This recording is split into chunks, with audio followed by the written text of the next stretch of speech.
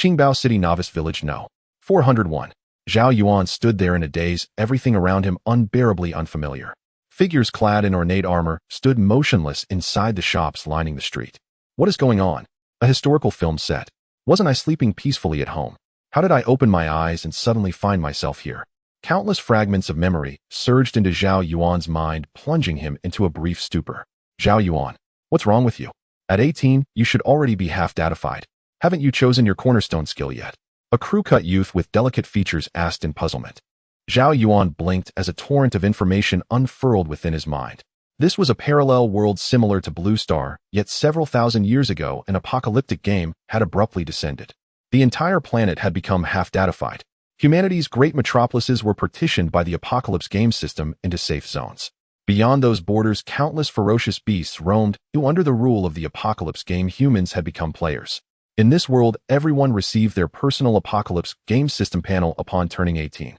Every 10 levels they could freely choose a cornerstone skill, through every 5 levels they would obtain a minor skill. Players could develop freely, becoming professionals of vastly different styles. Assimilating these memories, Zhao Yuan understood that the crew-cut youth before him was named Zhong Yuan. They had been primary school classmates, later reunited at university in the same class, naturally becoming close confidants.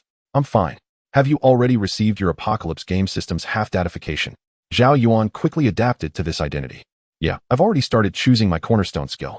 Every cornerstone choice is critical. It determines your future development path. Zhong Yuan stared at the 3 cornerstone options before him, sinking into deep thought. At the same time Zhao Yuan's body completed its half-datification, a system panel appeared before his eyes, visible only to himself. Name Zhao Yuan. Level LV0. Talent Eternal Blessing Unique. All skills will be fixed at SSS-Rank. Billions-fold Proficiency. Unique skills will have no level cap and can be upgraded without limit. By killing targets, you will continuously accumulate the multiplier for proficiency gains. Current Proficiency Multiplier 1. 5x. Cornerstone Skill pending selection. Skills none. Inventory none. Other panels not yet unlocked. 2 unique talents. The memories of this body indicated that new players' attribute panels did not even have a talent column. Could it be? Ecstasy surged in Zhao Yuan's heart. Was this the cheat-like golden finger granted by his transmigration? All skills would be fixed at SSS-Rank. In the Apocalypse game, skill quality was divided into SSS, SSS, A, B, C, D, E, F, and G ranks. SSS-Rank was the absolute pinnacle. Just imagining how monstrous this Eternal Blessing talent was enough to make one shudder. Billions-fold Proficiency would allow a player's skills to transcend all level limits, endlessly strengthening, while continually increasing the multiplier on proficiency gains. This was outright hacking, far too unreasonable. Suppressing the surge of excitement in his chest, Zhao Yuan opened his cornerstone skill selection panel. 3 cornerstone options appeared before him, and he had to choose one of the 3. 1 was Archery Mastery, 1 was Bloodlust, and 1 was Thorns. Archery Mastery. Prerequisite cornerstone ability for becoming an archer. Please choose with caution. Bloodlust attacks carry a lifesteal attribute. Thorns, when taking damage, a portion of it is reflected back to the attacker. Drawing upon the original host's knowledge, Zhao Yuan first eliminated Thorns, for that cornerstone skill truly belonged to the mid-game. Without formidable defense and health, merely having reflected damage from Thorns would be worthless. You would not even know how you died. Bloodlust was a rather rare option, who in the future one could walk the path of a life-stealing build with limitless prospects. Archery Mastery, however, should only be chosen if one was certain about committing to the archer route. After a moment's contemplation, Zhao Yuan chose Thorns. With the unique talent Eternal Blessing at his disposal, his becoming a powerful player was already a foregone conclusion. Zhao Yuan could follow his own preferences, selecting the route that suited him best without worrying about raw skill strength. System player Zhao Yuan has chosen the cornerstone ability Thorns. Player has obtained Drank Thorns ability. Under the influence of Eternal Blessing, Thorns has been elevated to SSS rank. Thorns LV1 SSS rank passively grants a high amount of physical defense and magical defense, but when taking damage reflects true damage back at the attacker based on the attacker's strength attribute. Damn, this was terrifying, worthy indeed of an SS rank cornerstone ability. At level 1, it already granted immense physical and magical defense, and could even reflect true damage according to the attacker's strength. True damage ignored damage reduction effects and bypassed enemies' defenses. At this moment, Zhao Yuan had become a bona fide human porcupine. Zhao Yuan asked, "What are the 3 cornerstone abilities you drew?" "Mine are Strength Enhancement, Magic Enhancement, and Critical Enhancement. I lean more toward the Spellcaster route, so choosing Magic Enhancement is the best option." Zhao Yuan replied, "My options are Bloodlust, Archery Mastery, and Thorns." You should definitely choose Bloodlust. That's a rare cornerstone ability. As for Thorns, you'd have to use your body as a meat shield. Without solid base attributes, that little bit of reflected damage is barely worth mentioning, Zhao Yuan said. Zhao Yuan cut off the topic. Just hurry up and confirm your choice and see what rank it is. Then we can start leveling. Zhao Yuan confirmed magic enhancement and obtained S-Rank magic enhancement. Oh my god, S-Rank. Zhao Yuan's eyes nearly popped out. I never thought I'd have a day favored by luck. From now on, I'll be the one carrying you to soar. S-Rank magic enhancement. Send me the data panel so I can take a look, Zhao Yuan said. Magic enhancement LV1 S-Rank greatly increases base magic-related attributes and boosts magical damage by 10. At just level 1, it already provided a 10 increase in magical damage. Once this cornerstone ability's level rose, it would become truly terrifying. In the future, we'll probably become an Arcanist and a Bloodlust swordsman. Come on, let's go claim our novice quests. Zhao Yuan said with lofty enthusiasm. I chose Thorns, so don't rush just yet. Facing Zhao Yuan's incredulous expression, Zhao Yuan said, mine is SS-Rank Thorns. Impossible. There are only a handful of SSS ranks in all of Xia country. That look on your face. Don't tell me it really is SS-Rank Thorns. Zhao Yuan knew his brother's character. He would never joke about such things. Immediately afterward, Zhao Yuan sent over the attribute panel for SS-Rank Thorns. Invincible. This is invincible. You're about to take off. I thought I was lucky enough, but I never expected you to be the truly outrageous one. Eyes gleaming, Zhao Yuan scanned back and forth across the attribute panel for SS-Rank Thorns utterly. So it seems you're going down the shield defense route. Perfect. You'll tank the monster's damage, and I'll go crazy hurling spells from the rear. Zhao Yuan was already envisioning their future battles. An SS grade plus an S grade. Even elite monsters will be easy to slaughter. Zhao Yuan and his companion threaded their way through the novice village, finally stopping in front of the blacksmith. The NPCs in the Apocalypse game possessed high intelligence and distinct self-awareness, though their faction stood firmly on the same side as the players. For novices, the typical first quest was to seek out the blacksmith. Guidance distilled from the accumulated experience, rules, and profit calculations of generations of professional players. Zhao Yuan and Zhao Yuan formed a party. With party protections, allies could not harm one another. Even if Zhao Yuan were struck by Zhao Yuan's magic, he would remain completely unscathed. Forming a party also allowed them to receive quests scaled to their team size. Zhao Yuan addressed the broad-shouldered blacksmith. Uncle Blacksmith, I've heard our village's guard squad is severely lacking weapons. The two of us think we can help. The blacksmith did not look up, continuing to swing his massive square hammer and shape a reddened sword blank upon the anvil. I do indeed need help. I wonder if you two are up to the task. Of course we can. We're already adults. Very well. The blacksmith finally lifted his gaze to them. I need large quantities of gray wolf fangs and bones. They're exceptionally hard forging materials. Bring me as many materials as you can. I will buy them all at market price.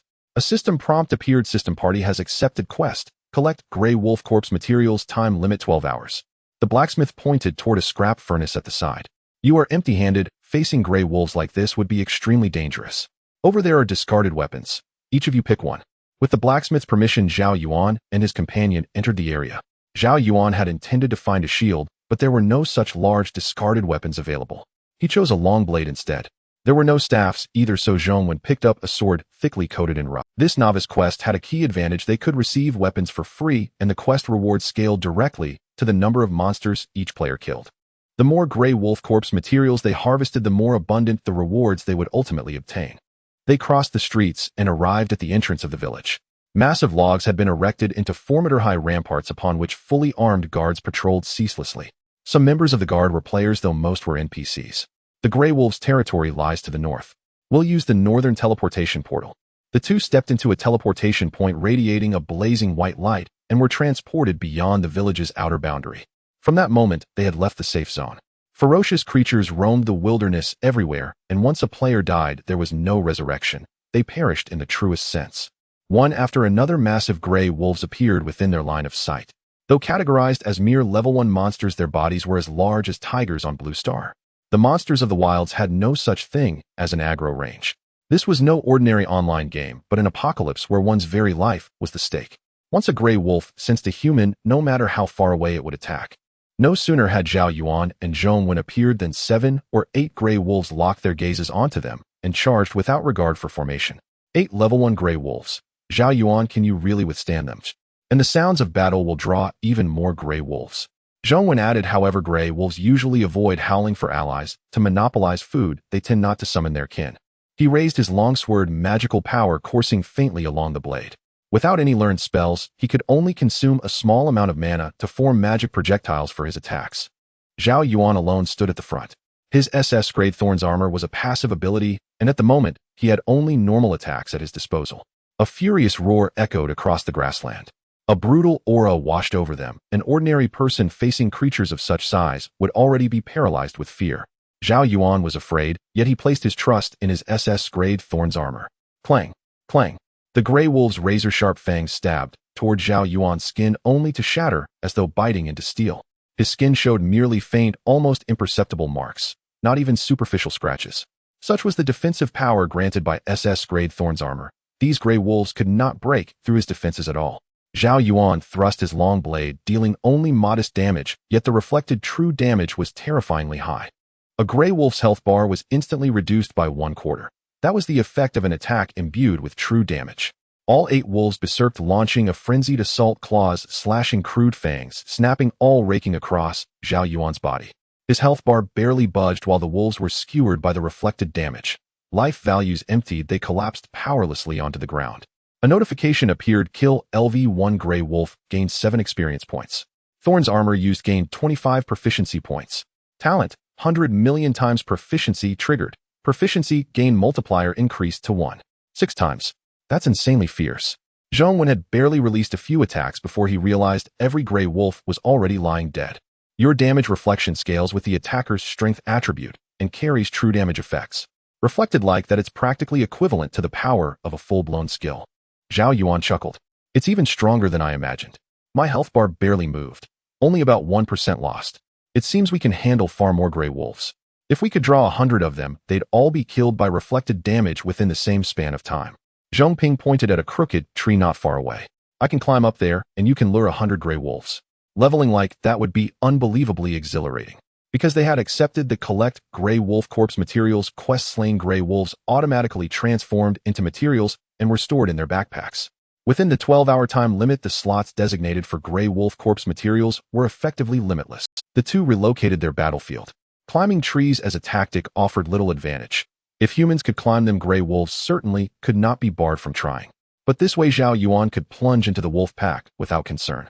Their party was set to distribute experience proportionally by contribution. The 8 level 1 gray wolves just now had granted Zhao Yuan 13% of a level's experience. Roars tore through the air. Several gray wolves spotted Zhao Yuan, and bloodlust drove them to charge. More wolves soon caught the scent of human prey. Some wolves noticed the wolf blood spattered on Zhao Yuan's body and threw back their heads to howl. The entire prairie was startled in an instant. Dense ranks of gray wolves surged like a tide, all fixated on a single target, Zhao Yuan. Even nearby players were alarmed. What's going on? Don't tell me some idiot player actually provoked that. Even a level 5 player would be torn apart by so many level 1 gray wolves. This is a semi-datified world. Lose your head, and you're instantly killed at full health. As long as we don't rush to our deaths, we'll be fine. The safest method is still to hunt ferocious beasts carefully and avoid making noise whenever possible. There must be at least 200 of them, right? Just now 8 level 1 gray wolves caused Zhao Yuan to lose one. It's still because Zhao Yuan's level and abilities are too low, failing to fully utilize the effects of this SS level reflective armor. Zhao Yuan continuously gathered magical power on the sword, creating magic bullets. With this level magical enhancement, each attack could take away 2/3 of a level 1 gray wolf's health, but it could only target one enemy at a time. Zhao Yuan was still somewhat flustered as hundreds of gray wolves surged in like a tide. Though he knew he could hold them off, the fear still crept in. He didn't use the long knife to attack, but held it in front of his face, waiting for the wolf pack's assault. Bang! Bang! Bang! Zhao Yuan's magic bullets could almost kill a level 1 gray wolf instantly, but each left some health remaining, preventing a true instant kill. He managed to eliminate many before the gray wolves charged. Boom! A swarm of gray wolves attacked Zhao Yuan frantically, almost drowning him in a gray wave, but as a teammate Zhao Yuan could see that Zhao Yuan's health had only slightly decreased. With each attack landing on Zhao Yuan, corresponding reflective damage effects were triggered, and soon numerous gray wolf corpses lay at Zhao Yuan's feet. Zhao Yuan stood there, and his experience points soared wildly as the corpse materials automatically entered his backpack. The continuous waves of wolves transformed into Zhao Yuan's experience and proficiency. System player has killed a level 1 gray wolf, gaining 8 experience points. Player has leveled up to level 2, all attributes have been enhanced. Triggered billion times proficiency, gaining a multiplier boost to 1. 8x. SS level reflective armor proficiency increased by 95 points. 1. 8x leveling up to level 3. Name Zhao Yuan level 2 talent eternal blessing unique all skills will be fixed at SS billion times proficiency unique skills will cancel level limits and can upgrade indefinitely. Killing targets will continuously accumulate proficiency, gain multipliers, current proficiency multiplier 1. 8x. Cornerstone ability reflective armor level 3 SSS level passively provides high physical and magical defense reflecting real damage based on the attacker's strength attribute when taking damage. Skills none backpack, none other panels have not yet been unlocked. Several gray wolves continued to attack Zhao Yuan. Although these beasts possessed considerable intelligence, injuries did not deter them. Instead, it stirred the bloodthirsty instincts of the gray wolves who relentlessly tore at Zhao Yuan, while other types of creatures might simply flee. Zhongping perched on a crooked tree leveled up from level 0 to level 1. His range was about 5 meters. This level cornerstone ability made his attack power extremely exaggerated. If he acquired area effect magic, the speed of farming monsters would become even more ridiculous. It's only been 6 minutes, and we've already killed over 200 gray wolves, while the time limit for this quest is 12 hours. At this rate, we might be able to grind to level 5 here. Zhongping said eagerly. The corpse materials on the ground transformed into dark light, falling into Zhao Yuan's backpack. 213 pieces of corpse materials equivalent to the results of other players in 12 hours. With 2 levels gained, Zhao Yuan's attributes became increasingly powerful, especially as the SS level reflective armor also leveled up, providing even greater passive defense. Let's go deeper. Ahead should be the area of level 2 gray wolves. The experience from level 1 beasts is too low. Zhao Yuan and the others ventured deeper into this area and saw more gray wolves, some at level 3, most at level 2. Moreover, the terrain was flat, making it easy to be discovered by a large number of gray wolves. Each killed gray wolf would yield a few copper coins, but equipment drops were unlikely, and the probability of skill book drops was 0. From the previous kills, Zhao Yuan's copper coin count reached 423, and the flat terrain would make players feel quite challenged. Because it was easy to be discovered by a large number of fierce beasts and be besieged to death, most players would choose to avoid flat terrain. But this suited Zhao Yuan's intentions perfectly, as the SS level reflective armor had leveled up to level 2, greatly increasing the passive defense it provided. These level 2 and 3 gray wolves couldn't breach his defenses at all, and instead would be killed by the reflective damage. Thus, the more beasts there were, the faster he leveled up. Zhao Yuan swaggered closer to the wolf pack, cold, indifferent vertical pupils fixating on him, seemingly worried that their food would be snatched by their kin, as level 2 and 3 gray wolves rushed towards Zhao Yuan. The scene was shocking. A level 5 professional would be instantly overwhelmed by the wolf pack. Zhao Yuan raised his long knife to protect his neck. After all, damage to weak points would increase significantly. Boom. Countless gray wolves surged in as if bait had been thrown into a fish pond, causing the fish to boil. Zhong Yuan dared only to stand at a distance, not even daring to attack, lest he be caught in the fray. Zhao Yuan felt as if his whole body was being bitten by mosquitoes, while numerous kill notifications. Player successfully killed a level 2 gray wolf, gaining 12 experience points. Successfully killed a level 3 gray wolf, gaining 25 experience points. Zhao Yuan calculated that gray wolves belonged to agile beasts with high attack power but weak constitution. Under the SS level reflective damage, 5 reflections could kill 1 gray wolf. Ding, ding, ding. One after another, the gray-furred wolves fell, their corpses transforming into materials and entering Zhao Yuan's backpack. Once the number of monsters decreased significantly, Zhong Yuan dared to come out for ranged attacks. System player kills a gray wolf, triggering the talent billion times proficiency with a multiplier rise to 2. 0x. Player successfully killed the target, gaining 19 experience points. Gained 2 copper coins. SS level reflective armor proficiency increased by 251 points to 0, leveling up to level 4. Player's personal level increased to level 3. Zhong Yuan also smoothly leveled up to level 2, strengthening all attributes. Triggered hidden summoning condition, kill 5,000 gray wolves to summon the white-bellied wolf king. Current progress 987-5000. There are hidden summoning conditions. I wonder if the white-bellied wolf king is an elite monster or a boss. Zhong Yuan asked with curiosity. Since your SS level reflective armor is so powerful, the white-bellied wolf king might only barely break through your defenses. Moreover, once we kill 5,000 gray wolves, we might have reached level 5, enhancing our attributes and possibly gaining a small skill. Zhao Yuan nodded, saying, since there's still plenty of time, let's keep grinding here. It's a pity that the corpses of beasts can't overlap, otherwise hundreds of fierce beasts would trigger my reflective damage instantly. At that moment, several humans in the distance witnessed Zhao Yuan and his companion crazily killing Grey Wolf. That person trapped in the wolf pack with his health bar, not moving at all, must have an S-level cornerstone talent. It's too ridiculous that it takes us a few minutes just to kill one Grey Wolf. And there is a risk of being attacked by a pack of wolves.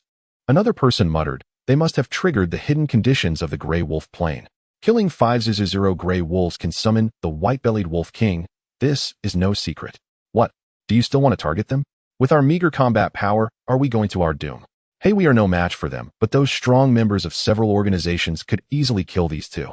The cruelty of the Doomsday game is not only reflected in player deaths, which cannot be revived, but also in the inheritance system between players. When a player kills an enemy player, they can randomly inherit one of the opponent's foundational abilities, freely choosing whether to replace their own foundational talent with the opponent's talent.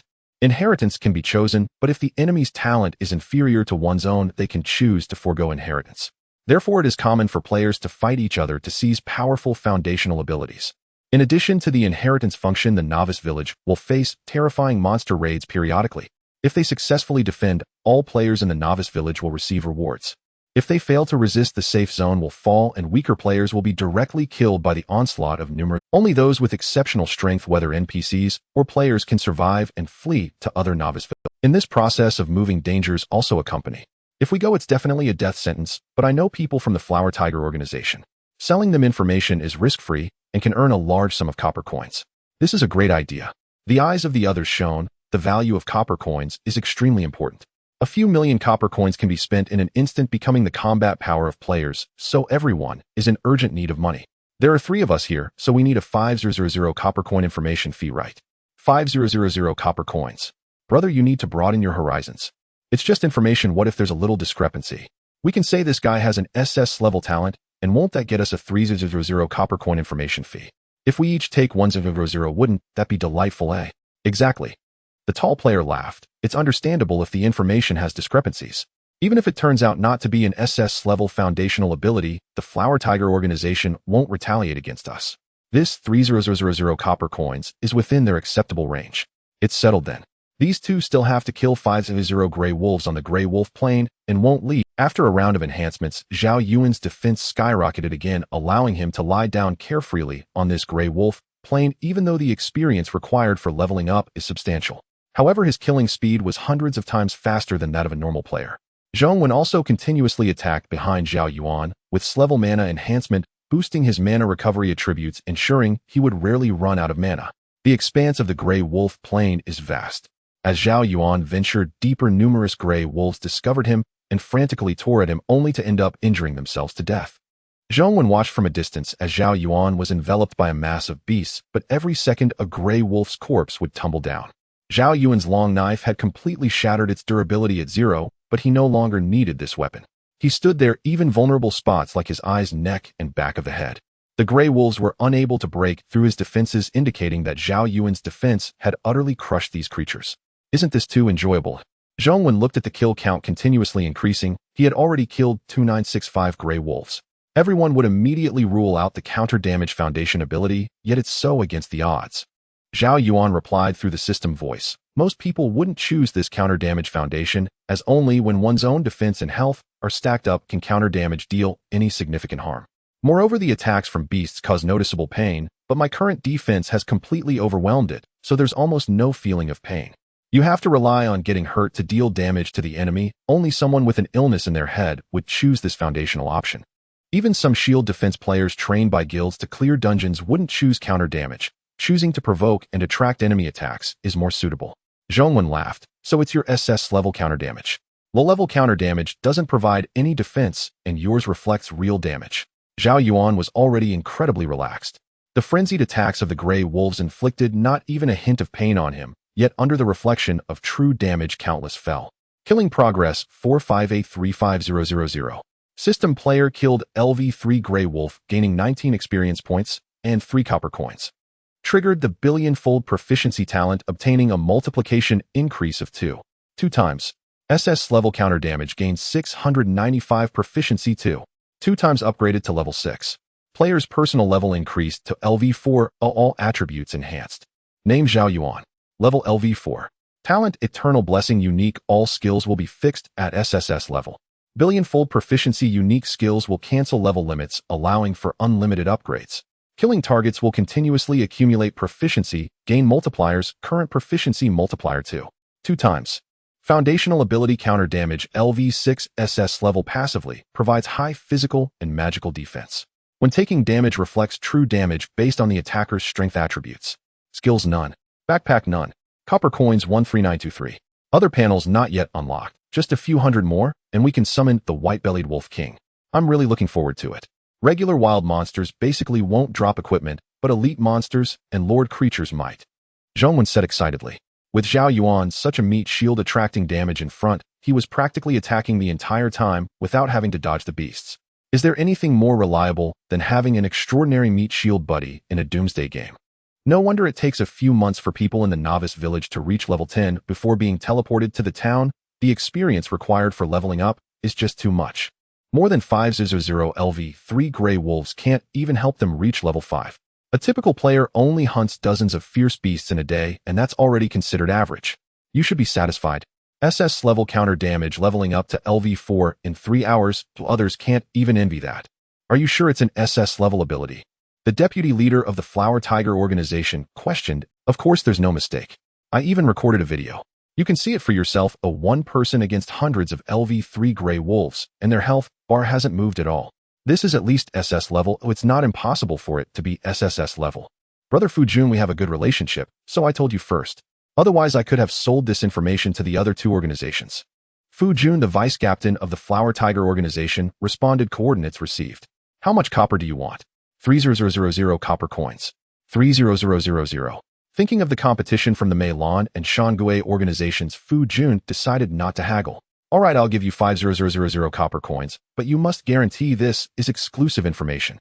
I don't want to encounter people from the Shangue and Meilon organizations at the coordinate location. I understand the rules, Brother Fu Jun, but you should come here quickly or this kid will soon level up to 5. The tall player said enviously, I saw him level up from level 2 to level 4 in just a few hours. He's probably about to summon the white-bellied Wolf King. I'm on my way. Fu Jun called a team of members and rushed toward the coordinate location. The information has been sold, and according to the rules, each person gets 1,000 copper coins, which is enough for us to boost our combat power. The tall player didn't mention that Fu Jun raised the information fee to 5,000.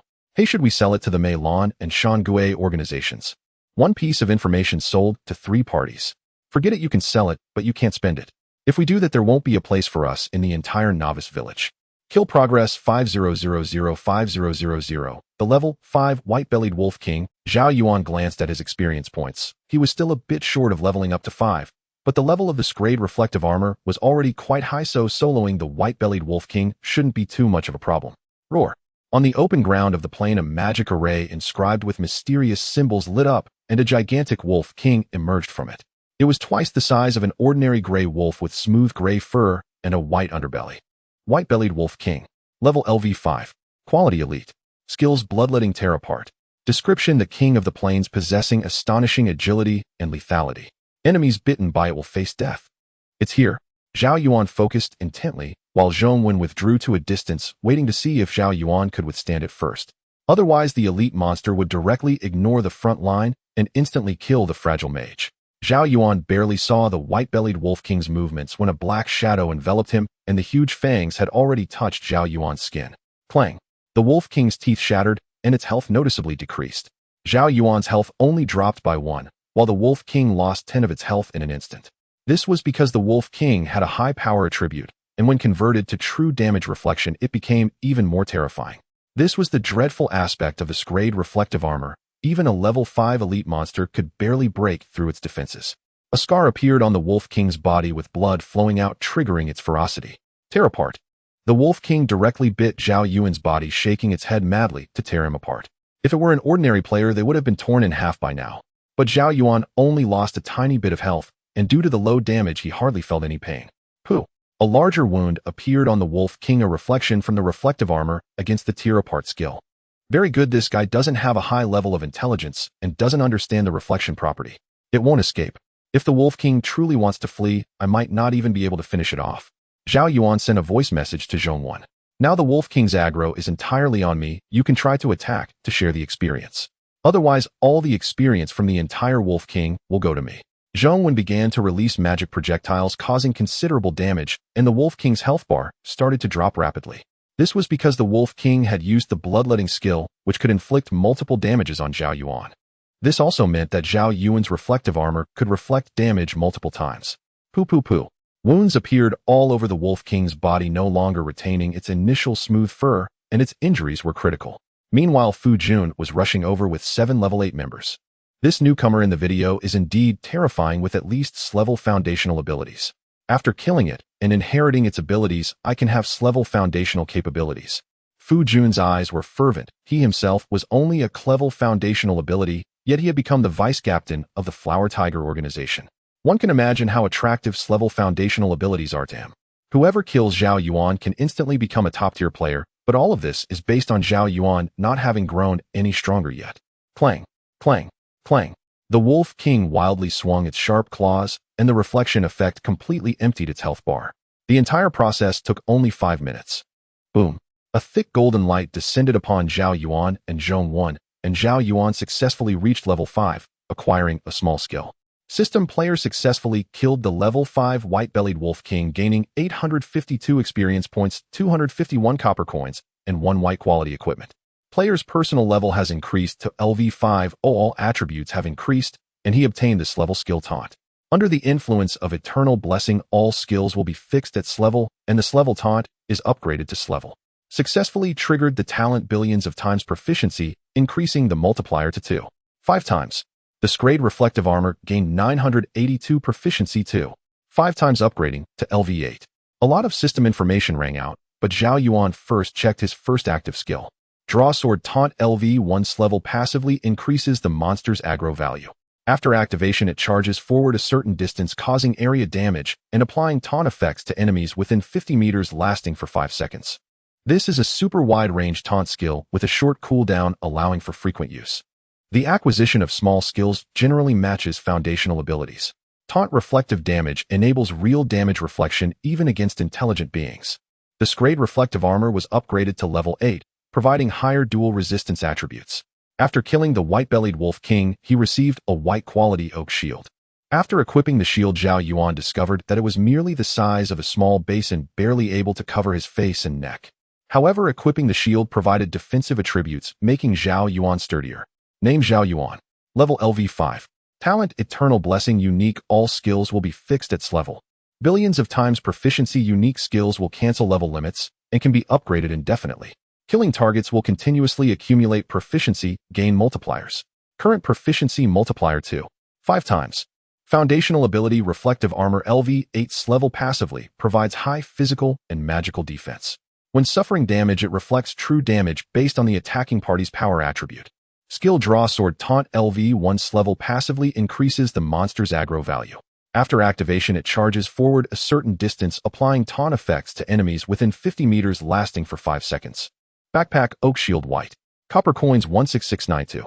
Other panels have not been unlocked yet. Zhong Yuan also radiated a heavy golden glow, successfully leveling up to level 4, and gained a significant amount of proficiency in Scrayed Magic Amplification. Zhao Yuan spoke up, while Zhong Yuan, with a face full of excitement, said, "Getting a white equipment drop from a level 5 elite monster is quite rare. We're lucky. Many have left the novice village with only 2 or 3 pieces of white equipment. The Wolf King has fallen, and the wild beasts in this area will retreat for 3 hours." Zhao Yuan looked at the over 5,000 units of gray wolf carcass materials in his backpack. Along with the white-bellied Wolf King's body, they could exchange it for a substantial reward at the blacksmith. It's only been 4 hours, and the wild wolves in this area have already temporarily gone into hiding. Although there are wolf-type creatures in other areas, they are too far away. Let's return to the village and hand in the quest first. Zhong Yuan nodded in agreement and said, "I'm only 60 away from leveling up to level 5, which will grant me my first active skill." An 8-player team rushed in front of the 2. "Damn it, are we late?" The white-bellied Wolf King was killed, so I remember it took 10 people 30 minutes to kill it. Fu Jun changed his mind. He initially planned to ambush Zhao Yuan while he was engaged in battle with the white-bellied Wolf King to inherit Zhao Yuan's SS-grade cornerstone ability. However, Zhao Yuan's strength was stronger than he had imagined. How long had it been? They had killed a level 5 elite monster in just a few minutes. Moreover, Zhao Yuan had already leveled up to level 5, further enhancing his power. Fu Jun glanced at the 7 level 8 players he brought and felt they might not be a match. Although he was greedy, he feared for his life more. It was highly likely he was no match for Zhao Yuan. Thus Fu Jun smiled and said, "Gentlemen, we mean no harm. We just want to invite you to join the Flower Tiger organization. Our organization is a significant force among the towns. We have an expedition dungeon action today. Would you two like to join us? The rewards from the dungeon are exceptionally generous, including potions that permanently increase attributes." Zhao Yuan replied, "No thanks, my brother and I are used to being solo and don't want to join another organization." "What's going on? Wasn't the vice captain supposed to bring us to kill?" A member of the Flower Tiger organization thought in confusion. Why did he suddenly back down? Wait, have the wolf-type creatures disappeared from here? This is the aftermath of the white-bellied wolf king's defeat. Did these two manage to kill the white-bellied wolf king? No wonder the vice captain suddenly backed down. They are clearly not a match despite being only a level 5 and a level 4. Fu Jun was rejected but didn't react much. He smiled and said, "You can think it over. Joining our organization comes with various benefits, and there are less than 5 days before the monster siege. Protecting the village will also yield substantial rewards. Then we'll take our leave." Fu Jun led his members away. Zhao Yuan cautiously said, "It seems they came." In the Doomsday game, there is an inheritance function. Killing players allows inheriting their cornerstone abilities, as well as acquiring their items and copper coins. This guy must have guessed that we killed the white-bellied wolf king and realized he was no match, which is why he left. Zhao Yuan casually said, "I wanted to try out my newly acquired skill, but this guy backed down. However, that makes sense. Who isn't afraid of death? I'm afraid of death, which is why I chose the reflective armor ability." The two returned along the same path using the teleport point to return to Novice Village 401. Upon arriving at the blacksmith, Zhao Yuan handed a large amount of gray wolf carcass materials to the blacksmith. This 5,342 units of gray wolf carcass materials. The blacksmith was astonished as he examined the carcass materials. "Wow, incredible. How long have you two been out of the village? You've managed to kill this many beasts. Wait, is this the body of the white-bellied wolf king?" The blacksmith was thoroughly shocked. "You've survived from the white-bellied wolf. Wait, is this the body of the white-bellied wolf king?" The blacksmith was thoroughly shocked. "You've survived from the white-bellied wolf king. With its materials, I can craft white-quality equipment. I have a precious potion from the alchemist next door, and I'll give it to you as a reward." The quest collect gray wolf carcass materials has been completed, earning 4,562 experience points, 6,000 copper coins, and 2 revitalizing potions, as well as 1 piece of white equipment. Zhao Yuan continued his conversation with the blacksmith, but there were no new quests to trigger. Revitalizing potion permanently increases the maximum health by 10 points upon use. Zhao Yuan and Zhong Wen each took a bottle. Although an increase of 10 points in maximum health seems small, the permanent effect is quite precious. White paper lantern. Quality white. Type staff. Effect intelligence 3. Description: an extremely ordinary lantern made from white paper capable of illuminating a limited area at night. The experience points from the quest did not level the two up. The white paper lantern was given to Zhong Wen since he was the spellcaster, and it was not useful for Zhao Yuan. "It's still early, we can try to tackle an expedition dungeon," Zhao Yuan suggested. "Really? An expedition dungeon? That requires a team of 10, and everyone needs to be level 10 to even consider it. Even then, no one has succeeded in clearing it yet." Zhong Wen refused with a face full of rejection. Zhao Yuan had no choice but to send his SS grade taunt attribute chart to Zhong Wen. "Another SS grade? Are you cheating?" Zhong Wen exclaimed in surprise. Zhao Yuan analyzed. "Even level 10 creatures in the dungeon would find it difficult to break through my defenses. The higher the attack, the better my reflection effect. By the time we reach the boss, we might both be close to level 8, and along the way I can also gain a lot of skill proficiency. 2 SS grade skills should be enough to clear it."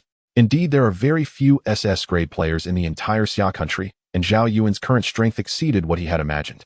Zhong Wen pondered carefully, realizing that the chances of clearing it are quite high, especially with the combination of SS grade taunts and reflective armor. The higher the boss attack, the more damage it would take. Regional announcement: player Huang Xian from Novice Village 403 has used the betting order to challenge Novice Village 401. The first side to successfully clear the village dungeon will have all players receive a permanent attribute bonus. Resources in the Novice Village will be doubled, and the difficulty of the monster siege will be reduced. The side that fails the bet will have all players' attributes permanently reduced. Resources in the Novice Village will be halved, and the difficulty of the monster siege will increase. The first player to successfully clear the village dungeon will receive a special reward. The chat channels between Novice Village 401 and Novice Village 403 are now open. Betting order. There's such an item. Zhao Yuan spoke out. The defeated side suffers greatly. All players' attributes are reduced. Resources in the Novice Village are halved, and most importantly, the difficulty of monsters attacking the village increases. If the novice village is breached by monsters, we can only seek another novice village for our first class change. The teleportation point will also become invalid, and the time spent on the road is unimaginable, Zhao Yuan said solemnly. Then we must enter the village instance. Time is of the essence. Zhao Yuan used copper coins to purchase some food and tents in the system shop. Generally, village instances require more than 4 days to clear, and this is with the progress of 10 level 10 players. Zhao Yuan think it through. The minimum level of creatures in the instance is 8, and the bosses are level 10 elite creatures. If we die, we cannot be resurrected. Zhao Yuan concluded. Under taunt status, the target can only choose to attack me, so you needn't worry. Let's start the instance. The two reached a consensus and walked towards the village chief's hut. The only instance in the novice village requires defeating a severely injured elite creature alongside the village chief. However, the difficulty is quite high, and no one has ever successfully cleared it. These level 10 players had no choice but to leave the novice village and seek class changes in the town. Once they leave the novice village, they cannot return. After finding the village chief, Zhao Yuan got straight to the point. Village chief, we wish to enter the instance. The village chief, clad in black leather armor and sporting a mustache, asked. 2 people. Not even level 10.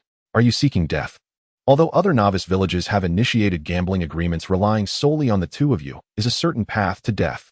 We are determined to enter the instance. That's your freedom, the village chief said as he pushed aside his chair, revealing a teleportation point. However, I will only choose strong teams to assist them in completing the instance.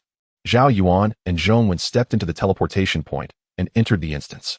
That old man looks down on us and will only choose a team of 10 level 10 players, Zhao Yuan said helplessly. That's fine, just the 2 of us are enough. Zhao Yuan opened the chat channel and found that the channels for Novice Village 401 and 403 had merged. Who is Huang Xian? Playing so aggressively. If we lose this gamble, won't our Novice Village 403 be in trouble? Not to mention the attribute reductions and halved resources, which will lead to players' slow deaths. The monsters have been attacking the village for days. It has already been difficult to defend, and with the increased difficulty, we might not even have a safe zone. Upstairs, Huang Xian is the captain of the Wild Fox organization. It is said he possesses class cornerstone abilities and has assembled a powerful 10-person team, making the instance nearly a sure win. Go to hell, Huang. Oh, Huang Xian is really impressive. Come on, Huang Xian. Our Novice Village 403 is counting on you. A player from Novice Village 403, who had just cursed Huang Xian, instantly changed his tone to support him. The captain of the Mountain Ghost organization sent a message. We are of the same root. Why must we harm each other? Why choose our Novice Village 401 as the gambling object? Huang Xian, I said, I just randomly chose one. Do you believe me? Players from Novice Village 401 said Huang Xian must be aiming for the special rewards after successful gambling. He was originally planning to conquer the instance and took the gamble on the side. This is bad. We haven't even started organizing a team to clear the instance. Huang Xian led his elite 10-person team into the instance wearing a calm expression. This gambling order was given to me by my cousin. His strategy mentioned that completing the gambling in the Novice Village can yield a powerful magical treasure that can activate its functions early. This magical treasure, I must secure it. In Novice Village 401, 3 organizations that were originally at odds, Flower Tiger, Mountain Ghost, and Mylan, joined forces to select the 10 strongest players to clear the instance. To leave the Novice Village, one must experience a monster siege, so these level 10 players are prepared to fight fiercely to conquer this instance before Huang Xian. Zhao Yuan and Zhao Yuan entered a dark cave with torches providing light on both sides, flickering as the chilling wind blew, seeming as if they could extinguish at any moment. Zhao Yuan held a white paper lantern which could also provide some light. Ahead, shadows flitted past in the dirt, and Zhao Yuan directly unleashed his blade, draw taunt, rushing into the midst of the shadows. All creatures within 50 meters were taunted by Zhao Yuan, starting to attack him frantically. Bloodslave. Level LV8. Quality, ordinary. Skill, bloodsucking. Description: the lowest tier of vampire, not recognized by other vampires, existing only as lowly creatures in dark corners. As Zhao Yuan got closer, he could see that these creatures were the lowest level vampires transformed from villagers. Zhao Yuan raised his oak shield to block his face, allowing the numerous blood slaves to attack him. Zhao Yuan's blade draw taunt attracted over 100 level 8 blood slaves, yet even before the LV8 SS level reflective armor, he could not truly break through their defense. Zhao Yuan was as hard as iron, shattering all the enemy's claws. Pooh, pooh, pooh. Under the effect of the SS level reflective armor, many blood slaves perished. Every attack from the enemies failed to penetrate Zhao Yuan's defenses, instead taking away a quarter of their own health. Especially when the blood slaves unleashed their blood-sucking skill, which continuously absorbed 3 bites of blood, it reflected 3 times the damage. Zhao Yuan's magical and physical defenses were equally terrifying. He didn't lose a drop of health. If the blood slaves didn't use their blood-sucking skill, it was fine, but once they did, they would instantly reflect fatal damage back onto themselves. Zhao Yuan was like a hedgehog with numerous blood slaves falling, turning into his experience points and skill proficiency. Zhao Yuan was also busy continuously conjuring magic bullets from his white paper lantern, attacking behind Zhao Yuan. With the passive effect of the blade draw taunt, no blood slave would bypass Zhao Yuan to attack Zhao Yuan. The experience points provided by level 8 monsters were very generous. After killing 100 Zhao Yuan leveled up to level 5, he gained a skill Summon Skeleton at grade S. Zhao Yuan curiously asked, "What skill did you get that makes you so excited?" "What level?" "It's the Scrade Summon Skeleton." Summon Skeleton LV1 Scrade can use the corpses of slain players or teammates as materials to summon skeletons with a current summon limit of 100 units. It's a hidden score system, Zhao Yuan excitedly explained. Except for the first cornerstone option being random, each skill gained thereafter is determined by the player's hidden score. I followed you a SS Scrade Big Shot to boost my hidden score, which is why I obtained its Scrade skill. Otherwise, minor skills usually have lower levels than cornerstone abilities. Every action taken by the players, including damage taken, output ratios, and damage evasion, will be accounted for in their hidden scores. This allows players with initially low foundational abilities to acquire more powerful skills, while players with class foundational abilities may later obtain class or class skills. Zhao Yuan immediately unleashed an class summon of skeletal warriors, as bizarre and intricate patterns appeared on his paper lantern. The corpses of the blood slaves on the ground began to show clear signs of movement, as if larvae were tearing through their skins, with blood slave flesh being ripped apart, and skeletal forms emerging from within. 1, 2, 3. Soon 100 level 8 skeletons rose, becoming Zhao Yuan summoned creatures. There is no time limit. As long as they are not destroyed, these skeletal beings can fight indefinitely. Zhao Yuan began to command the skeletons to attack the blood slaves. The skeletal beings inherit 50 of the corpse's attributes, which is already quite strong. The eye sockets of each skeleton were ignited with a chilling flame as they stood near Zhao Yuan, relentlessly attacking the blood slaves. Since this was a dungeon for 10 players, the number of monsters was exceedingly exaggerated. Even with 10 players, it would take days to completely eliminate all the blood slaves. However, Zhao Yuan's counterattack was terrifying. The higher the enemy's attack attributes, the greater the reflected damage, and layers of corpses kept falling. The subsequent blood slaves continued to rush towards Zhao Yuan, falling like weed in waves. The Milan Mountain Ghost and Flower Tiger organizations selected the 10 strongest players, earning the village chief's recognition, who also joined the team to continuously eliminate the blood slaves. However, the blood slaves' blood-sucking skills were exceedingly troublesome. They not only dealt 3 bursts of high damage, but also converted it into blood, restoring the blood slaves' health. The village chief's team struggled to kill the blood slaves, taking a full minute to completely eliminate one of. Fortunately, there was area damage within the team. Huang Xian possessed a class bloodthirst talent, making him the most powerful damage dealer in the team, able to serve as a frontline tank, rapidly progressing and far surpassing the 10-person team of newbie village 401. Zhao Yuan was remarkably relaxed. The blood slaves' attacks caused him no pain at all, and he stood there as his experience points surged. System killed level 8 blood slave, triggering the talent billionfold proficiency, increasing the multiplier to 3.0x. Killed level 8 blood slave, gained 65 experience points, 55 experience points. SSS counterattack, gained 65 proficiency, 42 proficiency, 63 proficiency, 3.0x. SSS level counterattack upgraded to level 10. SSS level taunt upgraded to level 4. Name Zhao Yuan. Level LV5. Talent Eternal Blessing unique. All skills will be fixed at SSS level. Billionfold proficiency. Unique skills will have no level cap and can be upgraded infinitely. Killing targets will continuously accumulate proficiency gain multipliers. Current proficiency multiplier 3.0x. Foundational ability counterattack LV10 SSS level passively provides high physical and magical defense. When taking damage, it reflects true damage based on the attacker's strength attributes. Skill Taunt LV4 SSS level passively increases monsters' aggro value. When actively released, charges forward a distance, applying taunt effects to enemies within 80 meters for 5 seconds. Backpack Oak Shield White. Copper Coins 21005. Other panels are not yet unlocked. After the skeletal beings summoned by Zhao Yuan were destroyed, he immediately summoned new skeletons from the fresh corpses, gaining a substantial amount of skill proficiency, with a level 3 summon limit already at 150 units. Blood slaves fell like a tide, and after 5 hours of fierce battle, Zhao Yuan and his companion finally exterminated all the blood slaves. Zhao Yuan also reached level 6, just a little experience away from level 7. while Zhao Yuan had just stepped into level 6. Since this was a dungeon, the Bloodslave's corpses did not drop copper coins, only providing skill proficiency and experience. Zhao Yuan's SSS level counterattack ultimately reached level 14A, and his taunt reached level 9. Zhao Yuan's magic enhancement reached level 6, and skeletal summoning reached level 5. Zhao Yuan said, "This is completely effortless. Time is tight, let's not rest, and just charge and well discuss the gamble afterwards." Zhao Yuan was also very relaxed. He was walking the path of a summoner even more easily than Zhao Yuan, having already rested on the ground for the past 5 hours. Thanks to this class magic enhancement, otherwise I wouldn't have enough magic points to cast skills. Zhao Yuan took out a bread bought from the system store, eating it as he spoke.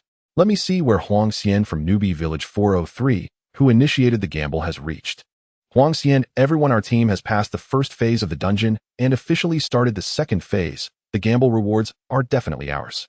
Since I dare to use this item, I must have absolute confidence. I have thoroughly studied the BS strategy for this dungeon, and no one needs to die to easily clear it. That's awesome. Go for it, Huang Xian. I'm looking forward to all attributes being enhanced and resources doubled after the gamble. In suitable leveling areas, the number of monsters is limited. If resources double, the overall strength of the entire Newbie Village will receive a proportional boost. The side of Newbie Village 403 is already assured of victory, while the atmosphere on the side of Newbie Village 401 is tense. Although players cannot see the specific situation, one of the 10 players who entered the dungeon has already died. In the dungeon, even with the village chief's assistance, these numerous blood slaves remained extremely troublesome. Their blood-sucking skills were utterly disgusting, dealing 3 bursts of high damage along with blood restoration. If caught off guard and focused, a player could be instantly killed. That is how the vice-captain of the Mountain Ghost organization met his end, without even a chance to be rescued. Damn, these blood slaves are too abnormal, right? Not only is the damage high after using blood-sucking, but it can also restore a small portion of their health. How are we supposed to fight this? If we continue like this, we will all die. This is only the first phase. There are still the second and third phases, as well as the final phase against the Lord creatures. Instead of dying in vain, we might as well prepare ourselves to face the monster siege after the difficulty increases. The morale within the team had already crumbled, and the 3 captains were contemplating whether to exit the dungeon. Zhao Yuan and Zhao Yuan passed through the dark passageway and arrived in a field of scattered rocks where a torch was fixed to the wall, every so often casting a greenish flame. Zhao Yuan saw a crow with blood-red wings, its pupils filled with brutality, followed by countless eyes glowing in the darkness. Blood Clan Crow. Quality: ordinary. Level LV9. Skill charge. Description: a pet raised by the Blood Clan that has mutated into a powerful being. Zhao Yuan directly activated the SS level Blade Draw taunt, transforming into a fleeting shadow as he charged into the flock of crows, instantly slaying 7 or 8 Blood Clan crows. He taunted all enemies within a 100-meter radius and then proceeded with the familiar operation, standing still as the Blood Clan crows continued their assault on him. Charge. The Blood Clan crows flapped their wings and dove towards Zhao Yuan, only to be pierced by the reflected damage, becoming corpses. The damage from the charge was significant, especially with hundreds of Blood Clan crows charging simultaneously. The scene was extremely chilling. Ordinary players would be instantly focused and killed with no chance to evade. Zhao Yuan also commanded his skeleton army to attack frantically. Huang Xian's team has reached the second phase, just like us. I wonder if they can catch up. Zhao Yuan ignored the frenzied dive of the Blood Clan crows. They are a level 10 10-man team, well equipped. Especially Huang Xian, who has already reached level 10 and prepared for this dungeon for over 10 days, producing disposable items in bulk. And we only have 2 people, neither even at level 8, and the village chief isn't assisting us. Even if the village is breached by monsters and the safe zone collapses, the strength of the 2 of us can easily lead us to other beginner villages. But all NPCs and players in the village will probably perish at the hands of the monsters. Although they are NPCs, they are no different from real humans. I even believe these NPCs have real lives. Zhao Yuan watched as the crow's bones crawled out of the corpse, surprisingly able to fly and attack using the same charge skill. What is that? Zhao Yuan saw a figure in black flash by, followed by 3 arrows shooting towards Zhao Yuan. Not good. Zhao Yuan had been in a relaxed state and could be instantly killed by these 3 arrows. Zhao Yuan immediately released Blade Draw taunt and dashed in front of Zhao Yuan, blocking the arrows. Poof! The figure in black at a distance now bore 3 bloody wounds and retreated in pain. That was close. I almost fell for it. Zhao Yuan finally reacted. I almost forgot I was farming in a dungeon. Summoning creatures only requires simple control. I've almost treated them as ordinary monsters. Who is that figure in black? He must be a Blood Clan creature. He certainly isn't doing well, having suffered 3 reflected damages and already in a severely injured state. 6 hours passed, and Zhao Yuan was thoroughly exhausted, but fortunately, he didn't need to concentrate. He just needed to charge into the Blood Clan crows to inflict massive reflected damage. If it weren't for the unknown archer's attack, Zhao Yuan would have already started resting, as Zhao Yuan's passive effect from Blade Draw Taunt was extremely powerful, completely ignoring him. System player has killed level 8 Blood Clan crows, gaining 102 experience points, 113 experience points, 123 experience points, and has leveled up to LV7. Killing the target triggers the talent Trillionfold Proficiency, gaining a multiplier of 3 times. SS level reflected damage gains 7,652 skill proficiency 3 times, upgraded to LV19. SS level Blade Draw Taunt, upgraded to LV15. Zhao Yuan also successfully leveled up to LV6, gaining a substantial amount of proficiency in both skills. This level skeleton summon had reached LV9, with a summoning limit of 350. With the last Blood Clan crows fall, this area of rubble no longer had a single enemy. Zhao Yuan had already formed an army composed of skeleton crows. How is it? Can you still hold on? As a summoner, I am in the easiest profession. How all attacks can be left to the summoned creatures? Zhao Yuan inquired. Indeed, in this apocalyptic game, where injuries feel real and death is irreversible, being a summoner is the most comfortable choice. Taking the meat shield route means unavoidable attacks from monsters causing unbearable pain, while opting for a range damage route allows one to avoid close combat with monsters. Most monsters possess high intelligence and would choose to bypass the meat shield to assassinate the backline. Summoners do not engage in close combat with monsters and can summon shield-type creatures for protection, leveling up while standing still, which is indeed gratifying. I can still hold on, and although my energy is declining, I only need to focus on releasing a Blade Draw Taunt skill. After filling our stomachs, we will start the third phase. Zhao Yuan took out a steaming pancake from his backpack, which was inexpensive at only 20 copper coins, restoring stamina and replenishing hunger. Let's not mention anything else, this pancake is truly incomparable, Zhao Yuan said, while eating, flipping through the chat channel after the merger of the 2 beginner villages. Huangxian, brothers, we have completed the second phase. Oh, let's rest for a night in the dungeon and continue our exploration tomorrow. Huangxian, be cautious of possible attacks in the dungeon at night. As long as nothing unexpected happens, we will definitely win this bet. The exploration team of the 401st beginner village was temporarily assembled. I heard they are stuck at the second phase. 2 players have already died. Originally, a 10-man team couldn't get past the second phase. Now, with 2 fewer people, it's even less likely they will pass the second phase. Nice. The rewards for winning the bet are too generous. I can hardly wait. Don't rush, it usually takes 4 to 5 days to clear a dungeon with 10 people. Huangxian spent heavily in advance to produce a large number of incendiary bottles, which is why they passed the second phase on the first day, easily burning down the trance of the second phase. The village dungeon has a total of 4 phases with increasing difficulty. Huangxian just needs to hold on. For 101st beginner village player, it's certain we've lost if our exploration team has completely stalled at the second phase. Hundreds of Blood Clan crows charging simultaneously. Who can withstand that? If it weren't for the village chief's assistance, at least 2 more people would have died. Do we just have to admit defeat? The penalties for losing the bet are 2 severe attribute reductions, halved resources, and increased difficulty of monster assaults on the village will all lead us to a slow death penalty. What else can be done? If our strength is inferior to others, we can only grit our teeth and endure the punishment. In my view, the exploration team should withdraw from the dungeon to preserve their strength. We should prepare for the upcoming monster assault on the village, where there might still be a glimmer of hope for survival. Right? Mitigating losses is key. Charging into the dungeon again will only lead to more deaths. It's already certain we will lose, and there's no need to struggle. In the dungeon, the leader of the Milan organization spoke. Our Milan members should withdraw. This is simply a death sentence. We can't even get past the second phase, let alone the final boss battle. I hope I never run into Huangxian again, otherwise I will eventually seek revenge for my fallen companions. After this bet, Huangxian's power will surely increase. What difference does it make if I encounter him again? He still won't be able to defeat me, the leader of the Mountain Ghost organization said. I will also withdraw if you all can fight amongst yourselves. The village chief shook his head. Indeed, no one can defeat the ultimate Blood Clan. Zhao Yuan and Zhao Yuan, having eaten their fill, continued on their journey. Unlike Huangxian's team, everyone had to avoid enemy attacks, maneuver strategically, choose weak points to strike, prevent ambushes from the rear, and keep an eye on their own mana. They were already physically exhausted and needed to rest for a night to continue fighting.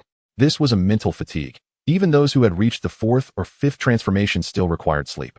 However, Zhao Yuan and Zhong Wen were hardly tired. One was creating counter damage, while the other summoned a massive number of skeletons to attack, each more leisurely than the last. This is part of our advantage, Zhao Yuan said as he moved to the next area. At most we can go 2 or 3 days without sleep, saving a significant amount of time. Do you want us to lose the bet? I want Huang Xian to lift a stone and crush his own foot. After walking for an hour, the area within the dungeon was vast. Some super large dungeons required hours of travel to reach the next stage. After leveling up, they unlocked the mount feature, significantly reducing travel time.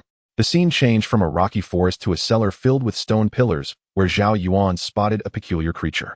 It had a human body with a mouth completely torn apart, opening like a man-eating flower, and several slimy tentacles extended from within. Advanced Blood Slave. Quality Ordinary. Level LV9. Skill Swift. Description: a civilian transformed into an advanced blood slave by the Blood Clan, possessing extremely swift movement and capable of launching attacks in a short period. This is definitely the Blood Clan. Oh, why do I feel like it's a zombie? Zhao Yuan immediately used the taunt skill, charging into the crowd of advanced blood slaves.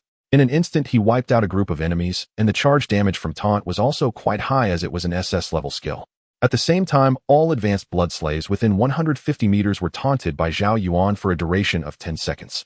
These advanced blood slaves charged at Zhao Yuan on all fours like beasts. Their numerous attacks fell like rain, all converted to reflected damage, instantly killing a large number of enemies.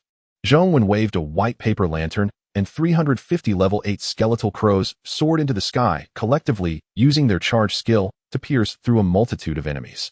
However, the level 9 advanced blood slaves were highly durable, and the skeletal crows were continuously destroyed. Zhong Wen then summoned the corpses of the advanced blood slaves to serve as his summons. While Huang Xian's team rested, Zhao Yuan directly entered the third phase, mindlessly pushing forward. Some advanced blood slaves attempted to attack Zhong Wen, but Zhao Yuan's taunt had cooled down after several seconds, allowing for continuous taunting. The advanced blood slaves could not surpass Zhao Yuan, while Zhong Wen also controlled more than 10 advanced blood slave skeletons around him for protection. After all, Zhong Wen had previously been ambushed by a man in black with a bow and arrow, so he could not afford to be careless. Over 300 skeletal creatures formed a wall, blocking any advanced blood slave from getting through. Zhong Wen casually browsed the information in the system shop and the chat channel. For a 10-player dungeon, it took about 4 or 5 days for 10 players to take down the monsters, while most of the monsters in this dungeon were of high attack, but low defense. This was challenging for other players, but for Zhao Yuan these monsters were perfectly suited to his SS level counter damage, with many monsters killed by the reflected true damage, contributing to Zhao Yuan's experience and skill proficiency. Even with Zhong, when controlling the output of 350 skeletal creatures, it was not even 1% of Zhao Yuan's damage. System player has killed advanced blood slaves, gaining 135 experience points, gaining 142 experience points. Triggered talent billion times proficiency, gain multiplier increased to 3. 8 times. 8 times. SS level counter damage gained 7,592 skill proficiency 3. 8 times upgraded to LV23. SS level taunt gained 2,361 skill proficiency 3. 8 times upgraded to LV19. Zhao Yuan's experience points were about to reach level 8, and he spotted several large creatures among the monsters. Ordinary Blood Clan. Quality Elite. Level LV9. Skill Piercing Bloodsucking. Description: a civilian transformed by the Blood Clan's essence, possessing terrifying agility and strength, their claws easily piercing through armor. These ordinary Blood Clan members appeared to possess considerable intelligence, and were no longer ugly, resembling normal humans, though their skin was extremely pale. Zhao Yuan saw 4 ordinary Blood Clan members whispering to each other before climbing the towering stone pillars around them to attack Zhong Wen from behind. Pierce. The 4 ordinary Blood Clan members dashed toward Zhong Wen, and Zhao Yuan immediately activated taunt, crashing into the 4 enemies and pulling them into a taunt state. The attacks from the 4 elite monsters were extremely fierce and rapid. For Zhao Yuan, he preferred fast enemies as it meant he could deal multiple counter damage instances within a second. Puff, puff, puff. The claws of the 4 Blood Clan members wildly pierced Zhao Yuan, and the terrifying true damage instantly emptied the enemy's health bars, leveling him up to level 8. Just elite monsters possess such high intelligence, the final boss goes without saying. I might even let you enter the final stage yourself. Ooh, I might face deadly danger. Zhong Wen spoke. Anyway, you don't lack damage output. The higher the boss's attack, the greater the counter damage will be. Zhao Yuan radiated with golden light of leveling up, enhancing all attributes. System killed ordinary Blood Clan members 4, received 1 piece of white equipment. Oh my, finally dropped the second piece of equipment. Zhao Yuan exclaimed as he used taunt to rush back into the monster horde. Even without wearing armor, he had a layer of illusory Thorn Armor, a passive display effect of the SS level counter damage. Iron Armor. Quality white. Wearing level LV7. Effect defense 4, a health 50. Description: a rough armor forged from pig iron. Although poorly crafted, it barely qualifies as armor. In this day and age, having equipment is already good enough. Who would complain about poor craftsmanship? Even Zhao Yuan only had 2 pieces of white equipment, while other players mostly used broken gear. Only elite quality creatures could drop equipment, while ordinary quality monsters only dropped copper coins. Zhao Yuan put on the white iron armor, which provided little enhancement, as the SS level counter damage offered terrifying defensive values. But with armor covering him until the durability reached 0, his covered body would not feel any pain. Name: Zhao Yuan. Level LV8. Talent: Eternal Blessing. Unique: all skills will remain at SSS level. Billion times proficiency. Unique skills will have no level cap and can be upgraded indefinitely. Killing targets will continuously accumulate proficiency, gain multipliers. Current proficiency multiplier 3. 8 times. Foundational ability: counter damage. LV23 SSS level passively provides high physical and magical defense, reflecting true damage based on the attacker's strength attribute when taking damage. Skill: taunt. LV19 SSS level passively increases monster hate value. When activated, charges a distance forward, applying taunt effects to enemies within 200 meters for 15 seconds. Backpack: oak shield white, iron armor white. Copper coins 21005. Other panels not yet unlocked. A full 6 hours had passed, and all the monsters of the 3rd stage had been eliminated, leaving behind dozens of elite monsters, which once again dropped a piece of white equipment. Coarse cloth robe. Quality white. Wearing level LV7. Effect: 30 mana, 3 accuracy. Description: a robe that barely provides warmth, not conducive to movement, but no one would mind. This white coarse cloth robe was naturally equipped by Zhong Yuan, with Zhao Yuan's experience reaching 60 of level 8, while Zhong Yuan achieved 86 of level 7. The amount of experience required to level up was too high. An average player might not reach level 10 even after 3 months. Yet Zhao Yuan in less than 2 days had killed over 30,000 monsters, achieving a rapid level up. Zhao Yuan and Zhong Yuan were exhausted, so they set up the tent they had purchased from the system shop and went to sleep. My skeletal minions do not need to rest. Let them stand guard, providing a sense of security. Zhong Yuan could now summon over 450 skeletal minions, including dozens of level 9 ordinary blood kin, the corpses of elite monsters. Like soldiers, they surrounded the 2 tents, and Zhao Yuan with a taunt rushed over to Zhong Yuan. Before sleeping, Zhao Yuan set a 3-hour alarm and checked the chat channel, discovering that Huang Xian's team had already begun raiding the 3rd stage. Huang Xian: brothers, I've tried the 3rd stage many times. All the monsters here are tree spirits, and elite monsters will appear, but my team has 3 powerful fire mages. Moreover, I've stocked up on plenty of fire bottles and oil. We can complete the 3rd stage in less than 7 hours. Huang Xian's words completely reassured the players from Newbie Village 403. Players from Newbie Village 401 have already given up resistance. The difficulty of the dungeon is too high. If we continue, even the remaining experts will be wiped out. Isn't this gambling item just too good? Can it really be obtained in Newbie Village? I envy the people of Newbie Village 403. Damn, I don't want my attributes to be weakened. It was already hard enough to hunt wild monsters, and after being punished, who knows how long it will take to leave Newbie Village. Not to mention the penalty of attribute reduction, with the difficulty of monster assaults increasing. Everyone will die under the onslaught of monsters, both us and the NPCs. In the past, there were only 3 level 10 Lord monsters during monster assaults, each requiring the lives of many players and NPCs to defeat. If there were one more level 10 Lord monster, there would be no need to fight. We might as well sit and wait for death. Damn, Huang Xian, we haven't provoked you, yet you randomly selected Newbie Village 401. Damn. Zhao Yuan immediately fell asleep. 3 hours later, the alarm went off, and the 2 quickly packed up the tent and headed for the final stage. Zhong Yuan controlled the skeletal minions to carry the 2 on their backs, functioning like a normal speed mount. Although bumpy, it was still quite comfortable not having to walk. During the 3rd stage's monster grinding, Zhao Yuan's SS level reflective armor finally reached level 25, and his taunt skill reached level 23, with the skill proficiency multiplier increasing to 4.0 times. This means that for every point of skill proficiency Zhao Yuan gained, he could actually receive 4 points of proficiency, resulting in an exceptionally rapid skill level increase, which could stack infinitely. Half an hour later, Zhao Yuan saw a dilapidated, collapsed castle. As soon as he stepped inside, the castle's main gate completely sealed shut. Final stage initiated, unable to exit midway. In the castle's great hall, a richly dressed male noble lay sleeping. He wore attire from the Western European court era with well-defined features, and deep contours, and 2 pristine fangs prominently visible. Bloodkin Baron. Quality Lord. Level LV10. Skills Bat Clone Health Chains Bloodsucking. Description: a severely injured Bloodkin Baron who has been hiding in the village to recover fears sunlight and is formidable in the dark. Zhao Yuan, retreat to the outermost position.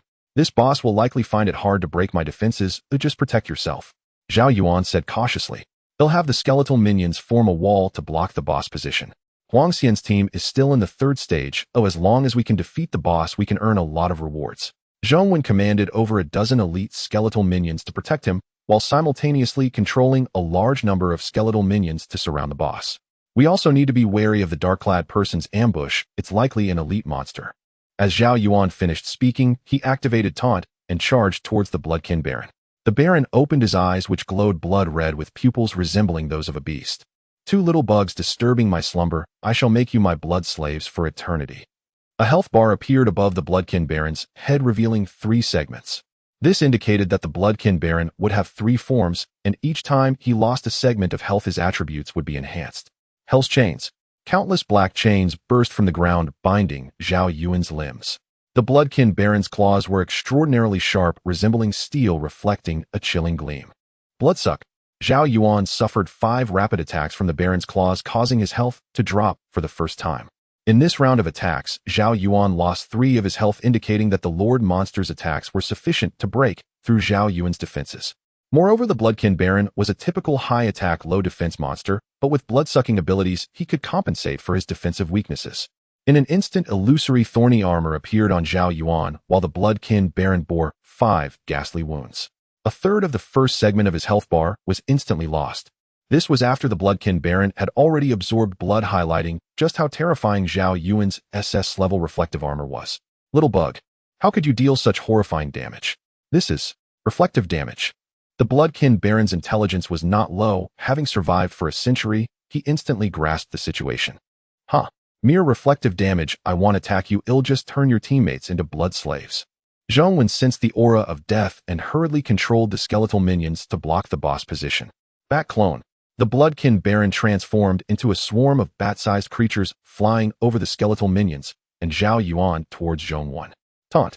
Zhao Yuan directly taunted all enemies within a 200-meter radius, forcing the Bloodkin Baron to attack him. With taunt and reflective damage, even if the boss possessed intelligence, he couldn't escape the fate of being pierced by true damage. Zhao Yuan taunted all the bat clones, interrupting the boss skills, while Zhao Yuan also commanded the level 9 skeletal minions to attack the boss frantically. Reflective damage. Reflective damage. Reflective damage. The first segment of the boss health bar was completely depleted since the boss high attack caused the reflective damage to increase. Zhao Yuan also lost another 5 of his health, but remained in a healthy state. The Blood Clan Baron fell into an invulnerable state, his form growing immense, revealing more of the Blood Clan's characteristics. A pair of bat wings erupted from his back, tearing through his expensive and luxurious attire, as his visage twisted into a hideous and grotesque expression, his muscles bulging. Second form.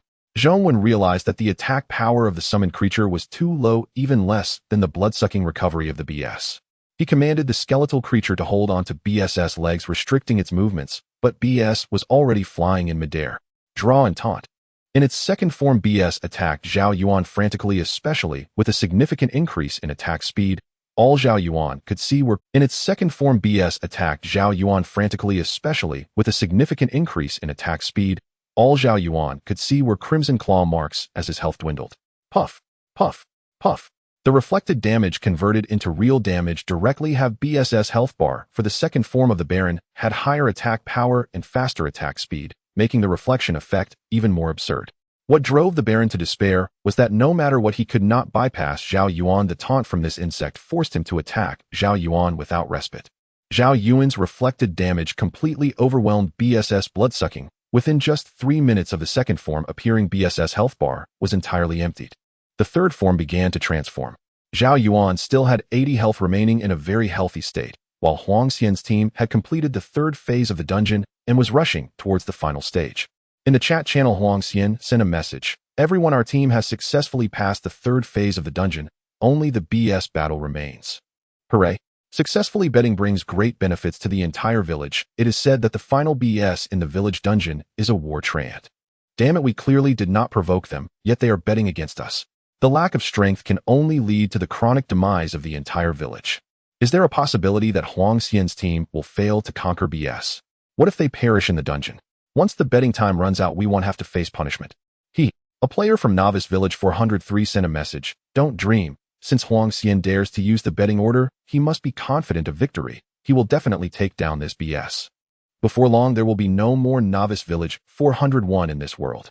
Although the players from Novice Village 401 were furious, they could only grit their teeth and continue to level up, preparing for the upcoming monster siege. The third form of the Blood Clan Baron awakened, completely losing its human appearance, transforming into a grotesquely bloated creature. The exquisitely crafted attire was nearly torn apart, revealing its dark, muscular body. Boom! Zhao Yuan was instantly sent flying by the Baron's charge. The enormous size granted the Baron a tremendous boost in all attributes. However, in this form, the Blood Clan Baron's intelligence was very low, ignoring Zhao Yuan entirely and fixated on killing Zhao Yuan, even without using draw and taunt. But this was precisely what Zhao Yuan hoped to see. The higher BSS attack, the greater the reflected damage, which was perfect. Puff, puff, puff. The Blood Clan Baron's attack sent Zhao Yuan flying, yet his health only decreased by 10, while the Baron suffered massive wounds, losing a third of its health instantly. Nice. Zhao Yuan's health is still above 60, enough to kill BS with reflected damage. Zhao Yuan thought excitedly. Zhao Yuan's reflected damage output is several times higher than that of 10 people. A 10-person team takes 5 to 6 hours to defeat the final BS due to its thick health, and one misstep could result in casualties. If the front row dies, it will lead to a total wipe. Zhao Yuan's level reflected armor converts the attack attributes of the attacker into real damage for reflection. This passive skill just keeps getting more and more impressive. Only 10 minutes have passed, and the Blood Clan Baron's third health bar is about to be emptied by reflected damage. Just then a cloaked figure rushed out from the corner, quickly shooting arrows toward Zhao Yuan. Don't worry about me, I've been waiting for it. Zhao Yuan communicated through voice chat with his teammates. Just hold off the Blood Clan Baron, I can deal with this cloaked figure myself. He commanded the elite skeletal creature beside him to shield him, filling all the gaps. 3 arrows took away a skeletal creature's health bar. Wanna leave? For these days that have kept me on edge, how could I let you go? The scattered skeletal creatures inherited the swift skill from the advanced blood slave, moving quickly and surrounding the cloaked figure, attacking continuously. The cloak of the cloaked figure fell away, revealing a man who bore a slight resemblance to the village chief, but had already been transformed by the Blood Clan. Low-level Blood Clan. Quality Elite. Level LV10. Skills Bloodsucking Triple Arrow. Description: the village chief's brother transformed into a filthy creature while battling the Blood Clan Baron many years ago. The village chief's brother approached the Blood Clan Baron voluntarily, becoming the Baron's nourishment. The Blood Clan Baron devoured the upper half of the village chief's brother, rapidly restoring his health. Draw and Taunt. Zhao Yuan performed the draw action, directly crashing into BS's face, pulling the Blood Clan Baron into a taunt state, unable to swallow the remaining Blood Clan corpses, only partially restoring health. Details. This move interrupted the health recovery. Zhao Yuan marveled from the rear. If BS's health were fully restored, the outcome would be uncertain, as Zhao Yuan's health is less than half now. Zhao Yuan commanded the skeletal creatures to frantically leap at BS, attacking recklessly. Although the damage was low, the sheer number of skeletal creatures was overwhelming. A multitude of skeletal creatures were smashed into pieces by the Blood Clan Baron. Zhao Yuan's draw and taunt cooldown was ready again. He charged towards the boss, inflicting massive damage while forcibly taunting. Puff, puff, puff. Deep wounds that exposed bone appeared on BS, and after another 5 minutes, the Blood Clan Baron's health bar was finally completely emptied, the Baron collapsing helplessly, while Zhao Yuan's life value was down to 35.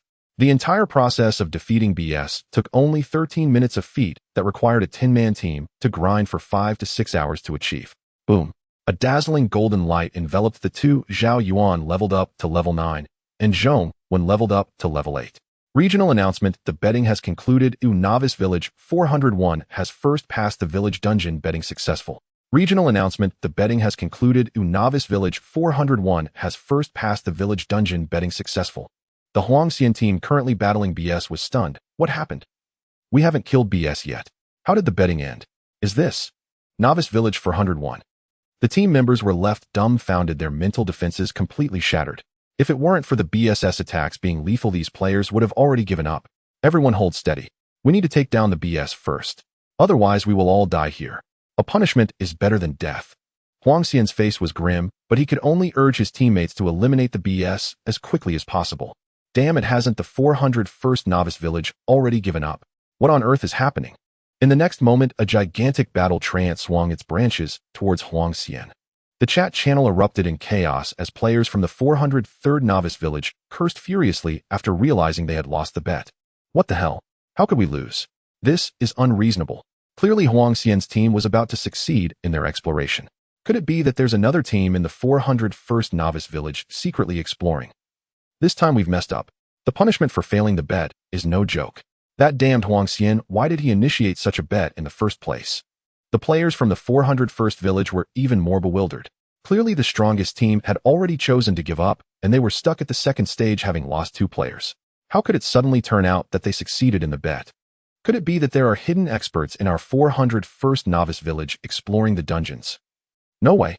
The village chief would only choose the strongest team to participate, and the chief clearly selected a team from the 3 major organizations. Area announcement: bet results announced.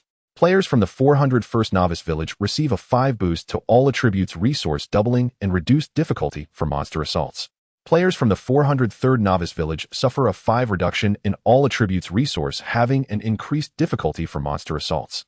Huangxian, as the initiator of the bet, suffers a 10 reduction in all attributes and loses 9,000 experience points due to the failed bet.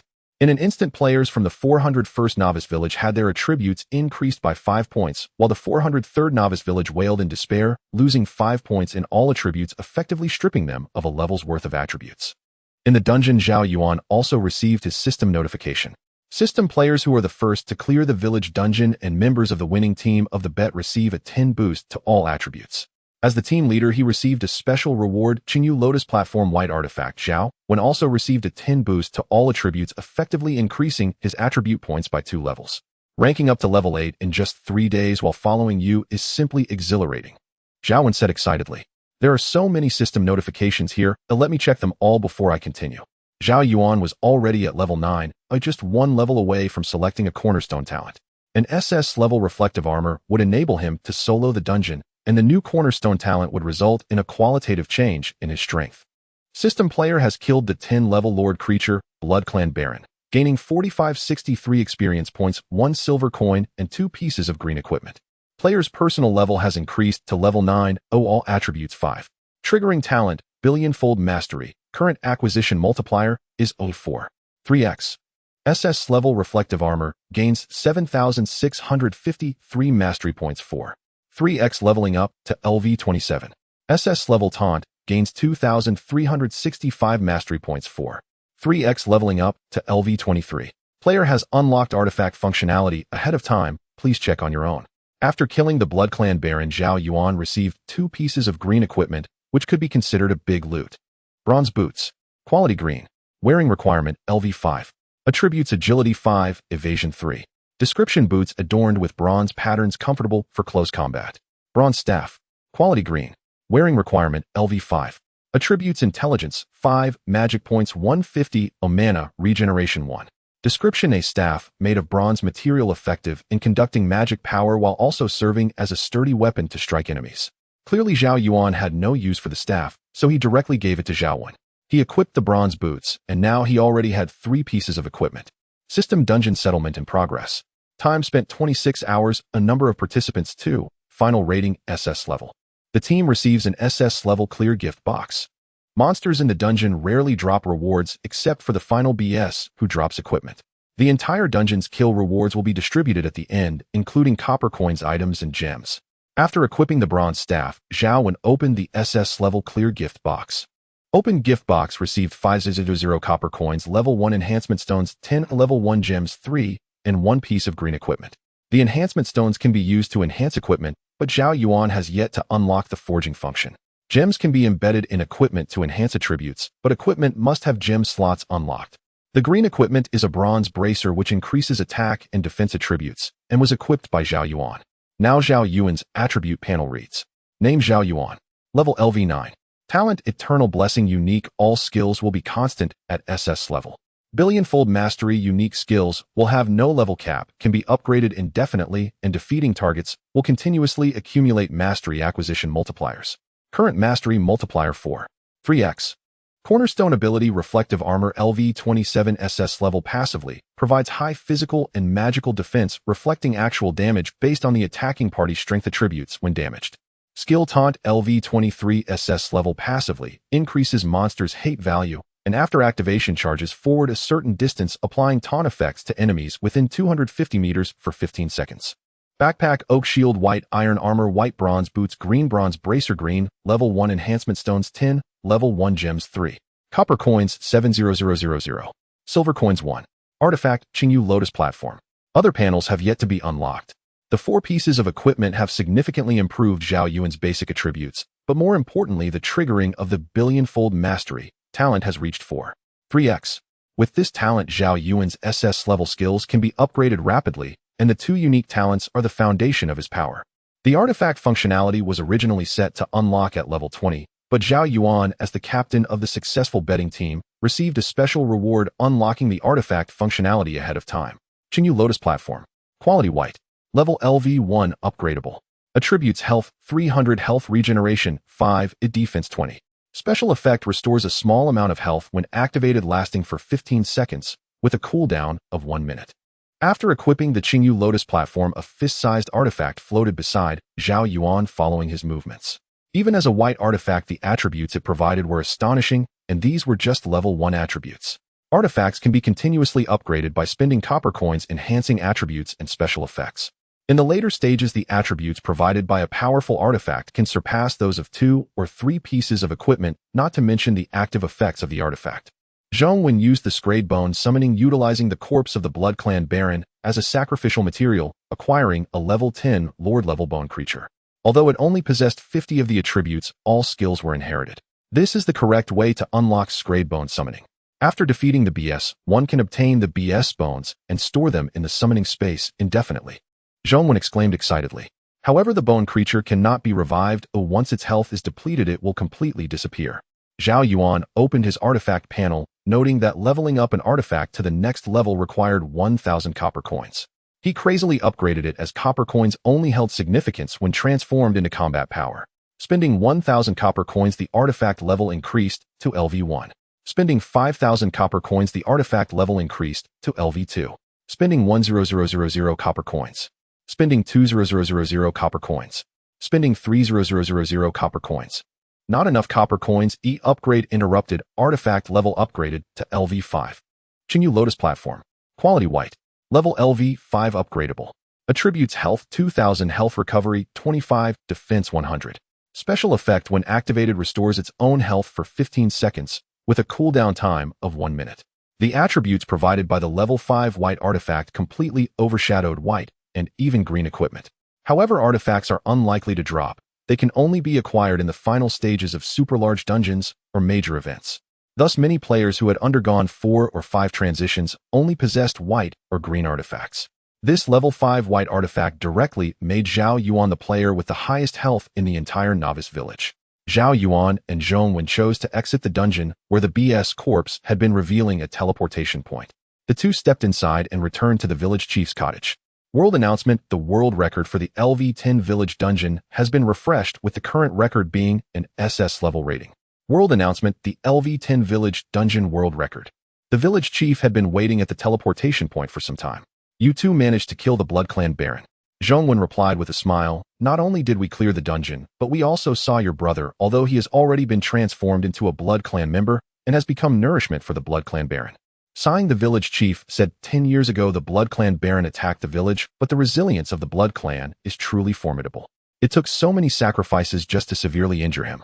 Finally, I have witnessed my brother's death. My purpose for surviving is to personally kill the brother who has become a hideous creature. Zhao Yuan hesitantly spoke. Village chief, the monster attack on the village is imminent. Is there anything we can do to help? The village chief responded, of course, we are in dire need of arrows for the guard team, spears, black oil, and wooden logs to reinforce the walls. These are our resources to combat the monsters. System player has accepted the quest: collect black oil, collect logs, collect bones, with the final reward determined by quest completion.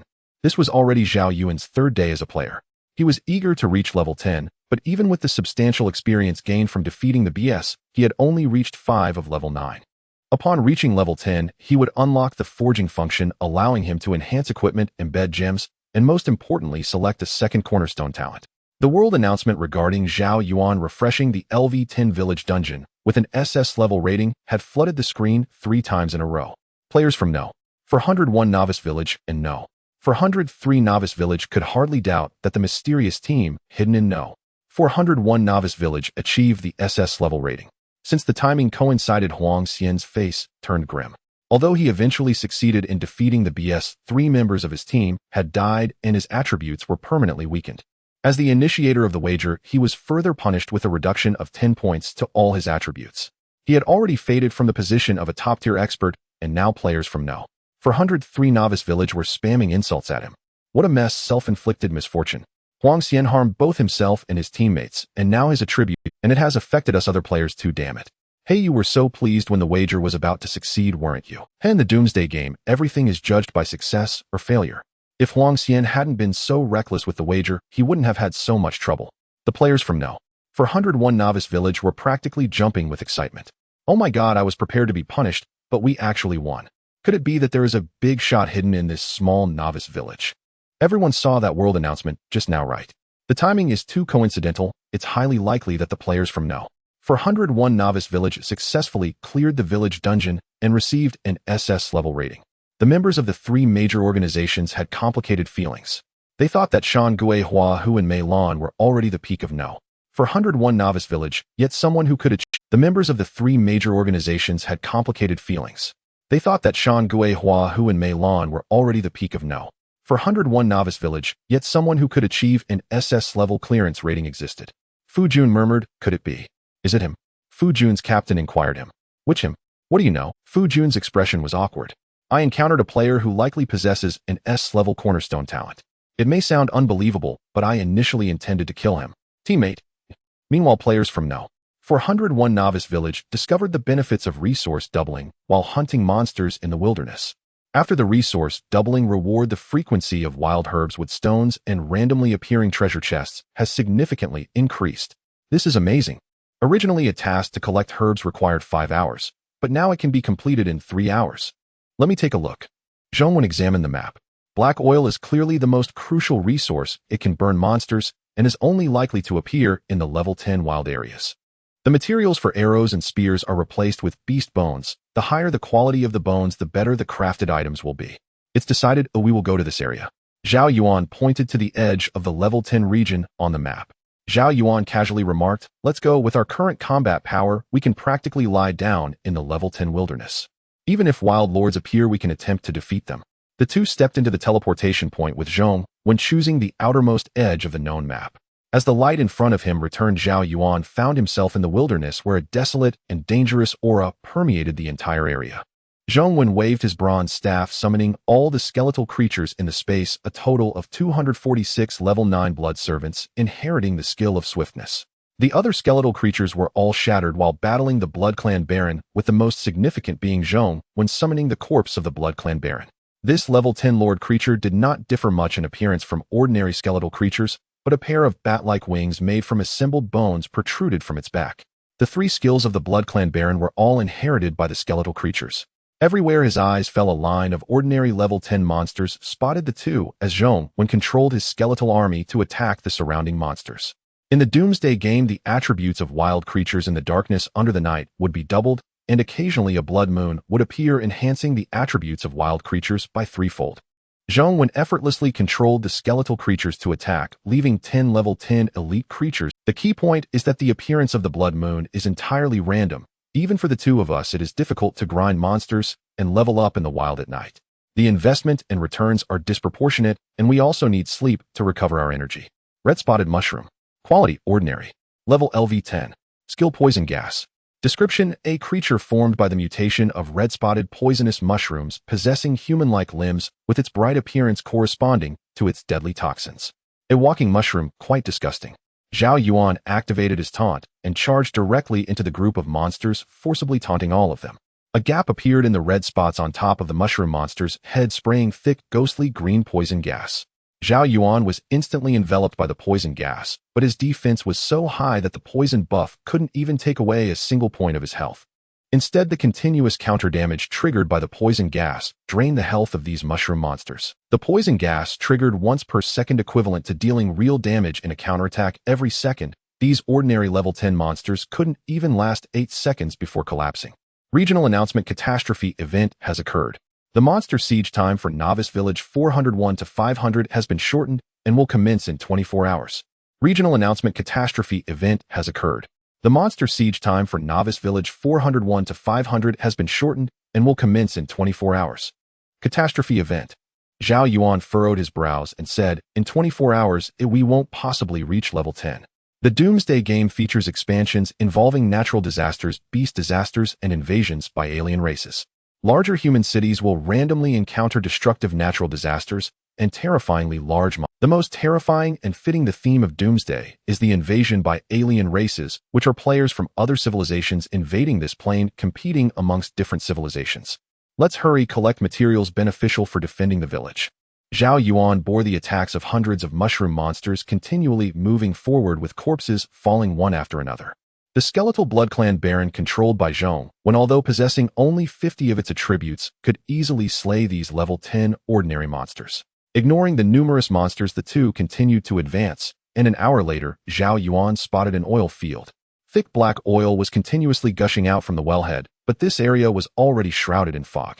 Not within the Novice Village map, this black oil field is a strategic resource point. If we can fully collect it and transport it back, it will definitely be a powerful weapon against monster sieges.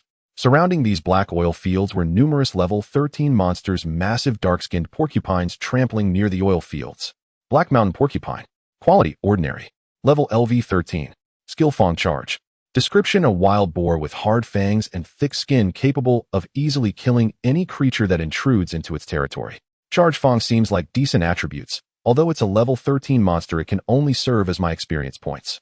Zhao Yuan activated his taunt and charged into the oil field.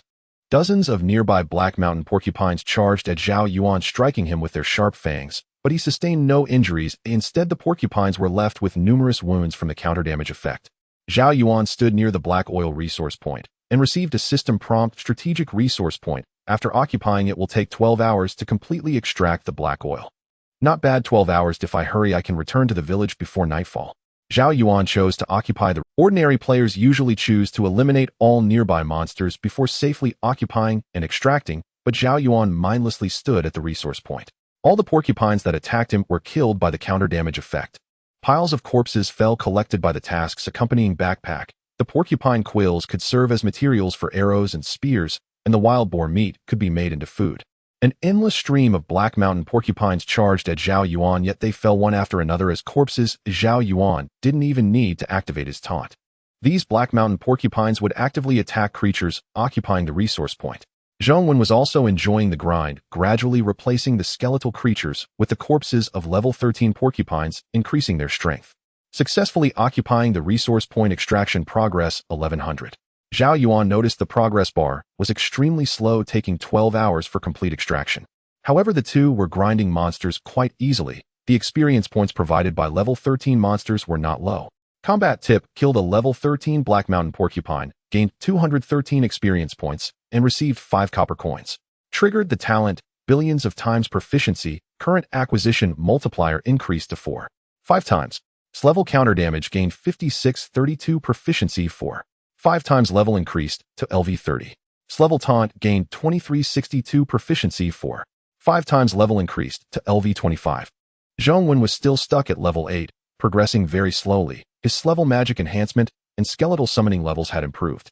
Zhong Wen was now capable of summoning 650 skeletal creatures, with over 600 skeletal wild boars forming an orderly army charging together, creating a spectacular scene. A player from Novice Village 401 opened his friend list, selected someone named Tuajan, and sent a message. In the world announcement, players who completed the village dungeon with an SS level rating are in our Novice Village 401. A few minutes passed before the other party replied, "Oh, are you sure? Definitely the two of our villages made a bet on which side would clear the village dungeon first." The result just displayed a successful wager, and the next second the world announcement came out indicating that it was indeed the players from Novice Village 401 who completed the SS level rating. "Very good," Tuayan messaged back. I need his specific information. Oh, as a reward, he'll give you 2 copper coins, 10 level 1 enhancement stones, and a piece of green equipment.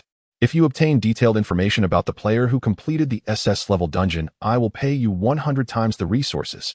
I value integrity the most. If you deceive me with false information, you know what will happen next. If your information is true and you have obtained his name and coordinates, even if you become a player of our Sakura Nation, I can help you achieve that.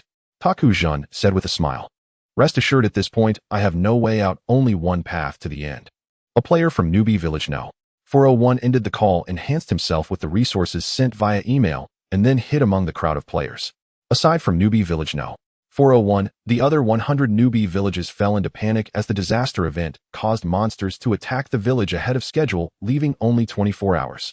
Originally, there were nearly 5 days available to strengthen their abilities and complete tasks, but now they could only brace themselves and push forward. The 403rd newbie village, which lost the bet, was in a dire situation. All players had their attributes reduced by 5 points. Resources have the difficulty of monster attacks increased, and less than 24 hours remained. Damn Huang Xian, if he wants to self-destruct, fine, but now he's dragging all of us down with him. Where's he? Aren't you an upgrade foundational talent? I doubt we can hold out for 24 hours. More than 80 of the players will die here. Brother, there's still time to complain here. Hurry and gather materials, reinforce the walls, collect arrows. There are less than 24 hours left. If we don't unite now, we will really die. I'm just upset such a good hand of cards ruined by Huang Xian. That guy lost the bet and his attributes were reduced by 10 points, essentially dropping him from the realm of top-tier powerhouses. Among the 100 newbie villages that encountered unexpected disasters, only No. 401 seems to be doing well as the difficulty of monster attacks has decreased. Alas, envy doesn't help. 6 hours passed, and Zhao Yuan's mining progress bar had exceeded 50. Numerous porcupines charged at him only to be pierced by his SS-grade reflective armor. Unfortunately, Zhao Yuan murmured, these skeletal creatures cannot level up and can only maintain their pre-death levels, otherwise I would have a high-level lord creature. This is only in S-grade skill, and its power is already quite high. If the skeletal creatures you summon could level up, it would probably be an S-grade skill. Zhao Yuan used his taunt skill again, killing a large number of porcupines during the charge. Dark Chains. Lifesteal. Bat Clone. Zhao Yuan controlled the skeletal baron. It was exhilarating to have a level 10 BS summon along with over 600 skeletal wild boars. Boom. A rich golden light poured over Zhao Yuan when he finally reached level 9, with an increase of 5 points to all attributes. Leveling up is too slow. Despite our terrifying monster farming efficiency, leveling is still so difficult. Even ordinary players struggle against monsters of the same level, risking injury. Zhao Yuan helplessly said, I've been killing for so long, and I've only reached 25 of the experience. The materials from the porcupine corpses were automatically stored in the system backpack, totaling over 6,000 units. Another 6 hours passed, and Zhao Yuan finally completed the collection of black oil. Resource point collection completed, a total of 7,623 units of black oil obtained. During the battle, Zhao Yuan continuously utilized the active effects of his treasure. Since it had no consumption after activation, it provided continuous healing for 15 seconds, which was quite practical. More importantly, the panel attributes provided by the treasure with over 2,000 health points allowed Zhao Yuan the possibility of charging into enemy lines during the upcoming monster siege. At this time, the sky gradually darkened with the remnants of dawn visible before the night. The monsters in the wilderness began to grow frenzied, their pupils turning crimson and their sizes increasing. Under the cover of night, the attributes of wild creatures are doubled. Players are advised to avoid them. With so many units of black oil, I wonder how many rewards we can exchange. The village chief shouldn't think he can take it all for free. Zhao Yuan controlled the skeletal army and returned. He also had the bloodline baron's corpse carry both of them, moving quickly albeit a bit unsettling. After killing the rampaging wild monsters along the way, the two returned to the teleportation point. As long as the safe zone is not breached, the teleportation point will remain. After 3 seconds of teleportation, the two returned to Newbie Village No. 401. At this time, the atmosphere in the entire village was extremely serious. The silence before the impending great battle was chilling. After finding the village chief, Zhao Yuan directly handed over more than 7,000 units of black oil and tens of thousands of porcupine corpses. This is black oil. So much. The village chief was overjoyed. Spread the black oil on the roads. When ignited, it can cause tremendous damage to monsters. Moreover, the burning effect of black oil is very strong. It can burn continuously for 10 minutes without extinguishing. How did you manage to dig up this black oil? There are no such resources near our village. Zhao Yuan replied. There wasn't any before, but after successfully betting, the resources in the village doubled, and we found black oil in areas shrouded by fog that had not yet been discovered. And what about these tens of thousands of wild boar corpses? Can the processing be completed within the remaining 10 hours? Of course, the logistics personnel in the village will work through the night to complete the defensive structures. The village chief said confidently, "Your efficiency is astonishing. No wonder you cleared the village dungeon. I received some enhancement stones in my early years, and I will give them to you." Quest reminder: the quest collect defensive materials has been completed. Reward 600 copper coins, level 1 enhancement stones 10, and 1 piece of white equipment. A level 1 enhancement stone can enhance equipment attributes after the forging function is unlocked. Zhao Yuan now possesses 20 stones, but needs level 10 to unlock the forging function. Copper coins are hard currency, always in high demand by players. Even if it's hundreds of billions of copper coins, under the circumstances of enhancing combat power, it would melt instantly, dropping to single digits. The white equipment is a war hammer, just what Zhao Yuan needed for a weapon, even though his damage output mainly came from his SS grade reflective armor. War hammer. Quality white. Wielding requirement LV5. Attributes: physical attack 5, strength 3. Description: a heavy war hammer with hard spikes, difficult for the weak to lift. The village chief hurriedly left. "I'll take the materials to the logistics team to process them. We must utilize these resources before the 11-hour countdown ends." After saying that, he rushed towards the blacksmith's workshop. With the copper coins from the quest rewards plus the copper coins he had collected from killing monsters, Zhao Yuan had enough to upgrade the white treasure by 1 level. Zhao Yuan directly spent over 700 copper coins upgrading the white treasure to level 6, green jade lotus platform. Quality white. Level LV6 upgradable. Attributes: health 2800, health regeneration 30, a defense 125. Special effect: restores health when activated, lasts for 15 seconds, with a cooldown of 1 minute. After upgrading the treasure, Zhao Yuan's copper coins fell back to over 1000. At this time, Zhao Yuan could see hundreds of NPCs and players from the escort team laying barrels of black oil on the ground outside the village, leaving layers of straw. Laying down hay can disguise the road as an ordinary surface. There are intelligent creatures among the monsters, and this simple yet effective camouflage does not consume much time. Meanwhile, numerous workers were digging pits outside the village, crafting spikes from sharpened beast bones to create impalement traps. As the walls of the village were made of raw wood, black oil would also burn the city walls, so it could only be laid outside. Although there were many stones in the village, there was no technology to turn them into walls, and the materials needed to make cement could not be found in the village. A massive crimson countdown loomed over the village with less than 11 hours remaining. The blacksmith and his apprentices continuously polished the bones of beasts, forming spears or arrows, while the players in the village were also contributing. "Let's rest first to regain our strength so that we can face the monster siege. There's nothing we can do now. Entering the wild in the dark would be futile." Zhao Yuan and Zhao Yuan walked towards an inn where they could stay after paying with copper coins. Zhao Yuan noticed the innkeeper's child crying incessantly, while the innkeeper wore a worried expression, unsure if they would survive the monster siege. According to the strategies on the forum, a monster siege typically has 3 waves, and flying creatures and ranged attackers may appear. Zhao Yuan was browsing the chat channel as he spoke. Of course, the most terrifying part is the Lord creature in the final wave, and the monster siege usually lasts over 24 hours, which means we will encounter beasts with doubled attributes at night. Zhao Yuan took over the conversation. "However, the good news is that I need only 45 more experience points to level up to level 10. After the first wave of the monster siege ends, I will most likely achieve the upgrade. After obtaining a new foundational talent, my strength will surge, allowing me to withstand the attacks of 3 Lord creatures even in the dark." Zhao Yuan also expressed his anticipation. "I can also reach level 10 during the second wave of the monster siege. My current experience is at 5 of level 9. Before facing the Lord creatures, I will secure my second foundational talent. Moreover, by teaming up with you, the big shot, I've successfully completed the village instance with an SSS rating. The hidden score is terrifying, and I have a 100 chance of obtaining its level skill. I'll see if I can push for its level." After finishing their conversation, the two returned to their respective rooms. As long as the safe zone was not breached, the inn's rooms would be absolutely secure. Without their consent, others could not enter. The 3 major organizations in the rookie village No. 401 were already holding a meeting to devise a plan against the monster siege. Wang Mu, the leader of the Mountain Ghost organization, was the first to speak. "Though we successfully bet on the difficulty of the monster siege being reduced, we still cannot be careless. If we hold our ground, we can receive generous system rewards. If we fail, we may very well perish in the tide of monsters. In my view, half of the players in the entire rookie village No. 401 will die on the battlefield." Qianin, the leader of the Milan organization, shook his head. "You're being too optimistic. At least 2/3 will die. This is a semi-digital world. Losing an arm is difficult to recover from. Healing can only preserve life, and severed limbs can only be restored with more advanced healing skills.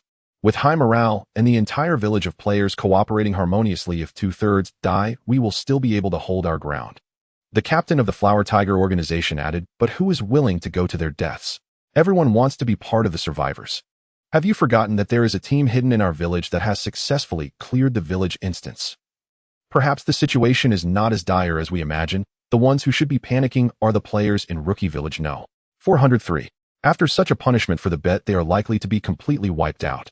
Qian of the Milan organization stood up and said, we cannot concern ourselves with that hidden team. We can only focus on our own duties. I want command authority over the three major organizations. Only by coordinating all players effectively can we reduce losses. Haha, you Qian are a tactical genius. What aspect have I ever lost to you? Wang Mu sneered. Aren't you just trying to gain command authority to earn more battlefield points for rewards? Fun, I don't know about commanding. The captain of the Flower Tiger organization leaned on the table with his elbow. You two can fight it out, but time is running out. Who submits to whom, and who doesn't, there are only a few hours to decide. Furthermore, although I don't know about commanding, if anyone sends my brother to die as cannon fodder to preserve their own strength. The captain of the Flower Tiger organization stared at the two. I will not care about the monster siege, though I will kill anyone who harms my people. In total, there were 5,000 players in Rookie Village No. 401, along with over 2,000 NPCs with combat capabilities, and after excluding the recently deceased, there were nearly 7,000 combatants remaining. Among them, there were close to 700 reserve personnel. Some players had support skills, such as forging, alchemy, and engineering.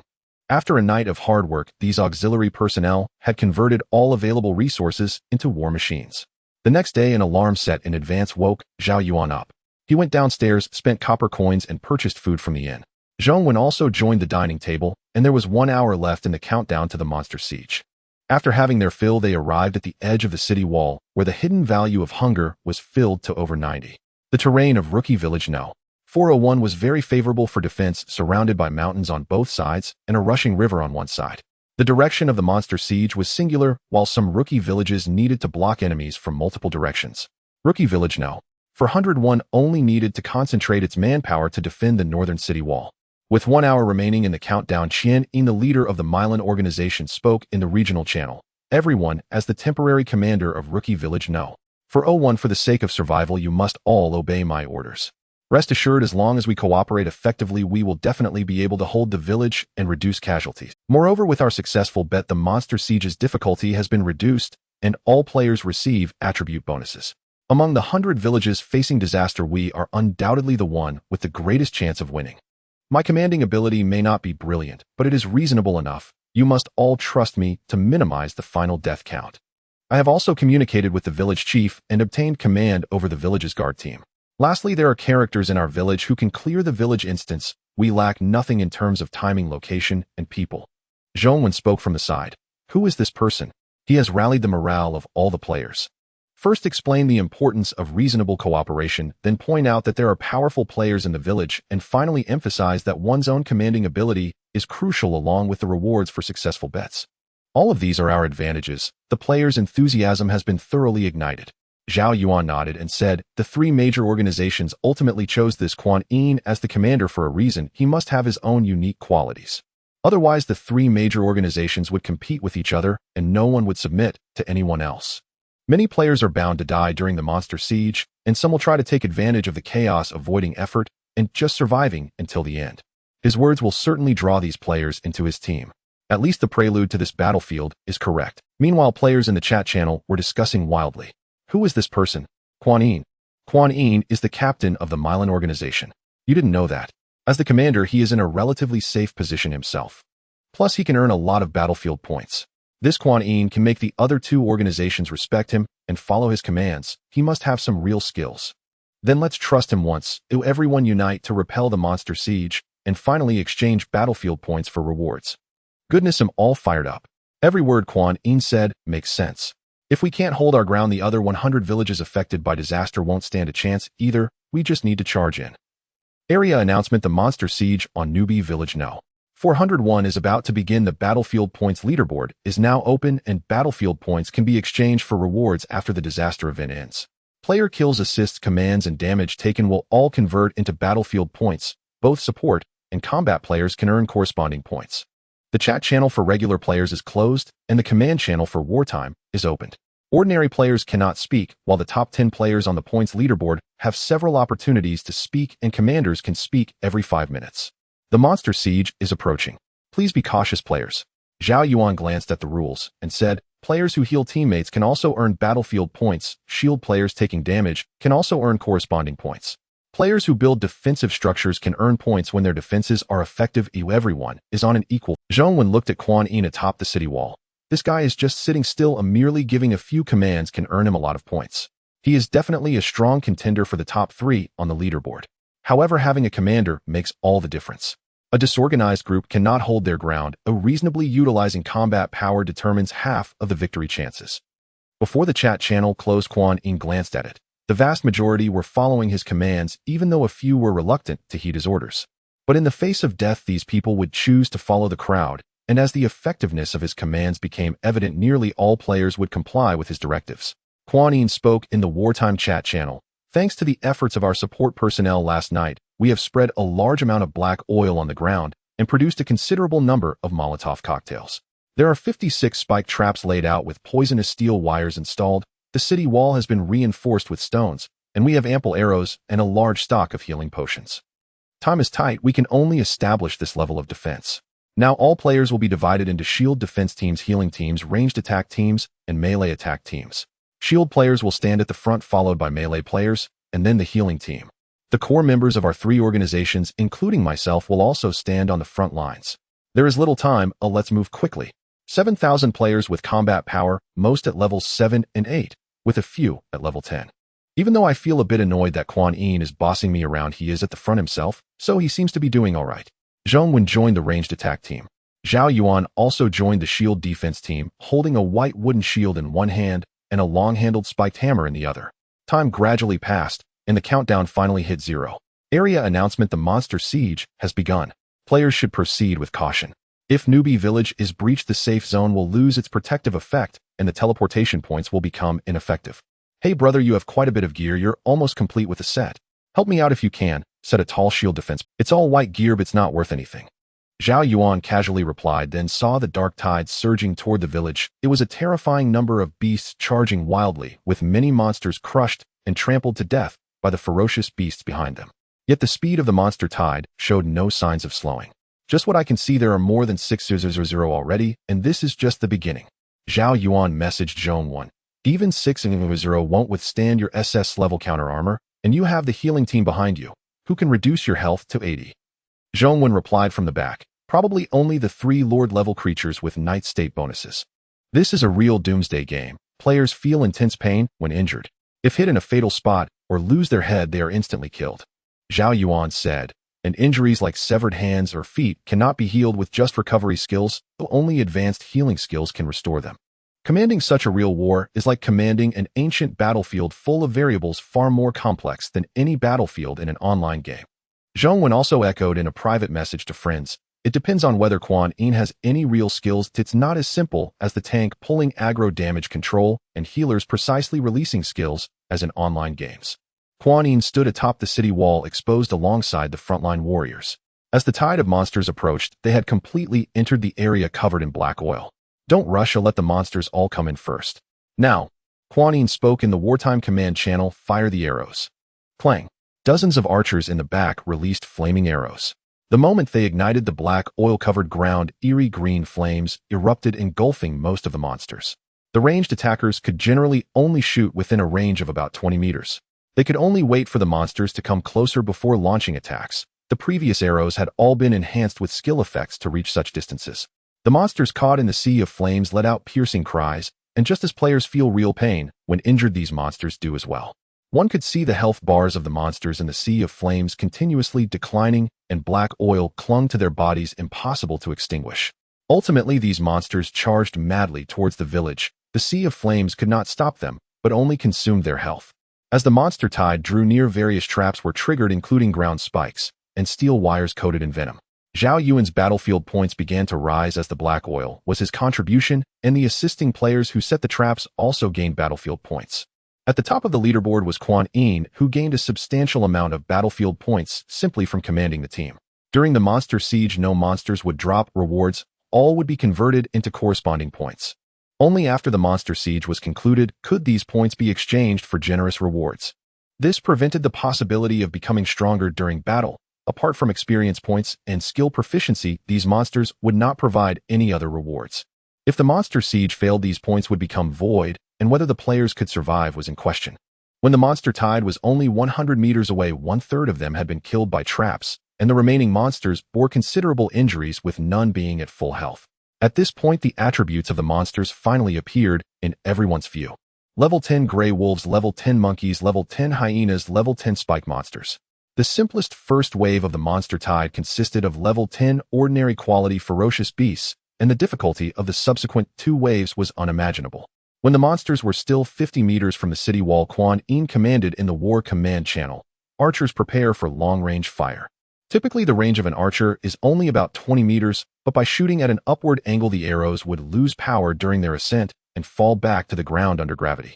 Although this method of firing weakened the arrow's power, it allowed for greater distance. The village had a large stock of arrows, enabling them to perform a covering fire attack. Hundreds of arrows rained down on the monster tide, killing many monsters, but many more continued to charge with arrows embedded in their bodies. They're coming. Collision is imminent. Everyone be prepared. We must not let a single monster pass. It would severely disrupt our formation. Quan Yin stated. The faces of all players and NPCs turned grave, but at that moment a figure jumped down from the city wall, landing outside the village, as if seeking death. Who the hell is this? I've never seen someone rush to their death like this. Quan Yin cursed loudly. Other players were also bewildered, asking, "What's up with this person? Why would he jump down without utilizing the advantages of the city wall?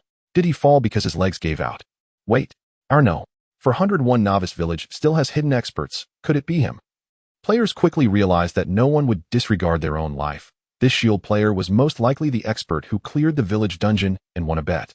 But wait, even if he could clear the dungeon, he is alone. Does he intend to face tens of thousands of level 10 ordinary monsters by himself? Where are his teammates? Where is his 10-man team? I don't understand. The situation on the battlefield didn't leave players much time for thought, as Zhao Yuan had already collided with the monster tide. Zhao Yuan wielded a hammer-activating taunt, and with a swift charge smashed into the group of monsters, instantly killing a cluster of them, while forcibly taunting, leaving everyone stunned by the wide-range taunt. Quan Yin understood this person was the hidden powerhouse of Novice Village. No. For 101, but even more terrifying than he had imagined. His thoughts raced, and he commanded, "All long-range teams attack, with full force. Melee team, throw the incendiary bottles." In an instant, arrows, crossbow bolts, fireballs, ice blades, and wind blades rained down from the back of the team. With the teammate damage system, Zhao Yuan would not suffer friendly fire from the attacks on the city wall. He stood like a statue, unmoving. Countless attacks struck Zhao Yuan, but his health bar did not budge. Instead, the beasts closest to him lost health in an instant, leaving everyone bewildered. The passive effect of taunt also increased the monster's hatred toward him, allowing Zhao Yuan alone to hold back the entire tide of monsters, startling the players behind him. What kind of defense is this? His health bar is completely unchanged. Without even needing assistance from healing players, he is single-handedly withstanding the onslaught of tens of thousands of monsters. Quan Yin said incredulously, "Look at the illusory thorny armor on him. That is the visual effect of the passive skill reflective damage. Just standing there being attacked has already killed hundreds of beasts." Wang Mu and others chimed in. The most outrageous part is his taunt skill, right? One taunt drew 1/3 of the monster's attention, and these beasts instantly lost interest in us on the city wall, forced to attack only him. The captain of the Flower Tiger organization twitched slightly at the corner of his mouth, momentarily stunned. Even the leaders of the 3 major organizations were so shocked that one could only imagine the reaction of the ordinary players. Zhong Wen released all the skeletal creatures summoned from the space, at once totaling 800 level 13 skeletal wild boars, among which were dozens of elite quality ones. But what drew more attention was the Blood Clan Baron skeletal creature summoned by Zhong Wen, which displayed as a level 10 Lord creature. What the hell is this? Players looked over. If it weren't for the teammates being able to see the attributes of the summoned creatures, I would have thought these bones were monsters. Damn, he summoned over 800 level 13 skeletal creatures by himself. Are we even playing the same game? This is ridiculous. I'm stunned. The level 10 Blood Clan Baron skeletal creature shown as a lord possessing 3 skills. Isn't this just a boss from the village dungeon? Everyone quickly realized this was the player who jumped down from the city wall single-handedly, holding back tens of thousands of monsters, each more exaggerated than the last. This is using the corpse of the boss after killing it as material, transforming it into his summoned creature. Though surprised, Quan Yin quickly calmed down, having already anticipated it. He spoke in the communication channel. This is the expert who received the SS level clearance rating for the village dungeon. With them here, do we still worry about not being able to defend the village? Everyone make sure to coordinate abilities effectively. A victory is surely ours. Zhao Yuan's 800 skeletal wild boars jumped down from the city wall, recklessly charging forward, leaving only a dozen to protect him. Even if these skeletal wild boars were crushed, he could summon the corpses from the battlefield at any time. Anyway, this level magic enhancement ensured his mana and mana regeneration attributes were high, so he didn't lack this bit of mana. With the assistance of the Zhong, when Whitebone Legion, more wild beasts were successfully trapped at a distance of 20 meters from the city wall, which is precisely within the range of the long-range player's attacks. Especially the corpses of the Blood Clan Baron, which were crazily eliminating level 10 beasts continuously, using the skills of Blood-Sucking Dark Chains and Bat Doppelganger. Zhao Yuan received numerous healing skill effects as the healing players from the rear continually cast their skills on him. But he suddenly gained 2 powerful aura buffs. Healing Aura restores 50 hit points per second and can slowly heal severed limb injuries. Life Aura increases maximum health by 300 points. These 2 aura skills are undoubtedly SSS-Rank, otherwise their effects wouldn't be so terrifying. The Healing Aura can also heal severed limb injuries. After all, this is an aura skill that can cover a large area of players, and the larger the range, the weaker the corresponding effects will be. I didn't expect there to be a hidden SSS-Rank talent in Rookie Village number 401. Zhao Yuan saw a player named Yun Ning on the battlefield leaderboard directly ranking 5th, likely the SSS-Rank talent, who activated the aura skills, otherwise the points wouldn't have increased so rapidly. Wave after wave of level 10 beasts fell beside Zhao Yuan, killed by the rebound effect of true damage, and of course there were also the skill effects from the rear output players. As the commander, Quan Yin immediately noticed that all players were under the effects of 2 terrifying aura skills. He locked onto a girl in the crowd who was surrounded by 2 mottled rays of light. The aura covering all players originated from her. Are these 3 all part of the same team? 3 prodigies. No wonder they can achieve an SSS rating in the dungeon. Quan Yin instinctively thought that the aura girl Yun Ning was in the same team as Zhao Yuan and others. He immediately spoke in the communication channel. Our team has a powerful aura player. The scales of victory have already tipped in our favor. With 3 major players, how could we possibly lose? We can't lose. Quan Yin continued to speak, stirring up morale. Wang Mu thought to himself, this guy indeed has a way. Now morale is soaring. Everyone fantasizes about defeating monsters and attacking the fort, ultimately exchanging points for rewards. Although I can also command, I truly lack the ability to inspire, or rather am not good at it. Wow, this aura is so powerful. Restoring 50 hit points per second, just this effect alone is equivalent to having a level 10 support player beside each player specifically healing them. The players defending the city exclaimed. Moreover, there's also the effect of healing severed limbs. Wow, let's take off. I'm no longer afraid of death. With this aura covering me, I want to jump down and confront the wild monsters hidden. Don't go to your death. If you get focused fire, you'll be instantly killed. Don't talk about healing. Do you think you are that person? A melee player pointed to Zhao Yuan, who was blocking tens of thousands of beasts below the city wall. The second aura directly adds 3,000 points to the health limit. I only have 600 points of health in total. Damn, that's directly 5 times my life value. How can we lose? Attention! The player named Zhao Yuan couldn't block all the beasts. He couldn't taunt the monsters on the far sides. It's our turn to take the stage.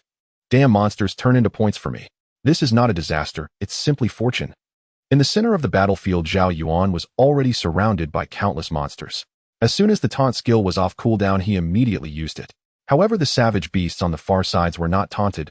They charged to the foot of the city wall, colliding with the meat shields and melee players. Quan Yin pierced a savage beast's eye with his sword, and after pushing its corpse off the city wall, said to it, "You 3 go protect that Yun Ning."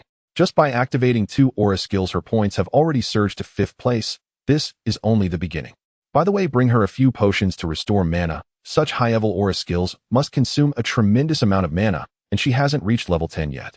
Both skills are auras and don't have the ability to boost mana. Yes, Captain. The 3 players from the Milan organization protected Yun Ning and provided her with over 10 mana restoration potions. Yun Ning didn't waste words, as she saved her own mana potions and directly drank the ones given by others. If it weren't for the monster tide, these 3 Milan players would have been trying to get close to Yun Ning. A powerful aura user with a gentle and sweet youthful appearance who wouldn't want to curry favor with her. Who wouldn't want to be enveloped by such an aura all the time? At the core of the battlefield, Zhao Yuan wore a relaxed expression. After the SS level rebound armor was upgraded to level 30, the passive physical and magical defenses it provided were terrifying. The ordinary level 10 monsters and elite monsters before him simply couldn't break through his defense, continuously being pierced by the true damage of the rebound, turning into Zhao Yuan's experience points, skill proficiency, and battlefield points. Meanwhile, the Baron of Bones under Zhao Yuan's meticulous control only killed those meat shield-type monsters, as the rebound effect on these creatures was not very effective. The SS level rebound armor is exceptionally terrifying when facing high-attack enemies, and Zhao Yuan could continually enforce taunts. This aura is too useful, isn't it? It's a battlefield killer. Could this Yunning potentially become a teammate? Just like Zhao Yuan, two people could become a trio. Zhao Yuan muttered to himself. Everyone is in SSS-Rank or above cornerstone talent. There should be a Suddenly iron spikes were hurled towards Zhao Yuan. This is a type of ranged attack monster whose iron spikes can be launched, but they felt no impact on Zhao Yuan. Instead, the spiked monsters 20 meters away were killed by the rebound, dying inexplicably despite the distance. Boom, boom, boom. Countless spells and arrows rained down around Zhao Yuan, almost all aimed directly at his head. This was also due to Quan Yin's command, because Zhao Yuan attracted the vast majority of the monsters while his teammates were immune to damage. Bombarding Zhao Yuan's position was undoubtedly the most efficient. Zhao Yuan even saw bullets whizzing past him. Is this a player with a firearm skill? In the Doomsday game, there are countless skill categories. Players can use firearms, possess supernatural abilities, summon otherworldly beings, or utilize magic. Some skills even require players to be unarmed, unable to wield weapons. It's not just about warriors, priests, assassins, mages, archers, or berserkers in online games. Everyone can carve their unique path through skill combinations, but the highest level among them is only level 10, so they don't seem to differ much. Even in the late game, players could pilot massive mechs that are 20 meters tall or become cultivators to face heavenly tribulations. It's not impossible, depending on which cornerstone skills each player chooses. The players also saw a man wielding two black iron-colored pistols continuously shooting at the monsters below the city wall. Of course, firearms like these have their own damage values, which are not as exaggerated as in reality. Tisk. The player with dual pistols swapped out the magazine for a new one and continued shooting. Isn't this ridiculously expensive? 10 bullets cost 100 copper coins. This firearm system is purely a Dubai-style game. The damage and firing rate are high, but my wallet can't handle it. I earn less than I spend, and this is just the most basic and worthless ammunition. Some rare and enchanted bullets cost tens of thousands of copper coins each. I feel like I've walked down a path of no return. This firearms player complained helplessly while continuing to. Over at the 401st Novice Village, the presence of 3 top-tier powerhouses has significantly eased both morale and mindset. Meanwhile, other novice villages are currently being overwhelmed by waves of despairing monsters, with some novice villages already experiencing heavy casualties. The durability of the city walls is plummeting, and this is only the simplest first wave. The most severe situation is the 403rd Novice Village, which has suffered a bet failure. Due to the bet failure, all players in the 403rd Novice Village have had their attributes reduced by 5 points, and their resources are halved, meaning they have significantly fewer materials for constructing defensive structures. With the difficulty of monster attacks increasing, the number of monsters in the first wave is 10 higher than normal. At this moment, players are engaged in intense battles with monsters, and almost every player is cursing Huang Xian. Where the hell did that bastard Huang Xian go? He didn't even come to defend the village, damn it. If it weren't for him, how could we be in such a tough spot? A team leader level player cursed angrily. If he dares to show up, I don't even want to kill the fierce beasts anymore. They'll take him out first and make better use of that level cornerstone talent. Enough with the nonsense. Hold back the fierce beasts. We can't let the monsters break into the back row, or we're done for. Meanwhile, Huang Xian was hiding in a corner of the village conversing with a player named Ibuda. Enough with the nonsense. Hold back the fierce beasts. We can't let the monsters break into the back row, or we're done for. Meanwhile, Huang Xian was hiding. Huang Xian said coldly. However, I currently need a village teleportation talisman. No problem, Ibuda smiled. Is the monster attack difficulty in the novice village too high? Are you preparing to teleport and run away? Don't mock me. Right now I am no different from a wild dog, absolutely loyal to you. Huang Xian responded. Brother Huang, please don't misunderstand. I never mock others, but your loyalty is merely words, Ibuda said. You think you can get a village teleportation talisman with just one sentence? I'm not doing charity, I want intelligence, and only with equivalent value will I reward you. Huang Xian suppressed his anger and humiliation. Countless players are facing death in this world, and far too many will betray everything for profit and their lives. Ibuta said, I don't lack intelligent scouts. There is a team of players in the 401st Novice Village that successfully cleared the level 10 village instance and achieved an SSS rating. Huang Xian quickly said, those who can achieve such a rating are definitely individuals with S-level talents. Isn't that the person you want to assassinate? Give me resources and I'll help you kill him. Ha ha ha. Ibuta laughed so hard he bent over. You help me kill him. Do you think him a fool? If you kill him you inherit his S-level skills, right? Of course I'll send my country's genius to kill him. Inheriting S-level skills is too idealistic, you think too highly of it. This information is barely worth that price. I will gift you one village teleportation talisman. In the apocalypse game, countless guilds clash with countless deaths and injuries, let alone the conflict between kingdoms. This information is barely worth that price. I will gift you one village teleportation talisman. In the apocalypse game, countless guilds clash with countless deaths and injuries, let alone the conflict between kingdoms. With this item, even if the village is destroyed, I can still survive. Huang Xian felt as if he had been reborn, continuing to hide in the corner, silently waiting for the monster attack to end. This way he want teleport to novice villages 401 to 500, because once the monster attack ends, those that were breached are no longer safe zones. The teleportation talisman will only send him to safety zones. At the 401st Novice Village, they have been battling fiercely for 3 hours, yet not a single player has died. Because Zhao Yuan alone has held back 2/3 of the monsters, and the players have noticed. The iron hammer in Zhao Yuan's hand is basically just for show, with very low damage, relying entirely on properties similar to return damage to kill a large number of monsters. Every time a fierce beast touches Zhao Yuan, his health bar plummets dramatically. After watching for 3 hours, anyone can tell it is a return armor skill.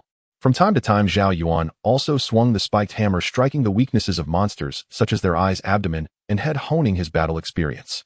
Battle prompt encountered a level 10 ape attack, reducing 0 health points, triggering SS level return damage, causing 962 points of real damage. Killed a level 10 hyena, gained 762 experience points. Gained 632 experience points. Gained 451 experience points. Player level increased to level 10. All attributes increased by 5 points. Target killed, triggering the talent billionfold proficiency, current multiplier 5 times. Killed a level 10 yak, gained 56 points of skill proficiency 5 times.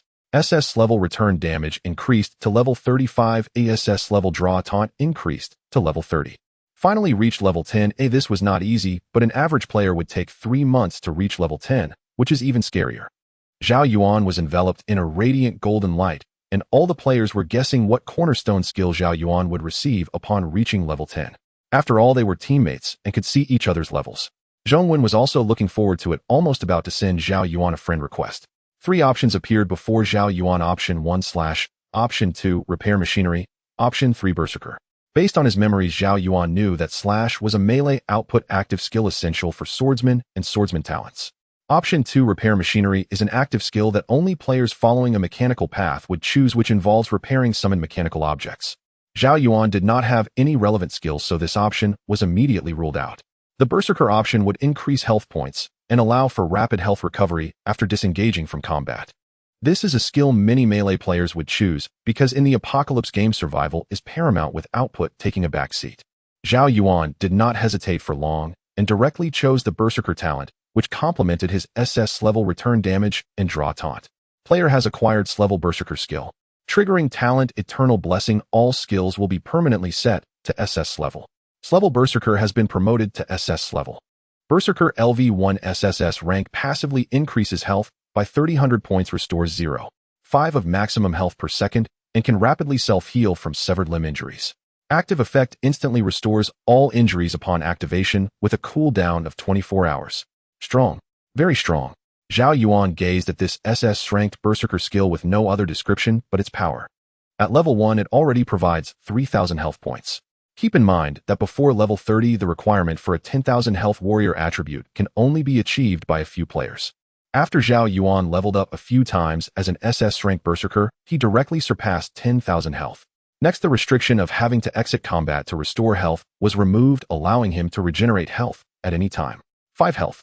This is practically a perpetual motion machine, and as the skill levels up, the health restoration effect will also increase. Percentage-based health recovery seems somewhat underwhelming in the early stages, but Zhao Yuan will soon surpass 10,000 health, making percentage-based recovery the most suitable attribute. When faced with severed limb injuries, he can quickly regrow them under the passive healing effect. Moreover, with the active effect available once a day, he can instantly restore to full health and heal all injuries. Even if his head is severed, as long as there's a bit of health left, he can resurrect. Currently, Zhao Yuan's attribute panel is as follows: name, Zhao Yuan, level LV10, health, 100, mana, 23, talent, eternal blessing, unique, all skills will remain at SSS rank. Billions of times proficiency, unique skills will have no level cap and can be upgraded indefinitely. Killing targets will continuously accumulate proficiency multipliers, current proficiency multiplier 5 times. Core ability, reflective shield, LV35, SSS rank, passively provides high physical and magical defense. When taking damage, it reflects true damage based on the attacker's strength attribute. Berserker, LV1, SSS rank, passively increases health by 300 points, restores 0.5 of maximum health per second, and can rapidly self-heal from severed limb injuries. Active effect, instantly restores all injuries upon activation with a cooldown of 24 hours. Skill, draw blade, taunt, LV30, SSS rank, passively increases monster's hate value. Upon activation, charges forward a distance, applying taunt effect to enemies within 500 meters, lasting for 20 seconds. Backpack, oak shield, white iron armor, white bronze boots, green bronze bracers, green iron hammer, white level 1 enhancement stones 20, level 1 gems 3. Copper coins 40000. Magical item, green jade lotus platform, LV6 white. Other panels not yet unlocked. During the time Zhao Yuan was checking his attributes, a large number of monsters were killed by his reflective shield. Zhao Yuan casually sent his SS-Rank Berserker skill attribute chart to Zhao Yuan, then began to study the newly unlocked forging feature. The forging feature can enhance equipment, embed gems into equipment, decompose equipment, and inherit equipment, even allowing gems to be embedded into magical items. However, the gems here are called souls, which are high-level items that Zhao Yuan cannot yet access. Zhao Yuan currently has 20 level 1 enhancement stones, which can enhance equipment up to level 10. Beyond that, level 2 enhancement stones are required. He currently has a total of 5 pieces of equipment, 2 green and 3 white, so it's naturally more cost-effective to enhance the green equipment. Zhao Yuan consumed a level 1 enhancement stone and 3,000 copper coins to enhance the green quality boots once. Then he frantically spent money and enhancement stones. Enhancement tip, consumed 7,000 copper coins, 2 level 1 enhancement stones, bronze boots enhancement 2. Consumed copper coins, consumed level 1 enhancement stones, bronze boots enhancement 3. Bronze boots enhancement 4. As the enhancement level rises, the cost for the next enhancement increases. After enhancing the bronze boots to 4, Zhao Yuan no longer had enough copper coins, although he still had some enhancement stones left. Zhao Yuan glanced around. With each enhancement, the equipment's attributes would receive a 5 increase, but the cost for enhancement increased step by step. Additionally, there was a success rate for enhancement, and players with forging skills could significantly improve the success rate. If enhancement failed, the consumed copper coins and enhancement stones would vanish. Moreover, equipment can inherit. Resources spent on this green equipment can be transferred to newly obtained high-level equipment, avoiding the situation where a weapon enhanced over 20 levels cannot keep up with one's level and is ultimately discarded.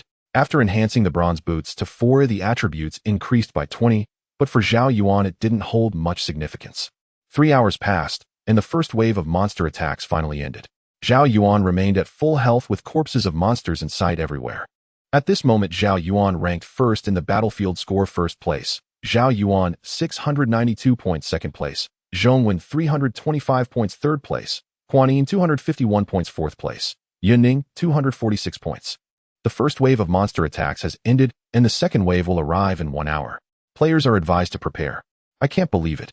Zhong Wen glanced at his experience points. Just 5 left, and the monsters are gone. Isn't the second wave coming in an hour? It's only a matter of time before reaching level 10. Zhao Yuan returned to the village. Other players didn't feel much pressure either, as Zhao Yuan had blocked 2/3 of the monsters, and they only needed to kill the remaining third. Quan Yin exhaled slowly. This is easier than I imagined. Zhao Yuan single-handedly blocked thousands of ferocious beasts without losing a sliver of health. No wonder he can achieve an SSS rating. The leader of the Mountain Ghost organization, Wang Mu, spoke up. This should be an S-ranked reflective shield, and the other is a charge skill with taunt, at least S rank, and both skills are at a high level. Based on this timing, if the second wave of monsters lasts about 6 hours, then the third wave will be. The leader of the Flower Tiger organization added. In the night, the attributes of ferocious beasts double, and there are 3 Lord-level beasts. Can Zhao Yuan handle it? Quan Yin countered, I think he can. Zhao Yuan just acquired the foundational skill at level 10. His strength is definitely becoming even more formidable. Along with our 100 healing players and Yunning's aura skills, Zhao Yuan should be able to withstand the Lord-level beasts in the night. Hey, The leader of the Flower Tiger organization chuckled. I wonder how newbie Village 403 is doing. Didn't they think they could rely on us? Now, the city walls must be close to collapsing. Kuan Yin spoke in the battle command channel. Everyone take a 40-minute break to replenish energy. So far no one has died, and the reason is clear. Zhao Yuan's power is evident. This disaster event is completely giving us points. The other players also became excited. It seems we really don't have to die as Zhao Yuan is so powerful, holding off 2/3 of the monsters alone, not to mention his damage output surpasses the total of all the other players combined. I really want to add him as a friend to ride on his coattails, but he probably wouldn't agree. So never mind then. The output players in the back row also sat on the ground and began to discuss. As for the points reward, that's secondary. As long as we can survive, I will be satisfied. Not only Zhao Yuan, but also Zhong Wen and Yun Ning are incredibly monstrous as well.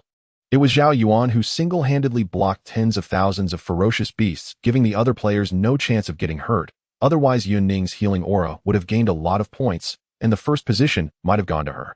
And then there's Zhong Wen, who is like an entire army on his own, possessing and class summoned creature. It's simply exhilarating. At this moment, the village chief approached Zhao Yuan, presenting him with dozens of mana recovery potions. Thanks to you, the civilians in our village won't face disaster. Zhao Yuan graciously accepted the mana recovery potions. As his taunt skill level increased, the blue consumption also became greater. Village chief, please take a seat and rest. EY can handle this monster attack with high certainty. Then Zhao Yuan received many friend requests, but among the pile he noticed Yun Ning's request. Her aura skill is so terrifying it can play a crucial role in future dungeon battles, guild wars, and even national wars. Zhao Yuan thought to himself, if I could befriend her, that would be wonderful. He chose to accept Yun Ning's request. As for the 403 newbie village, all the players lay on the ground gasping for breath. The terrifying scale of the monster attack had caused heavy casualties, enduring a hellish ordeal. The wooden city walls had already collapsed more than half, with only 1/3 of their durability remaining. Moreover, the surviving players were all injured, having lost arms and legs. Without high-level healing skills, even if their health was restored, it was merely the effect of scabbing over their wounds. This is too difficult. I almost thought I was going to die. The commander of the 403 newbie village was covered in blood, some from allies and some from ferocious beasts. No way, we will definitely die in the second wave. Oh, I don't want to defend anymore. Even if the village is destroyed, I'd rather flee into the wilderness than continue guarding this village. A player sent a private message to his friend. Roaming in the wilderness still offers a chance to escape to other newbie villages, although the beasts along the way are high level and it's a matter of life and death. But it's still better than guarding here. I see no hope. The friend's reply came back. Whoever wants to guard can do so. I want to survive. Damn it, this commander only knows to send us to block the gaps while he stands at the back. What's the point? Why should we take orders from him? Let's sneak away. The morale of the players in the 403 newbie village had completely collapsed. They didn't want to guard anymore, seeing not a glimmer of hope, and preferred to escape. Many members of various organizations also began to waver. The commander angrily shouted, "Where is Huang Xian? That bastard probably ran off a long time ago. I should have dealt with him first." At that moment, Huang Xian was hiding among the NPC peasants, waiting for the monster attack to end so he could use a teleportation talisman to escape to another newbie village. As for the other 98 villages, the situations varied, but all were quite difficult. Zhao Yuan opened the forging panel. He had received an SS-rated gift box upon clearing the dungeon, which contained not only enhancement stones, but also 3 level 1 gems, 2 mana gems, and 1 mana recovery gem. Level 1 mana gem, 30 magic points. Level 1 mana recovery gem, 2 mana recovery. 3 gems of the same type can be combined into a higher tier gem. Zhao Yuan spent a large amount of copper coins to carve a gem socket on the white iron hammer, green boots, and green bracers, then chose to embed the 3 gems into them. Originally thumb-sized gems, once embedded in the equipment, they were reduced to the size of grains of rice. He could spend copper coins to remove the gems at any time. Copper coins were hard currency required for enhancing equipment, magical artifacts, or synthesizing gems. The mana gems displayed a light blue color, while the mana recovery gems were a dark blue hue, though their quality was poor as they were only level 1. Zhao Yuan had been somewhat low on mana. After embedding the 3 gems, his combat power was once again in. Different quality equipment allows for different numbers of sockets. White equipment can only have 1 gem socket, while green equipment has a maximum of 2 sockets, and so on. At this moment, Zhao Yuan received a private message from Yun Ning. "Yun Ning, big shot, you in the second on the leaderboard, Zhong, when our teammates right. Could it be that you two cleared the level 10-person dungeon together?" Zhao Yuan: "That's right, we are childhood friends, and there are only 2 of us in the team. Yun Ning, can I join your team?" I have 2 level aura skills. But Big Shot, you seem to have no need for healing. Your health has never dropped. Zhao Yuan, of course someone with your aura abilities would be the top priority for protection in any major guild. I also want to invite you to join my team. However, I plan to send you a friend request after the monster attack ends. Zhao Yuan's high emotional intelligence response was indeed quite clever, making the girl take the initiative to apply to join the team, even though he had already wanted to invite her. Zhao Yuan also sent a private message to Zhao Yuan. That aura ability user is too strong. My summoned creature is covered by her aura, which increases health and recovery. And she will definitely become even stronger in the future. Shouldn't we invite her to join our team? Zhao Yuan, the invitation has already been accepted. We can continuously benefit from Yun Ning's aura effects. Wow, what efficiency is this? Zhong Wen exclaimed joyfully. But then again, with you a Big Shot level tank warrior speaking on our behalf, it's so effective. At this time, Quan Yin walked up to Zhao Yuan. Big Shot Zhao Yuan, I will need you to stand at the city wall shortly. Your defense is terrifying. I think without the Night State buff, even Glass Beast wouldn't be able to touch you. Zhao Yuan waved his hand. Just focus on commanding from the back. Leave the front to me. If your command is reasonable, perhaps we really won't have to lose anyone to complete the monster attack. Of course, with a top-tier shield player like you, defending the city is basically stress-free. If I make any basic command errors, that would indeed be a disgrace. An hour quickly passed, and Zhao Yuan jumped down from the city wall, once more guarding the village gate alone. Currently, Zhao Yuan's attribute panel is as follows: name, Zhao Yuan, level LV10, health 100, mana 100, strength 65, constitution 65, agility 65, intelligence 65, talent eternal blessing unique. All skills will remain at SSS grade. Billionfold proficiency. Unique skills will remove level caps and can be upgraded indefinitely. Killing targets will continuously accumulate proficiency multipliers. Current proficiency multiplier 5. Foundation ability reflective armor LV35 SSS grade passively provides high physical and magical defense. When damaged, it reflects real damage based on the attacker's strength attribute. Berserker LV3 SSS grade passively provides 9,000 health points, restores 0.5 of maximum health per second, and can quickly heal from severed limb injuries. Active effect instantly restores all injuries upon activation with a cooldown of 24 hours. Skill Blade Draw Taunt LV30 SSS grade passively increases monster aggro. When activated, charges forward a certain distance, taunting enemies within 500 meters for 20 seconds. Backpack Oak Shield White Iron Armor White Bronze Boots 4 Green Bronze Bracers Green Hammer White Level 1 Enhancement Stones 12 Copper Coins 7 0 Treasure Jade Lotus Platform LV6 White. Each player starts at level 0 with 4 basic attributes of 5 points each, and every level up increases all attributes by 5 points. Zhao Yuan completed the gamble with all attributes increased by 10 points, resulting in a base attribute of 65 points. These are just the basic attributes without accounting for the bonuses from equipment, treasures, gems, and skills. Health and mana are displayed as percentages. In the second wave of Monster Tide, the numbers increased, and all were level 13 creatures, with many elite quality beasts visible. The ground began to tremble, and a massive surge of black tide rushed forward, trampling over monsters and causing them to die, while the ferocious beasts approached at an ever-increasing speed. If it weren't for the SSS grade reflective armor providing high defense, allowing Zhao Yuan to feel little pain, he wouldn't dare to be so reckless. As the battle was about to erupt, Zhao Yuan activated Blade Draw Taunt and charged into the monster tide, instantly annihilating a group of monsters. He then forced all enemies within 500 meters to taunt for a staggering 20 seconds. Moreover, the passive aggro increase from Blade Draw Taunt was substantial. Even those beyond the 500 meters range still chose to attack Zhao Yuan. In addition to the level 13 ordinary ferocious beasts, Zhao Yuan spotted level 13 flying monsters and long-range attackers. Red-tailed bird quality elite level LV 13 skill feather arrow. Description: a bird-like creature that can turn its feathers into arrows for attack with average flight speed and easily hit by ranged attacks. Goblin sorcerer quality elite level LV 13 skill windblade. Description: a goblin with simple intelligence and magical talent. In an instant, Zhao Yuan was besieged by countless ferocious beasts, and a barrage of ranged attacks rained down upon him. Zhao Yuan's health finally dropped by several points, but was instantly restored to full by the SSS grade Berserker's healing effect. Moreover, he also benefited from Yuning's 2 aura skill enhancements. A phantom Thorn Armor materialized around Zhao Yuan, demonstrating the effectiveness of the SSS grade reflective armor skill. A goblin sorcerer 20 meters away was killed by the reflective damage effect, and the red-tailed bird in midair was also pierced by real damage. Zhao Yuan paid no mind to the enemies attacking his vulnerable spots, for with the SSS grade Berserker, even if he lost limbs, he could regrow them in minutes. He didn't even swing the spiked hammer anymore as it dealt little damage. Instead, he relied on the reflective armor for effective offense. Zhao Yuan's skeletal army also joined the battle. These summoned creatures felt no pain and would perish without concern, becoming a second line of defense on the battlefield. Quan Yin spoke in the command channel. Even the level 13 elite creatures cannot break through Zhao Yuan's defenses. This second wave of monsters will also become our points. Everyone coordinate carefully. We need to pass through this wave without casualties. Under Quan Yin's command, 700 personnel worked together seamlessly with no disorder. Monsters that were not taunted by Zhao Yuan and not blocked by the skeletal army began to climb the city wall. The shield warriors held their ground firmly while melee damage players attacked through the gaps in the shields. Meanwhile, mages and archers continued to deal damage from the rear. Not a single person had died as the pressure was minimal. Most monsters had been taunted away by Zhao Yuan. Coupled with Yuning's powerful aura, even if a ferocious beast bit off, an arm recovery was gradual.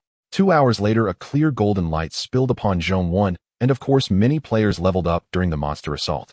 At this moment, Zhao Yuan's attributes increased by 5 points, and 3 foundation ability options appeared before him. Option 1 Summon Statue, Option 2 Thunder Strike, Option 3 Skeletal Giant. Do I even need to choose? Of course, it's the Skeletal Giant. This is clearly an S-grade follow-up skill for summoning skeletons. Without a moment's hesitation, Zhao Yuan chose the Skeletal Giant skill. Player Zhao Yuan has obtained the SS-grade skill Skeletal Giant. Wow. Zhao Yuan was practically grinning from ear to ear.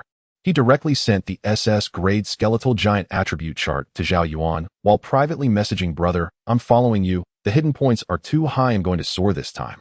Skeletal Giant LV1 SS grade after activation can split all controlled skeletal units to form a Skeletal Giant. The more skeletal creatures there are, and the better their quality, the higher the attributes of the resulting Skeletal Giant. Zhao Yuan's eyes lit up. This skill is powerful. A giant formed from over 900 skeletal creatures must be at the Lord level.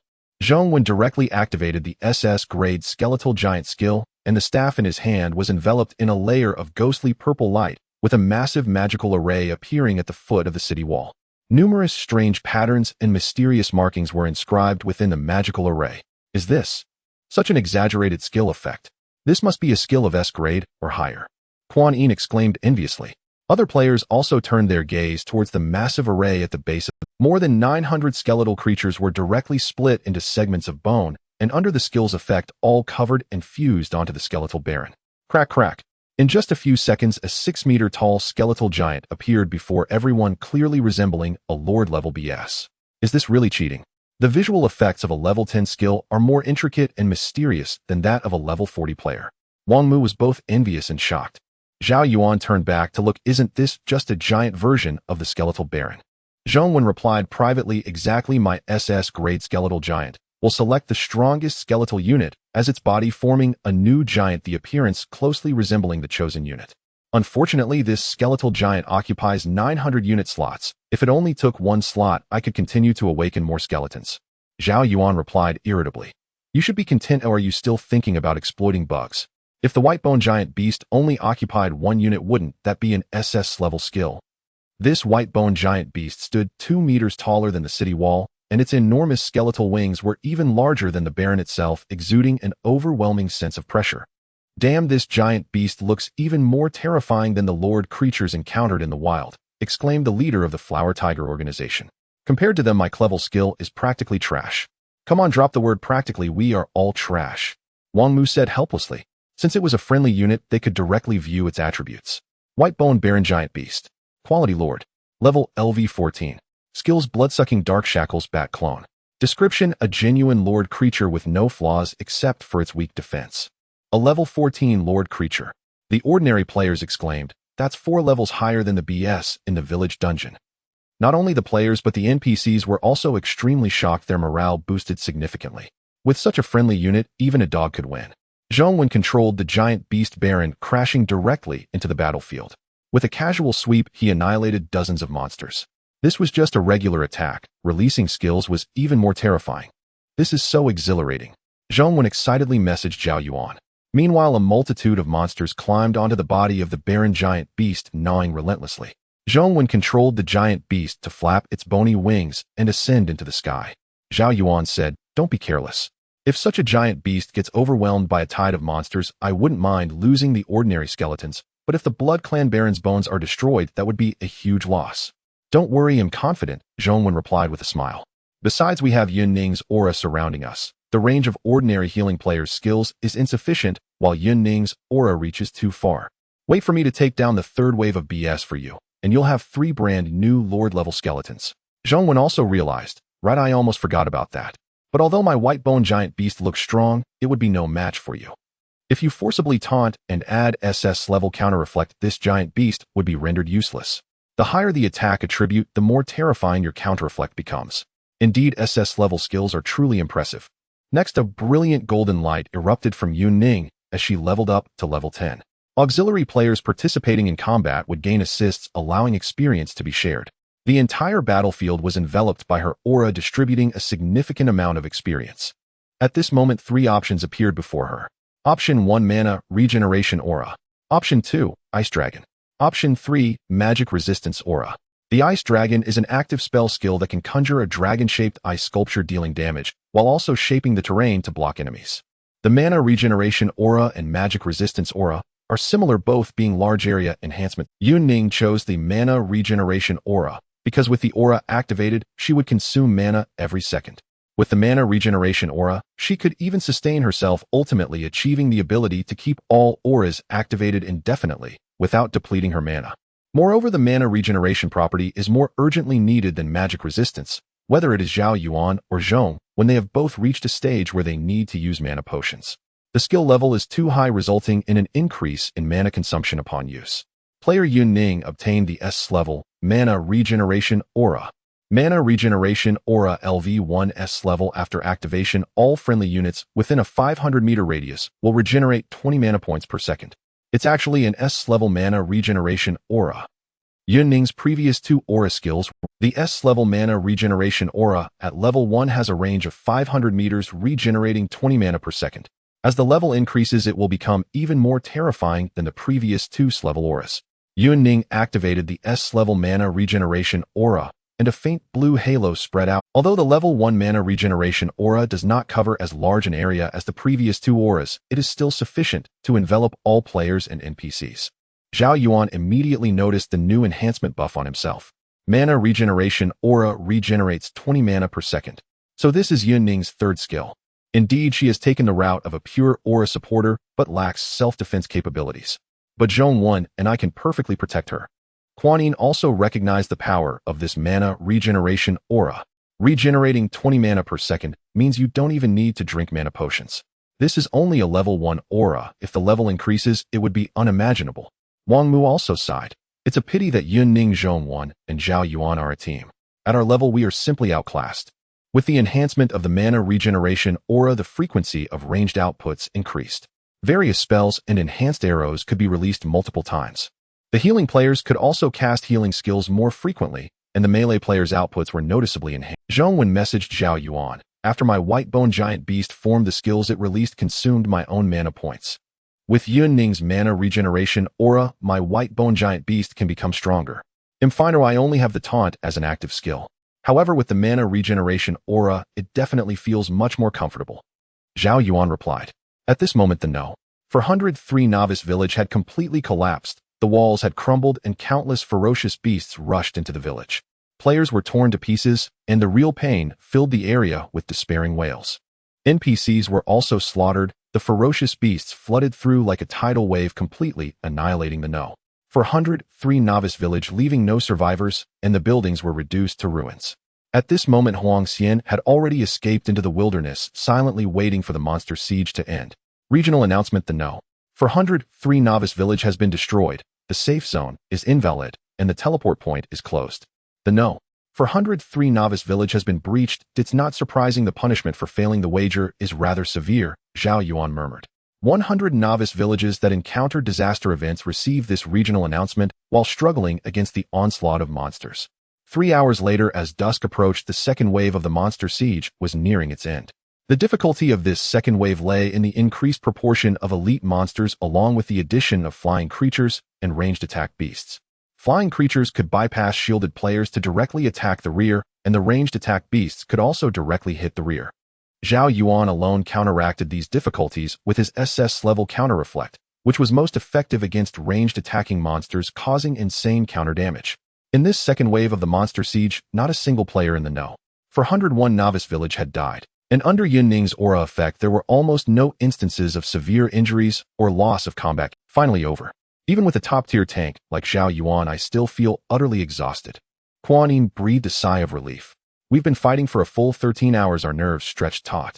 If even we're this worn out, the other novice villages must be completely drained. Wang Mu spoke up. We haven't lost a single person in 2 waves. That's already a miracle. Among the other novice villages, only No. 403 was destroyed, but the rest must have suffered heavy losses. I reckon that in this final wave, 80 of the villages will be wiped out. There's no escape.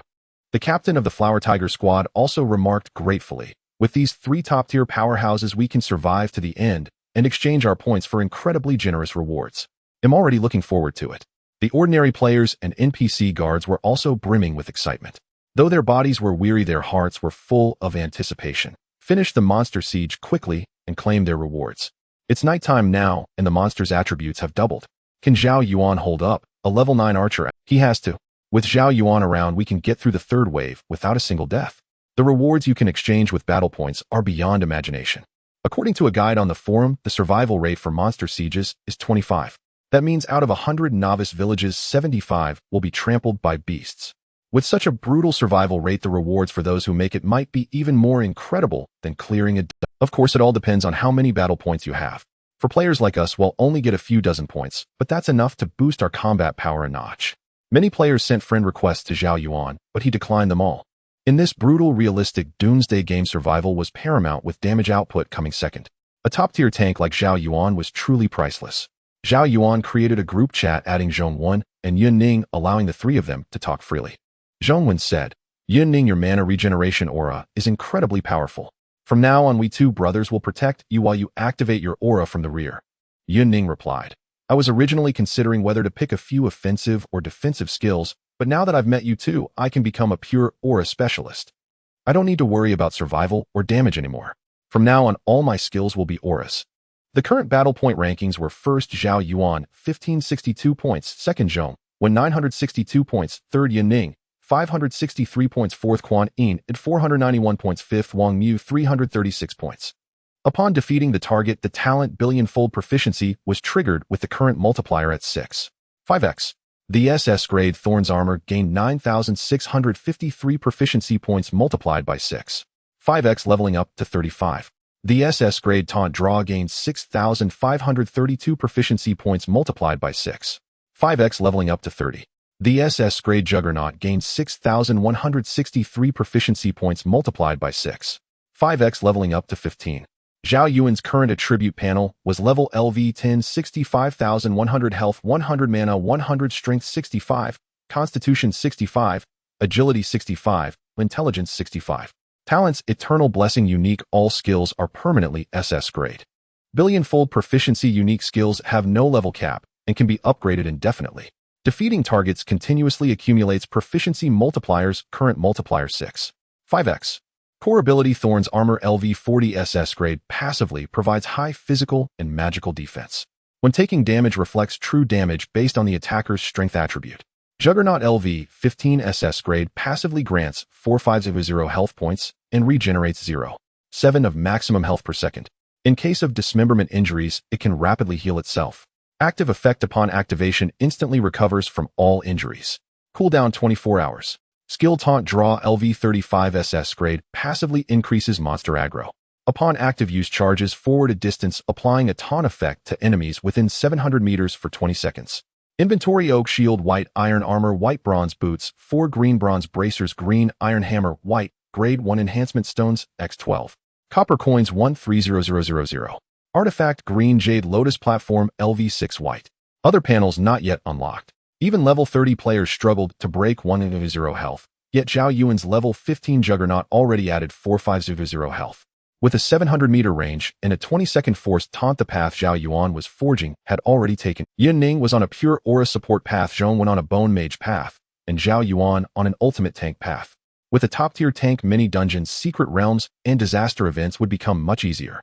A player like Zhao Yuan was even more sought after than Yunning. However, Zhao Yuan had no intention of joining a guild yet.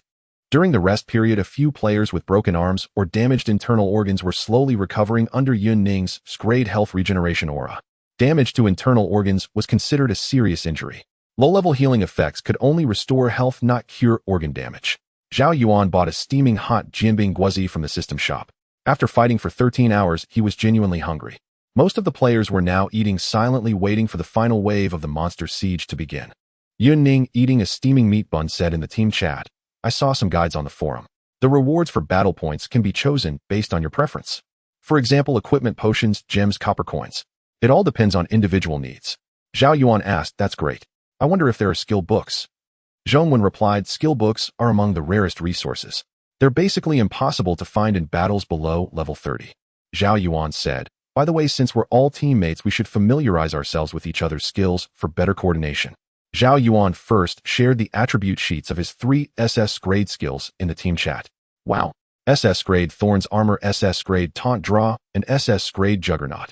And the skill levels are incredibly high. You know, skills max out at level 100. Yunning exclaimed.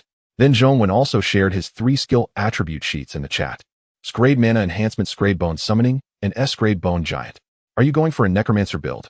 Yunning asked as she also shared her skill sheets. S-grade Health Regeneration Aura, S-grade Health Aura, and S-grade Mana Regeneration Aura.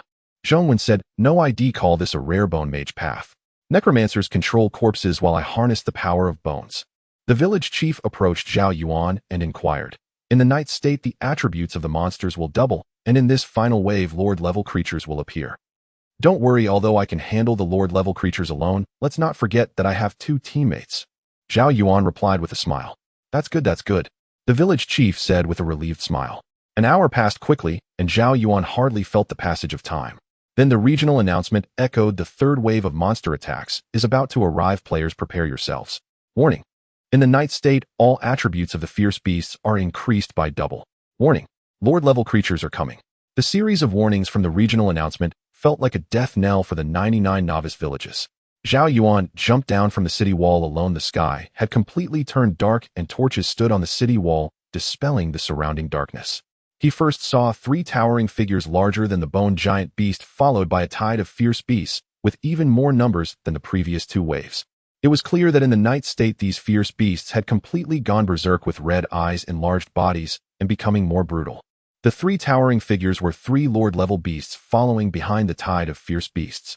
Orc Shaman. Quality Lord. Level LV 14. Strength 200. Constitution 200. Agility 100. Intelligence 300. Skills Drumming Group Healing. Description: a shaman of the orc race, capable of invigorating units in an area. 6-armed blue demon. Quality Lord. Level LV 14. Strength 300. Constitution 260. Agility 300. Intelligence 100. Skills Charge Whirlwind Slash. Description: a demon creature with 6 arms, fearless of death, a born battlefield meat grinder. Goblin Archmage. Quality Lord. Level LV 14. Strength 100. Constitution 160. Agility 160. Intelligence 360. Skills Fire Rain Chaotic Wind. Description: a rare goblin creature with an exceptionally high magical talent, capable of easily destroying village-level structures.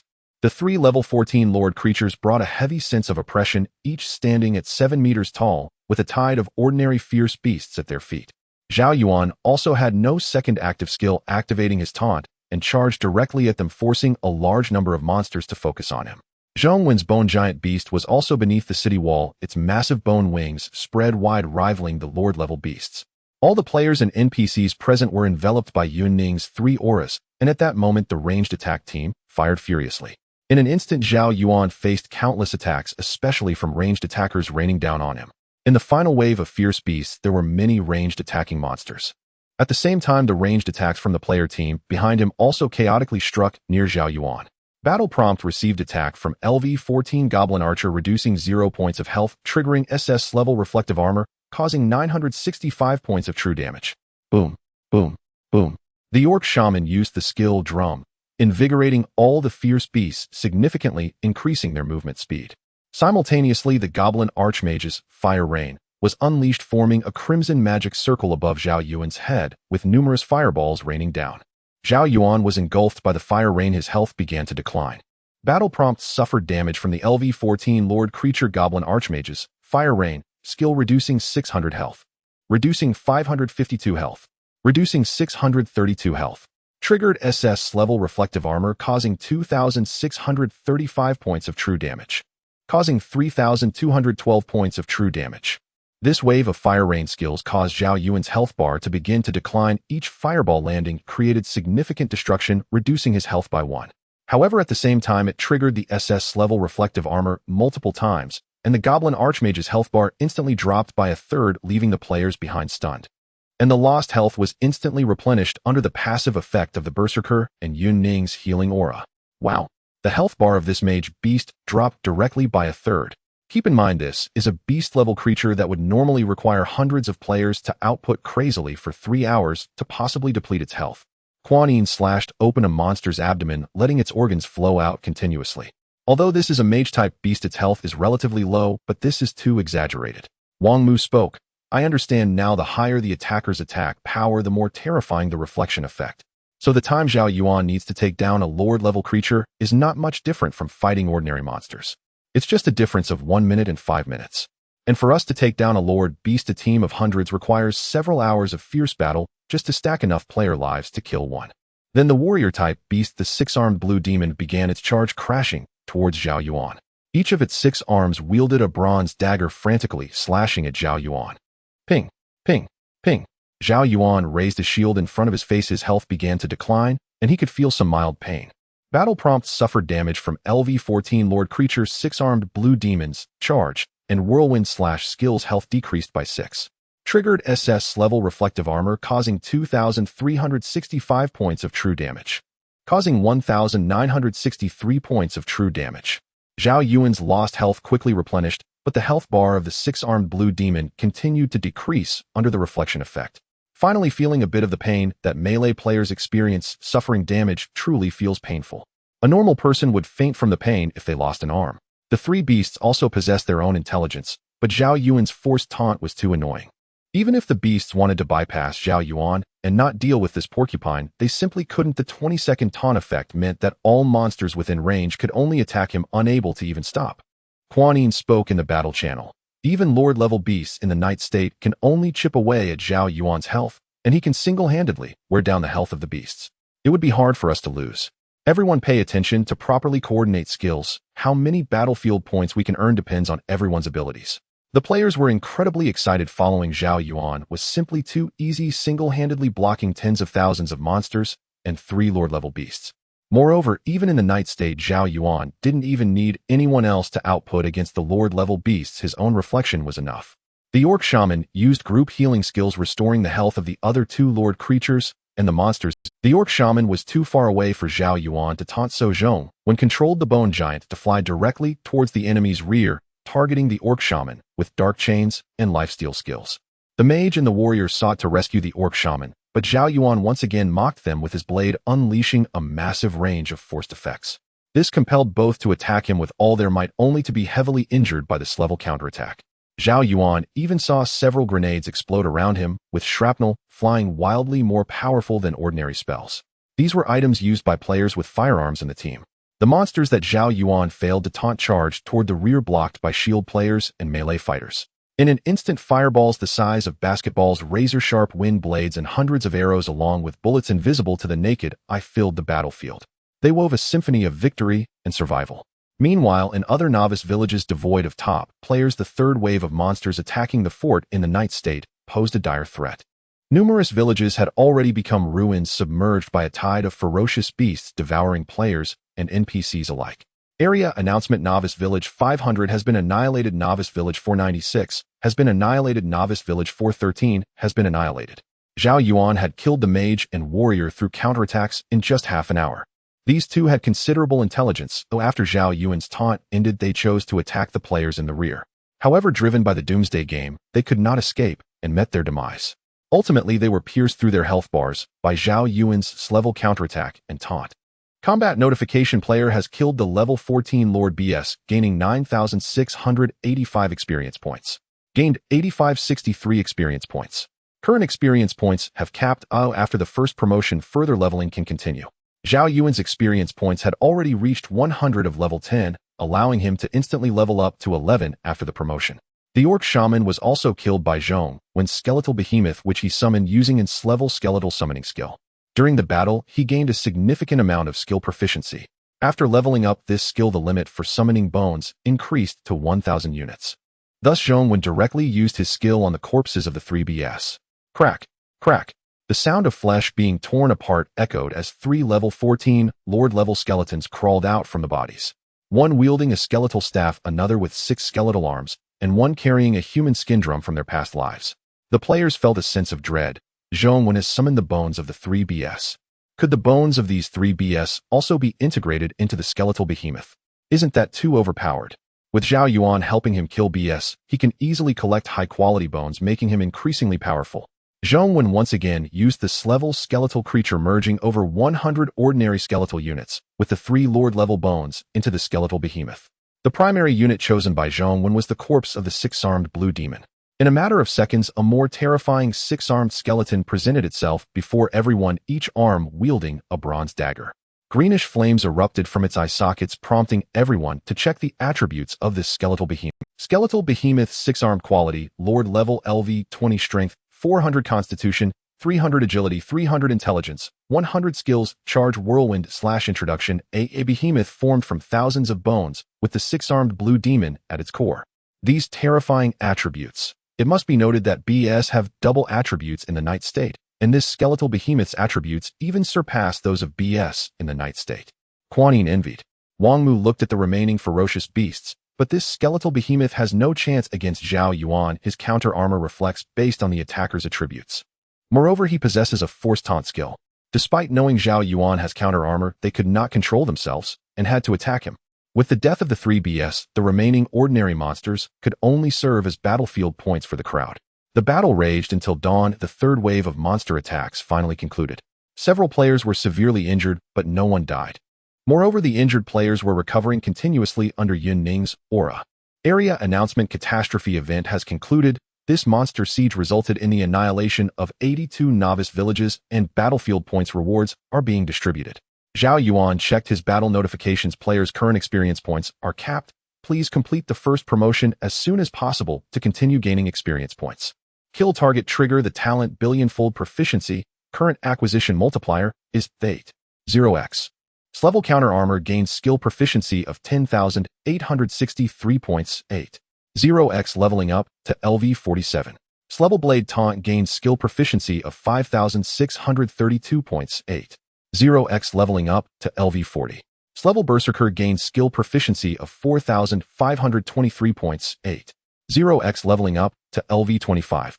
Player killed Lord creatures 2, gaining 200 battlefield points. Current battlefield points 3,652 points. Zhao Yuan's battle power fundamentally stemmed from 3 S-level skills, and at this moment the talent billionfold proficiency allowed him to earn 8 times the proficiency. This means that every point of skill proficiency gained is equivalent to 8 points. The enhancement of the 3 S-level skills led to a surge in Zhao Yuan's battle power, bringing him closer to breaking the achievement of having 1,000 health.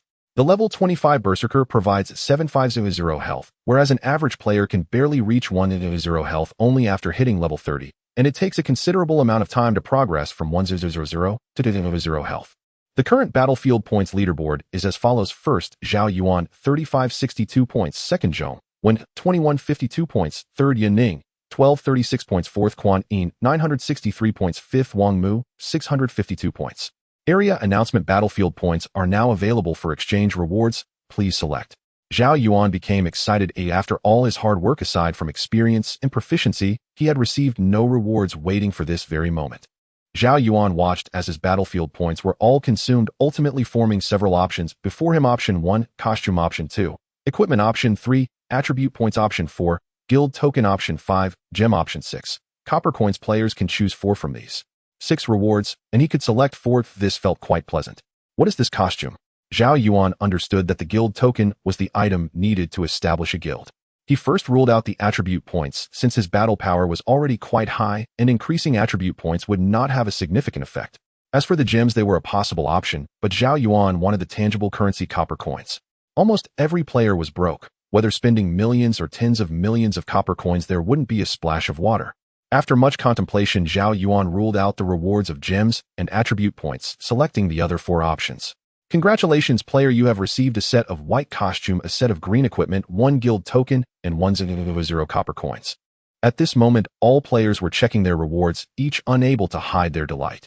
Zhao Yuan immediately opened his backpack to check the 4 rewards he had received: in-man bull costume in quality, white in category, 3-piece costume, set in wearing requirement, LV 10 in effect, 1 health regeneration, 60 in effect, 2 maximum health, 4000 in effect, 3 activate, to gain a 5-second invulnerability effect. And with a quick glance, Zhao Yuan understood that the costume was essentially a skin that enhances attributes. It can be worn over one's equipment, adding a layer of splendid decoration. Na 3-piece costume set is equivalent to having 3 more pieces of equipment than an average player, and the costumes do not occupy equipment slots.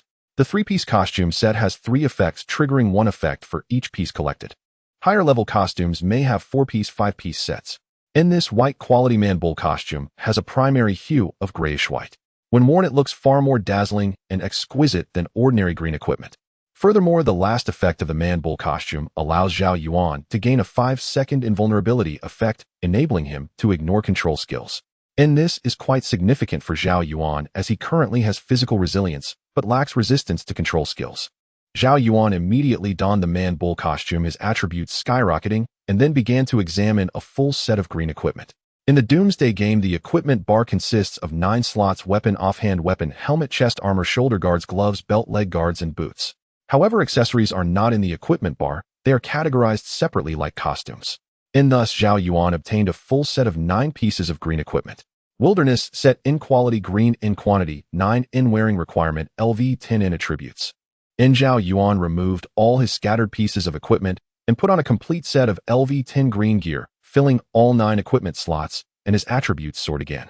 There is a significant attribute gap between LV 5 green equipment and LV 10 green equipment. And Zhao Yuan felt accomplished with all 9 equipment slots filled along with a man bull costume. Next was the guild token, a special item required to establish a level 1 guild, followed by 1 copper coins. And the weapon in the wilderness set is a one-handed sword, and the offhand weapon is a one-handed shield, making him look extremely imposing in full armor. Meanwhile, Zhong Wen and Yun Ning also received their rewards, upgrading their equipment to no longer be a mismatched assortment. Zhong Wen said in the team chat, "Let's teleport to the town quickly. Oh, I want to complete the first job change." The first job change can significantly enhance a player's attribute points. After the first job change, players will gain different weights of attribute points based on their focus. And for example, as a support-type player after the job change, I can gain a large number of intelligence and constitution points. And warrior-type players can gain a large number of strength and agility points after the job change. And furthermore, from then on, the attribute points gained with each level up will also change, no longer being a flat 5 for all attributes. Zhao Yuan noticed that the village chief and the leaders of the 3 major organizations wanted to talk to him, but he did not want to waste time. And after a brief response, he brought the 2 to the village's teleportation point and chose a location called Qingyun Town. After a 3-second teleportation, the 3 appeared in the vast Qingyun Town, which was 10 times more prosperous than the village. The streets were bustling with people, both NPCs and players, mostly walking in groups. The grandeur of the buildings was incomparable to that of the village, with a total population exceeding 4,000. Zhao Yuan sensed a slight noise as there were many shops lining the streets. Whether it be equipment shops, snack shops, potion houses, auction houses, the Qingyun Town bulletin board, players' private buildings, or official buildings of Qingyun Town, they were all lined up in succession. Zhao Yuan's attribute panel now reads: in name Zhao Yuan, in level LV 10, 100,000, 100 in health, 100 in mana, 100 in strength, 65 in constitution, 65 in agility, 65 in intelligence, 65 in talent, eternal blessing unique. All skills will remain at SSS level. Infinite proficiency, unique skills will cancel level caps, allowing unlimited upgrades. Defeating targets will continuously accumulate proficiency multipliers. Current proficiency multiplier 8. 0x. Foundational ability, reflective armor, LV 47 SSS level, passively provides high physical and magical defense, but when taking damage reflects true damage based on the attacker's strength attribute. Berserker, LV 25 SSS level, passively provides 7500 health points, recovering 1 of maximum health per second, can quickly heal from severed limb injuries. Active effect, instantly restore all injuries upon activation with a cooldown of 24 hours. Skill draw and taunt, LV 40 SSS level, passively increases monsters' hate value. After activation, rush forward a certain distance and apply taunt effect to enemies within 900 meters, lasting 25 seconds.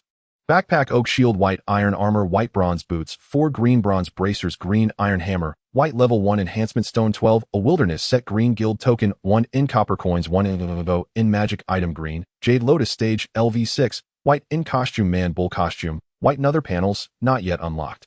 Nian Ning remarked, I just checked in the trading channel, a guild token's price is 2 billion copper coins. 2 billion. This thing is worth so much. Zhao Yuan's eyes gleamed with excitement. Just now the three had shared their battlefield rewards with each other. Zhao Yuan received attribute points equipment and gems while Nian Ning obtained equipment copper coins and attribute points.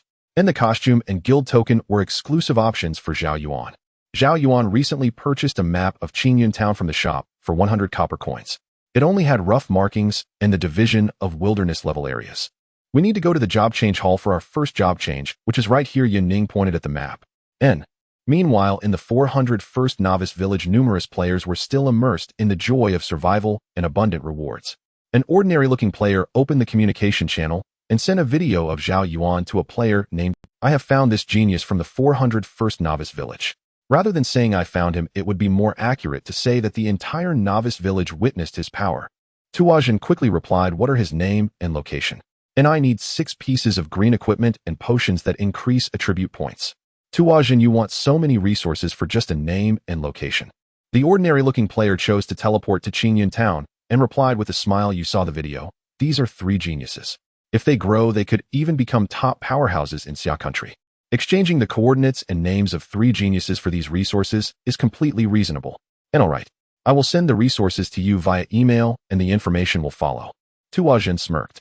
Lu Qingjun was also teleported to Qingyun Town as the village's teleportation point could only send him to the nearest town, leaving him with but one option. Lu Qingjun sent the names and coordinates of Zhao Yuan and the others along with Nian Ning's aura effects and Zhao Yuan's skeletal giant attributes to Tuazhen. Tuazhen beamed with joy, pleased that his long efforts were finally yielding results. Tuazhen said, I ask you, are you not planning to sign a system contract with us?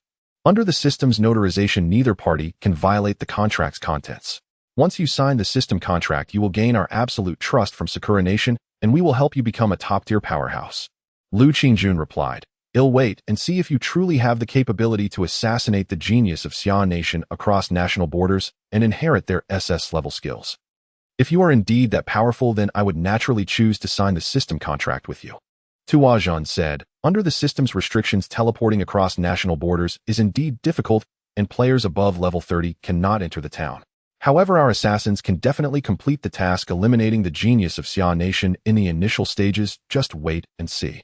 Lu Qingjun received resources sent via email, enhancing himself. Zhao Yuan and the others arrived at the job transfer hall, where the crowd was quite ample. Nian Ning spoke up, we need to find a job transfer mentor to receive the corresponding task. There were many job transfer mentors in the hall, both male and female. Zhao Yuan casually approached a middle-aged male NPC who was displayed as level 20. Zhao Yuan said, we 3 wish to undertake a first job transfer task. The job transfer mentor replied, the first transfer is quite simple, but there is also a risk of death. You only need to pass through a job transfer secret realm to obtain the corresponding proof. The difficulty of the secret realm is up to you to choose, categorized into 5 levels: normal, elite, hard, nightmare, and hell. The higher the difficulty of the secret realm, the more attribute points you will receive upon completion. This is one of the few ways aside from leveling up to earn attribute points. If you are a trio, then the difficulty of the job transfer secret realm will also increase accordingly. Finally, the job transfer mentor pointed to the door at the halls and saying, pass through this door to enter the job transfer secret realm. After the 3 entered the door at the end of the hall, 5 difficulty options appeared before them. Zhao Yuan said, ordinary players would choose the elite level as it is relatively safe, allowing for considerable attribute points, and the difficulty of the secret realm won't be too high. Players with considerable strength would choose the hard level secret realm. How should we choose? Zhao Yuan said, hell level. Our strength is sufficient to pass the hell level. Nian Ning initially wanted to advise caution, as the highest difficulty hell level could easily lead to a player's demise. However, she recalled Zhao Yuan's 3 SS level skills and his powerful equipment, so she refrained from opposing. Zhao Yuan declared, alright. Hell level it is, otherwise the challenge would be too low. Zhao Yuan has never dropped below 50 health, there's no challenge at all. Zhao Yuan, as the team leader, chose the 5th difficulty level hell level. Then the 3 were teleported into the secret realm. A towering stone statue appeared before them, gradually coming to life, its eyes glowing with a blood-red. Stone demon. Quality lord. Level LV 25. Strength 600. Constitution 700. Agility 50. Intelligence 50. Skill Stone Smash. Description: a creature from the Hell level job transfer secret realm possessing an indestructible body and earth-shaking strength. With 700 constitution and 600 strength, this truly lives up to the Hell level difficulty. Zhao Yuan summoned his 6-armed skeleton to attack. A level 25 Lord creature. Both equipment and monsters see a significant increase every 5 levels. Yunning activated 3 auras and moved to the corner of the secret realm. If I were to be struck by the level 25 stone demon, I might be killed instantly, Yunning added. 3 layers of auras, health regeneration, health, and mana recovery, enveloped Zhao Yuan. After the monster attacked the base, the levels of these 3 aura skills increased, yielding more significant effects. The stone demon's stone skill is a passive effect, meaning its body is composed of hard rock, making it immune to most damage. Smash is clearly an active attack skill. Zhao Yuan controlled his 6-armed skeleton to use the charge whirlwind slash skill, sparking dazzling sparks against the stone demon. However, the stone demon's body only lost a few stone fragments, and its health bar did not drop significantly. Is it really this tough? My 6-armed skeleton can't break through its defense, Zhao Yuan exclaimed. The stone demon used the smash skill, heavily striking the ground with both arms, shaking the entire secret realm, causing Zhao Yuan and Yunning to enter a dazed state. In the second before being dazed, Zhao Yuan activated the taunt skill, leveraging its properties to negate control once. Boom. Zhao Yuan took the stone demon's attack, heat being sent flying, and his health decreased by 6. Battle tip: suffered an attack from the level 25 Lord creature stone demon, health decreased by 6. Triggered SS level reflective armor, dealing 8,652 points of true damage. A large chunk of rock was instantly chipped off the stone demon, with its health bar dropping by 1/10. Nice! Zhao Yuan exclaimed excitedly. Yunning also commented in the group chat. Moreover, after taking a hit from the stone demon, Zhao Yuan only lost 6 health, and with his own regeneration, Zhao Yuan exclaimed excitedly. Yunning also commented in the group chat. Moreover, after taking a hit from the stone demon, Zhao Yuan only lost 6 health, and with his own regeneration and my aura's coverage, he can recover within seconds. As long as Zhao Yuan can withstand the monster, he can easily kill it with reflected damage.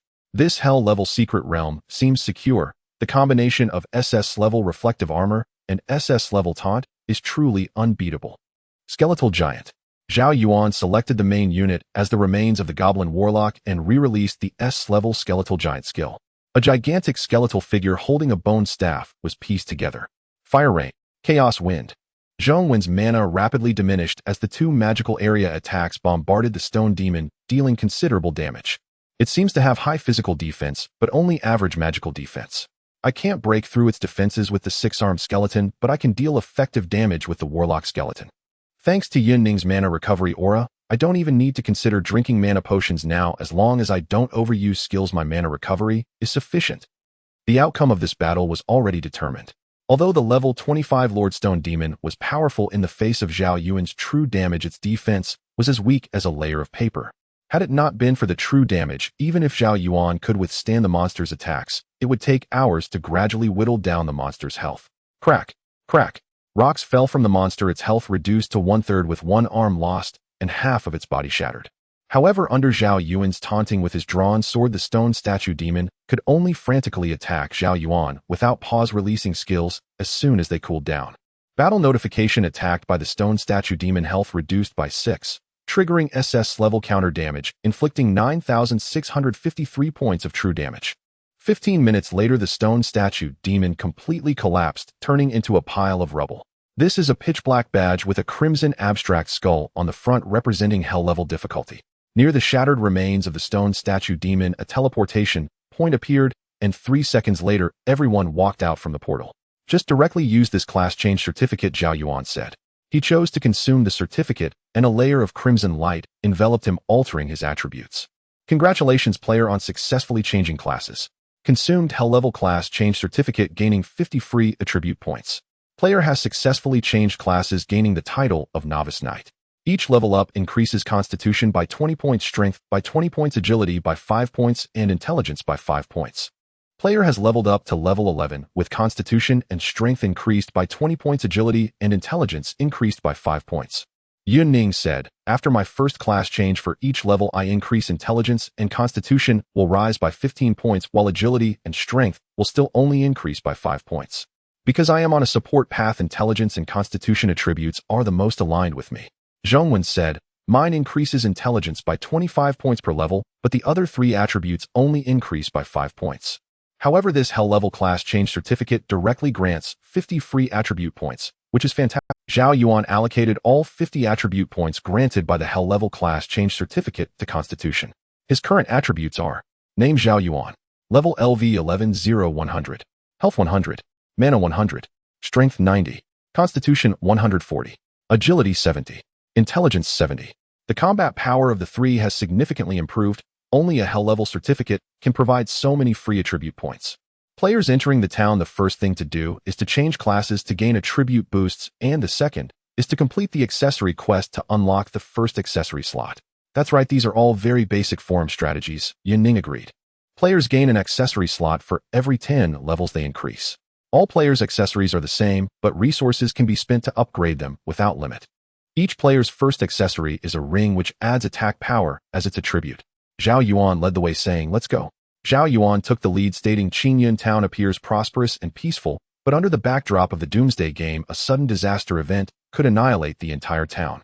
We must increase our combat power as much as possible to protect ourselves, Zhao Yuan said, carrying his newly acquired level 10 green staff. Unlocking the accessory slot requires finding this artisan. Zhao Yuan pointed to the marked location on the map where the accessories are meticulously crafted by him. Qingyun Town has 5 level 3 guilds, 3 of which are Mountain Ghost, Charm Blue, and Flower Tiger guilds, while the other 2 are Rain House and Lingrave guilds. In addition to these 5 level 3 guilds, there are some smaller guilds, though their strength is quite weak. Quan Yin, Wang Mu, and others who teleported from the 401st newbie village to Qingyun Town also found their own organizations. Quan Yin naturally reported to his guild leader at the first opportunity that he encountered a player with SS level talent in the newbie village. Wu Fangbo asked, "Is it really SS level?" Quan Yin respectfully replied, "There's no mistake, guild leader, I have recorded a video. You can see his performance for yourself. He is definitely an SS level talent. Moreover, this Zhao Yuan has 2 powerful teammates. If we can recruit them to our Charm Blue guild," Wu Fangbo said, "then in Qingyun Town, our Charm Blue organization will dominate, crushing the other 4 guilds and becoming the strongest force." However, the Flower Tiger and Mountain Ghost guild members have also seen Zhao Yuan's strength and will definitely try to poach him from us, Wu Fangbo said. "Based on your understanding of Zhao Yuan, what do you think we should do?" Quan Yin replied, "I think Zhao Yuan won't easily join any force. As an SS level talent, he surely has his pride and won't easily bow to others. We should try our best to befriend Zhao Yuan while also finding a way to recruit him, offering our conditions. Even if he refuses to join our guild, it won't matter." Wu Fangbo responded, "All right, let's proceed as you suggested, extend our goodwill to Zhao Yuan and not provoke him." The members of the Mountain Ghost and Flower Tiger guilds also learned about Zhao Yuan and wanted to recruit him into their guilds. Thus, the chaotic situation in Qingyun Town was about to be concluded, unifying the entire town's forces. As Zhao Yuan and the others found the artisan, Lu Qingjun appeared in the nearby area. He sent a message to Tao Zhan. Zhao Yuan and the others' plan is to unlock the accessory slot quest, and the accessory quests in Qingyun Town involve escorting a convoy, which means they will enter the wilderness. Tao Zhan replied, "Killing in the town would attract the NPC guards' pursuit. Killing must be executed in the wilderness." "Okay, I'll arrange for the assassins to teleport across regions right away." Lu Qingjun finally said, "Zhao Yuan is cautious in his actions. If the first assassination attempt fails, he will become highly vigilant. If we are to kill him, it must be done in one go." Tao Zhan said, "Do I need to tell you that? I will send our SS level talent from Sakura Nation to assassinate Zhao Yuan, and he has already reached level 26, with overwhelming attributes, and the same SS level talent. The most troublesome aspect of Zhao Yuan is his counter damage and taunt, but if he equips a complete set of lifesteal gear, he can negate the counter damage." Lu Qingjun said, "In that case, Zhao Yuan is indeed doomed. His information reveals too much, and being targeted for assassination leaves him with no hope of survival." As Zhao Yuan and his companions found the artisan, they said, "We are here to obtain accessories."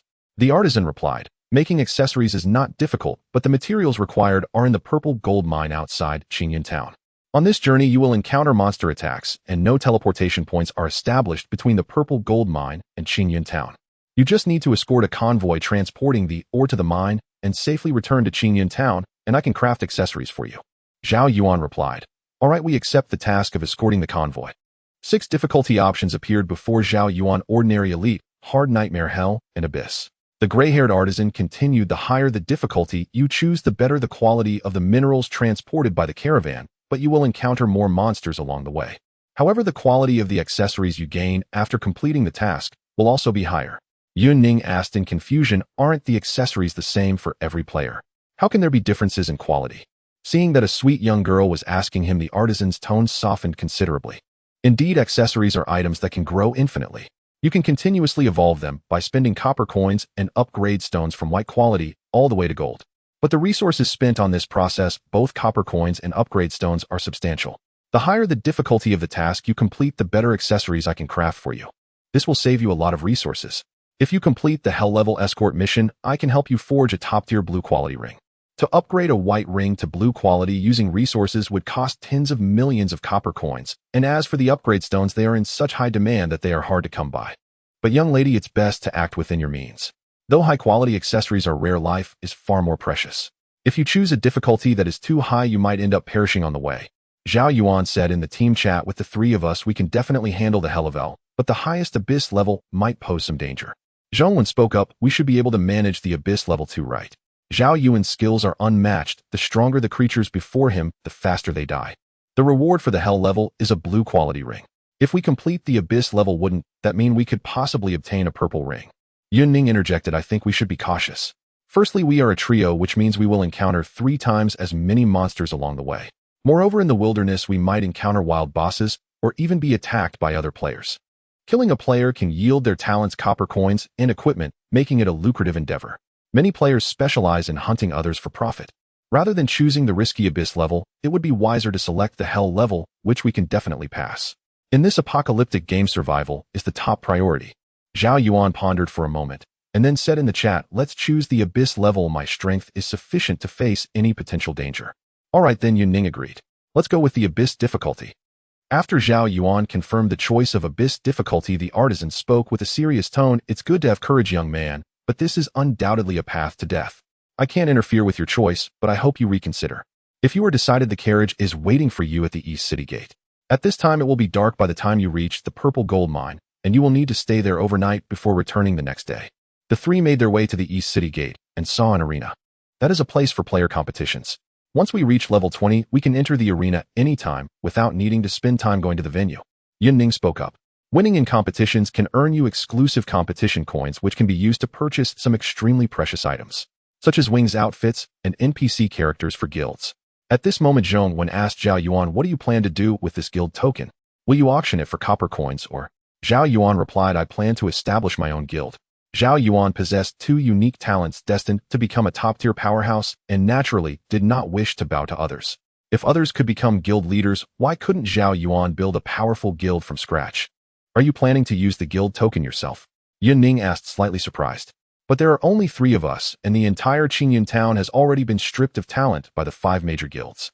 If we want to recruit more members, we would infringe on the interests of the other 5 guilds. This is a level 3 guild with at least 3,000 members. Zhao Yuan responded, I want to establish a guild for high-end players requiring at least level talents. Essentially, I want to create a strong team, perhaps only 10 or 20 people, but that would be enough. In their casual conversation, they arrived at the East City Gate, where a team of carriages was waiting for them. It consisted entirely of NPCs with a total of 6 carriages that could carry a substantial amount of goods, and there were 10 escorting swordsmen. These were level 15 swordsmen NPCs equivalent to foot soldier level combat strength.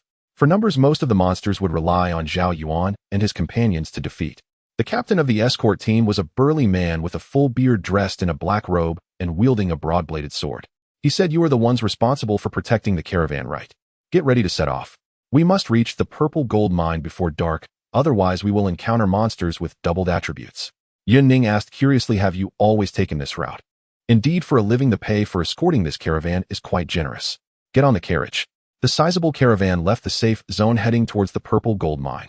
At the East City Gate, Lu Qingjun watched as Zhao Yuan and his companions left the safe zone. A smile crept onto his face as he collected the email sent by Tuozhen, filling his backpack with a large amount of resources. Zhong Wen stroked his buzz cut. There are 6 carriages in total, which means our protective range for the goods is quite large, with over 10 meters distance from front to back. If it were melee players, it would indeed be challenging to manage. Zhao Yuan replied, my taunt skill has already reached a range of 1,000 meters. 6 carriages are completely manageable. What I fear is the appearance of monsters with wide area attack skills, Yunning added. Even if you manage to taunt them under area attacks, these carriages will also suffer damage. The task requirement is to escort the caravan safely back, which means the horses must not die and the goods must not be reduced. If the NPCs die, it probably won't matter much. Moreover, the carriages have durability. Although their durability is not low and can withstand many attacks, this is abyss-level difficulty, and such durability is hardly sufficient. Zhao Yuan left the carriage sitting on top of it, ill guard outside. It's about a 7-hour journey. Zhao Yuan summoned the bone giant following the carriage. Controlling the bone giant, Zhao Yuan expelled a cloud of shattered bones, remnants of an orc shaman. The bones of the orc shaman restored to their original form and used the skill drumbeat to increase the movement speed of friendly units. The speed of the caravan significantly increased. The captain of the caravan looked at the bone giant accompanying the team and was not too surprised. They had seen many players' unusual skills. The carriage captain said to Zhao Yuan, "We have a specific route that can avoid high-level monster areas as much as possible, but dangers are unavoidable." Before he could finish speaking, Zhao Yuan noticed a group of level 15 elite creatures appearing in the distance, numbering over 30. Before Zhao Yuan could speak up, Zhong, when skeletal giant sorcerer unleashed the skill rain of fire. The group of level 15 elite creatures was annihilated instantly. Zhong Wen's attributes had been enhanced, and the S-level skill made him an extremely terrifying force. After advancing for 20 minutes, a level 15 Lord BS appeared ahead, accompanied by hundreds of elite. No wonder it's the abyss difficulty. It's only just begun, and already a level 15 BS has appeared. Zhao Yuan activated his taunting skill, forcing all enemies within sight to be taunted. This level 15 BS was a warrior swinging a massive spiked mace down towards Zhao Yuan's head. It felt as if the mace had struck iron. The spikes on the mace were bent, and Zhao Yuan's health dropped by several hundred points, not even reaching 1. Battle prompt attacked health reduced by 365 points, triggered S-level reflective damage, inflicting 6,532 points of true damage. Both the BS and ordinary monsters could only forcefully attack Zhao Yuan, continuously pierced by the reflective damage. In the carriage where Yun Ning was, 3 dazzling auras spread out, completely covering the area within 3,000 meters. The most important for Zhao Yuan was the mana regeneration aura. For every player lacking mana would lead to a significant decrease in combat power. Under Zhao Yuan's S-level taunting, the 6 carriages suffered no damage and their durability remained full. Every attack from the monsters not only failed to reduce Zhao Yuan's health, but instead inflicted terrifying damage upon themselves. Yet they had no choice but to attack Zhao Yuan. With 25 seconds of forced taunt without a skill to break the control, they could only attack Zhao Yuan hidden. After just 5 minutes, all the small monsters were defeated, some due to Zhao Yuan's reflective damage, and some by Zhong Wen's skeletal giant skill damage. The level 15 BS had only 1/3 of its health left. Zhao Yuan's taunting skill cooled down again, and he charged in front of the BS, stabbing through its eye. Weak point attack, dealing high damage. The BS let out a painful wail, unable to escape, firmly taunted by Zhao Yuan. The skeletal giant's skill, Raging Winds, created a cutting airflow, depleting the BS' last health bar. After the BS died, it surprisingly dropped only a few thousand copper coins and no other items. Perhaps it's because of this escort mission, completing it may yield high-quality accessories, so the monsters along the way only drop copper coins. Zhao Yuan pondered. Battle prompt: target killed, gained 6,324 experience points. Gained 1253 skill proficiency x8. Under the passive recovery of the S-level berserker, Zhao Yuan recovered to full health within seconds, and the convoy continued on advancing for 2 hours. A team of over 50 people sprang out from all directions, each looking fierce, drawing their weapons, almost declaring, "This tree is mine, this road is mine." These are the ones who committed serious crimes in the town and escaped from Qingyun town, turning into mountain bandits on the nearby hills, said the carriage captain. Zhao Yuan glanced around. All the highwaymen were NPCs, not players, with the lowest level being 15, and the leader of the bandits was a level 20 lord creature. Kill everyone except for the women and horses. The bandit leader, sporting irregular scars on his face, commanded the remaining bandits. I thought they were players. Zhong Wen controlled the skeletal giant to protect the carriage, but it turns out they are NPCs who committed serious crimes and escaped from town. These bandits with fierce expressions drew their daggers and charged towards the carriage. Zhao Yuan again activated his taunting skill, charging in front of the bandit leader, taunting all the enemies. Bandit leader, quality lord, level LV20. Skills: horse, slash, great strength, true chi. Description: former captain of the Qingyun town guard, committed brutal crimes and fled, now rules the mountains. The swordsman guarding the carriage clearly recognized the bandit leader's former identity and could only hope that Zhao Yuan and the others could contend with him. Various minions' attacks rained down upon Zhao Yuan, who paid no heed. The bandit leader swung his 9-ring broadsword with pale golden, true chi flowing along the blade. At the same time, his arm muscles bulged, enhanced by the great strength skill, as he swung a sword towards Zhao Yuan's neck. Zhao Yuan raised his shield, blocking the blow, but was forced back a few steps. Battle Prompt suffered attack from great strength, and True Chi skills health reduced by 1563 points triggered S-level reflective damage, inflicting 9,863 points of true damage. Clang, clang, clang. Each heavy strike landed on Zhao Yuan, which he blocked with his shield, yet the bandit leader bore gruesome wounds, blood flowing to the ground. Damn, this is reflective damage. The bandit leader, seeing his other brothers being slaughtered by the skeletal giant, shouted, "Tighten the wind, hold the call." Trying to run, Zhao Yuan's taunting skill was ready again, taunting all targets within a 1,000-meter range, ensuring they stayed. In a taunted state, the bandit leader retained his sanity and could speak, but his actions were uncontrollable as three powerful skills were unleashed, slashing towards Zhao Yuan. "Young hero, spare us. We are just trying to earn a living. We will never be bandits again. Please give us a chance to—" The bandit leader's wounds deepened, his health nearly empty. "Spare me." With a swift motion, Zhao Yuan cut off his head, dealing fatal damage, and the bandit leader was instantaneously killed. Although humanoid BS are agile, the vital points on the human body often become weaknesses. And under the taunting skill, even with enhanced movement speed from True Chi skills, it's all in vain. After killing the bandit leader, Zhao Yuan together with Zhong Wen attacked the remaining bandits. Seeing their leader fall, the minions immediately lost the will to resist, falling to Zhao Yuan and Zhong Wen. Even the carriage captain managed to behead several bandits.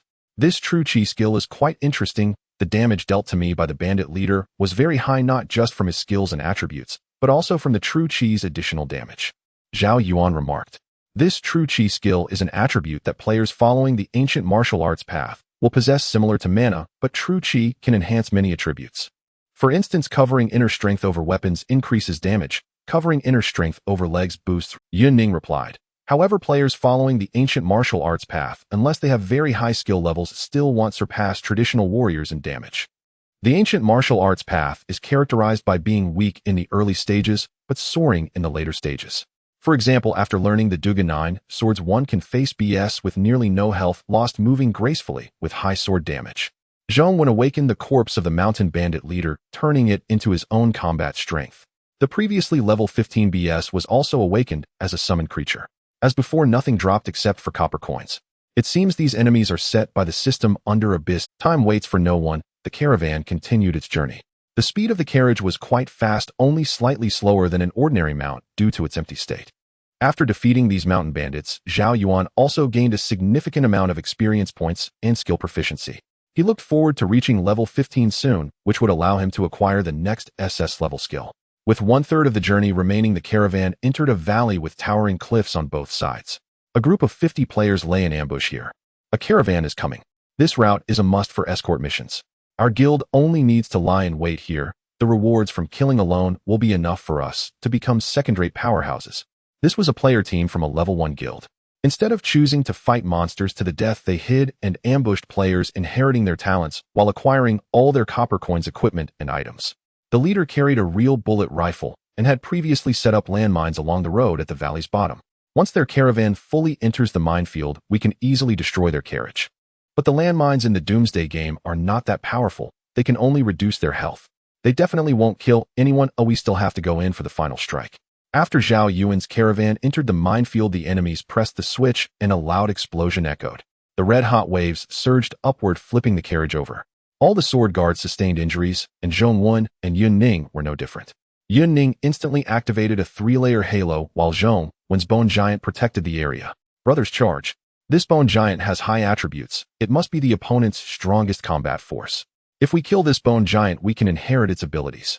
The 50-player team charged down from the cliff with some players even carrying rifles to shoot. The enemy leader thought to himself, players undertaking escort missions are usually level 10 newcomers who have just entered the town to unlock accessory slots. We have long reached level 20, so killing these level 10 players poses no risk at all. Even the most talented players would perish under level suppression, losing their talent abilities. This group of players had ambushed many novice players, using this method, gradually increasing their strength. This bone giant's quality is shockingly high. If it weren't for the level disparity, we wouldn't stand a chance. But with a level difference of 10 and overwhelming numbers, killing this player will allow us to gain the skill of this is the joy of killing. The equipment, resources, and skills painstakingly accumulated by others will change hands in an instant. This bone giant skill appears to be at least S rank. From now on, I can also become an S-rank ability. Just thinking about it excites me. Zhao Yuan waited for the enemies to approach within 1,000 meters and unleashed a taunting strike, instantly smashing into one enemy and killing him in a second. The other enemies were stunned. They were all level 20 players who had gained a significant amount of rewards by killing players. How could they be killed in an instant by an 11-level player? Then came the 25 seconds of forced taunt. Damn, the player summoning the Bone Giant isn't the strongest. This shield warrior in front is the real threat. 25 seconds of forced taunt. No problem, well, turn him into a sieve. Since he wants to taunt well, just drain his health completely. The enemy leader sneered. In an instant, a barrage of bullets pierced through the air, striking Zhao Yuan's armor, yet his health seemed to drop very little. Battle tip: damage taken, health reduced by 35 points, triggering SS level reflect armor, causing 3,526 points of true damage. Within just a few seconds of gunfire, Zhao Yuan's health hardly decreased, while the shooter's health plummeted like a level 30 player can reach 1/0 health, which is already quite high. These level 20 players after 3 reflect damages are doomed. Damn, is this reflect armor? Is there such a monstrous reflect armor skill? I dealt 36 points of damage to him, and he reflected over 3,000 damage back to me. The enemy leader's eyes nearly bulged out. It's over. We're doomed. No wonder he taunted us. The player summoning the Bone Giant is just his subordinate. This shield warrior is the real terror. I didn't expect to run into such a tough opponent. These players tried to escape, but without skills to break control, they could only uncontrollably attack Zhao Yuan. Those using firearms were mostly killed by the reflect damage, while the melee players still survived, as they had not yet approached Zhao Yuan. At this moment, the enemy leader used a purification skill, but the skill level was too low to dispel the taunt. With Zhong Wen possessing an S-level mana regeneration halo, he no longer had to worry about whether his magic power was sufficient. The Bone Giant, controlling the wizard form crazily, unleashed fire rain and chaotic wind. The enemies engulfed by the skills were basically killed on the spot. To Zhao Yuan's surprise, under Yuan Ning's healing halo, the carriage's durability was slowly recovering. The damage from the landmines was not as high as expected. They only took out a small part of the carriage's durability, which could quickly return to normal. Zhao Yuan stabbed a melee enemy in the abdomen, cutting downward with various organs spilling out.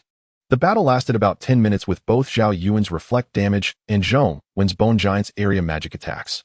All 50 players fell, their blood congealing in the dirt.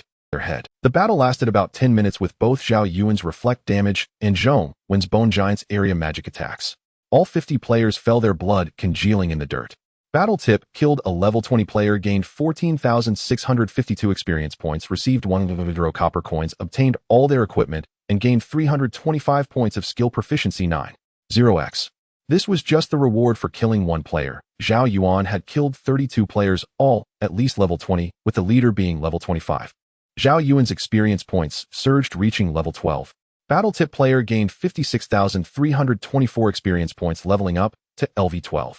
Killed enemy players' total copper coins gained 9.0, obtained 65 white equipment and 3 green equipment.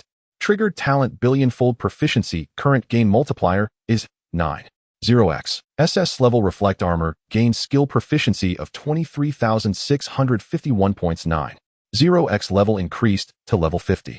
Isn't this reward too generous? Zhao Yuan exclaimed. Apart from the absence of high-quality rewards, the quantity of other low-tier rewards is overwhelming. The experience gained from killing players is nearly 10 times higher than that from defeating monsters of the same level. The skill proficiency gained is also about tenfold. You can also inherit the enemy's talents, all their copper coins, and equipment. Isn't this the system encouraging players to fight against each other? This is the first time for Zhong Wen to kill someone, and he felt it wasn't much different from killing monsters, except that human corpses are far more shocking than those of monsters. Moreover, the despair etched on the faces of the dying humans is palpable, frozen in their eyes. The stench of human blood is much more intense than that of monster blood. Perhaps it's because these players are at a high level. They are all level 20, while we are only level 10. The rewards we receive for killing level 20 players should definitely be substantial.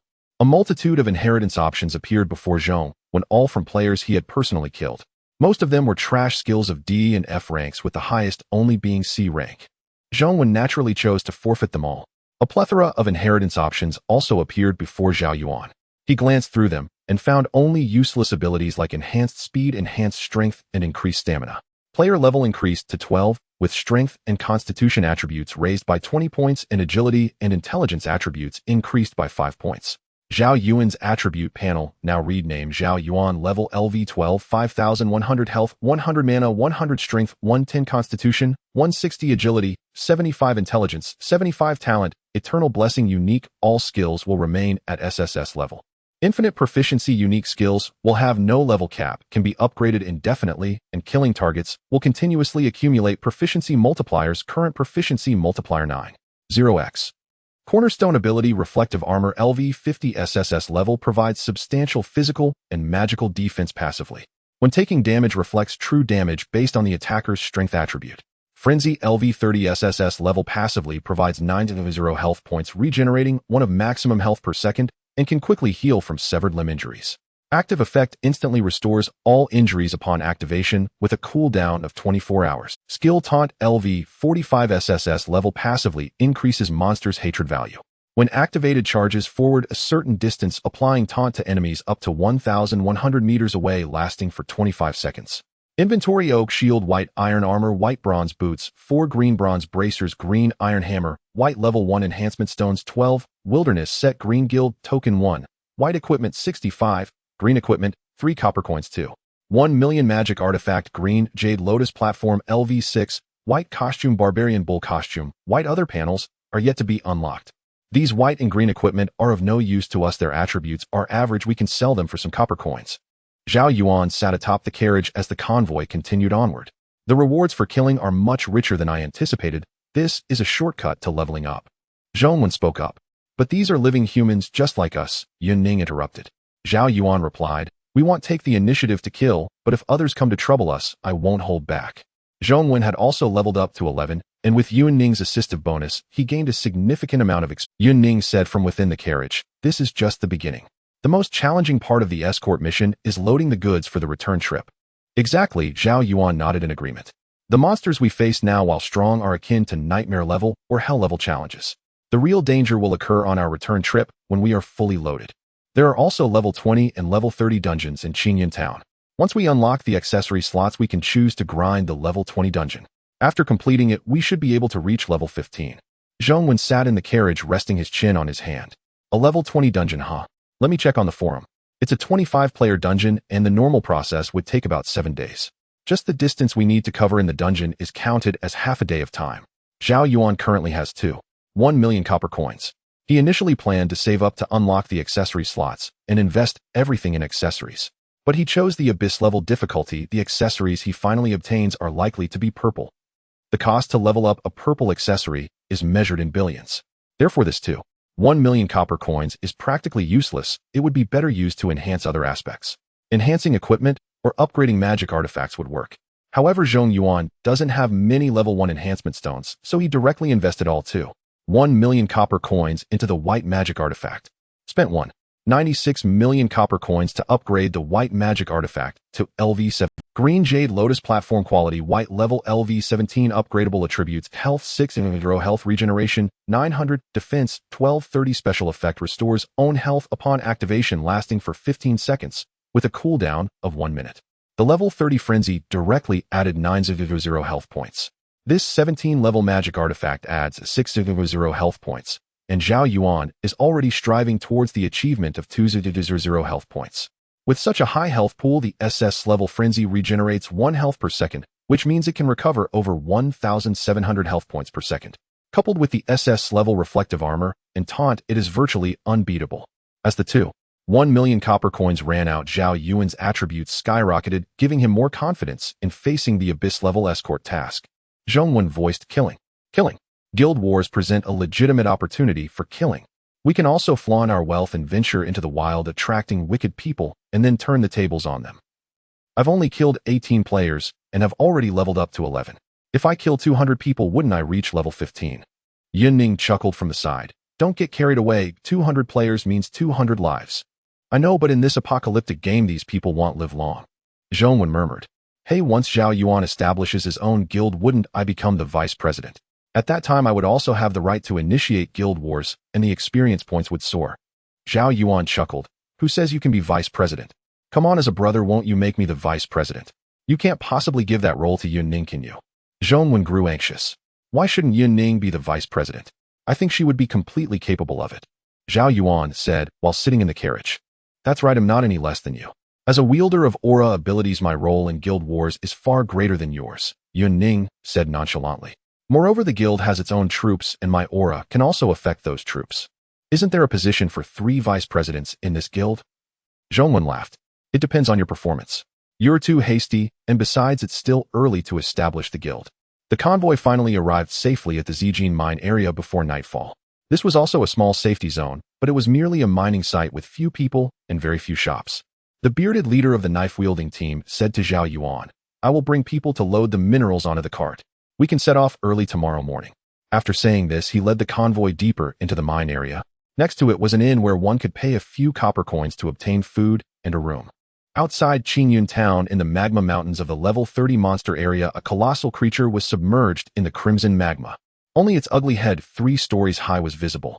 At this moment it had dug out its own heart, transforming into a creature similar to itself, of a supreme quality.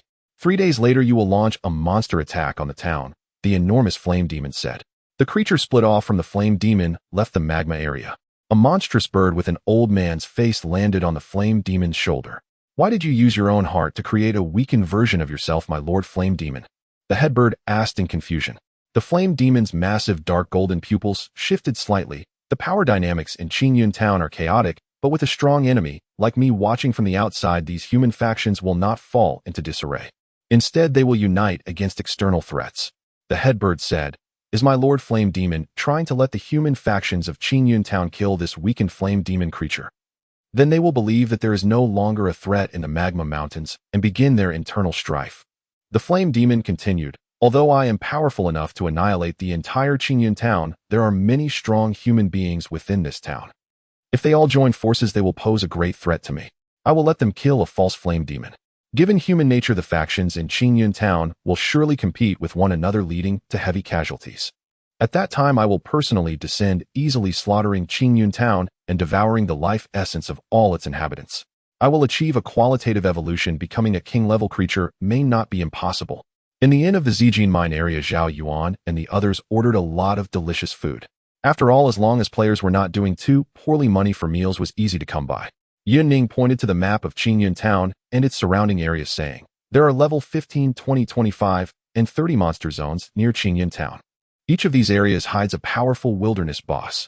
The lowest are Lord level, and above Lord level are Supreme level monsters. Zhao Yuan asked in confusion, Could it be that players with scouting skills have explored these areas? Otherwise, how would they know such detailed information? It should be the case, Yun Ning replied. There are many types of skills: ancient martial arts, mechanical gunpowder, traditional psychic, and soft food skills. It's not surprising to have skills that can scout large areas. Wait a minute, did something strange slip in? Zhao Yuan thought he misheard. What is the soft food skill? The soft food skill, I understand. I even studied it before, Zhao Yuan explained. Soft food skills are about choosing players who can provide various buffs to a single target, including optimizing beauty, improving dresses, and increasing leveling speed. This way one can become a dedicated assistant to some high-level female bosses. Of course, if you have a more handsome face, it will be even more advantageous. The soft food skill does not differentiate between genders. That's the general idea. Wait, why are you all looking at me like that? Zhao Yuan's expression stiffened. I just wanted to understand, is that not for survival? Hugging a big leg is also a way out, Zhao Yuan said. All right then. What about the traditional? Yun Ning replied. Traditional skills refer to the classifications of traditional online games, which are basically mages, warriors, assassins, archers, and priests. Although they are conventional, their combat power will not be too weak.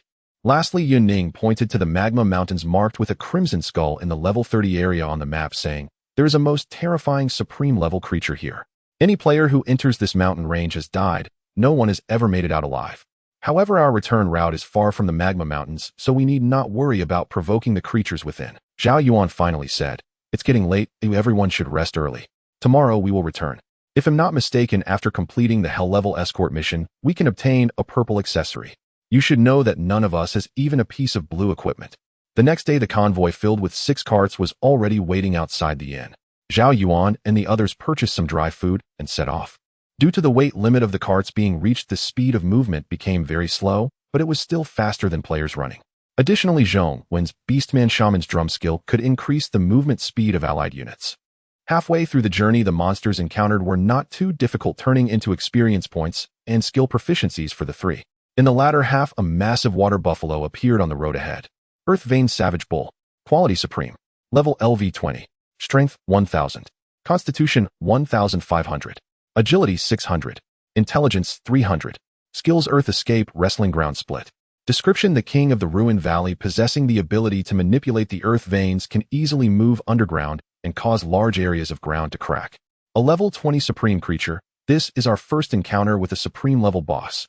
Yun Ning immediately activated 3 aura skills. Layers of rich-colored halos spread out from her as the center.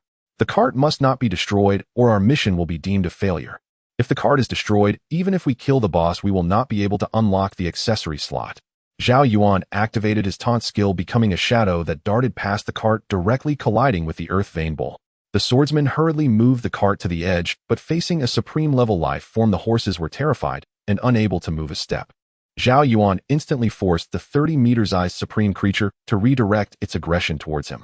The Earth Vein Bull swung its massive curved horns, colliding with Zhao Yuan's body, sending him flying into the nearby rock wall. Seeing Zhao Yuan struggling against the supreme creature alone, Zhong Wen switched the main unit of the skeletal giant to the 6-armed skeleton. The warrior-type summon could withstand a few more hits from the Earth Vein Bull. Battle alert: attacked by a supreme-level creature, health reduced by 18. Triggered SS-level reflective armor, causing 15632 points of true damage. Zhao Yuan emerged from the rubble looking disheveled, but his health had not decreased significantly. With the passive recovery of the SS-level Berserker and Yun Ning's healing aura, he would quickly recover. This was the most severe injury Zhao Yuan had ever encountered. With nearly 2,000 health points, he lost 18 of his health in a single blow. The strength of a sovereign-grade creature is far more terrifying than that of a Lord-grade one. However, the Earth Vein Water Buffalo was also not unscathed, as a huge scar appeared on its hard and rough skin, although it did not injure its internal organs. Nonetheless, it clearly reduced the health points of the creature.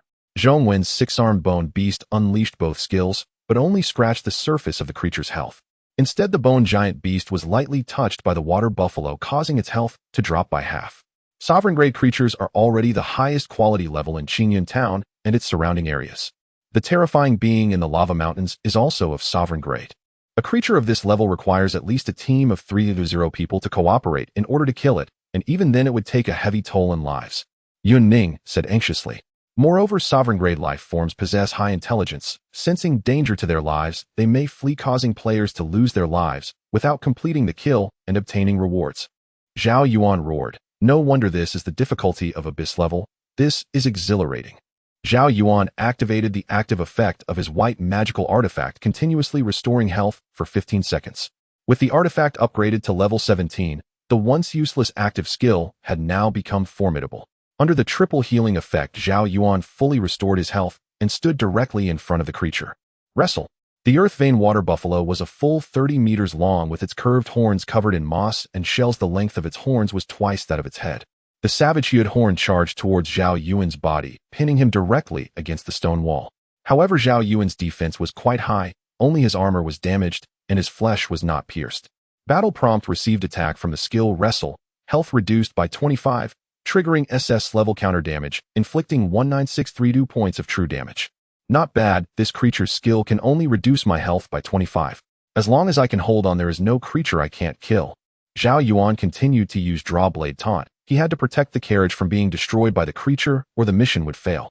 Zhong Wen's bone giant beast also had considerable output, roughly 1/10 of Zhao Yuan's, its greatest role being to block a few attacks when Zhao Yuan's health was in danger. This allowed Zhao Yuan to recover his health to a safe level. At this moment, the swordsman forcibly dragged the carriage to a relatively safe position, as the cargo within was the most precious. Earthquake. The Earth Vein Water Buffalo began trampling the ground frantically, causing the mixed soil and rocks to crack. All units standing on the ground suffered terrifying damage and dizziness. The durability of the 6 carriages instantly dropped to 1/10, and all 10 swordsmen were severely injured, spitting blood and losing consciousness. Yun Ning also suffered damage, but fortunately Zhao Yuan's taunt had a long duration. Even when he fell into a dizzy state, the creature's primary attack target remained Zhao Yuan. Zhao Yuan was trampled by the massive buffalo. He felt a faint pain from the start, as his defense was barely adequate against a sovereign-grade creature. Finally, he endured through the dizziness caused by the creature's skill, reactivating the healing effect of his white magical artifact, while also drinking a health potion. This was Zhao Yuan's first time using a healing potion, The creature's strength was too high. A level 20 sovereign creature was the absolute king in an entire region. However, the higher the creature's attack, the more terrifying Zhao Yuan's counter damage became. It now had only one skill left unused. This skill, which allowed it to burrow underground, appeared to be for escaping and should be easy to deal with. The health of the Earth Vein Water Buffalo had already been halved. True damage is the highest level of damage type, directly ignoring the creature's high defense and sovereign grade damage reduction. Zhao Yuan's taunt time ended, and there were still more than 10 seconds until the cooldown of Drawblade Taunt was restored. The creature unleashed its burrow skill, leaving a massive hole in the ground as its enormous body disappeared. Then something unusual occurred at the location of the carriage. Not good. The creature is about to directly attack the carriage. We can't let it attack the convoy. The carriage's durability is almost gone. Zhao Yuan shouted. The Earth Vein Water Buffalo was about to break through the surface, threatening to swallow the convoy, and Yun Ning Hole. Boom. Zhong Wen's bone giant beast transformed into a Blood Clan Baron form, gaining flight capability, lifting all 6 carriages and suspending them in midair, saving Yun Ning and the convoy. That was close. The mission was almost a failure, and Yun Ning's defense is not high. Oh, if the creature hit her, she would probably die for real. Zhong Wen wiped the cold sweat from his forehead. Now that the Earth Vein Water Buffalo had unleashed all 3 skills, even with the second activation, Zhao Yuan had enough reaction time to respond. Moreover, although Zhao Yuan was struggling a bit, his health had never dropped below 50. With the strategy of alternating the bone giant beast to absorb damage, they could soon kill this sovereign-grade creature. Lord-grade creatures require hundreds of players to surround and kill, while sovereign-grade creatures need at least 1,000, and even 3-0 players may not be enough to handle them. Because no one wants to become cannon fodder, and everyone wants to survive until the end, this leads to the creature's offensive being impossible to resist. Next, the Earth Vein Water Buffalo continuously used the skills Wrestle, Earthquake, and Burrow, struggling incessantly. However, Zhao Yuan's SS level counter damage was too terrifying. One of the buffalo's hooves was severed by the recoil. With 20 of its health left, the creature finally became panicked, attempting to escape and rely on its powerful physique to recover. But how could Zhao Yuan let this creature escape? It was his first time killing a sovereign-grade creature, and the pressure on him was immense, even causing him to continuously use healing potions. Drawblade Taunt. Zhao Yuan forced the creature to taunt, preventing it from using the burrowing skill to escape. In the final moments, Zhao Yuan became increasingly cautious, because encountering ambushes from other players at this point could have dire consequences, potentially leading to not just mission failure, but the death of teammates. However, it seemed that Lady Luck favored Zhao Yuan, or perhaps it was the pressure from the sovereign-grade creature that deterred others from approaching. Zhao Yuan's counter damage ultimately claimed the life of this level 20 sovereign creature, with no ambushing players daring to intervene. Phew. Finally killed it. It took 30 minutes. Even against SS level counter damage, it took a full half hour. Zhao Yuan sighed. This creature had a very high healing attribute, but this time we won. Zhong Wen also felt a lingering fear. Just as Zhao Yuan was about to check the rewards for killing the sovereign creature, a shadow suddenly touched his shadow, and he found himself unable to move. SS-level ninjutsu Dragon Flame Song technique. Zhao Yuan unexpectedly began forming hand seals, his body completely uncontrollable. He immediately thought of the shadow beneath his feet, as the aura of death enveloped his heart. In an instant, Zhao Yuan felt an exaggerated heat. Above him, hundreds of golden dragon-head-shaped fireballs bombarded him. Zhao Yuan could sense the terrifying destructive power contained within these golden fireballs. With only about 50 of his health remaining, he could be instantly killed. Moreover, the attack range of these fireballs was too large, covering Zhong Wen and Yun Ning as well. While he might survive, the two of them would undoubtedly perish. Boom. Time was running out for Zhao Yuan to think. Instinctively, he activated the SS-level Berserker's active effect, instantly recovering all his injuries. As long as he had even a sliver of health remaining, he could resurrect perfectly. Seeing Zhao Yuan's health fully restored, Zhong Wen immediately gave the order for the Blood Clan Baron form Bone Giant to leave and take Yun Ning along with the carriage. At the same time, Zhong Wen awakened the corpse of the Earth Vein Water Buffalo, a master-level summoned creature, making it his subordinate. Boom, boom, boom.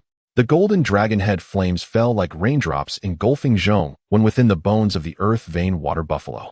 Meanwhile, Zhao Yuan fully endured the skill damage. As the flames dispersed, Zhao Yuan was still alive, with only 10 health remaining. Moreover, it was continuous. At that moment, Zhao Yuan finally discerned who the enemy was. Dressed in ninja attire and wearing a mask, the shadow at his feet gripped Zhao Yuan's shadow, tightly binding him. How is this possible? After so many attacks, almost dozens of counterattacks, how could he still be at full health? Zhao Yuan looked at the opponent in disbelief. On the enemy's body, layers of shields shattered. These were items capable of resisting damage. Without these shields, the enemy would have been slain by the true damage of the SS level counter armor. Furthermore, this ninja gave Zhao Yuan no time to react and began forming hand seals again, leaving Zhao Yuan unable to move. The bone water buffalo summoned by Zhao Yuan was nearly shattered, but it still had 1/3 of its health left as most of the attacks had landed on Zhao Yuan. SS level ninjutsu dragon flame prelude. Boom. Another terrifying skill bombarded towards Zhao Yuan, and this time he was surely doomed. Earth split. Zhao Yuan controlled the bone water buffalo to use the earth split skill, causing all enemy units on the ground to enter a state of dizziness and suffer damage. The ninja's dragon flame prelude was interrupted, and he entered a state of dizziness. However, Zhao Yuan was still bound by the shadow, so he decisively activated the last effect of the bull warrior outfit, gaining invulnerability for 5 seconds. This released him from the shadows, binding, restoring his mobility, but the dizziness from the earth split skill lasted only a few seconds. Zhao Yuan had to kill the enemy within those seconds, or he and his teammates would all perish. In this life-and-death moment, Zhao Yuan calmly chose to strike at the enemy's neck. If he could sever the head, the enemy would undoubtedly die. Even a semi-digitalized body could not save a human who lost their head. Zhao Yuan put all his strength into it, the green single-handed sword slicing into the enemy's neck. Due to the inflicted damage, the enemy awoke from their dazed state. Upon opening his eyes, he saw Zhao Yuan's sword cutting into his windpipe. Ugh, ugh, ugh. The enemy desperately grasped at Zhao Yuan, attempting to struggle, but the raw pain nearly made him lose consciousness, leaving only instinct. Experiencing excruciating pain.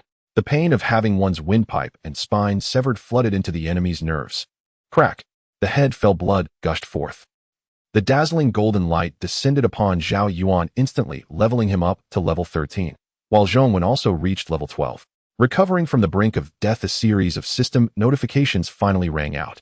Kill the level 20 Earth Vein Water Buffalo, gain 56852 experience points, gain 12365 skill proficiency, 10 times, gain 0 copper coins. Kill a cross-regional player, gain 23654 experience points, gain 1355 skill proficiency, 10 times. Trigger talent billionfold proficiency, current gain multiplier, is 10 times. Player's personal level increases to LV 13. Constitution and strength attributes increase by 20 points. Agility and intelligence attributes increase by 5 points. Cross-regional player.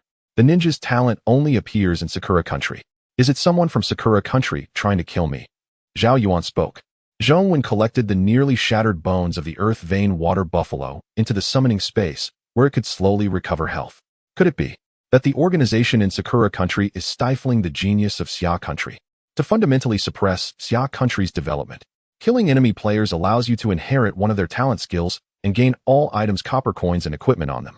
SS level Dragon Flame Prelude. S-level Chakra, S-level Shadow Binding Technique. Is this a true genius? However, even with our collaboration, he still died, Zhao Yuan remarked. If you hadn't controlled the Bone Water Buffalo to use the Earth Split skill and dizzy the enemy, I would have likely fallen too. This S-level Shadow Binding Technique controls the target and then uses the SS-level Dragon Flame Prelude to finish them off. It is indeed unbeatable. Zhao Yuan appeared somewhat anxious, but in critical moments, he was often able to make calm judgments, showcasing high combat quality. Stop talking, I'm almost scared to death. If our coordination had faltered by even a little, we would have really died. Zhao Yuan controlled the Bone Baron to bring Yun Ning and the carriage back. Zhao Yuan briefly explained the situation to Yun Ning while beginning to remain alert to his surroundings as waves of minor enemies approached. Under the abyss difficulty, there would almost always be monsters obstructing the way. Zhao Yuan controlled the Bone Baron to kill them, and none of the carriages were damaged. With Yun Ning's healing aura, their durability was continuously rising. Yun Ning spoke. What about that ninja's SS level skill? We can't just abandon it, right? But you also have 3 SS level skills that are more suited to you. It looks like we have no choice but to give it up. Wait, it seems like there is a special item among the ninja's belongings. Zhao Yuan directly obtained 100 copper coins along with all the equipment and items. One of which was a skill talisman that could copy the skills of deceased players and store them indefinitely. That makes sense. The ninja's skills are very compatible with him. It's impossible for him to inherit my SS level skill. He must intend to use this skill talisman to copy it and take it back to Sakura country to hand it over to a shield-type player to inherit. Using this skill talisman, Zhao Yuan copied the SS-level Dragon Flame Prelude, which only reduced Zhao Yuan's health by 25 even against a master-level skill. This Dragon Flame Prelude directly took away 90 of Zhao Yuan's life. Truly worthy of being an SS-level active attack skill. The carriage continued onward with Zhao Yuan's bone giant guarding beside them. The enemies now appearing were all minor and easily dealt with. Why do the people of Sakura country know our exact location and are aware of your reflective armor skills effects? Yun Ning began to analyze. This ninja clearly came prepared carrying numerous disposable defensive barrier items that perfectly counter your reflective armor. Moreover, he chose to release the shadow binding technique the moment we let our guard down after killing the Earth Vein Water Buffalo, ensuring a 100% hit rate for this skill, which can be evaded through movement. Traitor! Zhao Yuan exclaimed. It must be a player from the 401 rookie village who sold my information to Sakura country. In this Qingyun town, I am not well known, but in the 401 rookie village nearly everyone has witnessed my reflective armor and taunt skills. What a damned beast! Zhao Yuan cursed angrily. That traitor better hide well, or when I catch him I will surely take revenge for today's events. Zhao Yuan recalled the battle that had transpired in just 2 minutes, which could only be described as extreme. If Zhao Yuan hadn't sent Yun Ning away immediately, if Zhao Yuan hadn't activated his SS-class Berserker's self-recovery skill, if Zhao Yuan hadn't awakened the Earth Vein Water Buffalo's corpse to unleash the Earth Split Crowd Control skill, and if Zhao Yuan hadn't had the 5 seconds of invulnerability from his Barbarian Bull outfit. Now the ones turned into corpses would undoubtedly have been Zhao Yuan and his companions, while the ninja would have completed his mission eliminating the genius of Xia country and bringing back a terrifying SS-class skill, allowing Sakura country to have an SS-class reflective armor player. Yun Ning patted Zhao Yuan's shoulder hard. You did well. I didn't expect that at a critical moment you could remain as calm as Zhao Yuan. I take back what I said before. You can be the vice president. Zhao Yuan scratched his head. Not bad, not bad. Zhao Yuan added from the side. Hey, didn't someone just say they were about to wet their pants from fear? Zhao Yuan's face turned red. Zhao Yuan, you just can't stand to see me do well. Oh, I was finally putting on a show in front of the girls. Yun Ning couldn't help but laugh, the three of them having survived the ordeal, their joyful laughter echoing in the... Takuzan looked at the name Yamashita turned pitch black, indicating that this genius player with an SS-class skill had perished in Xia country. How is this possible? Yamashita is a genius player with an invincible skill. He is the future pillar of our Sakura country. Today's battle was supposed to be his moment of fame. How could he die in Xia country? Lu Qingjun. It must be that Lu Qingjun who concealed the information. Damn Xia people. Takuzan's eyes turned crimson. This plan not only failed to eliminate the genius players of Xia country, but also resulted in the burial of his own nation's SS-class skill user. Even he couldn't bear this sin. The escort task of Abyss-level difficulty faced its greatest challenge from the Overlord-level BS. The 3 had already passed, and the remaining minions were easily swept away. 6 hours later the carriage entered the vicinity of Qingyun town, and what met the eye were towering classical buildings. Nice. After completing the Hell-level escort task, one could receive a blue-quality ring. We completed the Abyss-level task, so if that old man doesn't forge us purple rings, I won't accept it. Zhao Yuan said excitedly. Rings increase attack attributes, and attack attributes are crucial for any player, except for Zhao Yuan, who relies on reflective armor damage. Moreover, the higher the attack attribute of the summoner, the more part of it can be inherited by the summoned creature. The 3 of them didn't even eat anything and rushed directly to the artisan's shop. The artisan exclaimed, "It's truly incredible that you survived from an Abyss-level difficulty and not a single carriage was damaged." Zhao Yuan urged, "We nearly lost our lives on the way. Where are our rewards?" The artisan stepped down from the counter. For an Abyss-level escort task, each of you can receive a purple quality ring. However, crafting such quality accessories requires an immense amount of effort and dedication.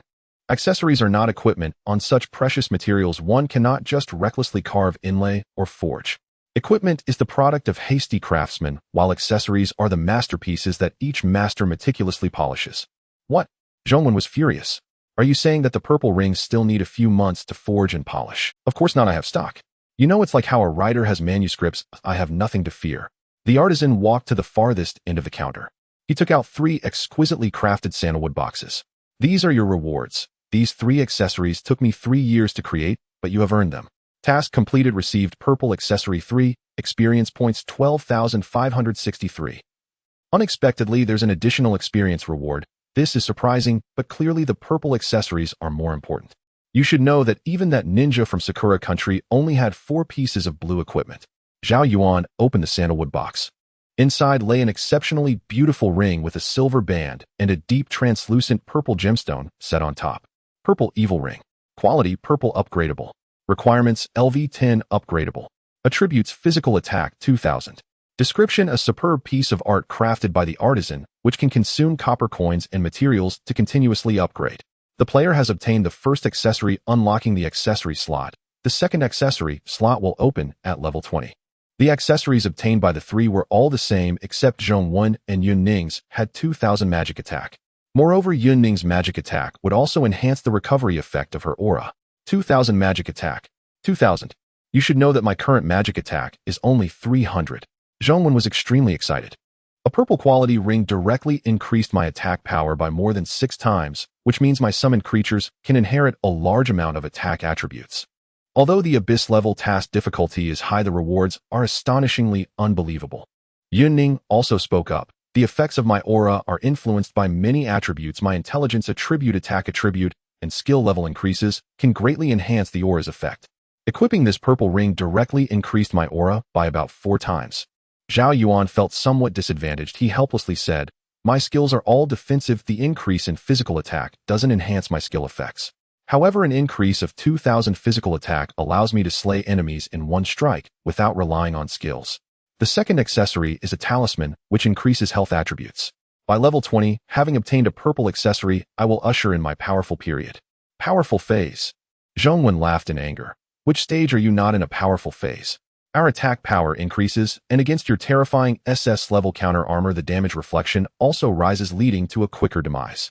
The three bid farewell to the artisan and left the shop, realizing it was getting late.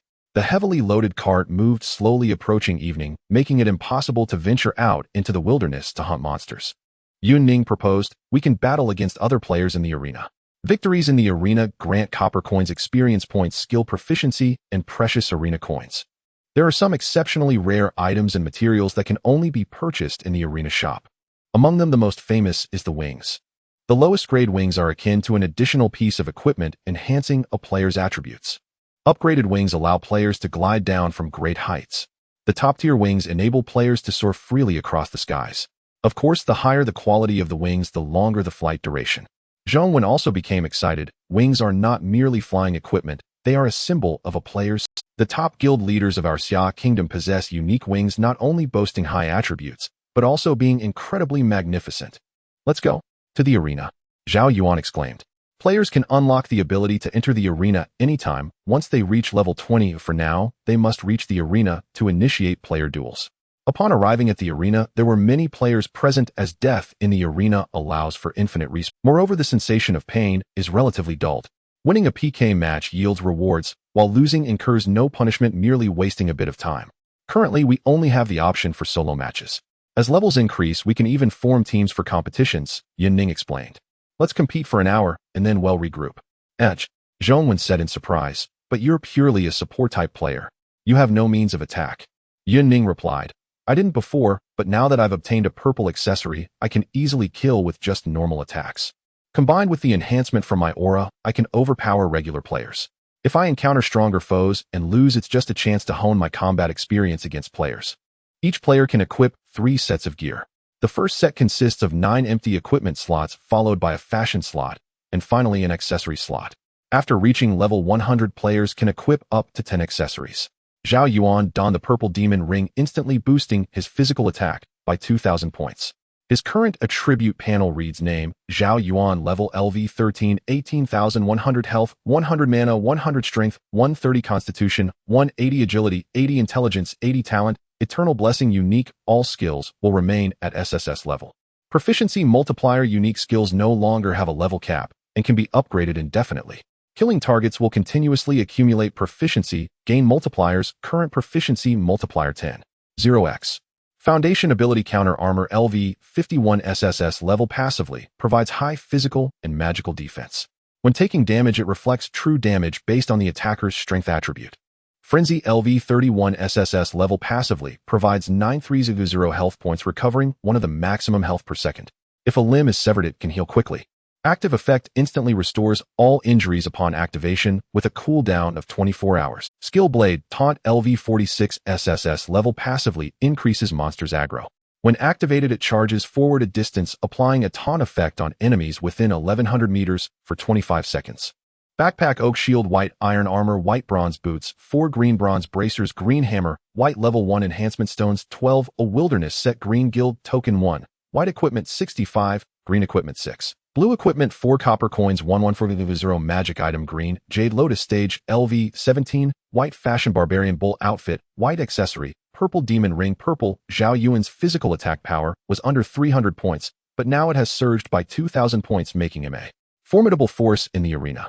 Zhao Yuan opened the upgrade requirements for accessories. Purple Demon Ring Quality. Purple Upgradable. Required level LV 10. Upgradable attributes. Physical attack 2,000. Accessories can be upgraded in two ways. First, by increasing the level requirement using pure copper coins, allowing a level 10 accessory to slowly rise to level 20 or 30.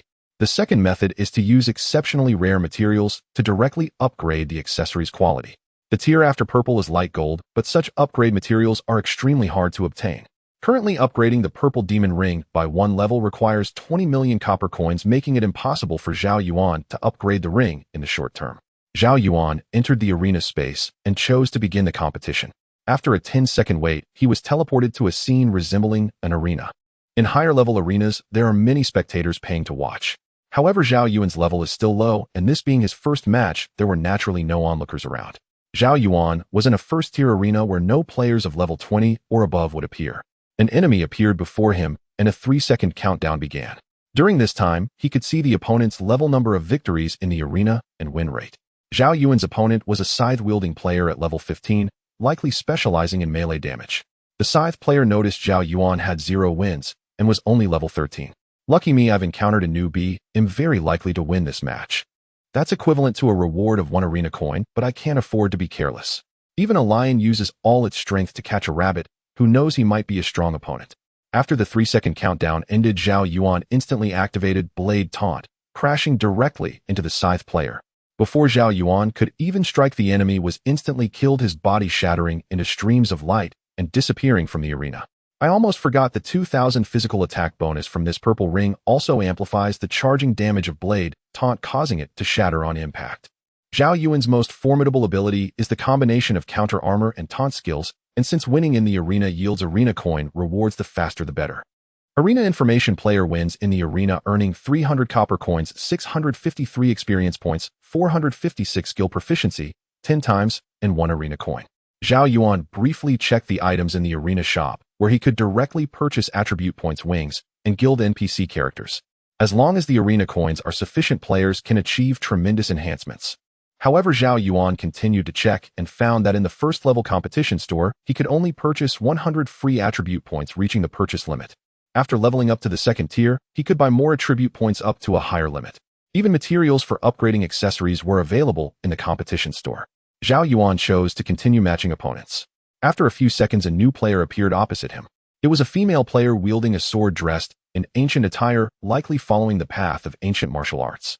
She wore a lightweight dress without any armor, but it enhanced her agility and evasion attributes. This time, Zhao Yuan did not choose to directly initiate a blade drawing taunt, but waited for the 3-second countdown to end, allowing the enemy to attack first. Is this a newbie who has only played 1 match? The female swordsman used her internal force skill to strengthen her sword. She unleashed a clever falling sunset sword technique, her footwork agile, as the tip of her sword aimed at the unprotected area of Zhao Yuan's armor. Zhao Yuan did not react at all, remaining frozen in place. Is this kid an idiot or just mesmerized? Although the female swordsman was puzzled, she exerted all her strength into her sword. They'll just kill him. If I do, I can achieve a 5-game winning streak. This is too difficult. The opponents I encounter are getting stronger. As she spun her wrist, the light from her sword flickered, striking Zhao Yuan in the neck, abdomen, and forehead. Not bad. The moves of ancient martial arts are indeed charming, Zhao Yuan praised. However, the early stages of ancient martial arts are too weak, and it's difficult to accumulate internal force effectively. Puff, puff, puff. The female swordsman was shocked to find that Zhao Yuan's health bar remained unchanged at 100, but she had developed 3 wounds with sharp pain radiating from them. Her health was reduced to 1/3, her clothes stained red with blood, and confusion filled her pupils. Is this a reflection attribute? How can the reflection damage be so high? The female swordsman checked her battle information and realized it was true damage. Encountering a master at level 13 is incredible. This Qingyun town is indeed a place where hidden talents lie. Zhao Yuan did not waste any more time. After testing his reflection armor effect, he directly initiated a blade drawing taunt. With a single clash, the female swordsman was instantaneously killed, being teleported out of the competition arena. Arena information player achieved victory, gaining 600 copper coins, 982 experience points, 452 skill proficiency points, 10 times, and 2 competition coins. It seems that after winning, the enemies I encounter will become stronger, and the stronger the defeated enemy, the higher the rewards I will receive. This female swordsman was clearly stronger than the first scythe player, so I earned 2 competition coins. Zhao Yuan glanced at the time. It was still early, so he planned to play for an hour before reuniting with his teammates.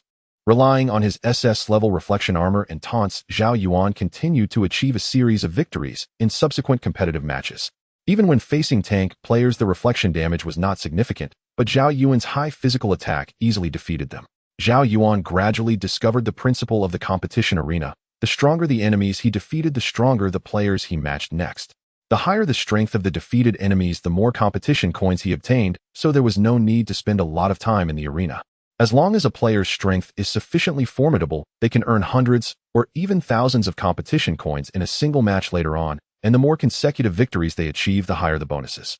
In these 40 minutes, Zhao Yuan played 35 matches and achieved a 35-game winning streak. He accumulated a substantial amount of experience points, copper coins, skill proficiency, and 600 competition coins. The enemies Zhao Yuan encountered were generally level 18 or 19 players with high strength, all possessing C and level skills. I wonder if I can match with players from other regions. Zhao Yuan muttered as he initiated the next competition. A bespectacled boy appeared opposite him with messy black hair and an air of a bookworm. Beside him floated a mechanical object indicating he was likely a mechanical player. Only level 14. During the 3-second countdown, Zhao Yuan saw that the opponent had an impressive win rate of 86, having played over 50 matches.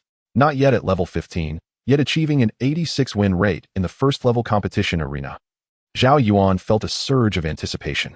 Meanwhile, Su Yuxian was even more shocked. A level 13 player has achieved a 100 win rate in 35 matches.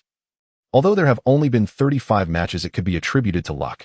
If he plays more, he might match against terrifyingly strong opponents and in the winning streak. However, there is a greater possibility that this person is an S or S level capable player. Su Yuxian became excited, adjusted his glasses, and the mechanical device beside him surprisingly landed on the ground. It began to rapidly transform and expand, and within 3 seconds it formed a technological turret with a black iron and gray-white sheen on the ground. Zhao Yuan, feeling curious, did not interrupt the turret's transformation process. If this turret attacks me, will the reflection damage affect the turret's durability? Or would it affect this player's health? Clearly this is a mechanical player. Judging by the shape and outline of the turret, I can confirm that this skill is not low in level. This turret was about half a person's height with a 3-legged mechanical stand fixed to the ground, unable to move. In front of the turret were a machine gun barrel and missile launchers, and a red infrared beam had already targeted Zhao Yuan's heart. Seeing that Zhao Yuan was just waiting without any reaction, Su Yuxian naturally would not hold back. The mechanical turret's machine gun barrel began to spin wildly. With an extremely high rate of fire, a torrent of brass-colored bullets burst forth, covering Zhao Yuan. Clang, clang, clang. The bullet caliber was quite large, comparable to that of a normal heavy machine gun, and the firing rate was similar to that of a Gatling gun. In an instant, Zhao Yuan was bombarded by a rain of bullets, and his health visibly decreased. It can actually break my defenses, eh? Although the damage dealt was not high, the firing rate was too fast. Zhao Yuan muttered. Boom, boom. 2 small missiles were launched from the sides of the turret, directly colliding with Zhao Yuan and creating a fiery orange explosion. Zhao Yuan waved away the thick fireball with one hand, leaving him with 80 health, while the fixed turret appeared severely deformed, as if it had endured a tremendous impact. But it still had half its durability left. Zhao Yuan checked the battle prompt. Attack health reduced by 124 points, triggering SS-level reflection armor, causing 1652 points of true damage. Causing 1,231 points of true damage. Causing. Su Yuxian remarked, so it's a reflection armor ability. No wonder he just stood there and let me attack. Very reasonable. The reflection damage fell upon the turret. Zhao Yuan initiated a blade-drawing taunt, striking the turret with his sword. Even with the equipped Zisha ring, he could only reduce its durability by 1/10. This person is very strong. No wonder he has an 86 win rate. If he hadn't encountered me, this artillery could have easily wiped out hundreds. Not only does it have a high rate of fire with a heavy machine gun, but it can also launch missiles. Although it's a stationary turret, if placed on a mobile vehicle like a cart, it can achieve the effect of a mobile artillery. Zhao Yuan felt a sense of regret for the talent. Anyone who could take away 20 of his health must possess an S skill or have S-level abilities. Zhao Yuan took the initiative to speak. I am recruiting a powerful team. If I am not mistaken, your artillery skill is of SS level, right? By the way, my reflective armor is of SSS level, and so is my taunt skill. I am qualified to be your team. By the way, my reflective armor is of SSS level, and so is my taunt skill. I am qualified to be your teammate. Su Yuxian adjusted his glasses and glanced at the countdown of the arena. The time limit for a match is 3 minutes, and the outcome will be determined based on the remaining health. With 25 seconds of taunt effect and the reflective armor dealing true damage, just a few seconds have passed, and your health is almost back to full. You indeed qualify to be my teammate, but I must clarify that I need to enter your team for observation. If I find our styles are too different, I will choose to leave. Su Yuxian sent a friend request to Zhao Yuan, and the two added each other as friends. Zhao Yuan said, "By the way, you are a player from Qingyan Town, right?" Of course, all the matches are with players from Qingyan Town. You can only match with strong players from the entire Xia Kingdom in the large cities of the human race. Zhao Yuan curiously asked, "Do the bullets fired from your artillery consume copper coins to purchase?" Su Yuxian replied, "Gunners waste the most copper coins. The money spent on ammunition exceeds what one earns. No, mine is an S-level stationary turret that consumes magic points, and only after the magic points are depleted will it start consuming copper coins." After Su Yuxian replied, Zhao Yuan swiftly killed him with a single strike, achieving his 36th consecutive victory and receiving a large reward. Arena Information player has completed 36 consecutive victories, gaining 2,253 experience points, 3,000 copper coins, 1,523 skill proficiency points, 10x, and 32 arena coins. Zhao Yuan's current experience is at 45 of level 13, soon reaching level 15 to acquire. Since Su Yuxian was also below level 20, he could only participate in the arena, making it easy for Zhao Yuan to find him. "Why did you stab me at the end? I can feel pain too. I could have chosen to surrender." Su Yuxian said, feeling annoyed. "You can surrender. This is my first time in the arena." Su Yuxian asked curiously, "Didn't you say we have a team? How many people are there? At least all should have level skills." Zhao Yuan explained, "Including you, there are a total of 4. I am only level 13 myself. Oh, where can I gather so many talented people? For is already a lot." At this moment, Zhong Wen and Yun Ning also walked out of the arena and joined Zhao Yuan. "Wow, there's even a beautiful female player. This team is really worth it." Su Yuxian thought excitedly, "Who is this person? Their body is half digitized. They must not need glasses anymore." Zhong Wen inquired. "This is a requirement of my skill, not my glasses." Su Yuxian replied. Zhao Yuan led everyone to the inn. By now the sky was already dark and the three of them had only eaten some dry rations on their way back, so they were very hungry. "Let's go. This guy is Su Yuxian, whom I met in the arena, possessing an S-level skill and has now become— Oh, by the way, he still needs time for observation. If he feels our concepts don't align, he will leave on his own." Su Yuxian thought internally, "You should have mentioned there's a beautiful female player. This girl caught between purity and maturity is simply perfect. I would never leave even if it cost me my life." "Oh, SS level. You are really lucky to have encountered such a rare probability," Yun Ning remarked. With the equipment of the purple Sha ring, Yun Ning's recovery effect from her 3 auras has increased by about 4 times. Now she can sustain herself. Activating the magic recovery aura, the magic points restored to herself have exceeded the consumption required by maintaining 3 auras.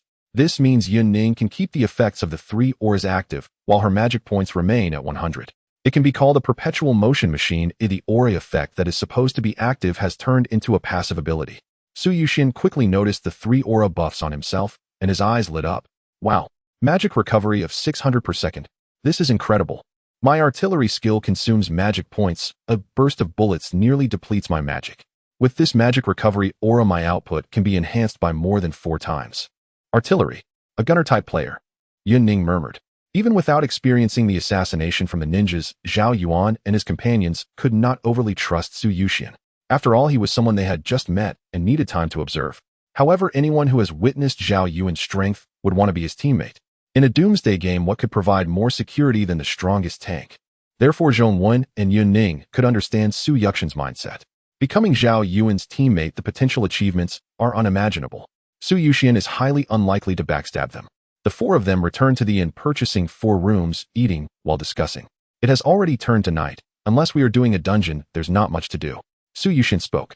"Let's call it a day. Oh, we escorted a convoy for 7 hours today. Let's rest for a day and talk about it tomorrow." "Escorting a convoy. Were you going to unlock the ring accessories?" Su Yuxian inquired. Yun Ning nodded. "It's a pity you missed out, otherwise you could have obtained a purple ring." "A purple ring? No wonder Zhao Yuan killed me in 1 hit. I completed a nightmare level difficulty and only received a green ring. Because of certain limitations of my skill, I was worried the convoy would be compromised during the escort." Su Yuxian adjusted his glasses. Zhao Yuan began to plan. "Tomorrow, I want to use the guild token to establish my own guild. After establishing a guild, we can enter a guild-exclusive secret realm similar to a dungeon, but the rewards include guild funds, guild materials, guild experience, and guild NPCs. After completing this guild's secret realm, the four of us can also reach level 15 and obtain the next skill, further enhancing our battle power, and then we can attempt a level 20 dungeon. In dungeons, one can obtain a large number of high-level equipment and materials, and also brush up skill proficiency. For us level ability users, the skill levels are the most important. Zhao Yuan nodded and said, "You are the future president, it's your decision. However, after we establish the guild, we will likely be targeted by the 5 major guilds of Qingyan Town." Su Yuxian added, "The 5 major guilds, Flower Tiger Mountain, Ghost Charm, Blue Rain House, and Lin Grave, are all level 3 each with at least 300 members. The guild leaders are all level 30 existences. As long as they secure the equipment they need, they could enter the state city at any time. It won't be a problem. Once the new guild is established, there will be a 7-day protection period during which it cannot be attacked by other guilds or beast tides," Yan Ning said. "I'm really too tired to continue." Zhao Yuan yawned and said, "See you all tomorrow." In the Sakura Kingdom district within an unknown guild building, Taku Zhun knelt beneath the great hall where 4 rulers sat above him. One of them sternly scolded, "Is this your assassination plan? To send the genius of our Sakura Kingdom to the Xia Kingdom only for them to be killed by the enemy?" Taku Zhun's face turned ashen as he spoke. "My lords, the Xia Kingdom has been increasingly powerful in national wars in the abyss, with one genius after another emerging. I believe there is no problem with fundamentally eliminating the talents of the Xia Kingdom. The fact that Shanxiao was killed only highlights the talent of this Zhao Yuan. If this Zhao Yuan grows to level 100 or above when facing the Xia Kingdom in national wars, won't we be doomed to defeat?" The 4 on the stage were evidently swayed. The Xia Kingdom was simply too strong at present, with a large population base and endless talents. If they continued to develop, it was easy to predict that the strongest national district in the future would undoubtedly be the Xia Kingdom. "Humph, Takujin, you don't need to say such nonsense. Now that Shanxiao is dead, he was one of the pillars of our Sakura Kingdom's future. How will you compensate for this?" The ruler on the far left spoke. "As for eliminating the talents of the Xia Kingdom, many can take over your work. If you cannot prove you are not useless, then." As he spoke, the ruler on the left threw his sword, which landed in front of Taku Zhun, cracking the ornate stone beneath it. Cold sweat appeared on Taku Zhun's forehead. "My lords, my life is not worth much, but I must personally kill this Zhao Yuan to avenge Shanxia. Moreover, I have already contacted personnel from the beautiful country. We will join forces to eliminate the talents of the Xia Kingdom. I hope you will allow me to fulfill my mission." "Heh," one ruler laughed. "What I fear most is a diligent fool. If you fail again, come to me with your head." Taku Zhun left the guild building facing the cold wind, repeatedly muttering the name, Zhao Yuan. The next day, the 4 gathered in the tavern hall. Zhao Yuan took out a uniquely crafted token, distinctly black and gold with numerous strange patterns etched on its surface. Confirm use of the guild token. Upon using the guild token, a random guild building will be acquired, granting a 7-day protection period. Confirm use. At that moment, in the territory outside Qingyan Town, a dilapidated guild building appeared out of thin air among the mountains. In front of Zhao Yuan, a panel regarding the guild also appeared. He pulled the 3 into the guild and then began to check. Level 1 guild unnamed. President Zhao Yuan. Vice President none. Guild funds 0. Guild supplies 0. Guild troops none. Guild buildings, guild hall, warehouse, city walls. Guild members for maximum 500. Zhao Yuan was pondering the guild's name. His original intent was to gather a strong team with a minimum requirement of level skill users. He entered the name Cunning Army into the guild name field. "Oh, Cunning Army." Yan Ning laughed. "Does that refer to a deceptive army?" "Pretty much. The name should just sound nice," Zhao Yuan replied. "Let's head to the guild base." The 4 chose to teleport into the guild base, and when their vision cleared, they beheld a seemingly abandoned building. Additionally, it was built in the wilderness. If the 7-day protection period expired, they would continuously face invasions from beast tides. "This place is in dire need of development, but I thought guild bases were always built in Qingyan Town. I didn't expect it to be in the wilderness," Zhao Yuan said. "The land deed for Qingyan Town is far too expensive, and with the guild's level increasing, the area covered will expand accordingly. How could we establish it in Qingyan Town?" Su Yuxian explained. As the president, Zhao Yuan was presented with a triggered task. Guild trial. The newly established guild will face an invasion from the beast tide. Successfully defending the guild base will yield a significant amount of guild fund supplies and troops. If the trial fails, the protection period will be reduced to 3 days. There are still 6 levels of difficulty: normal, elite, difficult, nightmare, hell, and abyss. Zhao Yuan shared the guild trial task with his teammates. Yan Ning began to analyze. "We only have 4 people, unlike other guilds that start with a limit of 500 members. I suggest we proceed cautiously.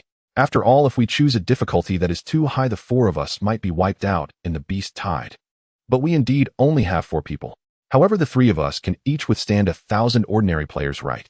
Zhao Yuan alone can fend off 10,000 players, right? Moreover, we just obtained the purple Sha ring, which has significantly boosted our combat power.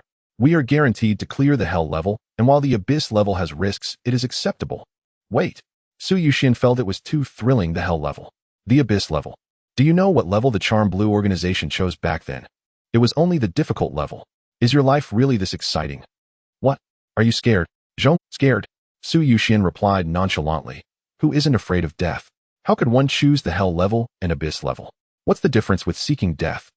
Zhao Yuan and the other two shared their skill attribute charts in the team chat. After all, this guy would find out sooner or later, so it was better to show it to make him feel more at ease and confident. Wow.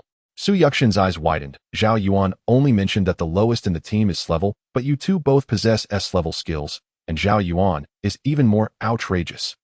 3 SS-level skills, and the skill compatibility is simply perfect. SS-level anti-armor taunt berserker. As long as I follow, isn't it just the hell level and abyss level? After seeing your skill descriptions, I feel it doesn't seem that difficult. Zhao Yuan then spoke. In the previous escort mission, we chose the abyss level and the difficulty was within an acceptable range. If it weren't for the sudden appearance of an SS-level fire ninja for an assassination, my health would not have dropped below. Moreover, I didn't even use the active skills of the berserker or the active effects of the outfit.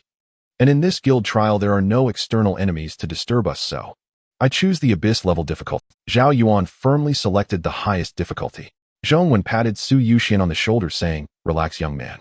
In my last abyss-level escort mission, I awakened the remains of a sovereign beast. Although it only has 50 of its attributes, you should understand what that means, right?" Su Yuxian was once again shocked. A sovereign beast. The damned taboo existence in the magma mountains is just a sovereign level. Even Yun Ning is unafraid, so what do I have to fear? Abyss level is abyss level. I was lacking mana before, but now with Yun Ning's mana recovery aura, my firepower has no cooldown, and it's more than 4 times stronger than before. Zhong Wen rubbed his buzz cut. Brother, we sincerely want you to join the team. We've shared the skill charts without any reservations. Don't you feel a bit obliged? Right. I was just stunned. Here are my skill charts. Su Yuxian placed his 3 skill introductions in the team chat. S-level summon drone summons a mechanical drone that can fire bullets and small missiles capable of long-distance reconnaissance. Current summon limit 2. S-level mechanical repair can quickly restore any mechanical creation to its normal state. S-level fixed turret, a subsequent skill of summon drone. The mechanical drone will transform and evolve into a fixed firepower turret with ammunition consumption deducted from mana and coins. My S-level summon drone increases the summon limit by 1 for every 10 levels of advancement. Right now, I can only summon 2 mechanical drones, and there aren't many opportunities to grind for skill proficiency, which is indeed a bit lacking. Su Yuxian added. A very powerful skill, Yun Ning praised. Aside from the fixed turret being a flaw, everything else is terrifying. Moreover, other players need to spend coins to purchase their bullets, but you only need to consume mana.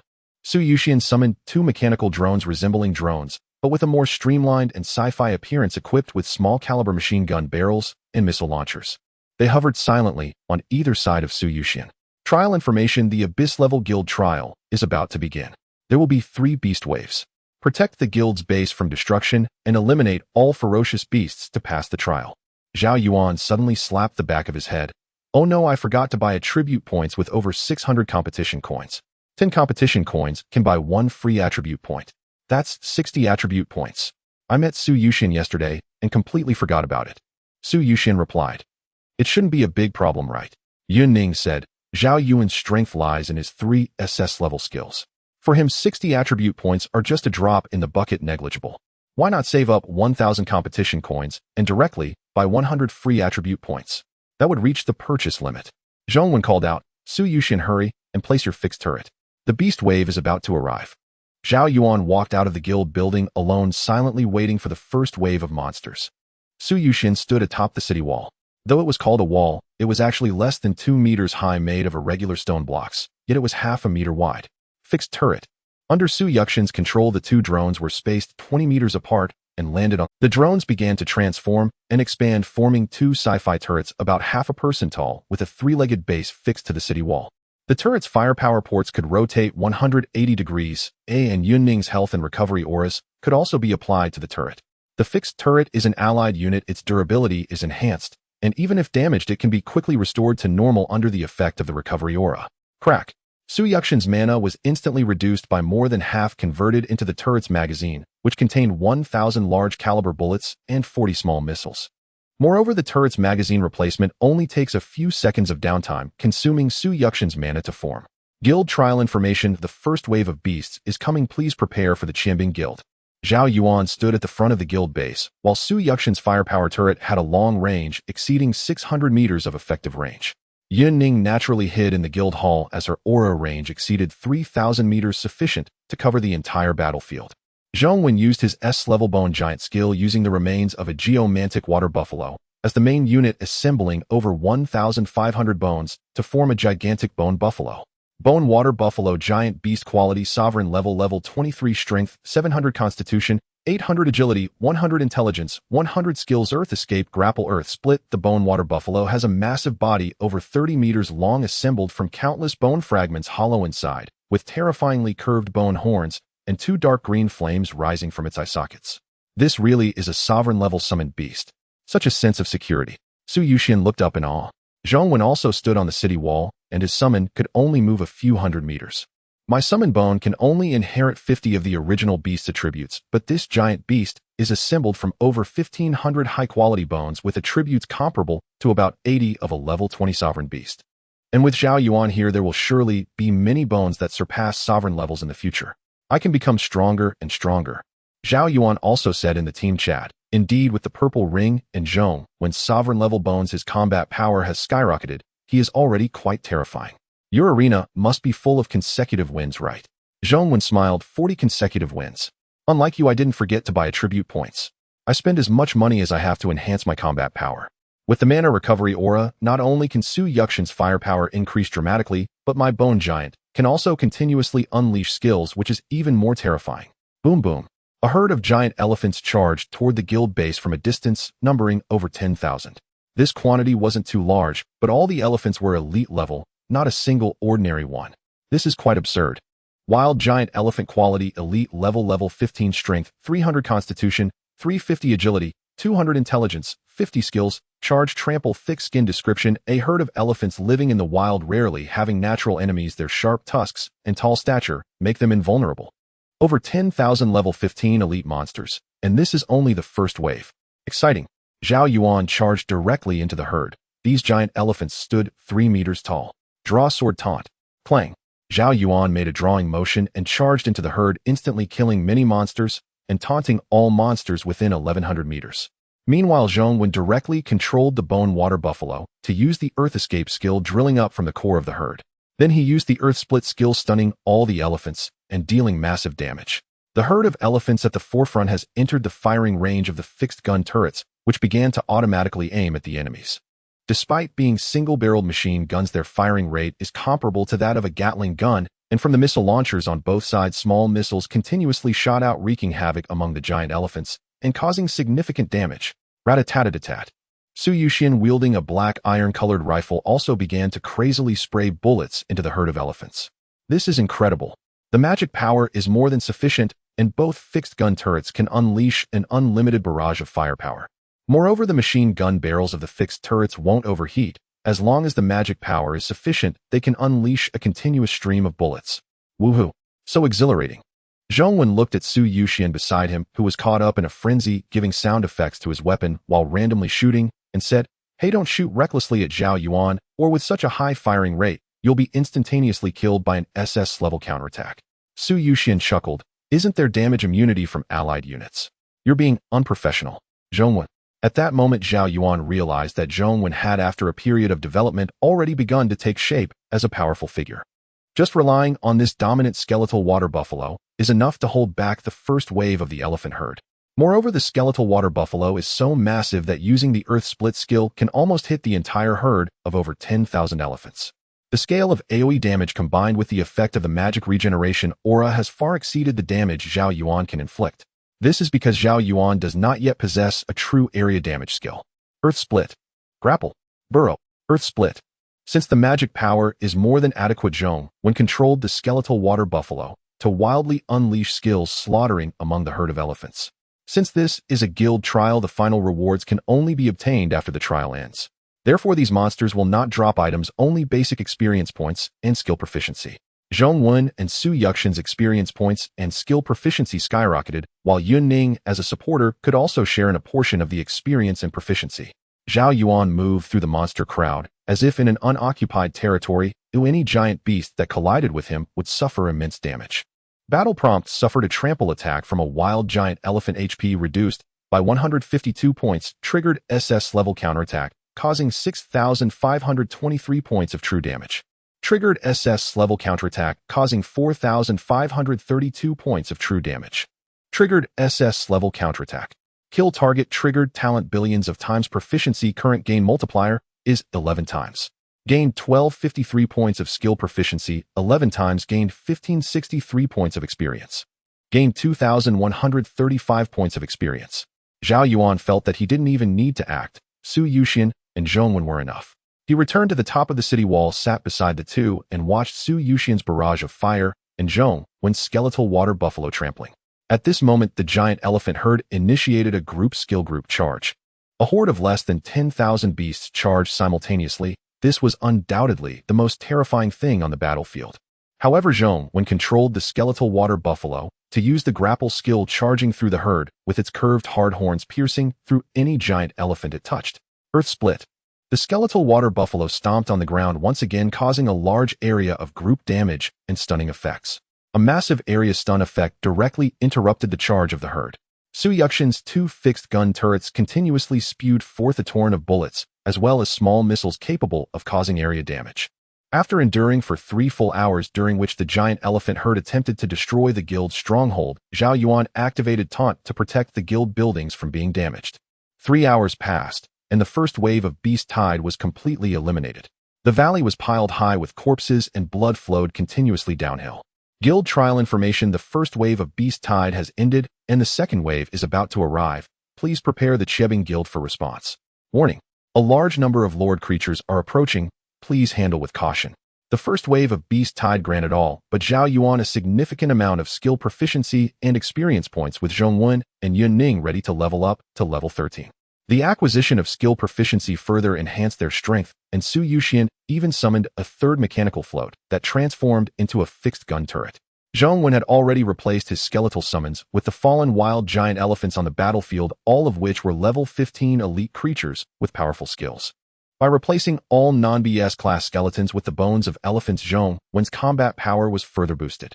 Whoa, your skill is truly a rogue on the battlefield. Su Yuxian interjected. Fighting to sustain fighting, the quantity and quality of the skeletons in hand are getting higher and higher, all while remaining in a safe position. Zhao Yuan shrugged. Yun Ning is the true battlefield killer. Her aura range exceeds 3,000 meters, and once her skill reaches level 100, it will definitely exceed 100 meters. Just think about it, all allied units within 100 meters can receive such an exaggerated aura effect. That's the true battlefield rogue. Both Zhao Yuan and Su Yuxian can be considered summoners in a sense, and after finishing the first wave of beast tide, neither felt particularly fatigued. One relies on skeletal creatures, and the other's fixed turrets can automatically aim at enemies. A regular player would likely feel somewhat drained after such an encounter. 5 minutes passed, and the second wave of trial beast tide appeared, looking to consist of about 10,000 creatures, most of which were elite monsters, along with over 100 lord creatures. Wild Mouse. Quality Lord. Level 15. Strength 400. Constitution 300. Agility 500. Intelligence 200. Skills: Claw, Strike, Bite, Burrow. These can be considered small beast-level beasts with over 100 of them. The rest are elite wild mice, forming a terrifying tide of mice. Although they are not as large as the elephants, their strength is significantly higher than that of the first wave. Zhao Yuan summoned a brand new skeletal water buffalo formed from over 1,600 skeletal units. Since all the bones were replaced with those of elephants, the attributes of the skeletal giant beast received a considerable boost. Su Yuxian's 3 fixed turrets consumed even more magic power, but fortunately the effect of the magic regeneration aura was powerful, restoring 600 magic power per second. If he summoned one more turret, Su Yuxian would only have to spend copper coins as ammunition for the 4th turret. The intensity of the second wave of Mouse Tide is very high, relying solely on Su Yuxian and Zhao when they could not hold the guild stronghold.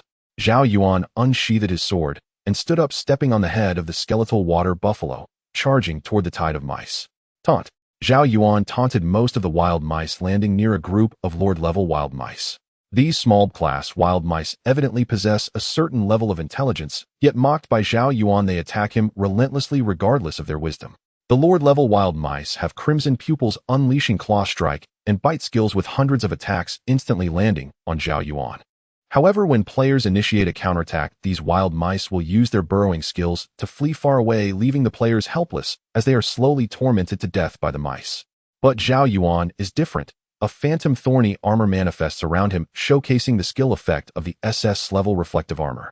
Under the attack of the claw strike skill, his health decreases by 1653 points, triggering the SS-level reflective armor, causing 6,532 points of true damage.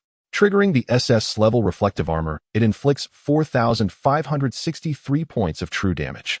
After attacking Zhao Yuan, the wild mice attempt to escape with their burrowing skill, but the reflected damage strikes back at them, nearly obliterating them due to their inherently low health. Yet these Lord-level wild mice are left with no options. Under the taunt, they mindlessly attack Zhao Yuan, seeing themselves die from their own reflected damage. A wide array of monsters falls around Zhao Yuan, yet his health remains above 80. Although these wild mice have low health, their attacks are substantial enough to breach Zhao Yuan's defenses, especially due to their overwhelming numbers. However, Zhao Yuan, with the frenzy and health regeneration auras, pays no mind to this slight health. Zhao Yuan's SS-level reflective armor performs best against agile beasts like the tide of mice. The faster the mice attack, the more times the damage is reflected. The intensity of this second wave is high, relying solely on Su Yuxian and Zhong Wen would not suffice. After Zhao Yuan joined the battlefield, it took only 2 hours. He defeated all the mice with reflected damage in less than an hour compared to the first wave, and his health had never dropped below 70. The high-quality beasts provide ample experience points and skill proficiency, and Zhao Yuan has successfully leveled up to level 14. Battle Prompt defeated a Lord-level beast, gained 5,638 experience points. Gained 4,596 experience points. Triggered the talent Trillion-fold Proficiency. Current acquisition multiplier is 13x. Total skill proficiency gained 25,671 points, 13x. SS level reflective armor upgraded to level 55. ESS level blade taunt upgraded to level 50. OSS level frenzy upgraded to level 40. The clear and brilliant golden light shines not only on Zhao Yuan, but also on Yun Ning and Zhong Wen, who level up to level 13. At the same time, the skill levels of his teammates have also seen a significant increase, though not as dramatic as Zhao Yuan's, as under the Trillion-fold Proficiency talent, Zhao Yuan gains skill proficiency at 13 times the rate. Moreover, there are no skill level caps. Typically, a player's skills reach level 100, which is the maximum. Now Zhao Yuan's attribute panel reads: name Zhao Yuan, level LV 14, 11,100 health, 100 mana, 100 strength, 150 constitution, 200 agility, 85, intelligence, 85, talent, eternal blessing. Unique. All skills will remain at SSS level. Trillion-fold proficiency. Unique skills will have no level cap, can upgrade indefinitely, and killing targets will continuously accumulate proficiency acquisition multipliers. Current proficiency multiplier 13. 0x. Cornerstone ability reflective armor LV 55 SSS level passive skill providing high physical and magical defenses. When receiving damage, reflects true damage based on the attacker's strength attribute. Frenzy LV 40 SSS level passive skill providing 1 to 0 health points. Restores 1 of maximum health per second, can heal rapidly from severed limb injuries. Active effect instantly restores all injuries upon activation, cooldown of 24 hours.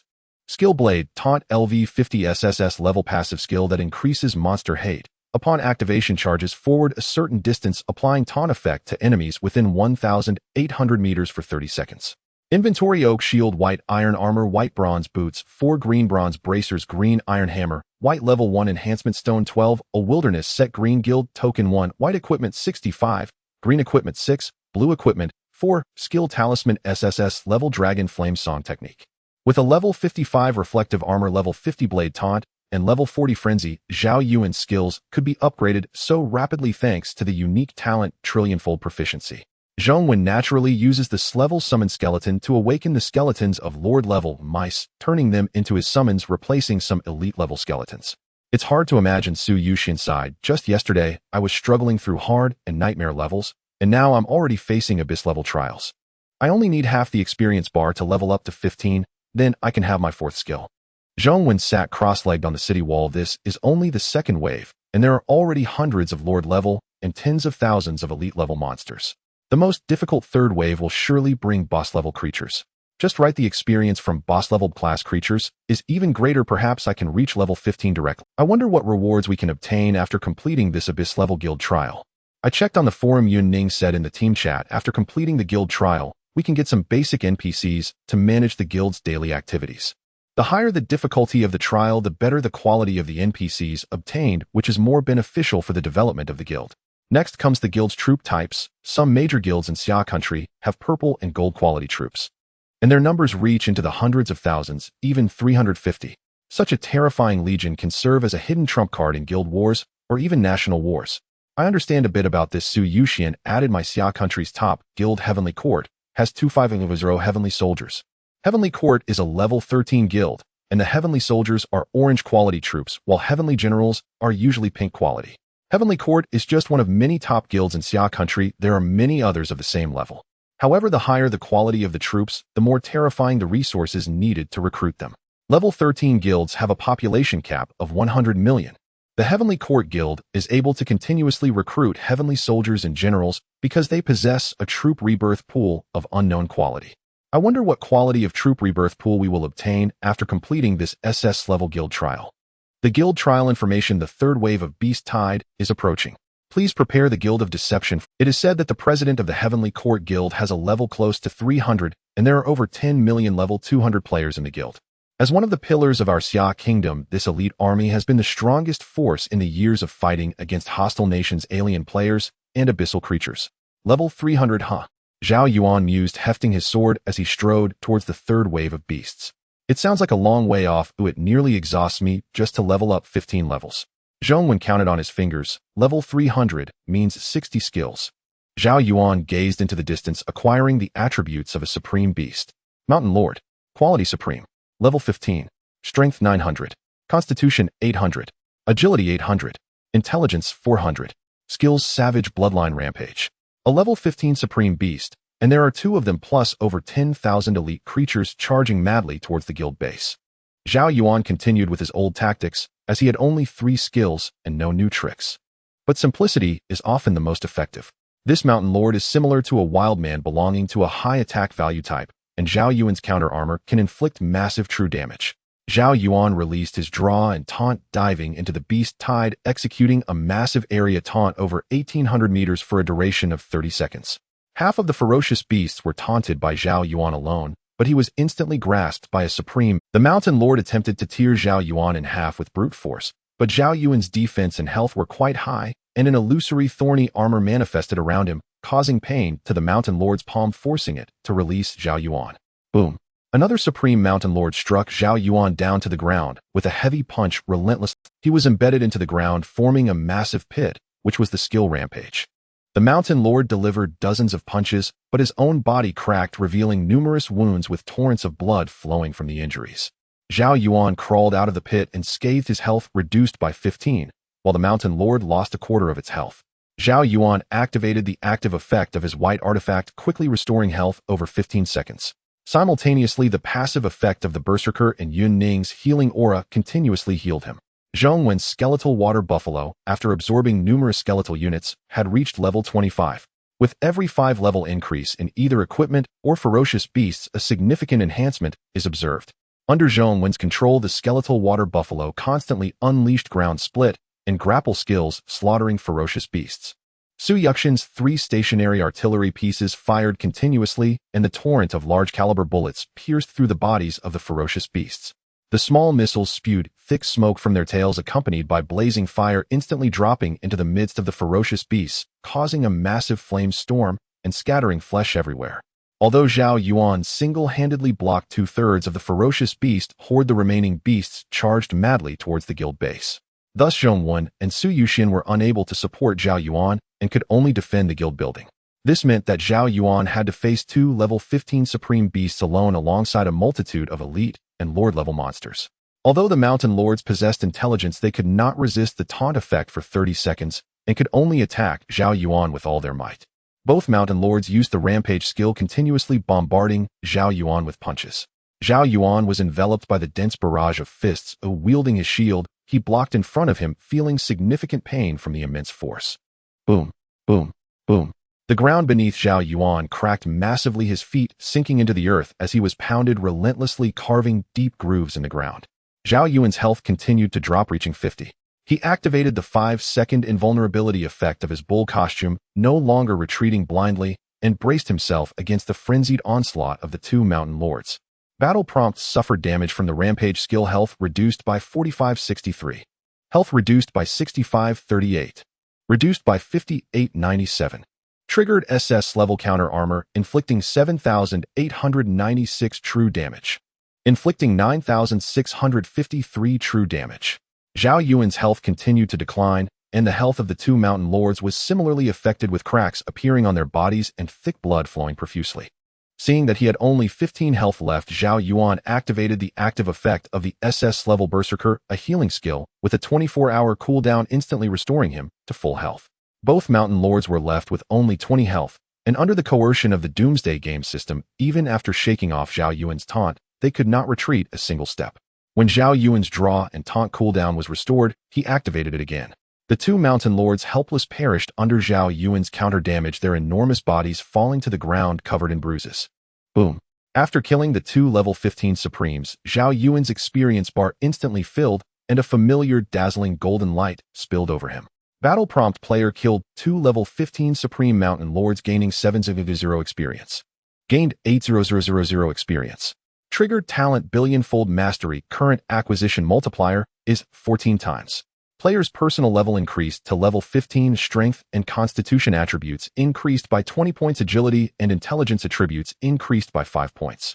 Player's level reached 15, obtaining level skill Flame Cloak. Under the influence of the talent Eternal Blessing, all skills are fixed at SS level. This level Flame Cloak upgraded to SS level Judgment Cloak. Skill Proficiency gain. Zhao Yuan completely ignored the attacks from nearby Lord-level ferocious beasts, feeling no pain at all as he sat in the center of the battlefield, beginning to review his 4th SS level skill. Judgment Cloak LV1 SS level. Passive effect generates a flame-burning effect within a 50-meter radius centered on oneself, with stronger burning effects, depending on higher health and defense attributes. Active effect: once activated, it deducts one of one's maximum health per second, doubling the range and damage of the burning field, and the burning inflicts severe injury effects. After reading the skill description of the SS level Judgment Cloak, Zhao Yuan realized it was meant to be used in conjunction with the Berserker. SS level Berserker Judgment Cloak. The latter doubles the range and damage of the burning field when activated and adds severe injury effects, but the cost is a deduction of 1 of maximum health per second. And the passive effect of the Berserker precisely restores 1 of maximum health per second, neutralizing each other. Thus, Zhao Yuan could continuously activate the Judgment Cloak without any change to his health. The burning damage from the Judgment Cloak is determined by one's own health and defense attributes. The burning damage from the Judgment Cloak will be extraordinarily exaggerated. It is a large-scale area attack skill that Zhao Yuan currently lacks. At level 1, it already possesses a skill range of 50 meters, and once leveled up, it can encompass a radius of 1 kilometer within Zhao Yuan's burning domain. This skill is simply overpowered, and once activated, it adds a severe injury effect to the burning damage. Under the severe injury effect, the amount of healing received by the target will be reduced by 50. In other words, enemies attempting to counteract Zhao Yuan's reflected damage with lifesteal attributes will have little chance. It's basically hopeless. With the added severe injury effect, the lifesteal effect is directly halved, making it a lifesteal killer. The severe injury attribute is an extremely rare attribute, only slightly weaker than true damage, and most of them are single-target severe injury effects. The Judgment Cloak skill directly applies severe injury on a large scale, rendering players relying on lifesteal ineffective against Zhao Yuan. While Zhao Yuan was marveling at the power of the SS level Judgment Cloak and quietly comprehending the essence of the skill, his teammates' group chat erupted. Zhongwen, Zhao Yuan, hurry up. What skill did you get? My curiosity is about to explode. Su Yushin, yeah, it must be a skill that is not weaker than reflected damage, right? Quickly share the skill image or the aura will be turned off. Zhao Yuan smiled as he shared the skill image of the SS level Judgment Cloak in the group chat, and for a moment there was complete silence. Clearly the teammates were all shocked by the introduction of this skill. As expected, it really is SS level. Zhao Yuan now possesses 4 SS level skills, and this Judgment Cloak also has a large area of attack capability. Zhongwen exclaimed. SS level reflected damage, taunt Berserker burning domain. Yunning commented in the group chat. The key point is that this Judgment Cloak determines damage based on health and defense attributes. With Zhao Yuan's high health and defense, the damage dealt in the burning domain will be extremely outrageous. Su Yuxian added the value of the severe injury effect is very high. Once the severe injury effect is applied, the healing received by the target will be halved. Not just for auxiliary players' healing skills, but even lifesteal effects will be halved. Moreover, the severe injury effect is calculated based on the target's percentage of health. If the target is severely injured and only has 10 health remaining, the healing effect will be reduced by 90. In other words, the lower the enemy's health, the stronger the reduction in healing effect from severe injury. Thus, under the severe injury state, the player's healing methods will become ineffective, leaving them to wait for death unless they possess very high-level healing skills capable of saving the severely injured. The new skill Zhao Yuan obtained, the SS-level Judgment Cloak, transformed into a cloak made of condensed flames draped over Zhao Yuan. Similar to the exclusive cloak of the Fire Shadow, it has short sleeves and a long tail, and the skill effects are magnificent. All ferocious beasts within a 50-meter radius were marked with several indistinct flames. Although these fiery yellow flames appeared to have little power, their damage was extremely terrifying. Battle prompt: the skill Judgment Cloak has activated passively, dealing 1562 points of burning damage to the target every second. Dealing 1423 points of burning damage to the target every second. Dealing 1768 points of burning damage to the target every second. The monsters within 50 meters of Zhao Yuan began to lose health rapidly. Attacking Zhao Yuan would inflict true damage in return. Staying close to Zhao Yuan would result in being enveloped by the terrifying burning domain, losing health every second. Coupled with Zhao Yuan's forced taunt, it was virtually unsolvable. Judgment Cloak. Zhao Yuan activated the skill's active effect, and the fiery yellow cloak instantly turned black and viscous, transforming into a cloak made of eerie black flames. The range of the burning domain doubled and the damage doubled with burning, now adding the severe injury effect. Battle prompt: every second it deducts 1 of health limit. Judgment Cloak is in effect, dealing 3,642 points of burning damage to monsters within 100 meters every second. Dealing 2,964 points of burning damage to the target. Dealing 3,115 points of burning damage to the target. After activating the SS-level Judgment Cloak, the fiery yellow flames turned into black flames, and the health of the surrounding monsters plummeted. Within a few seconds, many monsters had their health completely depleted, turning into corpses. Moreover, Zhao Yuan possesses the Berserker skill, which cancels out the health deduction cost of the Judgment Cloak, allowing him to maintain the active effect of Judgment Cloak indefinitely. He continued wearing the Black Flame Cloak, starting to eliminate the remaining monsters. After the 2 highest difficulty Overlord-level mountain spirits were defeated, the remaining ferocious beasts posed no threat. With time, they could be gradually eliminated, perfectly completing the Abyss-level guild trial. After the 2 highest difficulty Overlord-level mountain spirits were defeated, the remaining ferocious beasts posed no threat. With time, they could be gradually eliminated, perfectly completing the Abyss-level. I also need to level up quickly. The 3 of us at level 15 will surely see a qualitative increase in combat power. Su Yuxian, I should be ahead of you guys. Oh, I only have 10 experience left before reaching level 15. Yinning, it seems I won't be leveling up today. There aren't many monsters in this trial wave, and they will be defeated quick. 2 hours later, Zhao Yuan, draped in the Black Flame Cloak, had burned all the nearby monsters to death. This final wave was finally over. In total, they had fought for almost 8 hours.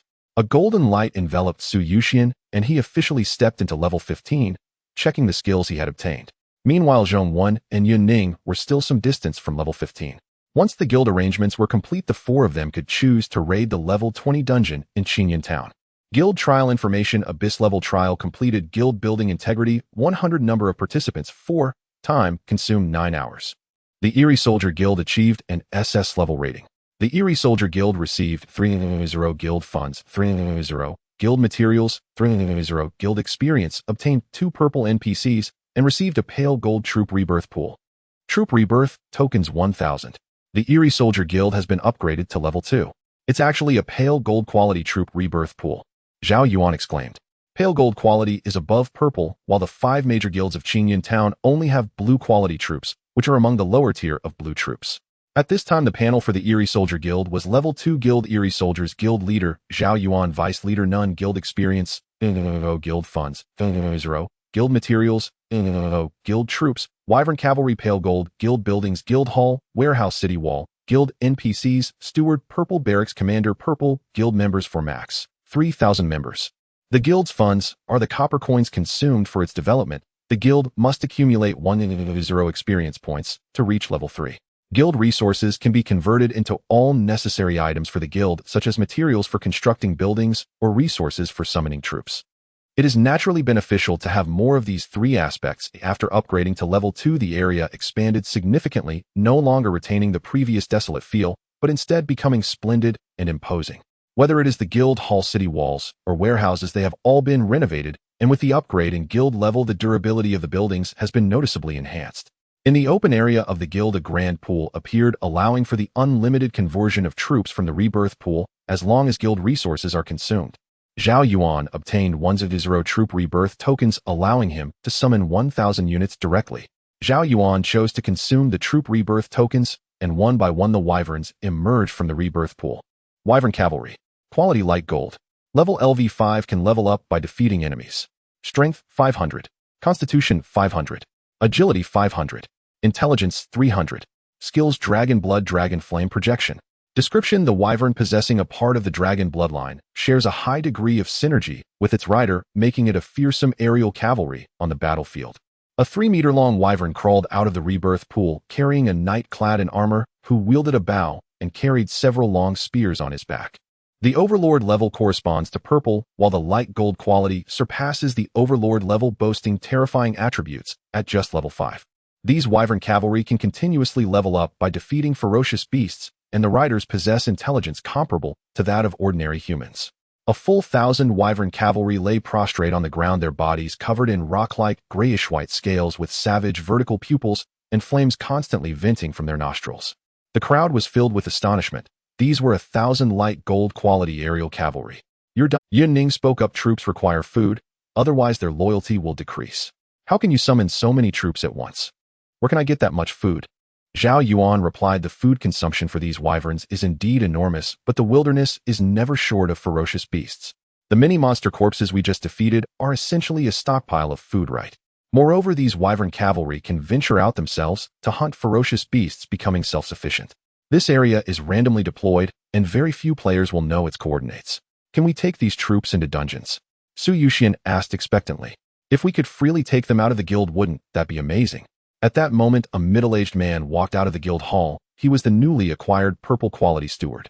"President, the guild's troops cannot be taken directly out of the guild nor used for dungeon exploration." The steward explained troops can only be used to protect the guild itself or can venture away only during guild wars, national wars, or disaster events. Of course, if the president possesses a precious troop summoning talisman, he can teleport a large number of troops to any location as powerful support, and later the troops can also be teleported back. "I see," Zhao Yuan replied. "Steward, I will leave the various matters of the guild in your hands." "Of course it is my duty. Oh, I will take good care of the guild's development." The steward said respectfully, "If you have any questions regarding the guild, feel free to ask me." Zhao Yuan spoke. "There are numerous monster corpses outside the guild buildings. The guild's warehouse should be able to accommodate them all right." Certainly, the steward explained, "These monster corpses, as long as they are moved into the guild warehouse, can be permanently stocked as food for the wyvern cavalry." At this moment, a barracks commander clad in silver-white armor and holding a long spear and square shield appeared before everyone. "President, I can lead the wyvern cavalry as the commander of the troops." Barracks commander. Quality purple. Level 20. Strength 1,000. Constitution 900. Agility 800. Intelligence 500. Skills command troops group inspiration. "President, if this light gold quality troop is exposed, it will attract a large number of enemies' attention." The barracks commander explained. "If an opposing guild declares war, they can directly steal your troop rebirth pool, destroying everything here, including guild funds, experience, and resources." Yun Ning spoke. "No wonder there is a 7-day protection period for new guilds. The guild must not only guard against other guilds, but also against nearby ferocious beasts." Zhao Yuan ordered the 2 NPCs. "I now delegate the rights of the guild's development and troop production to both of you. You may freely mobilize the guild's funds and resources and ensure that during this 7-day protection period you develop enough strength to protect yourselves." "Yes, President." Then the 4 were teleported back to the inn in Qingyun Town. Guild members can teleport in and out of the guild and the town at any time, but only while not in combat. With 2 purple quality NPCs, our guild's development will surely be rapid, or we won't even need to worry ourselves. Purple quality NPCs have high intelligence, even exceeding that of ordinary people, Yun Ning commented. Zhong Wen said the attributes of the light gold quality troops are incredibly high. At level 5, they possess 500 in strength, constitution, and agility. Once their levels increase, they will undoubtedly form a terrifying army. However, there is only a 7-day protection period. I wonder how far we can develop. Su Yuxian remarked, "Have you forgotten that I've leveled up to level 15? Have you all been stunned by the light gold quality troops? Yes. What new skill did you acquire? Show us. Zhao Yuan asked curiously. S-level mechanical tank. Gain a mechanical device that can transform into a mechanical tank within seconds. A tank. Wow, you can even drive a tank now. Zhao Yuan exclaimed. Your vehicle, which is also our vehicle, isn't that equivalent to a large capacity mount. We happen to need to enter a dungeon. During the long transition segments in the dungeon, we can ride in your mechanical. Su Yuxian said somewhat smugly. It's equivalent to a team battle mount equipped with an oversized main gun, and there is a designated spot on the roof for my S-level fixed turret. The mechanical tank's durability is astonishing. The three of us who are not melee players can hide inside and approach the battlefield without danger. Yunning said perfect. The three of us are types that have no means of countering once close to enemies. With your mechanical tank, this problem will be completely resolved. Yunning is an aura wielder who can only perform normal attacks when approached by enemies, while Zhao Yuan is a bone summoner, and Su Yuxian is even more fragile as they all use ranged weapons. Zhao Yuan suggested, how about we enter a level 20 dungeon for exploration right now? I can't wait to level up to 15. Yunning, I agree. Su Yuxian said, of course I have no problem. However, once we enter the dungeon, an average player team needs to fight for 7 days and nights to possibly reach the end. Naturally, most of them fail, being killed by the ferocious beasts within the dungeon, and some players even quit midway, gaining nothing. The rewards of the dungeon can only be obtained after clearing it. Quitting midway is essentially a waste of a... Zhao Yuan said, don't rush. Once we enter the dungeon, it will take at least a few days. Our guild has just been established, and I want to see how efficient these 2 purple NPCs are. It's about to get dark. I want to spend a few hours in the arena and buy 100 free attribute points first. I also have experience in the arena and going first. Zhao Yuan was the first to run out of the inn. Perfect timing. I want to test how strong my S-level mechanical tank is. Unfortunately, our levels are too low to team up for the arena. Su Yuxian also dashed towards the arena. Yunning bought some snacks in the system mall and walked leisurely toward the arena, saying, fighting in the arena is too boring. Ew, I don't even have a damage skill, but what? Zhao Yuan interjected, but after these opponents checked the buffs on me, they all wanted to add me as a friend.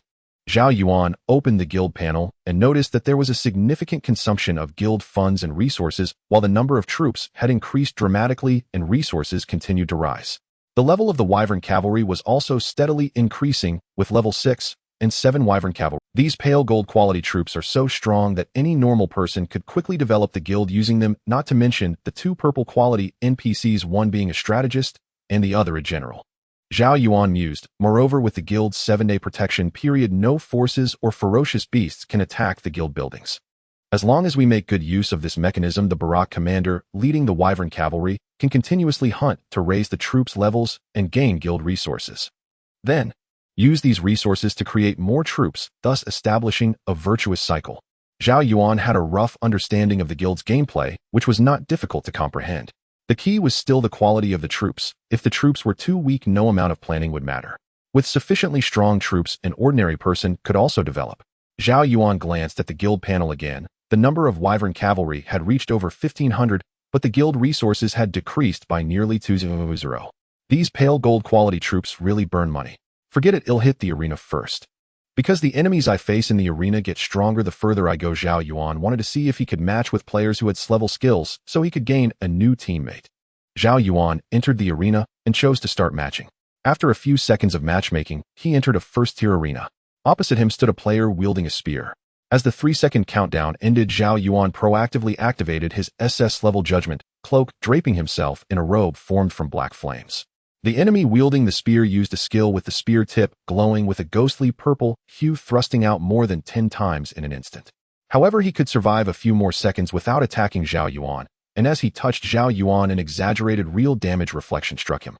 The spear-wielding player was instantly killed, standing dazed in the settlement space. While checking the battle prompt, encountered skill effect, taking 3,658 points of burning damage per second, now in a severely injured state. Sustained real damage reflection effect, health reduced by 2531 points. Health reached 0, arena defeat. This is too strong, right? The spear-wielding player exclaimed. I consider myself a 2nd or 3rd tier player, and I was instantly killed upon first encounter. Is this reflection? A reflection with real damage. The black flame cloak on him must be a skill display effect. It definitely isn't low level. Zhao Yuan achieved his 37th consecutive victory and continued to choose matchmaking. Meanwhile, Su Yuxian entered the arena and placed the next mechanical device within the 3-second countdown. In the stunned expressions of his opponent, the mechanical device began to rapidly transform and expand, astonishingly forming a sci-fi-style tank by the 5th second. With its splendid steel plating and deep black cannon mouth, this tank was comparable in size to those in reality, but this was a doomsday game. Su Yuxian's opponent's eyes nearly popped out. Su Yuxian glanced at the consumption of magic points, his mouth twitching slightly. Goodness, just summoning this mechanical tank nearly drained all my magic points. The quality of my equipment is too low and the magic points and mana regeneration attributes provided are insufficient. Su Yuxian entered the mechanical tank and loaded a main cannon shell with his remaining magic points. The enemy was dumbfounded. Is this really a first-tier arena? How can a first-tier player have a tank? The long dark cannon began to turn, aiming at the enemy. Boom. A wave of intense heat swept through, and amidst the massive blaze the enemy's health instantly vanished. As Zhao Yuan's winning streak continued, he faced enemies who were already level 19 players possessing strong abilities and high combat quality. However, under Zhao Yuan's SS level judgment cloak, no player could withstand 15 seconds. The level of this skill was still low, yet it was already so terrifying. Arena Information Battle Victory, current winning streak of 76. Gained 36524 experience points, gained 1456 skill proficiency points, 14 times gained 100 arena coins. Current arena coins, 850 Zhao Yuan opened the arena shop, where the price of the most basic wings was 5,000 arena coins, so he naturally chose the high-cost performance free attribute points for purchase. 5 arena coins can buy 1 free attribute point with a maximum of 100 points. Zhao Yuan spent 500 arena coins to directly purchase this item to the maximum quantity. Arena Shop spent 500 arena coins to purchase 100 free attribute points. Zhao Yuan allocated all 100 free attribute points to his constitution. His current attribute panel is named Zhao Yuan level LV 15 10,100 health 100 magic 100 strength 170 constitution 320 agility 90 intelligence 90 talent eternal blessing unique. All skills will remain at SSS level. Billionfold proficiency unique skills will have no level cap and can be upgraded indefinitely. Killing targets will continuously accumulate the proficiency gain multiplier. Current proficiency multiplier 14. 0x. Foundation ability Reflective Armor LV 55 SSS level passive provides high physical and magical defense. When taking damage reflects real damage according to the attacker's strength attribute. Frenzy LV 40 SSS level passive provides 1-0 health points, regenerating 1 of the health limit per second and can quickly heal from limb injuries. Active effect instantly restores all injuries upon activation, cooldown of 24 hours. Skill Draw Sword Taunt LV 50 SSS level passive increases monster hate value. After active release, charges a distance forward, applying a taunt effect to enemies within 1800 meters lasting 30 seconds. Judgment Cloak LV 3 SSS level passive effect creates a burning flame effect within a range of 90 meters around the user. The higher the health and defense attributes, the stronger the burning effect. Active effect upon activation deducts 1 of the user's health limit per second, doubling the range and damage of the burning field, and the burn inflicts heavy injury. Backpack Oak Shield White Iron Armor White Bronze Boots 4 Green Bronze Bracers Green Hammer White Level 1 Enhancement Stone 12 A Wilderness Set Green Guild Token 1 White Equipment 65 Green Equipment 6 Blue Equipment 4 Skill Talisman SS Level Dragon Flame Melody Technique Coins 110 Arena Coins 350 pieces Magic Treasure Green Jade Lotus Platform LV 17 White Fashion Barbarian Bull Fashion White Accessories Purple Evil Ring Purple. Zhao Yuan's physical attribute has reached 320 points, and with the level 3 Judgment Wine Coat, the passive effect range has extended to 90 meters. The boost from 100 points in physique has significantly enhanced Zhao Yuan's combat power. He did not encounter any S-level skill users in the arena, and even after a streak of 76 victories, the opponents he faced posed no threat to him, with his health never dropping below 90. In the competitive marketplace, Zhao Yuan also saw items such as unit rebirth tokens, guild resources, wings, and gems. As the time approached midnight, the 4 returned to the inn, spent coins to purchase a lavish feast, and settled the payment for the 4 inn rooms. All 4 members of the team had purchased the 100 free attribute points from the first-tier competitive marketplace, leading to a significant enhancement of their individual strengths. Su Yu complained, "My mechanical tank skill consumes too much mana, just summoning it has nearly drained my blue bar." However, the power and ammunition of the mechanical tank require a steady mana supply. Of course, we can also spend coins. If we team up with Yun Ning's mana regeneration aura, the mana shortage situation can be greatly improved. Zhong Wen also chimed in, "Although winning in the arena grants experience points, it's too little. I'm just a bit short of reaching level 15. Tomorrow, let's venture into the level 20 dungeon." Not only can we acquire a large amount of experience points, but we can also update the gear we have after clearing it. It's surprising that none of us top players even have a single blue piece of equipment. Yun Ning said with elegant dining manners. I gathered some information on the way back. Qingyun Town has 5 major guilds, and their strengths are quite similar, all being level 3 guilds. Among them, Yuxia and Huahu Guild have a hostile relationship. They are at odds due to past conflicts over resources, talents, and fights leading to several player deaths. As for the other 3 guilds, they appear harmonious on the surface with no one willing to initiate a guild war. This is because instigating a guild war benefits the other guilds regardless of the outcome. Moreover, hidden within the magma mountain range outside Qingyun Town is a terrifying existence that could launch an attack at any moment. Thus, the 5 major guilds have enjoyed a long period of peaceful development. Zhao Yuan nodded, saying, we must be cautious after the 7-day protection period ends, as we will face a guild war initiated by the 5 major guilds. There are too many factors to consider when level 3 guilds engage in battle, but attacking us a level 2 guild is certainly a tempting prospect with no risk involved. These guilds will definitely think this way. Zhao Yuan concluded, tomorrow we will follow the original plan to venture into the level 20 dungeon and update our gear first. However, the least dropped gear from the level 20 dungeon is level 20, and our equipment level is insufficient. Finally, the 4 returned to their respective rooms, with Zhao Yuan choosing to teleport to the guild's base. At this moment, it was already midnight. Even the pale gold quality wyvern riders would not easily venture out of the city to hunt, eat the attributes of wild beasts doubled in the wild, making it not worth the risk. Moreover, both the wyverns and the riders needed to rest. President, the camp leader clad in silver armor replied respectfully, during this time I have spent 2 guild resources to rebirth 500 units of wyvern riders. Before nightfall, I led the wyvern riders into the wild to hunt ferocious beasts, obtaining a large number of beast carcasses as food for the riders. Most of the wyvern riders have reached level 6, with a few attaining level 7 during the battles. I discovered a goblin tribe 3 kilometers from the guild base. Tomorrow morning, I will lead all the wyvern riders to airstrike this goblin tribe, which should yield a lot of guild resources.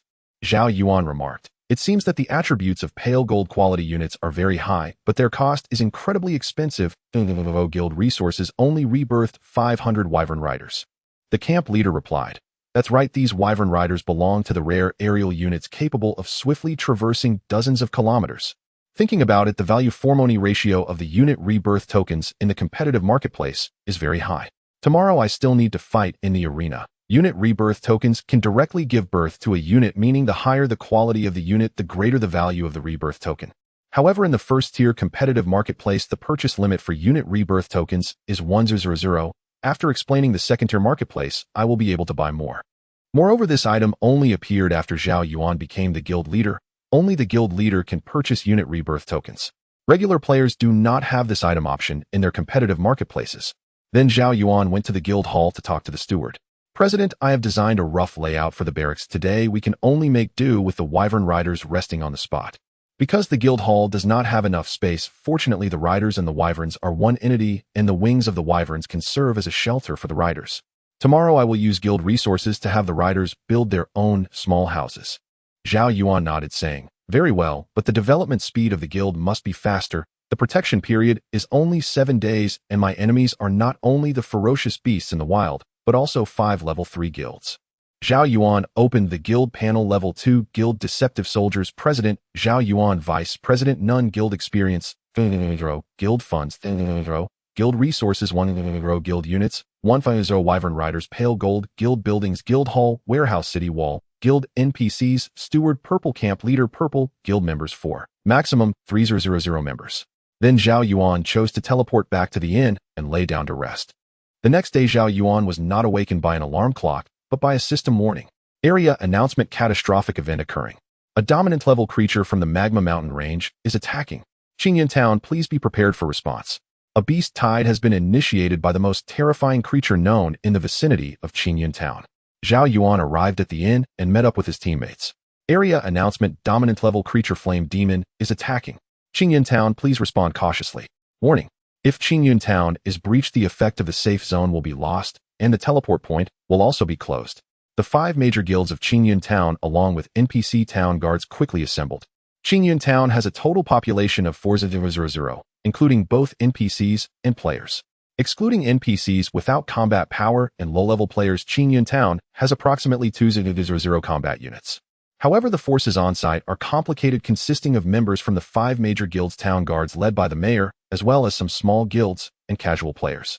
The chaos made unified command virtually impossible, and it was severe enough that if it weren't for the invasion of the flame demon threatening everyone's lives, some players with mutual hatred would have started fighting at the scene. Especially between Yuxiao and Huahu guilds, who have an irreconcilable hatred. The atmosphere was tense. When the novice village No. 401's Quan Yin entered Qingyun town, it was only natural that he assumed the position of vice president of the Milan Guild. The vice president position can be held by 3 individuals, and Wang Mu also became the vice president of the Mountain Ghost organization. At level 30, the president of Milan Guild, Zhou Hang, spoke in the chat channel, "Everyone, the invasion of the flame demon is a calamity-level beast tide, and only by joining forces can we slay the flame demon. Everyone present is already experienced players. We will not appoint a commander. Each person can lead their own subordinates to defend the town. We will adapt to the situation and reasonably coordinate our skills, which greatly increases the chances of defending the town." Li Sheng, the president of the Lin Fen Guild, echoed, "I agree. Our forces are mixed, and there is no absolute ruler to command everyone's respect. Then let each of us operate independently, commanding our own subordinates. Defending the town is our top priority." With the statements of these 2 prominent guild leaders, many nodded in agreement. Subsequently, 7 different legions appeared on site, the 5 major guilds, the town guards, and scattered players with their small guilds.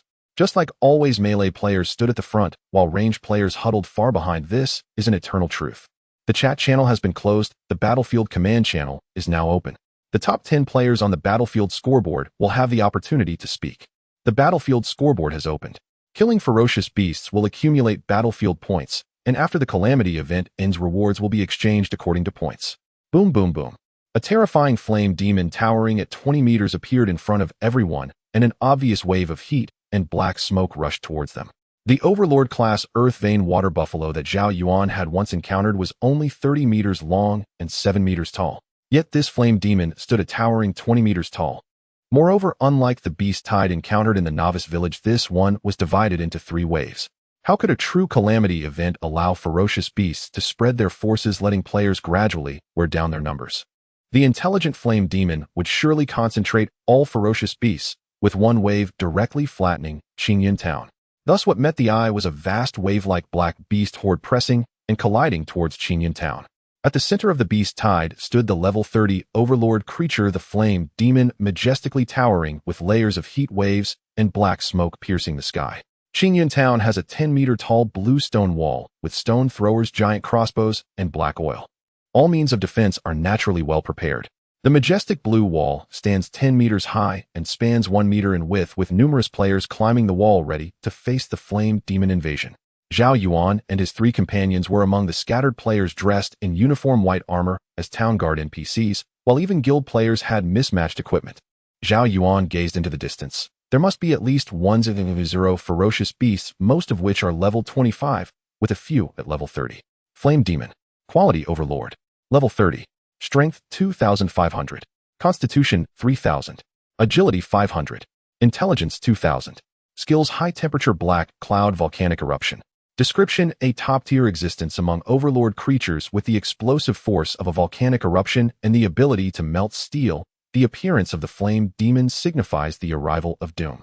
Panic spread among the defenders on the wall, but there was no retreat. Once the calamity event began, the teleportation points temporarily ceased to function. Only by defeating the flame demon could the teleportation points return to normal. From the moment the calamity event began, both the safe zones and teleportation points temporarily lost their effectiveness. Zhou Hang, the president of Milan Guild, spoke in the channel. Everyone remain calm. Although the flame demon is formidable and the beast tide fierce, we have 2 combat power units, and each of the 5 major guilds has its own elite teams. Moreover, with this magnificent high wall built from blue stones, our chances of victory are quite high. Li Sheng, the president of Lin Fen Guild, also spoke. Indeed, when our human forces unite against a common foe, we rarely face defeat, and the final rewards from the battlefield scoreboard, I need not say, everyone knows how generous they are. As long as we slay the flame demon, we will all receive tremendous boosts. The encouragement from the 2 guild leaders brought the ordinary scattered players back to their senses. That's right, although the flame demon is strong, we are not weak, and besides, the flame demon in rumors is merely an overlord level creature. Who cares about calamities, or not, as long as it's a beast it can be killed? As the flame demon drew near, the stone throwers and giant crossbows atop the walls began to fire, launching massive boulders and 6-meter-long bolts into the beast tide. In an instant, the beast tide suffered numerous casualties, with many boulders striking the flame demon only to be melted by the intense heat. Boom, boom, boom. The beast tide crashed violently against the wall, using their bodies as steps to send subsequent monsters up. All ranged attackers from the player camp frantically unleashed their skills, with tens of thousands of ice shards, fireballs, wind blades, thunderbolts, and arrows raining down below, creating a spectacular scene. Ferocious beasts struck by ranged attacks, even if not killed, would be knocked back by the force. Moreover, a single volley from the ranged players emptied the health of numerous ferocious beasts. Zhao Yuan, the president of Milan Guild, followed the lightning magic route, with a book floating in hand, flipping its pages on its own, emanating a strange glow.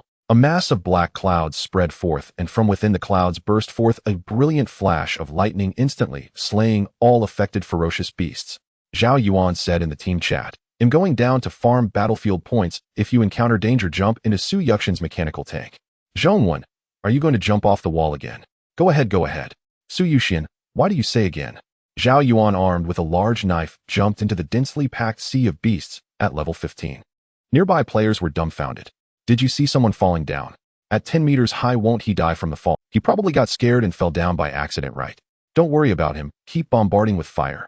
From the very beginning, Yun Ning released 3 aura skills with a coverage of 4,000 meters, accommodating all allied units comfortably. Many players started to notice something was off. Since there were many support players, it was not surprising to see a few enhancement skills. However, upon closer inspection, the effects of these 3 auras were astonishing. Healing Aura restores 1,500 health points per second and can slowly heal severed limbs.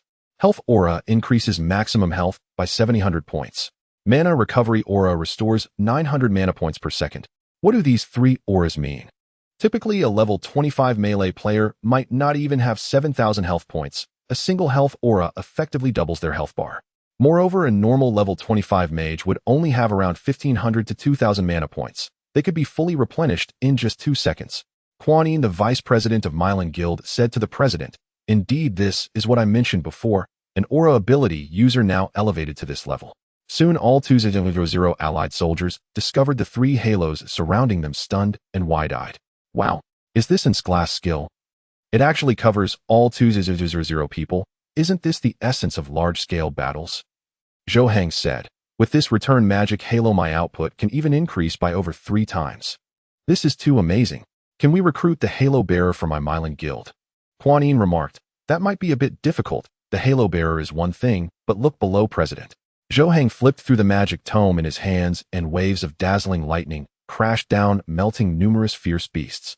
While everyone marveled at the strength of the halo effects, they noticed something was amiss, as no fierce beasts were climbing up the city walls. Looking down, they saw a massive blank space at the corner of the wall, where a level 15 player stood expressionless beneath the city wall. Zhao Yuan glanced at the battlefield leaderboard, and without a doubt Yun Ning was in first place, which was quite normal. The more participants in the battlefield, the more points Yun Ning could share, essentially having 200 people working for her. Draw the sword and taunt. With a clang, Zhao Yuan assumed a sword-drawing stance, and the blade slashed out, forming an invisible barrier of energy that forced all nearby fierce beasts to be taunted within an 1,800-meter radius. Simultaneously, Zhao Yuan activated the active effect of the punishment cloak. The black flame cloak enveloped him, causing monsters within 180 meters to lose health rapidly. Centered around Zhao Yuan, large swathes of monsters perished, some scorched to death by the black flames, while others were slain by the reflected damage. Battle information active effect of the punishment cloak initiated, causing a 1 health reduction per second.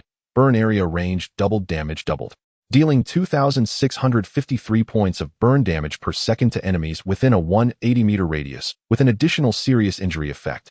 Taking damage, health reduced by 486 points, triggering an SS class counterattack, inflicting 4,567 points of true damage. Zhao Yuan's battlefield points began to increase rapidly, with few fierce beasts able to stay near him for long. Fierce beasts attacking Zhao Yuan from a distance would be penetrated by true damage. The mayor on the city wall was stunned. Is this the power achievable by a level 15 player? One person jumps into a sea of 100,000 beasts, and his health remains above 80. Is this the burn area? Aren't the damage from these black flames too high? The level 25 elite monster was burned to death beside him in just 15 seconds. What's more outrageous is the ranged monsters attacking him. In a volley of distant attacks, they ended up killing themselves through reflected damage. President Lin Funli Sheng spoke up, an 1,800-meter force taunt lasting an astonishing 30 seconds. This kid is like a hedgehog with a burning field on the outside and a terrifying counterattack effect on the inside. But the monsters have no choice but to approach him because the 30-second taunt effect is truly ridiculous. Can this person be recruited as our member? He is simply too powerful, a veritable strongest tank. President Yuxiao Wang Hanxing asked his vice president. The vice president replied, I just checked, he is a player with a guild, and yesterday on the bulletin board in Qingyun Town a new guild called Cunning Soldiers appeared leaping to level 2. This Zhao Yuan is the leader of the Cunning Soldiers Guild. Guilds established in Qingyun Town are displayed on the bulletin board, and one can view the leader's name and the guild's level. However, the coordinates of the guild residents are randomly assigned, and with a 7-day protection period, Zhao Yuan need not fear being forced into a guild war by other guilds. Wang Hanxing said, so Zhao Yuan won't submit to others, he is developing his own power. At this moment, Zhong Wen summoned a level 30 skeletal water buffalo, which was enormous, crashing down beneath the city wall.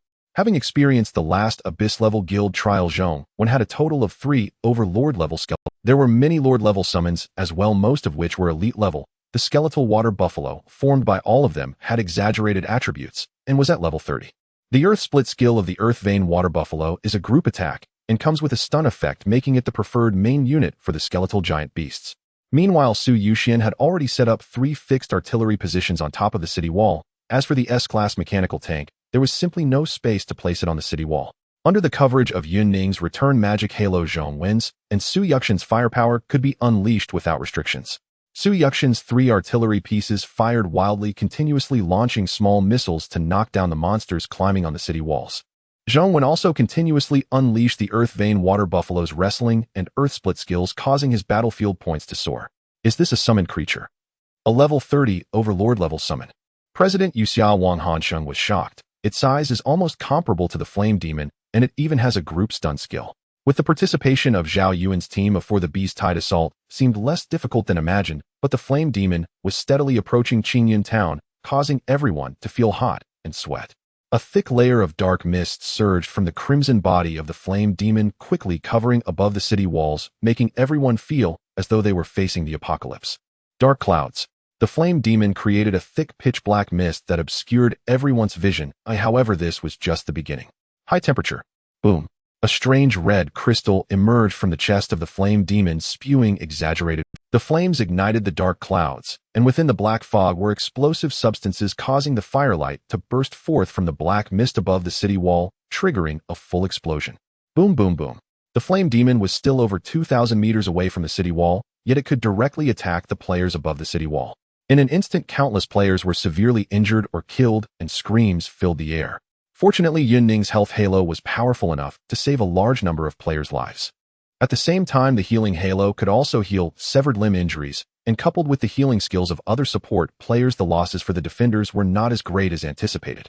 Zhao Yuan also did not expect that the Flame Demon could strike the defenders from such a long distance. He charged forward, facing tens of thousands of fierce beasts, continuously closing in on the Flame Demon. Zhao Yuan aimed to endure the Flame Demon's damage, giving the defending players ample time to eliminate the remaining fierce beasts. Milan Guild President Zhou Hang's face was covered in ash, with health dropping to half, but his dedicated support player immediately restored his health to full.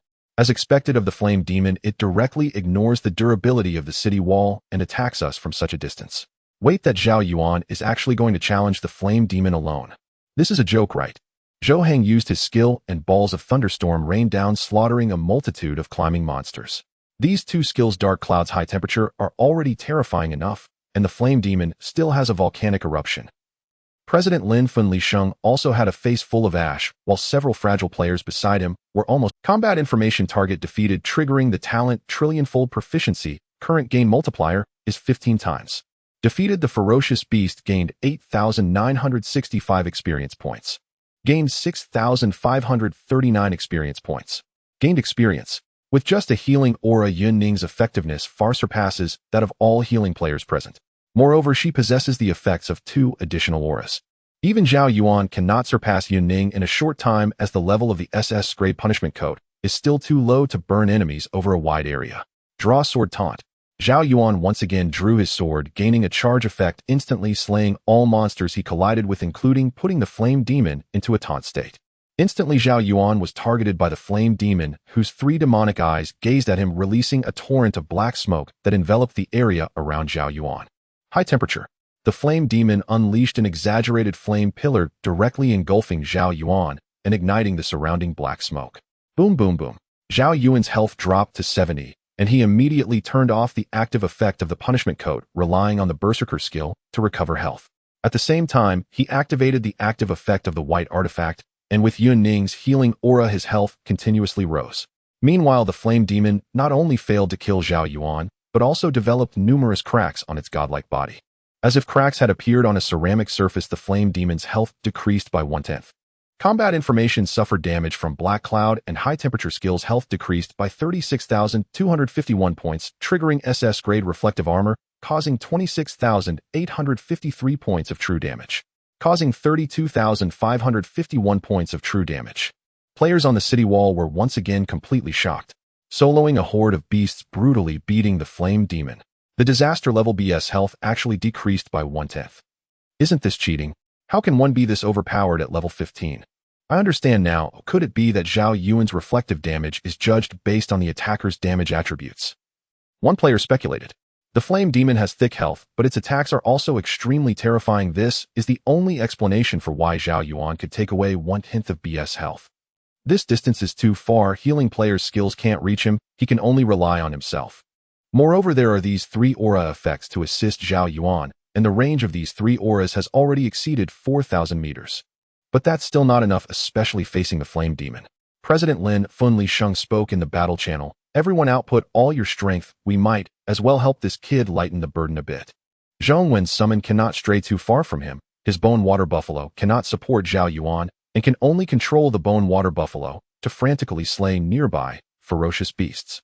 The mayor looked at the distant flame demon and ordered, "Aim all heavy machinery at the flame demon fire." The town's guards operated giant crossbows and catapults to support Zhao Yuan. Only this heavy machinery's range could surpass 1,000 meters. However, the damage dealt by these giant stones and giant bolts to the flame demon was negligible. Its health did not even budge, and in comparison, everyone once again experienced the terror of Zhao Yuan's SS-grade reflective armor. Boom, boom.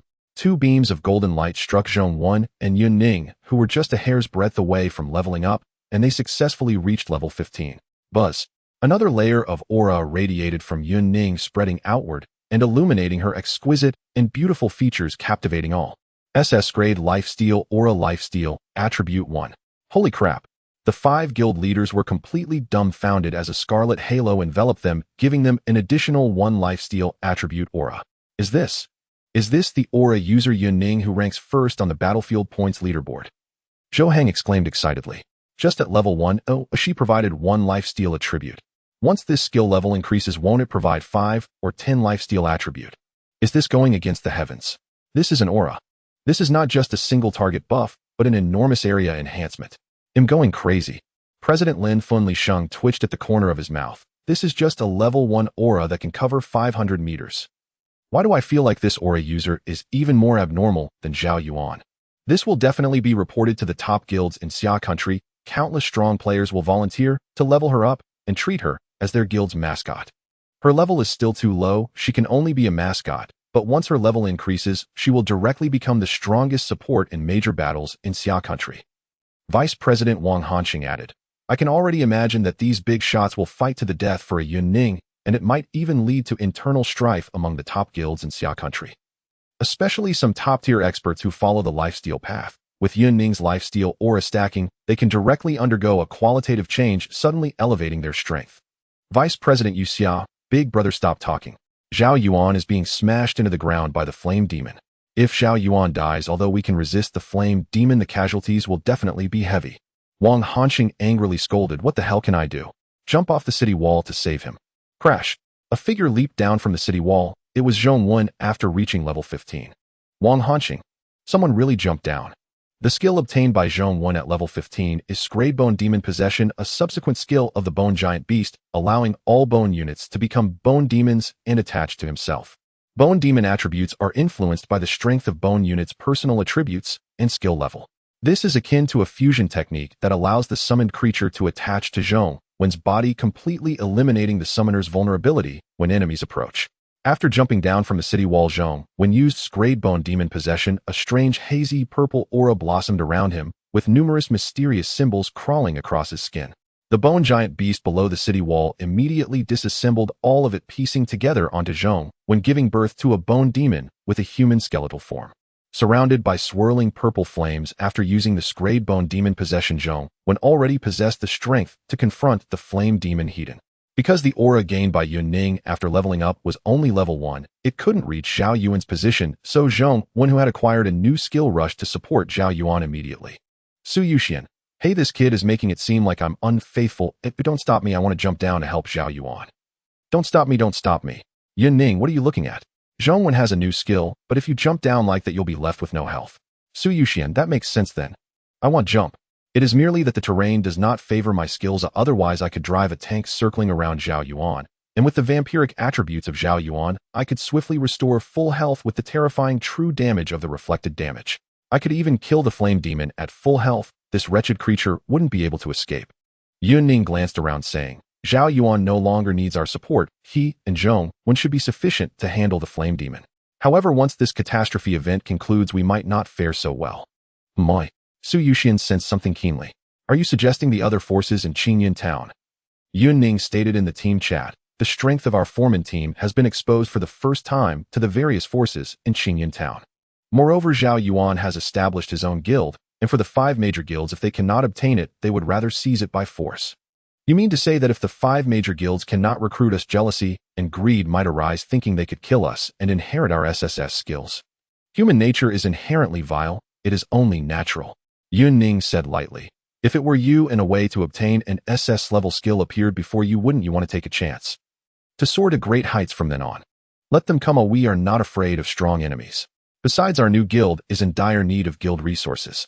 It is said that winning the guild war allows one to plunder all resources and troops from the opponent.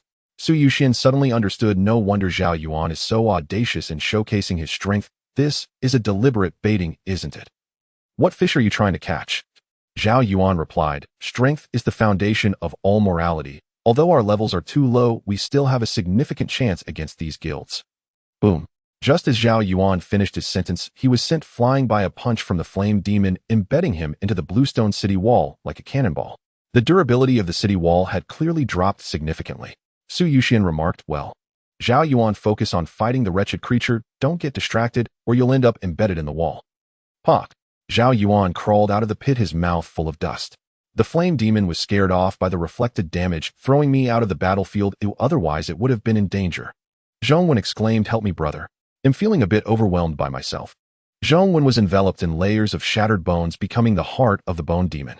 The original attributes of the bone water buffalo were already extremely powerful, combined with his own attributes and the effects of the S-level bone demon possession skill. Now the bone demon could even wrestle with the flame demon. Bone demon fusion quality overlord, level 30 strength, 1500 constitution, 1500 agility, 1200 intelligence, 1200 skills, earth split, chaos, strike, vampirism. Zhao Yuan could choose any of the 3 skills from the bone units. He selected the vampirism skill for survival. The onlookers on the city wall watched as if witnessing deities in battle as the bone demon, shrouded in ghostly purple flames, madly thrust out its hand bones. The bones plunged deeply into the flesh of the flame demon, but the bone demon's arm was melted by the intense heat. The blood within the flame demon flowed like molten lava. Then the flame demon forcefully grabbed the skeleton's body, tearing it apart with full force, completely ripping off the arm of the skeletal structure, preparing to stomp on the skull of the skeleton. Zhao Yuan quickly drew his sword to taunt and saved Zhao Yuan. The two of them withstood the damage from the flame demon, primarily relying on the SS level reflected damage to deal damage. In an inn in Qingyan Town, Lu Qingjun was conversing with Tua Zhen. Why not attack Zhao Yuan? During the catastrophe event, Zhao Yuan's health will plummet, giving us the chance to kill him. Lu Qingjun said in confusion.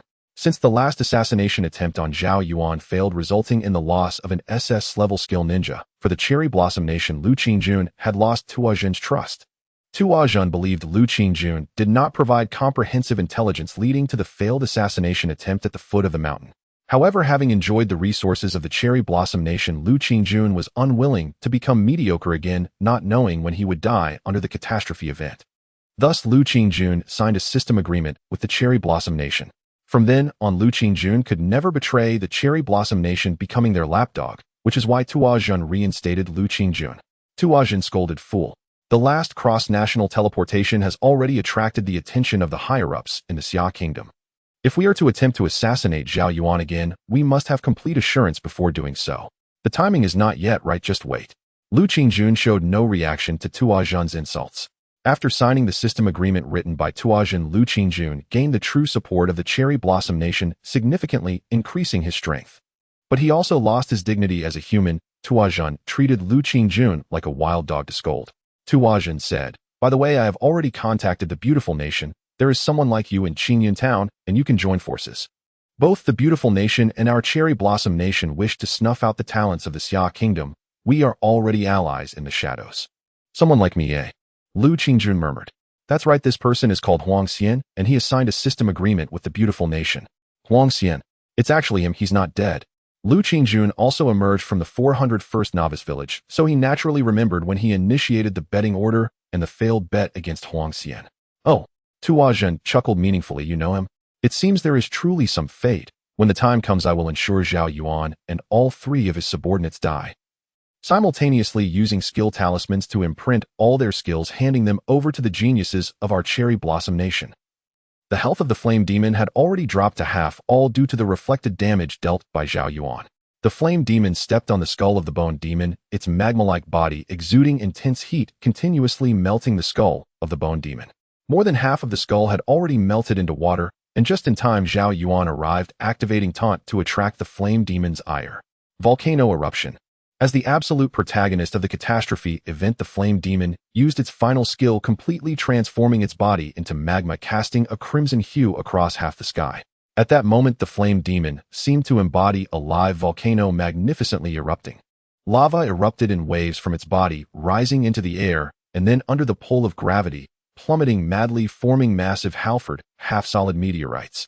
Simultaneously, a thick mushroom cloud rose from the Flame Demon, presenting a scene of apocalypse as meteorites rained down from the sky. Zhou Heng exclaimed, "This is a full map cleansing skill. Clearly aimed at Zhao Yuan, but the edges of the meteorites could still hit us. Shield players protect the squishy ones. Healers unleash all skills with full power. Meteorites are coming, take care to avoid them." Just as Zhou Heng finished speaking in the battle channel, hundreds of exaggerated, grotesque meteorites came crashing down towards the city wall. As the taunter, Zhao Yuan naturally faced concentrated fire from thousands of meteorites. He activated his Bull Warrior costume's 5-second invincibility, employing the active effect of the white artifact. He drank a bottle of precious health recovery potion, then held his shield with both hands, shielding himself from the volcanic eruption. Is a bombardment skill encompassing the entire map, dealing multiple damage instances. This means that as long as Zhao Yuan does not die, he can retaliate against the Flame Demon multiple times, depleting its health bar. Boom. The scene was completely engulfed in crimson, with numerous impact craters emerging as the Flame Demon's volcanic eruption skill came to an end. Zhao Yuan timely activated the Berserker's active effect, restoring his health, yet he was still hit, leaving him with only 30 health. Battle information received damage from the volcanic eruption skill, health reduced by 36255 points. Triggered an SS level counterattack, dealing 96523 points of true damage. Triggered SS level counterattack. Triggered. Used the skill Berserker, all injuries restored. The Flame Demon was pierced through by hundreds of instances of true damage, its health bar completely insufficient, resulting in its immediate death. Zhao Yuan and Zhong, when leveled up on the spot, reaching level 16. As for the city wall of Qingyun Town, it was severely dented by the falling meteors, nearly half destroyed. It is expected that the tasks players can undertake in the coming months will all be aimed at gathering materials to repair this wall. Above the city wall, hundreds of people perished, struck down by the volcanic eruption, the fragile instantly killed, unable to heal. Moreover, tens of thousands were severely injured, limbs severed. Some players had their organs contaminated by lava, corroded beyond recognition, as if their bodies were scorched through by splattered magma. A wail spread across the city wall. Fortunately, Yun Ning's healing aura was sufficiently powerful, allowing even those with damaged organs or lost limbs to be saved. However, the pain could only be endured by oneself. Chairman Zhou Heng of Milan quickly stood up, looking down below, discovering that the meteors formed by the volcanic eruption dealt indiscriminate damage, with numerous ferocious beasts crushed by the meteors, leaving only a small number remaining. These two monsters actually survived the direct assault from the Flame Demon's volcanic eruption skill and managed to kill the demon through retaliation. Chinin, because Zhao Yuan taunted the BS, the meteors we faced were the fewest and most scattered. Otherwise the death toll would be more than just a few hundred but tens of thousands. And without Yun Ning's aura, most fragile players would be instantaneously killed, having no chance to heal. At the same time, it was also because of Yun Ning's healing aura that these severely injured players could slowly recover. Otherwise, with severed limbs and melted organs, they'd be dead in minutes, as regular healing skills wouldn't suffice. Zhou Hang smiled and said, "Thanks to this Zhao Yuan's team, Otherwise, I would have to use the command symbol item to teleport our guild's 7 blue troops and NPC generals here. These guys are incredibly crafty. The other 4 guilds wouldn't use the command symbol, but those who do would have their troops suffer heavy losses under the Flame Demon's volcanic eruption." Chinin, those old foxes. Zhou Hang. Chinin. Ahem, the chairman is profoundly strategic. It's the other 4 guild leaders who are the real old foxes. The remaining active players continued to attack the monsters below. Although the meteors from the volcanic eruption killed most of the ferocious beasts, there were still some left. Chairman Li Sheng of Linfen stated, "Fortunately, I didn't use the command symbol, otherwise my 8 blue guild troops would have been completely wiped out. Isn't this a bit too easy? After all, it's the Flame Demon. It was killed just like that. It has only been a few. I originally thought it would last until nightfall." Vice Chairman. Boss Zhao Yuan's counter armor is definitely determined by the damage attributes of the attacker, which means the Flame Demon's attack retaliated against itself. Otherwise, how many lives would it take to stack away those few million health points? It's not that the Flame Demon is too weak, but that Zhao Yuan is too terrifying. 90 of BS health was taken down by his counter armor. Li Sheng stroked his chin and said, "This has become interesting. With the Flame Demon's death, it will be difficult for Qingyun Town to experience a disaster event for a long time. All 5 of our major guilds are ambitious. Especially Huahu and Yuxiao. I can't believe they want to start a guild war. It will be another bloody storm. Our human race won't die at the hands of monsters, but will fall under the blades of our own kind." Zhao Yuan didn't bother with the remaining ferocious beasts. With such a small scale, they couldn't stir up much trouble. Battle information killed the level 30 Overlord creature Flame Demon, gained 1,000 battlefield points. Triggered the talent, Billionfold Proficiency. Current gain multiplier is 16 times. Gained 1,800 experience points. Player level increased to level 16. Strength and Constitution attributes increased by 20 points. Agility and Intelligence attributes increased by 5 points. Total gained 1,500 skill proficiency, 16 times. SS level counter armor upgraded to level 60. ASS level taunt skill upgraded to level 55. SS level berserker upgraded to level 50. OSS level judgment cloak upgraded to level 25. Current battlefield points are 1900 points. Zhongwen, who also leveled up to level 16, fully restored his health and immediately used the Slevel Bone Summon to awaken the Flame Demon's corpse. This is the corpse of the Flame Demon. With it, Zhongwen felt he could soar. What the hell? What's going on? Skill failed. Zhongwen was dumbfounded. It can't be. Zhao Yuan wondered. How could the skill fail? It's at least in level skill. Zhongwen was on the verge of tears. The Flame Demon has no bones. It's all magma-like blood, so I can't summon its bones. Zhao Yuan. It's fine, it's just a level 30 Overlord creature Flame Demon. What's the big deal? It's just a volcanic eruption skill that acts like a map bombardment. It's nothing much. Zhongwen, hey, are you trying to comfort me? Why does it hurt my heart more the more I hear it? Zhao Yuan. Wait, well, go tackle the level 20 dungeon, and you can directly summon the final BS corpse then. After another hour, all remaining ferocious beasts were wiped out. At this point, the battlefield points leaderboard was as follows. First, Yun Ning 250 points. Second, Zhao Yuan 20 points. Third, Zhong Wen 150 points. Fourth, Zhou Heng 10 points. Fifth, Wang Hanxing 900 points. Regional announcement: disaster event has concluded. Qingyun Town safe zone and teleport point restoration effects are back. Battlefield points reward settlement in progress. Players may choose rewards on their own. Multiple options appeared before Zhao Yuan: guild supplies, equipment, enhancement stones, gems, copper coins, attribute points, command symbols. Zhao Yuan could choose 4 items, which was easy. The guild was in a period of development, so he would definitely choose command symbols and guild supplies. Zhao Yuan's equipment was still a set of green armor, seriously outdated. The third option was naturally equipped. For the last option, Zhao Yuan chose copper coins. Even with enhancement stones and gems, without copper coins he couldn't embed gems or enhance equipment, as copper coins were the hard currency. Reward settlement: player received 3,000 guild supplies, 3 blue equipment, 1 command symbol, and 3,000 copper coins. The 3 pieces of blue equipment are a level 15 breastplate belt and one-handed shield. Lava breastplate. Quality blue. Wear requirement LV15. Attributes physical defense 200, magical defense 100, health 1000. Lava belt. Quality blue. Wear requirement LV15. Attributes health 5000, resistance 50. Lava shield. Quality blue. Wear requirement LV15. Attributes when blocking attacks with the shield, the damage calculation adds physical defense 300, magical defense 300. Zhao Yuan removed his 3 pieces of green equipment and replaced them with these 3 pieces of blue equipment, significantly increasing his attributes. In the apocalyptic game, the shield adds a substantial amount of defense attributes, but it must block the attack for it to count in the damage calculation. When the attack lands on the player, the shield's defense value will not take effect, thus the player's use of the shield becomes a measure of their own toughness. Naturally, melee players often choose to exploit the enemy's weaknesses for attacks, bypassing the shield to directly strike the enemy's body, causing significant damage.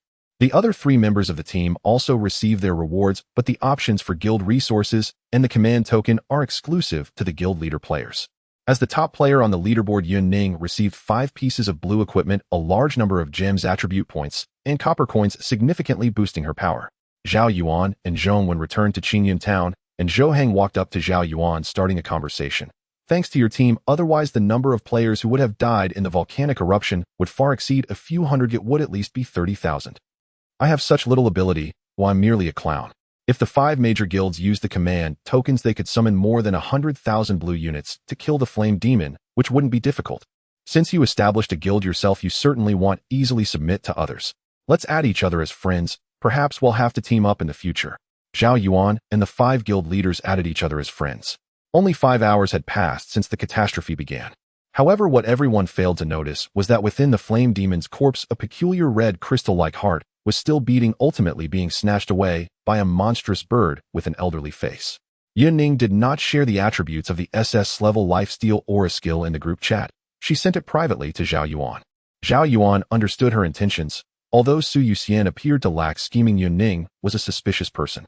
The S-level skill shared in the group chat was acceptable since Su Yuxian also had an S-level skill. However, Yun Ning's SS-level lifesteal aura was extraordinarily powerful. It was always better to be cautious.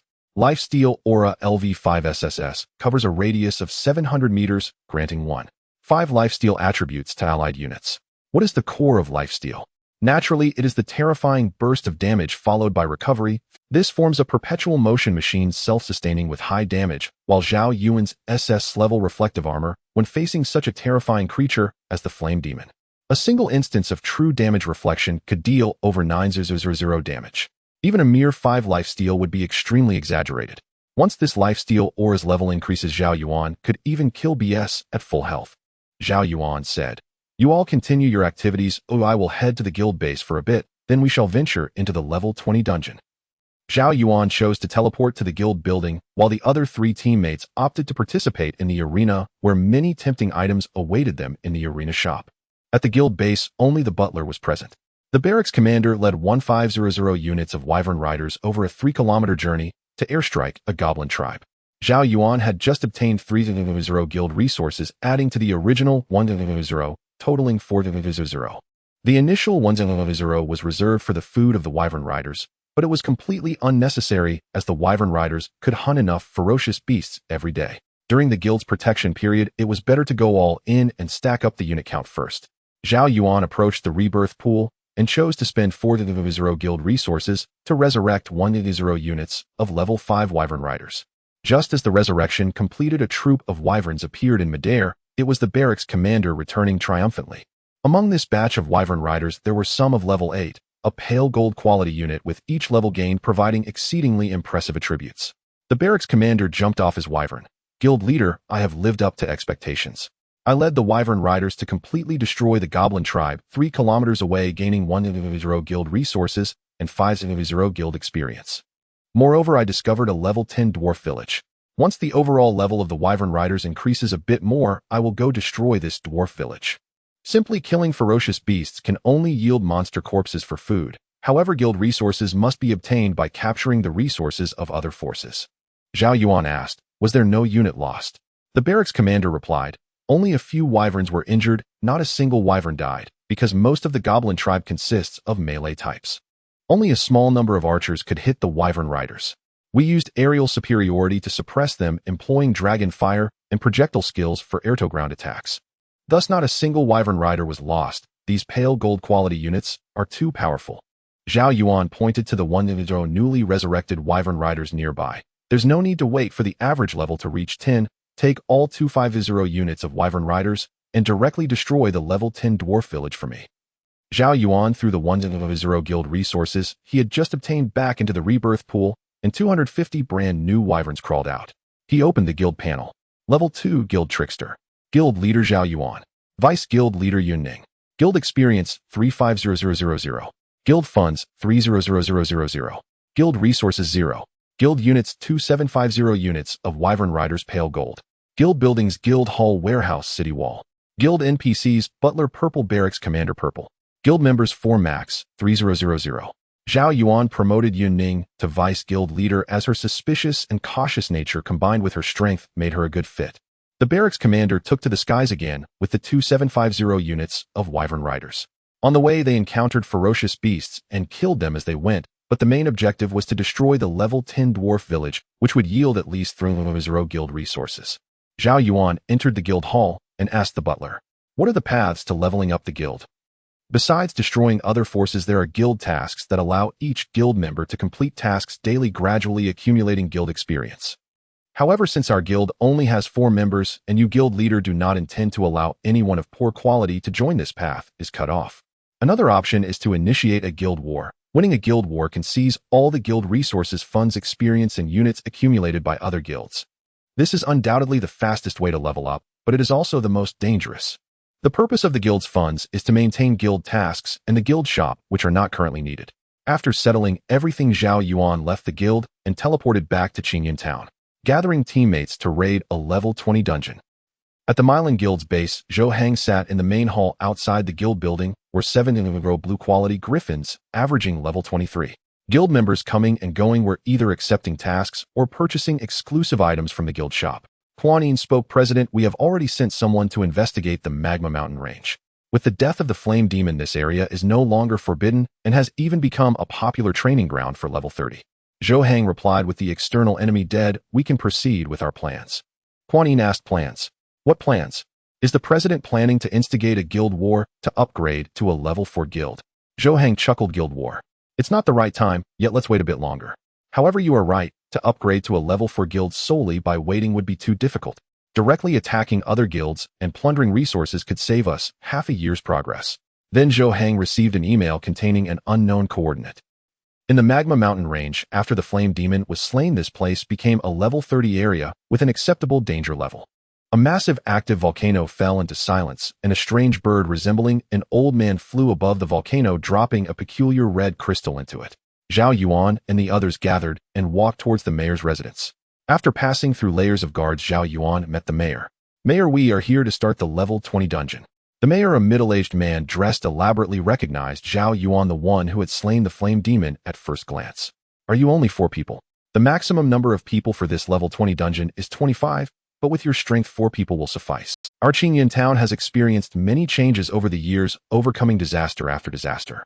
However, the souls of the fierce beasts that perished linger above Qingyun town, eternally unsettled, ultimately forming this level 20 dungeon." "Oh, can these souls really be resurrected?" Zhao Yuan asked. "With the slow passage of time, it seems these souls may indeed come back to life, but each time one is killed, the speed of their resurrection will slow down. Task: defeat the souls has been accepted with successful rewards of substantial experience points and a key to the secret realm." The mayor's residence was built with intention, sitting right above the realm of the souls. The mayor pointed to his backyard. "Walk to the end and open the hidden passage underground to enter." Zhao Yuan and his companions arrived at the entrance of the hidden passage and saw a teleportation point. 3 seconds later, the 4 entered a frigid area covered in ice crystals. Su Yuxian took out a mechanical device, placing it on the ground, which briefly transformed, revealing a sci-fi-style mechanical tank before them. The ground and the overhead are covered in ice crystals, making it easy to slip. This should be an added difficulty in the terrain. "What about the secret realm key the mayor mentioned?" Yun Ning climbed onto the mechanical tank and sat in the cockpit, saying, "I checked. It should be the key to the pets. With the key, one can open a secret realm to capture pets. The higher the quality of the key, the rarer the pets that appear in the open secret realm." Zhong Wen now had a fusion skill and was no longer afraid of being approached by monsters, nor did he rush to enter the tank first. He sat on top of the mechanical tank with Zhao Yuan. Zhao Yuan said leisurely the tank's treads can fully adapt to the icy terrain. As he spoke, Su Yuxian placed a fixed turret on top of the tank, which had only one designated platform for the turret. The other two mechanical drones hovered in the air, already flying far away, scouting ahead. After the battle with the flame demon, Zhao Yuan's attribute panel showed name Zhao Yuan, level LV16, 50,100, health 3100, mana 2,000, strength 190, constitution 340, agility 95, intelligence 95, physical attack 2460, physical defense 170, magic defense 1600, talent eternal blessing, unique millionfold proficiency, unique current proficiency, gain multiplier is 16. Base ability reflective armor LV60 SSS, grade berserker LV50 SSS, grade skills taunting / LV55 SSS, grade taunt range 2,300 meters, taunt duration 30 seconds, punishing cloak LV25 SSS, grade passive effect 400 meter range, burning field active effect. When activated, deduct 1 of maximum health per second. The burning field's range and damage double, and the burn inflicts serious injury. Backpack level 1 strengthening stone 12, a wilderness set, green skill talisman SSS, grade dragon flame song technique, war command token 1. Blue equipment 3 coins 4100, competitive coins 335 pieces, magical artifact green, jade lotus platform LV17, white outfit barbarian bull outfit, white accessories, purple fiend ring, purple Su Yuxian's glasses projected the scouting images from the mechanical drones. The monster area is 500 meters ahead, filled with level 20 ice crystal spiders, with numerous sharp ice spikes overhead that may fall at any moment, and the ice surface is becoming increasingly slippery. The mechanical tank is fast quiet and has extremely thick steel plating with a durability of 3. Upon reaching the icy cave, they could see countless ice crystal spiders, as if these spider-like creatures carved from ice had awakened from slumber, rushing madly towards them. Zhao Yuan glanced at their numbers. Just in sight, there were no less than 10,000, and deeper in the darkness, it seemed that even more creatures were hidden. Ice crystal spider quality elite, level LV20, strength 900, constitution 900, agility 900, intelligence 900, skill frost. Yun Ning activated a fourfold aura covering everyone.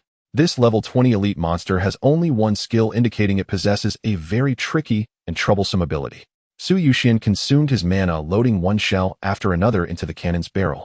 These two tanks are fully automatic machines requiring only mana to operate everything automatically. With a series of clicks, the large sharp shells were loaded, and the main cannon of the mechanical tank fired a blast. It exploded in the distance, creating a blazing fireball, instantly killing hundreds of ice crystal spiders. At the same time, the fixed turret on top of the tank began to fire wildly, with small missiles continuously launching into the swarm of monsters. Zhao Yuan activated taunting slash and punishing cloak, charging into the mass of monsters. With the active effect of punishing cloak under the 800-meter serious injury burning field, the health bars of the ice crystal spiders rapidly plummeted. Even so, Zhao Yuan was still surrounded by endless ice crystal spiders. The scrayed reflective armor continuously activated, allowing Zhao Yuan to stand still, while both reflective armor and punishing cloak swiftly eliminated all the creatures around. However, a layer of frost appeared on Zhao Yuan's arm, and he felt his arm stiffening.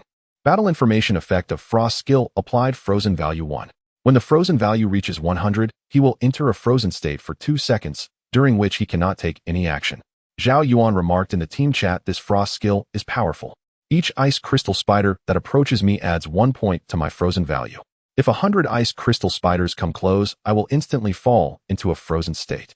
Moreover, there are tens of thousands of ice crystal spiders here, which could very well freeze players to death, leaving them unable to resist." Zhao Yuan replied, "But for you, it doesn't matter if you enter a frozen state. Your reflective armor and punishing cloak will kill monsters frantically." Zhao Yuan responded, "Indeed, for me, entering a frozen state is meaningless, but for an average player entering here, it's definitely a death sentence. They won't even be able to escape. They can only watch as they are slowly devoured, feeling indescribable agony, dying in despair." Battle information attacked health reduced by 463 points, triggering SS level reflective armor, causing 6,639 points of true damage. SS level punishing cloak activated, deducting 1 of health per second, and dealing 4,652 points of burning damage to enemy units within an 800-meter range with a wounding effect. Battle information frozen value reached 100, entering a frozen state for 2 seconds. Zhao Yuan fell directly into an endless frozen state, constantly accumulating frozen value, and falling icicles from above would occasionally strike, causing massive damage, while directly triggering the 2-second frozen effect. However, Zhao Yuan's health remained at 99 solely, due to the area burning from the punishing cloak and the 1/5 lifesteal provided by Yun Ning's lifesteal aura. Centered on Zhao Yuan, the health bars of the ice crystal spiders within 800 meters plummeted in less than 10 seconds. All were burned to death by the black flame, and more ice crystal spiders filled the gaps surrounding Zhao Yuan. Zhao Yuan said Zhao Yuan's punishing cloak is simply a godly skill for farming dungeons.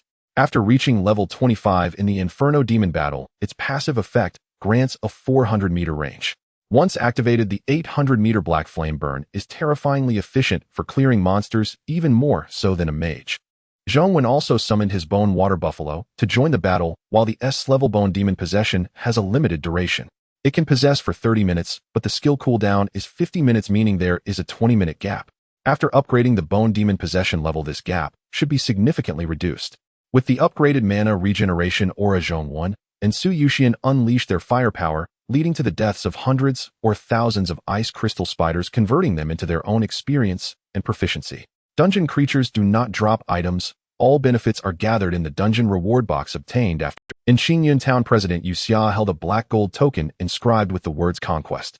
Wang Hanxing commanded 300 guild members with an additional 800 blue-rank fire archers in the outer circle. Damn the Flower Tiger Guild. Today let the name Flower Tiger disappear completely from Qingyun Town. Wang Hanxing roared as he activated the Conquest Order, a special item that actively instigates a guild war. After using the Conquest Order, the opposing side cannot refuse the guild war and can only choose to engage. The system will create a random terrain space, relocating the two guild buildings to the random space. Within the guild buildings is a core crystal. If one side shatters the other's crystal, it is deemed the victor of the guild war.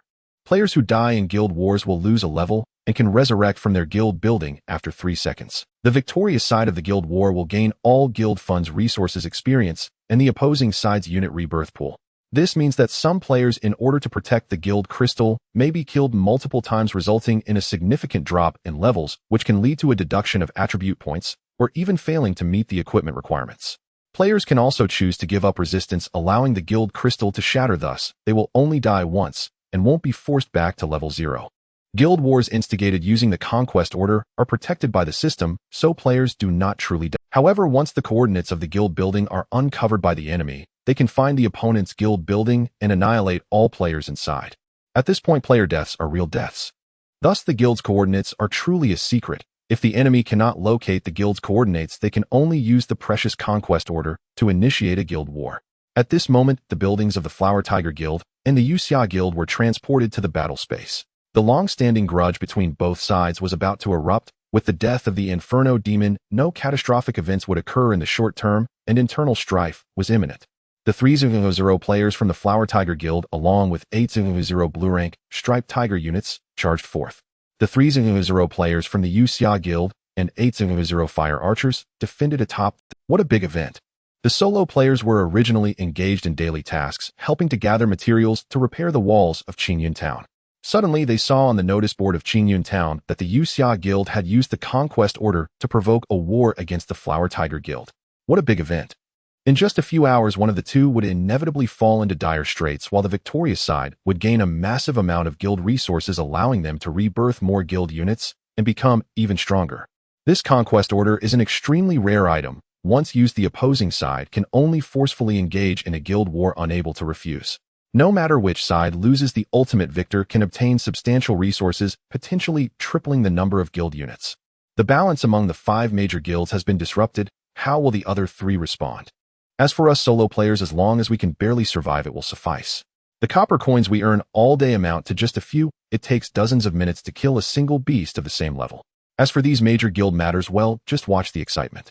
The number of monsters within the level 20 dungeon requires 25 players to continuously fight for 7 days and nights, hence the terrifying quantity. Yun Ning remarked, "It seems that our skills have already taken shape. A mere level 20 elite creature poses no threat to us. It's just a matter of how much time we consume." Su Yuxian drove the mechanical tank, crashing through obstacles, saying, "The troublesome aspect of these ice crystal spiders lies in their freezing state, which can freeze a person alive, rendering them unable to resist. Moreover, with the restrictions of the frigid terrain, ordinary players can easily perish here. It's only because we are in a mechanical tank. Otherwise, on this smooth ice crystal surface, it's hard to even run. If you accelerate slightly, you'll slip and fall, let alone fight ferocious beasts." Zhao Yuan was still being endlessly frozen. Even when he finally broke free from the ice, he was struck by the icicles above him. However, thanks to the effect of the blood-sucking aura, Zhao Yuan maintained 99 of his health, while his experience points surged rapidly. After a grueling 3 hours of battle, they finally exterminated all the ferocious beasts in the ice cave, yet Zhao Yuan's semi-datoized body trembled uncontrollably. For the next 2 hours, he remained inside the tank, unleashing the Judgment Cloak to incinerate the ice crystal spiders within an 800-meter radius. Zhao Yuan estimated that this batch of ice crystal spiders numbered at least 50,000. Battle information: target slain, triggering the talent billionfold proficiency. Current multiplier is 17 times. Target slain gained 6,352 experience points. Gained 4,522 experience points. Gain. Skill usage to slay ferocious beasts. Total skill proficiency. Gained 4.0. 17 times. SS level reflective armor upgraded by 1 level. SS level taunt upgraded by 1 level. SS level berserker upgraded by 3 levels. SS level judgment cloak upgraded by 5 levels. After defeating the flame demon, Zhao Yuan's level reached 50 of level 16, and now it had risen to 9. Continuing on, he would soon advance to level 17, entirely due to the effect of the Judgment Cloak, which granted him an 800-meter burning domain. Yun Ning and Su Yuxian also successfully leveled up to 16, gaining an increase in attribute points. The 4 of them crowded inside the mechanical tank, which felt somewhat cramped. Su Yuxian said, "The journey in this dungeon is extremely lengthy, but with our mechanical tank, while a typical player team might take 2 hours to walk, we can arrive in just a few minutes." Yun Ning munched on snacks purchased from the system store, saying, "This tank even has a heating feature. While it's freezing outside, the inside remains at a normal temperature." Could these ice crystal spiders be the souls of those who perished in the disaster event in Qingyun Town due to the cold weather? Transformed into monsters, ultimately becoming part of the dungeon. Zhao Yuan replied, "The weather system in the Doomsday game is quite realistic. Under frigid conditions, players gradually freeze. In hurricane weather, most ranged attacks will deviate, while in sandstorm conditions, vision is obscured and players gradually lose health. Under normal circumstances, the weather has little impact, but in guild wars and national battles, the effects can be profoundly far-reaching." Zhong Wen touched his buzz cut and said, "I checked the forum for strategies on level 20 dungeons. Many teams from Qingyun Town have conquered this dungeon, so the process is quite clear. There are a total of 4 stages, and we haven't even passed the first stage. However, the level 30 dungeon in Qingyun Town remains unconquered as the difficulty is too high. It restricts entry to 30 people, with the lowest being level 30 creatures, and the monsters' levels increase as you progress further." Zhao Yuan opened the guild panel and found that the guild resources had increased by 3, guild experience by 5.0, and the average level of the Wyvern Cavalry had reached level 7, with some even reaching level 8. This was likely due to the camp leader leading 2750 units of Wyvern Cavalry to destroy the level 10 dwarf village, earning the corresponding rewards. Subsequently, the guild resources decreased by 3.0, and the number of Wyvern Cavalry units increased by 750. In total, there were 3456 units of Wyvern Cavalry, but due to the addition of many level 5 Wyvern Cavalry, the average level of the units dropped to level 6. During the battle to destroy the level 10 dwarf village, 44 Wyvern Cavalry perished, but that was still acceptable. If Yun Ning had been present, she could have covered all units with a 4-layer aura, or just thinking about it was astonishing. Moreover, Zhao Yuan possessed a command talisman allowing him to teleport all Wyvern Cavalry to his side, and then send them back afterward. For hours passed, and the fierce battle between the Huahu Guild and the Yuxia Guild continued. The scales of victory tilted towards the Yuxia Guild. After all, it was Wang Hansheng who actively used the war order. He must have been quite confident to initiate the guild war. It was not simply due to the enmity between the two sides. More importantly, guild wars can plunder the resources and troops of the opponent. Wang Hansheng merely used the excuse of avenging his brothers who had fallen in competition, but in reality, it was to seize guild resources. Anyone who could sit in the chair of the guild leader could not possibly have simple thoughts to avenge his brothers. He risked provoking a guild war purely for his own benefit. The Yuxia Guild's troops were flame archers, a strong class among blue-tier units. A volley of arrows could kill hundreds of troops and players from the Huahu Guild. The Huahu Guild's walls crumbled, and their guild buildings turned to ruins, leaving only a guild crystal with half its durability and a few thousand pattern tiger units. The leader of the Huahu Guild fought valiantly, oblivious to the excruciating pain of arrows piercing his body. Many players from the Huahu Guild had died more than 5 times, causing their levels to drop by 5. Wang Hansheng looked coldly at all of this. More than half of the players under him had resurrected, and 4 flame archers had perished, leaving 4 remaining. Wang Hansheng waved his hand again, unleashing another volley of flame arrows covering the Huahu Guild. Regional announcement: the Yuxia Guild defeated the Huahu Guild in the Guild War, obtaining all of their guild funds, guild experience, guild resources, and troop reincarnation pools. The Huahu Guild's experience dropped to 0, leading to a forced dissolution. Wang Hansheng was unscathed. He despised fighting on the front lines alongside soldiers. He preferred to maneuver freely in the rear. The vice president of Yuxiao respectfully said, "President, in this battle, although we lost 400 flame archers and 200 players, levels dropped by 1 to 2 levels. We not only did not suffer losses, but instead earned millions in guild resources. The key point is that guilds that have experienced a guild war within 3 days can choose to refuse battle when faced with a war order. Now we are the strongest force. If it weren't for the fact that I only have one war order, I would have already targeted the Mountain Ghost Guild. Now we are the strongest force. If it weren't for the fact that I only have one war order, I would have already targeted the Mountain Ghost Guild. You should understand the principle of snow. Now we are the strongest force. If it weren't for the fact that I only have one war order, I would have already targeted the Mountain Ghost Guild. You should understand the principle of snowballing. Vice President, so we are now in an absolute advantage. The other 3 guilds have to look at our faces. Wang Hansheng, the 3 guilds will definitely provoke each other or form alliances, otherwise they are no match. Let's watch the changes. The drop rate for the battle order is too low. Wang Hansheng directly poured all the guild's resources into the unit transformation pool. Now he has 2 types of troops, 1 melee and 1 ranged. In the end, Wang Hansheng transformed into 800 flame archers and 500 striped tigers. The resources needed to transform striped tigers are slightly less than those for flame archers. Currently, the Yuxia Guild has 100 flame archers and 500 striped tigers, though the average level is relatively low. In the instance dungeon, Zhao Yuan's team also saw this area announcement. Su Yuxian exclaimed, "How long has it been? This day has been too thrilling, right? This morning it was 5 hours of the Flame Demon invasion, and in the afternoon a guild, the Flower Tiger Guild, was forcibly disbanded. Why do I feel like our guild's 7-day protection period is somewhat insufficient?" Yun Ning was not too surprised. When the external enemy dies, internal strife will naturally arise. The 5 major guilds all want to defeat each other and seize all the guild resources and troops. But it really is too fast, or were they prepared for this? These crafty individuals didn't even want their guild troops to suffer damage while fighting the Flame Demon. Zhongwen, so how strong does Yuxia have to be now? Guild wars and disaster events are similar. They will both open the battlefield leaderboard, and the victorious side can exchange points for rewards. The Yuxia Guild, whether in terms of players or guild troops, has undergone significant enhancement. Zhao Yuan replied while leaning back in his chair, "The old balance has been broken and a new balance will be established following this."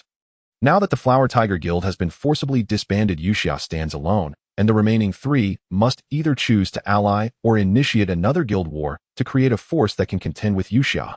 However, we are still within the protection period of the new guild, which is absolutely safe, so let them stir up trouble. Regardless of which side remains, in the end our guild will crush them and concentrate all resources in our hands.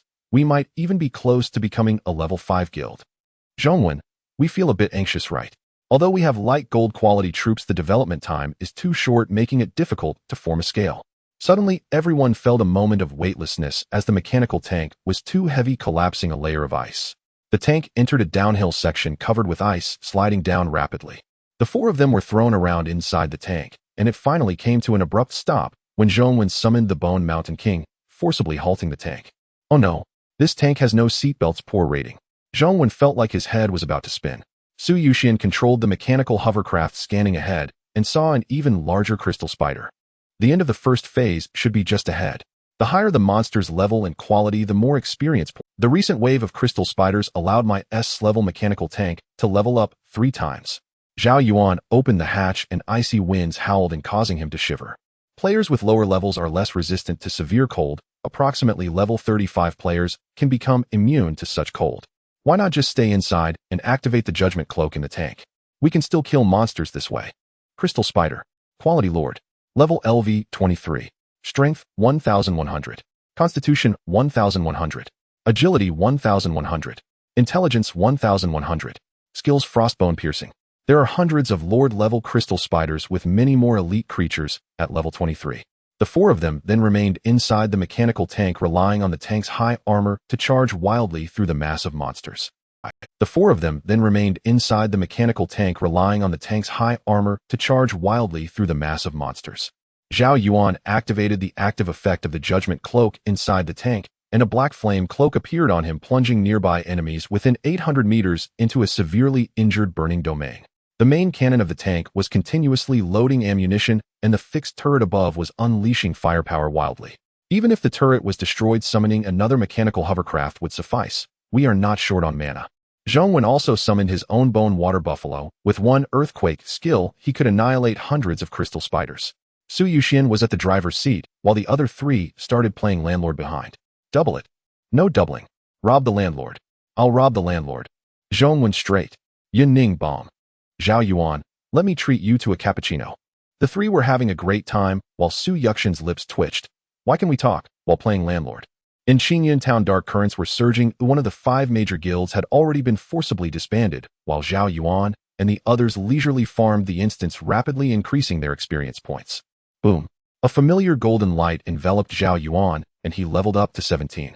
With the SS level Judgment Cloak, Zhao Yuan's leveling speed was comparable to that of a pure mage with S-level skills. Mages possess large area magical skills. One skill can kill at least 100 fierce beasts, but their own health is too low, making them easily killed in a doomsday game. Su Yuxian also leveled up to 17. The main cannon of the tank and the small missiles from the fixed turret are area damage, so his leveling speed was not slow either. Battle information: kill target, gained 6,325 experience points. Gained 7,523 experience points. Player level increased to LV 17, strength and constitution 20, agility and intelligence 5. Even the Lord level crystal spiders appeared weak under the SS level Judgment Cloak and would certainly be burned to death within a minute. A large number of crystal spiders crazily surrounded the mechanical tank, fiercely slamming their spikes against the tank's steel plating. But this is an S-level mechanical tank. Its armor hardness is extremely exaggerated, and Yun Ning's healing halo can keep the tank's durability stabilized in a safe range. Yun Ning, the difficulty of the first phase undoubtedly lies in the frozen state, but we are directly ignoring this deadly negative effect of freezing. Moreover, the attributes of the crystal spiders are actually quite mediocre and not too strong. This first phase is concluding. By the time all the crystal spiders were killed, it was already 9 in the evening. Normally, players would need to set up tents, rest overnight, and recover their energy to continue heading out during the day to tackle the second phase. However, with Su Yuxian's mechanical tank, the interior was much warmer than outside, so the 4 of them sat on their seats to rest and sleep. At the same time, Zhao Yuan's bone water buffalo was guarding outside, ensuring everything was secure. Under the dark night, Qingyun town was dimly lit with flickering lanterns. Some hearts rejoiced while others grieved. The announcement of the forced dissolution of the Tiger Flower Guild's territory had in one stroke ignited the flames of civil war. In a room at an inn, Lu Qingjun and Huang Xian met. Both were of considerable level and wore exceptionally fine equipment, so fine that it bordered on the absurd. All were blue-tier equipment tailored to their respective skill sets. One had signed a system pact with the United States, the other a slave treaty with the land of cherry blossoms. Lu Qingjun spoke first. Tuajin did not order me to assassinate during the Flame Demon invasion. Instead, he told me to remain dormant. At first, I couldn't fathom what we were waiting for. Now I think I have some idea. Huang Xian gazed at this man who, like himself, had embarked on a path of no return and replied, "You mean the defeat and forced dissolution of the Tiger Flower Guild?" "Exactly," Lu Qingjun affirmed. "I know Tuajin well enough. He is a thorough and cunning scoundrel. I suspect Tuajin intends to use the blades of the 5 great guilds to ultimately strike down Zhao Yuan and his 4 companions." Huang Xian asked, puzzled, but how could Tuajin be so certain that Qingyun town would descend into chaos? Unless Tuajin and ABT are secretly fueling the civil war among the 5 great guilds. Lu Qingjun's eyes widened in sudden realization. There must be more than just the 2 of us who have signed system agreements with other national servers. And these people have infiltrated the 5 great guilds. Could the long-standing hatred between the Tiger Flower and Rain Mansion guilds be stirred up from within by Tuzhen's people? Disguised as members of the Tiger Flower Guild, Tuzhen's men killed players from Rain Mansion, forging an irreconcilable enmity. Huang Xian smiled. No matter which of the 5 great guilds survives, in the end their strength will swell wildly. And with that surge of power, they will set their sights on seizing Zhao Yuan's SS-Rank skill. Human greed knows no bounds. Only then can there be a chance to kill Zhao Yuan, who has already taken form, especially with the assassins from the United States and the land of cherry blossoms. Lu Qingjun sighed in admiration. What a masterstroke. This time Zhao Yuan is as good as dead. The only variable is how large Zhao Yuan's guild can grow during the 7-day protection period. Huang Xian walked toward the inn door, ready to return to his room, and said finally, 7 days. The 5 great guilds took years to reach level 3 and amass their current fortunes. What can 7 days accomplish? Zhou Hang, leader of the Milan Guild, and Li Sheng, leader of the Lianfeng Guild, exchanged private messages. Is this intel on the coordinates reliable? Li Sheng, naturally. I've already sent an assassin with a stealth skill to scout ahead. That assassin's stealth skill is of a high level, but he was cautious enough not to approach too closely, merely took a glance from a great distance. He could see a large number of Shan Kuei troops leaving the guild buildings to hunt beasts. The Shan Kuei troops are exclusive to the Shan Kuei Guild, so the intel is solid. Zhou Hang remained wary and replied, is the person who gave you the coordinates trustworthy? Li Sheng, what are you worried? I personally placed that man in the Shan Kuei Guild. He's been there for nearly 6 months. Absolutely reliable. Besides, the guild coordinates are already exposed. Trap, or not, with the two of us united, what do we have to fear from a trap? We'll just kill them all first. Zhou Hang, true. Guild coordinates are the utmost secret. No one would use them to set a trap. If we strike, let it be at dawn. And without the protection of the expedition token system, those who die will be truly dead. We will suffer considerable losses ourselves. Li Sheng replied, I've already calculated the timing. Well, march in 20 minutes, arrive at 4 a.m., and then use the troop deployment tiger tally. Losses are inevitable. We don't have much time. Wang Hanqing has already summoned 1-0 flame archers and 5-0 pattern tigers, and he's raising their average level. If he gets another expedition token, our fate might be worse than the tiger flower guilds. Zhou Hang, indeed. Those flame archers Wang Hanqing commands must be among the strongest blue-tier units, otherwise he couldn't have so easily defeated the Tiger Flower Guild while preserving half of his forces. No one would ever guess that we two are actually brothers who once shared a life-and-death bond. We will devour all of Qingyan Town. The players of the Milan and Lianfeng guilds gathered in secret and departed late at night, racing toward the coordinates of the Shan Kuei Guild's buildings. The next day, Zhao Yuan's squad awoke early, drove the mechanical tank onward, and entered the second stage of the dungeon. Through the tank's periscope, Zhao Yuan saw the icy patches on the road gradually thin the terrain, turning into normal soil. Goatmen stood upright at the cave entrance, their faces indescribably eerie, bearing human features, yet retaining the traits of goats. Goatman quality: Lord, level 25 strength, 1500 constitution, 1500 agility, 1500 intelligence, 500 skills. Frenzy chase. As the mechanical tank approached, all the goatmen fixed their gazes upon it, pupils bloodshot, mouths curling into smiles, an inexplicable dread creeping into the heart. Smile? They'll make you smile. Su Yusin pulled the trigger on the driving handle, and the tank's main cannon roared to life. The massive recoil kicked up a huge cloud of dust, sinking the tank slightly into the ground. Boom. The bronze-colored shell landed among the goatmen, instantly killing a swath of them, sending flesh and blood flying. Zhao Yuan leaped out of the tank, activated Taunt Draw, charged into the mob, triggered the active effect of the sanction code, and was enveloped by Yuning's quadruple auras. For a 25-player dungeon, the number of monsters would take a top-tier team 7 days and 7 nights to clear. Weaker teams might need over 10 days or simply perish in the monster tide. With a 2,300-meter force taunt, Zhao Yuan instantly drew the gaze of countless bloodshot eyes. Chase. The goatmen activated their chase skill, their movement speed surging over 5-fold. They closed in on Zhao Yuan in an instant, reaching out with both hands to twist off his head. But Zhao Yuan's defense was too terrifying. They only chipped away a small amount of his health. The next second, hundreds of goatmen activated chase, swarming him in an instant and unleashing a dreadful flurry of attacks. Battle Log suffered damage from Frenzy skill, HP reduced by 700, triggered SSS-Rank, Thorns dealing 9,633 true damage.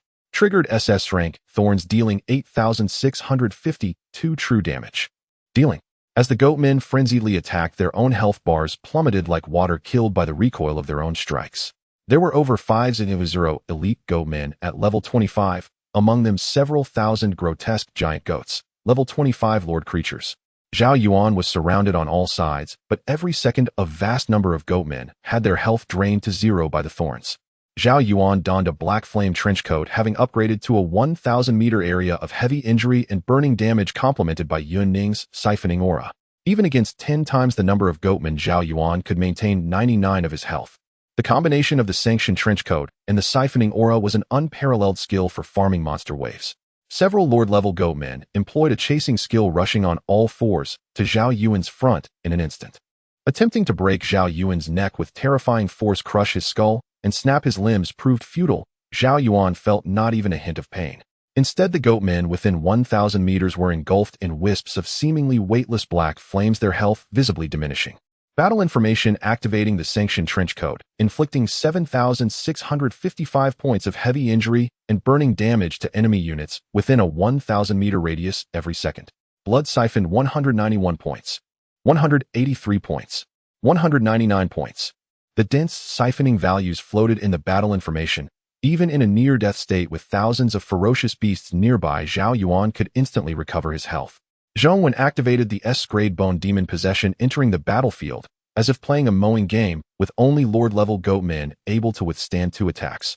Members from the Mylan and Lin Fin guilds totaling 6-0 rushed through the night, encountering numerous monsters along the way, all of which were swiftly dealt with. Ultimately, as dawn approached, they found the Mountain Ghost Guild's base. Zhou Hang and Li Sheng used their military tokens to teleport 7-0 blue unit griffins and 8-0 venomous wasps to the scene. A total of 6-0 players along with 1-5-0 blue units launched a surprise attack, while the Mountain Ghost Guild's units were still resting.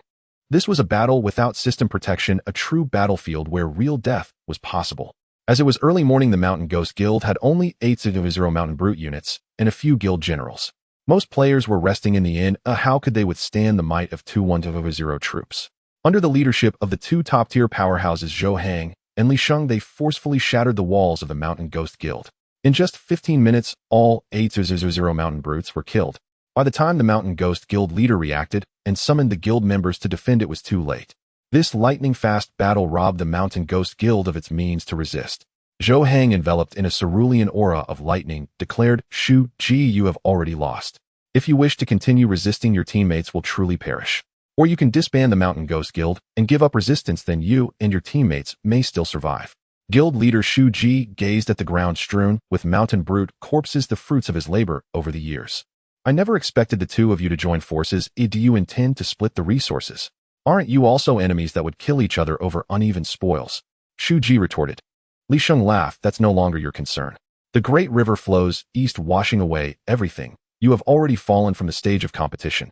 Choose quickly. I wouldn't mind killing you all to obtain your equipment coins and experience points. But since you're of the same kind, I won't be so cruel." Shu Ji glanced at the members behind him. Most were too terrified of death and had already teleported away, leaving only his trusted subordinates. "You've planted spies in my guild, haven't you? That's how you learned the coordinates of my guild's base. You've won. I am convinced. I never imagined the 2 of you would join forces and find my guild's coordinates. All the resources of this guild are yours, including the unit reincarnation pool." The Mountain Ghost Guild was completely looted, totaling millions in guild resources, a vast amount of guild funds, experience points, and the unit reincarnation pool. Regional announcement: the Mountain Ghost Guild has disbanded. Zhong Wen, who was busy slaying Lord-level goatmen, exclaimed in surprise, "Wasn't there a guild war?" Instead of being forcibly disbanded after defeat, the leader chose to disband voluntarily. "What is happening? During our days of clearing the dungeon, the external situation has become so tumultuous." Yun Ning also expressed her astonishment. "This is too quick. Will the Qingyun town be left with only 1 guild after we finish the dungeon? Is this the work of Yu Xia or the pressure from the other 2 guilds?" Zhao Yuan reassured her, "It's no problem. Our guild is developing rapidly. Purple quality generals leading pale gold units can crush all enemies. Right now we are destroying nearby ferocious beast forces to gather guild resources, and the average level of our wyvern cavalry has reached level 7. Roar. A Dominator-level goat man appeared before Zhao Yuan, marking the last obstacle of the second stage. Zhao Yuan activated the taunt with his blade drawn, while Zhong, when controlled the skeleton bone demon, colliding with the Dominator-level goat man. With over 10,000 elite goatmen nearby, Zhao Yuan activated the heavy injury and burning area combined with the 2/5 siphoning attribute of the siphoning aura, allowing him to siphon tens of thousands of health every second. Fighting the Dominator-level goatman posed no difficulty at all, especially with the SS-grade taunt and reflected damage. The Dominator-level goatman charged towards Zhao Yuan, its head adorned with 3 pairs of twisted demon horns, arms bulging, with vicious fangs wildly pounding Zhao Yuan's back. As Zhao Yuan's health began to drop, the reflected damage activated, ensuring that the Dominator-level goatman could not escape the fate of dying from the counterattack. With the death of the Dominator-level goatman, Yun Ning and Zhong Wen reached level 17, gaining additional attribute points. Zhao Yuan's own experience also surged to 56 of level 17. The number of monsters that would take a full day for a normal strength of 25 players to clear seemed inadequate before Zhao Yuan and his companions, as all 3 damage dealers possessed wide-area attack capabilities supplemented by the infinite regeneration of the mana aura. This second stage lasted only 5 hours. and everyone harvested a substantial amount of experience points and skill proficiency. The higher the skill level, the exponentially greater the proficiency required for leveling up. However, Zhao Yuan possessed the trillion-fold proficiency talent, allowing him to gain 18 times the proficiency. Thus, the speed of Zhao Yuan's skill upgrades not only did not slow down, but actually increased significantly. While the highest level skill among Yun Ning and others did not exceed level 40, Zhao Yuan could have his counterattack skill break through to level 70 after finishing this level 20 dungeon. The maximum skill level is 100. After reaching level 100, his skills can undergo awakening, leading to fundamental enhancements.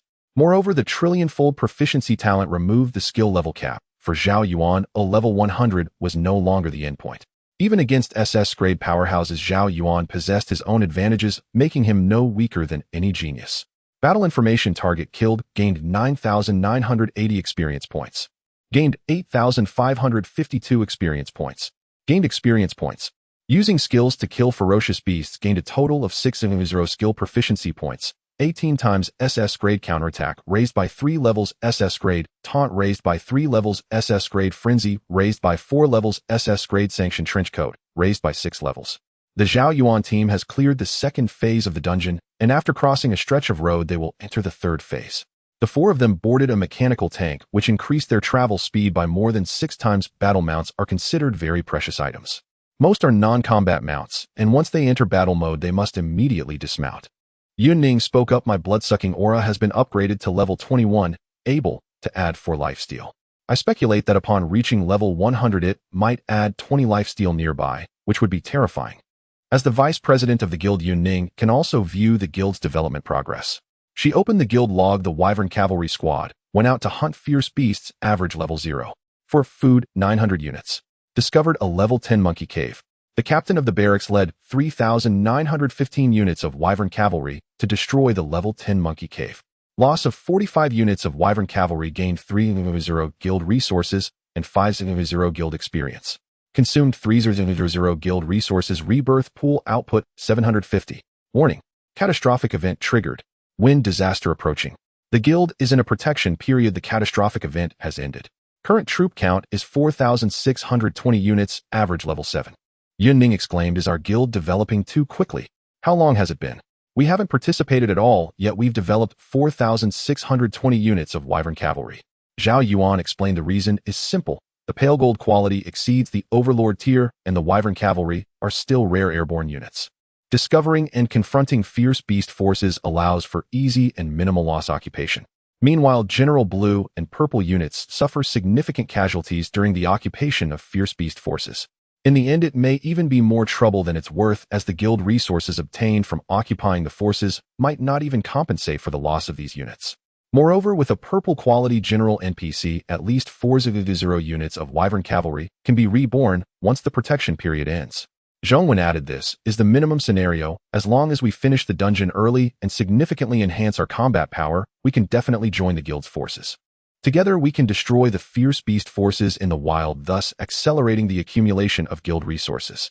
The 4 passed the second phase, and their skills gained a lot of proficiency leveling up. Su Yuxian's S-level mechanical tank skill level increased. The tank's steel armor became even more resilient, and its firepower grew stronger. After plundering the Mountain Ghost Guild, Zhou Hang and Li Sheng collectively obtained millions of guild resources, but they did not split them evenly. Instead, they all went to Zhou Hang. Because Zhou Hang's Griffin unit was more powerful and could even serve as a mount for players in battle. Zhou Hang invested all the obtained guild resources into the unit rebirth pool, producing 900 level 1 blue griffins. Zhou Hang said to Li Sheng during the lightning war against the Mountain Ghost Guild, the griffins suffered a loss of 200 units, while your poison sting wasps lost 300 units. Only with such a cost-ignoring offensive can we annihilate all 800 mountain quais within 15. With the newly reborn griffins, we have a total of 1400 blue griffins, 500 blue poison sting wasps, and 600 players. Compared to the current Yuxia, we hold the advantage. Li Sheng, sitting beside, responded, although we have the advantage, it's not very significant, especially since the flame archers are long-range output units with high damage. Zhou Hang played with the magic tome in his hands, arcs of electricity faintly visible leaping over the pages. Right now, we can't take any action. We have no war orders and no coordinates for the Yuxia Guild, only the continuous development of our guild units.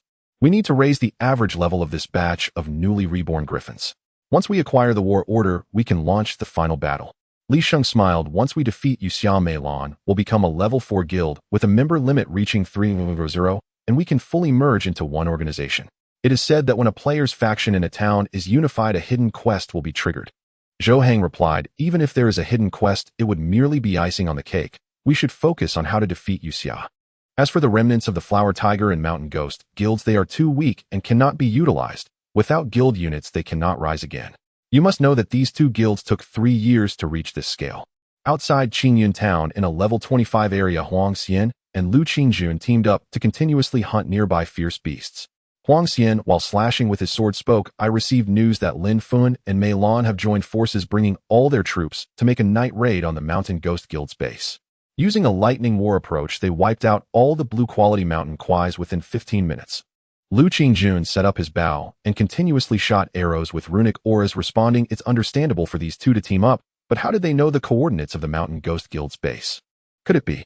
Could this also be something that Tua Zhan is secretly promoting? I see the people under Tua Zhan first joined the Linfen Guild and were then sent to the Mountain Ghost Guild. Isn't that too difficult? And how much time would that take? Since when has Tua Zhan been laying plans in Qingyun town? Huang Xian said, in the struggle between two nations, no means should be spared. If we can't win the national war, we can only find ways to undermine the grassroots structure of the Xia kingdom, causing a talent gap in Xia. Don't think too highly of Tua Zhan. He might not have anticipated this situation. Zhao Yuan and the others arrived at the third phase of the dungeon, similarly faced with a wave of monsters exceeding 500. Corpse Ghost Quality Lord level 25 Strength, 1600 Vitality, 700 Agility, 1600 Intelligence, 700 Skills, Stealth, Backstab. These monsters seem like the corpses of humans who died many years ago, with dark skin, terrified expressions, tattered white clothing, and holding a bloody serrated dagger. Are these assassin-type monsters? This is my first time encountering them, Zhou Yuan said. Although the combination of invisibility and backstab seems tricky, it doesn't seem different for us. Su Yuxian said, one of us is a tank, one is a skeleton bone demon, and one is the strongest meat shield. Their invisibility and backstab won't penetrate us no matter how high their damage. Yun Ning's fourfold aura has been kept activated, and the S-level mana recovery aura allows her to be self-sufficient.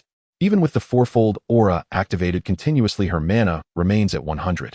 This is only the second day of entering the dungeon, and we've already reached the third phase. Perhaps soon we will clear the dungeon. Zhao Yuan glanced at his status bar. Health aura increases health limit by 400 points. Health regeneration aura restores 300 health points per second. Mana recovery aura restores 1500 mana points per second. Lifesteal aura lifesteal attribute 4. Berserker restores 1 of maximum health per second. After experiencing numerous battles, Yun Ning's skill levels continued to rise along with her intelligence attribute, attack attribute, and even the added effects of her equipment. These 4 auras have already become extremely terrifying. One wonders what kind of aura skill Yun Ning will gain upon reaching level 20. The effect of Zhao Yuan's judgment cloak remained continuously active, draped in black flames. He used the draw sword taunt, transforming into a lingering shadow as he crashed into the horde of corpses. Upon getting closer, Zhao Yuan saw more clearly that there were thousands of Lord-level corpses, and he wondered when an Overlord-level corpse would emerge. Each of the second stage had an Overlord-level creature, and at least 2 would appear in the third stage. Suddenly, Zhao Yuan's vision went blank, and all the corpses ahead vanished, but he could see distinct footprints and hear the sounds made by the corpses as they moved. In the next moment, countless daggers appeared behind Zhao Yuan, accompanied by a sharp, whistling sound striking viciously at his back. Clang! Clang! A multitude of corpses revealed themselves from their invisible state, their serrated daggers striking as if against steel, leaving clear damage marks. So the backstab skill is a short-distance teleport skill appearing behind the target to deal lethal damage, Zhao Yuan analyzed. The difficulty of this stage has clearly increased significantly. Even top-tier player teams would be instantly obliterated when faced with this terrifying combination of mass invisibility and mass teleport backstab. Especially when the front row players cannot hold aggro, the fragile players in the team will face the concentrated backstab of hundreds of invisible assassins. Yun Ning spoke from within the tank. This level is indeed very difficult. These assassin-type monsters are simply a nightmare for players. However, the health of assassin-type monsters is quite low. As long as we withstand the first wave of invisibility and backstab, a single skill can take them down. In other words, as long as we endure the damage from the corpses, we can clear this stage in a shorter time than the Zhao Yuan's Judgment Cloak at level 36 reached a range of 100 meters upon activation as the flowing black flames rose and clung to the corpses. The health bars of the corpses plummeted, Although these corpses had fierce attacks, their own health and defense were too weak to withstand 7 seconds of damage from the severe burn field. Battle Information activated the SS level Judgment Cloak, dealing 8559 severe burn damage per second to enemy units within a 1-0 meter range. Lifesteal 256 points. Lifesteal 221 points. Lifesteal 199 points. Damage taken from backstab skill health decreased by 361 points, triggering SS level reflective damage causing 1.5W true damage. The corpse that used the backstab attack on Zhao Yuan was instantly killed by the reflected true damage. These corpses seemed to be seeking death, activating invisibility before backstabbing Zhao Yuan only to vanish afterward. However, Zhao Yuan's health also dropped rapidly, being struck by hundreds of backstab attacks in an instant. His health decreased directly by 15, but in the next second, it was completely restored by numerous lifesteal effects. The damage from the Judgment Cloak can lifesteal, and the true damage from Reflection can also lifesteal, with a 4 lifesteal attribute, keeping Zhao Yuan's health locked at 99. Zhao Yuan's experience points skyrocketed. These Lord Tier level 25 corpses provided a vast amount of experience and skill proficiency. After finishing this third stage, he would definitely reach level 18. Although Zhao Yuan's S-level Bone Demon Possession has a cooldown, he summoned it immediately, without holding back. After all, only by using skills can he gain corresponding skill proficiency.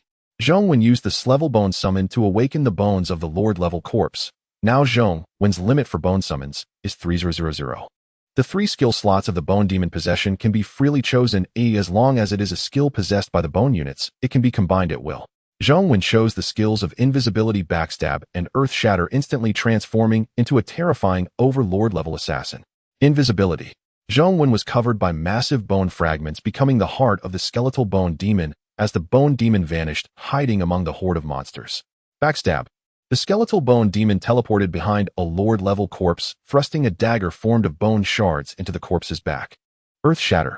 At the same time, the bone demon stomped the ground, causing area damage and applying a stun effect, nearly slaying a fully healthy Lord corpse.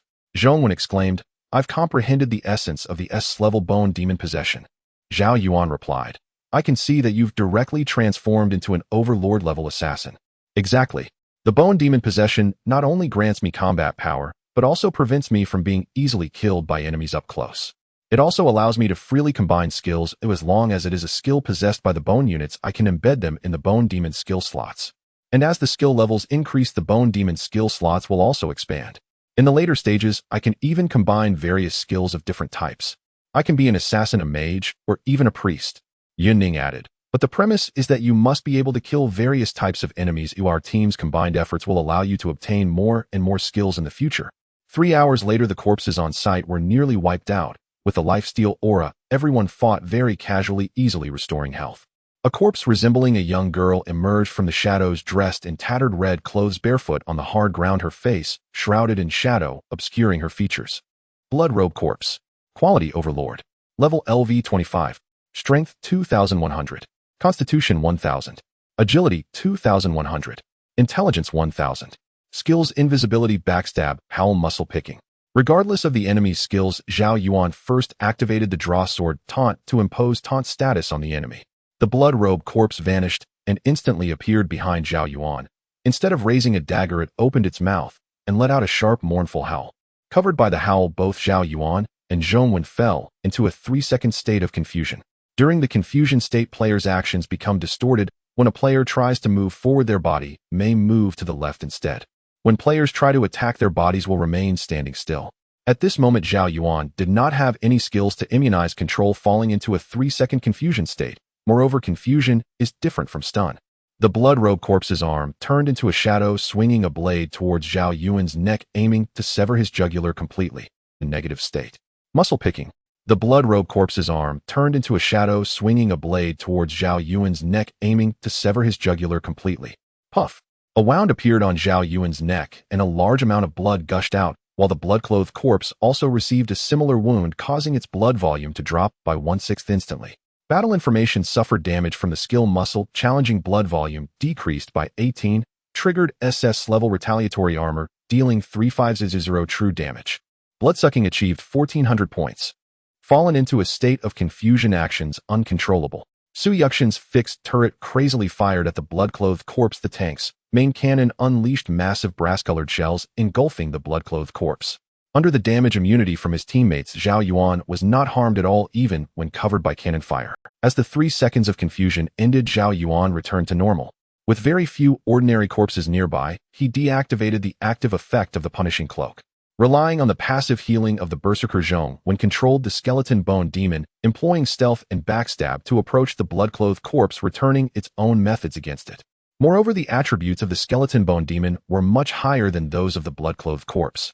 With the SS level Berserker passive along with the healing aura and lifesteal effect, Zhao Yuan quickly restored his lost blood. Zhao Yuan stated this blood-clothed corpse can injure itself to death with just 6 strikes.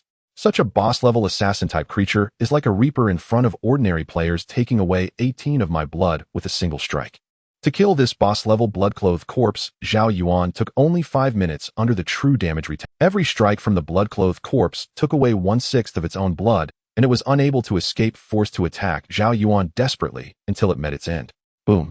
As the body of the boss-level corpse fell, Zhao Yuan was enveloped in a brilliant golden light, leveling up to level 18. Just 2 more levels, and he could gain a brand new cornerstone ability.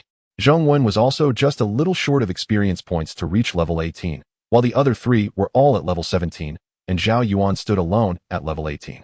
Battle information killed the boss-level blood-clothed corpse, gained 900 experience points, and player's personal level increased to 18. Strength and constitution increased by 20 points, agility and intelligence increased by 5 points. Target killed triggered the talent billionfold proficiency. Current acquisition multiplier is 19. Used a skill to kill the target. Total skill proficiency gained 1.0.19x.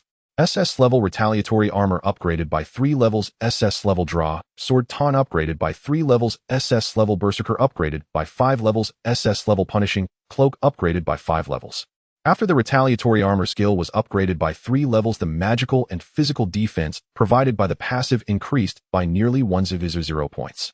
Now Zhao Yuan's physical defense is 1.8.0, magical defense is 1.7.0, while the SS level berserker upgraded by 5 levels, increasing his blood volume by nearly 2.000 points.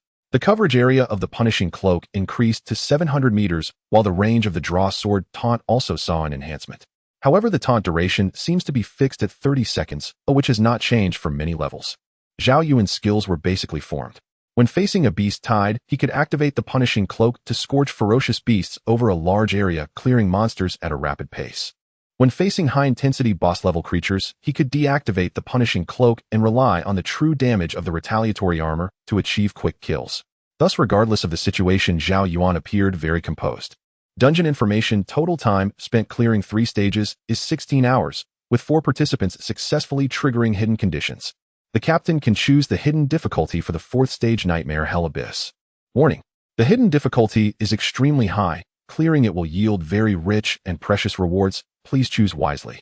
Zhao Yuan said there is actually a hidden difficulty option.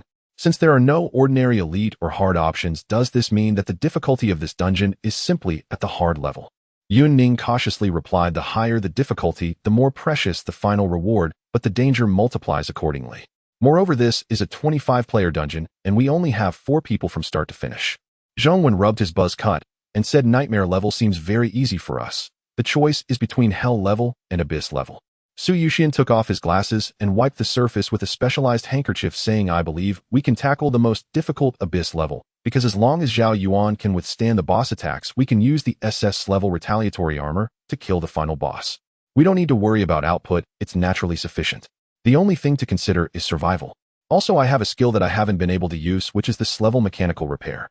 Zhao Yuan instantly understood Su Yuxian's thought. You mean to use your mechanical tank to help me withstand the boss attacks, and then heal with the berserker during the gap? Su Yuxian snapped his fingers. Exactly. With Zhao Yuan Zhong, when skeleton bone demon, and my mechanical tank, we can effectively distribute damage across 3 units. This way we can rely on the SSS retaliatory armor for a true kill against the final boss. Yun Ning interrupted, the final boss of the abyss level may not distribute damage. Creatures of such caliber possess high intelligence and are not easily fooled. Zhong Wen countered, even if the boss has intelligence, we can still form a tripart damage sharing strategy by agreeing on some details in advance. First, let Zhao Yuan take the damage from the final boss. When Zhao Yuan's blood drops to 50, it'll activate the bone demon to withstand the boss. When my skeleton bone demon's health is low, it'll retreat into the mechanical tank, which has a very high durability. It should be enough for Zhao Yuan to fully restore his blood, and then we can repeat the process continuously. Su Yuxian added, once the mechanical tank skill reaches level 20, it can summon 2 tanks at once. However, the power and ammunition consumed by the 2 tanks require magical energy to maintain. Even with the mana regeneration aura, I cannot simultaneously supply energy to both tanks. But if we just use the tank as a safe chamber to withstand the boss for a moment, the consumption of magical energy is manageable.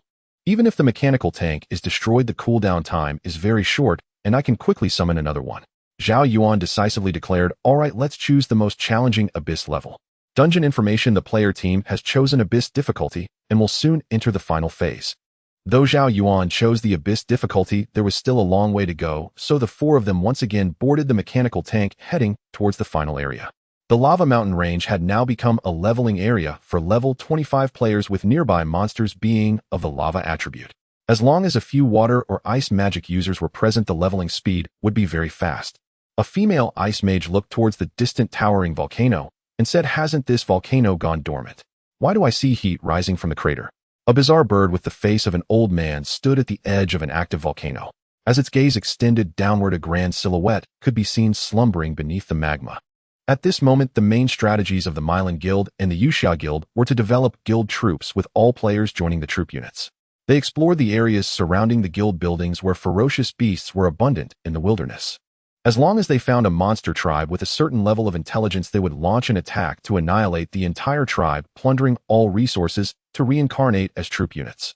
However, crises loomed in the wilderness. They were likely to encounter not level 10 or 15 monster tribes, but rather greater threats from level 20 or 25 ferocious beasts. At least 200 ferocious beasts were present, and their leaders were not lacking in intelligence.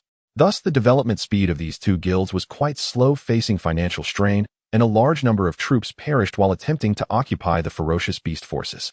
Even with the addition of player teams, it remained difficult, especially since both guilds had already surpassed their protection period. Therefore, it was necessary to retain a certain number of troop units to protect the guild's base. If luck ran out, they might encounter a powerful ferocious beast force in the wilderness, leading to the death of the entire troop, including players. The known areas surrounding Qingyun town had a maximum level of 30, but some unexplored foggy regions could very well harbor dangers at level 35 or 40. Thus, after a day of busyness, the Milan and Yuxia guilds only managed to increase their troop units by just over 200 AU after accounting for casualties. In contrast, Zhao Yuan's Quibing guild boasted powerful pale gold quality troops. Once their average level increased, they effortlessly cleared surrounding monster forces, adding at least 500 troop units in a day.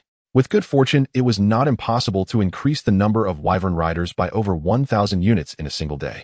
Zhao Yuan and his 3 companions traveled in a mechanical tank for 30 minutes, finally arriving at the grand entrance of an ancient and magnificent hall. The main entrance was tightly shut, its surface engraved with numerous symbols of religious significance. Zhao Yuan said, opening this door means entering the final stage of the Abyss difficulty. According to the plan we agreed upon in the tank, let's commence the assault. With a creak, Zhao Yuan pushed open the heavy door, and despite the hall being devoid of any light source, it was remarkably bright within. In the center lay a massive and grotesque figure. As Zhao Yuan opened the door, the being opened its eyes. Bang! The door behind them closed on its own, and dungeon information appeared, entered the final stage of Abyss level. Warning! King-level creature has awakened, highly dangerous. King level. This must be a tier above the Overlord level. What a terrifying aura is this? Yun Ning's expression turned serious. My body is already half digitized, yet under this creature's aura, I feel an urge to kneel. Su Yuxian exclaimed in shock. Yun Ning and Su Yuxian immediately fled to the farthest corners of the hall, with Yun Ning's task being to protect herself while providing quadruple aura effects to others. Su Yuxian completely abandoned the idea of output, leaving it all to Zhao Yuan's SS level counter armor. Zhao Yuan and Zhong Wen looked at this king-level creature. Ghost-faced demon.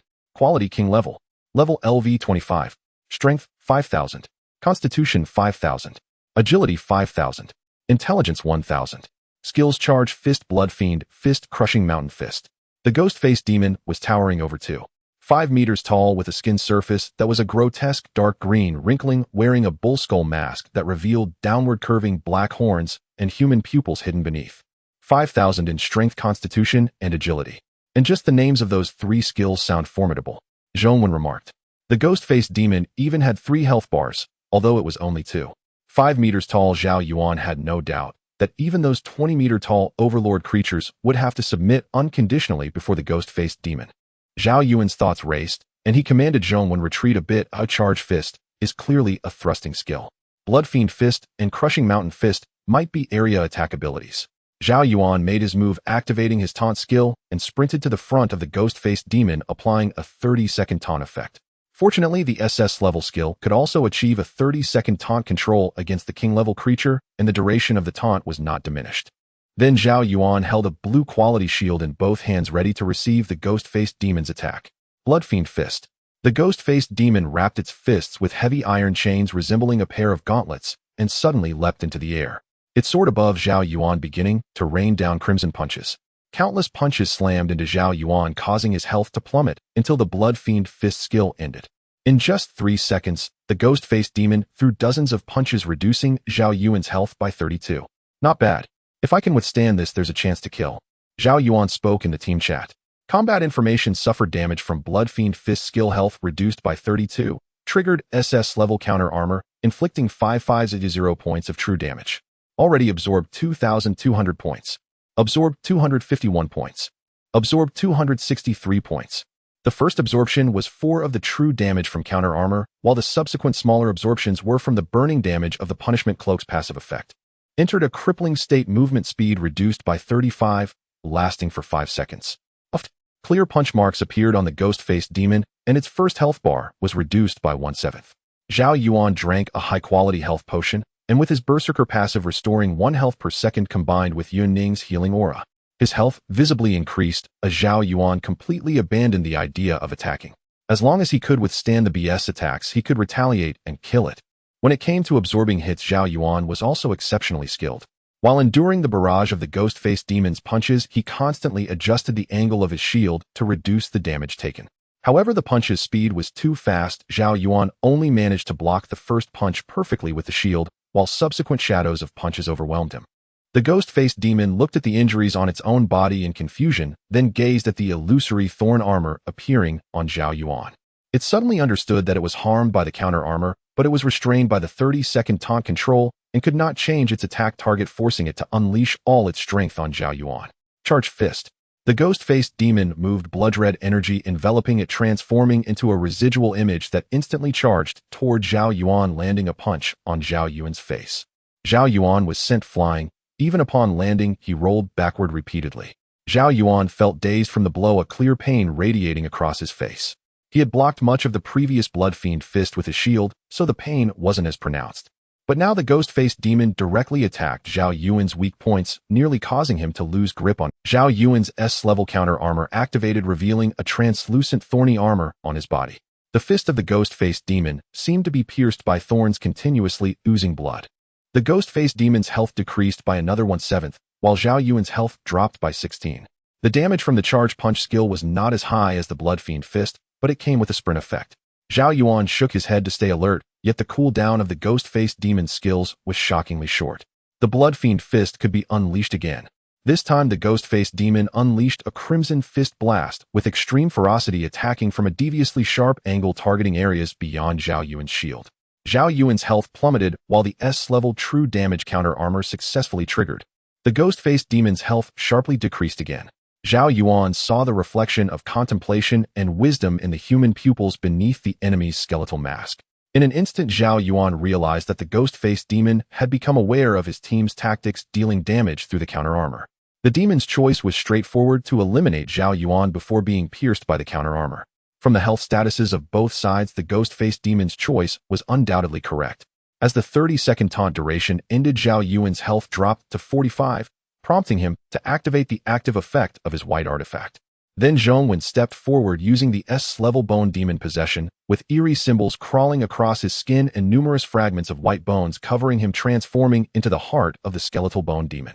After defeating the boss-level blood-clothed female, Ghost Zhong Wen naturally used the S-level bone summon to awaken the corpse of the blood-clothed female ghost. Thus Zhong Wen acquired the skills of the blood-clothed female ghost and chose 3 control skills: Earthquake, Howl, and Repulsion. Zhong Wen used Earthquake, Howl, and Repulsion in succession, frantically delaying the ghost-faced demon's attack. He bought time for Zhao Yuan to recover health. Even if Zhao Yuan was caught by the ghost-faced demon, he could withstand a barrage of fist blasts as the attributes of the skeletal bone demon were high enough to endure at least 3 bloodfiend fists. Zhao Yuan had 4 health recovery effects: the healing potion, he drank the berserker passive, the healing aura, and the active effect of the white artifact. Thus within 30 seconds, his health recovered to over 95. As for Zhao Yuan, he could last not just 30 seconds, but even 90 seconds. Every time the ghost-faced demon attempted to bypass Zhao Yuan to attack Zhao Yuan, it would be hit by one of the 3 control skills: Earthquake, Howl, or Repulsion. Su Yuxian remarked in the team chat, "It seems my mechanical tank is not needed." Zhao Yuan replaces the bone units under his command after every wave of beasts, increasing in strength with each battle. Unconsciously, Zhao Yuan has already become a formidable force capable of standing alone. Yun Ning cautioned the intelligence of the ghost-faced demon is high. The worst-case scenario is that it will directly attack the 2 of us during the cooldown of Zhao Yuan's taunt control. Su Yuxian replied, "No worries. I still have my mechanical tank. I can summon 2 now, one for survival and the other for Zhao Yuan, and the others as a safe chamber." After Zhao Yuan's health fully recovered, he replaced Zhao Yuan when enduring the ghost-faced demon's attacks under the effects of the S-level draw blade taunt. Even a king-level creature could only be toyed with recklessly attacking Zhao Yuan. With every punch, its own health decreased by 1/7, yet it couldn't control itself. Mountain-crushing fist. The ghost-faced demon suddenly leaped up using all its strength to smash down on Zhao Yuan. This punch sent massive rock spikes erupting from the ground, creating a terrifying spectacle. But it only reduced Zhao Yuan's health by 36, which was entirely acceptable. Thus, the 3 skills of the ghost-faced demon had been fully revealed. The charge punch was a sprint attack with accompanying damage. The bloodfiend fist was a combo attack and could control the angle of its fist shadows to a certain extent. The final mountain-crushing fist had the highest damage with a range of 20 meters, qualifying as a team wipe skill. With a single punch, all standing players would be obliterated, pierced by the protruding rock spikes. The unknown is the most terrifying enemy. Knowing the ghost-faced demon's skills made Zhao Yuan increasingly calm. Crack. The ghost-faced demon's horn mask developed a fissure. Half of the mask shattered while the other half remained on its face. This was because the ghost-faced demon's health had lost a full segment. Thus, the crimson malevolent aura surrounding the ghost-faced demon became denser and its attack power increased. Still using the same method, when Zhao Yuan's health became unhealthy, he replaced Zhao Yuan's skeletal bone demon once again.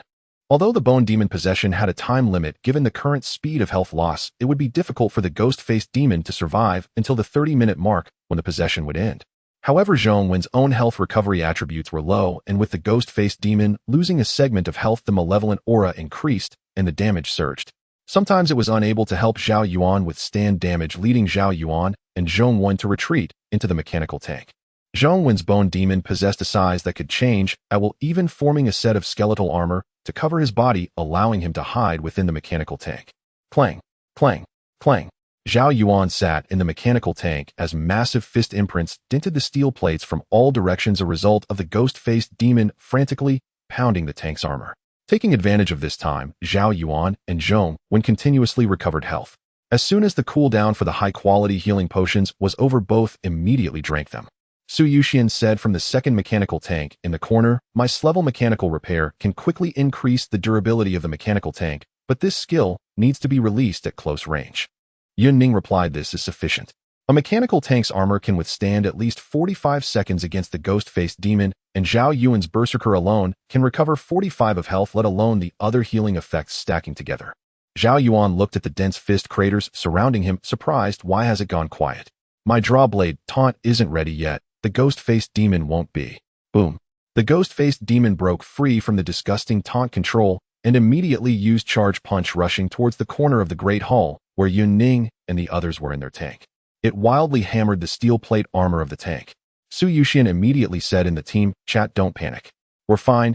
Even if it uses all its strength to smash, it will need over 45 seconds to break through. I still have this level mechanical repair skill." Su Yuxian took out a special firearm from his toolkit designed for repairing mechanical products. It was a laser. At this moment, Su Yuxian used the S-level mechanical repair skill, wielding the sci-fi styled spray gun to continuously repair the tank itself. The rapidly depleting durability of the mechanical tank began to recover swiftly, able to withstand for at least 90 seconds. In fact, it didn't even take 12 seconds for Zhao Yuan's drawblade taunt to cool down again. Thus, Zhao Yuan's team formed a 3-way damage-sharing formation, relying on the characteristics of their skills to implement a plan that existed only in conjecture. Although the ghost-faced demon knew that Yun Ning was the key figure, as long as it killed Yun Ning, the aura effects on the other three would vanish. The skills of the mechanical tank and the bone demon could not continue to be used, and these people would all perish under its fists.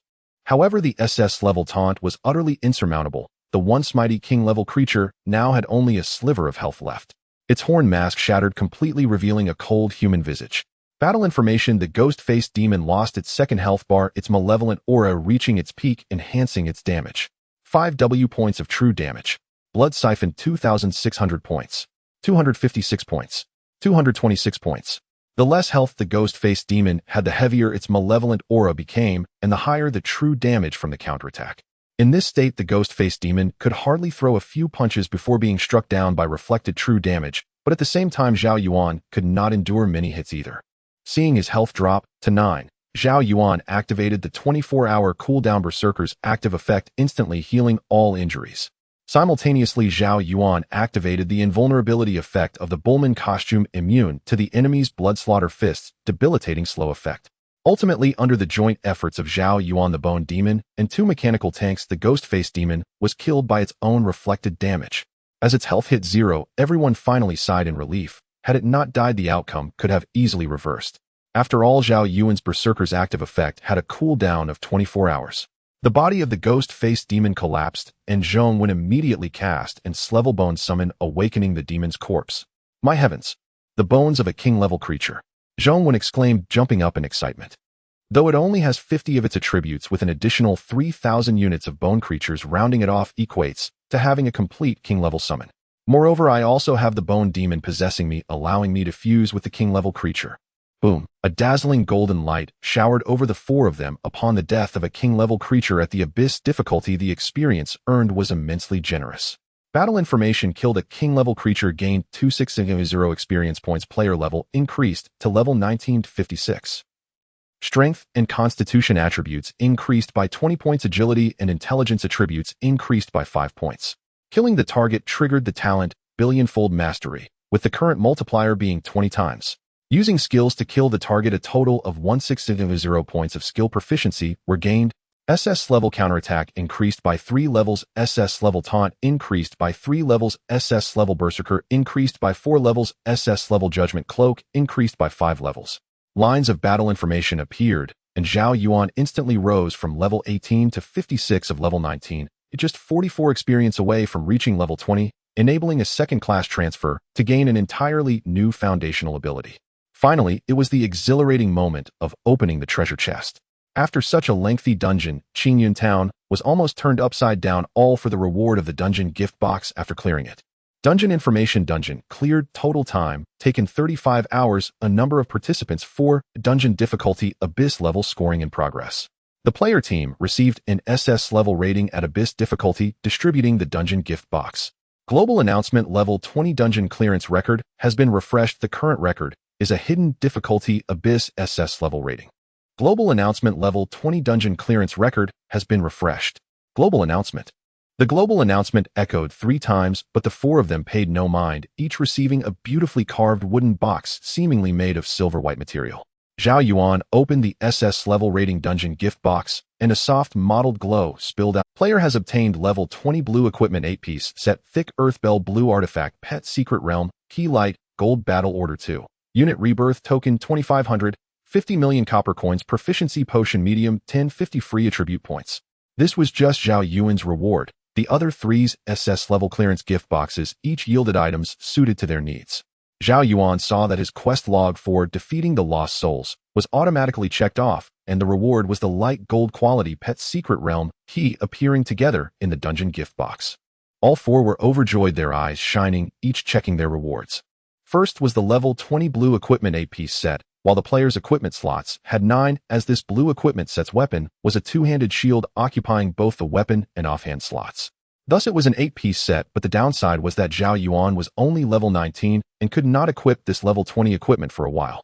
Next was the blue quality artifact, thick earth bell quality blue, level LV1, upgradable attributes, health 5000, physical defense 150, magical defense 150, resistance 25, special effect active for 3 minutes, receiving a 5 damage reduction effect, cooldown time 10 minutes. This was merely the attributes of LV1A. After consuming copper coins, it could be upgraded repeatedly, enhancing both basic attributes and active effects. Artifacts were already rare blue artifacts, even more so, but among all the rewards the most striking was the light gold quality Pet Secret Realm Key. Pet Secret Realm Key quality light gold effect upon activation can randomly open a secret realm passage with a chance of encountering a light gold quality pet. Battle order after use can actively initiate a guild war, and the opponent cannot refuse battle, nor can they use the battle order against someone who has engaged in a guild war within 3 days. The 2,500 unit rebirth tokens need not be mentioned, as they could give birth to 2,500 units of Wyvern Cavalry, significantly accelerating the development of the Treacherous Army Guild. Although all 4 of them have made significant improvements, it seems that Zhao Yuan is the one who has benefited the most. A king level summoned 3 powerful fist techniques, and Zhao Yuan can also use the Bone Demon Possession to merge. Zhao Yuan looked at the 10 medium proficiency potions in his backpack. Drinking them all would grant him 100 points of skill proficiency. With Zhao Yuan about to reach level 20, he planned to save them for enhancing new skills. However, for these SS level skills above level 60, the 100 skill proficiency would at most increase by 1 level, which is not very significant. Zhao Yuan spoke, "First, have you all received the Pet Secret Realm Keys?" Yun Ning replied, "There should be 1 for each person. This is a reward for the Crush the Undead quest given by the town chief, distributed together in the dungeon gift box. My secret realm key is of purple quality." Zhao Yuan said, "Mine is also purple quality." Zhao Yuan continued, "My secret realm key is of light gold quality. This secret realm is for single entry, and we will be separated from each other.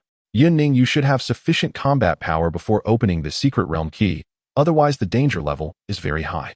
Su Yushin sighed, "It's so frustrating. I obtained a set of blue equipment for level 20, but am only level 18. I still have a long way to go before I can equip it." Zhao Yuan chuckled, "Am content. Having a king level summon, even the flame demon, is only a dominator level. I feel like I'm already among the top tier powerhouses of the same level. I want to go to the arena and dominate others." Speaking of the arena, Zhao Yuan remembered that there were still 1,000 unit transformation tokens in the first tier arena shop that he hadn't bought. After reaching level 20, he would no longer be able to enter the first tier arena. The 4 then chose to exit the dungeon. At this moment, night was about to fall, and the other 3 decided to go fill their stomachs, and then enter the arena shop to engage in battles for many hours. Zhao Yuan would definitely first return to the guild base to use up the 2,500 unit transformation tokens. Just now, the global announcement had caused quite a stir in various national districts. Most players were a bit confused. What is this hidden difficulty? Isn't the dungeon difficulty supposed to be fixed? How did this team, which refreshed the global record, trigger hidden difficulty? An abyss level SSS rating, though I don't understand the specifics. Isn't this value too high? We can't even reach the final stage of a dungeon. We are killed by the monsters halfway and have to choose to exit, or else we would lose our lives. How are these geniuses so abnormal? Another player chimed in, "They must be incredibly lucky new players who obtain S-level or even S-level skills, otherwise how could they possibly refresh the global record? If I had an S-level skill, I could do the same thing."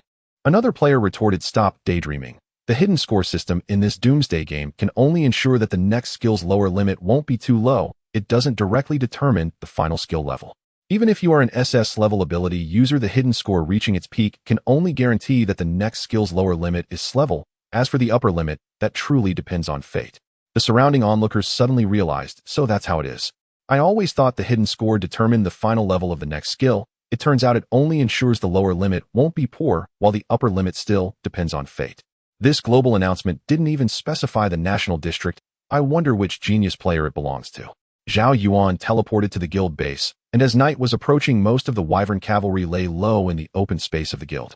As the level of the Wyvern Cavalry continuously increased, the size of the Wyverns also grew. Their rock-like, grayish-white scales became more ancient and sturdy. With some dragon blood in their veins, their upright pupils were filled with a primitive aura. The barracks commander was nearby and immediately approached to report, "President, the guild's development is going smoothly. Before the protection period ends, we will definitely reach a scale sufficient for self-defense. This is the topographical map I personally drew. I rode a wyvern to scout the surrounding area and marked some fierce beast strongholds."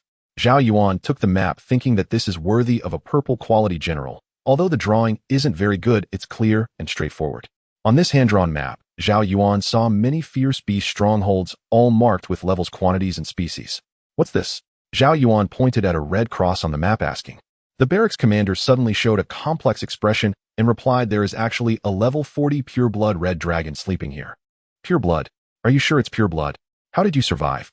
Zhao Yuan exclaimed. The barracks commander recalled with fear at that time, I didn't even see the red dragon, the wyvern I was riding trembled all over. If it weren't for my group encouragement skill, I would have fallen to my death. Later, I personally witnessed this red dragon leaving its lair and hunting the powerful fierce beasts nearby. This red dragon's body is truly magnificent, as if it were an artwork carved by a craftsman over a lifetime.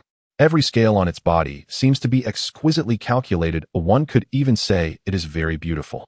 Zhao Yuan nodded. I understand. A dragon with such a form, even if not pureblood, is close enough. We must not approach this dragon lair until we have grown stronger. Zhao Yuan patted the barracks commander's shoulder and said, You've worked hard. Zhao Yuan then went to the center of the open space, to the unit transformation pool, and chose to consume 2,500 unit transformation tokens. 5-level wyvern cavalry emerged from it. Usually newly transformed units start at level 1, while wyvern cavalry begin at level 5, significantly ahead of other factions. Zhao Yuan opened the guild panel. 2nd level guild trick soldiers president, Zhao Yuan vice president Yun Ning, guild experience, guild funds, guild supplies 0, guild units 6412 units of wyvern cavalry light gold guild buildings guild hall warehouse city wall, guild NPCs, butler purple barracks commander purple. After consuming 2,500 unit transformation tokens, the total number of units reached 6,412.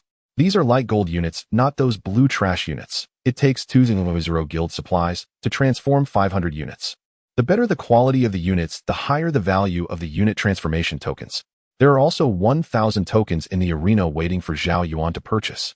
Light gold quality corresponds to king level, but the attributes of the wyvern cavalry are clearly not as exaggerated as those of the demon face. The guild units rely on quantity, on sheer numbers. Zhao Yuan arrived in the guild hall, which seemed a bit deserted. The middle-aged butler respectfully asked, President, have you finished your dungeon journey? Are you joining the Wyvern Legion tomorrow?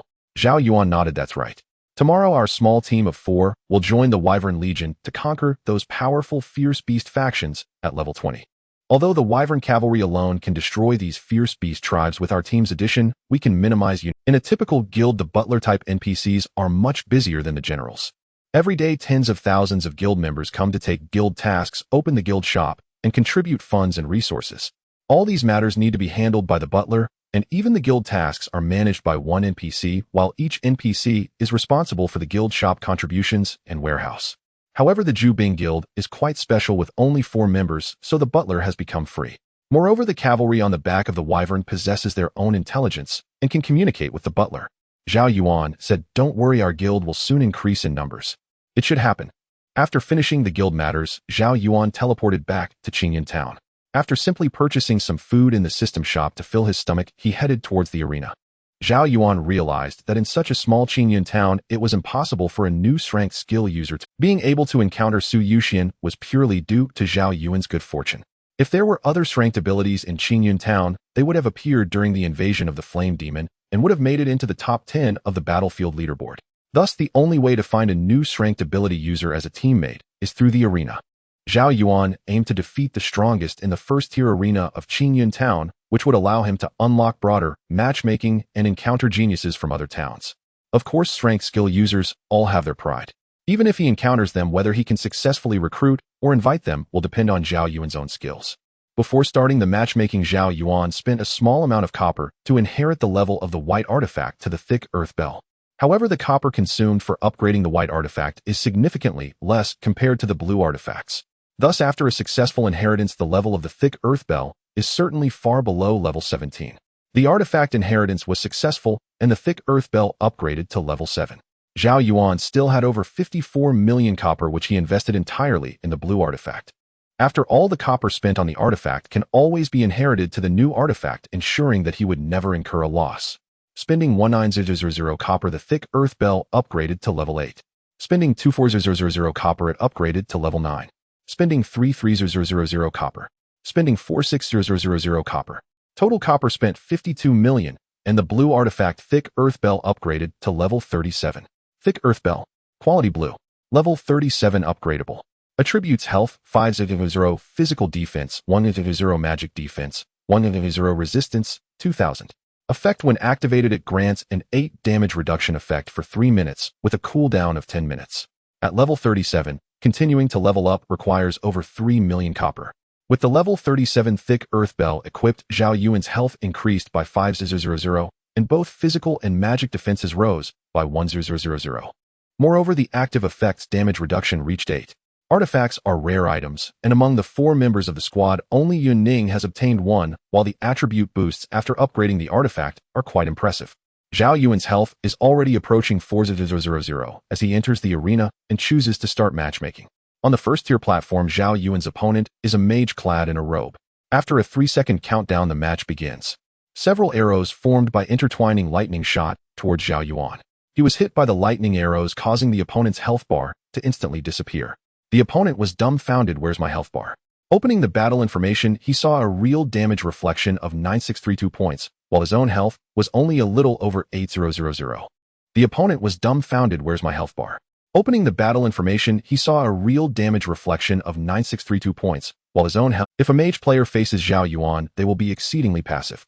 With low base health, they will suffer real damage reflection based on magical attacks, leading to almost instant defeat. Arena information: victory in the duel gained 4563 experience points, 1225 skill proficiency points, 20 times 55 arena coins, and a winning streak increase of 1. Zhao Yuan continued matchmaking with his winning streak increasing steadily. Half an hour passed, and his winning streak reached 115 matches. An hour passed, and Zhao Yuan's winning streak reached 200 matches. He even encountered Yun Ning and Su Yuxian. This time Zhao Yuan matched up against Zhong Wen. Zhong Wen, who possesses a royal-level summon, experienced a significant boost in power. During the 3-second countdown, Zhao Yuan could see that Zhong Wen had achieved 296 consecutive wins. Zhong Wen said, "Matching with you, my winning streak is definitely going to end." Zhao Yuan responded, "Not necessarily. Give it your all, and let me see how strong you are now." Zhong Wen laughed, "I'm definitely going to give it my all. This is just a friendly match between brothers. Who wins or loses doesn't matter." At this moment, the 3-second countdown had ended. Zhao Yuan finally said, "I look forward to you stealing my spotlight. That way someone can share half the danger with me." Bone Giant. Zhong Wen summoned all the skeletal creatures in the space, which coalesced into one centered around the bone of the demon. The final form was a humanoid skeleton resembling a bone demon giant with a pair of curved bull horns. Bone demon possession. Zhong Wen was covered by countless shattered bone fragments merging with the summon. The final skeletal bone demon's attributes were terrifying. Skeletal bone demon fusion. Quality royal. Level 30. Strength 4600. Constitution 4600. Agility 4600. Intelligence 1000. Skills: charge, punch, blood fiend, fist, mountain crushing, fist, howl. Zhao Yuan exclaimed, "Your bone demon possession already has 4 skill slots." The skeletal bone demon nodded. After clearing the dungeon, the S-ranked bone demon possession has been upgraded to level 50, gaining significant evolution. Charge punch. Blood fiend fist. Mountain crushing fist. Howl. Zhao Yuan activated the thick earth bell's active effect, gaining 8 damage reduction for 3 minutes, wielding his shield in both hands and releasing taunt. After experiencing a battle with the bone demon, Zhao Yuan's skills with the shield improved significantly. By blocking enemy attacks at perfect angles, he was able to greatly reduce damage.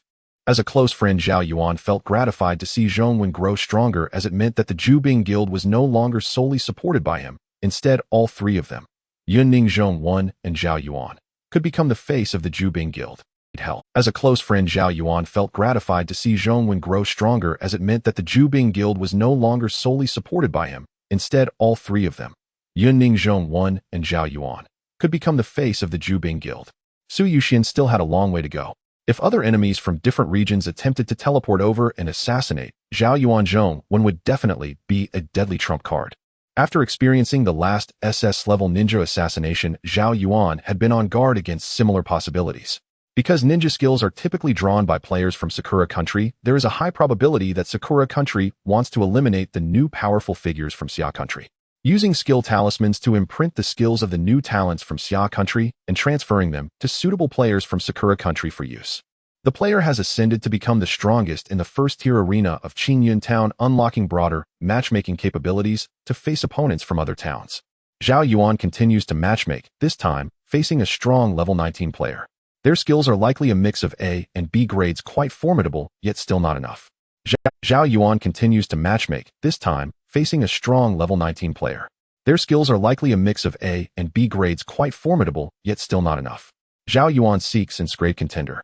However, this is good news. As long as Zhao Yuan continues to match and maintain his winning streak, he can encounter stronger players in the first tier. Zhao Yuan competed until midnight, achieving an impressive winning streak of 392 matches. Aside from a small amount of experience and skill proficiency, Zhao Yuan's greatest gain is certainly the 6321 arena coins. With the remaining coins, Zhao Yuan now possesses a total of 6856 arena coins, and he opens the arena shop, where a unit of class reincarnation tokens costs 10 arena coins. With a purchase limit of 1000 tokens, Zhao Yuan spends 6850 arena coins to acquire 685 class reincarnation tokens. With a remaining purchase limit of 315, Zhao Yuan enters the guild base. After using the class reincarnation tokens, the total number of classes reaches 7097 units, after which he returns to the inn to rest. In the morning, Zhao Yuan wakes up and goes to the first floor of the inn to buy a light breakfast. Yun Ning is nearby, and Zhao Yuan says, "Today my plan is to join the Wyvern Cavalry to destroy the nearby beast forces. Your aura amplification will undoubtedly yield tremendous effects on the Wyvern Cavalry." Yun Ning nods in agreement, saying, "Not only can we slay beasts to level up, but we can also accelerate the guild's development process. This is naturally the best choice. We still have 3 days of guild protection, and there are 2 major forces left in Qingyan Town. One is Yuxia, and the other is the United Organization of Milan and Linfun." While eating breakfast, Zhao Yuan analyzes, "Let's allow the 2 factions to fight it out. Once the situation becomes clear, we will join the competition." Zhong Wen and Su Yuxian also leave their rooms one after another, and the 4 enjoy a light and delicious breakfast together. Zhong Wen recalls, "Yesterday, I faced Zhao Yuan and my winning streak was interrupted, but afterward I regained my winning streak and opened broader matchmaking before leaving. I can now compete against players from other towns in the Xia Kingdom." Su Yuxian then speaks, "My short-term goal is to accumulate arena coins to buy a wings item. Although low-level wings only increase attributes and can't even allow gliding, they are still well worth it." Meanwhile, Zhou Hang and Li Sheng find the former captain of the Flower Tiger team, Zhang Qi. After the guild war between Flower Tiger and Yuxia ended, Flower Tiger was forcibly disbanded, but President Zhang Kai's prestige remains able to gather nearly 300 players. Give him some time, and there is a chance for a resurgence. Of course, even if Flower Tiger reestablishes its guild, Wang Hanxing from Yuxiao will surely instigate a guild war after the 7-day protection period ends to crush any possibility of Flower Tiger's development. Zhou Hang finds Zhang Qi, saying, "Brother Zhang, my current enemy is Wang Hanxing from Yuxia. Our goals align, or I just don't know if you want revenge." Zhang Qi responds, "Good. I will join you. This is my only chance for revenge." Although Zhou Hang expected Zhang Qi to agree, he did not anticipate it to be so smooth. With one sentence, nearly 300 combat powers were added. Zhou Hang says, "Brother Zhang can gather the previous guild members in advance. It won't be long before we provoke this final battle." Li Sheng privately messages Zhou Hang, saying, "The guild war between Flower Tiger and Yuxiao was extremely brutal. Although it was initiated with a battle order and protected by system mechanics, players would not truly die, either levels would decrease upon death. However, during that battle, all members of the Flower Tiger Guild were bloodthirsty, and one of Zhang Kai's vice presidents was killed 5 times in a row, resurrected 5 times, and lost 5 levels. They continued to fight fiercely, and ultimately the Flower Tiger Guild's crystal was destroyed, forcing the guild." Zhou Hang responds, "Therefore the support from Flower Tiger is extremely reliable. We need not worry about them backstabbing us. Their true intention is revenge, and they do not care about our future ascension. With the addition of the former members of Flower Tiger, we gain additional strength against Yuxia. Next we need to find..." "What?" Li Sheng frowns, saying, "The Mountain Ghost Guild was defeated and disbanded under duress. It would be surprising if Shu Ji does not help Yuxia, let alone join us. Furthermore, Wang Hansheng may have already recruited the former members of Mountain Ghost as a means to counter us. If we can think of recruiting Flower Tiger, Wang Hansheng can certainly think of rallying the Mountain Ghost members." Zhou Hang chuckles, "Who knows? Let's meet him and see." Li Sheng replies, "By the way, don't we have a friend request message? Why do we need to personally seek out Zhang Qi and Shu Ji?" Zhou Hang replies, "I need to see them in person to confirm whether they can truly be utilized by us." The Lava Mountain Range has become a popular leveling area in Qingyan Town, as all the beasts here are of the lava attribute, easily defeated with water and ice skills. Additionally, the density of monsters in the Lava Mountain Range is very high, and the terrain is simple enough to easily obliterate large groups of lava monsters. Moreover, the hidden overlord creatures here have already been defeated, so players need not worry about being pursued by boss-level beasts. The highest active volcano in the Lava Mountain Range has completely settled into a deep sleep with only occasional slight tremors. A few days ago, I saw heat waves rising from the crater. Now they have completely disappeared. A water mage speaks. Indeed, monsters here provide more experience upon death with a low danger level, yet the rewards are plentiful. You just need to bring enough potions when you go out, and you can grind from morning until afternoon. Zhao Yuan and the others teleport to the guild base, where the wyverns are currently feasting on the corpses of the beasts. The cavalry mounted on the wyverns roast the beast meat thoroughly to use as food. If the units lack food for an extended period, their loyalty will significantly decrease, potentially leading to betrayal of the guild. Some low-tier units with white or green qualities are too weak, and a day's hunting may not even provide enough food to sustain the units. However, units of light gold quality possess astonishing strength, and food sources are hardly an issue. Just taking the units out for a while guarantees a return with enough food to last more than 3 days. Zhao Yuan opened the hand-drawn map created by the camp commander, pointing to a level 20 beast PowerPoint, and said, "Let's start with this one. Oh, it's the closest to us." Zhao Yuan replied, "You are the president, you call the shots." Zhao Yuan commanded, "Camp commander, assemble the wyvern cavalry, we depart immediately." The camp commander held an iron spear in one hand and a square shield in the other, quickly gathering all the wyvern cavalry. The cavalry mounted on the backs of the wyverns, equipped with numerous bows, arrows, and short spears. With over 7,000 units of troops, the scale was already substantial. Zhao Yuan had 4 cavalry dismount from the wyvern's back. Swapping in 4 members, Zhao Yuan took his seat on the wyvern's saddle and commanded, "All troops move out." The wyverns spread their membranous wings, ascending into the air, flying toward the designated direction. Zhao Yuan looked down at his guild's base, shrouded in a layer of hazy, indistinct glow. This was the system's protection for new guilds. Oh, no matter how powerful a creature was, it could not inflict any damage on this barrier. The wyvern team soared through the thick clouds, and the cold wind rushing at Zhao Yuan made it difficult for him to open his eyes, but he quickly adapted. Zhao Yuan exclaimed excitedly, "This is so exhilarating. We can consider ourselves dragon riders now, right? The flight of the wyvern is smoother than I imagined, but looking down I can't help but envision falling down."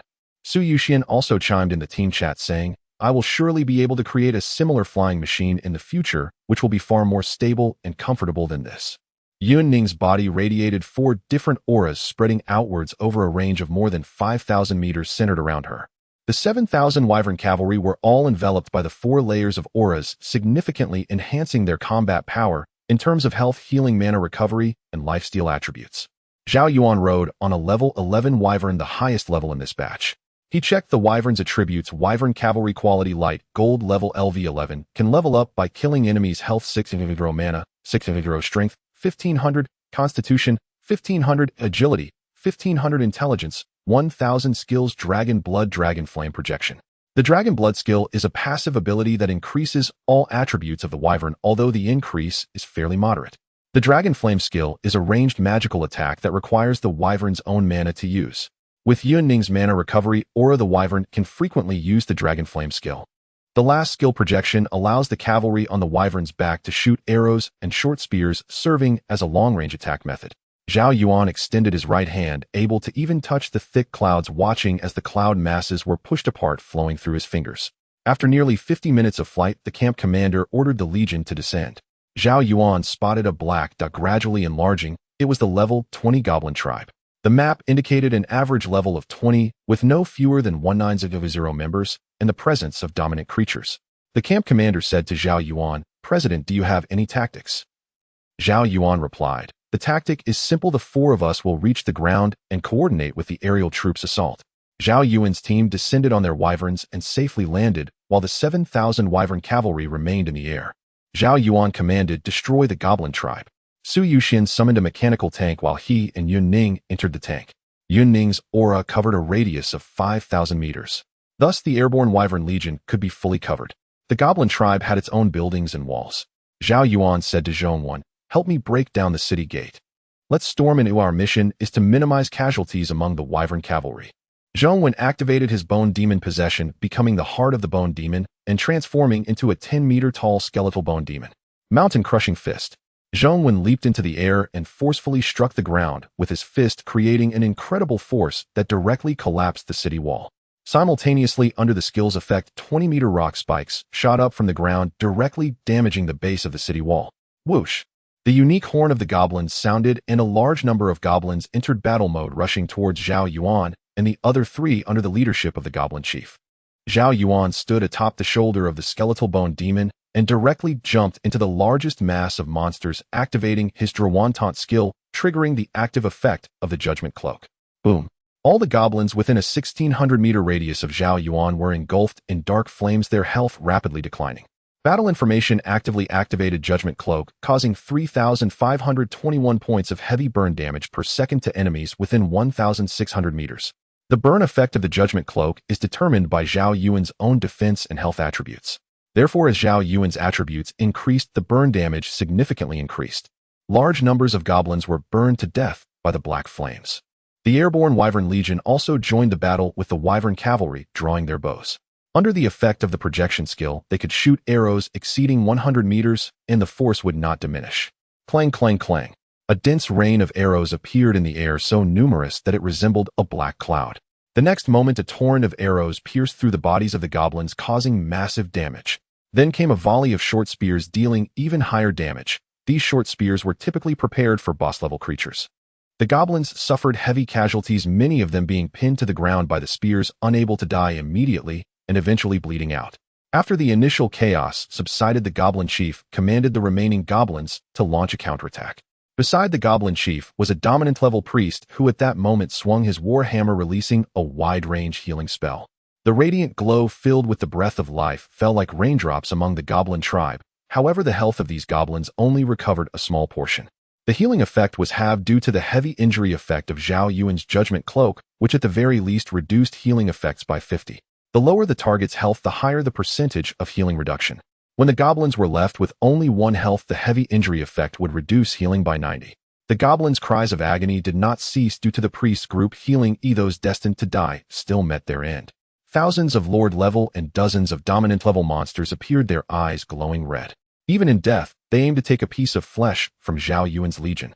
However, the 4 members of Zhao Yuan's team were all present with the goal of preventing casualties among the Wyvern. Zhao Yuan, who activated Bone Demon Possession, was incredibly fierce, using skills such as Punch, Blood Fiend Fist, and Mountain Crushing Fist, which were not only powerful, but also had short cooldowns, and he used them frantically under the enhancement of the Mana Recovery Aura. Amidst the Lord-level and Dominant-level goblins, he rampaged without restraint.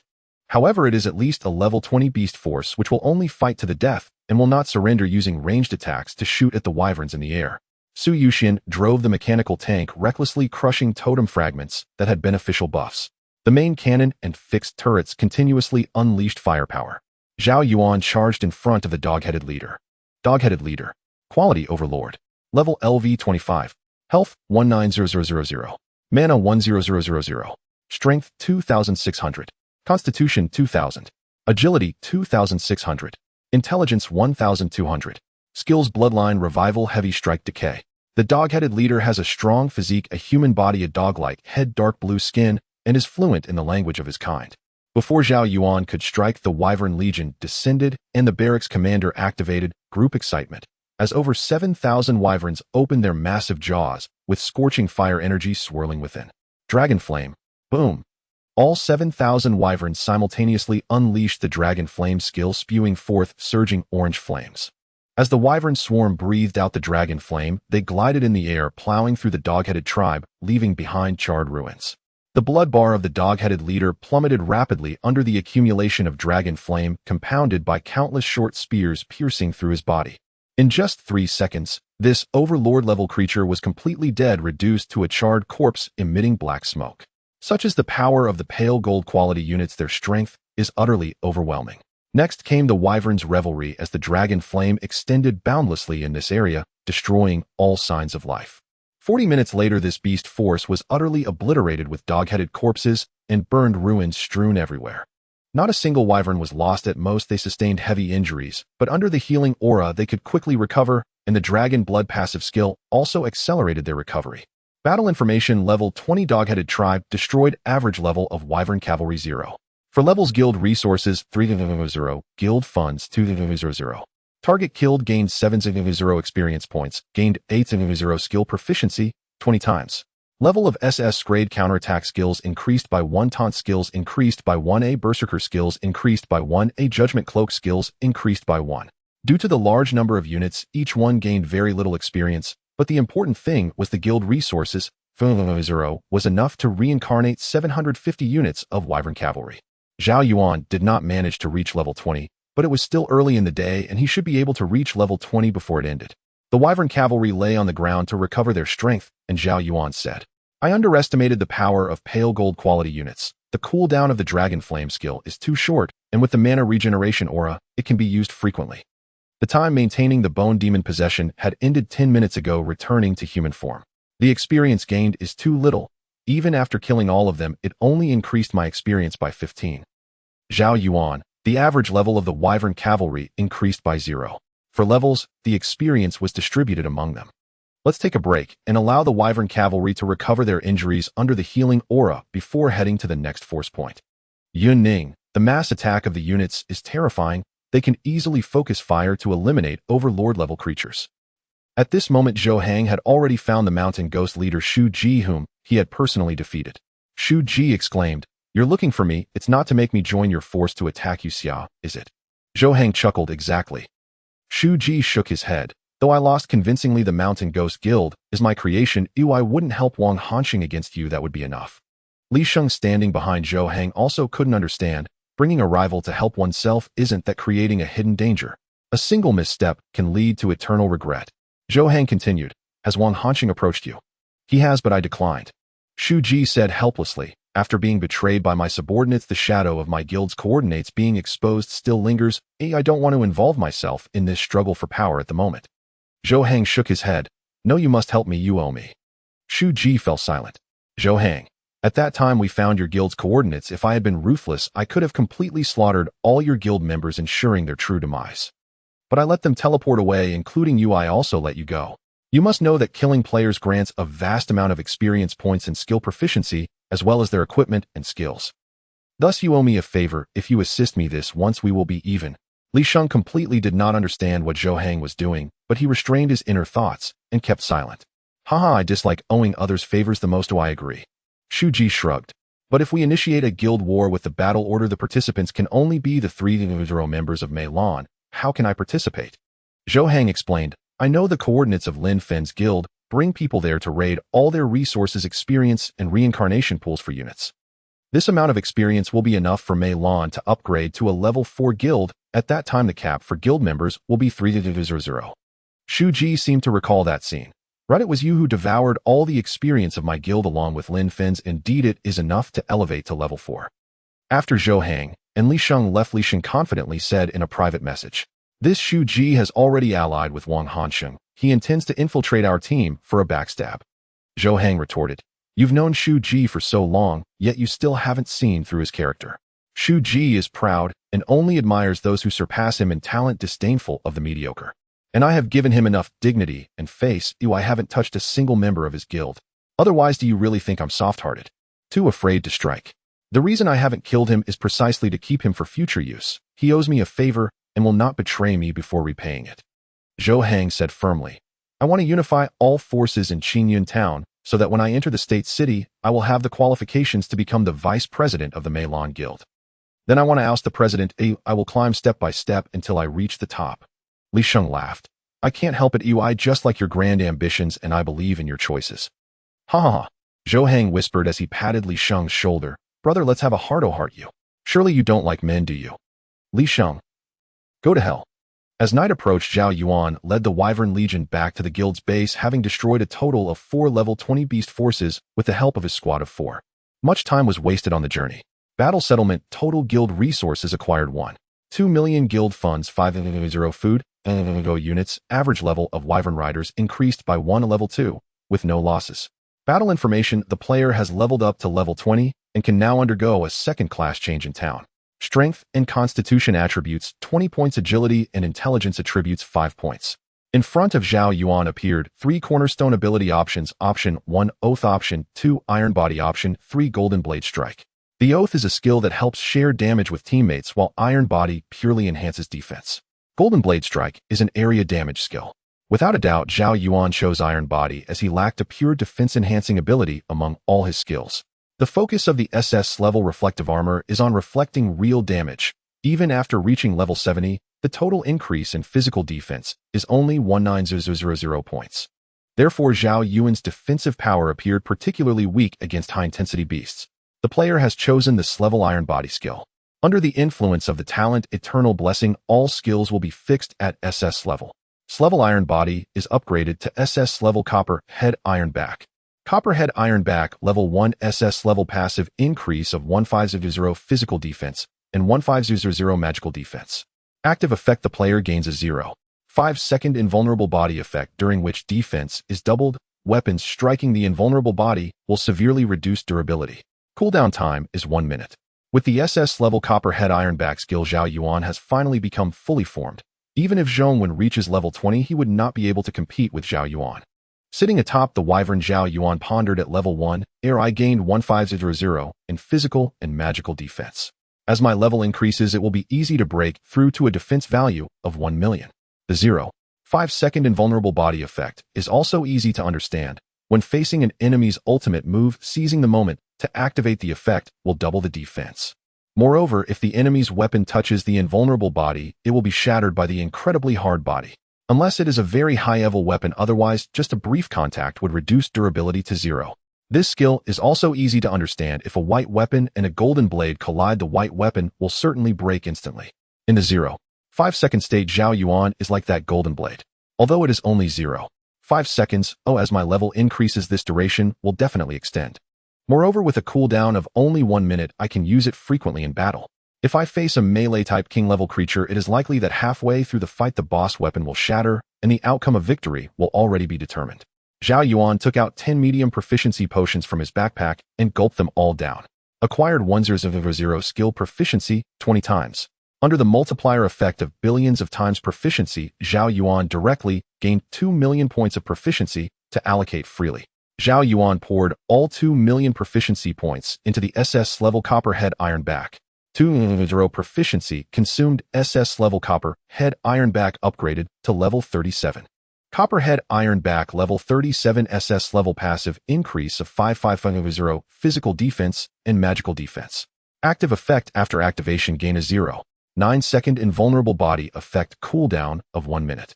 Now it is truly invincible with 55500 in dual defense attributes. Even a level 30 king level creature cannot break through my defenses. Moreover, the 0.9-second invulnerable body effect provides significant operational space. When facing enemy attack skills, I can directly activate the effect to double my defense, making it impossible for their skill damage to penetrate my defenses. At this time, Zhao Yuan's attribute panel was named Zhao Yuan level LV 26,100 health, 4,000 mana, 2350 strength, 270 constitution, 470 agility, 115 intelligence, 115 physical attack, 2710 physical defense, 75. 5W magical defense, 75. 5W talent, eternal blessing, unique, billions of times proficiency, unique, cornerstone abilities, reflective armor, LV 72, berserker, LV 68, Copperhead Ironback, LV 37, skills, draw, sword, taunt, LV 68, punishment, cloak, LV 4875. With 7500 in dual defense, after activating the 0.9-second invulnerable body effect, my defense value is 1.51 million. Zhao Yuan's current defense value is much higher than his health. The Wyvern Legion was still some distance away from reaching the guild base as night fell, but fortunately, they had not encountered any dangers. Upon returning to the guild base, Zhao Yuan approached the unit rebirth pool and spent 1.2 million guild resources to rebirth over 300 units of level 5 Wyvern Riders. The number of units has now reached 1.097, finally breaking the 10,000 mark, but the average level has decreased significantly since there were an additional 300 level 5 Wyvern Riders. All the injuries on these Wyvern Riders were fully healed thanks to Yun Ning's powerful healing aura. Even if the Wyvern's membranous wings were broken, they could slowly regrow. The Wyvern Riders began to enjoy food, and Zhao Yuan and his 3 companions teleported back to Qingyan Town. The 4 of them also bought food to replenish their hunger, then took a break before preparing to head to the arena. Now that Zhao Yuan has reached level 20, he can open the arena panel anytime and anywhere without needing to go to the arena. However, the trouble is that Zhao Yuan, being level 20, can no longer enter the first stage arena or the first. There are still 315 unit rebirth tokens that Zhao Yuan has not purchased. Yun Ning spoke up. Mylan and Yuxia are also continuously developing their guild strength, but the strength of both sides is not that different. Mylan will likely directly consume Lin Fen's guild resources and experience points, then upgrade to a level 4 guild with a member limit of 300. This will significantly increase the durability of guild buildings, and the number of members will reach 6. Thinking about it this way, if both sides engage in a guild war, the winner will likely be Mylan. Zhao Yuan nodded. The former subordinates of the Flower Tiger will definitely temporarily join Mylan to take revenge, so Mylan will ultimately have 900 guild members. With this in mind, if both sides start a guild war, the winner will likely be Mylan. Zhao Yuan added, but that is not certain. Who knows what kind of fortunate encounters Wang Hanqing may have during this time. I hope these two sides will start fighting soon, preferably to the point of mutual destruction before our guild's protection period ends. Suyu adjusted his glasses and said. Zhao Yuan said with great interest, the final victor of these two will see a significant increase in power and may likely target our guild. During the invasion of the Flame Demon, the performance of the four of us was too powerful. Any normal person could see that we possess S-level or even S-level skills. The final victor who unites all forces may choose to attack us, or even find opportunities to use the Tiger Talisman item in the wild, summoning all units for a strong kill, thereby replacing our S-level skills. The four of them chose to enter the arena, while Zhao Yuan had other options, such as accepting the task for the second. However, Zhao Yuan preferred to wait until the members of his team reached level 20 before grouping up to complete the accessory slot task and the job change task. Zhao Yuan opened the arena panel and found that he had been forced into the second-tier arena. In the second-tier arena shop, he could purchase freedom attribute points capped at 200, as well as 2,000 class rebirth tokens.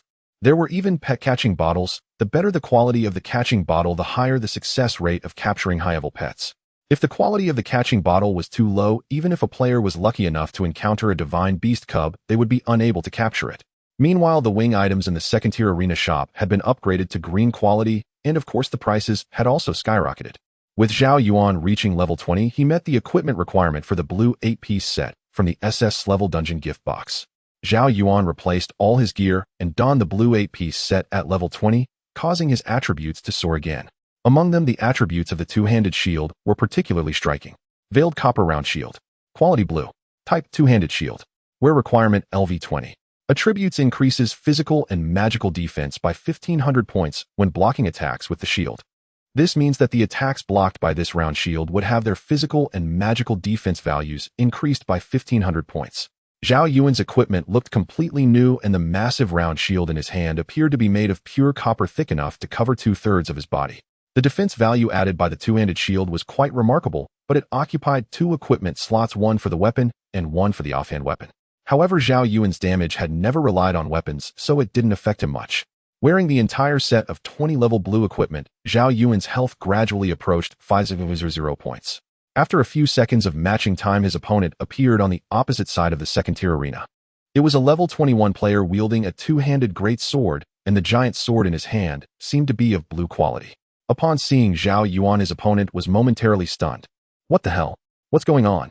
Nearly 400 consecutive victories. And he's only level 20. Did I match against a top-tier player? Who cares? I only have a 4-game winning streak. If it ends, it ends. The battle began. Zhao Yuan didn't use any skills. He even disarmed the two-handed shield in his hand and just waited for his opponent's attack. Underestimating me. So arrogant.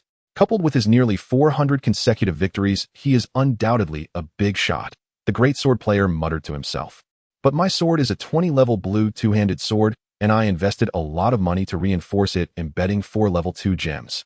No matter how impressive the enemy is, he's only level 20. I don't believe he won't lose any health. The great sword player unleashed 2 skills. One was Berserk, which increased his attack speed and strength. The other was the Power Split skill, a crade single target damage skill. The great sword player swung all his might towards Zhao Yuan's head. Under the special effect of the Power Split skill, this strike looked exceptionally heavy, as if it were going to cleave Zhao Yuan in half. Zhao Yuan remained expressionless, calculating the timing, and activated the effect of the indestructible body. Clang! The two collided, producing a crisp, distant roar. A thin layer of glimmering dark gold aura enveloped Zhao Yuan's body, but disappeared in an instant, as it only lasted 0.9 seconds. The great sword player's palms instantly burst open, and a large amount of blood flowed from his hands, his arms trembling incessantly.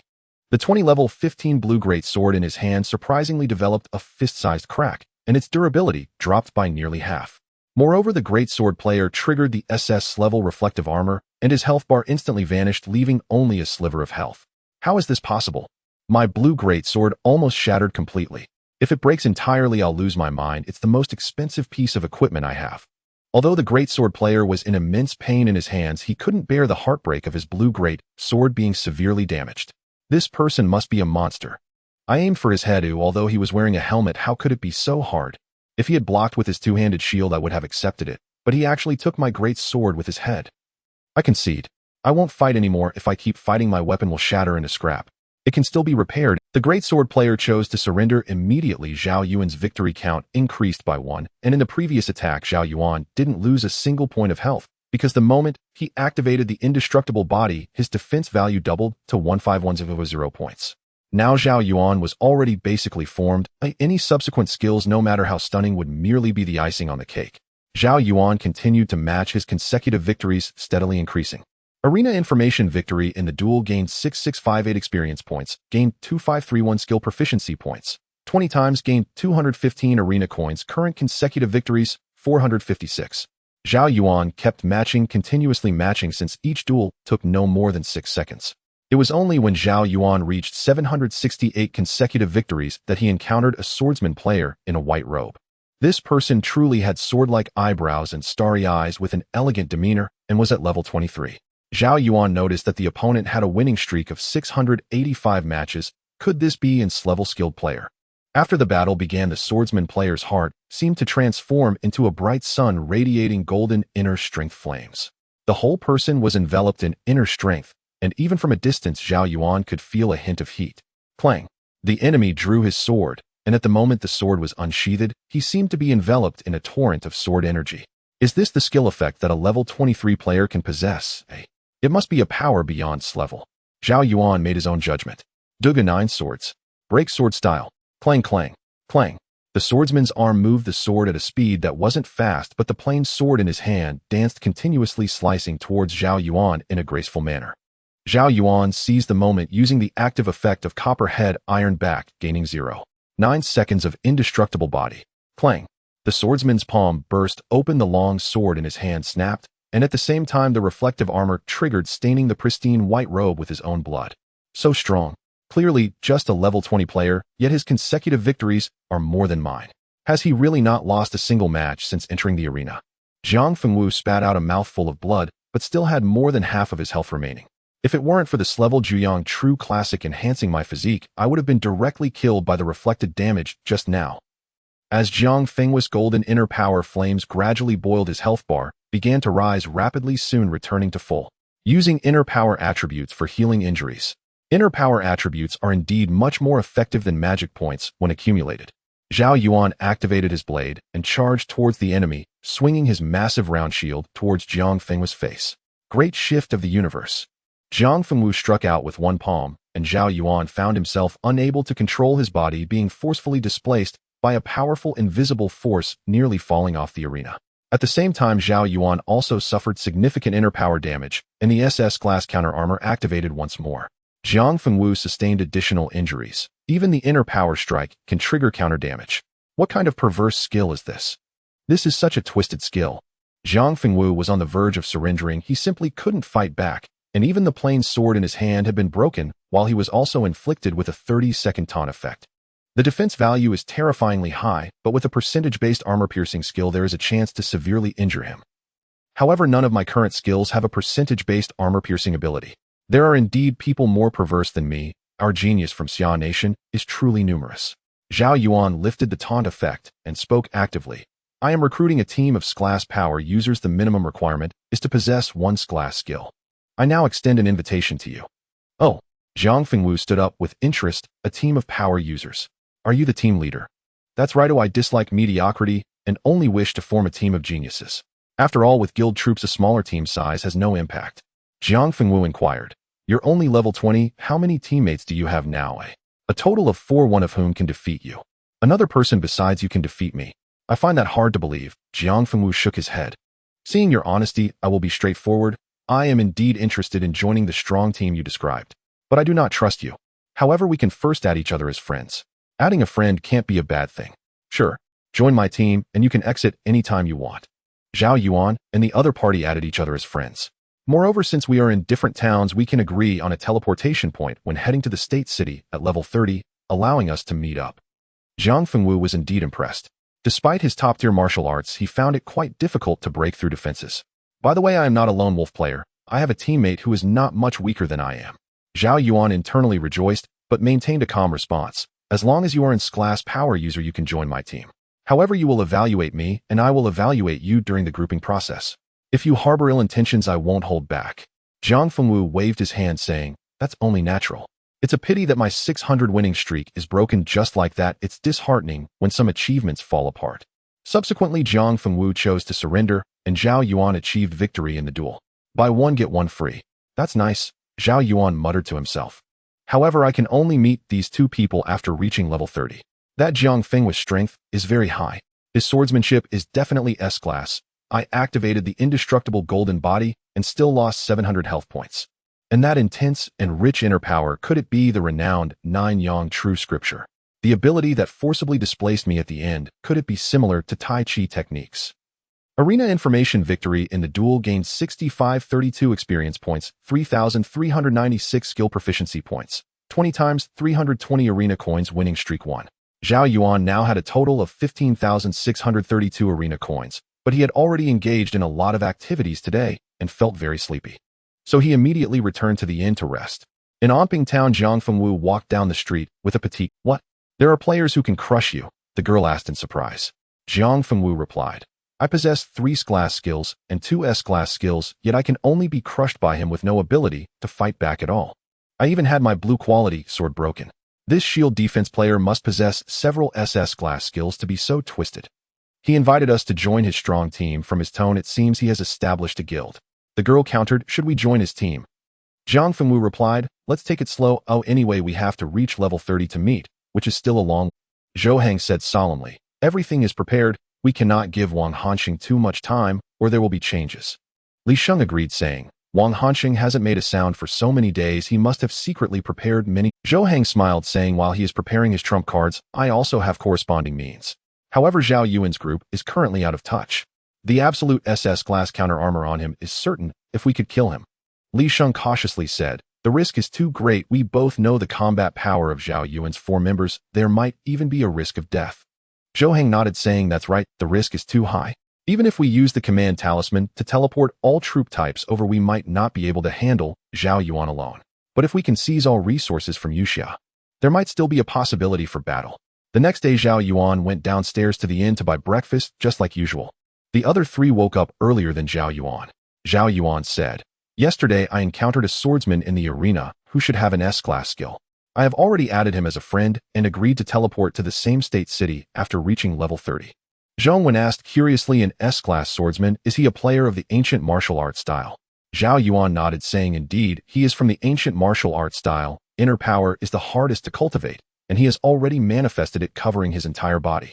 I suspect it must be the Nine Yang True Scripture. It seems like Jiang Fengwu's inner power is akin to a blazing sun."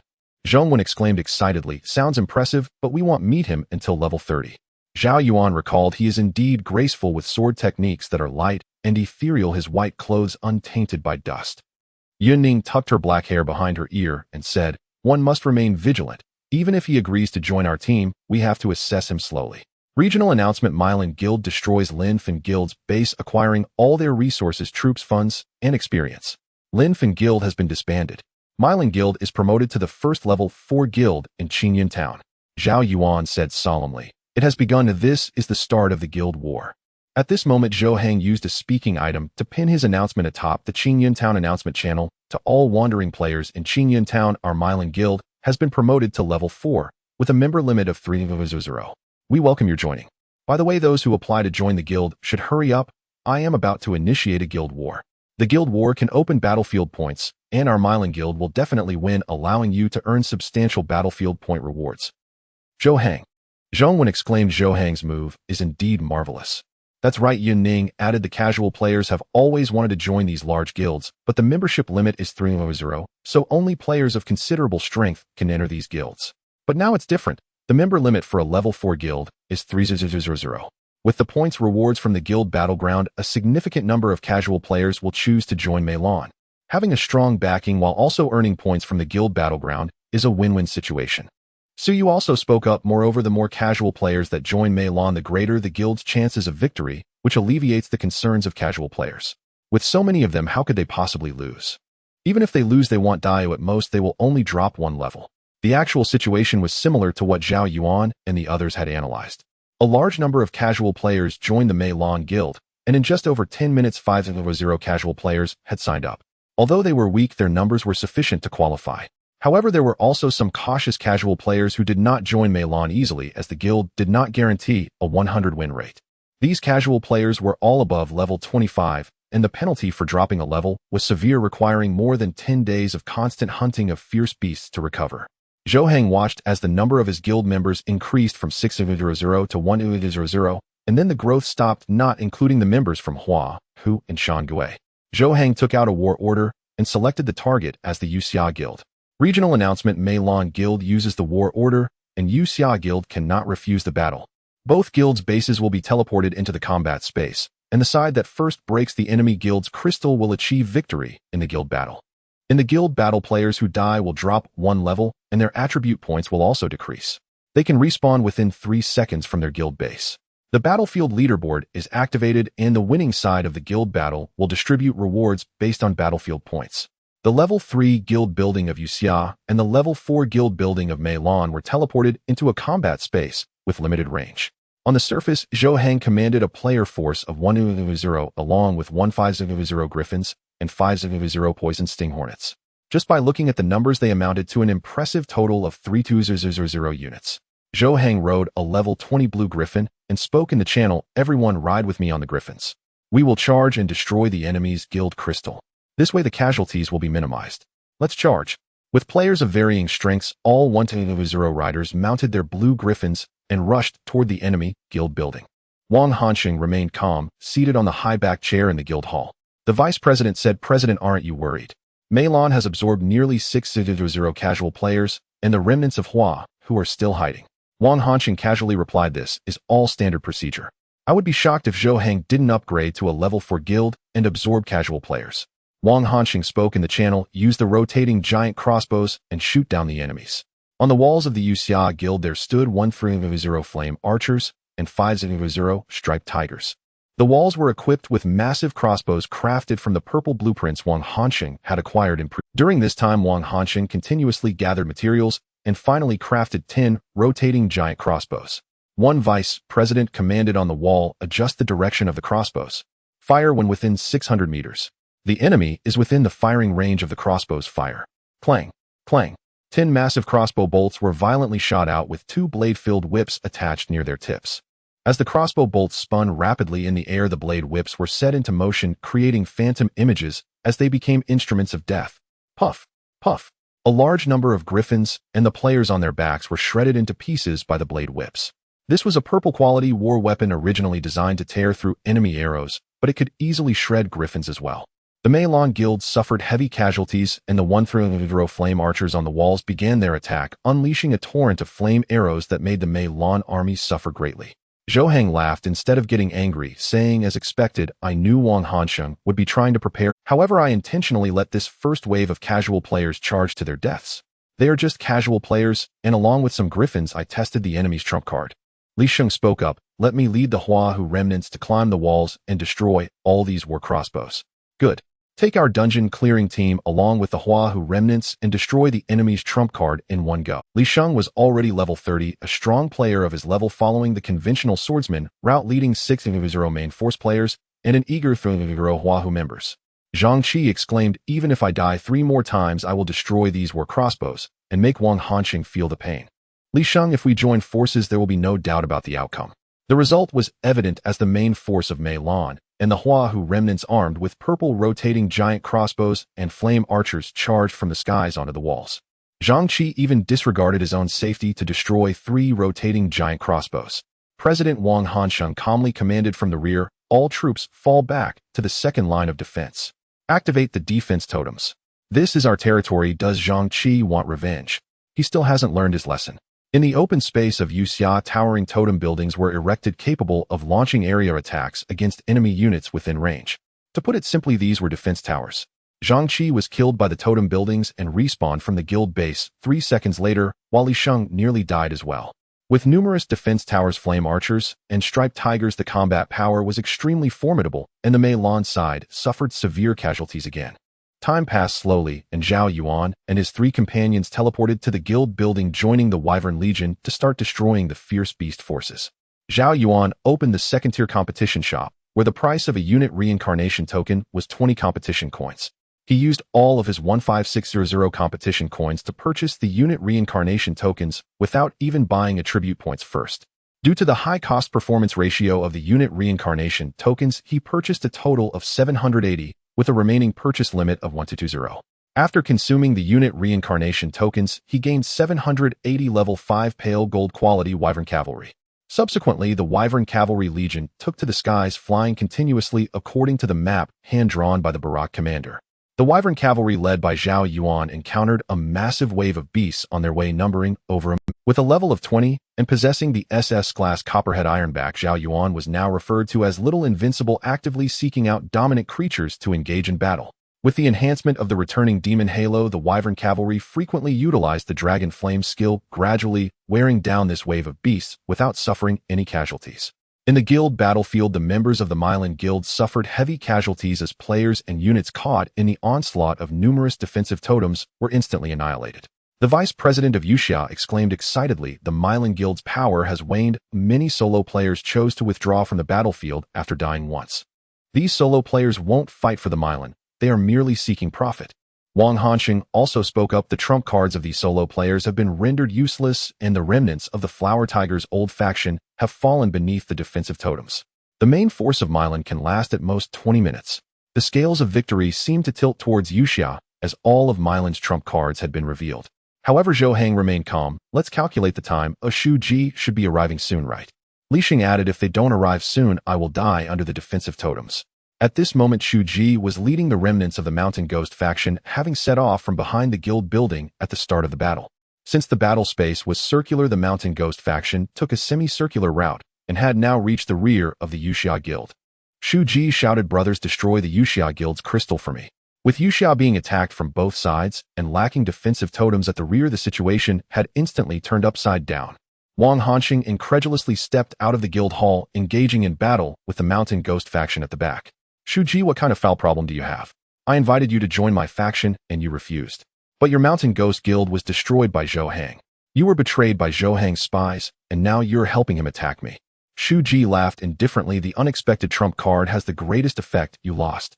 If it weren't for the battle space set by the system, the rear of the Yuxia Guild building was backed by mountains, but once transported into the battle space, the rear undoubtedly became the biggest breakthrough point. Under Shu Ji's surprise attack, the Yuxia Guild's crystal was destroyed, and until the very last moment, Wang Hanxing couldn't understand why Shu Ji would help his enemy. Wang Hanxing finally said, "After countless calculations, I ultimately miscalculated human hearts. This round I lost." Zhou Heng responded, "Human nature is the most complex, profound, and unknown thing in this world. You are far from understanding it." Area announcement: The Mylan Guild has won the guild battle. They have obtained all the guild's funds, materials, experience, and units from the opponents. The Yuxia Guild's experience points have been reduced to 0 and was forcibly disbanded. Members of the Mylan Guild will receive rewards based on battlefield points. The Mylan Guild obtained all the materials from Yuxia, allowing them to summon at least 1 units of Griffin beasts despite having gained a lot of experience points. However, they still had a long way to go to become a level 5 guild, which has a member limit of 9. While clearing the beast-tide, Zhao Yuan and his companions saw the area announcement. Zhao Yuan, distracted, said, "Zhou Heng won. He successfully destroyed the other 4 major guilds, almost achieving the unification of Qingyun Town." Zhong, when possessed by a bone demon, frantically used his skills like Punch, Blood Fiend Punch, and Mountain Crushing Punch. As expected, the Mylan with solo players and the remnants of the Flower Tiger faction won, and we only have 2 days left in our protection period.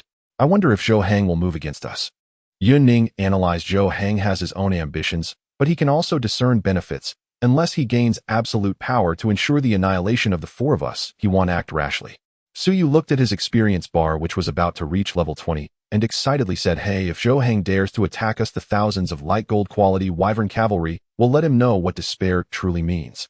Zhao Yuan fought alone against a level 35 dominant creature which wielded a trident. After being repelled twice by Zhao Yuan's invincible body, it shattered completely. This dominant creature's skills required weapons to unleash. Having lost its trident, its combat power was suddenly halved and was soon killed by Zhao Yuan's retaliation. Boom. Yun Ning was enveloped in golden light, becoming the second to reach level 20 thanks to the quadruple halo covering the thousands of Wyvern Cavalry. She could share a portion of the experience points from the creatures killed by these Wyvern Cavalry. 3 cornerstone ability options appeared before Yun Ning. Option 1, Speed Halo. Option 2, Pure Woman Heart Sutra. Option 3 Experience Halo. She eliminated Option 2 without hesitation as it was clearly a skill from ancient martial arts. Between Options 1 and 3, she almost instantly chose the Experience Halo. Player has obtained S-level Experience Halo. Experience Halo LV1 S-level experience gain 5. All friendly units within a radius of 500 meters centered on the player will be covered by the halo. A soft pure white halo spread outward from Yun Ning, growing fainter as it extended. Zhao Yuan immediately checked his buffs and found an additional halo that increased experience points by 5. An increase of 5 at level 1 means it could increase by 500 at level 100. That's 5 times the leveling speed. Moreover, this halo can also encompass guild units, meaning the upgrade speed of the Wyvern Cavalry can also be boosted 5-fold. Zhao Yuan exclaimed, "Nice. Leveling up is indeed painful." With Yun Ning's experience halo, this arduous process can be significantly shortened. Yun Ning replied there was also an option for speed halo, but it clearly doesn't compare to experience halo. With Zhao Yuan and his companions providing protection, the Wyvern Cavalry suffered no casualties and in a dominating fashion destroyed several nearby 25-level ferocious beast factions. The Milan Guild defeated the other 4 factions and became the only major power left. Zhou Heng, using the guild resources seized from Yuxia, frantically summoned troops, producing 1-0 blue-quality griffin beasts. At the same time, those solo players who had chosen to withdraw after dying once in the guild battle were forcibly kicked out by Zhou Heng. These short-sighted players lamented, "Damn, if I had known it would end like this, I would have fought on even if I had to die. Now I've been forcibly kicked out by Milan. If I hadn't chosen to withdraw, I could have exchanged battlefield points for rewards by now." Those solo players who had their levels drop after dying, but continued to fight in the guild battle, were accepted as guild members by Zhou Heng. Zhang Qi bid farewell, saying, "I will not be beneath others. After taking my revenge, I will rebuild the Flower Tiger Guild." Not a single member of the Flower Tiger's old faction remained, all following Zhang Qi away. Shu Ji said to Zhou Heng, "I have repaid my debt to you and my subordinates, and I will not continue to stay in Milan. However, I am curious, after unifying the forces of the entire town, won't that trigger a hidden quest?" Zhou Heng shook his head. "There is still a second-tier trickster guild, which is quite a tough nut to crack." Shu Ji smiled and said, "Indeed, although this trickster guild is only second-tier with just 4 members, it may be more troublesome than Yuxia. Perhaps I will get to witness a good show again. With your trump card used up, how will you deal with the trickster guild?" After speaking, Shu Ji led the remnants of the mountain ghosts out of the Milan Guild. Li Sheng said aside, "The trickster guild still has 2 days of protection. I just received a battle order as a reward on the battlefield. How about?" Zhou Heng rubbed the magic book in his hand and said, "After deducting the fallen troops, if we summon 1 blue griffins, we will have a total of 2 griffins, 1 poison sting wasps, and nearly 1 players. That amounts to 4 3-0 combat units, but the accounting doesn't work that way. These newly reincarnated griffins are only level 1, and to raise their average level back to 20, it will require a lot of time. It seems like our forces have increased, but our overall strength has undoubtedly declined. Level 1 blue units are almost useless, and many of our main players in the guild battle have also died once. Even though we received battlefield points as a reward, it cannot compensate for the penalty of losing levels. Lastly, managing these casual players is actually quite a troublesome task. As night fell, the attributes of the beasts in the wilderness doubled, and the occasional blood moon phenomenon would cause the beasts in the wilderness to double their attributes as well. After a day of battle, Zhong Wen and Su Yuxian both successfully leveled up to level 20. Zhong Wen had relatively poor luck this time, receiving an S-level Bone Tomb skill. Although it was S-level, its effect was quite remarkable. Bone Tomb LV1 SS level summons a white bone tomb that covers the target enemy, causing a binding effect. Under the binding effect, the enemy cannot move, but can attack. The range of the level 1 bone tomb reaches 25 meters, capable of creating a 5-meter wide. This is a crowd control skill with a cooldown of only 3 minutes, and at this stage, crowd control skills are the only ones that can slightly hinder Zhao Yuan. Zhao Yuan still lacked skills to remove abnormal statuses, but it wasn't a major issue. Su Yuxian obtained an S-level skill called Upgrade Modification, which allows for the modification and upgrading of mechanical products. For example, upgrading fixed turrets and mechanical tanks. More importantly, the series of mechanical skills Su Yuxian would acquire in the future could all be modified and upgraded. Battle information: a total of 3 level 25 beast forces were destroyed, and after a wave of beast tide, the guild received 1.2 million in resources, 2.0 in funds, and 5.0 in experience points, with an average level increase of 1 for the Wyvern Riders. 1 level, Crowd Invisibility Talisman 1. The Crowd Invisibility Talisman is of purple quality, capable of making 800 units of creatures invisible, and is an additional reward obtained after clearing out the beast tide.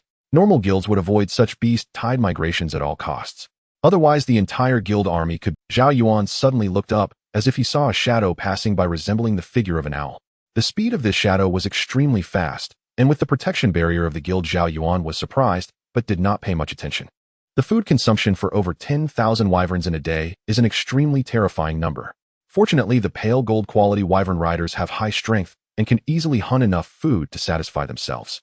The riders on their backs then roasted the beast meat thoroughly. Although there were no seasonings, the meat of certain beasts was tender, and simply being cooked made it incredibly delicious.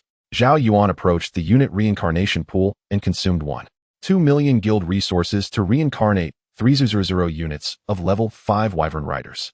Now Zhao Yuan has a total of 13877 units of wyvern riders, with the highest level reaching level 12. Yunning looked at the purple quality crowd invisibility talisman and said this item is extremely important on the battlefield, capable of executing many tactics. Zhao Yuan nodded and said, "That's right, Zhou Hang is exceptionally clever. To compete with him, we must unveil his prepared trump cards one by one." However, preparing trump cards also requires time. Zhou Hang, who just finished the guild battle, has indeed exhausted his means. This period is truly the weakest time for the Milan Guild. Zhong Wen's eyes sparkled, placing a hand on his black buzz cut, and said, "Are you suggesting we take the initiative to provoke a guild battle?" Su Yuxin agreed. "I find it very reasonable. The guild's protection period shields us from attacks by other forces. But even during the protection period, we can actively initiate a guild battle against Milan." Zhao Yuan finally analyzed. Exactly, the more time we give Zhou Hang, the more troublesome his prepared trump cards will be. I also saw discussions among casual players in the chat channel just now. Zhou Hang even brought in his former subordinates, the Mountain Ghost Remnants, as assistants. From the very beginning of the guild battle, all actions were aimed at attracting Wang Hansheng's attention. The goal is to send the Mountain Ghost Remnants to attack the rear of the Yu Xia Guild. This person is not only exceptionally clever, but also daring in employing others. To defeat him, taking the initiative is actually a very good choice. Su Yuxin speculated, "This Mountain Ghost leader is named Shu Ji, right? Do you think he has some psychological issues? Having his guild forcibly disbanded, yet helping others attack formidable enemies." "Enough about that, I want to test my new skills in the arena now," Zhongwen finally said. "Let's team up for the second transfer trial tomorrow, so we can also gain a lot of attribute point rewards." Zhao Yuan also entered the arena, maintaining a winning streak of over 700. With each win, he could earn over 300 competition coins. If it weren't for needing to buy unit reincarnation tokens, Zhao Yuan might have already purchased all the attribute points in the Tier 2 shop and fully bought the green wings. As the winning streak continued to grow, the strength of the opponents Zhao Yuan faced became increasingly formidable. He was matched against players already at level 27, yet Zhao Yuan still maintained a dominating stance. Even without activating the indestructible body, players under level 30 simply could not break through his defense. Of course, Jiang Fengwu, being a freak with profound inner strength, possesses armor-piercing, burning, and crippling attributes, allowing him to barely penetrate a tiny bit of Zhao Yuan's defense. However, the Berserker passive can recover in just 1 second, and during subsequent competitive battles, Zhao Yuan focused on honing the timing to activate the indestructible body. Although as the skill level increases, the duration of the indestructible body might ultimately reach 3 seconds. But for now, it only lasts 1 second. And if there is a misjudgment in prediction, the enemy's attack has already reached Zhao Yuan before the indestructible body activates. Or the indestructible body has already worn off when the enemy's attack lands on Zhao Yuan. Some players with high combat awareness, upon seeing the pale golden halo effect, would choose to pause their attacks. Of course, using taunts can mitigate this risk. The other 3 reached level 20A, unlocking the ability to enter the arena anytime and anywhere. A level 21 mage player appeared opposite Zhong Wen, who activated his Shrank Bone Tomb skill. The ground beneath the mage's feet crumbled and skeletal hands erupted from it, quickly crawling over his entire body. These skeletal hands assembled together, forming a structure reminiscent of a barren tomb, leaving only the mage player's head and arms exposed. "So this is how it's used," Zhong Wen murmured to himself. The Shrank Bone Tomb inflicted no damage. It was purely a crowd control skill, and with the increase in skill level, the area of control would continue to expand. The Bone Tomb has durability. As long as its durability is not depleted, the target will remain trapped inside, never disappearing. Zhong Wen can attack the target's head, and the Shrank Bone Tomb has high durability. Players with weaker attack power, once ensnared, shouldn't expect to shatter these tombs themselves. They will remain trapped. Moreover, the Bone Tomb also belongs to allied units capable of adding Yunning's health and healing auras. This Bone Tomb can slightly restrict Zhao Yuan, who is now invincible. I can only choose to seal him. Of course, Zhao Yuan's punishment cloak can quickly incinerate these tombs, so they won't be able to restrict him for long. Zhao Yuan left the opposing mage aside, pondering the tactics for his next duel with Zhao Yuan. No way, Zhao Yuan is already unbeatable. Even if I activate the Bone Demon possession, I can only slightly breach his current defenses. The opposing mage continuously bombarded the bone tomb. He was trapped in with spells only to realize the terrifying durability of the tomb. He decided to surrender, no longer willing to endure Zhao Yuan's humiliation. Meanwhile, Su Yuxian summoned an S-Rank mechanical tank on the second-tier arena and used an S-Rank upgrade. Battle info: the mechanical tank has successfully upgraded. The main cannon's loading speed decreases by 1 second, and tank armor increases by 20.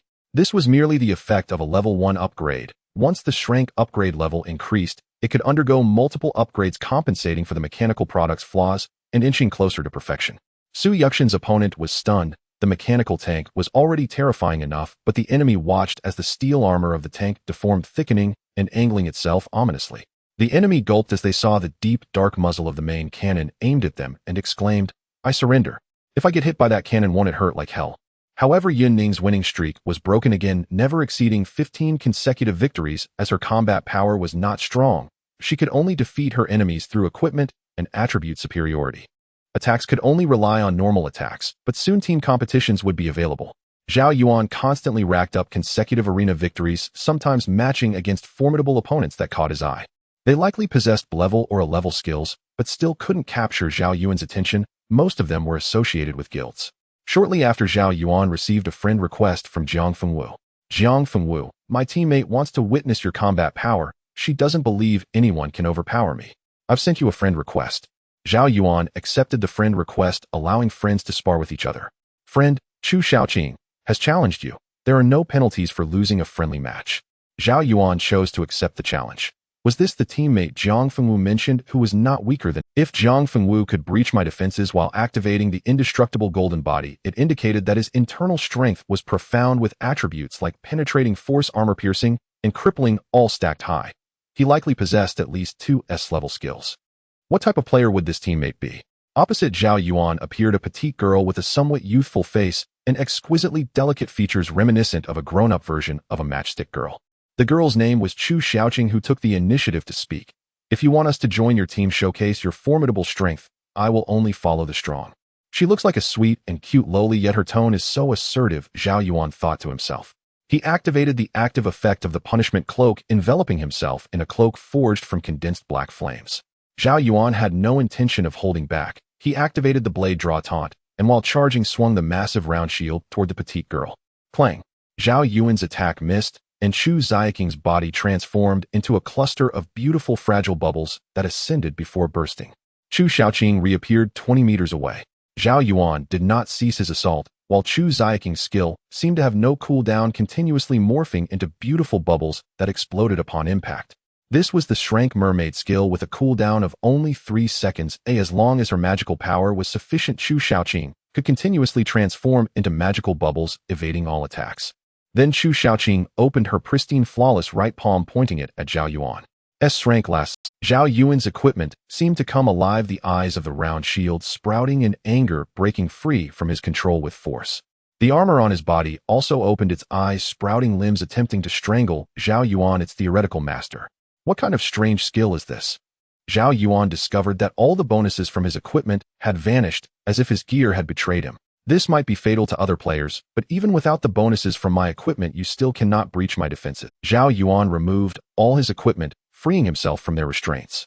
He swung his fist toward the cute-looking, yet resolute, Chu Shaoqing.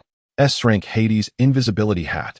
Chu Shaoqing pulled out an ancient-looking hat inscribed with death symbols and put it on, completely vanishing.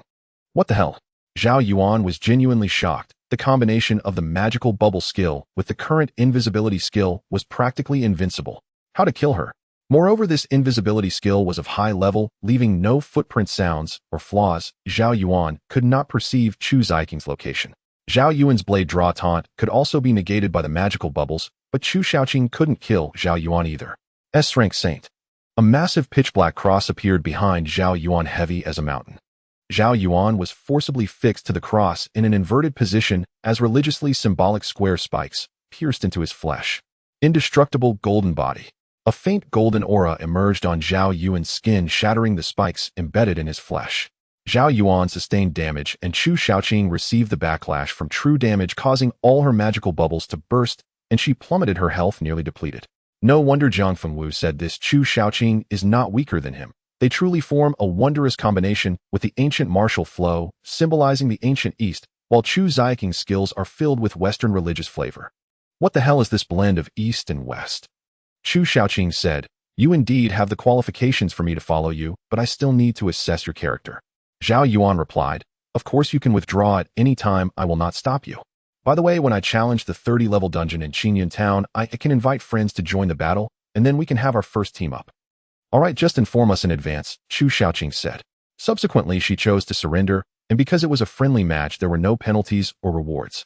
Zhao Yuan glanced at the time. It was still early, so he continued to match for competitions. It wasn't until midnight that he ended the matchmaking.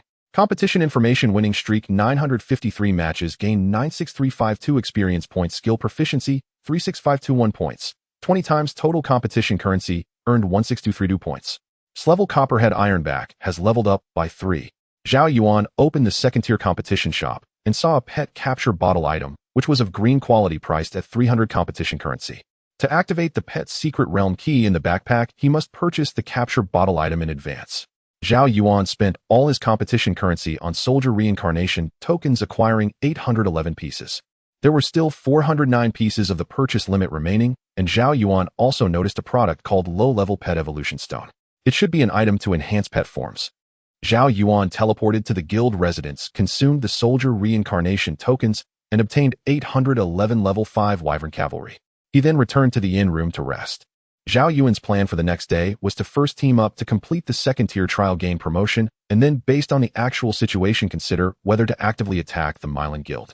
Although Milan had acquired a large amount of guild resources, all the newly reincarnated soldiers were level 1, and level 1 blue soldiers were practically no different from worthless.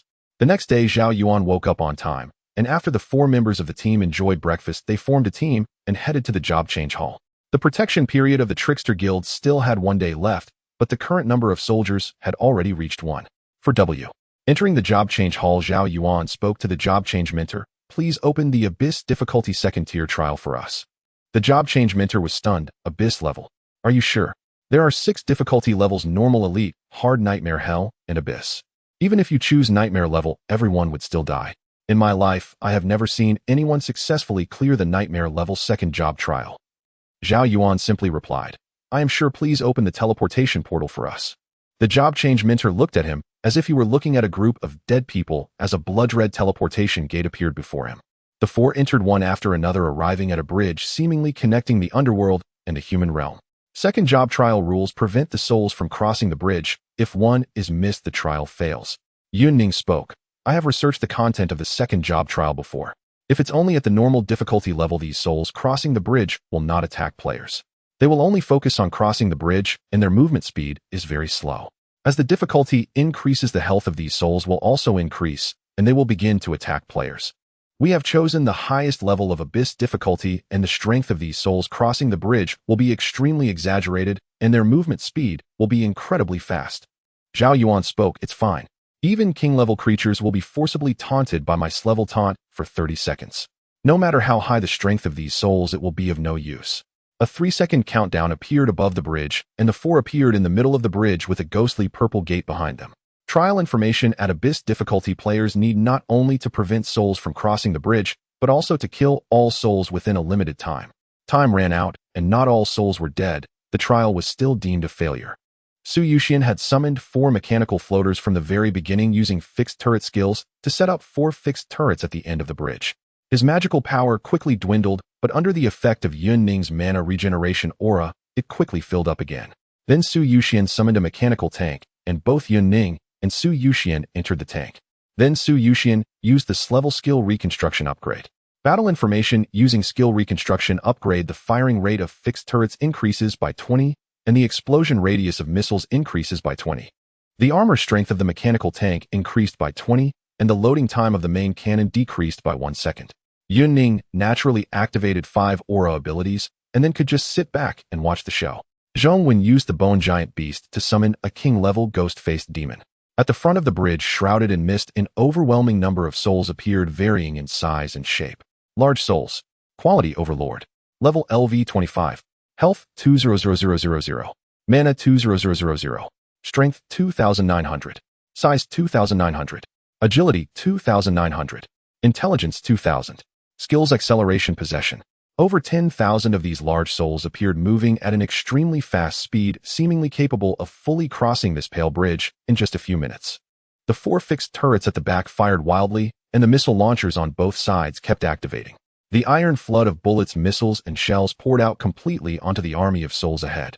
A large number of souls perished, and Zhong, when activated bone demon possession, being covered by countless fine white bone scales, becoming the heart of the ghost-faced demon. Fist Charge. Blood Fiend Fist. Mountain Crushing Fist. Earth Rift. As soon as the cooldown of the 4 skills was up, Zhong Yuan immediately used them, as the next second the mana regeneration aura would completely refill Zhong Yuan's mana. With the king-level Zhong Yuan taking action, the army of souls was completely annihilated in large swathes. These souls activated their acceleration skills, leaving afterimages behind, increasing their speed by about 50. Zhao Yuan activated Taunt, forcibly drawing all the undead to him. The souls no longer rushed madly towards the end of the bridge, but instead kept attacking Zhao Yuan. Zhao Yuan activated the S-level Judgment Cloak, scorching these souls wildly as large patches of souls dissipated into smoke around Zhao Yuan. Some were pierced by counter damage, while others were burned to death by the scorching area. The burning damage of the Judgment Cloak is determined based on Zhao Yuan's health and defensive attributes. Having acquired the S-level Copperhead Ironback skill, Zhao Yuan's dual defenses reached 75500. The burning damage of the Judgment Cloak increased by nearly 7 times. Battle information: activating the Judgment Cloak inflicts 210 severe burn damage to hostile units within 1,800 meters every second. What does 210 severe burn damage per second mean? Large souls only have 200 health. After 10 seconds, they would die. With the S-level Copperhead Ironback and Judgment Cloak, it can only be described as monstrous. The seemingly unstoppable army of souls couldn't even cross a third of the bridge before being completely burned to ashes.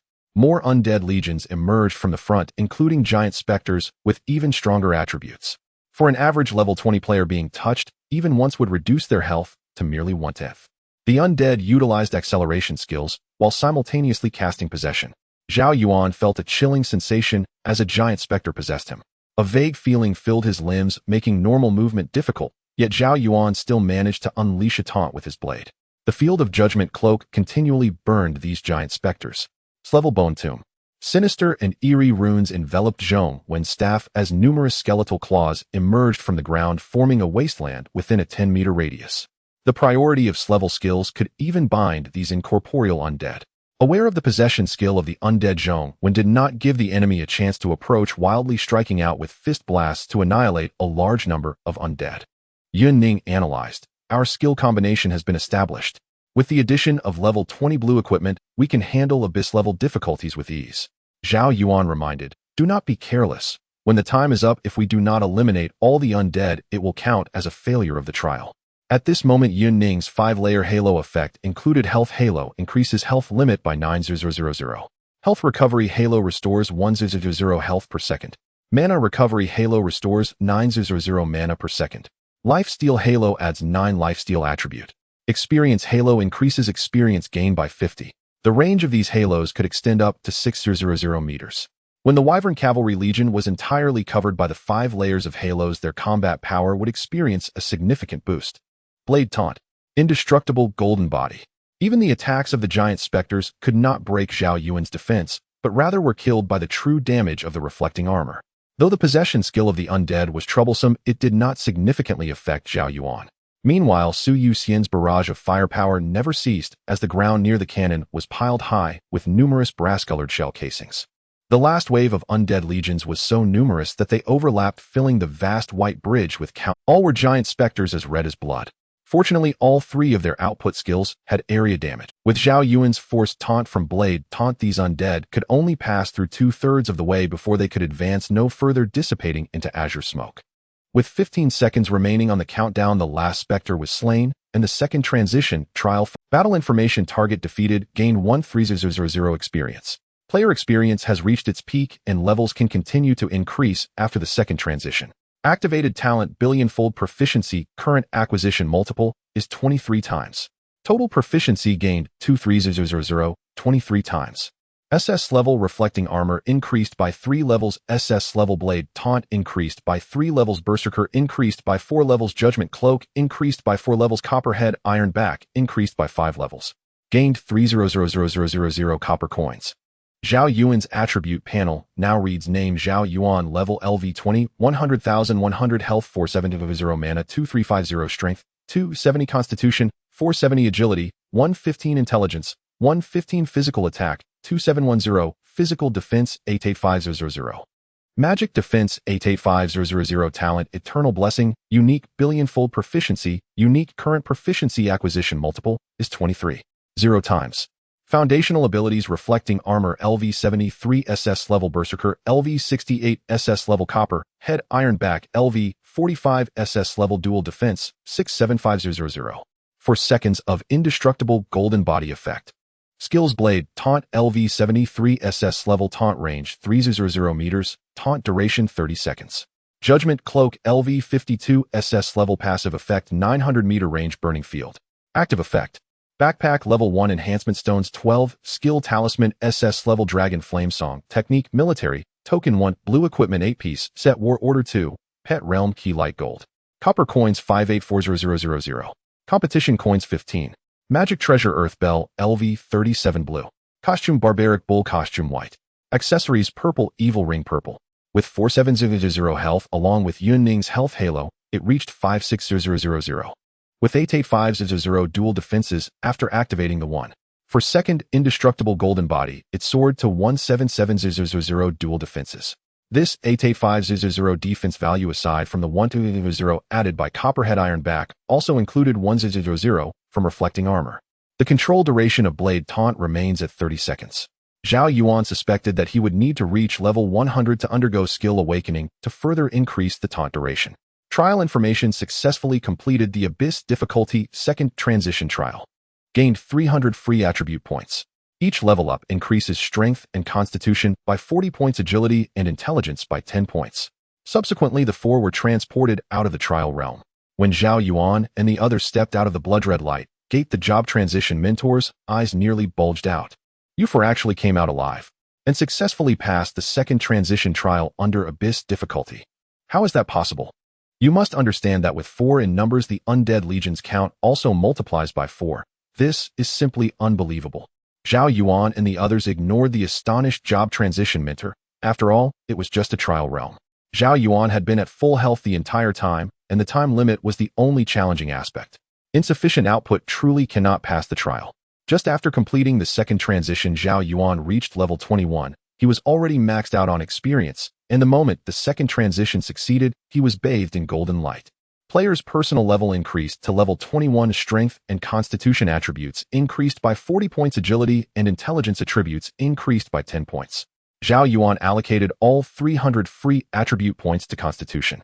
At this moment, Zhao Yuan's 4 foundational attributes were named Zhao Yuan level LV21 1100 health 500 mana 260 strength 310 constitution 810 agility 125 intelligence 125.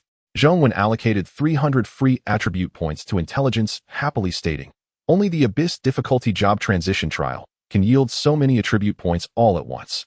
My intelligence attribute has increased, so the attributes of my summons will also grow accordingly." Yun Ning and Su Yuxian distributed their 300 attribute points along their own paths. Zhao Yuan then spoke. "I have decided to initiate a guild war today, not giving Zhou Heng enough time to prepare. Otherwise, with his cunning, we cannot guarantee 100% victory." Yun Ning nodded. "Now is the most vulnerable moment for Mylan. Plus, with that purple quality group invisibility talisman, we can choose to ambush the enemy's guild crystal." Zhong Wen interjected. "The enemy would never expect us to take the initiative and attack during the guild surprise is the key to making Zhou Heng lose his composure." Zhao Yuan concluded, "Rather than wait for the enemy to come to us, it is better to take the initiative and strike. Of course, strength is the only measure of standard. 14000 units of Wyvern Cavalry with an average level of 10. Plus, with Yun Ning's 5-layer halo, we can handle blue units 1 against 20. Zhao Yuan took out the war order from his backpack, targeting the Mylan Guild, and initiated a guild battle. Zhao Yuan frowned and said, "I forgot about this. The Mylan Guild just finished a guild battle yesterday, so the war order can't be used on them for 3 days. Yunning spoke up. Then there's nothing we can do, let's first complete the task for the second accessory slot. Zhao Yuan also agreed. This is a good opportunity to level up the new skills we've acquired. My bone pile can now form a 20-meter-high bone grave. Players within the range will be confined. Su Yuxian said, the second accessory increases health attributes, while the third accessory enhances magic points.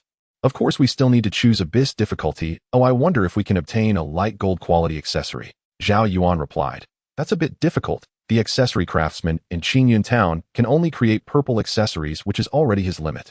Meanwhile, Zhou Hang was leading the guild troops in continuously hunting fierce beasts near the guild's base, raising the average level of the troops. The guild base, with over 1,000 members, was exceptionally lively. Every day the guild base was crowded with members receiving daily tasks issued by the guild NPCs, which upon completion could accumulate resources, funds, and experience for the guild. Additionally, with the benefits of a level 4 guild and the opening of the guild shop, it was truly thriving. Zhou Hang sat on his throne holding a blueprint of purple quality. This was the blueprint for the rotating giant crossbow obtained by defeating the Yuxia guild. The materials required were incredibly rare. The rotating giant crossbow was undoubtedly a powerful weapon of war. Its main purpose was to shatter the enemy's rain of arrows while also being able to kill a large number of enemies. Zhou Hang said, according to the materials needed for the blueprint, let's prepare as soon as possible. Now that I think about it, I seem to have overlooked something which has made me uneasy. Kuan Yin said from the side. Is it because of the Chiebang guild? After Li Sheng joined Milan, Kuan Yin naturally became the third in command. Zhou Hang replied, not entirely. How did the flame demon die so easily back then? Were Zhao Yuan and his team really that powerful? How could they be the most dangerous presence outside Qingyun Town, yet only kill a few hundred people? Li Sheng responded, it might really be that Zhao Yuan and his team are too strong, especially Zhao Yuan's counter damage ability. The higher the flame demon's attack, the more exaggerated the reflection effect. 95 of the flame demon's health was taken out by Zhao Yuan's counter damage.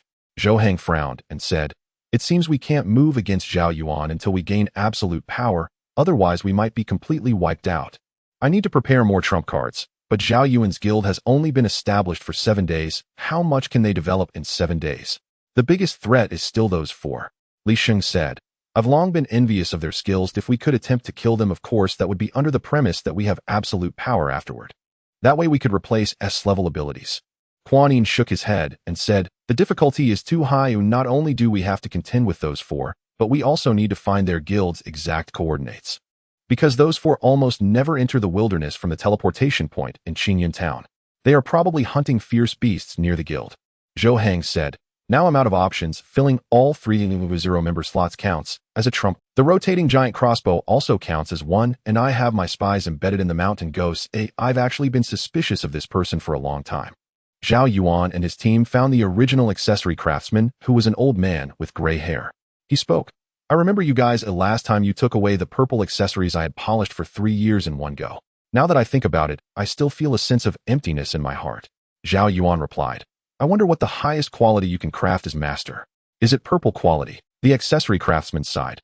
Crafting accessories is truly an art. With such limited materials. He pinched his fingers and continued, to carve with such limited materials is a difficulty beyond your imagination. I will never be able to craft a light gold quality accessory in my lifetime.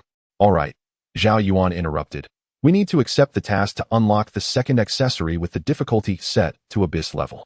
The accessory craftsman said, though I was mentally prepared, hearing the term Abyss level still sends chills down my spine. The second accessory is a bracelet. I need you to enter the bottom of the pit and help me extract 4 units of red gold material. Of course, crafting a purple accessory takes more than a year, and I happen to have some pre-made treasures. These 4 purple quality bracelets materials were obtained at a high price at an auction. The task list has been refreshed. Go to the 30 level area pit, collect 4 units of red gold material, and return to the accessory craftsman. After leaving Qingyun Town, Yunning spoke. The pit is one of the forbidden areas near Qingyun Town, said to be the seepage of sealed powers from the deep abyss.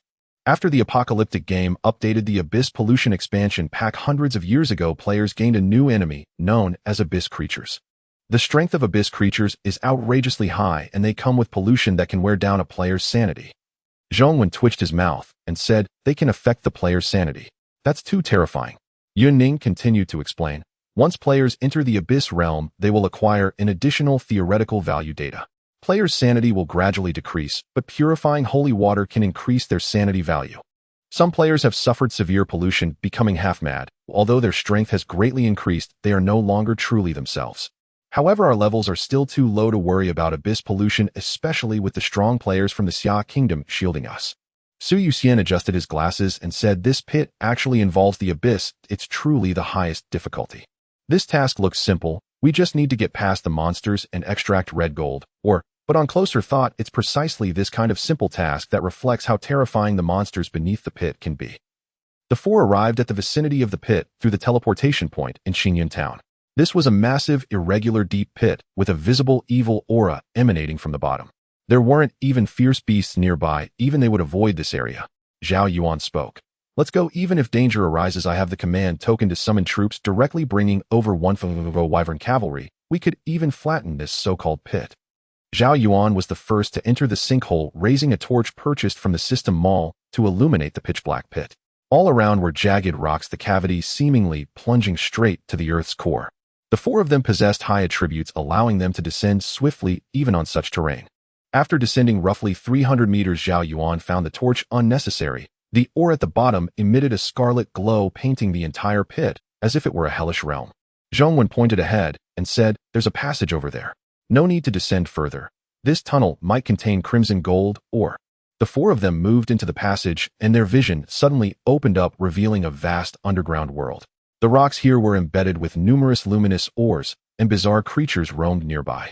Human-faced fly, quality Lord, level LV 30 HP, strength, constitution, agility, 350 intelligence, 1 skills, egg-laying dodge. Description: a creature born from contamination by strange underground forces. It deposits a multitude of eggs inside its enemies' bodies as a hatching ground. Even Zhao Yuan felt a strong sense of disgust. These human-faced flies had massive fly bodies, their surfaces covered in rotting flesh, with heads eerily resembling humans. Yet those human heads were also decayed, their features seemingly degenerated. Yunning frowned and said, "So these are abyssal creatures. They're utterly grotesque. No wonder this is a top difficulty accessory quest." Su Yuxian reminded them, "The terrain here is rugged, but the mechanical tank can still traverse it. I can use an upgrade skill to reinforce the tank's treads." Yunning and Su Yuxian entered the mechanical tank. Zhongwen grimaced and said, "There doesn't seem to be any crimson gold ore here. Looks like we'll have to kill them all." Zhao Yuan added, "Watch out for that skill called egg-laying. We don't have any purification abilities right now." As soon as the four entered this area, a swarm of human-faced flies detected their presence. The wings on their backs vibrated, even shaking off chunks of their own putrid flesh. Nearly the size of 2 humans, these flies were incredibly fast, inheriting the agility of their insect kin. They could even leave after images, changing direction multiple times in an instant. Draw sword taunt. Zhao Yuan taunted all the human-faced flies, and the dense horde of abyssal creatures surged toward him. Zhao Yuan activated the active effect of his judgment code, and no matter how fast the flies moved, they were all tainted by the pitch-black flames. Their health plummeted, with each one dying in about 14 seconds. Battle log: activating judgment code inflicts 230 severe burn damage per second to enemy units within 1800 meters. Suffered an attack HP reduced by 1 point, triggering SS grade Thorn Armor, dealing 310 points of true damage. Finding these creatures utterly repulsive, Zhao Yuan raised his shield to protect himself, while a bone barrow mound rose behind him. The bone barrow mound covered all enemies within a 20-meter radius, leaving only their heads and parts of their arms exposed. The SS-grade Iron Bones and Judgment Coat combination remained formidable, and even without his teammates' help, Zhao Yuan could slay all the monsters here in 10 minutes. Zhao Yuan also periodically activated Indestructible Golden Body, directly snapping the limbs of the human-faced flies. Meanwhile, Zhongwen, with Bone Demon Possession activated, was overwhelmingly brutal, unleashing area effect attacks like Charge Fist, Blood Fiend Fist, and Mountain Crushing Fist. He even had an invisibility skill, making him even more absurd. Su Yuxian drove the mechanical tank, bombarding the monsters wildly, feeling as if he were playing a game of Metal Slug. These human-faced flies moved incredibly fast, and when they activated their dodge skill, they could continuously change direction at high speed, causing Su Yuxian's cannon fire to miss. One human-faced fly approached Zhao Yuan, extending a venomous stinger from its rear, attempting to pierce his skin from behind. However, the stinger snapped. Zhao Yuan's defense was too high, thwarting the creature's attempt to use their egg-laying skill. Moreover, Zhongwen's attributes were extremely high, allowing him to kill monsters on a large scale while protecting himself from the egg-laying skill. As for Yunning, the mechanical tank steel armor provided ample safety for the duo, especially since Su Yuxian possessed inscrayed mechanical repair skill. Su Yuxian used his upgrade skill to optimize the tank's treads and enhance the turret's firing rate, and as the Scrade upgrade skill leveled up, it could even allow for secondary and tertiary stacking enhancements. Zhao Yuan also released his bone barrow mound as soon as its 3-minute cooldown was up, trapping large numbers of human-faced flies. After 8 minutes, all the monsters on site were dead, and Zhao Yuan noticed that the abyssal creatures granted exceptionally high experience points. However, a negative buff was also added to his status bar. Abyssal Contamination Sanity reduced by 5. Note: when sanity drops to 50, the player will be unable to make sound judgments and will be clouded by rage.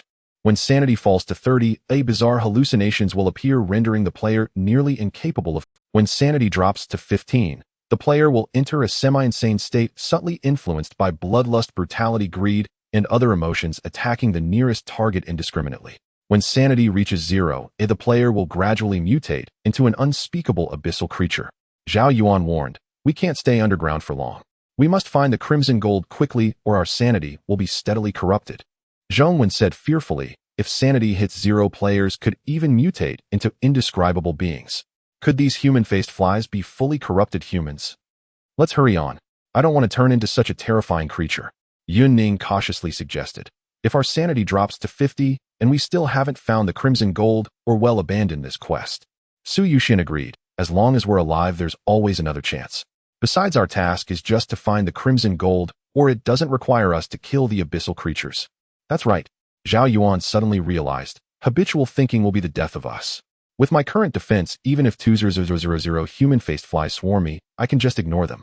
That way we can save time and quickly traverse the underground area, finding the crimson gold, or before our sanity is completely corrupted." "So should we split up to search?" Zhao Yuan proposed. "Dividing into 3 groups would be more efficient." Zhao Yuan considered and said, "Let's split into 2 teams. Your bone demon possession is powerful, but it has a cooldown period. Once it wears off, you might be in some danger." Yunning concluded, "Zhao Yuan, you go alone. The 3 of us will take another direction. Even if Zhao Yuan's bone demon possession ends, he can hide in the tank." Su Yuxian added, "Exactly. If we can't fight, we can still run. I've optimized the tank's treads, so its mobility on this terrain is quite good." Combat log: slain a level 30 human-headed fly. Gain 9632 experience points. Gain 9885 experience points. In warning: prolonged subterranean exposure reduces sanity by 5. Deep-dwelling creatures naturally yield abundant experience, and with Yunning's experience aura granting a 50 bonus, Zhao Yuan's experience accumulation accelerated dramatically. Yet Zhao Yuan had no intention of grinding monsters further. Locating the crimson gold vein was now paramount. After parting ways with the other 3, he sprinted at full speed. His constitution of 810 endowed him with extraordinary stamina. Zhao Yuan dashed through corridor after corridor, encountering swarms of abyssal entities.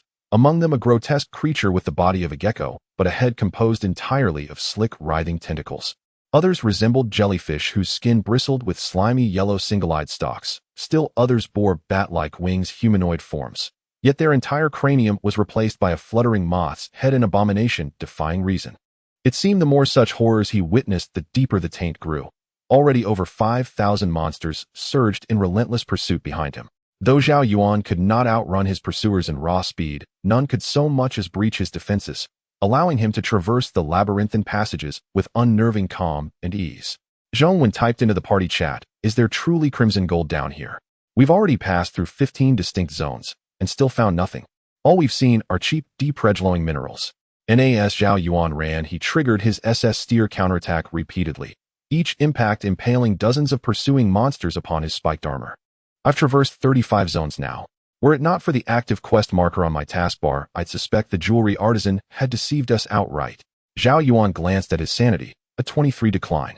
Unbeknownst to him, irritability had taken root. Doubt toward the jewelry artisan now flickered within his mind. "Yunning, I've spotted it. A radiant golden-hued, or has just appeared before us." Zhao Yuan immediately activated bone demon possession, slaughtered hordes of abyssal beasts, and rushed to the ore, only to discover it was Chio gold, not the crimson gold required by the quest. Meanwhile, Zhao Yuan detected a suspicious anomaly. A throne occupied by a royal demon man radiated dense, opulent gold. Could this be an entire vein of crimson gold? A royalty demon man, and my sanity continues its inexorable decline. Zhao Yuan activated Drawn Taunt, lunged forward, and slammed his massive round shield against the throne. shattering off a substantial chunk of crimson gold. N. Crimson gold 30 acquired. And got it. Without glancing back, Zhao Yuan fled. The royal demon man had already unleashed a furious assault. Zhao Yuan activated indestructible golden body, absorbing the initial barrage, then bolted madly along the path he'd come. He could slay the royal demon man solo, but his sanity would soon halve.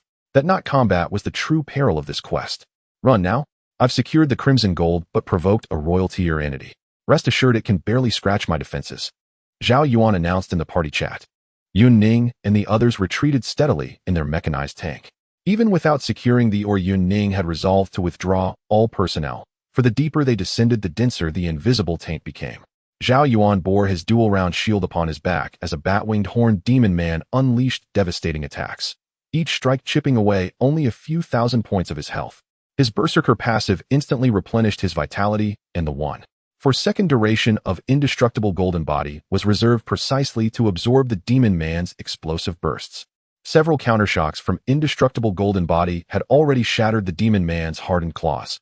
Would sanity recover upon returning to the surface? If not, Zhao Yuan might need to seek purification.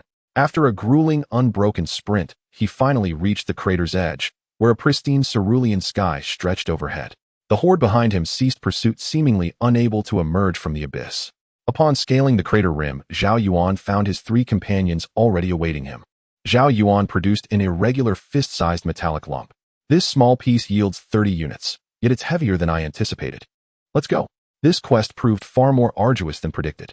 Had Zhao Yuan's impenetrable defense not allowed him to seize the crimson gold unimpeded before a royalty or entity success would have been impossible. Yun Ning analyzed. And the quartet swiftly returned to the jewelry artisan's shop. Complicated. My sanity dropped 43, and not a single point has recovered. This taint clearly does not self-resolve. And Zhao Yuan frowned. Still, the contamination remains manageable, under 50%. Its effects are tangible, yet not critically debilitating. Zhao Yuan approached the jewelry artisan and placed the fist-sized crimson gold before him. You requested only 4 units, yet I deliver 30. Though rare, this material serves me no purpose. I offer it all, but in return you must surrender your most treasured possession. The jewelry artisan, peering through thick, antiquated spectacles, examined the ore from every angle in disbelief. How did you possibly achieve this? Are the legends false? Rumors claimed crimson gold lies beneath the crater, yet no abyssal taint accompanies it. Zhong Wen replied, the legends hold true. Abyssal creatures dwell below, and even we bear varying degrees of taint. Spare us the details. Hand over our reward. It is ours by right. Quest, Crimson Gold Collection completed. All party members gain 1 level, all skills 2 ranks. Receive 4 purple tire accessories. Golden light shimmered pure and steady across all 4 figures. Zhao Yuan ascended to level 22. The golden light shimmered pure and steady across all 4 figures. Zhao Yuan ascended to level 22. The others reached level 21. The jewelry artisan reverently withdrew 4 golden stone bracelets, each engraved with majestic, intricate sigils, from his vault. These represent the pinnacle of my life's work, nearly attaining pale gold rarity, yet forever halted 1 threshold short. They are yours now. And each of the 4 claimed a bracelet, a purple tire treasure. The reward surpassed all expectations. Worthy of abyssal tier distinction. Life bracelet deep purple acquired. Player has unlocked a second accessory slot. Please review. Life bracelet rarity deep purple upgradable in requirement level 20 upgradable in attribute 1/0 health and only a single stat, yet astonishingly potent. 1/0 health. Zhao Yuan himself possessed merely 5/0 HP. Yun Ning a mere 3/0. Upon equipping the deep purple life bracelet, Yun Ning's health quadrupled. Player advanced to level 22. Strength and Constitution increased by 40 points, Agility and Intelligence by 10 points. SS Steer Counter Armor, Drawn Taunt Berserker Judgment Cloak, and Ironhead Backbone upgraded by 2 tiers. Talent, Millionfold Proficiency triggered, current multiplier 24. The talent Millionfold Proficiency only takes effect on proficiency gained, and does not affect rewards that directly enhance skill levels. Wearing a deep purple quality life bracelet along with upgrades to skills like Berserker Copperhead Ironback and Counter Armor under the enhancement of attribute points. Zhao Yuan's health reached 64000, and his defense power reached 91500, even without the aura of Yun Ning. The quality of equipment is classified into white, green, blue, purple, light gold, and gold. This deep purple quality is very close to light gold, but still a bit short of true light gold. Zhao Yuan and his companion's survival capabilities significantly increased, The health of the three teammates was only between 3.0 and 4.0, but after wearing the life bracelet their health suddenly quadrupled. However, upgrading such quality accessories costs an exorbitant amount of copper coins. In the short term, it is impossible to upgrade purple accessories. It is better to upgrade a magical artifact with that amount of money. The pollution on their bodies was difficult to cleanse, at least in Qingyun town, where it could not be resolved. In the remaining 2 days, Zhao Yuan and the four followed the Wyvern Cavalry Corps, slaying nearby ferocious beasts. The ferocious beasts in the wilderness are virtually endless. No matter how many are killed, it is impossible to eliminate them all.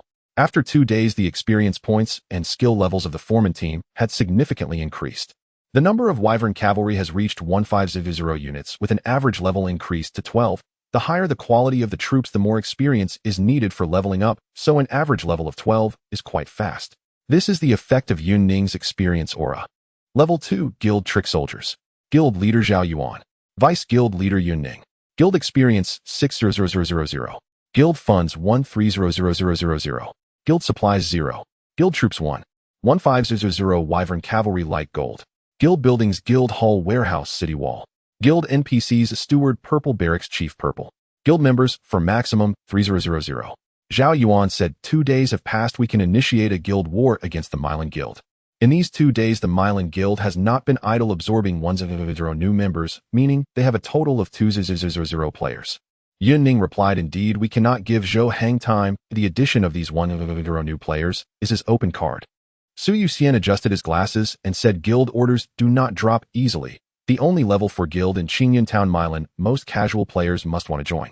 Previously, the Milan Guild had restricted attribute requirements, and one could not join without meeting them, but now as long as one wants to join, they can enter the guild immediately. Zhong Wen pondered, he doesn't know we have light gold quality troops, but he is still continuously strengthening himself. Is his target us? Does he want to kill us and then replace our S-level skills? Zhao Yuan said there is a possibility, so we need to take the initiative and eliminate Milan first. Zhao Yuan took out the war order and chose Milan Guild as the target. Regional announcement: Level 2 Guild Trick Soldiers has initiated a guild war against Level 4 Guild Milan. The other party has no right to refuse battle. Both guild buildings will be transported into the battle space, and players will lose 1 level upon death, with attribute points deducted accordingly.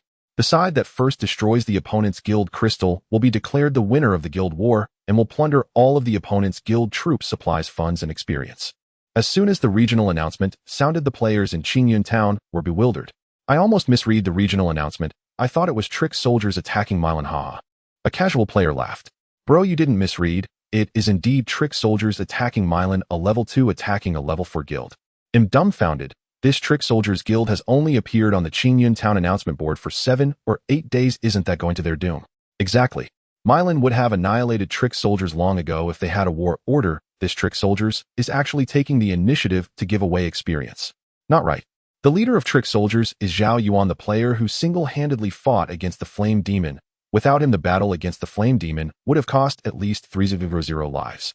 Ordinary players were confused, and Zhou Hang and Li Sheng were also perplexed.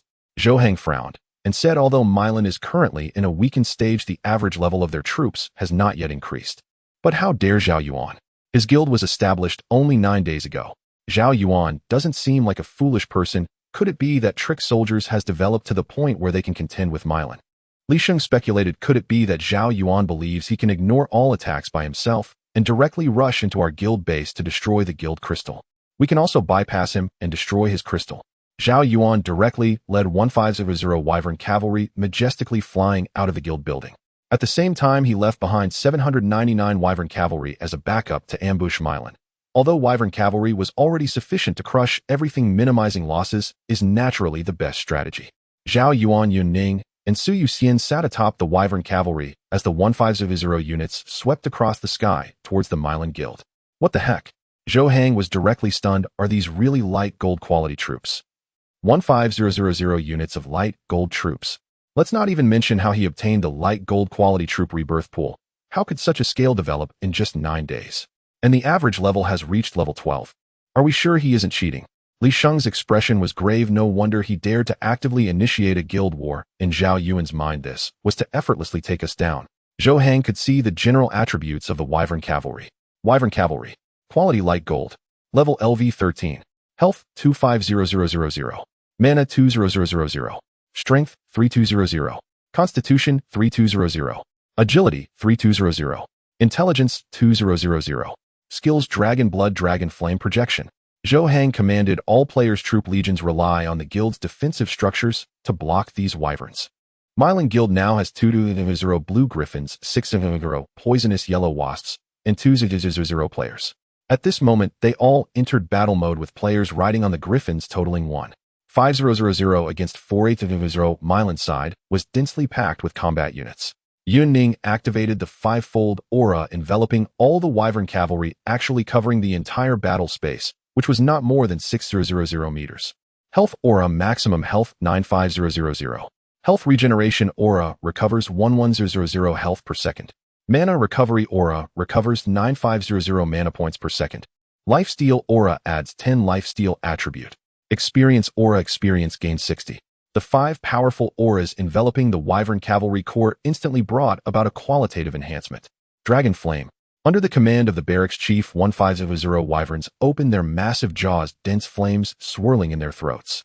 They then unleashed a torrent of flames covering the Mylan Guild's forces like a waterfall. Fire.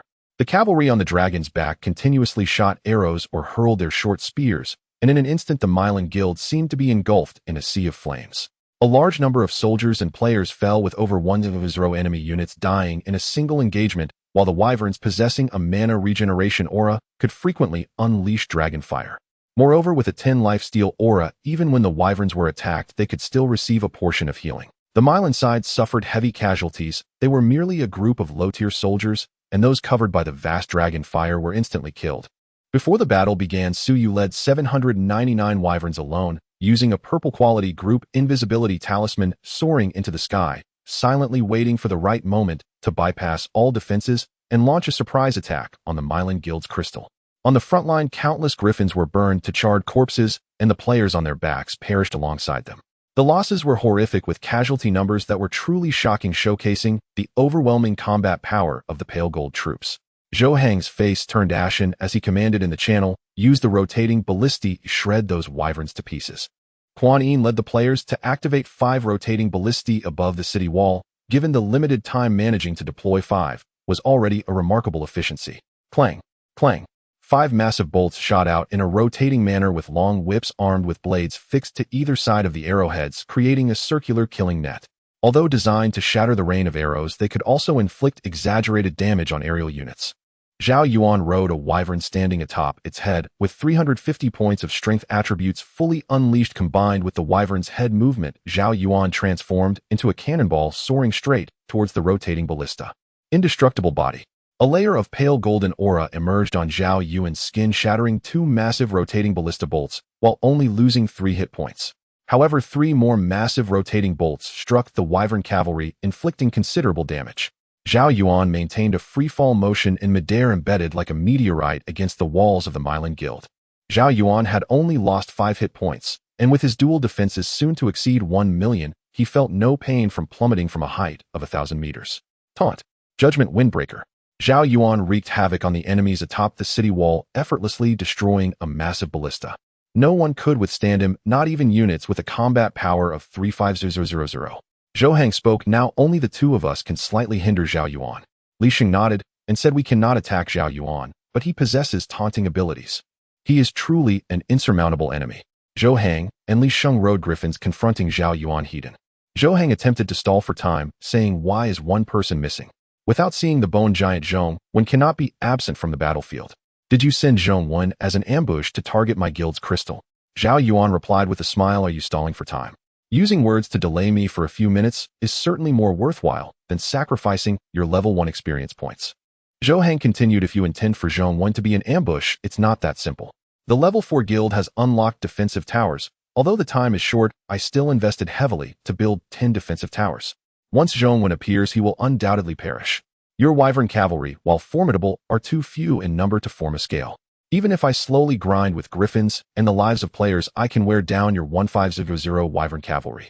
Zhao Yuan responded, "Our foreman team has reached level 20. We are no longer the same as when we battled the..." Boom. Zhou Hang and Li Sheng's bodies were engulfed in pitch-black flames, suffering a staggering 240 burn damage per second, leaving them terrified. Thunderbind. Zhou Heng dared not use offensive spells. He summoned lightning to form a square prison, attempting to temporarily trap Zhao Yuan while he drank a high-level healing potion, or else he would be burned alive in just over 10 seconds. Indestructible body. Zhao Yuan was enveloped in a layer of pale golden aura, directly shattering the lightning prison. Stun. Li Sheng attempted to knock out Zhao Yuan with the hilt of his sword, but Zhao Yuan simply grabbed the blade with his hand and struck Li Sheng's forehead with his head. Li Sheng was knocked unconscious. Zhao Yuan's head was harder than purple equipment. Zhao Yuan was not alone in battle. The raging dragon fire in the air engulfed Zhou Heng and Li Sheng, while short spears pierced Zhou Heng's limbs, pinning him to the ground. Ultimately, Zhou Heng and Li Sheng, both level 30 elite powerhouses, died and resurrected from the guild building, losing a level. Damn it, how could he be so strong? We cannot hold off Zhao Yuan. Should we directly rush into their guild building and see whose crystal gets destroyed first? Li Sheng said urgently. It's too late. Zhong Wen hasn't appeared. He must be planning to ambush our crystal. If we abandon defense now, our crystal will definitely shatter first. Zhou Heng replied quickly. Although the level 4 guild's crystal has high durability, it cannot withstand the onslaught of these wyverns' dragon fire. Clang, clang. Just as the two revived and stepped out, they were met with the projected attacks of the wyvern cavalry's short spears. The battle had escalated to a white-hot phase with significant losses on both sides. However, after Zhao Yuan jumped inside the Mylan Guild, he activated Taunt forcibly, drawing a large amount of attacks, which immediately reduced the firepower facing the wyvern cavalry by more than half. With the healing aura and lifesteal attributes, the battle losses significantly diminished. Zhou Heng spoke in the channel. We cannot hold the city wall any longer. Retreat to the guild hall outside. The 10 defensive towers stand tall here. We will rely on them to grind down these wyvern cavalry. The defensive tower structures unlocked by the level 4 guild were incredibly fearsome, with durability so high that they were nearly indestructible. Since there were only 10, Zhou Heng had built them around the guild crystal without any access on the city wall. After all, Zhou Heng had used this tactic to defeat Wang Hanqing, and he could not allow others the opportunity to ambush him. The 10 defensive towers completely surrounded the guild crystal. Zhao Yuan led the wyvern cavalry, demolishing various buildings of the Mylan Guild as they approached the guild. The 10 defensive towers, topped with deep blue crystals, stood 15 meters tall, and the crystals brimmed with dense magical energy, launching massive magical projectiles towards the wyvern cavalry. Boom, boom. Countless wyvern cavalry perished. Even with the health aura boost, they were still instantly killed by the defensive towers. Zhao Yuan withstood the damage from 3 defensive towers, managing to slightly breach his defenses, but under Zhou Heng's control. The defensive towers did not target Zhao Yuan, but instead unleashed their fury on the wyvern cavalry in the air, leading to numerous deaths as they fell from the sky, making Zhao Yuan's heart bleed. Zhou Heng chuckled. The level 4 guild's unlocking of defensive towers was crucial information that Zhao Yuan was unaware of, and after destroying the Rain Pavilion, I acquired a substantial amount of guild funds. Thus, I was able to establish 10 defensive towers. A mere 1500 wyverns cannot possibly destroy these defensive structures. I will make him falter. Although Zhao Yuan could withstand the barrage of 10 defensive towers, Zhou Heng was not targeting Zhao Yuan at all. Zhou Heng intended to exhaust the wyvern cavalry and then send someone to trap Zhao Yuan while he led the griffin beasts to shatter the guild crystal of the Trickster Guild. Zhao Yuan activated Blade, drawing Taunt and Punishment, Cloak, charging deep into the enemy ranks and single-handedly enduring an assault equivalent to 3-0 battle units. Large groups of enemies were killed by the reflected damage or burned to death by black flames, while healing spells were nearly ineffective due to the severe injury effect of the black flames. However, Zhao Yuan's wyvern cavalry also suffered significant losses, and the battalion commander nearly got killed by the defensive tower after activating group encouragement. The players of the Mylan Guild, although already on their 3rd resurrection and having lost 3 levels, saw a glimmer of hope for victory as the strength of the level 4 guild's unlocked defensive towers exceeded everyone's expectations. At this moment, a sound of collapse echoed, and astonishingly, a tower behind the crystal had actually toppled. Zhou Heng turned around in astonishment to see a gigantic skeletal bone demon with an eerie purple flame soaring from its surface, causing a defensive tower to crumble. 800 wyvern cavalry appearing from nowhere unleashed a frenzy of dragon flames, attacking the guild crystal. Zhao Yuan activated Blade, drawing Taunt once more, taunting all the enemies, while the terrifying black flames engulfed them. Zhong Wen and Zhao Yuan joined forces, withstanding the attacks from the defensive tower as they mindlessly assaulted the enemy's guild crystal. Even when the tower targeted Zhong Wen, it found it hard to kill him due to his king-level quality and lifesteal attribute. Zhou Heng was astonished. A king-level bone demon. The flame demon is only at the overlord level. Where did he find a king-level corpse? Wait, Could it be from the recent Abyss difficulty SS level clearance record? Is this the final boss's skeleton? When I heard the global announcement, I suspected it was Zhao Yuan's team. Holy crap, they achieved an SS level rating in a 25-person Abyss difficulty dungeon with just 4 of them. Zhao Yuan alongside Zhao Yuan stood behind the crystal where only the range of 3 defensive towers covered them. The front defensive tower could not reach this far and was still slaughtering the Wyvern cavalry. Zhao Yuan and Zhao Yuan acted like 2 reckless fools, ignoring the frenzied attacks and controls of 3 units, the bombardment from the 3 towers, and disregarding everything else. With their eyes solely on the crystal, they felt no burden knowing they could be revived upon death. Bloodfiend Fist, Mountain-Crushing Fist, Charging Fist, Indestructible Golden Body. Boom. Just as Zhao Yuan had 1/3 of his health left, the heavy crystal of the level 4 guild shattered into pieces, dim and lifeless. Just like Zhou Hang's heart, despite all efforts to defeat the other 4 guilds, he still couldn't overcome the hurdle that was Zhao Yuan. Area announcement: the Trickster Guild has successfully destroyed the opposing guild's crystal, achieving victory in the guild battle. The Trickster Guild will receive all the opponent's guild resources, funds, experience, and units. The Mylan Guild has 0 experience points and has been forcibly disbanded. The battlefield points are being distributed, with only 400 people in Qingyun Town and 200 of them being members of Mylan. The other half of the players in the chat channel wailed, "Is this for real? A level 2 guild defeated a level 4 guild. Doesn't Zhou Hang have 200 guild members and over 200 units? How did they lose? A massive guild was actually forcibly disbanded." Wang Hanqing laughed, "That's satisfying. Zhou Hang still can't compete with a hacker." A player who had just joined Mylan less than 3 days ago spoke up, "You won't believe it, but Zhao Yuan's unit reincarnation pool is actually of light golden quality. In just 9 days, he developed 1500 Wyvern cavalry with an average level of 12. You know, the higher the unit quality, the more experience is needed to level up. Holy crap, light golden units. Are you crazy? Mylan's loss isn't unjust. How can blue quality compete with light golden quality? You mustn't underestimate Zhou Hang. With the defensive towers unlocked by the level 4 guild, he can indeed exhaust light golden units, but you all know the strength of Zhao Yuan's team. Now they have already reached level 20, it becoming even more monstrous. Zhao Yuan and Zhong, when completely ignored all attacks, their eyes only on the guild crystal, openly destroying it in front of Zhou Hang, who was helpless against them. Look at the announcement board. The Trickster Guild has become level 4. After the guild battle, Zhao Yuan received unimaginable rewards. Guild battle information: victory in guild battle received 300 guild funds, 500 guild experience, and 900 guild resources. The Trickster Guild has been upgraded to level 4, unlocking defensive tower blueprints, significantly increasing the durability of guild buildings and expanding the guild's territory. The walls of the Trickster Guild began to miraculously expand outward, increasing the total land area by more than 7 times, and the upper limit of guild members reached 300. Everything within the guild became grand and magnificent. The materials for buildings seemed increasingly precious, and the level 4 guild buildings could be described as magnificent and splendid. 900 guild resources. This is enough for Zhao Yuan to reincarnate 250 units of Wyvern cavalry, all starting at level 5. Guild battle information: 600 units of Wyvern cavalry have been lost. Most of these 600 units were killed by the defensive towers, and now Zhao Yuan has also unlocked the defensive tower blueprints. The battlefield points leaderboard is as follows: first Yun Ning, 1125 points; second Zhao Yuan, 900 points; third Zhong, 800 points; fourth Su Yuxian, 450 points. Yun Ning's halo enveloped 1.5 million Wyvern cavalry, making it quite normal for so many battlefield points to be spread out. Zhao Yuan and Zhong Wen received an additional 150 points for shattering the guild crystal, otherwise their battlefield points would have lagged far behind Yun Ning. Battlefield points rewards: 290 experience points, obtained 200 skill proficiency points, 24 times. Obtained 1 tiger tally for troop mobilization. Player's personal level has been raised to level 23. A strength and constitution attributes increased by 40 points. Agility and intelligence attributes increased by 10 points. SS level reflective armor blade, drawing taunt, berserker punishment, cloak, copperhead, iron back have all been raised by 4 levels. The other 3 members also gained a large amount of experience and skill proficiency, each leveling up by 1.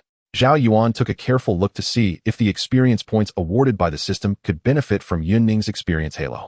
Remarkably, it was indeed enhanced by the experience halo, and Zhao Yuan's current experience points had reached 56 of level 23.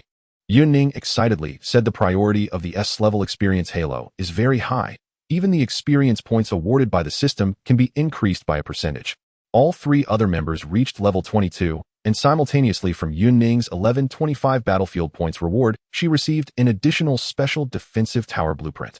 Zhao Yuan immediately poured 9 million guild resources into the unit reincarnation pool, deducting 600 units lost in battle. Now he has a total of 3,150 units of Wyvern Cavalry have increased by more than 200 units, causing the average level to drop to level 6. At the same time, with the upgrade attribute points and skill levels have increased, and Zhao Yuan's health and defense have rapidly grown. The most obvious change is that his dual defenses have reached 97500, a combined effect of the reflective armor passive and the copperhead ironback passive. Activating the indestructible golden body results in 19500 dual defenses plus the 8 reduction effect from the thick earth bell. Moreover, Zhao Yuan has reached level 23, which means he will gain a brand new SS level skill after 2 more levels. There is also a pet secret realm key and a level 30 dungeon yet to be completed, providing ample opportunities to level up. Yunning handed the special defense tower blueprint she obtained to Zhao Yuan. This defense structure, called the Mage Tower, should be more powerful than a regular defense tower. Mage Tower blueprint: upon use, the guild will unlock the Mage Tower building, which possesses powerful single-target attack damage and can later be upgraded to either an arcane tower or a solar flare tower.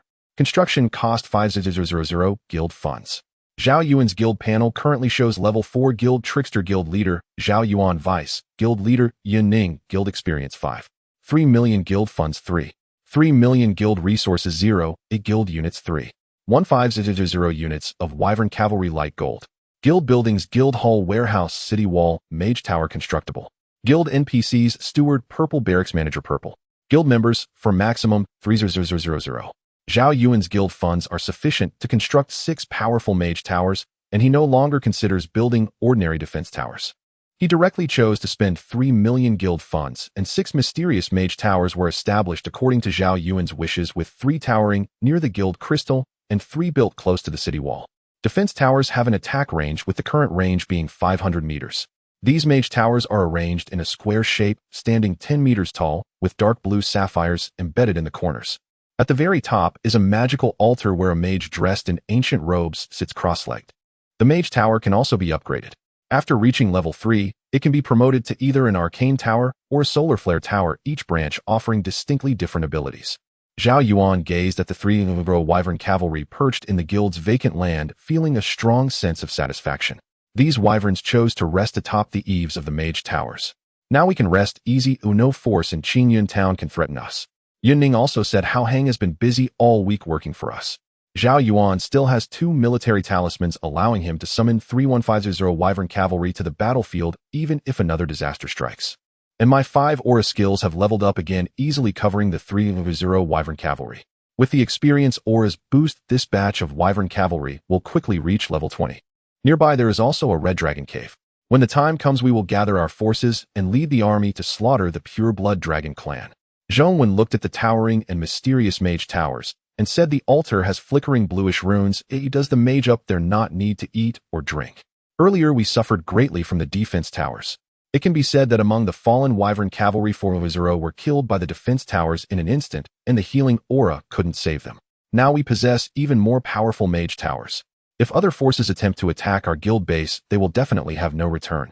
Suyu suddenly had an idea, Zhao Yuan, about those 2 reserve teammates you mentioned. Can they join our guild and then be teleported to the guild base? This way we can meet in advance and all 6 of us can follow the Wyvern Cavalry army to hunt fierce beasts together. Wow. Zhao Yuan suddenly realized, I forgot that we can do this. Friends can invite each other to join the guild, and guild members can teleport into the guild base. I'll ask them both now and try to get them to join the guild. If I had known to let them join earlier, they could have participated in the recent guild battle, which would have greatly reduced casualties. Moreover, the stealth skill level owned by Chu Shaoqing is very high. I suspect it should be a group stealth, which would be very useful in guild battles. Meanwhile, Zhao Yuan sensed something unusual. As the guild leader, he commanded several level 13 wyverns to immediately take to the sky. A strange bird with an old man's face was fleeing rapidly.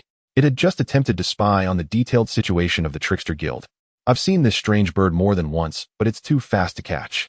Yunning comforted, it's okay. Strength is the foundation of all actions.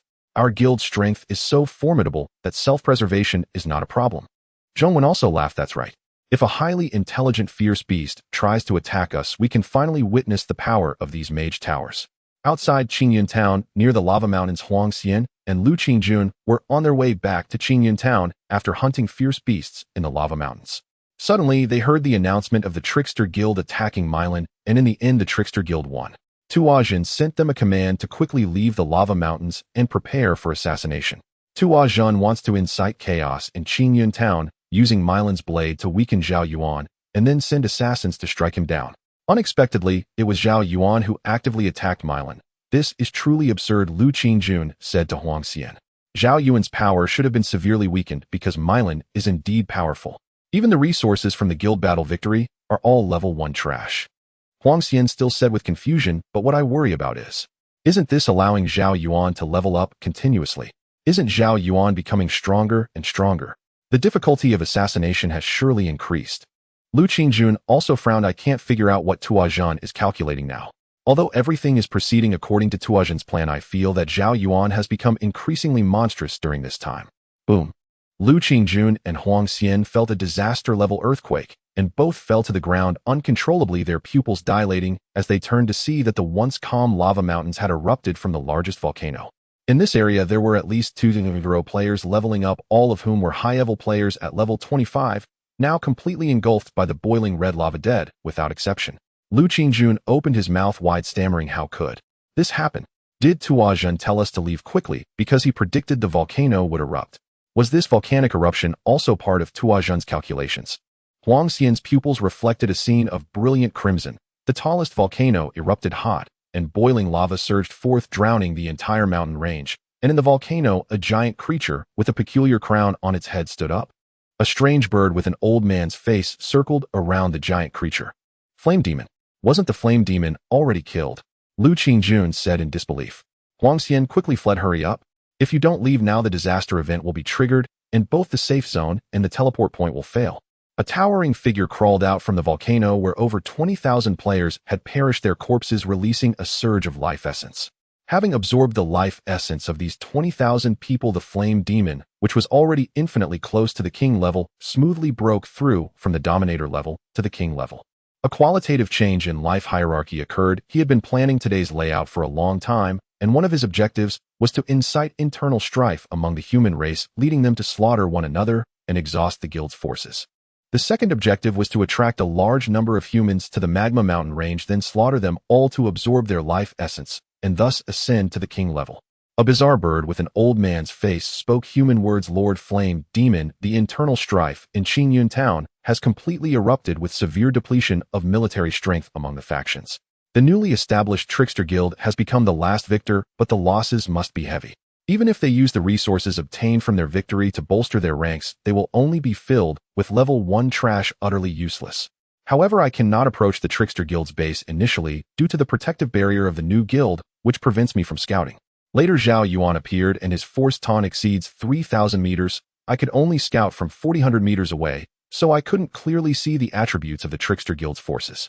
The Flame Demon replied, no matter what guild or forces, I have now ascended to the king level, while the strength of Qingyun Town has reached its historical low. I will easily crush the walls of Qingyun Town and burn the entire town to ashes. Zhao Yuan initially intended to send a private message to Jiang Fengwu inviting him to join his guild for an early meeting and team up. However, the sudden regional announcement left everyone in shock. Regional announcement: disaster event. Flame Demon invasion. The safe zone and teleport points have failed. Players prepare for battle. Warning. A king-level creature is approaching, extremely dangerous. The battlefield scoreboard has been activated. After the disaster event ends, you can exchange points for rewards. With a troubled expression, Zhou Hang immediately said, I knew it, the previous death of the Flame Demon was too easy. Clearly, the most powerful creature outside Qingyun Town was killed by the level 15 Zhao Yuan. Li Sheng echoed. At that time, everyone thought Zhao Yuan was excessively powerful with a crazy skill mechanism, but now it seems the Flame Demon intentionally let a fake Flame Demon die for us to see. Wait, I understand. Zhou Hang's thoughts raced, and he immediately guessed the truth. After the Flame Demon died, Qingyun Town had no external enemies, and our 5 guilds began to engage in internal strife. The Flame Demon intends to. The Flame Demon aims to weaken the human forces from within, then destroy Qingyun Town in one fell swoop. Yun Ning analyzed in the guild base. Zhao Yuan added after the flame demon died, the magma mountain area became a hot spot for leveling up. At this moment, if it weren't for the guild battle with Mylan, there would at least be over 40 players hunting monsters in the magma mountains. These players should all be dead. Zhao Yuan continued, let's go. The flame demon thought that the internal strife among the humans in Qingyun town was severe, but it did not realize that the troops produced from my light gold reincarnation pool initially started at level 5. We 4 plus 31500 units of wyverns along with other players, and the town guards still have a great chance of winning. Zhao Yuan echoed, it's just a king-level creature, we've killed them before. Using a strategy of sharing damage and relying on Zhao Yuan's SSS level counter skills, we can slay the king-level flame demon. Yun Ning interjected, Jiang Fengwu and the others can't participate. Although they can teleport into the guild base, they will return to their town when they leave. Then the four exited the guild base. The entire town was on alert, and the recently repaired walls were about to endure a violent impact. Ordinary players panicked. Our Qingyun town is already in chaos, and the 5 major guilds are all gone. How can we defend? The timing of the flame demon's invasion is too precise, right? At this point, our Qingyun town is too vulnerable. How can we possibly withstand a king-level creature? Another ordinary player said, isn't there still the Trickster Guild? Since Zhao Yuan personally destroyed Mylan, he must be much stronger than Mylan. But the Trickster Guild must also have suffered heavy losses in the guild battle. They only have 4 members, and their guild's force losses must be significant. Zhao Yuan returned to the walls of Qingyun town, where the defending players looked familiar. They were all from the 5 major guilds, but now the guilds had been disbanded, and there were no guild forces to rely on. Zhou Hang, Li Sheng, Zhang Qi, Shu Ji, Wang Hansheng, and others appeared on the wall. Their subordinates' battle power had weakened considerably due to participating in the guild battle, inevitably leading to deaths, revivals, and level drops. A drop of 1 level is considered good. Oh, Zhou Hang looked at Zhao Yuan and smiled. Didn't expect to see you again so soon. Zhao Yuan replied calmly, don't worry, I have a command talisman.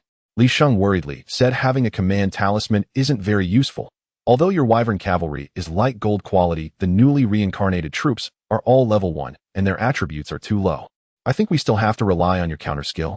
In the distance, the town mayor on the beacon tower also looked worried. The town guards set up giant ballistae and catapults, and at the end of everyone's line of sight appeared a pure and magnificent crimson magma.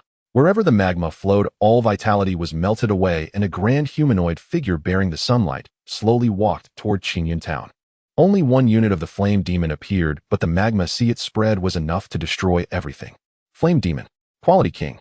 Level LV 35. Health per million. Mana 500,000. Strength 6,500. Constitution 7,000. Agility 5,500. Intelligence 5,500. Skills splitting black, cloud, high temperature magma sea.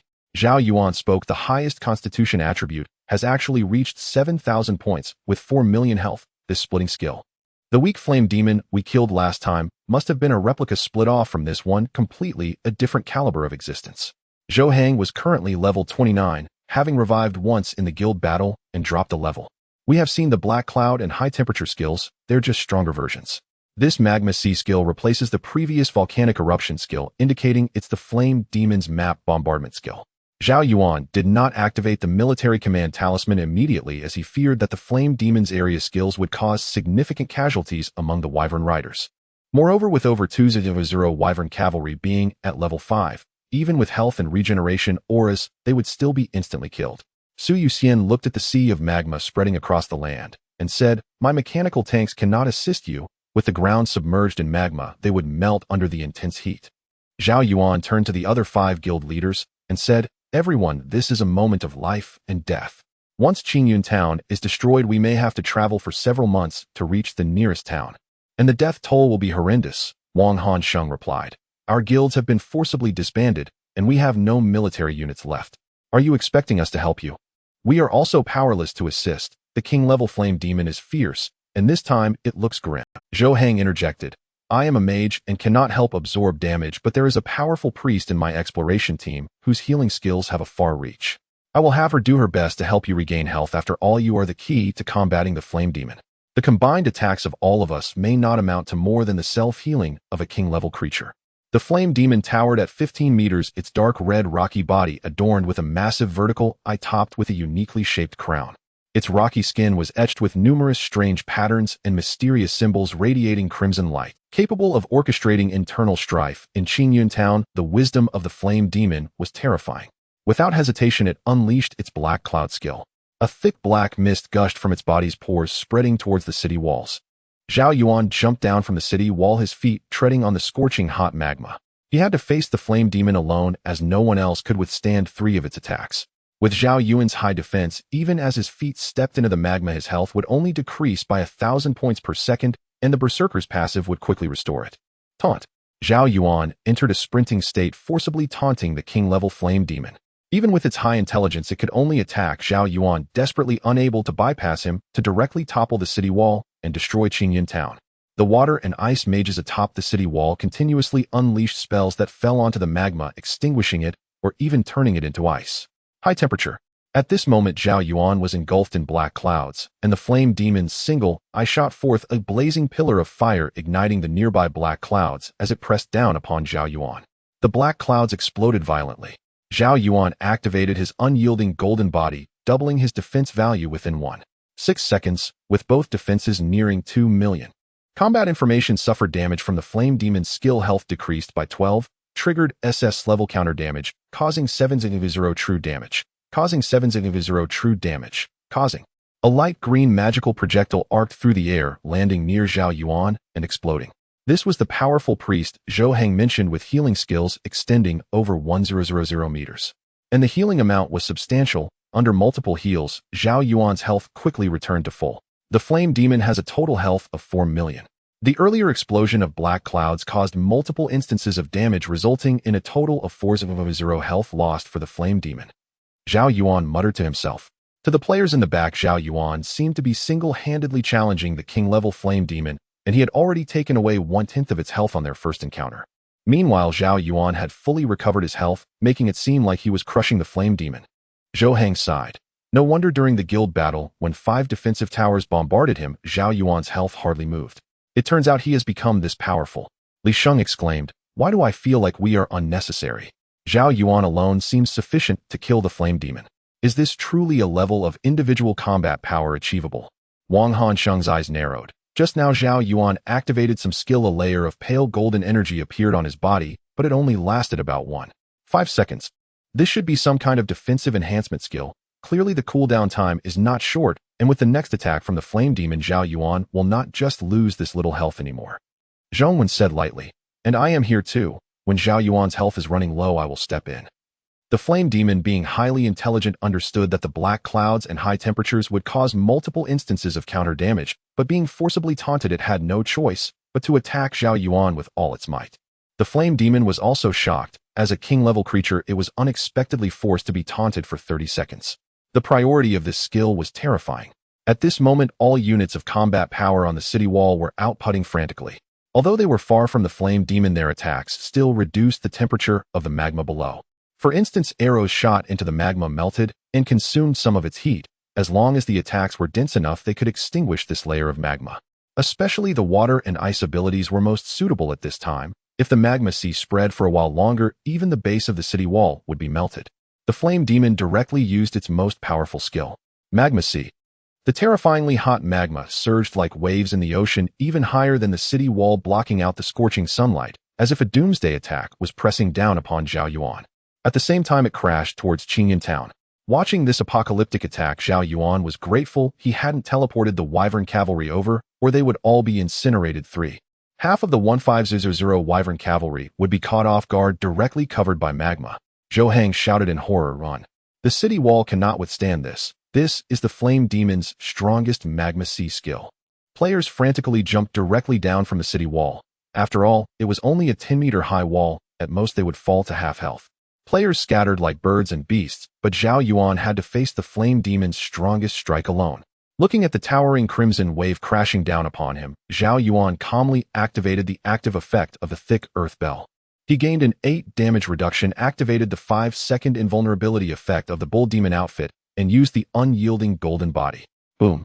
Zhao Yuan was directly submerged in the ocean of magma, while the distant blue stone city wall was instantly melted by the magma, leaving only a shattered foundation. Many players who could not escape were also swallowed by the lava, not even able to scream. Combat information suffered damage from the magma sea. Skill health decreased by 50, triggered SS level counter damage effect, causing 710 true damage. Health restored by 9238 points. Health restored. The flame demon's body showed wounds, and the searing lava flowed from the injuries. At first, when Zhao Yuan stepped into the lava that submerged the ground, he suffered burning damage every second, yet it did not trigger multiple retaliatory strikes from the flame demon. Now, after the flame demon used its area attack skill, the lava that clung to Zhao Yuan inflicted melting damage on him every second. Zhao Yuan's retaliatory armor only triggered once per second, reflecting true damage based on the flame demon's own attack attributes. The flame demon's health bar was rapidly descending like flowing water. Meanwhile, the retaliatory armor dealt significant damage every second, allowing Zhao Yuan to recover a substantial amount of health. Although he had lost the exclusive healing assistance from Zhou Hang, Zhao Yuan's health surprisingly returned to a healthy state, thanks to his 12 lifesteal attribute. Most importantly, Zhao Yuan still had the active healing effect of the Berserker, which he had yet to use. Why do I feel like I'm enough on my own? Zhao Yuan murmured to himself. Other players might as well hide inside Qingyun Town. They are nothing but a burden to me. At this moment, the flame demon's health had already dropped by half. In order to end the battle quickly, Zhao Yuan took a copper tiger talisman from his backpack. Tiger talisman can summon all battle units within the guild to the battlefield upon use, returning to the guild within half an hour. With a clang, Zhao Yuan crushed the tiger talisman in his hand and slapped it forcefully onto the ground. A dazzling white light rapidly expanded from the ground, reaching the heavens. That's the teleportation array for summoning troops. Zhou Hang saw the white pillar of light piercing through the sky from inside Qingyun Town. In the next moment, a chorus of dragon roars echoed from the light column as several formidable pterodactyl cavalry spiraled out. Leading them was the captain of the barracks with a total of 315 units of pterodactyl cavalry filling the air. Taking advantage of the interval after Zhao Yuan's taunt ended, the flame demon approached Qingyun Town, opening its massive mouth to absorb the essence of the human players who perished in the sea of lava. Its health began to rise rapidly, and its attributes were also increasing. Yin Ning exclaimed earlier, the assault from the sea of lava caused about 4 players to die, and that was still with Zhao Yuan's forced taunt on the flame demon. This diverted the flame demon's attack focus from the city walls to Zhao Yuan, who otherwise even we would be affected. Now the flame demon is actually absorbing the life essence of the deceased players. Could it be that players leveling in the lava mountain range are also being drained of their essence, thus strengthening the flame demon? Zhou Hang had witnessed the terror of the pterodactyl cavalry, but the strongest attack they possessed was the dragon flame skill, while the flame demon had such high fire resistance that it could even become immune to fire damage. 315 units of pterodactyl cavalry unleashed a frenzy of dragon flame, while the riders on their backs hurled short spears and rained arrows. The flame demon's health dropped rapidly, and the players behind even saw a glimmer of hope for victory. At that moment, Takuya was communicating with a butt from the beautiful nation. Takuya said, "Rest assured, this assassination is foolproof.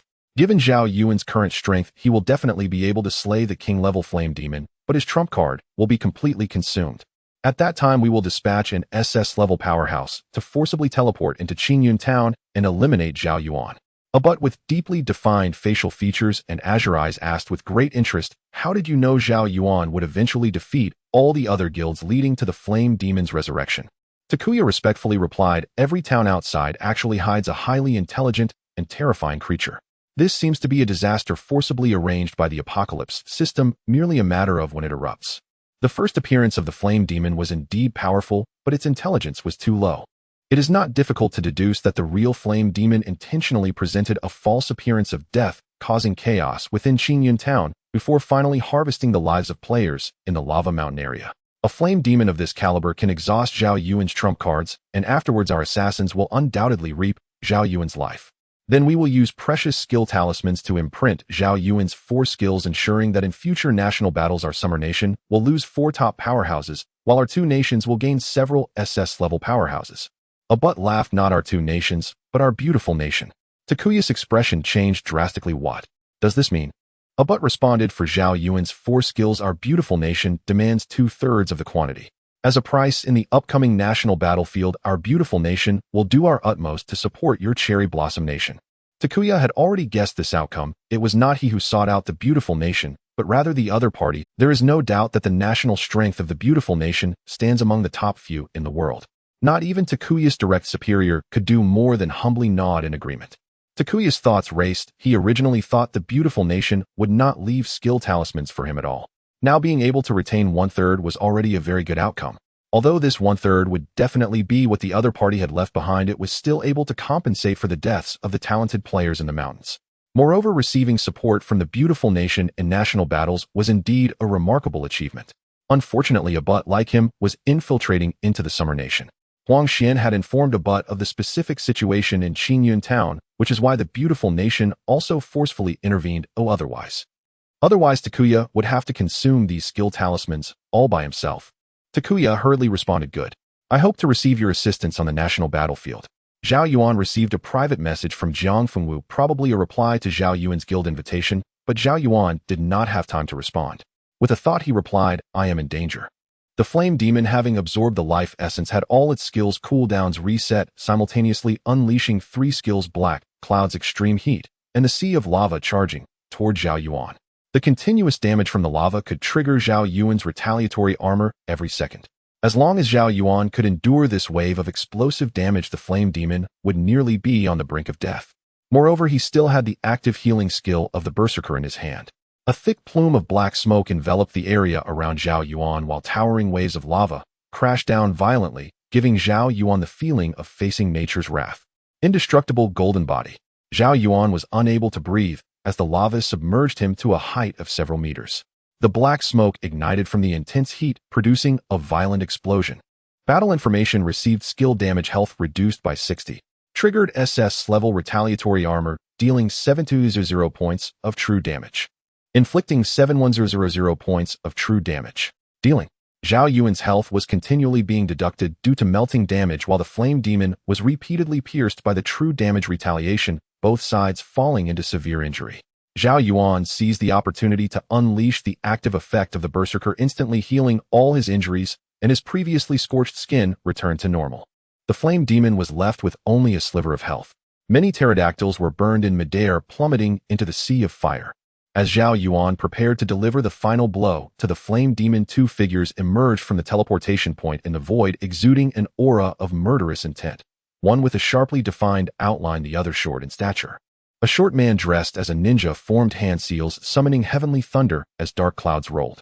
A vast amount of azure lightning, guided by chakra, transformed into a vividly animated qilin, and the scorched lightning at its edges killed numerous winged cavalry. Zhao Yuan blocked the scorching rays with his arm, but in the next moment he was bitten by the thunderous qilin and a tempest erupted. Battle information: skill damage taken, health reduced by 23. Health reduced by 30. Triggered and level counter armor, inflicting 6,500 true damage. Inflicted 7,400 true damage. 2 unknown enemies emitted the sound of shattering glass from their bodies, indicating a barrier item capable of withstanding attacks. The feature of this barrier is that it can only withstand 1 attack, whether it is 1,000,000 points of damage or just 1 point, it will shatter the barrier. The assassins had prepared numerous disposable barrier items to immunize against Zhao Yuan's counterarmor damage. At this moment, Zhao Yuan activated the Bone Demon Possession and charged forward, attacking the enemies frantically with backstabs, rushing punches, bloodthirsty fists, and mountain-crushing fists.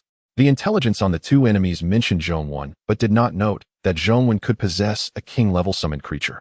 This severely disrupted the assassin's preparation, but a man with deep facial features raised his right hand. S-level ability: Metal Manipulation. Zhao Yuan's armor and shield were made of metal, and at that moment they were subjected to severe compression, seemingly trying to crush Zhao Yuan into pulp. However, having experienced Chu Ziqing's Last Supper skill, Zhao Yuan reacted quickly, immediately disarming all his equipment. Both enemies were level 30 superpowers, and players above level 30 were prohibited from entering the town. Newcomers could gain a certain amount of growth time in the town, preventing them from being slaughtered by the strong. It was already very difficult to teleport across countries to Qingyun town, and Sakura country could not send higher-level assassins here. SS Ninja Technique: Lightning Tornado. The small-statured ninja quickly formed seals, and a massive tornado engulfed by raging lightning swept towards Zhao Yuan. Zhao Yuan activated the indestructible golden body to withstand it, but his health was becoming increasingly precarious. After the battle with the flame demon, he had already exhausted all his trump cards. Facing a level 30 level ability user, and also the assassins equipped with numerous disposable barrier items, Zhao Yuan felt powerless. This had been a long-planned scheme by the enemies. Such disposable barrier items were extraordinarily expensive, and preparing so many in advance was meant to completely nullify Zhao Yuan's counterarmor skill. Zhong, when unable to withstand the assault of 4 hands, was pierced through the shoulder by the scorching rays, and had his skull crushed by the thunderous qilin. Zhao Yuan's health was down to only 20. In the direst of moments, two figures appeared stepping out from the teleportation point in the void, just like the two assassins. The newcomers were Jiang Fengwu and Chu Xiaoqing. Jiang Fengwu used the Slevel Qiankuan Great Shift to forcibly relocate the two enemies, saving Zhao. Simultaneously, he drew his purple quality sword, a smirk forming on his handsome face, as he said, "Such strong enemies, it's going to be a thrilling battle." Chu Xiaoqing explained, "Both of us are very strong and have obtained many precious items in various secret realms. Just so happened, we had two positioning teleportation runes. Jiang Fengwu saw that you hadn't responded for a long time, deducing that you were in danger, so we teleported over. To our surprise, we arrived just in time." Slevel Saint. Chu Xiaoqing unleashed its Slevel single-target attack skill, locking onto the small. Jiang Fengwu executed the Slevel Duga 9 swords, basing everything on the 9 Yang True Scripture, and charged alone at the enemy, whose eyes emitted scorching rays. In the next moment, Zhao Yuan became invisible thanks to the effect of the Hades invisibility hat, allowing for a high-level group invisibility. Zhao Yuan only needed to rest for a few seconds to fully recover his health. The elegant Jiang Fengwu performed the Slevel 9 Yang True Scripture, Slevel Qiankuan Great Shift, Slevel Lingbo Weibu, Slevel Dugu 9 swords. Chu Xiaoqing unleashed the Slevel Mermaid. With the Slevel Saint Slevel Last Supper Slevel Hades invisibility hat, along with Zhao Yuan and Zhong, when joining the fray, all disposable barriers on the two enemies shattered and their health plummeted. The two enemies attempted to flee, but Zhao Yuan, who had been holding back his taunt without using it, combined with Zhong Wen's Bone Tomb skill, trapped the enemies. Crack! With a flash of sword light, a head fell to the ground. The two Slevel ability users were forcefully slaughtered by the four. In the end, Jiang Fengwu killed the ninja, while Zhao Yuan took down the western-faced ability user. From the very beginning, Zhao Yuan had already pulled Jiang Fengwu and the others into the team, so they had been enveloped by Yun Ning's five-fold halo the entire time. At this moment, Jiang Fengwu lightly stepped forward, approaching the flame demon like a white crane gliding, and slashed away its remaining health. "Having come all this way to save you, isn't it reasonable to take some benefits?" Jiang Fengwu smiled. To be honest, Chu Xiaoqing and I hesitated for a long time, deliberating whether to expend two precious positioning teleportation runes, which is why it took so long. But as you can see, we chose to come to save you. Zhao Yuan nodded in response, saying, "You killed the ninja, so all the dropped items belong to you. That's only fair."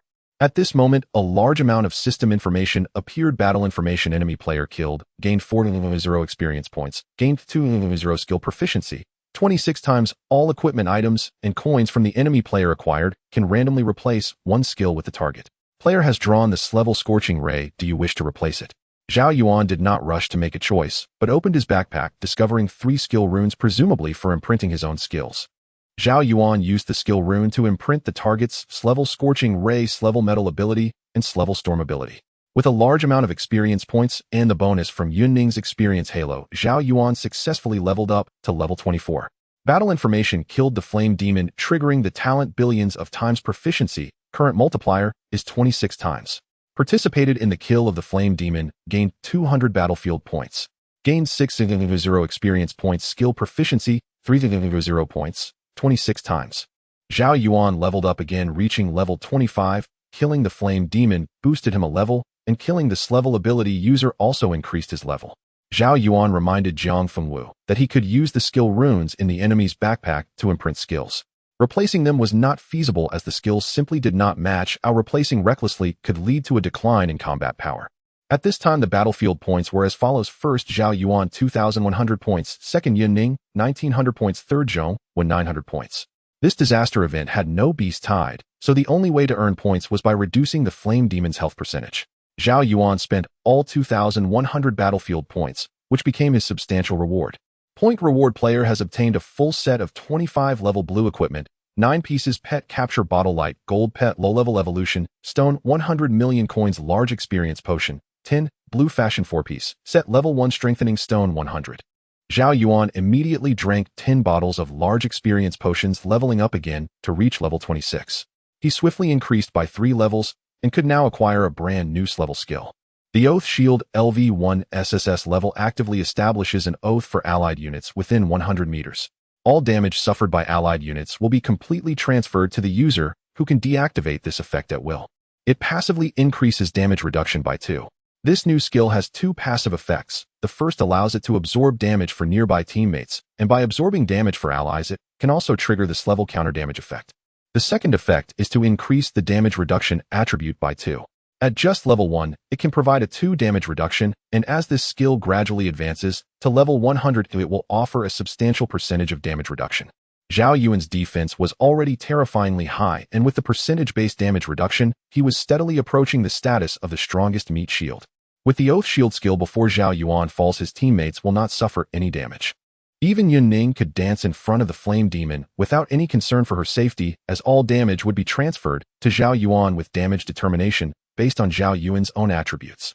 Zhao Yuan also acquired a complete set of level 25 blue equipment, as his previous level 20 blue gear was crushed and deformed by the enemy's level metallic abilities and could no longer be repaired. Zhao Yuan could perfectly switch to this set of stronger blue equipment. 100 million copper coins would allow Zhao Yuan to attempt to upgrade his treasures and accessories, and the pale gold quality pet capturing bottle would be useful in the upcoming secret realms.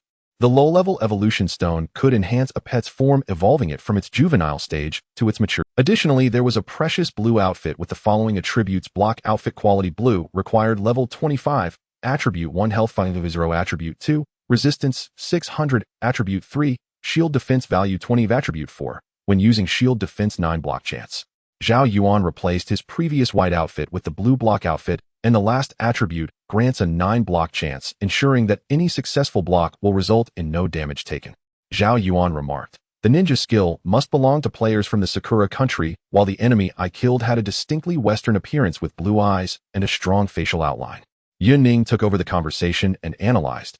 It seems that the beautiful nation and the Sakura country are collaborating to attempt an assassination of new powerful players from the summer country. However, they carry single-use barrier items which are highly effective against Zhao Yuan's counter-damage skills, indicating they know our intel.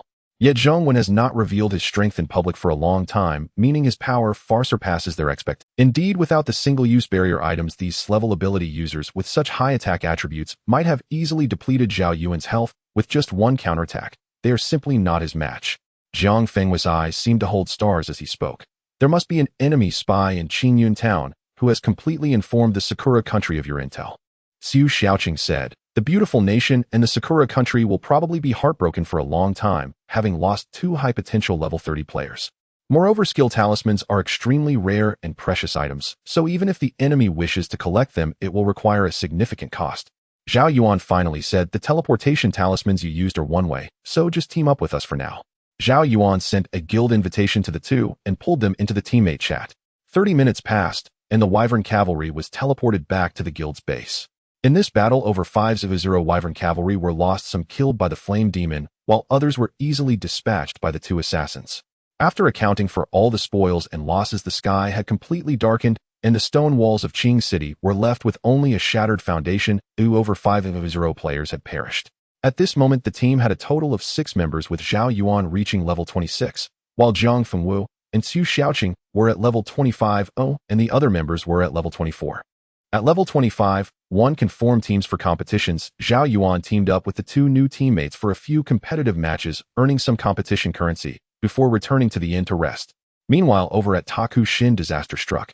Abute blamed the failure of this operation entirely on Taku Shin. Not only could he not support the Sakura country in the national war, but not being hostile was already a good outcome. Taku Shin had failed his assassination missions against the summer country's genius twice in a row and was executed in secret by the high-ups of Sakura. Lu Qingjun suddenly became a man without a master, with his superior executed. Whether he could continue to obtain resources from the Sakura country was a big question. How could Zhao Yuan have 2 powerful teammates appear out of nowhere? Wasn't he supposed to be staying in Qingyun town all along? These 2 teammates arrived too timely. Could it be that Zhao Yuan was already on guard against the assassination from the Sakura country? Was it a deliberate tactic? No, Zhao Yuan is too terrifying. I no longer want to get close to him. The next day, the 6 members of the team gathered, and Zhao Yuan said, "I need to enter the pet secret realm to capture a pet. The pet secret realm can only be entered alone, so Yun Ning, please do not enter for now." Yun Ning nodded. "Then I will team up with Jiang Fenghui and Xu Xiaoqing to lead the guild's troops to hunt nearby ferocious beasts. You 3 should capture a pet first." Zhao Yuan responded, "I had already purchased a green quality capturing bottle in the competitive shop. I wonder what quality of pet I can capture." Su Yuxian also took out an ancient-looking palm-sized key and chose to activate the pet's secret realm. Zhao Yuan's pet secret realm key was of pale gold quality, so the probability of encountering high-quality pets within was very high. Moreover, Zhao Yuan also had a pale gold quality capturing bottle, He used the secret realm key and was teleported into the secret realm.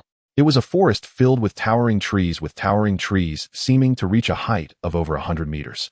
Pet secret realm rules: defeating the final stage of creatures will lead to encounters with their offspring, which can be captured using the capturing bottle. You can exit at any time during the process. Soon soldiers clad in armor appeared in the forest wielding either long swords or drawn bows. Sword-wielding Guardian Quality Dominator level LV 35. Health 3-0, Mana 3-0, Strength 3-0, Constitution 4-0, Agility 5-0, Intelligence 1-0, Skills Stab Piercing. A LV 35 Dominator level creature was completely unable to break Zhao Yuan's defense. He activated the active effect of the Sanction Wind Coat. As he pushed through, numerous monsters were killed by the counter damage and burning field. Simultaneously, Zhao Yuan's new skill Oath Shield also gained considerable skill proficiency, passively increasing the damage reduction effect by 2 at level 1. After reaching level 100, it might even achieve a 50 damage reduction. This single passive effect alone is worthy of its level designation, not to mention the effect of helping teammates absorb damage. After plowing through 3 waves of monsters, Zhao Yuan finally encountered the final stage creature, a white fox with 4 tails. After killing this white fox, the next encounter will most likely be its cub. It looks decent, but I wonder what quality. Zhao Yuan unleashed a taunting blade draw and activated his indestructible golden body, effortlessly contending with the 4-tailed white fox. Though it was a sovereign-tier creature, it was still no match for him. All its magical attacks shattered against his form without breaching his defenses. Combat info: received 5 damage, triggering SS grade. Thorn's effect reflecting true damage based on the attacker's damage attribute. Caused 4600 points of true damage. Sanction Cloak activated, dealing 3600 points of severe burn damage per second to all enemy units within a 2400 meter radius. As Zhao Yuan's defense and health attributes surged, the burn damage from the Sanction Cloak also increased accordingly. The massive white fox relentlessly attacked Zhao Yuan, but all its strikes were blocked by the single-handed shield in his grasp.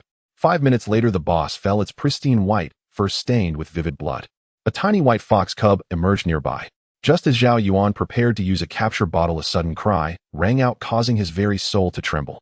Instinctively looking up, he caught a glimpse of a long, magnificent crimson tail, feathers sweeping across the clouds. What creature is this? That fleeting crimson tail feather resembles a peacock's, but its size is far too colossal. Just a corner of the tail feather is over 10 meters. How massive must the main body be? Zhao Yuan's thoughts raced. Could there be a hidden divine beast up there? A hidden opportunity within the pale gold grade pet secret realm. Zhao Yuan hesitated as the cub was about to escape, and he had brought only 1 pale gold capture bottle. He had assumed 1 bottle would guarantee a successful capture, so he hadn't purchased any ordinary capture bottles. Soon Zhao Yuan made up his mind.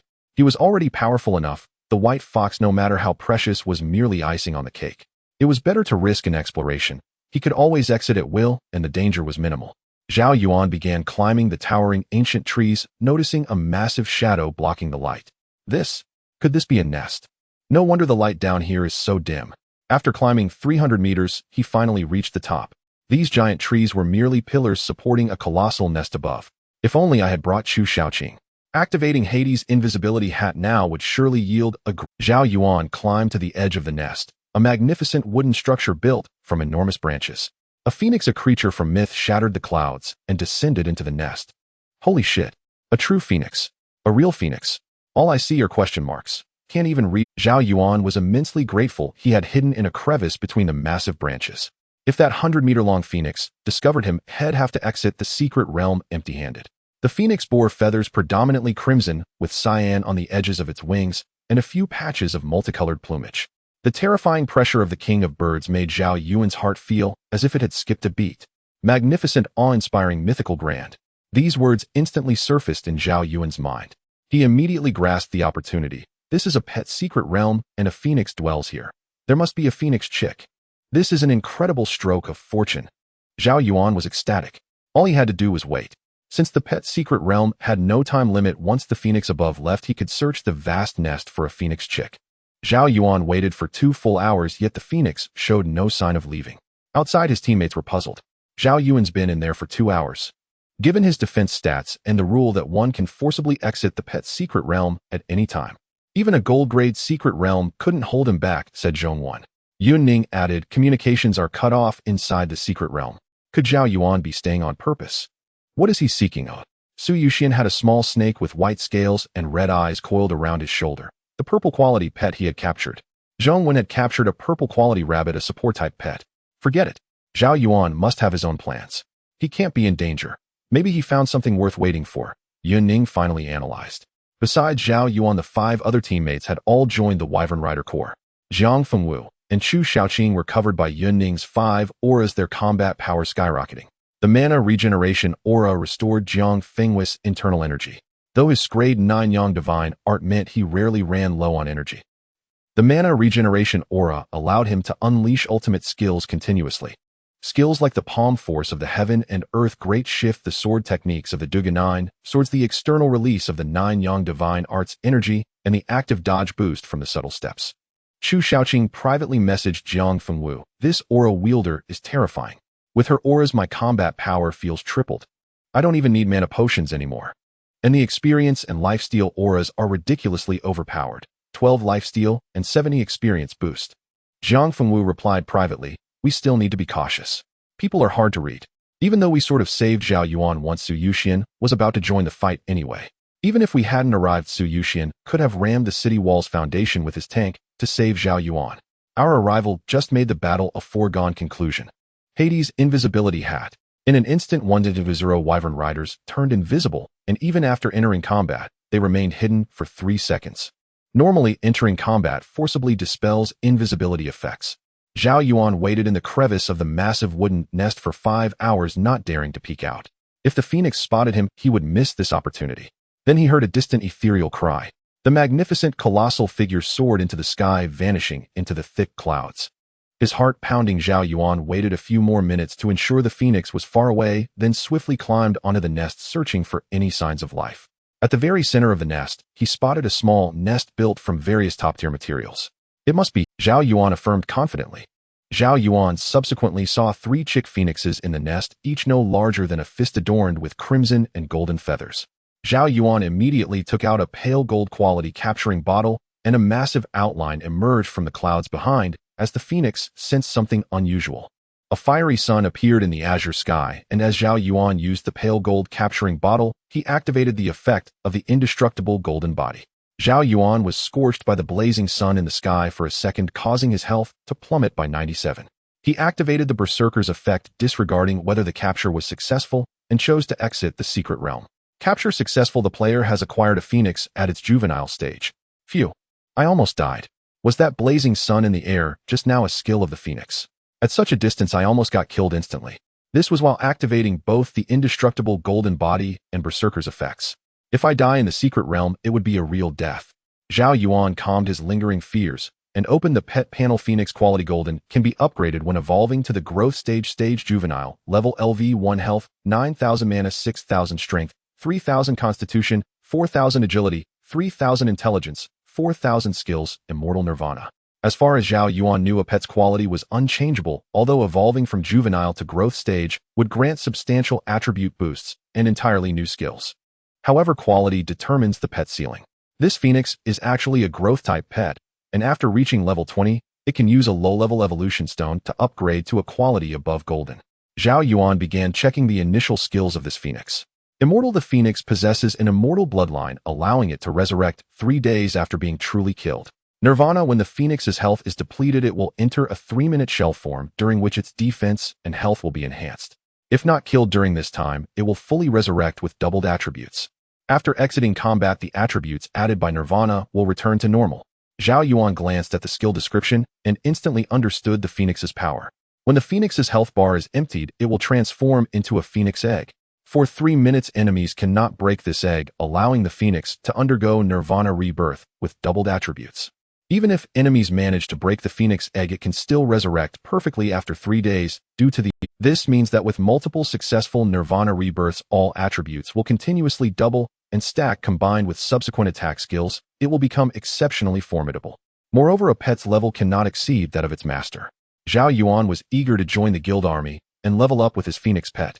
The player has led the guild forces to defeat the strongest creature outside Qingyun town and unified the town's forces, triggering a hidden mechanism. The Juebing Guild will enter the National Guild War matching channel and will encounter guilds from other national. Hidden mechanism. Now Juebing can be matched with town guilds from other national regions. No wonder the 5 guilds earlier were fighting fiercely. They knew that after unifying the town's forces they could trigger a hidden mechanism. Zhao Yuan opened the guild panel and indeed found an additional option for national region matching.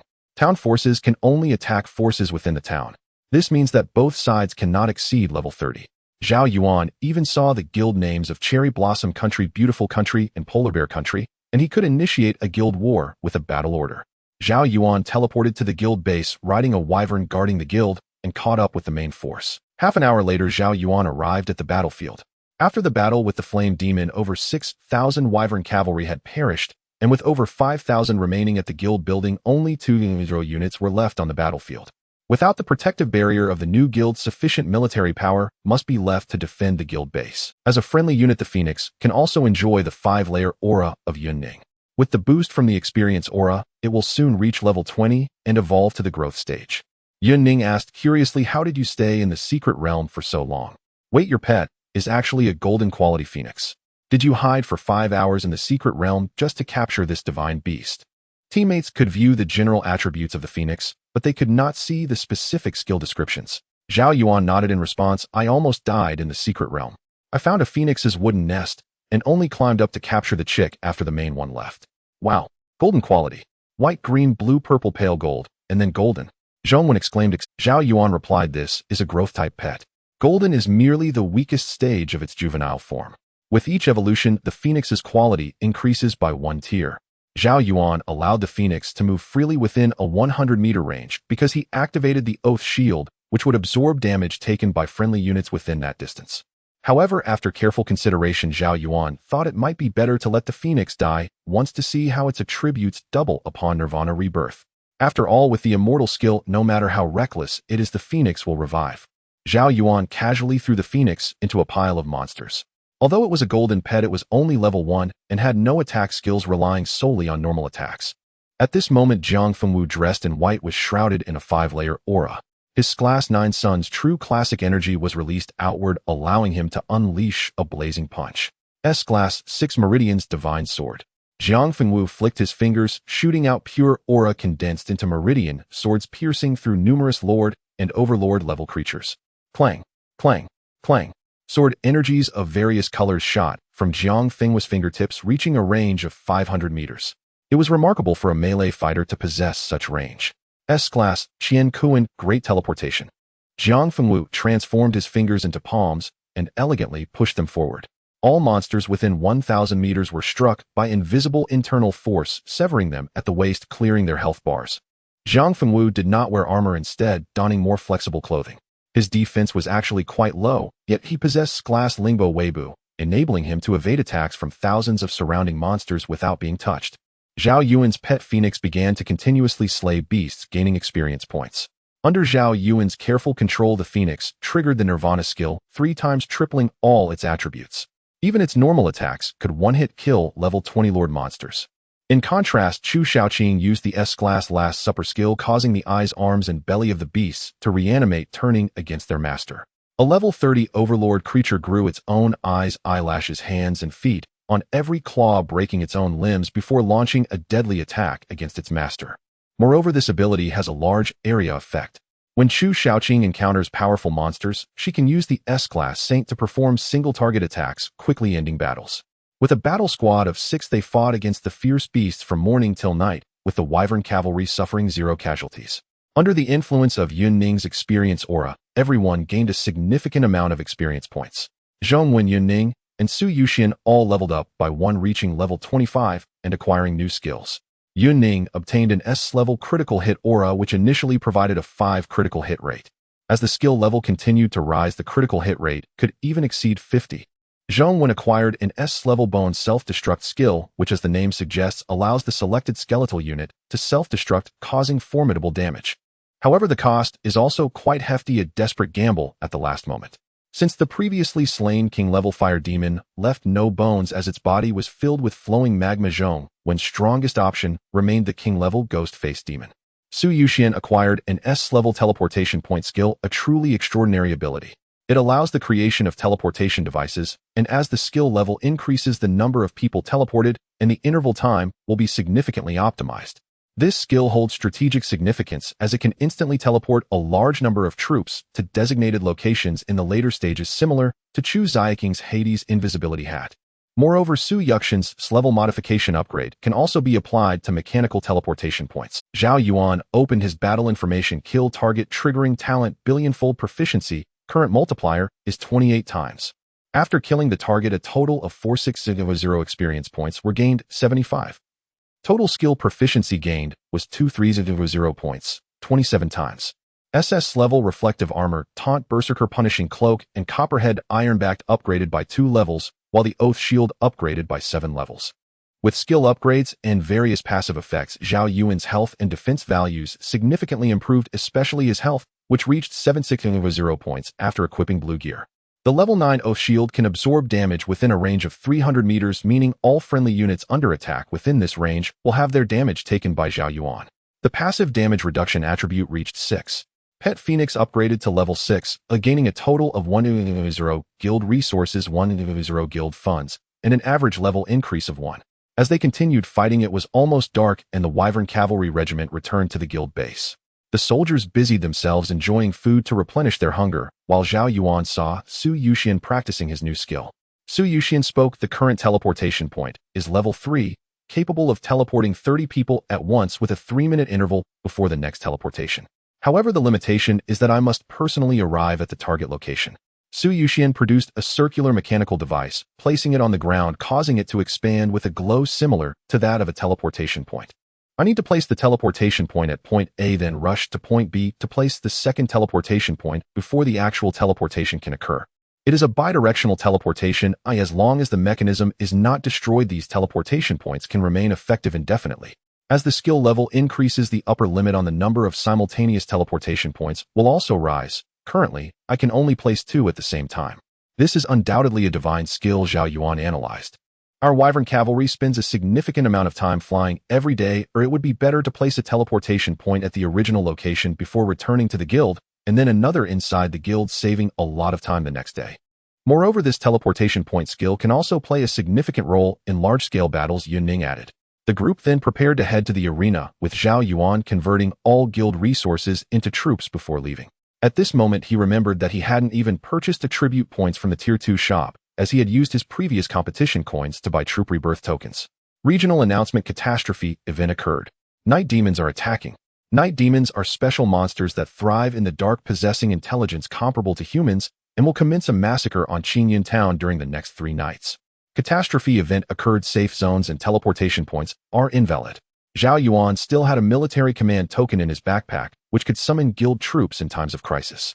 The entire town was in a state of panic as it was now nighttime, and the monsters would have their attributes increased by 100.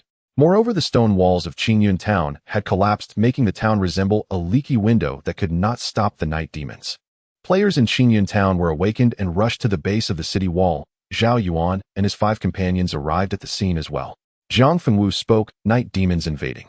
This is a catastrophe event I've never heard of, and it will last for 3 days, which means the difficulty will definitely increase day by day. Chu Shaoqing casually remarked. Kill as many as they come. The battlefield scores will always reward more than expected. Indeed, as long as we form a team of 6, we can easily slay king-level creatures. Even those beyond king level wouldn't be able to stop us, Zhao Yuan replied, gazing into the distant darkness. A magnificent crimson bird perched on Zhao Yuan's shoulder, its tail feathers resembling those of a peacock. Even in its juvenile stage, the phoenix was already strikingly eye-catching. Quickly, players and town guards formed a battle formation near the base of the city wall. Since the walls were gone, they used nearby red-painted buildings as cover. Zhou Hang approached Zhao Yuan and said, "You've unified the entire town's forces. Oh, what hidden mechanism have you unlocked? I can match with guilds of the same level from other national districts, and victory grants a wealth of precious rewards," Zhao Yuan replied. "So that's what the hidden mechanism is. With the night demons invading, it'll likely depend on you, as we low-level soldiers probably won't hold this first wave," Zhou Hang said. "A top-tier powerhouse at level 30 and a top-tier powerhouse at level 29 should be more than enough for self-preservation," Zhao Yuan chuckled, noting that Zhou Hang had dropped to level 29 after being killed by him and had yet to level back up. After about 5 minutes, pairs of scarlet pupils appeared in the darkness, and the night demons approached Qingyun Town rapidly, using all 4 limbs. The battlefield score leaderboard has been activated. After the 3-day catastrophe event concludes, rewards can be exchanged based on scores. Under nighttime conditions monsters attributes 100. Night Demon. Quality Overlord. Level LV 30. Health 5,000,000. Magic 6,000,000. Strength 8,000. Constitution 7,000. Agility 9,000. Intelligence 5,000. Skills Leap, Capture, Assimilate. Li Sheng exclaimed, these attributes are way too high. Under the nighttime state all attributes are doubled. Originally only 2,500 health points, it directly reached 5,000. The highest agility attribute is astonishingly 9,000 points. Facing this overlord level night demon alone, I would undoubtedly perish. Indeed, these monsters are quite troublesome under the cover of night, but that just makes killing them all the more thrilling, Jiang Fengwu remarked. Thousands of night demons whose attributes doubled in the dark surged toward Qingyun Town. They are agile-type monsters moving at a rapid pace, with dark red skin, fierce claws, and tongues resembling snakes. They lunged. The night demons suddenly leaped forward, soaring over 40 meters, while Zhao Yuan activated his blade taunt, drawing all the night demons present toward him. A multitude of night demons pounced on Zhao Yuan, intent on tearing off his head. However, Zhao Yuan activated his punitive cloak, standing his ground as the night demons were scorched by black flames. Some were pierced by the true damage of the reflective armor. Despite their attributes doubling in the dark, they still could not breach Zhao Yuan's defenses. Zhao Yuan single-handedly held off all the night demons. The other 5 teammates remained close to Zhao Yuan, as the 300-meter pact range was considered a safe zone. Staying near Zhao Yuan was the safest position, especially for Yun Ning, who had no combat capabilities. Zhao Yuan discovered that his burn damage and reflective armor damage could trigger critical effects under the critical hit aura. However, the critical hit aura was still at a low level. Combat info activating punitive cloak, dealing 5 heavy burn damage to enemy units within 2,600 meters every second. Critical hit triggered, causing 1,100 heavy burn damage. Drained 1,3440 health points. Drained health.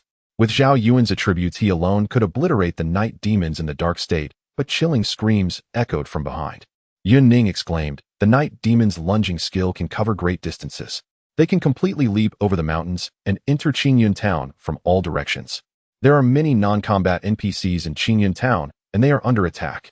Unlike the previous beast-tide assault, which could only attack from one direction, the night demons can climb mountains, and even Zhao Yuan cannot block them all. However, if all the people were gathered together in advance, Zhao Yuan could protect the vast majority. Zhao Yuan said to the other teammates, you go hunt the night demons from behind, just leave the front to me alone. Yun Ning, stay here. With the pact shield, she cannot be harmed. Alright, let's split up and hunt as many night demons as possible to reduce casualties, replied Zhao. Seeing that Zhao Yuan was sufficient to handle the front lines alone, Zhou Hang and the others led numerous players back to the residential area to kill the night demons. Fortunately, Yun Ning's aura range was large enough that even if players strayed far from her, most could still benefit from the 6-layer aura. Suyu placed a teleportation device before leaving and charged into Qingyun Town in a mechanical tank. Zhao Yuan did not use the Tiger Talisman item, as the night demon invasion would last for 3 consecutive days. He had only one left and had to save it for the final day. Zhao Yuan leisurely tossed the fledgling phoenix into the mass of night demons, breaking the pact effect on the phoenix so that its health would be depleted and enter egg form, then applied the pact shield effect to the phoenix egg. Even as tens of thousands of night demons with doubled attributes attacked, Zhao Yuan's health remained full. The Berserker passive could instantly restore lost health. Capture. A night demon opened its massive jaws, its snake-like tongue extending and wrapping around Zhao Yuan's neck from 20 meters away, attempting to drag him over to devour him. But Zhao Yuan remained unfazed, standing still while conversing with Yun Ning. Meanwhile, a large number of night demons died every second, becoming points in their battlefield score. In Qingyun Town, countless night demons crossed over the mountains, lunging into the town and using their capture skills to drag NPCs away. Then they used the assimilation skill, burrowing into the flesh and blood of the NPCs, replacing them. Zhong Wen and his 3 companions were confident in their own strength, so they each separated. Jiang Fengwu wielded his Qing Feng sword, leaping directly onto the towering eaves of a building. He possessed Scrade Lingbo Weibu, allowing him to rush along walls or tread on air for leverage. All the night demons he encountered were beheaded with a single sword strike. Although they were night demons in a dark state, Jiang Fengwu's damage was terrifying enough. The Scrade Zhuyang True Classic and S-Grade Qiankuan de Nua E internal power attributes can stack. Currently, Jiang Fengwu possessed the equivalent of 20 years of profound internal energy. Scrade 6 Meridian's Divine Sword. Jiang Fengwu flicked his fingers, shooting out mottled sword energy that pierced the heads of the night demons feasting on humans. Jiang Fengwu slaughtered his way through, saving many players and NPCs, but he did not realize he was already surrounded. Thousands of night demons suddenly appeared using capture and lunge skills from all directions. Jiang Fengwu stomped hard on the eaves, propelling himself upward to evade the numerous lunging night demons while his sword danced in his hand, severing hundreds of long tongues. Thousands of night demons awaited his fall below, but Jiang Fengwu stepped on the air with a resounding sound and soared higher, pushing down with a palm. A torrent of internal energy surged forth, collapsing the buildings below and crushing all the night demons into pulp. Having done all this, Jiang Fengwu still felt at ease. The ancient martial art style is inherently high in agility and damage, making this just a small scene. However, what Jiang Fengwu did not know was that the pupils of the few NPCs and players he saved momentarily flashed blood red before returning to normal. For the 6 members of the team, these night demons in the dark state were still not a concern. However, for ordinary players, these night demons were a nightmare, their strength too high, resulting in many players being killed. Even Zhou Heng needed to unleash thunder strikes continuously over 10 times to kill a single boss-level night demon. In many shadowy corners, players were assimilated by the night demons who devoured their flesh and blood, then donned human skins. Zhong Yuan activated Bone Demon Possession easily, slaughtering numerous boss-level night demons. Suyu drove the mechanical tank into a frenzy, crushing everything while the fixed turret fired wildly. Chu Xiaoqing relied on her S-grade Mermaid and S-grade Hades stealth skills, placing her in an innately unbeatable position. With a 3-second magical bubble decoy and advanced invisibility effect, even Zhao Yuan found her troublesome. She took out a matchstick and used S-grade Little Match Girl, creating a wide-ranging illusion effect, causing a multitude of night demons to attack and devour each other. In the illusions, they saw the other night demons appeared as humans. A night demon with golden eyes hid in the shadows and used the capture skill to snatch the town mayor. After devouring the mayor's flesh and blood, it donned his skin, appearing indistinguishable from the former mayor. The night demon invasion lasted a full 6 hours, seemingly endless, until the sky gradually lightened, at which point they retreated rapidly. Thanks to Zhao Yuan's team, Qingyun Town suffered minimal losses. Without the 6 of them, possibly over 60% of the players would have perished in this first wave of night demon invasion. At this time, the battlefield score leaderboard read: first, Yun Ning 600 points. Second, Zhao Yuan 500 points. Third, Jiang Fengwu 400 points. Fourth, Zhong Yuan 400 points. Meanwhile, Zhao Yuan, draped in the experience aura, predictably reached level 27, simultaneously gaining a massive amount of skill proficiency, with the packed shield reaching level 20, reducing damage by 11. 5. Battle Information Experience Points gained 45000 x90. Slaying ferocious beasts triggered the talent billions of times proficiency, current multiplier 20. A total of 320 x29 times skill proficiency gained. EUSS grade reflective armor, taunt skill, berserker punishing cloak, and copperhead iron back have all been upgraded by 5 levels, while the oath shield has been upgraded by 11 levels. Zhao Yuan's unique talent billions of times proficiency has stacked to 29 times, and skills that were already over level 80 can quickly reach the maximum level of 100. After reaching level 100, skills can undergo awakening, but Zhao Yuan is unclear about the specifics. He only knows that successful awakening will lead to a qualitative transformation of the skills. The young Phoenix pet has been upgraded to level 11 and has acquired the skill Phoenix Blood. Phoenix Blood restores 50 of a single target's health cooldown times 7 minutes. 50 of the healing amount is equivalent to 50 of Zhao Yuan's health, which is nearly 400 points. Even a powerful priest would find it difficult to achieve 400 healing in 10 minutes. This serves as another life-saving trump card for Zhao Yuan. He is already exceedingly difficult to kill, and halfway through the battle, Zhao Yuan's health directly recovers by 50. How can one continue to fight under such circumstances?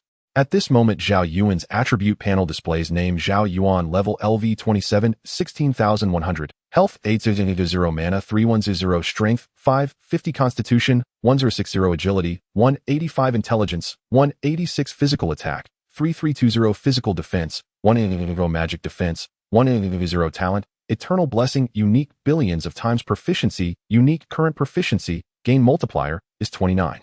0 times foundation ability, reflective armor LV92 SSS, grade berserker LV92 SSS, grade copper, head iron back LV65 SSS, grade dual defense 96001. 8 seconds of invulnerability effect skills, taunt skill LV92 SSS, grade taunt range of 3700 meters, taunt duration of 30 seconds, priority increased punishing, cloak LV69 SSS, grade passive effect 1500 meter range, burning field active effect. Oath Shield LV20 SS grade Oath range of 700 meters passive damage reduction, increase of 11. 5. Coins 15840 competition coins 15 pieces magic item thick earth bell LV37 blue costume block costume blue accessories purple Sha ring purple life bracelet deep purple pet phoenix young with 1 dual defenses and 8 health along with the Oath Shield's effect reaching 700 meters. If given more time it could even cover the entire Wyvern Cavalry Corps. All attacks directed at the Wyverns will be borne by Zhao Yuan, and after all the damage taken cannot break through the defenses, and not even a single point of health can be deducted. However, the priority of the SS-grade reflective armor remains high, allowing it to retaliate against all attackers. The teleportation device in front of Zhao Yuan shimmered with a silvery white aura and continuously expanded outward. After 5 seconds, Su Yuxian's figure emerged from within. It's similar to the teleportation points in towns. The entire teleportation process poses no security risks, Su Yuxian stated. Even if one end of the device is destroyed during the teleportation process, it will only result in a teleportation failure and personnel will safely return to their original location. Currently at level 7, it can only teleport 90 people at a time and requires a 3-minute interval before the next teleportation can occur. After flying above the eaves of the building, Jiang Fengwu was the second to return here and said, "Can we finally go back?" After fighting all night, dark circles were about to form under her eyes. Yun Ning, however, looked full of energy as she set up a tent bought from the system mall near Zhao Yuan. Within the range of Zhao Yuan's Oath Shield comparable to a safe zone, she slept very comfortably, having just awakened not long ago. Zhao Yuan spoke, "Let's all rest at the inn I originally planned to take on a level 30 dungeon. However, the night demon invasion will last for 3 days, and entering a level 30 dungeon typically requires normal players about 20 days to clear." Just as the team members were about to return to the inn to rest, they received a regional announcement. The level 4 guild Luo Cheng from Sakura Nation has challenged the level 4 guild Zhu Bing from Xia Nation to a guild war. Zhu Bing has no right to refuse battle. Not only the members of the guild could see this announcement, but also the towns of Qingyun and several nearby towns could see it. Zhao Yuan frowned and said, "Are they aware that we are facing a night demon invasion, so they are using a ward decree to distract us?" Zhong Wen, with a twitching mouth, said, "It's Sakura Nation again. The last 2 assassinations were also carried out by them." Yun Ning analyzed, "Fortunately, we have the Mage Tower, so if it's just about defending the city, it should be somewhat easier." Zhou Hang rushed over from behind and said, "Damn, is this the hidden mechanism after unifying town forces? You guys have been targeted by Sakura Nation." Zhao Yuan replied, "Not only do we need to unify the town forces, but we also need to slay the strongest ferocious beasts hidden outside the town, which is the Flame Demon, to unlock this mechanism." Jiang Fengwu stroked his chin and said, "In other words, this Luo Cheng guild has also unified the forces of the town they reside in and has slain the strongest ferocious beast outside the town, so their strength must be formidable." Zhao Yuan said, "Let's first enter the guild base. It seems that the rules for this guild war have changed significantly." Zhou Hang hurriedly said, "Wait, I will temporarily lead the Milan remnants to join you. This is a guild war between different national regions, and the outcome also relates to the honor of both nations." Wang Hanqing added, "I don't want to see you lose to Sakura Nation. I will also temporarily join." Zhao Yuan spread his hands and said, "It's too late. This guild war has already started and no new members can join. This Luo Cheng guild has 300 members, while I only have 6 people." Not only Qingyun town was discussing the battle between the 2 nations' level 4 guilds, but other surrounding towns also saw this regional announcement. Due to the harsh conditions to trigger the hidden mechanism, most of the strongest guilds and towns have been unable to unlock it.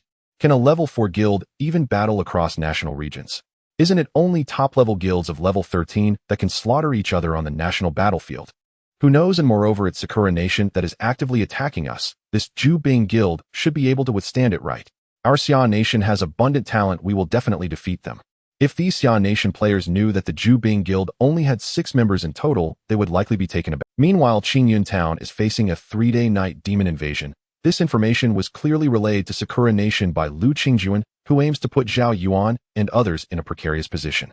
Zhao Yuan spoke, "Winning in a cross-national guild war can grant precious luck attributes." Yun Ning added, "The opposing side has also unified the entire town's forces and has 300 members. Fortunately, during this time, we have also accumulated a significant amount of guild funds, allowing us to construct the Mage Tower again. However, upgrading the Mage Tower to level 2 requires a prohibitively high amount of funds. The Guild War rules state that both guilds will be placed in a randomly generated terrain within a radius of 32 kilometers for a duration of 3 days. The side that first destroys the enemy's guild crystal will achieve victory, If no winner emerges after 3 days, there will be no penalties or rewards. Zhao Yuan remarked, "This is a guild war with a larger area and longer duration. With such an expansive terrain, it will take a considerable amount of time just to locate the enemy's guild base. Moreover, the attacking side must move their troops far from their guild base to approach the enemy. If they encounter enemy attacks on their guild buildings during this process, they will be in dire straits."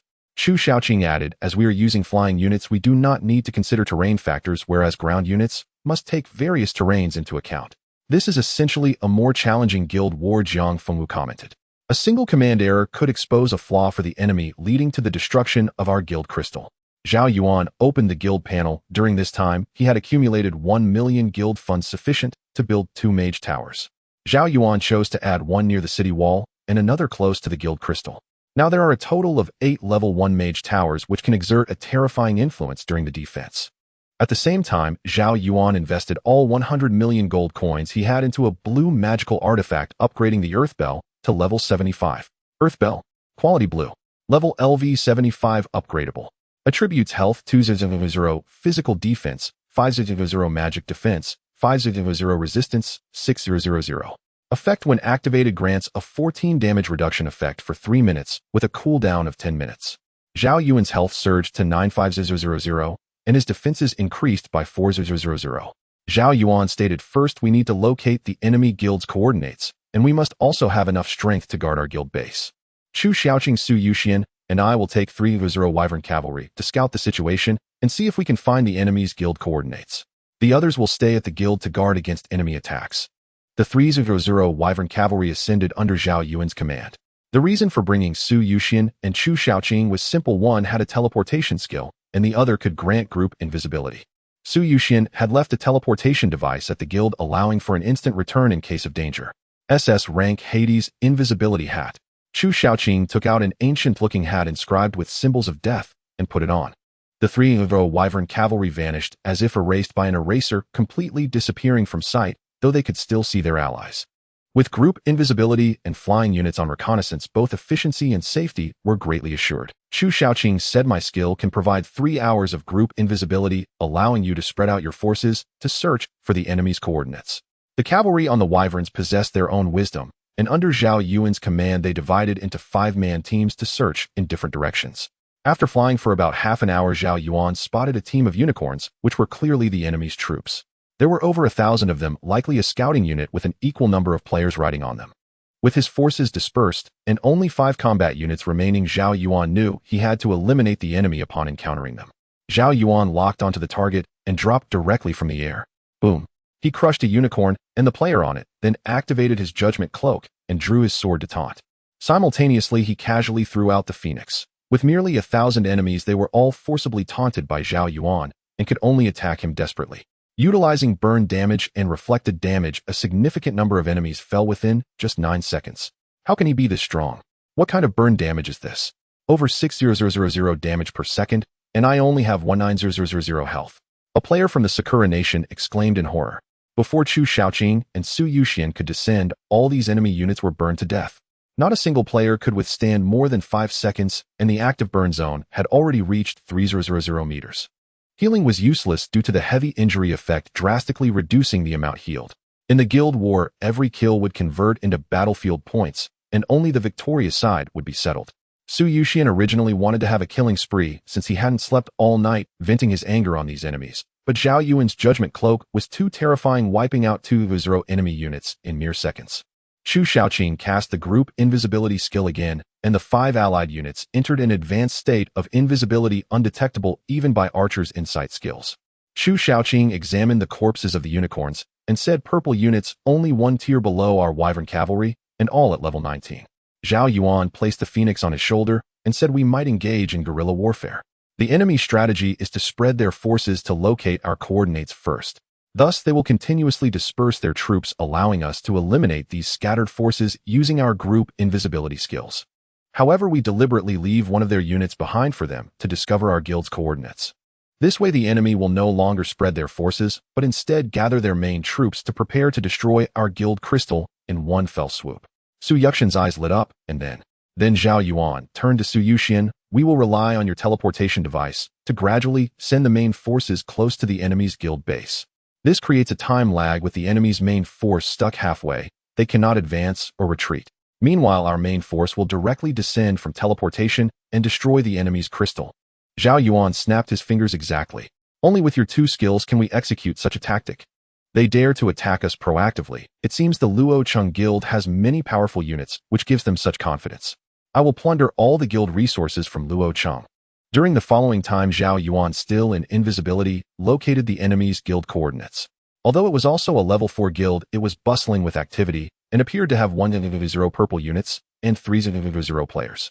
There were also many defensive towers. Although they were ordinary level 1 towers, they were still quite formidable. Zhao Yuan hovered directly above the enemy's guild base, observing the movements of their troops. Every 2-0 unit scouting team searched from different directions, attempting to locate the enemy's guild coordinates. This tactic mirrored Zhao Yuan's initial strategy: first find the enemy's coordinates, then plan the next phase. Zhao Yuan initiated guerrilla warfare. Utilizing his own strength and the speed advantage of flying units, he continuously ambushed these 2-unit scouting teams halfway. Typically taking only 20 seconds, the entire enemy force would perish, leaving the enemy guild leader in a daze. What's going on? The teams we sent from 8 different directions were completely wiped out, and there was only one enemy. How could the enemy be so fast? This was from 8 different directions. In just a few short hours, 7-0 players have perished, resurrecting from the guild hall with a level drop. Their accounts tell the same story: a single man annihilated them all. President Jiang Ko commanded, "We cannot afford to lose any more troops. Our next strike must be a full-scale assault. If we continue to drag this out, our forces will be depleted." Sir, one reconnaissance team has not been attacked. They have discovered the enemy guild's coordinates. Jiang Ko replied, "Oh, it seems the enemy cannot intercept all reconnaissance teams. Now that we've located their guild coordinates, we can launch our main offensive." However, the distance between the 2 guilds is a daunting 16 kilometers. Even our purple-grade units, the unicorns, require 5 hours to reach their destination. And that's under ideal terrain conditions. If we encounter difficult terrain, that time will only increase. We must leave some troops to defend our base, though otherwise we risk a counterattack. Jiang Ko suggested, "Are there any assassin players in that reconnaissance team? They should activate their stealth to investigate thoroughly. If the enemy's forces are still at their base, we need not worry about a surprise attack." Meanwhile, Su Yuxian, cloaked by the Hades stealth hat, reached the enemy guild's rear and discreetly set up 3 teleportation devices. Each teleportation point can transfer 90 units in 3 minutes, with 3 points that totals 270 units. We just need to wait half an hour to muster a substantial force. Within the Luo Cheng Guild, the vice president reported, "Sir, the assassin player used reconnaissance skills and found that the enemy's forces are a pale gold color. But there are fewer than 3,000 units. They have more than 5 defensive towers. This is a problem. The enemy hasn't even located our guild coordinates. We only need to execute a surprise attack on their guild. With 4,000 troops, we can easily demolish their walls and shatter their crystal, all in under 5 minutes." Jiang Ko pondered seriously. "Indeed, we cannot afford to delay any further. In a few more hours, the enemy may discover our base coordinates. We are relying on our overwhelming numbers to conduct this rapid search. The side that seizes the initiative is destined for victory. I don't want to drag this out for 3 days only to end in a stalemate and miss out on the luck reward." The 2 other vice presidents unanimously agreed with the strategy, leading the main force to ambush the enemy's base, shattering the crystal cleanly. This was the Luo Cheng style. The vice president added, "To be cautious, we should leave some troops to defend the guild."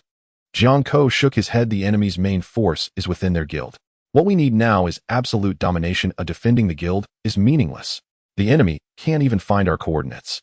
The 4,000 troops of Luo Cheng surged forth, racing towards the Qie Bing Guild's base. In stealth mode, Zhao Yuan smiled. Without the teleportation points and group invisibility skills, the enemy's strategy would be bold and lethal. Ordinary guilds would be defeated by surprise. Now we just need to wait for 5 hours, allowing the enemy's forces to get halfway, before using our teleported troops to directly occupy their base. At that moment, Zhao Yuan stood on the teleportation point. After 5 seconds, he returned to the guild and began teleporting 90 units of Wyvern cavalry in batches. Su Yuxian upgraded the teleportation point with ins-level modification, enhancing its effect. Now it can transfer 120 units every 4 seconds. Half an hour later, outside the Luo Cheng Guild, there were an additional 1,000 invisible wyverns. Zhao Yuan calculated the time and continued to teleport more wyverns while all 5 teammates gathered. After 5 hours, Zhao Yuan led 2,000 wyvern cavalry to directly attack the enemy guild's rear. Zhao Yuan activated the Bone Demon transformation, smashing down the heavy city walls, while Zhao Yuan single-handedly endured the damage from 10 defensive towers. Although the towers couldn't be taunted, they still bore the effects of the Oath Shield. All damage taken by allies within range was absorbed by Zhao Yuan, and the defensive towers could also trigger the SS level counter damage. These towering, peculiar defensive towers began to crack extensively and gradually started to collapse, severely weakened by the true damage counterattacks. Inside the enemy guild, there were still a few hundred level 20 players who, due to their low combat power, had not joined the main force. They rushed to send messages to their president. Zhang Fengwu unleashed the S-level Dugu 9 swords, slicing a defensive tower in half, with the sword light astonishing. Zhao Yuan possessed the ghost-faced demon, directly shattering the foundation of a defensive tower, while Su Yuxian operated a mechanical tank, constantly bombarding the tower's durability with its main cannon. As for Chu Xiaoqing, she used the S-level Last Supper, causing the tower to sprout legs, arms, eyes, and eyelashes, and then it uprooted itself, crashing into the wall, reducing its durability to 0. Everyone was covered by Yun Ning's six-fold halo, suffering no losses. Of course, with Zhao Yuan's Oath Shield effect, all damage was absorbed by him. Battle Information suffered tower attack health reduced by 2, triggered SS level counter damage, causing 250 points of true damage. Triggered critical hit effect, causing 50 points of true damage. Crack. A defensive tower crumbled into ruins, pierced through by 50 points of true damage. Zhao Yuan's battlefield score continually climbed as destroying enemy towers and guild structures awarded substantial points. Of course, the largest share came from killing opposing players and guild units. Zhao Yuan relentlessly hammered the guild crystal with his fists. The level 4 guild crystal had high durability, but how could it withstand the dragon flame baptism of 2 wyvern cavalry? In less than 2 minutes it was on the verge of shattering, but Zhao Yuan did not completely crush the crystal, leaving just a sliver of durability, a mere punch away from destruction. In this situation, Zhao Yuan controlled the fate of the enemy's crystal. He naturally wanted to torture the fountain. Hundreds of enemy players hiding in corners were terrified, quickly notifying their president. Jiang Ko exclaimed, "How is that possible? Can the enemy fly? Even if they have flying units, it's impossible to cross 16 kilometers in an instant, especially with 200 units." The members looked despondent. Jiang Ko gritted his teeth and ordered, "Continue forward. Even if we lose, I want to bring down the walls of the Xia Kingdom Guild." The vice president hurriedly said, "Sir, it's too late to advance now. Why don't we fall back? We, the first wave of players, are the fastest. If we return immediately and coordinate with the defensive towers, perhaps we can mount a counterattack and rise from the ashes." Jiang Ko's eyes burned red. Good, there should still be a glimmer of hope. Our fastest players can activate speed skills to reach the guild in half an hour. Combined with the defensive towers, we might really be able to counterattack, but if our fastest players rush into the enemy guild's base, the enemy may still have forces remaining, making it impossible to destroy their crystal. Damn it. How did the enemy know our guild coordinates, and how did they instantly cover 16 kilometers? Zhao Yuan had actually already won the guild war, but since the enemy dared to attack him, he intended to make them pay a bloody price. The so-called torturing the fountain means using overwhelming power to continuously kill the enemy, forcing them to resurrect repeatedly, causing their levels to drop continuously, even to 0. Zhao Yuan reviewed the detailed rules of the guild war. Players could choose to forfeit resistance, thus avoiding infinite kills and respawns, but forfeiting also carried severe penalties.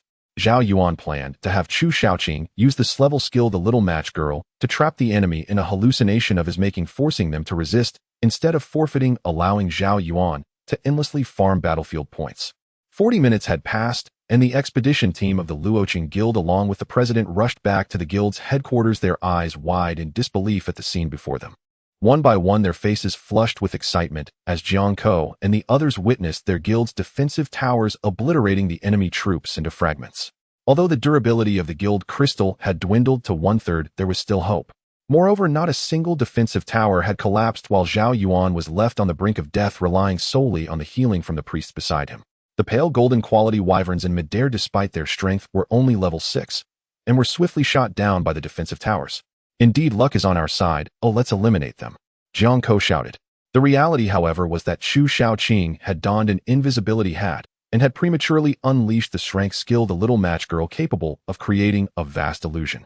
Chu Xiaoqing presented the enemy with a glimmer of hope, prompting them to fight back desperately, allowing Zhao Yuan and the others to continuously rack up battlefield points. Zhao Yuan inquired, "Can your illusion conceal system information? The notifications of their level drops upon death won't be exposed, right?" Chu Xiaoqing replied, Don't worry, my Shrank ability is powerful enough to cover even system information. With the enhancement of the magic return aura, I can use this skill without limits. Zhao Yuan did not activate the punishment cloak as it would destroy the enemy's guild crystal. He wielded a level 25 one-handed sword and swiftly beheaded Jiang Ko. In Jiang Ko's view, he saw himself slaying hundreds of pale golden troops only to be overwhelmed and killed in the end. But there was still hope. As long as he resurrected and immediately joined the battle, he could turn the tide. One must admit that Chu Shaoqing's application of this skill was terrifying, weaving an illusion that straddled the line between hope and despair while perfectly justifying the agony of being beheaded. With a single sword strike, he killed the leader of the opposing guild, causing their level to drop to 29. 3 seconds later, they resurrected from the guild structure only to be killed again by Zhao Yuan. Zhao Yuan's battlefield points surged wildly and his teammates' points soared as well, while the raging dragon flames engulfed the enemy's resurrection site, killing them the moment they revived. Another 2 hours passed, and the enemy's main force arrived. Zhao Yuan asked, "Can your ability cover so many people?" "That's nearly 4,000 troops." Chu Shaoqing shrugged. "Of course not, this is just an SSS-Rank skill, not an SSS-Rank illusion." Jiang Fengwu suggested, "We can split the enemy forces. The 5 of us in our squad can each draw away a portion of their troops, then let Chu Shaoqing cast illusions one by one." Zhao Yuan rode the wyvern, flying above the enemy, managing the distance, activating the taunt, and then escaped. Using the taunt, he attracted 2 units of enemy troops, after which Chu Shaoqing employed the Shrank Little Matchgirl skill on them. Jiang Fengwu leaped into the enemy lines, countless arrows and spells targeting him. Shrank Qinkuan Great Shift. Jiang Fengwu's movements resembled Tai Chi as profound, true energy forcibly altered the trajectory of most airborne projectiles. A large number of arrows and spells not only missed Jiang Fengwu, but instead shot towards his allies. Then, using all his might, Jiang Fengwu activated the Qinkuan Great Shift, unexpectedly sweeping up 500 people with an invisible force and carried them away. What kind of monsters are these? One person used internal energy to destroy over 10,000 flying projectiles and lifted over 500 people with internal energy and even executed lightness skill to escape. One high-ranking guild member shouted, "We can't worry about that now. Our first priority is to return to the guild headquarters and protect the crystal." Since just now the president and the others have not sent a single message, which means they are caught in a fierce battle and have successfully held the crystal. The enemy is trying to lure us away to destroy the crystal. Do they think we can be fooled by such tricks? Next, Zhao Yuan activated the Bone Tomb, forcibly taking away some enemy players who were all subjected to the Little Matchgirl skill. Miraculously, this nearly 4,000 troop force was completely obscured by the illusion. Zhao Yuan and the others, along with the Wyvern Riders in midair, frantically used their skills to slay these enemy units. Killing purple units increased the battlefield points. Killing players further increased the battlefield points, and players revived after 3 seconds, allowing them to be slain again. Zhao Yuan couldn't help but grin. The points were flowing in so smoothly. It was the highest he had ever experienced, and his own points exceeded 4,000. Chu Shaoqing reminded, "Although we miraculously dragged all 4,000 units into the illusion, this is still just an SSS-Rank skill. In just a few dozen minutes, a large batch of them will awaken from the illusion, realize the truth, and choose to abandon resistance. It doesn't matter. Let's pull the top-tier strongest 1,000 back into the illusion. The others can escape if they want to." At this moment, the leader of the opposing guild, Jiang Ko, had dropped to level 15, having been killed 15 times. Zhao Yuan had intentionally controlled the speed, otherwise Chu Shaoqing's woven illusion couldn't explain how he died so quickly, as the pain could not be concealed. 25 minutes had passed, and even with Zhao Yuan's over 1,000 points of physique, he felt a slight tremor in his hands from all the player kills. 1,000 purple units were slaughtered cleanly, and the 3,000 players were each killed an average of 7 times, dropping their levels by 7. At this point, many players awoke from the illusion, realizing the truth. The slower ones were killed again, while the quicker ones chose to retreat. However, Chu Shaoqing's skill effect could still cover 1,000 people, and the remaining players were slaughtered madly, having been reduced to level 0. At this moment, killing these level 0 players no longer provided battlefield points. Chu Shaoqing dispelled the illusion, and Zhao Yuan, right in front of Jiang Ko, smashed the crystal with a single punch. Regional announcement: the Zhubing Guild has destroyed the Luoqing Guild crystal, achieving victory in the guild war, and will receive all guild resources, funds, experience points, and troops from the opposing guild. The Luoqing Guild's experience points are 0, and it has been forcibly disbanded. Yining exclaimed, "This is fantastic. Even without 12 hours of my battlefield points have reached 7,500. Zhao Yuan replied, my battlefield points have also reached 8-0. We slaughtered purple units, and each of the 3 players was at least killed 7 times, while the guild's high-ranking members were directly brought down to level 0. The points provided by enemy players upon death don't diminish too much with level drops. Typically, battlefield points max out at 2500, making it hard to increase further. Guild War Information received guild resources of 10 million guild funds of 6 million guild experience points of 600, and a purple unit rebirth pool. Victory in the cross-regional guild war guild members luck 1, president's luck 3. Battlefield leaderboard. First Zhao Yuan 8,000 points. Second Yin Ning 7,500 points. Third Chu Xiaoqing 7253 points. Chu Xiaoqing spoke. Our guild only has 6 members, and the total battlefield points are limited, so we only need to share them among us 6, unlike other guilds that have to divide battlefield points among 3 people. Zhao Yuan stated, the battlefield points reward this time is definitely exaggerated. Zhao Yuan has reached 8,000 points. Next time it might not be so easy to farm battlefield points. Zhao Yuan nodded, saying, in fact, our 6 members are strong enough to crush the Luocheng guild. Their leader should possess more than 1 A-level skill. Even without using teleportation points or group invisibility, if we just rely on brute strength, the Luocheng guild could never be our opponent. However, using strategy to defeat the enemy can significantly reduce troop losses and speed up the guild war, otherwise it would take 3 days. At night, without our team guarding Qingyun town, the night demons could destroy it in 3 hours. Distributing battlefield points. Player has 8,000 battlefield points. Rewards include Golden Troop Reincarnation Pool Fragment X2, War Refusal Order X1, Tiger Talisman X1, Light Gold Guild NPC X2. Wow, the Golden Troop Reincarnation Pool is just a fragment, this familiar tactic. Yun Ning said, I got a fragment of the Golden Troop Reincarnation Pool, what about you? We need a total of 7 fragments to synthesize the Reincarnation Pool. Zhong Yuan said, I also got one, my battlefield points are 6,200. Zhang Fengwu said, I also have a fragment, the other rewards are attribute points and experience. The other 5 teammates all had battlefield points of at least 6,000, each obtaining 1 fragment, and together with the 2 Zhao Yuan had they perfectly gathered 7 fragments. Fortunately, if we had been just 1 fragment short, I would have felt terrible, Zhao Yuan said, relieved. He obtained 7 fragments and immediately synthesized them, pure golden light condensed in Zhao Yuan's hand, forming a pocket-sized pool. After the guild war ended, everyone returned to the guild base, and the Golden Troop Reincarnation Pool obtained by Zhao Yuan was Half-Blood Dragon Race Troop Reincarnation Pool. Quality Golden. Consumption reincarnates 100 units for every 500 guild resources, with a minimum consumption limit of 500 guild resources. Half-Blood Dragon Race. The reincarnation cost is much higher than that of light gold quality troops. 500 resources can only reincarnate 100 units, and 10 million guild resources are needed to reincarnate 2,000 units. Who can withstand that? Zhao Yuan placed the Golden Troop Reincarnation Pool on the ground. The edges were engraved with strange dragon scales, and a pair of dragon wings sculptures extended into the air. Zhao Yuan was not hesitant. He directly poured all the 10 million guild resources he had just obtained into the Golden Troop Reincarnation Pool. 10 million guild resources consumed reincarnated 2,000 units of Half-Blood Dragons. Half-Blood Dragon. Quality Golden. Level LV5. Health 350000. Mana 10000. Strength 9,000. Constitution 9,000. Agility 10000. Intelligence 10000. Skills lethal being bloodthirsty cunning. Truly worthy of a golden troop. This is too cool. Chu Xiaoqing exclaimed, isn't this just a pure dragon boyfriend? Zhao Yuan was also extremely surprised. These half-blood dragons had a physique indistinguishable from normal humans, but their looks were somewhat ridiculously high.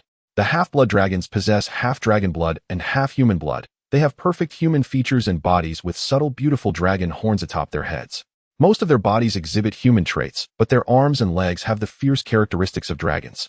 Their arms are covered in delicate dragon scales with a ghostly purple hue, and their feet have dragon claws. They possess wings similar to demons and a long demonic tail. Goodness, the momentum of this golden troop is almost surpassing mine. Zhang Fengwu said helpless. At only level 5, it has such terrifying panel attributes, 3,500 health and 1,000 mana. Zhao Yuan opened the skill introduction of the Half-Blood Dragon. Lethal being possesses an irresistible charm that combines the excellence of dragon and human races while also bearing the lethality of both. Is this really considered a skill? Zhao Yuan was dumbfounded. I knew these dragons were handsome, but I didn't expect that being handsome could also become a skill. Bloodthirsty, a bloodline ability leaning towards the dragon when activated. Attack speed 300, movement speed 300, lifesteal 5. Strong. Compared to human skills, it's at least in a level. Cunning, a bloodline ability leaning towards humans when attacked. Nerve reflex 50, a dodge chance 20. Alright, it doesn't have a single active damaging skill, but these half-blood dragons can still transform into demonic beings with just their normal attacks. Zhao Yuan concluded. The 6 members of the team wanted to discuss the newly acquired golden troops further, but having not rested for a night, they were extremely tired. They had just been excited about farming guild points, and now weariness hit them again. 2 robust guild NPCs approached. These were the 2 light gold quality NPCs Zhao Yuan obtained. Master Blacksmith. Quality light gold. Skill, forging troop equipment. These 2 NPCs are both master blacksmiths possessing only 1 skill, but that is enough to make them light gold quality NPCs. They can forge exclusive equipment for the guild's troops. However, it requires consumption of guild resources and funds. Great, another big spender has arrived. Zhao Yuan sighed. But with the hidden mechanism activated, I can even actively provoke wars against guilds from other regions. If there aren't enough guild resources, then we will raid. We will take it. Zhao Yuan also spoke up. In the future, our troops will be golden half-blood dragons, and they will wear complete troop equipment. Who can stop us among guilds of the same level? We will directly sweep, through meeting gods we will kill.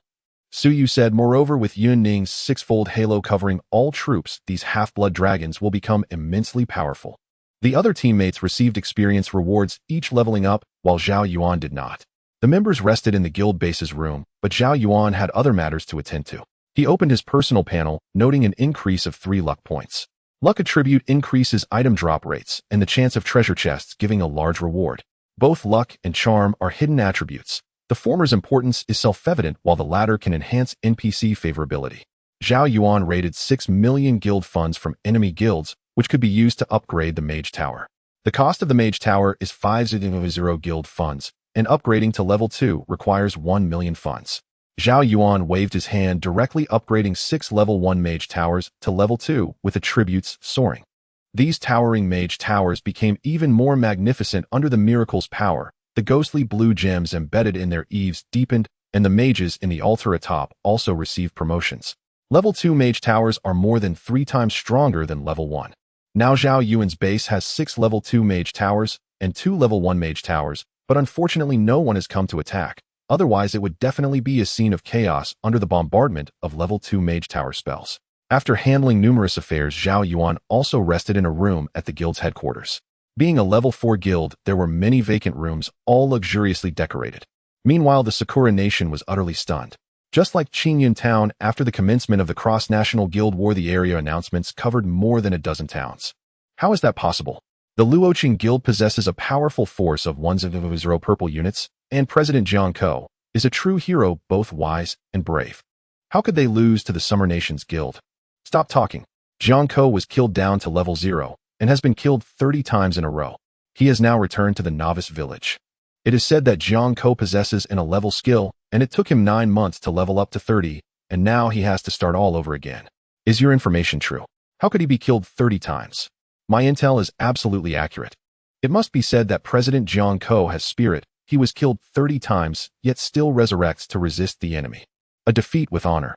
It is said that the Summer Nation's Trickster Guild only has 6 members, and their units are of pale gold quality. 6 members. Could they be level skilled players? Alas, no more. President Jiang Ko has suffered such great humiliation, his mentality has completely shattered. The Summer Nation is simply too strong. Meanwhile, in the Summer Nation, more than a dozen surrounding towns saw the victory announcement for the guild war. What a glorious victory. The Trickster Guild is impressive. They defeated the Sakura Guild, which has been doing well, in less than half a day. Indeed, our Summer Nation is full of talent, whether in high-level combat power or mid to low-level strength. We are absolute kings. In Qingyun Town, Zhou Heng looked shocked. Is it really over this quickly? Wasn't the time limit 3 days? I thought Zhao Yuan and the others were delayed in the guild war. After the night demons would invade, and we would all be slaughtered. Li Sheng said. It seems Zhao Yuan and the others spared no effort to protect Qingyun Town, sacrificing a large number of units to destroy the opposing guild in time. All the resources, funds, and experience of a level 4 guild have been plundered by the trickster. Tisk tisk, and still they couldn't level up to level 5. Wang Hanxing sighed. Indeed, as the level of the guild rises, it becomes increasingly difficult. Although Zhao Yuan and the others were resting, these units were full of energy, led by the barracks commander going out to hunt ferocious beasts. The purple quality barracks commander actually felt a bit intimidated by these golden half-blood dragon men. Not to mention the enemies, even the barracks commander felt a slight fear watching these deadly beings. Currently, Zhao Yuan had a total of 300 Wyvern Cavalry and 200 half-blood dragon men. The 200 half-blood dragon men might be able to wipe out the 300 Wyvern Cavalry, but of course this depended on the average level of the half-blood dragon men being increased. The barracks commander cast a group morale-boosting skill, enhancing the movement speed of all units. These golden half-blood dragon men activated their slaughter ability, with their attack speed and movement speed suddenly increasing by 300, almost turning into a shadow, as they passed, leaving no trace of ferocious beasts behind, all having their throats ripped open by sharp dragon claws. Moreover, when the half-blood dragon men were attacked, they triggered the cunning skill, increasing their reflexes by 50 and evasion chances by 20. Paired with the enhancement of the slaughter skill, it was simply unbeatable. A 35-level overlord creature was like an infant facing an adult being overwhelmingly crushed. This was without the blessing of Yun Ning's aura. The barracks commander looked at this group of truly monstrous beings and felt completely outmatched, as he couldn't even see the movements of the half-blood dragon men. Zhao Yuan was awakened by a preset alarm clock, sleeping until dark. This reminds me of my previous university dorm life. Zhao Yuan opened the system shop to purchase some food to replenish his hunger. He stepped out of the room and happened to see the units returning from hunting. Destroyed 4 35-level ferocious beast factions, gained 100 guild resources, 500 guild funds, 500 guild experience, half-blood dragon men's average level 1. Yun Ning appeared in Zhao Yuan's line of sight. Don't worry, I just checked. The half-blood dragon men suffered no casualties, still at 200 units. Zhao Yuan smiled. It's not that I'm nervous, but these golden units are just too expensive. Losing one makes my heart bleed. At this time the sky was dark. It was already past 9 p.m., yet the night demon invasion had not triggered. The last night demon invasion started at midnight. Zhao Yuan said casually, I have 2 troop command talismans, but each talisman only lasts half. This means that for tonight's night demon invasion, if civilian casualties are severe, I will activate the talisman. If we can hold them off, I will save the last one for later use. Zhang Fengwu drew his sword and said, 2 talismans mean 1 hour of troop command time, but the intelligence of these half-blood dragon men is higher than I imagined. This deadly creature's skills must be hidden. The half-blood dragon men possess human intelligence while inheriting the cruelty of dragons. Chu Shaoqing wore a full red cloak, looking very much like a grown-up version of the little match girl. This was one of her outfits. She herself wore a robe-like gear. Aren't the 2 additional skills of the half-blood dragon men a perfect explanation of both humans and dragons? One is cunning and the other is slaughter. So you spoke up. Let's first match a few rounds in the arena while we wait for the night demon invasion to trigger. Actually, these half-blood dragon men can hunt ferocious beasts at night, but they also need to sleep and rest. Zhong Wen looked at the towering and mysterious level 2 mage tower and said, even the mages at the top altar have changed into white robes. I really want to see the power of these mage towers. Next guild war, let's defend a city for once instead of always initiating sieges. Zhao Yuan teleported back to Qingyan town and saw Zhou Hang and the others. Zhao Yuan said, quickly gather all civilians and combat units together. Being too dispersed will benefit the night demon's actions. If they are concentrated, it will be easier for me to protect everyone. Zhou Hang replied, of course, why arrange this long ago? The first time was due to a lack of intelligence, not knowing that the night demon's pouncing skill could cross over mountains. I've also arranged things with the town chief. We'll concentrate here. Li Xing asked, what is the situation with the Sakura Nation's Luocheng Guild? The opposing side is also a level 4 guild and can unlock cross-national battlefields. Their strength must not be weak. Zhao Yuan nodded. Indeed, they are not weak. 100 purple units and 300 members, but these guys are quite unfortunate. Out of 300 players, at least 70 times have been killed, which means they have dropped 7 levels. As for the higher-ups and mid-levels of the Luocheng Guild, they have all been killed to level 0. They should now be forcibly sent back to the novice village rite. After all, the town prohibits players above level 30 from entering, while also forbidding players below level 10 from existing. You managed to bring them down to level 0. Are these enemies really that resilient? Zhang Qi exclaimed, and, of course not, Zhao Yuan casually replied. One of my teammates possesses a wide-ranging illusion ability, weaving a mirage that straddles the line between hope and despair. These enemies thought they could turn the tide, so they never withdrew, and I ended up killing them 30 times. After waking up, they probably have psychological scars now. By the way, the Night Demon has 3 skills. We have seen its charge and capture abilities, but this last skill, assimilation. It's quite suspicious. Zhao Yuan spoke up. Zhou Heng frowned and replied, "Actually, I've been investigating this for a while. I sent former guild members to secretly observe some NPCs who survived attacks." Wang Hanxing also added, "Indeed, this assimilation skill sounds like it assimilates enemies into itself." Zhao Yuan added, "If we gather everyone together, we can eliminate the threat of the assimilation skill. Everyone be cautious of those around you. But there's no need to worry too much. Near me, all the damage you suffer will be borne by me." In fact, Zhou Heng had realized during their last encounter that after aligning with Zhao Yuan, not only did he have Yun Ning's sixfold halo, but he also gained a buff from the Oath Shield. With Zhao Yuan absorbing all damage, to be honest, if Zhou Heng didn't lack strength skills, he might have considered joining Zhao Yuan's guild. Having such a powerful tank as the guild leader is undoubtedly the most reassuring aspect in this apocalyptic game. As midnight approached, all personnel gathered in the open area. Zhao Yuan was not worried that anyone would initiate a guild war against him, as the war order cannot be used against those who had participated in a guild war within the last 3 days. Otherwise, who could withstand the continuous wheel battle? Zhao Yuan also needed sleep and rest. Zhou Heng sent a private message to Zhao Yuan. "It is indeed a bit strange. Logically speaking, the Night Demon should have killed many players and NPCs after crossing the mountain last night. The Night Demon in the dark state is quite tricky even for me, let alone for ordinary players. There are just too many survivors." Zhao Yuan said seriously, "I understand now. The assimilation skill must allow the Night Demon to blend in with humans hiding among the crowd, preparing to backstab us at the crucial moment, the final moment. Catastrophe event triggered Night Demon assault. Safe zones and teleport points are now ineffective. Under the cover of night, all monster attributes are doubled. Battlefield points will continue for 3 days with rewards distributed after achieving victory. Buzz. Yun Ning activated the sixfold halo and layers of mottled light instantaneously spanned over 6,000 meters, enveloping all allied units, including walls and arrow towers. Of course, effects like the blood-sucking halo and experience halo can only benefit living beings. At this moment, the effects of Yun Ning's halo were as follows: Health Halo 150 health limit, Health Recovery Halo 300 health per second, Mana Recovery Halo 350 mana per second, Bloodsucking Halo 15 lifesteal, Experience Halo 120 experience, Critical Hit Halo 15 critical hit rate. Each halo effect was exceptional enough to excite ordinary players for half the night. The most essential was actually the Mana Recovery Halo, restoring 3500 mana per second. The combat power of ordinary players would double, let alone that of Zhao Yuan and others. Zhao Yuan was fine and most of his skills were passive effects, while other members had predominantly active skills. The mana cost for releasing SS-level abilities was astronomical. In the pitch-black wilderness, pairs of crimson, elongated eyes lit up. Zhao Yuan stood directly at the center of the crowd, the Oath Shield effect covering a full 300 people. This meant that Zhao Yuan was protecting these 300 people, not a single one would die. Even Jesus couldn't take them away, as Zhao Yuan declared. Whether or not to use the taunt skill didn't matter, it had now become a monster retention skill. If the ferocious beast wanted to escape, it could do so without any issue, as the Oath Shield was in effect. The second wave of night demons was clearly larger than the first, with increased strength and a greater number of dominant creatures. A massive horde of night demons surged toward the crowd like a tidal wave. Numerous players and NPCs instantly suffered from a terrifying barrage of attacks, yet they did not lose a single point of health nor feel any pain, because all damage was absorbed by Zhao Yuan.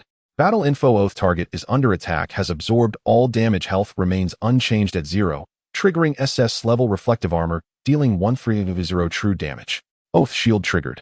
Oath shield triggered. In an instant, thousands of battle messages indicating the activation of the Oath Shield appeared, prompting Zhao Yuan to temporarily disable the battle info due to the overwhelming number. Approximately 100 night demons attacked the Oath target, meaning Zhao Yuan suffered 100 attacks in just 10 seconds, triggering reflective armor 100 times. Due to the night demon's attack power being limited in the dark state, it could only deal 100 points of true damage in return. All night demons were pierced by the damage of the reflective armor, their bodies bearing exaggerated wounds, while Zhao Yuan leisurely sat on the ground, as if enjoying the moon. Since most of the Lord-level night demons couldn't even scratch Zhao Yuan, he did not lose 100 health in one go. With the Health Recovery Halo Berserker passive, Su Yuxian's Rabbit Pet healing the Phoenix's Phoenix Blood skill, and other healing players present, even with 300 people's damage, Zhao Yuan's health couldn't possibly drop below 70. With a 15 lifesteal, each counterattack dealing 130 true damage would restore 19500 health. Zhao Yuan's health remained at a terrifying 99. Zhou Hang felt for a moment that this was not experiencing a catastrophe event in the dark state. It felt as easy as playing house or playing in mud.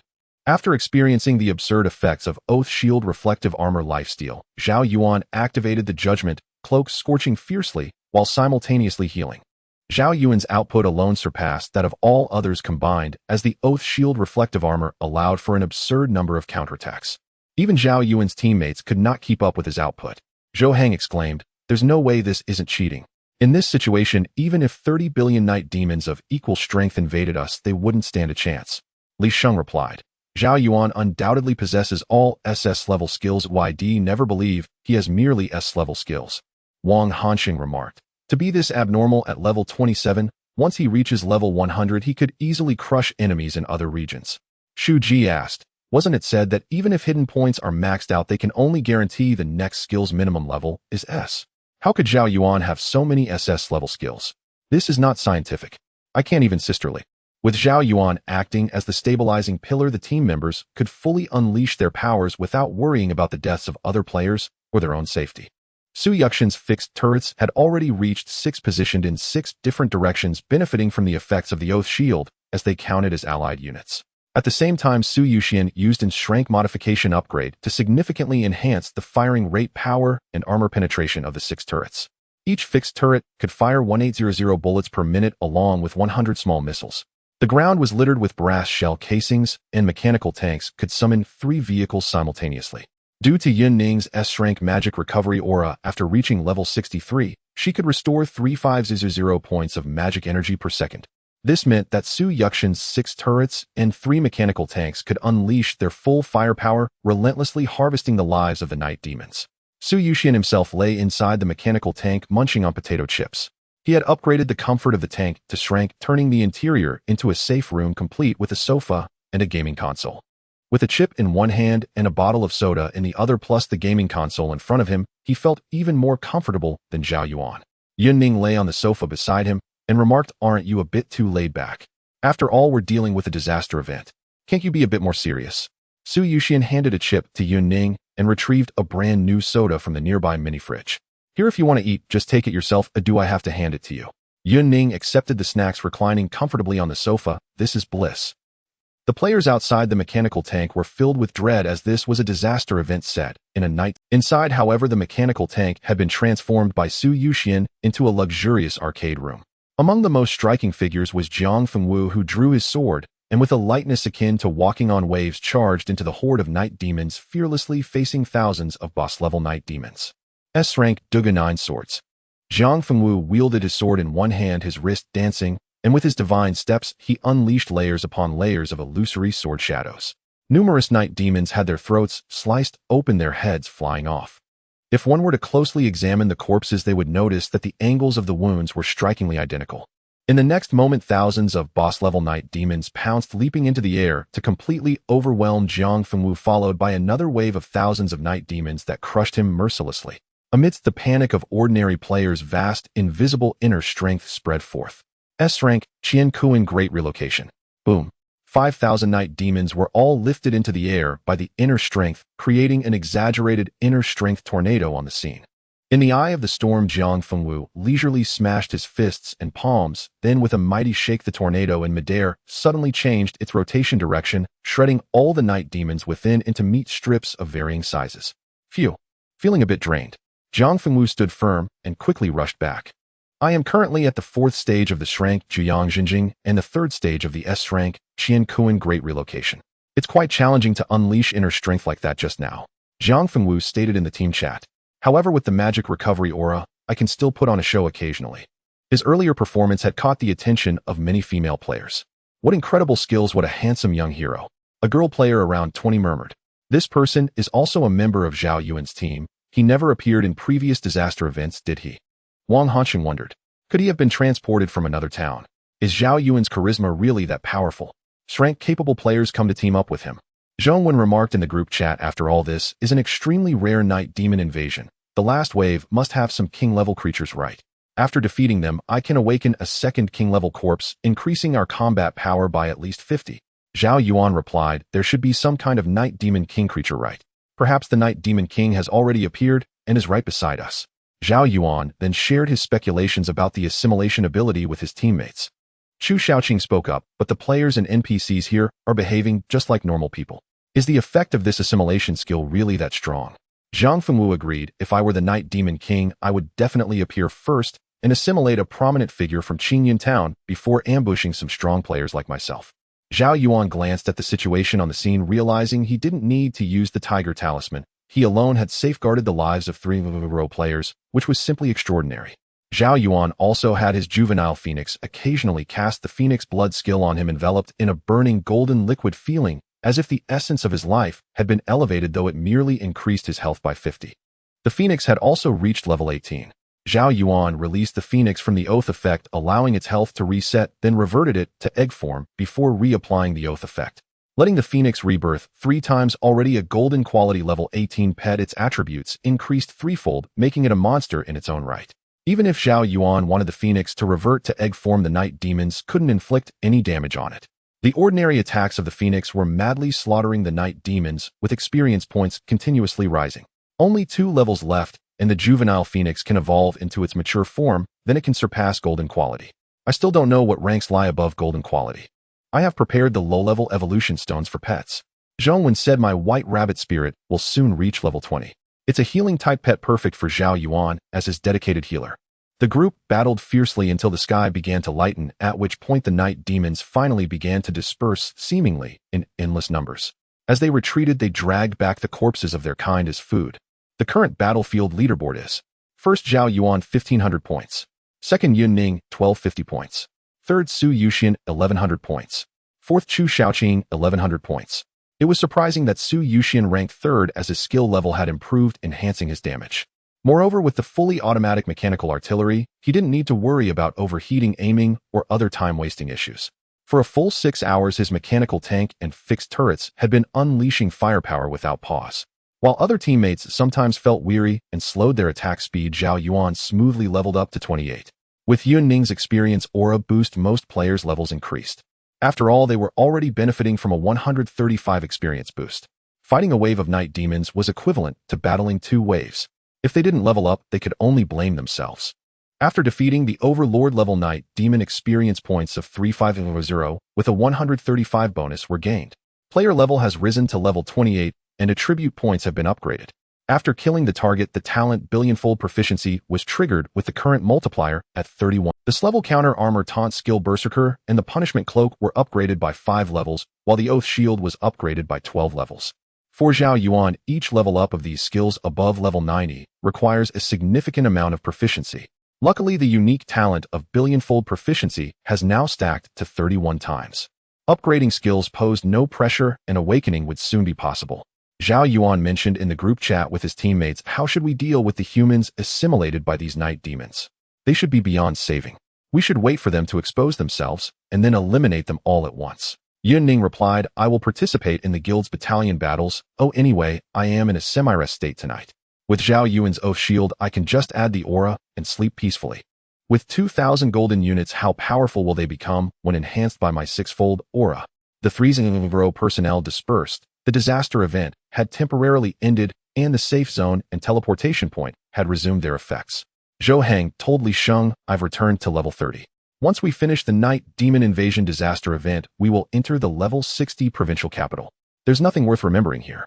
Li Sheng nodded and said currently the major guilds are adopting a nurturing strategy, establishing the embryonic system of the guild in the novice village and towns. Guild members who perform well in towns like we did back then could gain re-employment after unifying the town's forces and entering the provincial capital. One could become the vice president of the Milan Guild in the provincial capital or a senior executive, but now our guild has been disbanded and performed poorly, meaning we can only start from being ordinary members after entering the provincial capital. Zhao Yuan played a few rounds in the arena, crushing opponents and earning a significant amount of arena currency. He still wanted to discover more level skill users through the arena and attempt to recruit them into his team. However, the difficulty was high, as most level capable individuals had likely been recruited by top guilds or were unscrupulous cunning players. For Zhao Yuan to encounter a good-natured level capable person in the arena who had not joined another guild was more challenging than he had imagined. Fortunately, he was fighting in the second-tier arena where the genius opponents were mostly in their 20s and many had not joined a guild. Upon entering the arena, Zhao Yuan immediately activated the punishment cloak, and after 5 seconds his opponent was defeated. Currently, he was matched with players at level 29. As his winning streak continued to accumulate, the strength of his enemies gradually increased. Moreover, once Zhao Yuan reached level 30, he could unlock the Pet Coliseum. This would be a competition between pets, and winning would grant precious items for evolving pets, as well as materials for forging exclusive pet equipment. In a few days, the Phoenix will reach level 20, and after using the Pet Evolution Stone, it can break through to. If the Pet Coliseum is opened, who can surpass the Phoenix? Zhao Yuan mused, having already achieved a winning streak of 1560 matches. At this moment, he matched against a level 27 player whose face was like a jade crown exuding a refined aura, not at all resembling a naive scholar, almost like an ancient noble heir. Dressed in slightly traditional robes, the winning streak wasn't high, only over 300 matches. It should be noted that even Zhao Yuan could achieve 800 consecutive wins. He understood all too well the significance of consecutive wins. As the streak continued, the arena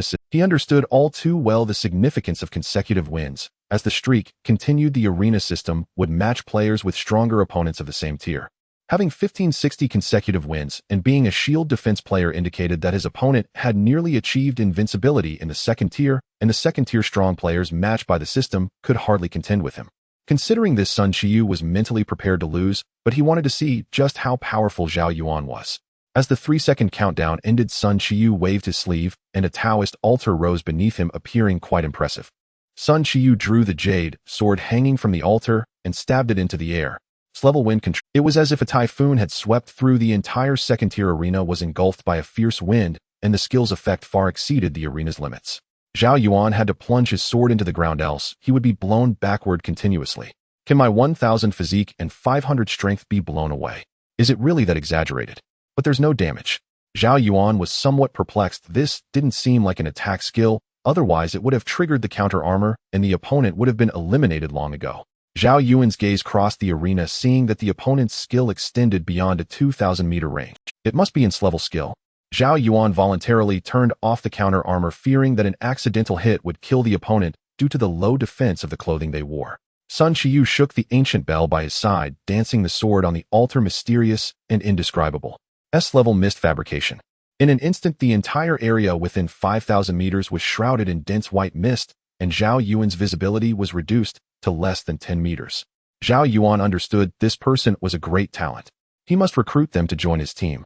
The first skill is to summon a wide range of strong winds. If it's a naval battle on water, having such wind control ability will increase the ship's sailing speed several times. The second skill is battlefield fog. In large-scale battles, if the enemy falls into the battlefield fog, they will lose visibility, while our side can ignore the mist, doubling our win rate. Zhao Yuan's eyes were filled with excitement. This person's ability is purely atmospheric manipulation, just like Yin Ning, specially born for large-scale battles. Sun Qiyu continued to dance with his sword, drawing a token from the side and shouting 5 thunder rites. Boom! The heavens were altered. Thunderclouds spread across the sky, and exaggerated thunderbolts fell, lasting a long time. Zhao Yuan still suffered no damage, but he gained a paralysis buff with a 20% chance of being paralyzed for 1 second. As long as the thunderclouds did not dissipate, this buff would persist. S-level mountain shifting. Crack! Crack! The ground beneath Zhao Yuan's feet began to crack, transforming from flat ground into fissures. This skill can alter pathways on the battlefield. Tisk tisk, there are infinite strategies that can be employed. Zhao Yuan crawled out from the fissure. S-level sun concealment. Sun Qiyu swung his long sword, seemingly cutting down the blazing sun in the sky. The entire world plunged into darkness where one couldn't see their own fingers. This person specializes in atmospheric manipulation. Their battle power is not high, hence only over 300 consecutive wins. However, in a real large-scale battle, they could be compared to Zhuge Liang. In a pitch-black environment, Zhao Yuan found himself with a blindness buff, resulting in a 25% chance of failure when casting skills. Even if the skill failed, it still consumed magic power, and the skill would need to cool down again. Zhao Yuan truly dared not move, worried that he might directly smash his opponent. Then Sun Qiyu used the S-Rank skill Rain Summoning, and a torrential downpour began 3 seconds later. Zhao Yuan was afflicted with a rusty negative buff, causing a certain amount of equipment durability to be deducted every second. Zhao Yuan had a question: how did this guy achieve a 300-game winning streak? Without a single damage-dealing skill, how could he achieve a 300-game winning streak? Subsequently, Zhao Yuan activated his blade-drawing taunt and the Judgment Cloak, instantly eliminating his opponent. On the settlement panel, Zhao Yuan chose to add his opponent as a friend. Sun Qiyu also agreed to Zhao Yuan's request.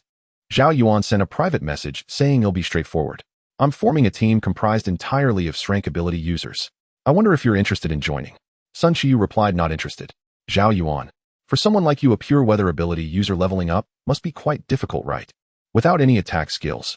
Sun Qiyu stated, I just want to be a strategist type of player commanding thousands of troops and flattening the enemy. I'm not very interested in your elite team. It turned out he wanted to lead troops into battle. That was easier to work with. I just need to come up with a way to trick him into joining. Recruit him. Zhao Yuan sent a private message. If you want to lead a legion sweeping across the battlefield, just join a guild. There are opportunities to command legions every day. Sun Qiyu sighed, don't mention it. I don't have a single guild here. They all disbanded after fighting each other. Zhao Yuan's eyes lit up. Commanding blue units is so boring. My guild has golden units, and commanding them is truly exhilarating. Really? Sun Kaiyu's face lit up with excitement. Could you send me the unit attribute chart? Just obscure the skill descriptions. Zhao Yuan felt this was a sure thing. He had grasped his opponent's psychological needs. How could he not recruit someone? Impossible. Zhao Yuan sent the complete attribute chart of the half-blood dragon to his opponent. Knowing the skill descriptions wouldn't affect anything since the half-blood dragon couldn't be countered, its speed was too fast. Sun Qiyu was drooling. Hee golden units are mine. No one is allowed to steal them. Zhao Yuan. By the way, my guild has unlocked the cross-national guild war mechanism. Once you join, you can initiate guild wars whenever you want. Let's not mention anything else. I still have 2 conquest orders. Sun Qiyu replied, how is that possible? You haven't even reached level 30. How can you participate in cross-national guild wars? Zhao Yuan responded, it's simple. You just need to have a guild, a group of teammates, unify the town forces, and then defeat the strongest hidden beasts outside the town to unlock the hidden mechanism. Simple, right? Sun Qiyu. It sounds like just having hands will do. Zhao Yuan, what do you think? Do you want to join my guild? Guild members can teleport directly to the guild base even if you're thousands of miles away. Sun Qiyu exclaimed, that's great. I can finally command a legion of units. I'm joining your guild. Just to let you know, there are only 2,000 golden units, but we have 30,000 light golden units. However, if you join us, I can initiate guild wars and directly seize resources from other national guilds. Zhao Yuan sent a guild invitation to Sun Qiyu, and he was immediately teleported into the guild base. Sun Qiyu indeed saw genuine golden units, feeling as if his life was now complete, drooling as he fantasized about being in the barracks commanding half-blood dragons and altering the grand scene of weather. Jiang Fengwu and Chu Shaoqing noticed a newcomer had joined and curiously walked over. Zhong Wen chuckled, hey, Zhao Yuan has tricked another newcomer. He's really something. Jiang Fengwu and Chu Shaoqing exchanged glances. I wasn't tricked. The admiration between strong players can't be called trickery, Jiang Fengwu mumbled. If it weren't for the impending night demon invasion in a day, Zhao Yuan would have wanted to use his conquest order directly to challenge the guilds of other national regions. The last assassin sent against Zhao Yuan was a ninja from Sakura country and another from the west. Next time, after defeating the level 4 guild of Beautiful Country, the experience from the victory would be sufficient to elevate to a level 5 guild. Sun Kaiyu's skills included S-Rank Wind Control, S-Rank Fog Creation, S-Rank Sun Obscuration, S-Rank 5 Thunder Justice, S-Rank Rain Prayer, and S-Rank Mountain Moving. Except for the Mountain Moving skill, the other 5 were all abilities that altered the weather and imposed negative buffs on enemies within the area. The Mountain Moving skill can change the terrain, altering mountains into plains or directly carving out a smooth path between mountains. It's simply a divine skill. Just imagining it opens up numerous miraculous strategies. Zhao Yuan said to Sun Qiyu, you can now lead the guild units to hunt the beast forces in the surrounding areas. Sun Qiyu asked curiously, aren't you coming? Zhao Yuan replied, I want to sleep. I'm utterly exhausted. Sun Qiyu, sleeping in broad daylight. You're a night owl. Yin Ning responded, it's true. I'm a night owl surrounded by countless night demon kittens. You can still catch the last wave. Then the other members rested, matched for arenas, or spent copper coins to enhance their combat power. Sun Qiyu and Yun Ning led 2,000 half-blood dragons and 1500 wyvern riders on their expedition. The 6-layered aura resembling a miracle enveloped all allied units. Sun Kaiyu's eyes nearly popped out. Lifesteal, health, healing, mana, recovery, experience, critical hit, aura. We are simply a perfect match. Yun Ning's expression darkened. What do you mean by a perfect match? Sun Qiyu quickly apologized. No, I mean our skills are a natural complement. No, our skill synergy is truly yin and yang, one positive and one negative. Although Sun Qiyu was obsessed with commanding legions, he still had a keen eye. He activated the S-Rank Wind Control skill, and a fierce wind surged, enveloping almost everything in sight with a southeastern breeze. This is an ability that alters the weather. Yun Ning spoke up. This is a rare player type. The West has a similar class system known as weather sorcerers. Indeed, both of our skills are designed for large-scale battles, and together they will unleash an overwhelming force that instills despair in our enemies. Then Sun Qiu drew his sword and rode the wyvern, continuously waving in the air, the tassel at the end of the sword handle swaying. Sun Qiu exhaled a dense white mist, and within a few seconds it enveloped an area of 5,000. Yun Ning discovered that this mist had a high-level obscuring effect, but as an allied unit, she could see through the mist without any obstruction to her vision. The two led their military units flying above a level 40 fierce beast force. Sun Qiu said, "With the enhancement of the return magic halo, I can release the celestial phenomenon skill more times." Below was a pig-headed tribe with an average level of 40, possessing over 10,000 overlord-level fierce beasts. Sun Qiu sequentially unleashed the S-level rain, summoning S-level fog creation, S-level 5 thunder justice, and S-level wind control. The pig-headed tribe was immediately engulfed by raging winds, swirling lead clouds, and brilliant lightning as torrential rain poured heavily upon them. As for the S-level day concealment skill, it also affected allied units. While it didn't have the blinding negative effect, allies similarly could not see the light. The essence of the day concealment skill is to obscure the blazing sun. If at S level, it could potentially spare allies. The S-level mountain moving skill was temporarily unnecessary, as it was a terrain-altering skill. All the pig-headed individuals were afflicted with 4 negative buffs. They included rust, which caused their equipment durability to continuously decline. Mist vision reduced to 10 meters. Paralyze, a 20 chance to paralyze for 1 second each second. Wind resistance, moving against the wind, movement speed reduced by 50. Meanwhile, the military units were enhanced with 6 layers of halos. Under this reciprocal effect, even the pig-headed chief could not withstand it. Pig-headed chief. Quality overlord. Level LV 40. Health 60000. Magic 50000. Strength 13000. Constitution 13000. Agility 8000. Intelligence 5000. Skills whirlwind / charge tough skin. With an average level reaching 7, the 200 half-blood dragon men began to activate the bloodthirst skill, draining large amounts of magic each second. However, with the enhancement of the return magic halo, it was enough for the half-blood dragon men to maintain the bloodthirst state continuously while their magic remained at 100. The half-blood dragon men had their movement speed and attack speed increased by 300, with 5 lifesteal, transforming into ethereal purple shadows, leaving behind a trail of pig-headed corpses. Since the scales of the half-blood dragon men were of a deep purple hue, their swift movements left shadows that were not black. Whoosh, whoosh, whoosh. The half-blood dragon men of normal human size were terrifying, turning the pig-headed tribe into a slaughterhouse. Large groups of fierce beasts were impaled, their bellies torn open, and their deaths were gruesome. So powerful. This is the golden species. Even without reaching level 8, they possess such exaggerated attributes and skills. Sun Qiu remarked. Even without our skills, these half-blood dragon men could still sweep through the pig-headed tribe. When the pig-headed tribe attempted to attack the half-blood dragon men, they triggered the cunning skill, gaining 50 nerve reflex and 25 evasion, moving as fluidly as a loach. With the pig-headed tribe's agility attribute, they simply could not hit the half-blood dragon men. Yun Ning spoke from the side. Of course, the reincarnation pool of this golden species requires gathering 7 fragments. We slaughtered all members of a level 4 guild from Sakura country 7 times. At the same time, we killed the high-ranking members of the opposing sides 100 people back to level 0, which is how we obtained the fragments of the golden species reincarnation pool. Sun Qiu swung his right arm with the jade sword, casting the S-level mountain moving skill. Around the pig-headed tribe, the soil stirred, layers of earth walls shot up into the sky, completely blocking the retreat of the pig-headed tribe. Although this skill had no damage, its effective use could change the battlefield. The pig-headed tribe on the battlefield would occasionally be paralyzed by lightning, interrupting their original attacks. Or they would be buffeted by fierce winds, making even walking exceedingly difficult, let alone attacking. The pig-headed tribe's equipment, with only their battle axes in hand, became rusted and began to crack under the rain's wash. It is worth mentioning that the boundless white mist created by the S-level fog creation skill could not be dispersed by the strong winds. All the pig-headed individuals could not see their enemies at all, and were pierced through by an ethereal purple shadow, their health bar completely drained. Yun Ning sat on the back of a wyvern and said, "This is a level 40 fierce beast force, relying on the quantity of 2. We will inevitably incur some losses among our military units.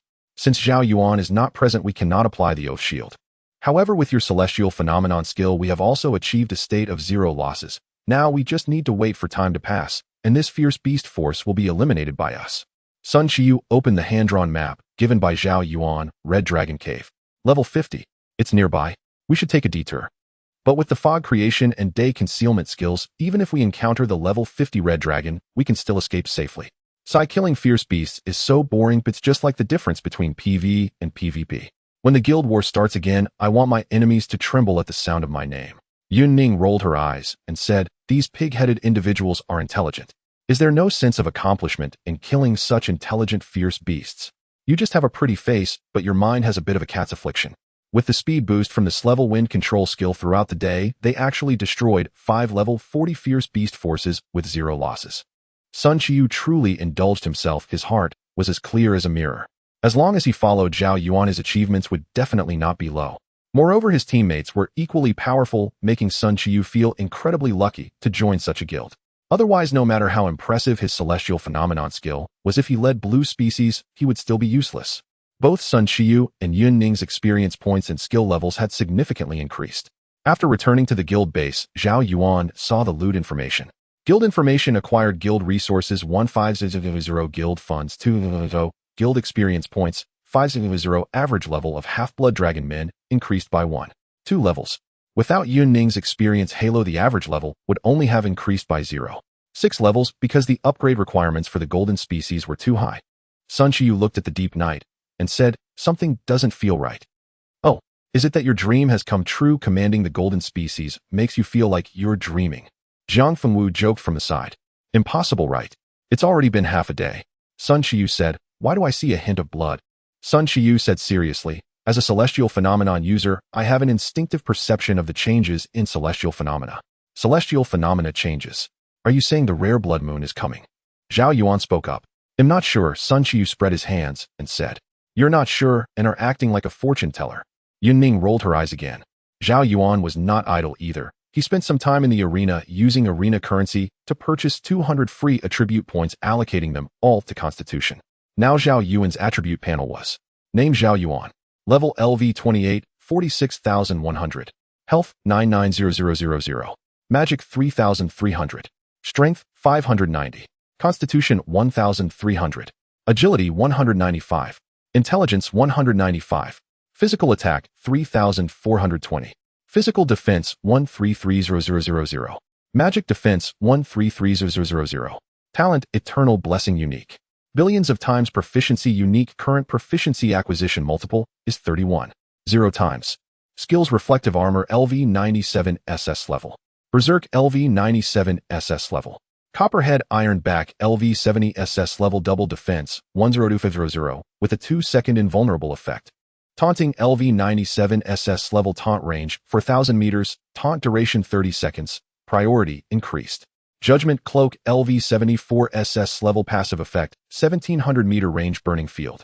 Active effect Oath Shield LV 32 SS level. Oath range 1,400 meters. Passive damage reduction increase of 17.5. Copper coins 584000. Arena currency 16923. Magic treasures: Thick Earth Bell LV 75 blue. Costume: Barbarian Bull costume white. Accessories: Purple Fiend ring purple. Life bracelet deep purple. Pet Phoenix LV 18 young. Deep black engulfed the boundless land, and amidst the layers of dark clouds a blood-red moon loomed high in the sky. Zhao Yuan looked at the curved blood moon in the sky and said, Sun Qiu, can your sun concealment skill hide? Sun Qiu replied, this is a sun concealment, not a moon hiding. Can we please respect the name of the skill? Zhao Yuan responded, it doesn't matter, it's just a trifling threefold enhancement to all attributes. It's perfect for testing the waters with the half-blood dragon. Zhao Yuan opened the guild panel and poured the guild resources he had plundered over the past 2 days into the unit rebirth pool. Having consumed 2.5 million guild resources, 500 units of half-blood dragons were reborn. Meanwhile, the players in Qingyun town were filled with anxiety, as such a rare blood moon would not appear especially with the blood moon phenomenon occurring during the invasion of the night demon. Wasn't this forcing people? This is too difficult. Just when we reached the final wave, a blood moon phenomenon appeared. Li Sheng sighed. Zhou Heng laughed and said, don't panic, we still have the big guy with us. When the sky falls, Zhao Yuan will. Li Sheng replied. Zhou, you seem a bit too happy about hugging the big guy. Zhou Heng said, I've seen through it. Having someone strong to rely on is a blessing. All I need to do is lie back and reap the rewards. Since we can't resist, we might as well close our eyes and enjoy. You have changed, Zhou. Li Sheng shook his head and said, what happened to your lofty ambitions? Zhou Hang chuckled, just joking with you, but having a protector feels really great, as if I've awakened some strange We're all a bunch of hanging losers, one more outrageous than the other. This blood moon shouldn't be a match for Zhao Yuan's team, not to mention, he still has the command talisman unused. Zhao Yuan and the others teleported to Qingyun town, where all personnel had gathered. Zhao Yuan asked, why are there so few people? Wang Hanqing replied, it must be the humans who were assimilated by the night demons. Knowing the effect of your oath shield, they dared not hide any longer. Yun Ning responded, the most dangerous aspect of the night demons is that they last for 3 days, and then Yun Ning responded, the most dangerous aspect of the night demons is that they last for 3 days, and then continuously assimilate into humans hiding among players. On the last day, they collectively betray and ambush the nearby players, and this lethal ability is directly countered by your oath shield. Zhong Wen said on the side, it is indeed a bit frightening. By the last day, players would be filled with suspicion towards each other and wouldn't dare to team up. Who knows if their friends nearby are hidden night demons? Suddenly a knife was drawn on his kidney. Jiang Fengwu gazed and asked, where's the town chief? Didn't come. Could it be that he was assimilated? Good heavens, did I predict that correctly? The night demon king appeared on the first day and then assimilated a significant figure. Zhao Yuan said, the seer has been cut down. Zhou Hang frowned and said, why are there 7 people? Isn't your team supposed to have only 6? I see there's only one truth. Zhou Hang pointed at the newcomer Sun Qiyu and said, he is the night demon king, a royal-grade creature. The scene fell into silence and everyone was caught off guard. Sun Qiyu adjusted his ancient-style scholar's long hair and said, this brother has quite the knack for awkwardness. I am impressed. Zhou Hang was not worried at all about this so-called blood moon phenomenon, even joking about it. Because he realized that Zhao Yuan was the strongest, with the oath shield active, even if Zhou Hang were to relieve himself on a royal-grade creature, the opponent could only pretend to close one eye. In the deep night wrinkles appeared a horde of night demons rushing and averaging level 40, a wave of overlord-grade creatures as numerous as cannon fodder. The soft, blood-colored moonlight poured over the night demons, causing their bodies to swell grotesquely, a threefold enhancement to all attributes. Zhao Yuan said, why does it feel like the night demons have gone berserk? Sun Qiyu responded, no nesting allowed, watch my Dao technique. Sun Qiyu was enveloped in 6 radiant halos, directly activating 4 celestial skills.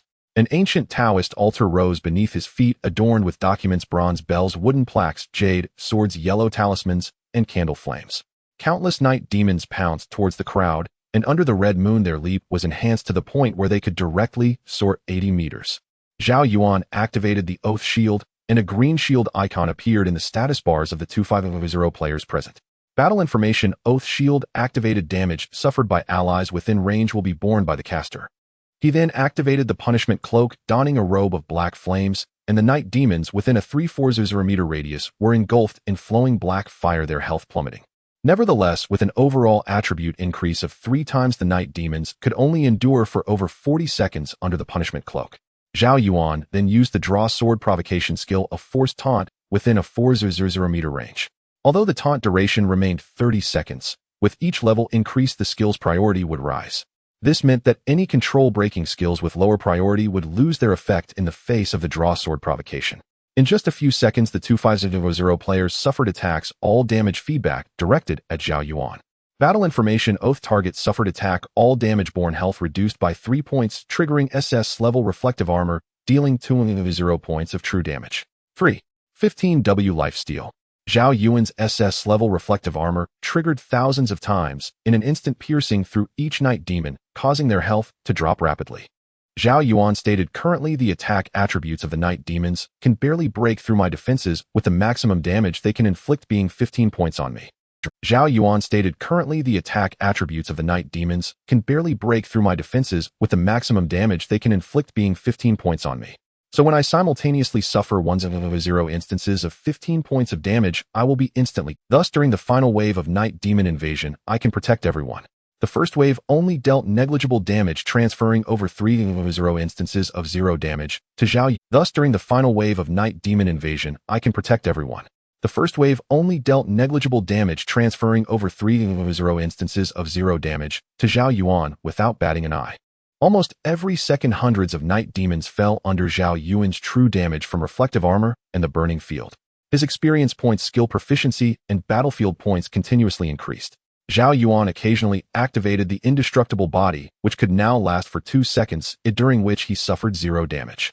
Sun Qiyu utilized an S-level mountain moving skill, creating numerous earthen stakes on the ground. These were meant to block the Night Demon's capture skills. When the Night Demons realized Zhao Yuan was bearing all the attacks, they attempted to use their long tongues to capture players, aiming to kill them 140 meters away from Zhao Yuan. With these wooden stakes, the Night Demon's capture skills were nearly rendered ineffective, as even if they ensnared a human, that human could cling to the stakes, and after a second their teammates would sever the long tongues. In the end, Zhao Yuan refrained from using draw sword provocation, as the Night Demons would all target him alone, and with the physical barriers the reflective damage would only trigger a few dozen times per second. By not using draw sword provocation and relying solely on the Oath Shield, he could trigger reflective armor tens of thousands of times per second. Under Sun Kaiyu's 4 celestial skills, the Night Demons were corroded by rain, buffeted by fierce winds, and their movement speed reduced by a third. Every few seconds they would be paralyzed by lightning, interrupting their attacks, while their visibility was limited to just 10 meters in the dense fog. However, the Night Demons could use their sense of smell to detect players, and with 250 individuals, even with a visibility range of only 10 meters, it was easy to find attacking targets. The players also joined the battle, and although their combined damage might not even amount to 1% of Zhao Yuan's, they could still earn a considerable amount of battlefield points. Zhao Yuan casually set up a stove on Sun Kaiyu's altar, taking out high-quality beast meat and roasting it right in front of the Night Demons. Yunning also sat near the stove along with Sun Qiyu and Su Yuxian. After releasing their skills, the four relaxed and enjoyed themselves. Sun Qiyu asked, "Aren't there ready-made roasted meats sold in the system shop? Why do it yourself? Is it to experience life?" Zhao Yuan focused on roasting the meat and replied, "Life should have a sense of ritual. All right, I just want to have some fun. After all, there are still several hours until dawn. Oh, I can't possibly stay for 6 hours. After upgrading the mechanical tank and fixed turret, Su Yuxian had nothing to do, as the firepower was all automated. He just needed to provide magic power. Let's get started. Late night snacks are the best. The four leisurely roasted meat and chatted at the altar, laughing and joking as if they were participating in a desired lifestyle. However, in reality, this was a calamity event under the blood moon, and other towns might be destroyed when the blood moon appeared. Zhou Heng flipped through the magic tome and beams of dazzling golden lightning shot out, but with little effect. With his output so low, let alone other ordinary players, it only highlighted Zhao Yuan's terror. He was roasting meat while ensuring the safety of 250 people and slaughtering tens of thousands of night demons. Are they playing the same game? Li Sheng looked at the four laughing on the altar. At the same age, I was crying for help under the beast tide while they are acting like emperors. Zhou Heng replied seriously, "Exactly, it's too frivolous. This is the blood moon celestial phenomenon. We should take it more seriously." Saying this, Zhou Heng shamelessly walked up to the altar to roast beast meat with Zhao Yuan and the others. Li Sheng Chu Shaoqing used this level little match girl to create a large-scale illusion, causing the night demons to kill each other. At the same time, she used the S-level Last Supper to give many night demons extra fingers, arms, legs, eyes, eyelashes, and mouths. In the chattering commotion, each finger was like this, and these mouths were saying, "Kill you. Kill you." As they spoke, they broke their own fingers, separating from their main body, and inserted them into the night demon's eyeballs, as if there was a deep-seated hatred between the two sides. Zhang Fengwu chose to unleash all his internal strength in one breath, holding his sword and adopting a posture for a sword draw. S-level Du Gu Jiujian. With a clang, Zhang Fengwu instantly slashed horizontally with his sword, a white sword aura forming a circle wildly expanding outward. The night demons covered by it immediately stopped moving, and in the next second thousands of them were bisected without exception. Zhong Wen's new skill was bone self-destruction, so he could not use it in this situation. Instead, he possessed a bone demon charging into the night demons and engaging in frenzied slaughter unstoppable. Yun Ning held a piece of roasted white wolf meat skewered with a bamboo stick. Although the four's roasting skills were disastrous, the beast meat was of good quality. As long as it was cooked, it could barely be considered delicious. "What a sin, eating late-night snacks will make me gain weight." As Yun Ning enjoyed her food, she confessed. "Then don't eat, I'll help you share." "No. A semi-data body is convenient. Oh, no matter how I eat, I won't gain weight," Yun Ning defended her roasted meat. 3 hours passed, and Sun Qiyu cast the celestial skill again. Zhao Yuan had already reached level 29. At this moment, 5000 humans emerged from the town, with the town mayor among them. Their eyes were crimson, as if they had torn off their outer skin, revealing bloody flesh. These were humans who had been assimilated by the night demons. The night demon that had devoured the town mayor possessed golden-hued pupils. It was the Night Demon King. Night Demon King quality King, level LV 40 health, 4500 mana, 100 strength 2. Health 300 constitution, 230 agility, 250 intelligence, 100 skills, absorb, capture, leap, assimilate. There are 3 such king level Night Demon Kings approaching the crowd. Zhou Heng frowned. and said as expected around 500 humans were already assimilated in the first wave. If it weren't for Zhao Yuan's oath shield, we would have been suspicious of each other, unable to form a team, and ultimately slaughtered by the night demons. With the oath shield, the night demon king no longer hides. It is meaningless to do so, and it can only charge forward. Although they possess intelligence under the control of the doomsday system, they cannot escape before the catastrophe ends. Zhao Yuan took out a pitch-black tiger talisman, crushed it hard, and a massive beam of light appeared before him. Half-blood dragon men and wyvern riders surged out from the light, immediately gaining the six-fold halo from Yun Ning. What the hell? What is that, a golden legend? Wang Hunching exclaimed. It's actually a golden quality unit. When did Zhao Yuan obtain the golden unit resurrection pool? Zhou Hang was even more astonished. Acquiring a golden unit is as difficult as climbing to the heavens, requiring fragments to piece it together. Zhou Hang is at the reward from the last battle with the Luo Chung Guild. You all slaughtered every player in the Luo Chung Guild 7 times, killing all the high-level members of 10,000 to level 0. Given this situation, it's indeed possible to obtain fragments of the golden unit resurrection pool from the guild points. Ordinary players were envious. These golden units could easily slaughter them. Clearly only level 8, yet their attributes were outrageously high. Zhao Yuan's units under the six-fold halo's influence had their combat power increased at least threefold. The wyvern riders unleashed dragon flame, while maintaining rapid low-altitude flight, opening their massive jaws to spew forth dragon flame, engulfing the night demons. The riders on the wyverns continuously shot arrows and threw short spears, pinning the night demons to the ground. The half-blood dragon men were even more outrageous, activating the bloodthirst skill, increasing attack speed and movement speed by 300, gaining 5 lifesteal, transforming into ghostly purple afterimages as they charged toward the 3 night demon kings. Li Sheng, what is this movement speed? I can barely see them. In the blink of an eye they flew past, leaving behind shredded night demon corpses. With these golden units, Zhao Yuan said he could easily sweep away all level 4 guilds in other regions. The night demon king's abdomen was torn open, absorbing the surrounding night demon corpses into its body, becoming even stronger. It activated its pounce skill, charging towards Zhao Yuan. Zhao Yuan activated the indestructible golden body, enduring the night demon king's claw attack without sustaining any injuries. Instead, the night demon king's health plummeted. The night demon king itself had extremely high attack, and the damage from its reflected attacks would also increase. After 8 instances of retaliation, the night demon king would perish. Although it was a king-level night demon with 3 times the attributes, Zhao Yuan could still perfectly withstand the damage alone. Moreover, he had teammates and thousands of healing players to assist him. The night demons frantically attacked the priest and mage players, but all damage would be redirected to Zhao Yuan. The priests only needed to focus on Zhao Yuan, continuously casting healing spells on him, which was more than sufficient. Even if the night demon king wanted to escape, it would be forcibly taunted by Zhao Yuan. In fact, Zhao Yuan didn't even need the healing skills from those priests, as the lifesteal halo allowed him to absorb over 1 million health every second. The night demons were also unable to deal with the half-blood dragon men. The damage was similarly redirected to Zhao Yuan. Yun Ning said in the team chat, even without guild units, the 7 of us could defeat the night demons. Now that we have over 300 guild units joining the battle, our efficiency in gaining battlefield points can increase tremendously. Sun Qiyu swung his jade sword from the rear, his long hair billowing in the wind. The 5 Thunder technique had a second active effect that could perform single-target attacks, paralyzing any unit within range for 3 seconds. Boom! A cerulean lightning bolt fell from the clouds, instantly covering a night demon king and causing a 3-second paralysis effect. The night demon king was wrapped in crackling electric arcs, standing motionless.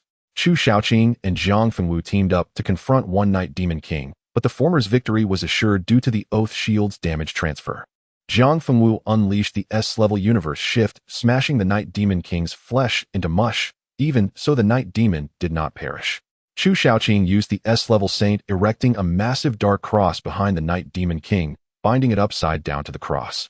Religious-themed spikes pierced through the night demon king's wrists, ankles, and forehead, triggering critical effects, doubling the damage.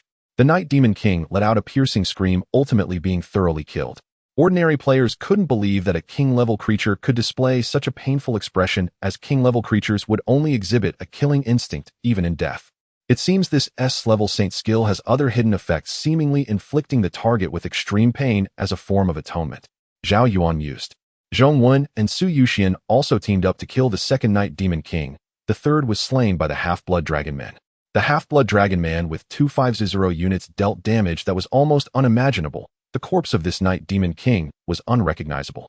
The little phoenix in Zhao Yuan's hand also reached level 20, continuously slaying fierce beasts after 3 rebirths with its ordinary attacks. Even after the deaths of the 3 king-level Night Demon Kings, the remaining Night Demons did not retreat, continuing their assault until the blood moon sank and the sky turned indigo. After a full 6 hours, the final wave of the catastrophe finally concluded. Li Sheng said the Night Demon invasion combined with the blood moon celestial phenomenon was overwhelmingly intense, essentially leading to the annihilation of all human beings in the town. Only Zhao Yuan and his group could easily combat the Night Demon army, and in the subsequent 2 waves not a single death occurred.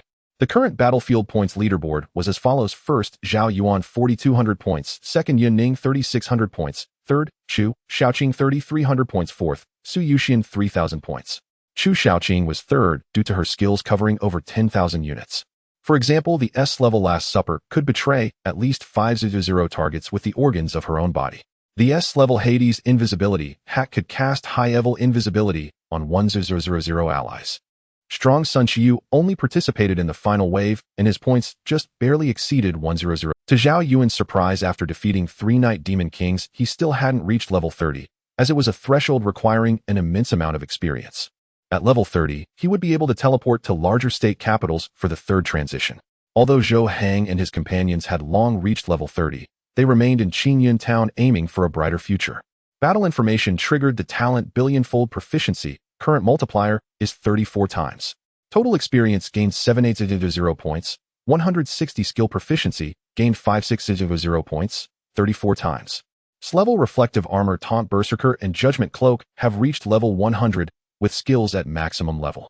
Skills can only continue to be upgraded after awakening through the Awakening Trial. Note the skill Awakening Trial will involve battling a replica of the player which possesses 100 of the player's attributes, making it extremely dangerous. Please choose wisely. Triggered the talent billion-fold proficiency, canceling the skill level cap, and skipping skill Awakening. The direction of awakening can be chosen freely. The stronger a player's strength, the harder it is to pass the skill Awakening Trial, as the replica possesses 100 of the player's attributes. Zhao Yuan needs to face a version of himself with 6th-level skills, no matter how skillfully he plays. In short, skill awakening is an extremely difficult and dangerous trial. Many talented players have perished at the hands of their own replicas. With billion-fold proficiency, Zhao Yuan directly skipped the skill awakening and obtained the awakening effects. S-level reflective armor Awakening Branch 1. Each time he receives an attack, it triggers the reflective armor effect twice. Awakening Branch 2. The priority of triggering conditions is enhanced. Any malice or killing intent from enemies within 300 meters can also trigger the reflective armor effect. It must be one of 2 choices. This is too painful, I want them both. Although he said this, being able to skip the dangerous skill Awakening and directly obtain the awakening effects was already quite extravagant. Choosing one of 2 is fine, but it is indeed a difficult choice. Those with choice anxiety might go crazy. The first awakening effect, in simple terms, doubles the reflective damage. Taking 1 hit results in 2 reflected damages. The second awakening effect states that within 300 meters, as long as the enemy harbors negative thoughts towards Zhao Yuan, it counts as damage to him, thereby triggering this level reflective armor. It is possible that enemies who glance at Zhao Yuan could die from the reflected damage in a bizarre scene. Zhao Yuan might even be regarded by players as an unseeable taboo existence. Ultimately, Zhao Yuan chose the first awakening effect as he possessed the Oath Shield. It didn't matter to him to enhance the malicious range within 300 meters. Enemies harboring malice towards him would still be unable to defeat him. This was a situation of killing and also subduing their hearts. S-level Taunt Awakening Branch 1. Cooldown time significantly reduced, allowing for seamless taunting. Awakening Branch 2. During the taunting state, enemy attack speed increases by 100, while their attack decreases by 40. At first glance, Branch 2 seems humorous, but upon closer inspection, one can discern the terrifying aspects of Branch 2. When taunting the enemy, they can only attack him for 30 seconds, and with doubled attack speed, this means the triggering of reflective armor would also double, not to mention the terrifying effect of a 40 drop in attack. With the awakened S-level reflective armor combined, Zhao Yuan can trigger reflective armor 4 times per second against the enemy. Who can withstand that? Branch 1 merely offers seamless taunting, but Zhao Yuan already has the Oath Shield ensuring the safety of his teammates. What significance does seamless taunting hold? Zhao Yuan decisively chose Branch 2. S-level Berserker Awakening Branch 1. Subsequent upgrades will gradually increase the percentage of passive health recovery. Awakening Branch 2. Amount of healing received 100. Choosing Branch 1 could allow Zhao Yuan's Berserker passive to gradually reach 5 health recovery per second, even 10. The latter option that increases the healing amount is also quite good if there isn't level healer. Therefore, by choosing Branch 2, Zhao Yuan could achieve healing amounts of even several million points per second, which is far more practical than percentage healing. However, Zhao Yuan still chose Branch 1 as it was genuinely difficult to decide. Anyway, he had an item that could change the awakening effect, so it would just mean he could change it later. Experiencing each awakening effect once is just being willful. Level Judgment Cloak Awakening Branch 1 causes 2 burning effects per second. Awakening Branch 2 doubles the range of the burning field. Zhao Yuan chose Branch 1 reasoning that he had an item to reselect the awakening effect and could swap it out later if he got tired of it. Now these 4 skills have been reset to level 1, but the previously added attributes remain unchanged, allowing for continued upgrades. Perhaps after reaching level 100 again, he could undergo a second awakening. Zhao Yuan casually speculated. The names of the 4 skills have also changed due to the awakening, now known as level Thorny Reflective Armor, level Frenzied, Taunt, level Destiny Berserker, and level Hellfire Cloak. If he had chosen another branch, the skill names would have changed to Malicious Reflective Armor. After the skill awakening, Zhao Yuan's strength underwent a dramatic change, and he felt confident that he could single-handedly kill even those above the royal level. Not to mention other skills, just the Thorny Reflective Armor and Frenzied Taunt alone could quadruple the triggering frequency of Reflective Armor. In 1 second, he could reflect damage 4 times, piercing through the enemy's heart and organs. At the same time, after awakening, the 4 skills levels will increase and the additional attributes will also be higher, significantly surpassing those before the awakening. For example, each level increase in Berserker grants 3000 to 6000 health, and this increases as the skill level rises. Now the Destiny Berserker grants 200 health for each level increase. Zhao Yuan observed that most of the people around had dispersed. No one would expect that a player under level 30 was just selecting their skill awakening branches. This is usually something players at level 60 or 70 would consider, as most people hesitate to undergo the awakening trial, fearing they might be killed by their own replica. With the unique talent Billionfold Proficiency, Zhao Yuan has reached a level that most players could never achieve in their lifetime. He was also extremely eager to upgrade both the Copperhead Iron Back and the Oath Shield to level 100, thus skipping the trial and obtaining the awakening effects.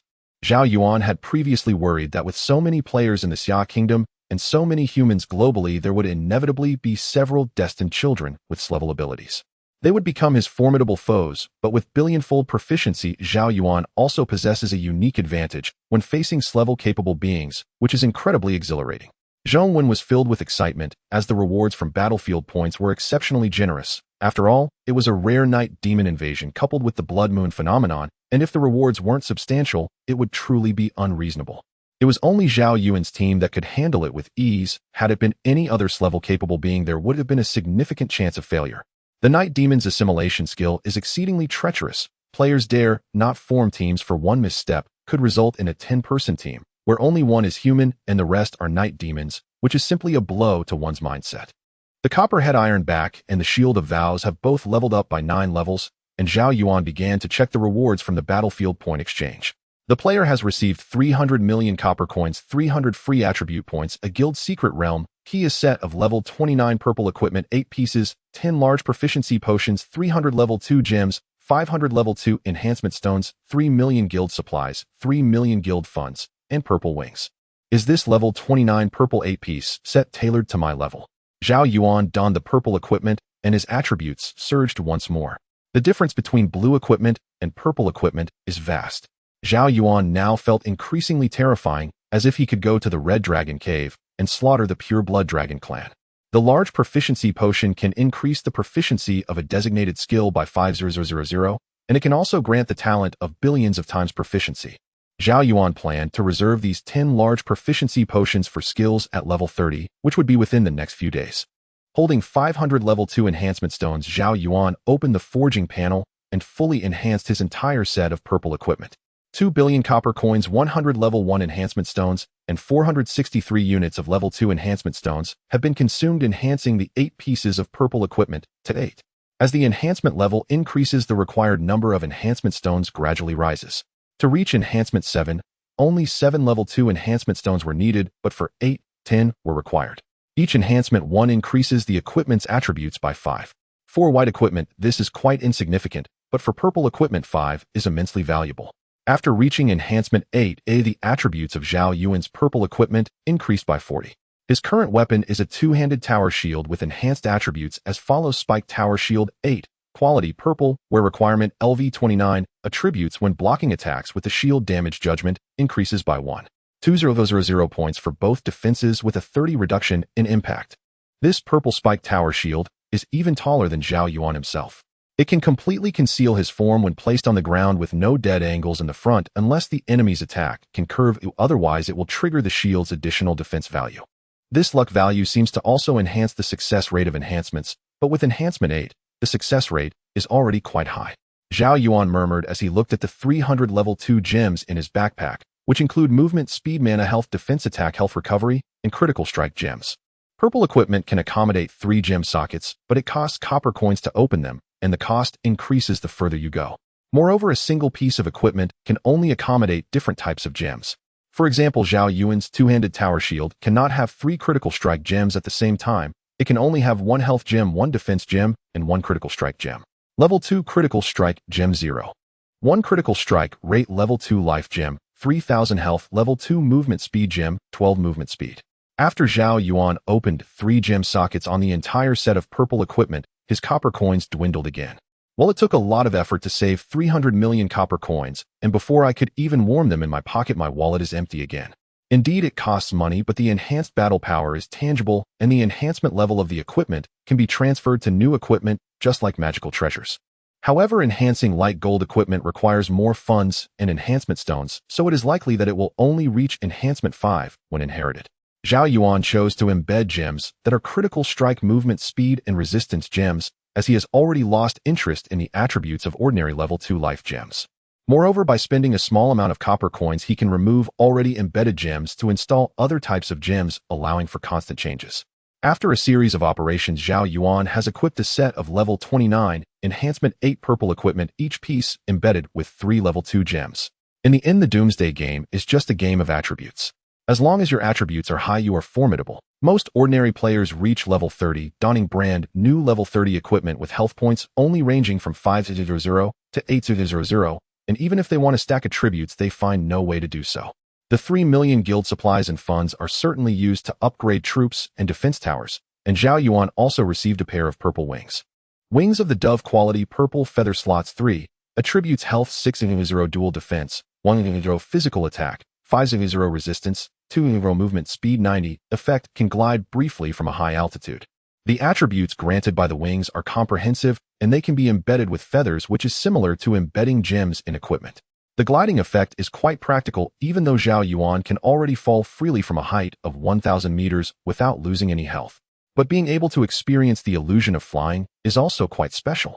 The purple wings can only glide, and the gliding time is limited. Isn't it the light gold wings that can fly close to the ground? Only the golden wings can soar in the high skies. It is now 6 a.m. and Zhao Yuan needs to go back to sleep, then consider whether to tackle the level 30 dungeon or actively initiate a cross-region guild war. Zhao Yuan came alone to the Golden Troop rebirth pool, consuming 3 million guild supplies to rebirth 600 units of half-blood dragon men. Now the total number of half-blood dragon men is 3,100 units. As for the Wyvern Cavalry, Zhao Yuan does not plan to rebirth anymore, leaving the 300 to guard the guild. Zhao Yuan looked at the new purple equipment he wore, which was extremely magnificent and imposing. The exquisite quality of the purple equipment completely overshadowed that of the blue equipment. The armor Zhao Yuan wore looked exceptionally heavy, yet he felt no sense of burden. The surface of this black armor was engraved with numerous iron blood patterns outlining intricate war insignia. Originally palm-sized level 2 gems once embedded in the equipment shrank to the size of rice grains, which could be discerned through careful observation. These rice grain-sized gems emitted a faint glow, swaying with Zhao Yuan's movements. There's a hint of the flavor of a pay-to-win player. Is this 3 million guild funds used to create specialized equipment for the troops or to upgrade the defense? To upgrade a level 2 mage tower to level 3, it costs 3 million guild funds. After reaching level 3, it can be upgraded to become a Synflar tower or an arcane tower. If 2 light gold quality blacksmith masters are sent to consume this 3 million guild funds, they would likely be able to design the blueprints for the half-blood dragonmen's specialized equipment. Zhao Yuan approached 2 blacksmith masters and asked, "Is 3 million guild funds enough for you to lavish?" The 2 burly blacksmiths holding square hammers replied, "President, if we are to design specialized equipment for the golden troops, we need 3 million funds to complete the blueprints." Based on my experience, creating each set of troop equipment afterward requires funds ranging from 1000 to 3000. All right, never mind, you may continue your work. Zhao Yuan turned and left. This troop equipment is even more costly. It is better to upgrade the defense towers since the guild war is about to begin. The 3-day period of avoiding battles is about to end, and the level 4 guilds from other regions are likely to launch an attack on the guild. Zhao Yuan spent 3 million guild funds to upgrade a mage tower near the city wall to level. The overall materials of this mage tower became more precious. The area remained unchanged, but it became increasingly mysterious and profound. The numerous patterns on the surface of the tower radiated a faint blue glow, and the mages on the altar were fully upgraded with gold thread woven into their robes, and an increase in the number of magic books. Finally, Zhao Yuan allocated all 300 free attribute points to his constitution before returning to the guild's room to rest. As time passed, Zhao Yuan awoke 7 hours later. Upon opening his eyes, he saw Zhao Yuan outside the window controlling 3 king-level night demon corpses. Night demons have skeletons that can be awakened. Zhao Yuan naturally would not miss this opportunity for a power surge. He could now summon 1500 units of skeletons, carefully selecting stronger skeletons for each battle, continuously enhancing his strength. Seeing Zhao Yuan approach, Zhao Yuan said, "I currently have 4 king-level skeletons. Even if I piece them together to form a skeleton giant beast and use bone magic, it would barely reach the strength of a king-level night demon under the blood moon. However, I have yet to use this latest S-level skeleton self-detonation. I am reluctant to use it, as it is hard-earned wealth that cannot simply be detonated." Zhao Yuan thoughtfully responded, "Perhaps this S-level skeleton self-detonation is not meant to be used this way. You could completely separate the king-level skeletons from the ordinary ones." Zhao Yuan thoughtfully responded, "Perhaps this S-level skeleton self-detonation is not meant to be used this way. You could completely separate the king-level skeleton." Zhao Yuan replied, "But there's really no need. With our team members present, even an invasion of night demons under the blood moon can be easily repelled." At that moment, Sun Qiyu walked over and asked, "What plans do we have for today?" Zhao Yuan replied, "Of course, we are going to tackle the level 30 dungeon. If we don't do this dungeon, we will be teleported to the state capital. There's nothing much to prepare. We can just push through, and it's likely will trigger the hidden difficulty." Hidden difficulty? Sun Qiyu asked in confusion. Was the last global announcement about the team that cleared the SS-rated Abyss difficulty, you guys? Doesn't it look like it? Who else would tackle a level 20 Abyss dungeon besides us? The 7 members of the team gathered together and teleported back to Qingyan Town. Players and NPCs along the way looked at Zhao Yuan's team with envy and admiration. Isn't that Zhao Yuan's team? They should be heading to the mayor's mansion to start the level 30 dungeon. There's no doubt about it. Although the level 30 dungeon requires 35 players, they can definitely clear it. I just wonder what kind of rating they can achieve. Do you think it's possible that the last global announcement was triggered by Zhao Yuan's team? I think there's a great chance that it was Zhao Yuan's team, but at that time no one was paying attention to their movements, so there's no way to confirm it. Zhao Yuan arrived at the mayor's mansion where the mayor had changed. The previous one had been assimilated by the night. "You are here to start the level 30 dungeon, right? You just need to pay a small entrance fee to activate the teleport." The new mayor spoke. Yunning said aside, "I have prepared valuable potions in advance. The monsters inside require a team of 35 players to defeat over 20 days, and due to the difficulty being too high, this dungeon is still in an uncharted state. Because we need to gather 35 top players at level 30, and their formations must be able to complement each other to have a higher chance of success. However, even a level 4 guild finds it difficult to assemble such a powerful team of 35. Zhao Yuan paid the copper coins, and a red teleportation light point appeared before him as everyone entered the level 30 dungeon. Dungeon information: players can choose to exit midway without any rewards after leaving combat. All kill rewards within the dungeon will accumulate in the gift box after clearing. Su Yuxian summoned a mechanical tank, allowing those lacking frontline combat ability to sit inside, including himself. Yunning, Sun Qiyu, and Su Yuxian entered the tank, while the others sat on top of it. Su Yuxian said, "Since every summoned mechanical tank is new each time, it needs to be re-equipped with upgraded. That's why it can be freely modified without worrying about being unable to change it." Su Yuxian chose to upgrade the mechanical tank's travel speed and internal comfort, quickly transforming the inside of the tank into a luxurious room. Although small, the sofa was extremely soft, and there was a game console fixed to the wall.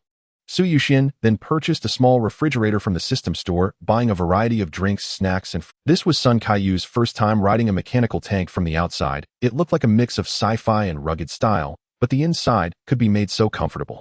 Moreover, Yunning and Su Yuxian were already lounging on the sofa, which turned out to be a massage sofa. Sun Qiyu exclaimed, "You two really know how to enjoy yourselves." Su Yuxian took off his glasses and put on a pair of sunglasses, responding nonchalantly, after fighting for so long with Zhao Yuan, shouldn't I enjoy a bit? Once my modification and upgrade skills reach a few more levels, I want to set up holographic projection equipment inside this mechanical tank. Beaches, mountaintops, and lake surfaces can all be projected holographically. Then it will truly be comfortable. Zhao Yuan responded, this is the effect of my skill Awakening, which can double the enemy's attack speed, while reducing their attack, allowing for more frequent triggers of the reflective armor. Chu Shaoqing was astonished. You have already completed the skill Awakening. Weren't you supposed to fight against a copy of yourself? Did you actually kill a copy as powerful as yourself? Jiang Fengwu raised an eyebrow, saying, I initially didn't intend to awaken my skills because it is far too dangerous. The skills and attributes are identical. Who knows if I can survive? But seeing that you have successfully awakened your skill, I feel that I can do it too.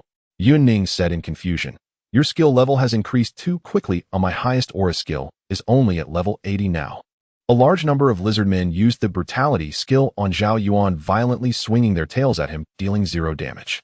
Battle information experienced 2 attacks, health decreased by 0 points, triggered SS level Thorn reflective armor, causing 4 instances of reflected damage. Puff puff puff puff.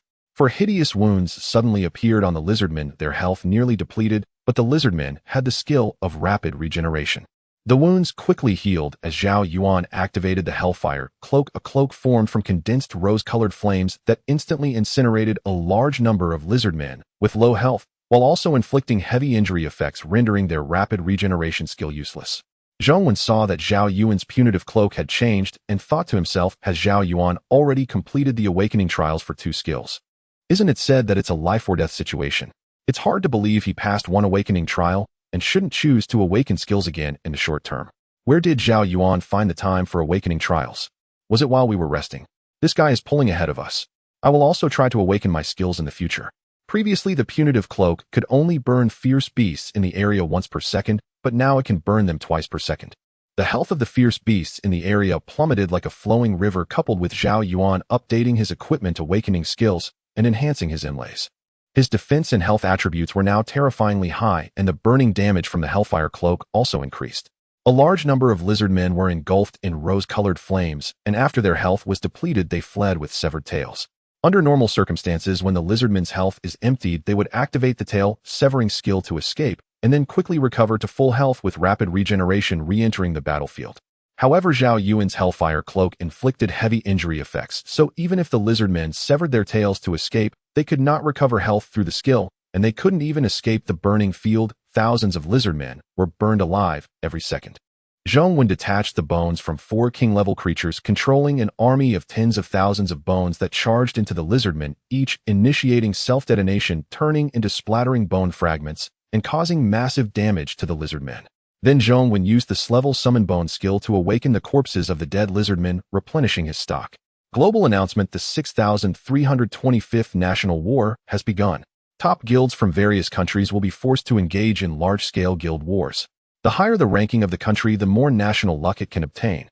Zhao Yuan and the others' hearts skipped a beat. The national war has begun. This is the top guilds from all national districts entering a massive combat space, with hundreds of guilds from different countries competing against each other. Jiang Fengwu rubbed his nose, saying, in recent decades, the national war ranking of our Xia country has been steadily rising, accumulating strength, with one top powerhouse appearing after another. If it's a competition of hard power and wits, our Xia country is not afraid of any national district. Sun Xiu continued, but the hundreds of national districts will form alliances. A strong country combined with a few medium-strength countries will pose a significant threat to Xia country. Zhong Wen controlled countless bone armies to charge into the enemy ranks, then self-exploded, creating a massive gap. We are only in our 20s now. We can't afford to worry about this national war. It's still far from us. At this time, Zhao Yuan's Destiny Madman could recover 1.5 of his health cap per second, while the Oath Shield added a 22 damage reduction. Even the Overlord-level Lizardman could only deal 0 damage. We can also participate in the national war. There are plenty of targets to choose from in the cross-national guild battles of level 4 guilds. In past national wars, our Xia country rarely had allies. We relied on ourselves to carve out a path, and this year should be no different. Under the aura of critical hits, once a critical hit was triggered, a lizardman would be instantly incinerated by the rose-colored flames. Zhao Yuan's indestructible golden body reached 2.3 seconds, but there was no need to use it. Under the global announcement, players from Xia country fell into discussion. The national war has started again. Thankfully, it's a guild war under the system mechanism, and death will only result in a level drop. Some players from large state cities in Xia country said to their friends, "This is not even the most brutal. What's truly terrifying is the national war outside the system mechanism. Hasn't it happened before?" Some countries found the guild coordinates of hostile national districts and rushed thousands of miles to slaughter millions of players from a level 11 guild. This means several million humans truly died. However, this national luck seems too ethereal. It claims to increase the probability of top powerhouses appearing in the country, which should refer to the probability of S-level abilities, right? Some even say that national luck can enhance the initial luck value of players within an entire national district. So let's just watch and wait. We can only silently hope that Xia country does not fall. Meanwhile, the 4 major level 13 guilds of Xia country entered a state of combat readiness, each level 13 guild having 300 million players and the number of units exceeding 1 billion. They are the 4 major guilds: Heavenly Court, Spirit Mountain Underworld, and Confucian Manor. This is the pinnacle of Xia country's combat power. The leaders of these 4 guilds are truly supreme authorities existing above millions. In the level 30 dungeon, Sun Qiyu activated 4 celestial skills, applying negative buffs to all fierce beasts, occasionally casting penalties of lightning disasters, rust intensification, and fog entanglement on individual targets. These 4 skills can not only change the celestial phenomena on a large scale, but can also exert control over individual targets. In just 2 hours, Zhao Yuan killed all the lizardmen, whose rapid regeneration ability completely lost its effect as Zhao Yuan's team mowed them down. The team has triggered hidden conditions and can choose hidden difficulty nightmare hell abyss levels. Zhao Yuan did not hesitate and directly chose the most difficult abyss level. He had already completed skill awakening, and the abyss level could also be easily cleared. In less than 3 days, he would undoubtedly clear the abyss difficulty level 30 dungeon. After Zhao Yuan chose the abyss difficulty, the atmosphere in the dungeon became exceptionally heavy with a tangible malice spreading from beneath the ground. Overlord-level lizard men emerged from the shadows, including those that had undergone gigantification. Compared to the ferocious beasts from before, their attribute panel had more than tripled. Brutal. A gigantic lizard man swung its arms, the eerie green scales reflecting a mesmerizing sheen, and smashed down towards Chu Xiaoqing's head. Bang! A distinct imprint formed in the ground as Chu Xiaoqing's body transformed into a pile of vibrant bubbles, which burst one after another. Chu Xiaoqing appeared in another location. Even without activating her S-level mermaid skill, the damage was still borne by Zhao Yuan. S-level Last Supper. Chu Xiaoqing raised her right hand, clenched into a fist, and the lizard man's body before her immediately underwent a transformation. Faces, fingers, belly buttons, eyeballs, and teeth sprouted their own features, hands and feet lashes. They struggled to break free from the original body, turning against it to kill. Even a second bizarre head grew from the lizard man's shoulder as the 2 heads fought against each other. Such a horrifying scene enveloped thousands of lizardmen betrayed by their own organs. Chu Xiaoqing also possessed an S-level skill named Cinderella, which could alter the appearance of a large number of units, making it undetectable by ordinary observation skills. She could transform a half-health Dragon Man team into a weak pack of ferocious beasts, which held strategic significance on the battlefield. She could even change into a player from the enemy camp and infiltrate their ranks, disrupting the battle. Whenever Chu Xiaoqing wished, she could transform from a petite girl with delicate features into a tall, elegant woman. Jiang Fengwu shot out sharp sword energy with a snap of his fingers and said the 2 assassins who attempted to kill Zhao Yuan last time, one was a ninja, indicating it was from the Sakura Nation, and the other had a Western appearance, likely from the Beautiful Nation. Doesn't this imply that these 2 countries have private connections, and there's a possibility of them teaming up in the national war? Zhao Yuan replied, although this assassination attempt has failed, the relations between the 2 should have deteriorated, but since they share a common enemy in the Xia Nation, there's a considerable chance they may ally. Yun Ning, lying on a soft sofa, spoke, they can ally. The higher-ups in my Xia Nation can also seek out. Even we can think of numerous strategies to respond, let alone the behind-the-scenes strategists in the top guilds of the Xia Nation. Jiang Fengwu's sword flew out, piercing through the lizard men under the pull of his vital energy. Then he said, indeed, the population base of my Xia Nation is terrifying. While SS-level abilities are rare, there should be no less than 30.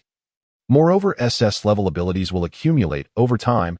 As long as no deaths occur, the number of SS-level abilities will only increase. Su Yuxian remarked, it's a pity there's no live broadcast, only a global announcement. We can't see the specific situation of the guild wars. Yun Ning retorted, live broadcast. You want to start a live broadcast to have our Xia Nations for major guilds spam comments and send gifts, right?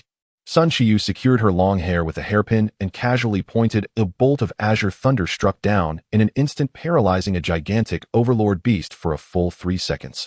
Misty envelopment. Sun Qiyu waved her long sleeve, and white mist engulfed the giant overlord lizardman, completely depriving it of vision. Although there's no live broadcast, there are some recordings from participating players on the forum, commonly referred to as battlefield journalists. We can watch the replay later. Even the lizardmen under abyss difficulty could not break through Zhao Yuan's defenses, dealing 0 damage, as the fervent taunt reduced enemy attacks by 40, an effect that was nothing short of extraordinary. The purple wings behind Zhao Yuan were concealed with patterns of crow wings appearing on the armor at the butterfly bone position. Under the enhancement of 4 awakened skills, numerous lizardmen were pierced by thorny reflective armor and burned to death by rosy flames, continuously increasing his experience points and skill proficiency. After the awakening of skills, updating equipment, strengthening, and embedding gems, Zhao Yuan's attribute panel was named Zhao Yuan level LV 2976, 1100, health 13500, mana 530, strength 630, constitution 1640, agility 205, intelligence 205, physical attack 9620, physical defense 1690, magical defense 1690, talent eternal blessing, unique billionfold proficiency, unique 34. Skills thorny reflective armor LV1 SS level 0 to both defenses, triggering 2 instances of true reflection damage each time damage is taken. Destiny Madman LV1 SS level 6 health, regenerating 1/5 of the maximum health per second. Copperhead Ironback LV79 SS level 116 to both defenses 2/3 seconds of indestructible body effect.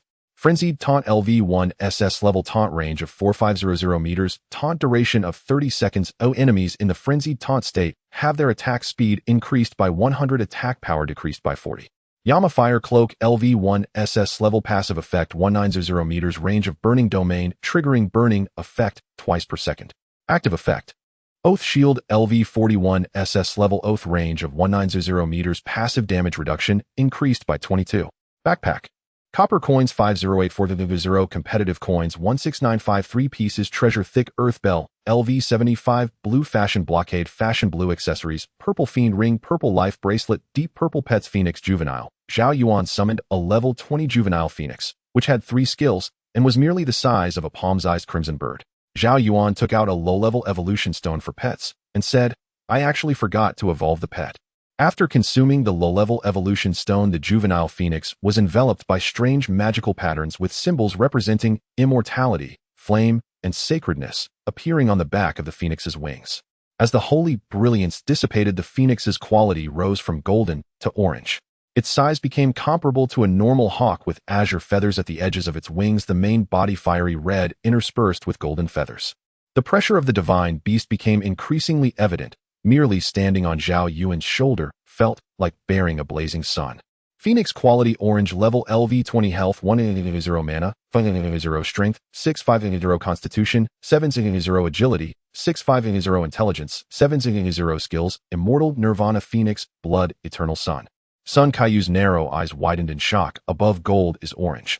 Such exaggerated attributes at just level 20, how terrifying. As an orange quality, these base attributes are actually considered low, but the phoenix possesses the skills of immortality and nirvana, so every time it dies its attributes will double upon rebirth. That's truly terrifying. 1 nirvana resurrection is 2400 health, with 1700 intelligence attributes. After 4 or 5 nirvana resurrections, it could single-handedly annihilate king-level creatures. Furthermore, phoenix blood can be released on any unit, including the phoenix itself, which makes it even more resilient. Zhao Yuan checked the new skills gained after the phoenix's evolution. Eternal Sun concentrates a sun that cannot be attacked, hovering high in the air, dealing fire damage to all hostile units on the map every second. Cooldown time of 10 minutes. The number of suns can stack up to 5. Map cannon skill. Zhao Yuan immediately recalled when he stealthily took the phoenix chick from the phoenix nest. Although the adult phoenix had already departed, a blazing sun unexpectedly appeared in the sky. Then his health bar was nearly wiped out. In hindsight, it was the skill of the eternal blazing sun. Zhao Yuan commanded the growing phoenix to use eternal blazing sun. Before the phoenix appeared a series of crimson mysterious symbols intertwining to form a complex and unfathomable disk. This disk ascended into the air, radiating light like a true sun, causing all enemy units within the entire map to suffer holy and fire attribute damage. This is the true map-clearing divine skill. With this eternal blazing sun skill, perhaps we can complete the abyss-level dungeon within a day. Zhao Yuan muttered excitedly. The eternal blazing sun is formed by peculiar inscriptions and mysterious symbols, thus there is no health bar. As long as the skill is not deactivated, this blazing sun will persist indefinitely. The Phoenix only needs to maintain its output of magical energy to sustain the existence of the eternal blazing sun. Coupled with Yun Ning's mana restoration aura, after 40 minutes, it can stack up to 5 rounds of blazing suns. That is to say, a 5-fold area effect skill. Zhao Yuan checked and found that the damage of the eternal blazing sun does not belong to burning, but is evaporative damage. Evaporation can also trigger critical hits. With Yun Ning's critical hit aura, the lizardmen across the entire map rapidly lost health. After 10 minutes, the cooldown of the eternal blazing sun ended, and the second round of the crimson blazing sun hung high in the sky, doubling the evaporative damage. To evolve a pet to adulthood, it needs to reach level 40 and consume a mid-level pet evolution stone, but the pet's level cannot exceed that of its owner. Sun Shiyu said, "This orange quality phoenix is too powerful, right? Our original monster killing speed was already outrageous, and now it's about 3 times faster." Zhong Wen's pet has already reached level 20, but he does not have any low-level evolution stones, so it cannot. Zhang Fengwu said, "Enviously, growth-type pets, especially the well-known Phoenix Divine Beast, would be appreciated even if given to the leaders of the 4 major guilds of the Summer Kingdom. By the way, did you really discover the Phoenix chick in the Pale Gold Pet Secret Realm? I find it hard to believe. At least it should be a pet secret realm of orange quality or above to have even a slight chance of encountering a Divine Beast chick, right?" Zhao Yuan threw the eagle's-eyed phoenix into the pile of monsters, while simultaneously severing his vow connection with the phoenix, wanting to trigger the phoenix's nirvana skill. "Perhaps I am the chosen one. How coincidental that I found the true phoenix nest, and my defense and health are sufficient to withstand the phoenix's map cannon skill for a second. Otherwise, I would have been evaporated on the spot." Chu Xiaoqing took off her red hood and said, "Being able to put you in a life-and-death situation, this growth-type pet's reward is reasonable." Boom, boom, boom. Under the teamwork of the 8 immortals, the lizardmen in the abyss-level dungeon were fragile, as if the difficulty had not been raised at all.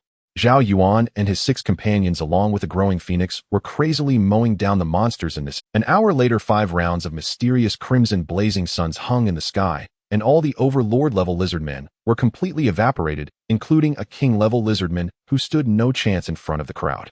Zhao Yuan's SS-level Thorn Reflective Armor, when facing king-level creatures coupled with the Frenzied Taunt, could trigger real-time reflections 4 times per second. The king-level creature was bewildered, and after merely touching Zhao Yuan, its body was nearly riddled with holes. Zhao Yuan was just a tad short of experience points to reach level 30. Battle information: kill the ferocious beast, triggering the billion-fold proficiency talent, current multiplier 35x. Kill target, gain 8600 experience points, 200 total skill proficiency, gain 750 points, 35x. SS level Thorned Reflective Armor, Frenzied Taunt, Destiny Madman, and Yanhua Wind Cloak leveled up by 3 levels, while Copperhead Iron Back and Vow Shield leveled up by 8 levels. Dungeon information: the first phase has ended. Please proceed to the next area. The group boarded a mechanical tank and quickly set off, reaching the next phase in less than half an hour, while regular players would need to walk for 6 hours. This level 30 dungeon has a total of 4 phases. At this rate, completing it within a day seems plausible, Yun Ning said. The Abyss level is the same whether activated or not. In the national battlefield, the Heavenly Court Guild led 300 million players and 1 billion heavenly soldiers appearing in the vast ruins battlefield. The guild building of the Heavenly Court Guild is a massive palace floating in midair, surrounded by clouds and mist.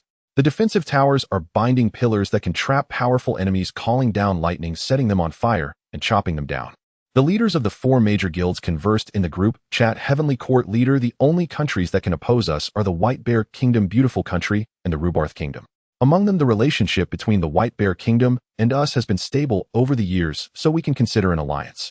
Indeed, although we are no longer afraid of any country, alliances between strong nations pose a significant threat to us. Not to mention that there are terrifying dark biological forces in the national battlefield. If we can ally with the White Bear Kingdom, that would be the best. If the alliance fails, we will suffer no loss. Ling Shan's leader said the White Bear Kingdom has always been reputable, so an alliance is possible, but we must also guard against potential betrayal from them.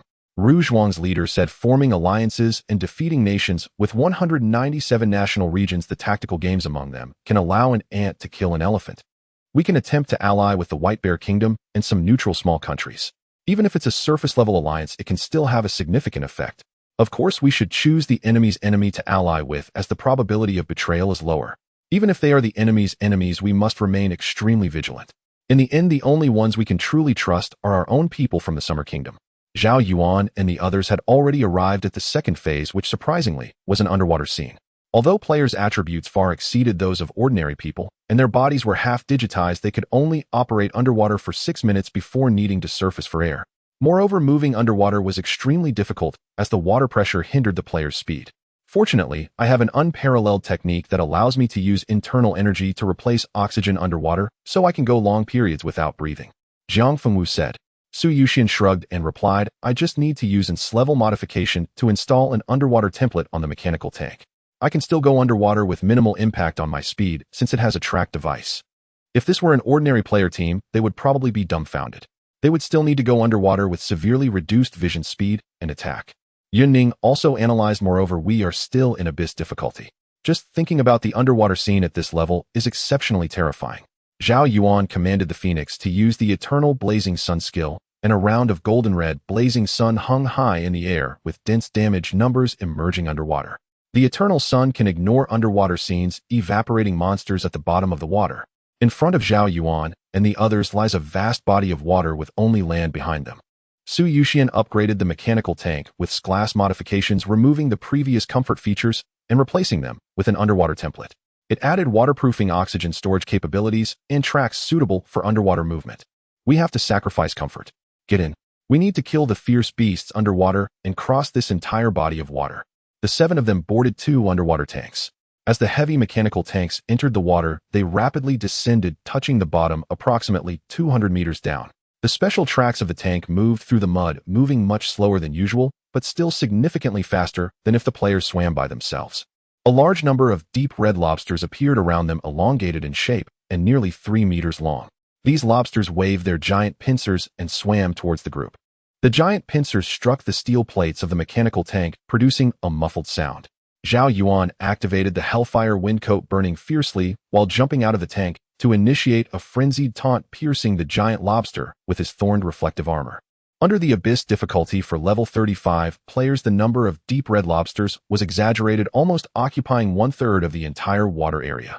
Zhao Yuan activated the indestructible golden body and crushed the pincers of several nearby lobsters. These claws shattered upon touching Zhao Yuan's skin as if they were made of ceramic. A few combat players also jumped out of the tank. Their attributes were not low, allowing them to breathe underwater for over 10 minutes before resurfacing for air.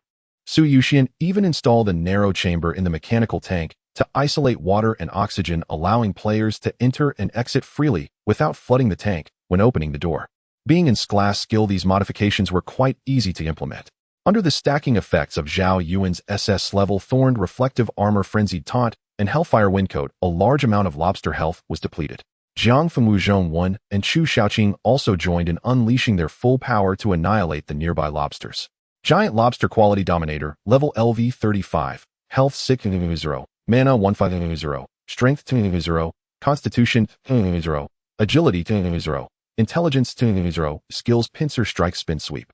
Zhao Yuan felt extremely uncomfortable underwater, akin to an ordinary person entering the water without training, finding it difficult even to open his eyes. In addition, under the fear of suffocation, it was hard for humans to remain calm in the water. With each movement Zhao Yuan made, he displaced a large amount of water, making it a difficult task not only to fight, but even to swim across this vast ocean. Jiang Fengwu spoke in the group chat with his consciousness. You just need to get used to it. I possess internal energy, allowing me to adapt more easily. Additionally, my internal energy can generate thrust, enabling me to adjust my position continuously. Chu Xiaoqing, while trying to adapt, sent a message in the group chat. We all have the oath effect connected to Zhao Yuan. Even if we suffocate, the damage we take will transfer to Zhao Yuan, right? Thinking of it this way, I feel much more at ease. Zhao Yuan. Damage and pain will indeed transfer over. I don't want to experience the sensation of suffocation. The giant lobster's movement speed underwater was swift. At that moment, it used its pincer strike skill, swinging its massive pincers towards Jiang Fengwu. Jiang Fengwu employed the great shift of the universe, redirecting the numerous pincers onto other lobsters without taking any damage himself. Simultaneously, he flicked his fingers to shoot out colorful sword chi, piercing through large numbers of lobsters back and forth. Shu Shaoqing continuously transformed into beautiful bubbles, activating Hades' invisibility hat, plunging everyone into a state of high-level invisibility. He used S-Class Little Match Girl, S-Class Last Supper, and S-Class Saint skills to kill lobsters.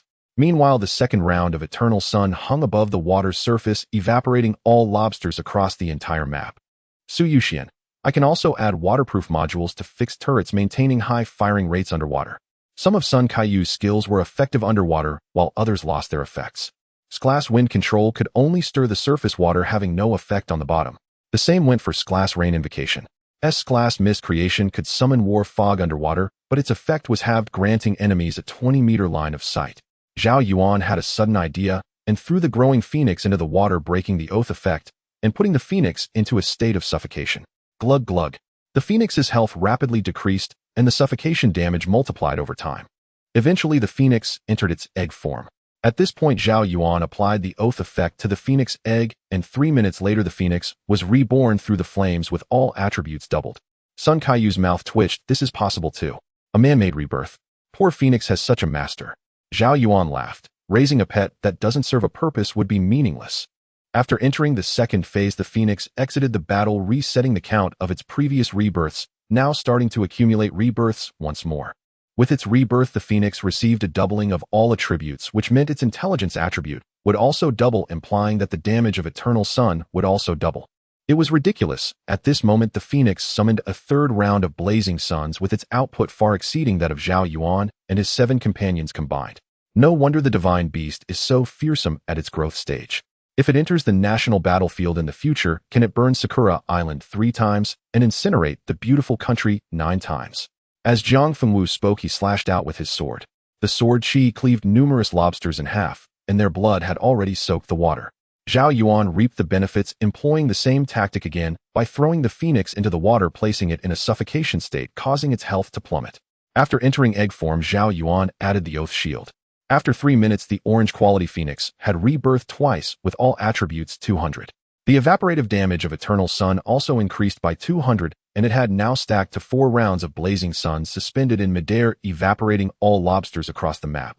Zhao Yuan revealed a malicious smile, throwing the phoenix into the water for the 3rd time. If the phoenix could speak, it would probably be cursing Zhao Yuan for being treacherous. The current situation is that even if the phoenix were buried at the bottom of the water entering a suffocation state, it would take a full hour of suffocation for its health to be depleted. If the phoenix's level also rapidly increased to level 29, as a pet's experience could not exceed that of its owner. A level 29 orange pet, having undergone 4 rebirths, had attributes so exaggerated that describing it as overpowered felt insufficient. The current situation is that even if the phoenix were buried at the bottom of the water entering a suffocation state, it would take a full hour of suffocation for its health to be depleted. If the phoenix used its blood of the phoenix skill, it could last even longer. Wow, if we can farm the phoenix's rebirth count like this until the final stage, the final boss might be easily killed by the phoenix. The phoenix is already several times more outrageous than an abyss-level boss. 2 royal-level giant clawed prawns spun and accelerated in the water using the claw strike, while simultaneously employing the sweep skill. Charging towards Zhao Yuan, he threw the phoenix in front of the royal-level creature. The phoenix, after 4 rebirths, used only a normal attack, dealing 1/3 of the royal-level creature's health in a single blow. With the continuous burning of the 5 rounds of eternal solar flames, the 2 royal-level creatures were in a dire state. Their attacks not only failed to reduce the phoenix's health, but instead transferred to Zhao Yuan, triggering 4 instances of true counter damage. Other teammates followed up with attacks: Sun Kaiyu's Thunderbolt Paralysis, Chu Xiaoking's Saint Skill, Jiang Fengwu's 6 Pulse Divine Sword, and Zhong Wen's Bone Explosion. In just a minute, the 2 level 35 royal-level creatures were slain, not feeling any resistance. Zhao Yuan successfully leveled up to level 30A, and 3 long-lost options appeared before him. Option 1, Indomitable. Option 2, Bone Extraction. Option 3, Giant Force Crush. Options 2 and 3 were both attack-oriented abilities not aligning with Zhao Yuan's path, so he chose the Indomitable skill. Battle Information: S-level Indomitable acquired. Triggered the talent Eternal Blessing, making all skills permanently S-level. S-level Indomitable upgraded to SS-level Indomitable Will. Indomitable Will LV1 SS-level Willpower 10. When activated, removes all control effects on oneself, immune to control for 5 seconds. Willpower, in essence, is a higher-tier attribute of resistance. The greater the willpower, the higher the resistance to control effects, even allowing immunity, disregard, and exemption from most control effects. Even if successfully controlled, the willpower attribute will reduce the duration of the control upon judgment. For every 0.5 points of increase in willpower, the value is extremely exaggerated. Zhao Yuan had experienced numerous abyss-level challenges, yet had never gained a willpower attribute. However, the SS level Indomitable Will at level 1 provides a 10-point increase in willpower, and Zhao Yuan's only weakness was being controlled and restrained by enemies. With the SS level Indomitable Will, Zhao Yuan was truly free to do as he wished. He took out the 10 bottles of large proficiency potions he had saved, each capable of increasing 500 points of skill proficiency. He gulped them all down and allocated all the gained proficiency to Indomitable Will. Used large proficiency potion 10, total 500 points of proficiency x35. SS level Indomitable Will upgraded to level 45. Indomitable Will LV 45, willpower 450 when activated removes all control effects on oneself, immune to all control for 15 seconds, with a cooldown of 10 minutes. With 450 points of willpower, Zhao Yuan could negate 99 of players' control skills, not to mention the active effects. Is that all? It barely took 40 minutes. Sun Qiyu said incredulously. Was the second phase breached that easily? We're going for a speedrun here. Yun Ning replied. The Phoenix's map-wide evaporation combined with the doubled attributes after rebirth isn't that quick. Normal players would need at least an hour to fight a boss carefully, as a single misstep could lead to a total. Unlike us who solved the royal level creature in just a few minutes, I'm still adjusting to it. Zhongwen said. I've gained 2 more royal level bones, and with the royal level lizard man from the first phase, I now have 7 royal level bones.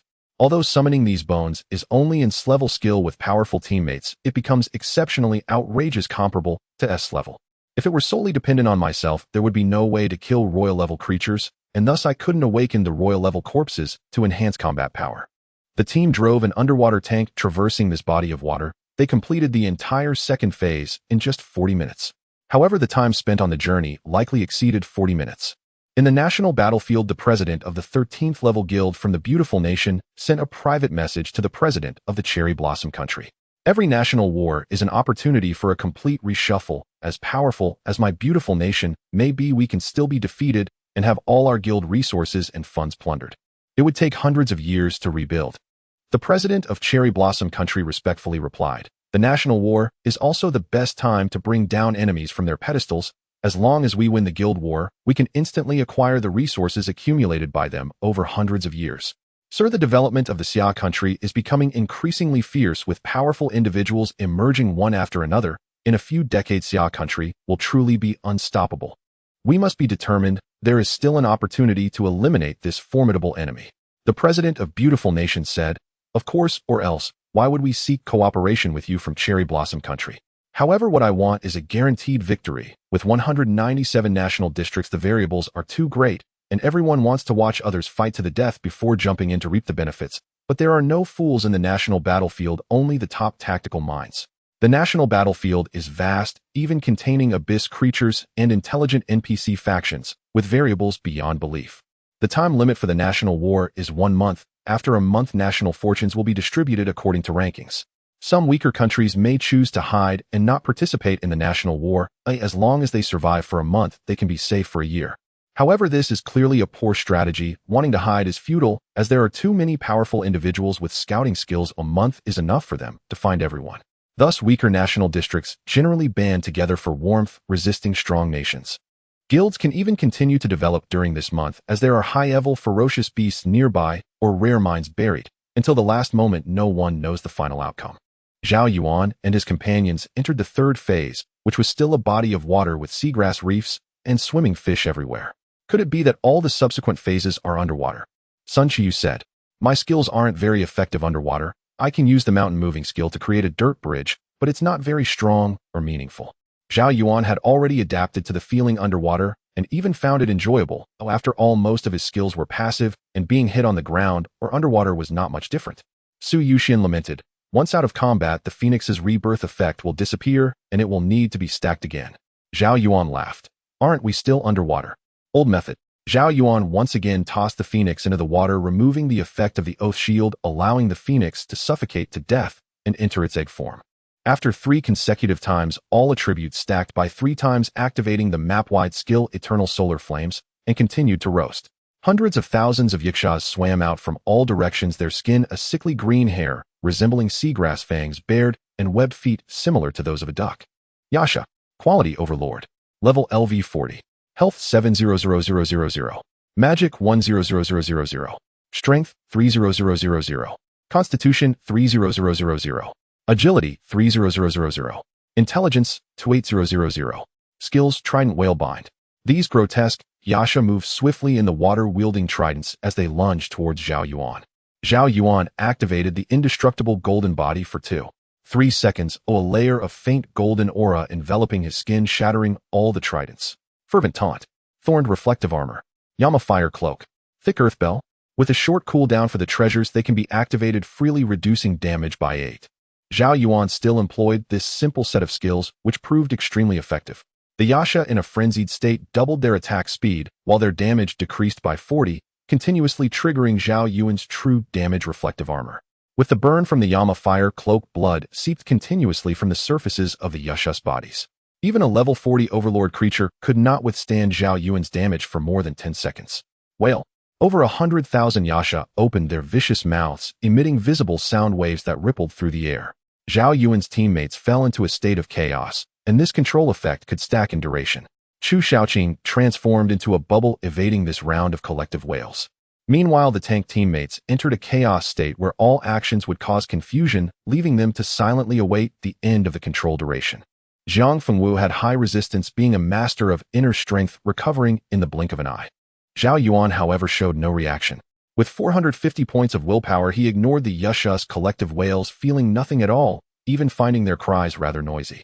Speaking, Zhao Yuan commanded the Little Phoenix to summon another round of Eternal Sun, as 3 suns radiated light and heat above the water's surface, evaporating every hostile unit on the map. At this moment, the Little Phoenix had reached level 30, as its master Zhao Yuan achieved level 30 as well, allowing the Phoenix to continue gaining experience. The attributes of the level 30 growing Phoenix were enhanced, and it gained a new skill. Mystic True Fire. It breathes out a ball of true fire that can replicate into 100 identical fireballs, automatically locking onto enemies, with a cooldown of 40 seconds.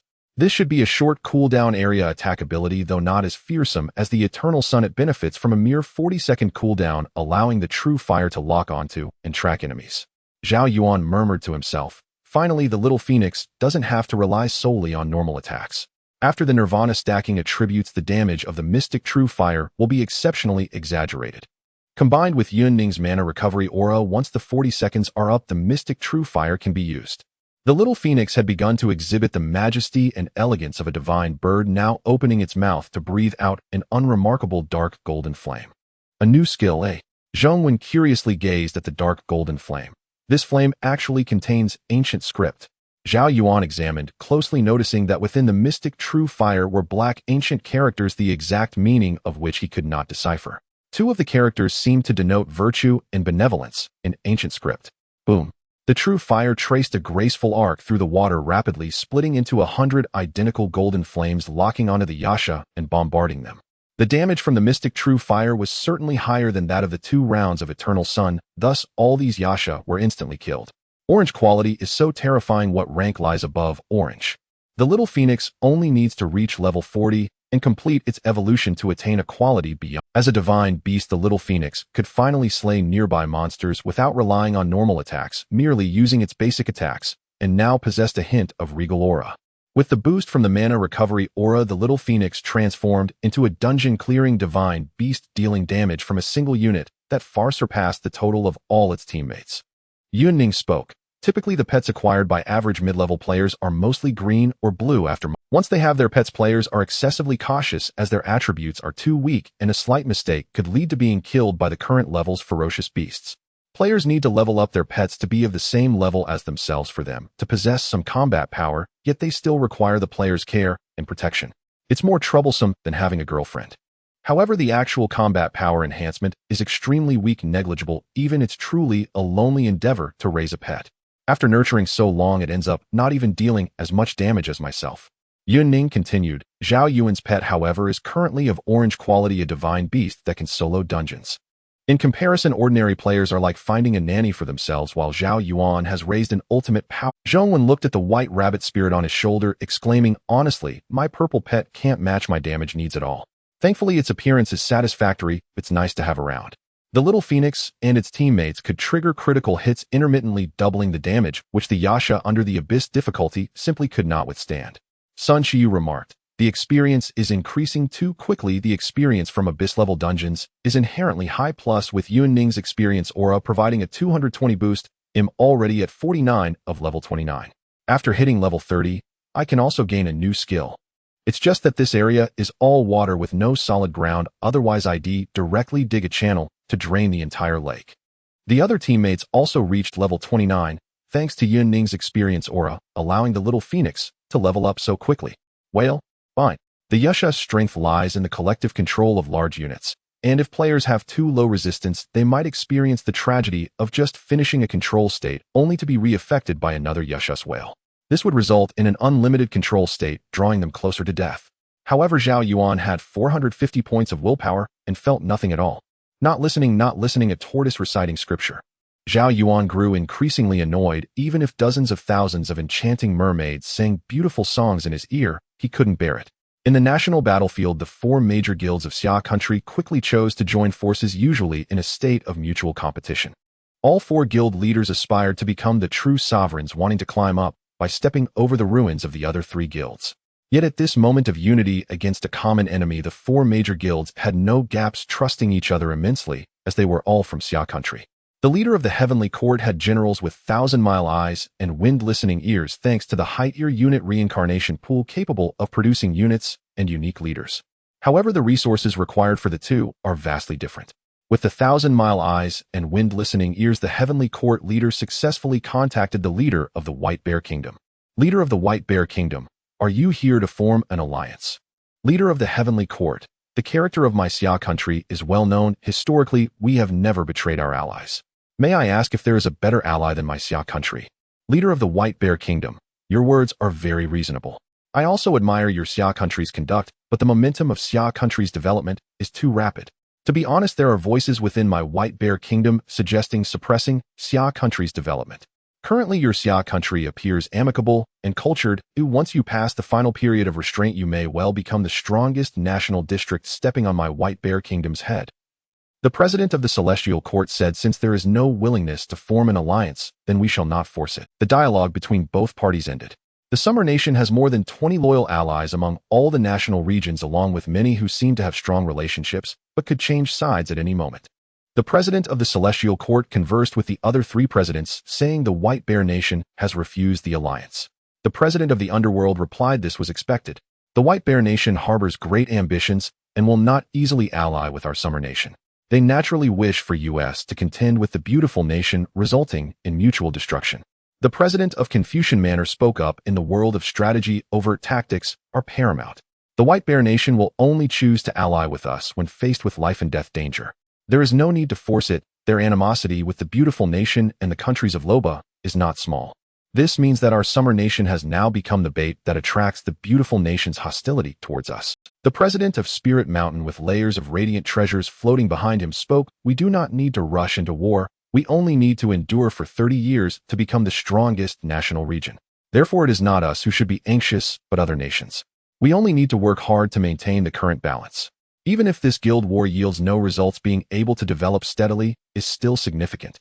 Dressed in an extraordinarily elegant yellow robe adorned with patterns symbolizing Supreme Heavenly Path, and Supreme being the president of the Celestial Court, finally responded, "First, gather with the allies from those more than 10 medium and small national regions. This continent is too vast. Even if we wish to cross it completely, it will take us more than 10 days. Secondly, we need to hunt the fierce beasts around us to accumulate resources while forming alliances with friendly and neutral intelligent beings." The president of Confucian Manor, dressed in a white scholar's robe and holding an ordinary book, said, "These intelligent beings are not to be underestimated. They appear extremely friendly, but aim to use us players to drive back the abyssal creatures. However, understanding the other party's needs allows us to leverage them."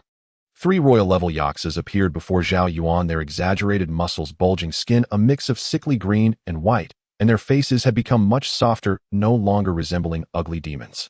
Yaxa. Quality Royal. Level LV 40. Health 120000. Mana 300000. Strength 50000. Constitution 50000. Agility 50000. Intelligence 40000. Despite being 3 royal-level underwater creatures, Zhao Yuan took them slightly more seriously. Royal-level Yaxas possess the whaling skill. You need to be cautious of the possibility of being controlled. Although my oath shield has exceeded a range of 200 meters, the speed of royal Yaxas can easily reach players who swim out 200 meters to kill them. Zhao Yuan nonchalantly said, of course this situation is impossible, because I also have the skill of frenzy. Sun Qiyu excitedly said, brothers, let's go. If we slay these 3 royal Yaxas, I can level up to 30. The freshly baked skill is calling out to me. Yunning also chimed in, I can also reach level 30. Oh, I wonder what kind of new aura I will obtain. Speaking of auras, Zhao Yuan began to anticipate. Except for the health and healing auras, which seemed rather ordinary, the other auras, mana regeneration, critical hit experience, and lifesteal, were all incredibly attractive high-tier attributes. A critical hit player diligently accumulating critical hit rates would not surpass the boost from Yunning's aura, and the same goes for lifesteal players. The lifesteal attribute combined with Yunning's aura could genuinely create a qualitative change. Not to mention the experience aura, which is a bug. Currently Zhao Yuan's team clears a dungeon equivalent to clearing 3. The 3 royal Yaxas' health had already dropped to a third, and before they could approach Zhao Yuan and the others, they had already sustained significant injuries. This was naturally due to the damage inflicted by the 5 wheels eternal radiance of the little phoenix, which had now increased its cap to 6 wheels. Perhaps in the future we can witness the magnificent spectacle of 9 suns ascending. Zhao Yuan said to himself. After 3 rebirths, the little phoenix had become extremely difficult to kill. Even in a state of suffocation, its self-recovery rate was remarkable. It takes an hour to soak. After an hour, the second phase will be completed. Therefore, Zhao Yuan did not torment the little phoenix any further. Alas, I am indeed a quality master, always considering my pet's needs. You must feel very fortunate to have encountered a master like me. Little Phoenix. Su Yuxian said, Little Phoenix, do you need to apply for legal assistance? I suggest you change your master perhaps to me. The 3 royal Yaxas possessing high intelligence began to rotate their steel forks, launching them with all their might towards the blazing sun in the sky. The steel fork pierced the blazing sun without causing any damage, as if it were a completely illusory and transparent sun, lacking a physical form, yet genuinely radiating lethal light. This eternal radiance is truly unsolvable, Zhang Fengwu said while wielding his sword. The blazing sun is woven from symbolic signs and mysterious patterns lacking any physicality. How can one talk of destruction? The only way for the enemy is to find a way to kill the true body, which is the little phoenix, but it possesses the nirvana skill. The enemy exhausts all their trump cards and finally empties their health bar, resulting in a full health phoenix egg appeared before them. Within 3 minutes, if they cannot break the phoenix egg, the little phoenix will resurrect with full health and double attributes. Damn, facing the current little phoenix alone, I am surely dead. Truly worthy of its orange quality. Even if the enemy possesses powerful attributes and breaks the phoenix egg within 3 minutes, the little phoenix has an immortal bloodline and can return from the flames in 3 days completely unharmed. Moreover, in the phoenix egg state, the eternal radiance will continue to exist, coupled with Zhao Yuan's oath shield. No matter how powerful the enemy is, they will feel suffocated before such a combination of skills. Sun Qiyu said, stop talking, my legs have gone weak. The 3 royal Yaxas, realizing the blazing sun in the sky could not be destroyed, revealed expressions of despair. In just a few seconds, they were struck by the critical hits from the eternal radiance, and their health plummeted. Then the royal Yaxas charged towards the team with a mindset of mutual destruction. Water Demon. One royal Yaxa raised its right hand, causing the water flow near Zhao Yuan's team to surge rapidly, forming a water monster in the shape of a sea demon, which then madly dove into Chu Xiaqing's ears, eyes, nostrils, and mouth, trying to drown her. Clap. Chu Xiaoqing transformed into a pile of dreamlike bubbles, revealing her true form in the distance. Jiang Fengwu's golden inner force erupted, forcibly expelling the water demon. As for Zhao Yuan, he had fallen into a suffocating state, but his defense was too high, so it wasn't too painful. The health lost from drowning was still less than what he recovered. The water demon triggered an SSS Thorned reflective shell. Originally an intangible and troublesome existence, it could only be killed with special attacks. But real damage is the highest category of special attacks. Clap. The 3 sea demons exploded, and the water flow returned to normal. The royal level Yaksha unleashed its whale skill, emitting visible sound waves that enveloped the allies, plunging them into a state of confusion. Zhao Yuan was also controlled for 0.1 seconds, barely escaping as he activated the active effect of his indomitable will, his mind becoming clear, surrounded by a wave of radiant light. Immunity to all control effects for 15 seconds. If it were an ordinary player, they would be helpless against the whale and easily have their lives taken by the Yaksha. Zhao Yuan activated his indestructible golden body, bracing himself against the weapon wielded by the Yiksha. With a clang, the steel fork shattered into pieces. Thorn Armor. True Fire of Xuanda. Duga 9 Swords. Sun Qiyu pointed far into the distance, and a bolt of azure lightning struck down, incapacitating one Yiksha for 3 seconds. Jiang Fengwu executed Duga 9 Swords, slashing with a barrage of sword shadows, engaging the royal-level Yiksha over 30 times, ultimately cleaving the Yiksha into 3 pieces. As the Little Phoenix's True Fire of Xuanda struck down, the health bars of 3 royal-level Yikshas were completely drained, completing the second phase. Boom. A clear golden light enveloped the allies as Yun Ning reached level 30, revealing 3 options before her. Option 1 Spiritual Pulse. Option 2 Skill Aura. Option 3 Movement Speed Aura. Naturally, Yun Ning chose the second option. She ultimately acquired an SS level Skill Aura. Skill Aura LV1 SS level skill effect 5, range of 600 meters. Yun Ning now possessed her second SS level aura skill, the strongest aura ability she had so far. It could amplify the skill effects of allied units within its range. Zhao Yuan looked in astonishment at his status bar, noticing the additional effect of the skill aura. This skill is extraordinary. It provides a 5-skill amplification effect at level 1. When it reaches level 100, wouldn't it increase the skill effect by 5 times? My skills are already formidable, and with a 5-fold increase in their attributes and effects, it would be akin to... Yun Ning also expressed her gratitude, saying skill aura is one of the rarest types of aura abilities. I never expected it to appear as my option. I will definitely choose this. This skill aura can also apply to me, meaning all my other auras in the future can be enhanced by 5 times. I feel it's truly remarkable. Zhao Yuan added, our current strength is largely due to the effects of our skills. The attributes provided by our gear are merely this much. This skill aura will still be Yun Ning's strongest ability, even when she reaches level 100. Sun Qiyu was equally excited, having not even chosen his own option, and instead fantasizing about Yun Ning's skill aura. I feel this skill aura is more powerful than the one Zhao Yuan possesses.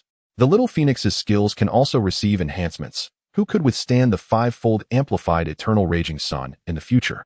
If I had known, I would have saved the proficiency potions I obtained to max out Yun Ning's new skill first.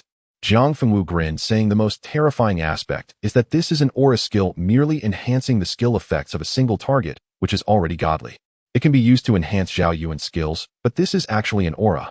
The skills of Half-Blood Dragon Men and Wyvern Cavalry will receive percentage boosts. Chu Shaoqing chimed in. Even the 4 major guilds of the Xia Kingdom would revere Yun Ning as a guest of honor upon witnessing the effect of this skill. How terrifying are the skills of the strong among the 4 major guilds of the Xia Kingdom. After the percentage increase, even Beautiful Country wouldn't be able to withstand it. Moreover, the Heavenly Court has 1 billion heavenly soldiers and generals. The Netherworld has 800 million demons. Ling Mountain has 1 billion ascetic monks, and Confucian Manor has 300 million scholars. If Yun Ning's aura could cover 1 billion units, it would truly be invincible. Yun Ning said, covering 1 billion units is impossible. My maximum aura range is 9,000 meters, at most covering 9,000 units, and they must be small-sized units. No more talking. I still need to check my new skills. 3 options appeared before Sun Qiyu. Option 1 Fish Scale Formation. Option 2 Long Snake Formation. Option 3 Focused Lightning. Sun Qiyu chose the Long Snake Formation. Long Snake Formation LV1's level when commanding purple units reaches 500, Army Movement Speed 7. When total units reach 1,000, Army Movement Speed 15. 5,000 units Movement Speed 30, 1,000 units Movement Speed 50, 5,000 units Movement Speed 80. The higher the quality of the units, the more units the commander has, and the higher the speed bonus. When activated, the formation can be manipulated to form a long snake formation, executing both attacks and defenses according to the formation's changes. Sun Qiyu remarked, I actually obtained a Legion skill. The more units the commander leads, the higher the enhancement for the entire Legion, with no upper limit. And this is just the passive effect. When activated, it can employ the formation for dynamic attacks and defenses. Zhao Yuan responded, you are taking another step towards becoming a behind-the-scenes strategist. Commanding from the military camp, altering the heavens with a wave of my sleeve. The formations of the army change infinitely. Su Yuxian added, I've heard about this formation skill. In typical two-army battles, what they really compete with are hard attributes and the number of units.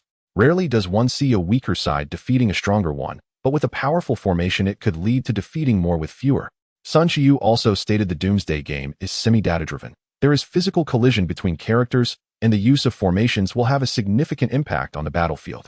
At that moment, various applications and changes of the long snake formation floated in Sun Qiyu's mind. Thousands of troops lined up in a winding snake formation, When the enemy chose to attack the middle of the formation, the cavalry on both ends would swiftly encircle them. And when the enemy chose to attack one end of the snake formation, the cavalry on the opposite end would charge, attacking the enemy's back. The solution was to attack both ends of the snake formation simultaneously to suppress its changes. Even the countermeasures are appearing in my mind, Sun Qiu muttered. The real battlefield is not that simple. The three variations of the long snake formation, while effective, are still not complex enough to be unbreakable.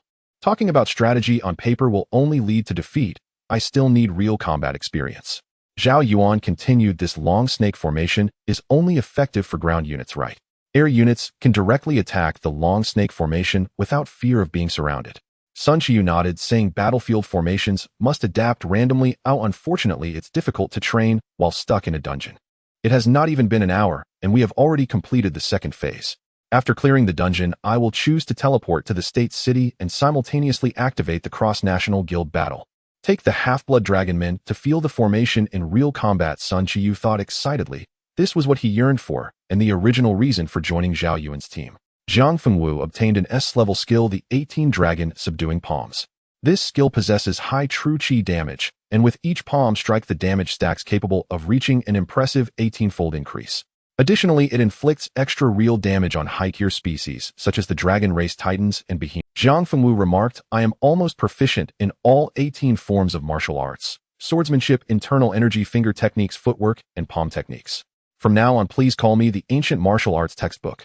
Being proficient in everything is not as good as specializing in one thing, Sun Qiu retorted. Zhang Fengwu replied, everyone has their own path. Let us proceed and enter the third stage. Under the influx of massive experience points, Chu Shaoqing also reached level 30 and obtained the S-level Lance of Longinus. The Lance of Longinus carries a certain probability of causing death, posing a threat to Zhao Yuan as well. The remaining members were still a little short of experience points to reach level 30. The group traveled in a mechanical tank beneath the water, taking at least 30 minutes to reach their destination. Without underwater mounts, relying solely on players swimming would likely lead to exhaustion. In the national battlefield, a vast valley existed, home to an intelligent species that had built homes halfway up the mountain, resisting the invasion of the abyss for generations. Nearby, in a sinkhole, pollution was seeping out as numerous abyssal creatures crawled forth, charging towards the Homo sapiens tribe. Chieftain, the annual invasion by foreign species causes the seals of the abyss to crack. With so many abyssal creatures, our tribe will face terrible pollution. A young, robust Homo sapien spoke up. The tribe leader responded, gather the tribe and resist the abyssal creatures with all our might. The Homo sapiens tribe had a large population with an average level of 270. In terms of combat strength, they could indeed confront the surrounding abyssal creatures. However, the abyssal creatures carried unknown pollution from the depths, which could transform tribe members into abyss-like monsters. 30 million Homo sapiens were engaged in battle, with countless abyssal creatures suffering heavy casualties. Seeing that the Homo sapiens tribe would lose a significant portion of their forces this time, the next wave of abyssal creatures would undoubtedly lead to their demise. Suddenly, a group of celestial warriors appeared in the sky, belonging to the Heavenly Court Guild, one of the 4 major guilds of the Xia Kingdom. Even the weakest celestial soldiers were of the 300-level orange tier. It is worth noting that the current Little Phoenix is merely of the orange quality, while celestial generals start at the pink quality, with orange being below pink.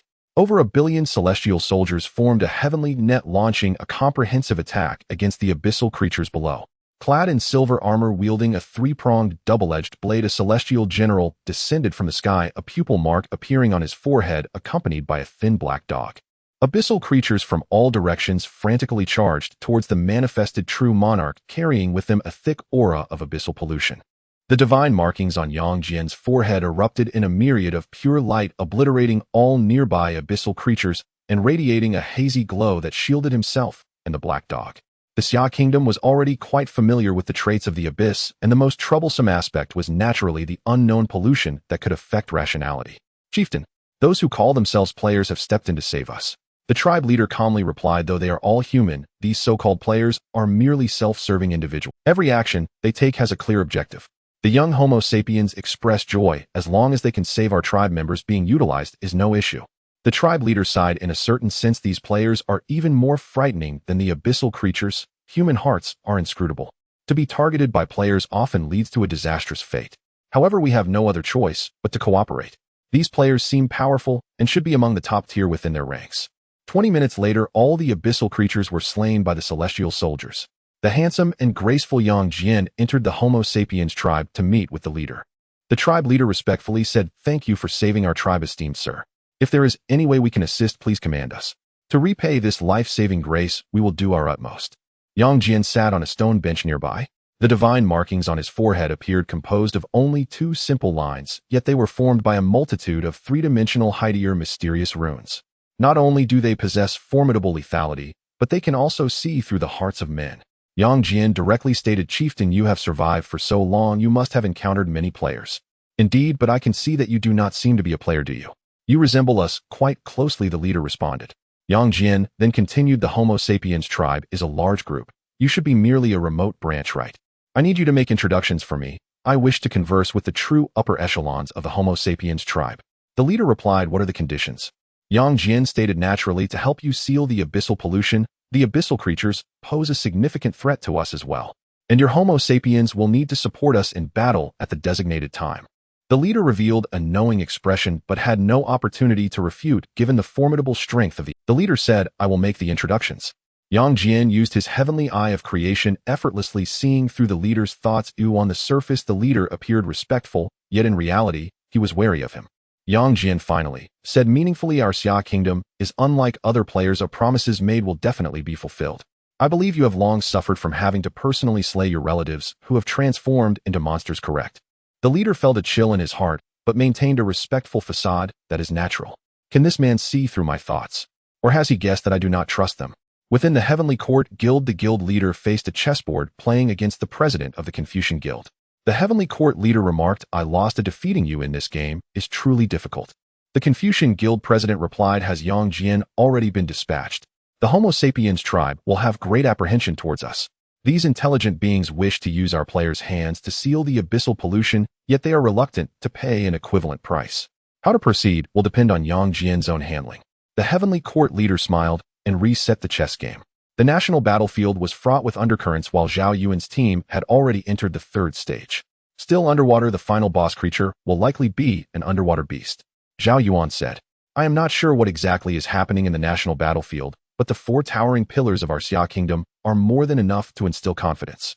We must also hasten our pace to reach level 200 as soon as possible so we can barely participate in the level 200. That will require decades. I'm referring to our current leveling pace." Jiang Feng's mouth twitched. Ordinary players would need hundreds of years to reach level 200, and most would perish in dangerous situations. Moreover, once our bodies are half-digitized, we also have a lifespan limit, but we aren't plagued by diseases. In some special secret realms, we can gain longevity. In other words, in the apocalyptic game, as long as you are strong enough, you can achieve true immortality. The water in the 3rd stage became deeper, and the visibility at the bottom turned murky, indicating a difficulty restriction in the scene. Players already faced obstacles while moving in the water, needing to surface every few minutes for oxygen. With the current murky visibility, the difficulty of the scene was indeed quite high. Dense arcs of electricity spread throughout the water, emanating from level 40 electric eels, their long, slippery bodies crackling with electrical sparks. There were numerous eels, even more than in the previous 2 waves, and these arcs would conduct electricity through the water, which was quite absurd. Electric eel. Quality Overlord. Level LV 40. Health 80000. Mana 20000. Strength 40000. Stamina 40000. Agility 40000. Intelligence 60000. Skills Electrocution, Conduction, Rapid Strike. In mere seconds, a multitude of electric arcs covered the entire water area, and the members were all struck by electric shocks. However, due to the effect of the Shield of Oath, all damage and pain were transferred to Zhao Yuan. Simultaneously, each attack triggered the effect of the SS level Thorn counter, dealing significant real damage to each electric eel. The little phoenix naturally summoned the eternal sun to evaporate the entire map. Yunning spoke up, "This abyss level is quite challenging. With the water and the electric eel's electrocution, the entire area is essentially a dangerous zone. Even if the electric shock does not cause damage, players submerged in water will be paralyzed, stopping their breath, and eventually entering a state of suffocation." Zhao Yuan activated the immortal golden body, releasing a fervent taunt skill that weakened the attacks of a large number of electric eels by 40.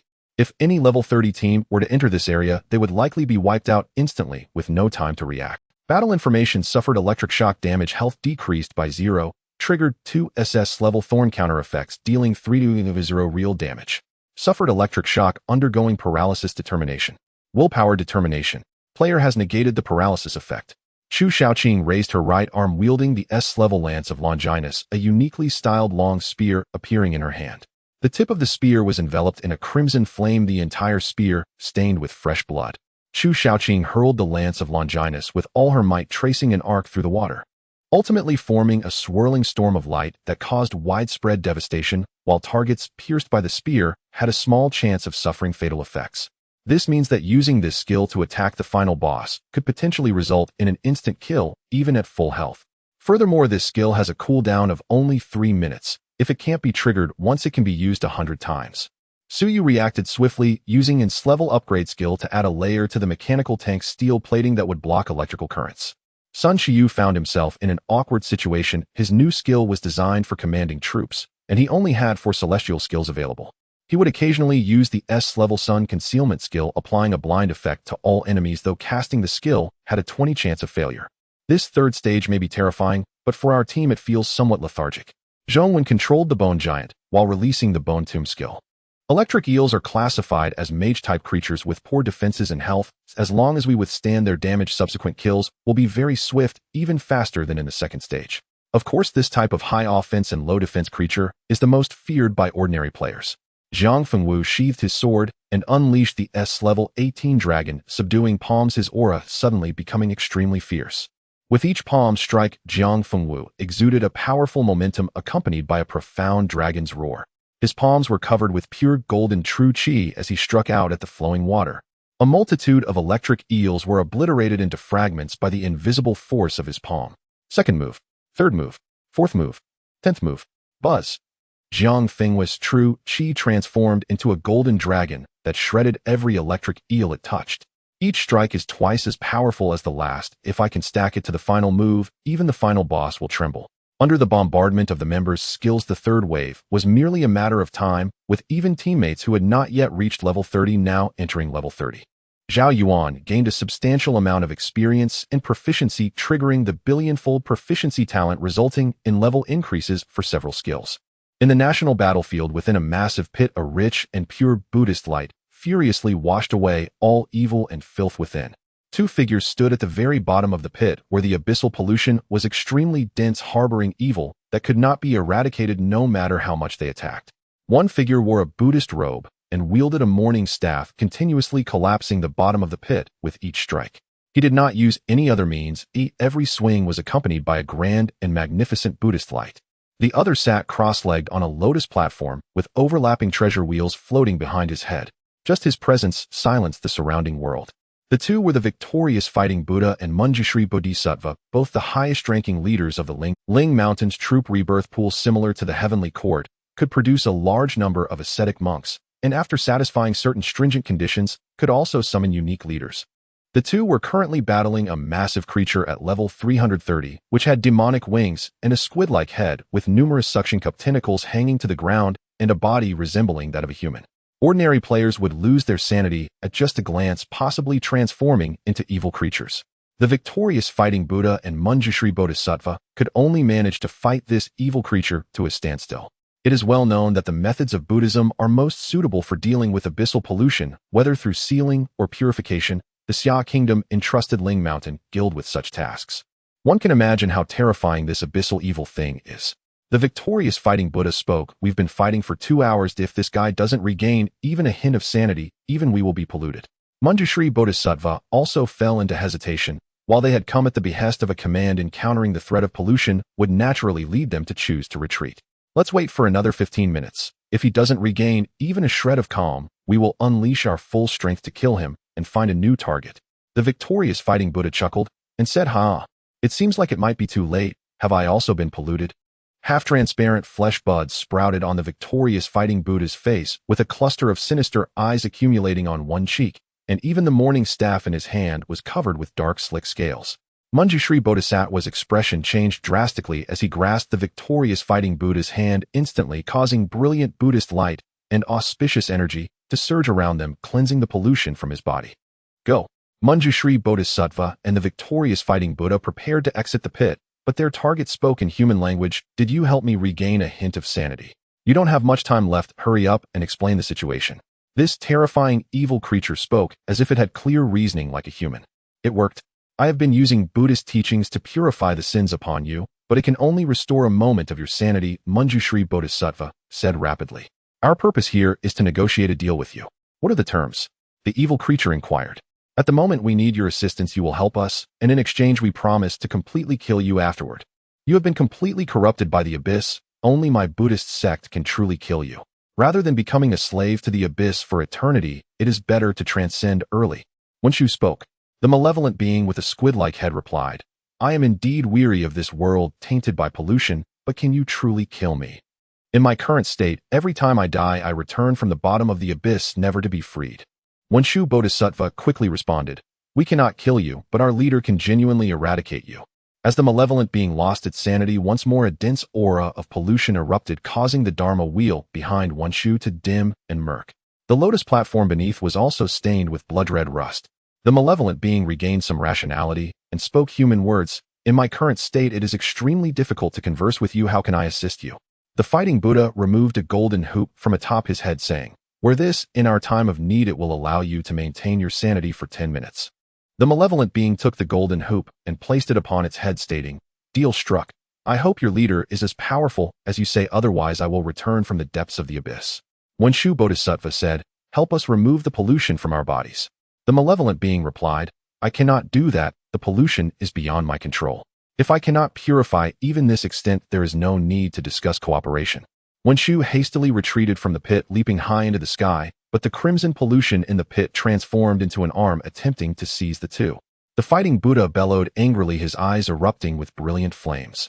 He struck down fiercely, creating an exaggerated sword aura of Buddhist light, slicing the crimson arm in half. Simultaneously, the Buddhist light sword aura extended into the pit once again, slaughtering a large number of abyssal creatures. The fighting Buddha declared, let's go, our mission is complete. When Shu Bodhisattva said with a grave expression, the fighting Buddha's face was covered with squid-like eyes of various sizes, each suction cup appearing upon his skin. When Shu Bodhisattva remarked, the pollution from the abyss is terrifying, but fortunately we were prepared with the Buddhist talisman from our leader and the scrolls from the Confucian sect leader, which can truly eradicate the pollution on you. The two then returned to the Ling Mountain Guild, where under the scrutiny of the fighting Buddha's fiery eyes a ring of strange teeth sprouted from Wenshu's abdomen, and the solemn expression of Wenshu Bodhisattva revealed a bizarre and eerie smile. The entire Zhao Yuan team leveled up to level 30 and Zhong Yuan acquired an S-level skill, living bone extraction. It can be used on living targets, causing their bones to detach from their bodies. Originally, Zhong Yuan's summon of bones could only be used on deceased units, but now with the S-level living bone extraction, it aligns much better with the persona of a bone mage. Zhong Yuan stated, even against royal-level beings, using the living bone extraction skill will impose significant limitations on them, as they must fend off attacks from others while suppressing the bones detaching within. Furthermore, the organs of most creatures are weaker than their skin. During the process of bones detaching from a living body, they can also inflict substantial damage. Su Yuxian gained an S-level skill, Diving War Machine. Similar to a mechanical tank, Su Yuxian can transform, using special mechanical devices, into a sci-fi-style fighter jet. Su Yuxian exclaimed, with this new skill we no longer need to stay underwater. I will take you to the sky. He took out a special mechanical device and threw it into the air with force, causing it to rapidly transform into a fighter jet capable of carrying 2 people. Alright, there are only 2 seats. Who wants to join me in the sky? Zhong Yuan replied, why does that sound so awkward? We'll take a ride first. At this moment, 3 royal-level electric eels appeared in the water, releasing exaggerated currents with all damage redirected to Zhao Yuan. Zhao Yuan activated the active effect of unyielding while becoming immune to paralysis control, ignoring all control effects for the next 15 seconds. Zhong Yuan sat in the back seat of the fighter jet, using the S-level living bone extraction skill, causing unimaginable agony to the 3 royal-level electric eels beneath the water. The bones within them came to life, desperately trying to escape from the flesh, yearning to become Zhong Yuan's summoned creatures. Bones pierced through the skin of the electric eels, even puncturing their eyes. The health of the royal-level electric eels plummeted, and they endured excruciating pain, unable to exert their full strength. Su Yuxian manually piloted the diving fighter jet, sweeping across the water's surface. He pressed the red button on the joystick, and a heavy Gatling gun emerged from the bottom of the fighter jet. It unleashed a barrage of narrow bullets at an ultra-high firing rate, spraying on the royal-level. Simultaneously, the fighter jet was equipped with small and medium missiles capable of instant acceleration, featuring a 1-button high-speed flip function and numerous interceptors. Boom. Boom. Under the guidance of the radar and the fighter jet's automatic targeting module, Su Yuxian launched 2 medium missiles, igniting an exaggerated firestorm underwater, covering the royal-level electric eels and surrounding ordinary electric eels. Zhao Yuan urged, "Quickly evade, we are about to collide with the eternal radiance of the Phoenix."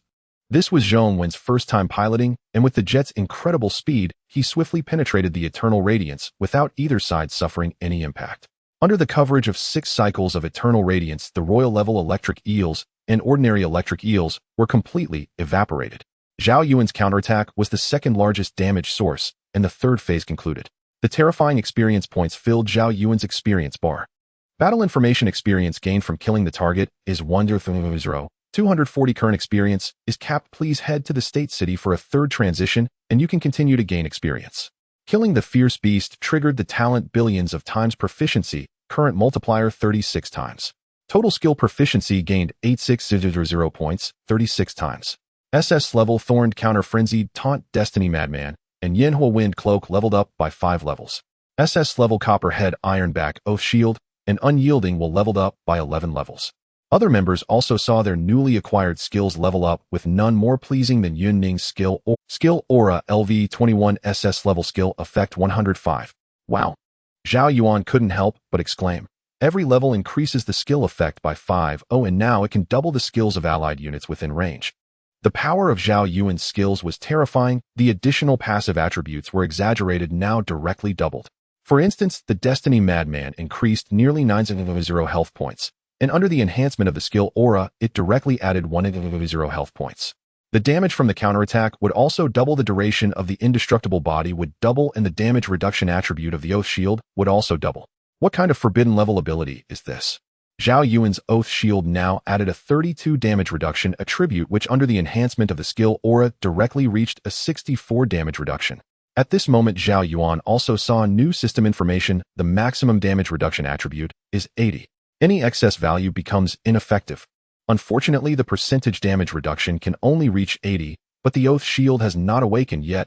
Perhaps it will exhibit different changes upon awakening. While percentage damage reduction has an upper limit, fixed value damage reduction has no upper limit. For instance, damage reduction of 200 points is a path Zhao Yuan can continue to pursue. Other skills need not be mentioned. After a 105 enhancement, Zhao Yuan alone can easily push through the final boss, especially since the skills of the Little Phoenix have also been amplified by 105, with Nirvana doubling all attributes. Speaking solely of Zhao Yuan's current 64% damage reduction, it can be considered an invincible existence.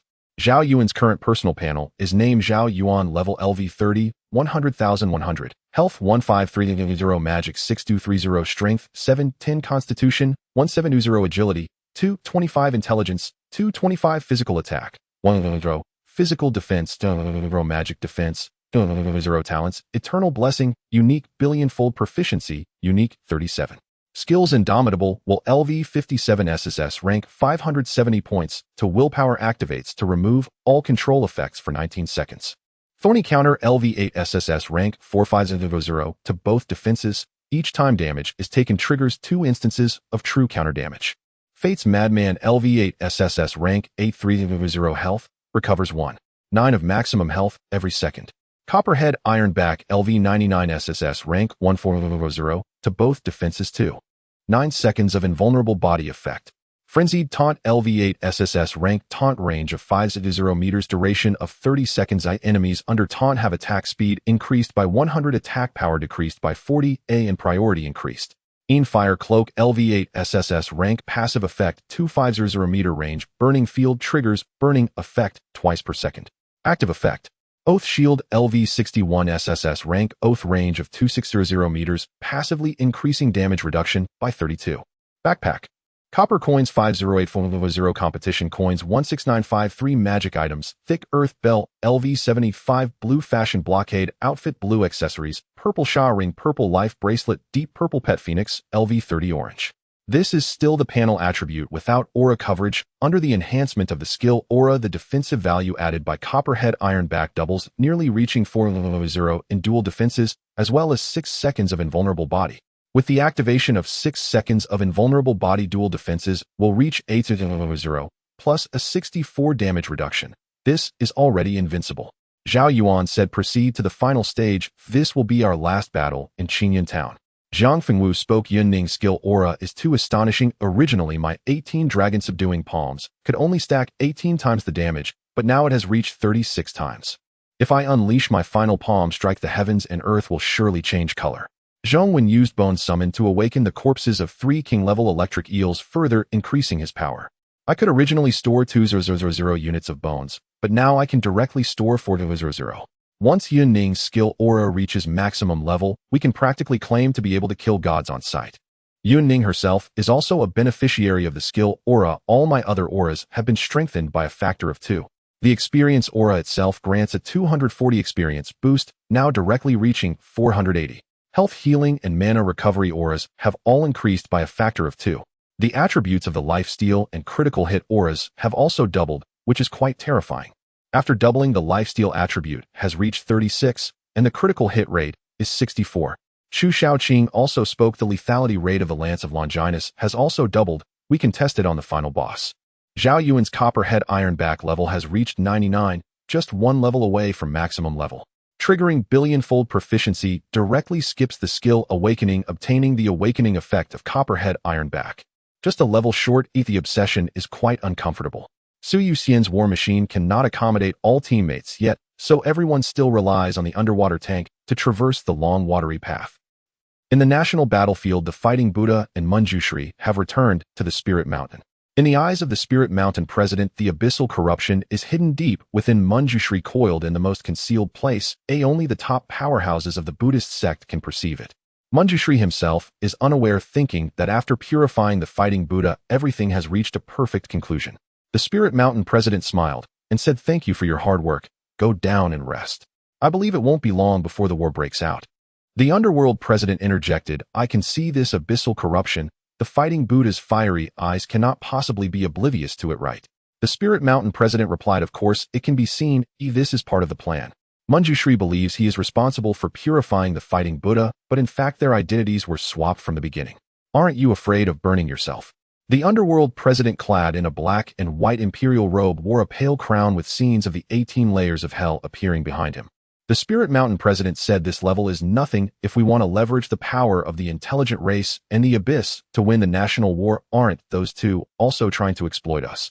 National war announcement. The beautiful country has destroyed a small nation's crystal, obtaining all of the opposing guild's resources, funds, experience points, and units. Finally, there is some movement. Yunning said solemnly, "The beautiful country does not dare to strike against the medium-sized national districts, for if it does, the other medium-sized national districts will choose to align with the Xia country, White Bear country, and other top powers to survive. The beautiful country only dares to target small national districts to plunder guild resources. There are 197 national districts, which include small, medium, large, and top-tier national districts. Truly, pulling one hair can affect the whole body. In times of peace, it is merely small nations being destroyed. When war breaks out, it will be a catastrophic collision between top-tier national districts, because the other powers will either choose to affiliate or observe. The outcome between top-tier national districts will determine the subsequent conflicts. I wonder how the 4 major guilds will play this chess game." Zhao Yuan analyzed. "My Xia country has a large population. Besides the 4 major level 13 guilds, there are also 7 level 12 guilds.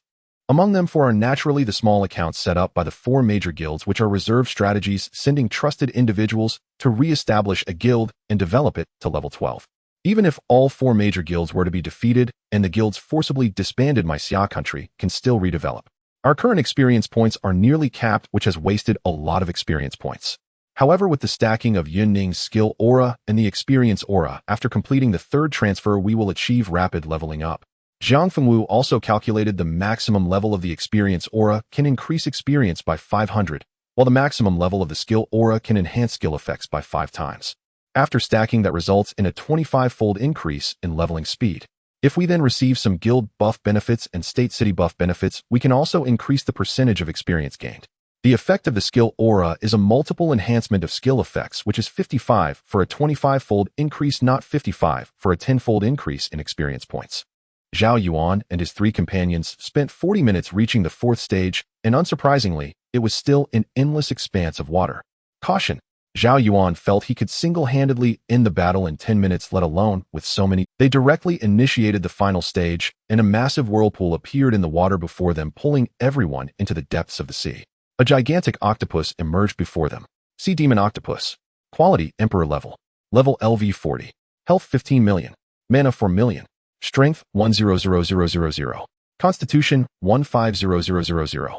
Agility 100000. Intelligence 90000. Skills Swallow Regeneration, Giant Strength, Pitch Black. This colossal octopus measuring 25 meters in length could easily crush and deform medium-sized vessels, dragging them into the depths. Like the sea monsters of legend, its enormous tentacles were covered with countless suckers, and its eerie green eyes exuded a savage and brutal aura. Above the king level is the emperor level. It's not surprising that the final boss in the abyss difficulty is emperor level, but this is the deep sea, a place devoid of breathable oxygen. Fortunately, the mechanical tank has a certain amount of oxygen stored. When lacking oxygen, we can return to the tank to breathe, extending our combat time by 2 to 3 times. I have to keep the mechanical tank at a distance. If the giant octopus grabs at Yunning Sun Chiyu, and I will only have 6 minutes of air left. Zhao Yuan activated Frenzied Taunt, and Yin Hua Wind Coat, charging towards the giant octopus. The slippery, massive tentacles ensnared Zhao Yuan, and a terrifying force surged from them. He activated the immortal golden body, losing not a single point of health. Combat information under attack from the giant strength skill. Damage calculation in progress. Damage reduced by 64. Defense value calculation. Health reduced by 0 points. Triggered SS level Thorn Rebound, dealing 5 points of true damage twice. The giant octopus tentacle snapped, and thick liquid flowed out. Zhao Yuan, covered by the skill's aura, had become so terrifying that even emperor-level bosses couldn't break through his defenses. First, there was a 64 damage reduction, then the defense boost from the immortal golden body, and a 40 attack reduction from Frenzied Taunt. With all these attributes stacked together, Zhao Yuan could kill the emperor-level boss without taking damage. Furthermore, under the effect of the oath, even if his teammates were swallowed by the giant octopus, they could safely escape. SS level Thorn Rebound. Frenzied Taunt. Copperhead Ironback. The little phoenix fell into a state of drowning, successfully undergoing nirvana, once doubling all attributes. In the sky, an eternal blazing sun hung overhead, while the little phoenix activated the mystic divine fire for damage output. Zhao Yuan's rebound damage could also trigger critical effects multiple times, causing the giant octopus health to plummet. The other teammates, under the effect of the oath shield, fought without hesitation. Even when suffocating, Zhao Yuan took the damage while launching all-out attacks on the giant octopus. S-level Lance of Longinus. A spear imbued with religious significance appeared in Chu Xiaoking's hands, its tip aflame with blood-red fire, the shaft covered in rust. The Lance of Longinus pierced through the giant octopus, dealing significant damage, but it did not trigger the death effect. This was because the skill level was still low. The death probability would be much higher when fully leveled. Zhang Fengwu naturally began to stack the dragon, subduing 18 palms, striking the giant octopus with blow after blow, the damage accumulating. The heavy sound of dragon roars echoed through the seabed, quickly manifesting a golden dragon-shaped energy, forcing the giant octopus to retreat. Swallow. The giant octopus opened its deep, toothless mouth and forcibly swallowed Zhang Fengwu. Continuous damage feedback was sent to Zhao Yuan, yet it still failed to breach his defenses, all damage registering as 0. Triggered Zhao Yuan's SS level Thorn Rebound effect again. Boom, boom, boom. Golden palm prints emerged from within the octopus body. The dragon soars with regret. Thud. A massive gash appeared in the octopus body, blood gushing forth as Zhang Fengwu swam out. The giant sea monster used its regeneration skill. The severed tentacles and body quickly healed, but its health did not recover. The boss regeneration skill has a high priority. Although the healing amount was reduced due to the heavy injury effect I applied, the skill to restore its body still exists. Zhao Yuan spoke. Sun Chiyu summoned a blinding bolt of lightning that struck down, paralyzing the boss for 3 seconds. The boss cannot break through Zhao Yuan's defenses. The outcome of this battle is already determined. It's just a matter of time before we kill the boss. Even if the boss could break through Zhao Yuan's defenses, he could maintain full health thanks to his 36 lifesteal attribute. Zhong Wen awakened numerous king-level corpses, activating the bone demon possession with frightening attributes, directly engaging the giant octopus and tearing apart its sucker tentacles with skeletal arms. Even if the octopus used the giant strength skill, it could only counteract the bone demon's power. In just 3 minutes, the emperor-level boss health was reduced by half. This was an emperor-level boss, yet before Zhao Yuan's team, it seemed like a mere toy with slightly thicker health points. Pitch Black. The giant octopus spat out a massive amount of ink, inflicting not only high damage, but also capable of melting players' eyeballs, causing them to lose their sight completely. The corrosive damage was entirely inflicted on Zhao Yuan, who activated Unyielding while directly immunizing himself against all control effects. Jiang Fengwu and the Bone Demon, controlled by Zhong Wen, each seized one of the giant octopus tentacles, pulling in opposite directions with force. Rip! The giant octopus was torn in two, its various viscous fluids dissolving in the seawater. Even so, the giant octopus body was rapidly regenerating. However, due to the heavy injury effect, the healing amount was severely reduced, only allowing it to restore its body to a complete state. Chu Xiaoking's rusty blood spear pierced through the boss, triggering the death effect instantly, emptying the giant octopus' remaining health bar. The Emperor-level boss battle took only 5 minutes. How terrifying. Dungeon information: successfully completed the level 30 dungeon under Abyss difficulty, taking 8 hours, with 7 participants. Final rating SSS level. SS level dungeon gift box has been issued. Please open it yourself. Global announcement: the global record for level 30 dungeon has been refreshed.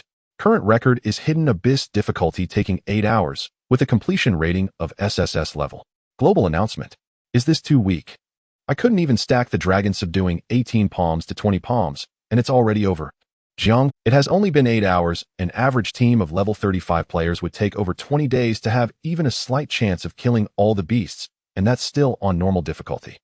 Chu Xiaoqing spoke. We fought at the highest Abyss level, and it only took 8 hours. Fortunately, the global announcement is anonymous, otherwise players from other countries would go crazy. The vast amount of experience gained from slaying the royal level sea monster could have allowed Zhao Yuan to level up, but he was unable to complete the third transition, resulting in severe overflow of experience points. Battle report: slain royal level target, gained 169 million experience points. Experience points have overflowed. Slain royal level creature triggered the talent trillionfold proficiency. Current multiplier is 39 times.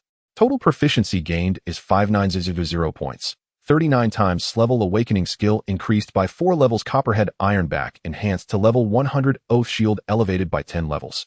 Zhao Yuan received a purple sandalwood gift box, which is this level completion reward hidden under the Abyss difficulty, containing all the loot from the entire dungeon.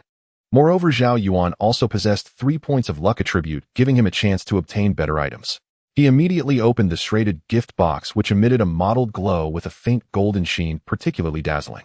Used this level completion gift box, obtained 6 million guild resources, funds, 900 million copper coins, 10 large proficiency potions, and 20 large experience potions. Acquired 4 pieces of purple pet equipment, intermediate pet evolution stones, 8 pieces of level 30 purple equipment, 1 piece of faint gold equipment, high-level wall blueprints, and 6 level skill shards. The 6 million guild resources and funds could significantly enhance the guild's strength, while the 900 million copper coins could fortify his own equipment, artifacts, and accessories. Zhao Yuan intended to give the large proficiency potions to Yun Ning, prioritizing filling up the skill aura's levels. Even though his experience points had capped, and he could not gain experience from the royal level boss, he had 20 bottles of large experience potions which he could use after completing the third transition, providing some compensation. Pets, just like players, can wear equipment, but the equipment slots are limited to 4. This means Zhao Yuan could equip the Little Phoenix with a full set of purple gear, further enhancing its already terrifying attributes. Once pets reach level 40, they can undergo a secondary evolution requiring precious intermediate evolution stones, on the condition that Zhao Yuan himself must reach level 40 for the pet to increase its level cap. After evolution, the Phoenix would enhance its quality and break through to a rank above orange. It would also unlock the next skill. Zhao Yuan also acquired a set of level 30 purple equipment clad in heavy armor, boasting higher attributes than his current purple gear. After all, it came from its level gift box, already the pinnacle of purple equipment attributes. The only piece of faint gold equipment is a 2-handed shield split into 2 sections affixed to both arms, and can form a giant shield when the arms are brought together, also serving as a weapon to strike enemies. Guardian's Wall. Quality faint gold. Wearing level LV 40. Attributes: damage blocked by the shield, adds 800 to the damage reduction during attack determination, and provides immunity against 3,000 points of armor penetration. Zhao Yuan is now equipped with 1 faint gold and 8 purple luxurious gear, undeniably ranking among the top tier for level 30 players. Zhao Yuan's defensive stats alone exceed 2 million points. Even players of equal level cannot breach his defenses, but percentage-based armor penetration is lethal to Zhao Yuan. A high percentage of armor penetration could breach a portion of Zhao Yuan's defenses, while this faint gold shield provides 8,000 defense points and immunity against 3,000 points of armor penetration, perfectly matching Zhao Yuan's needs. High-level wall blueprint. This should relate to special buildings like the Mage Tower. The guild's built-in walls will continuously strengthen as the guild level increases.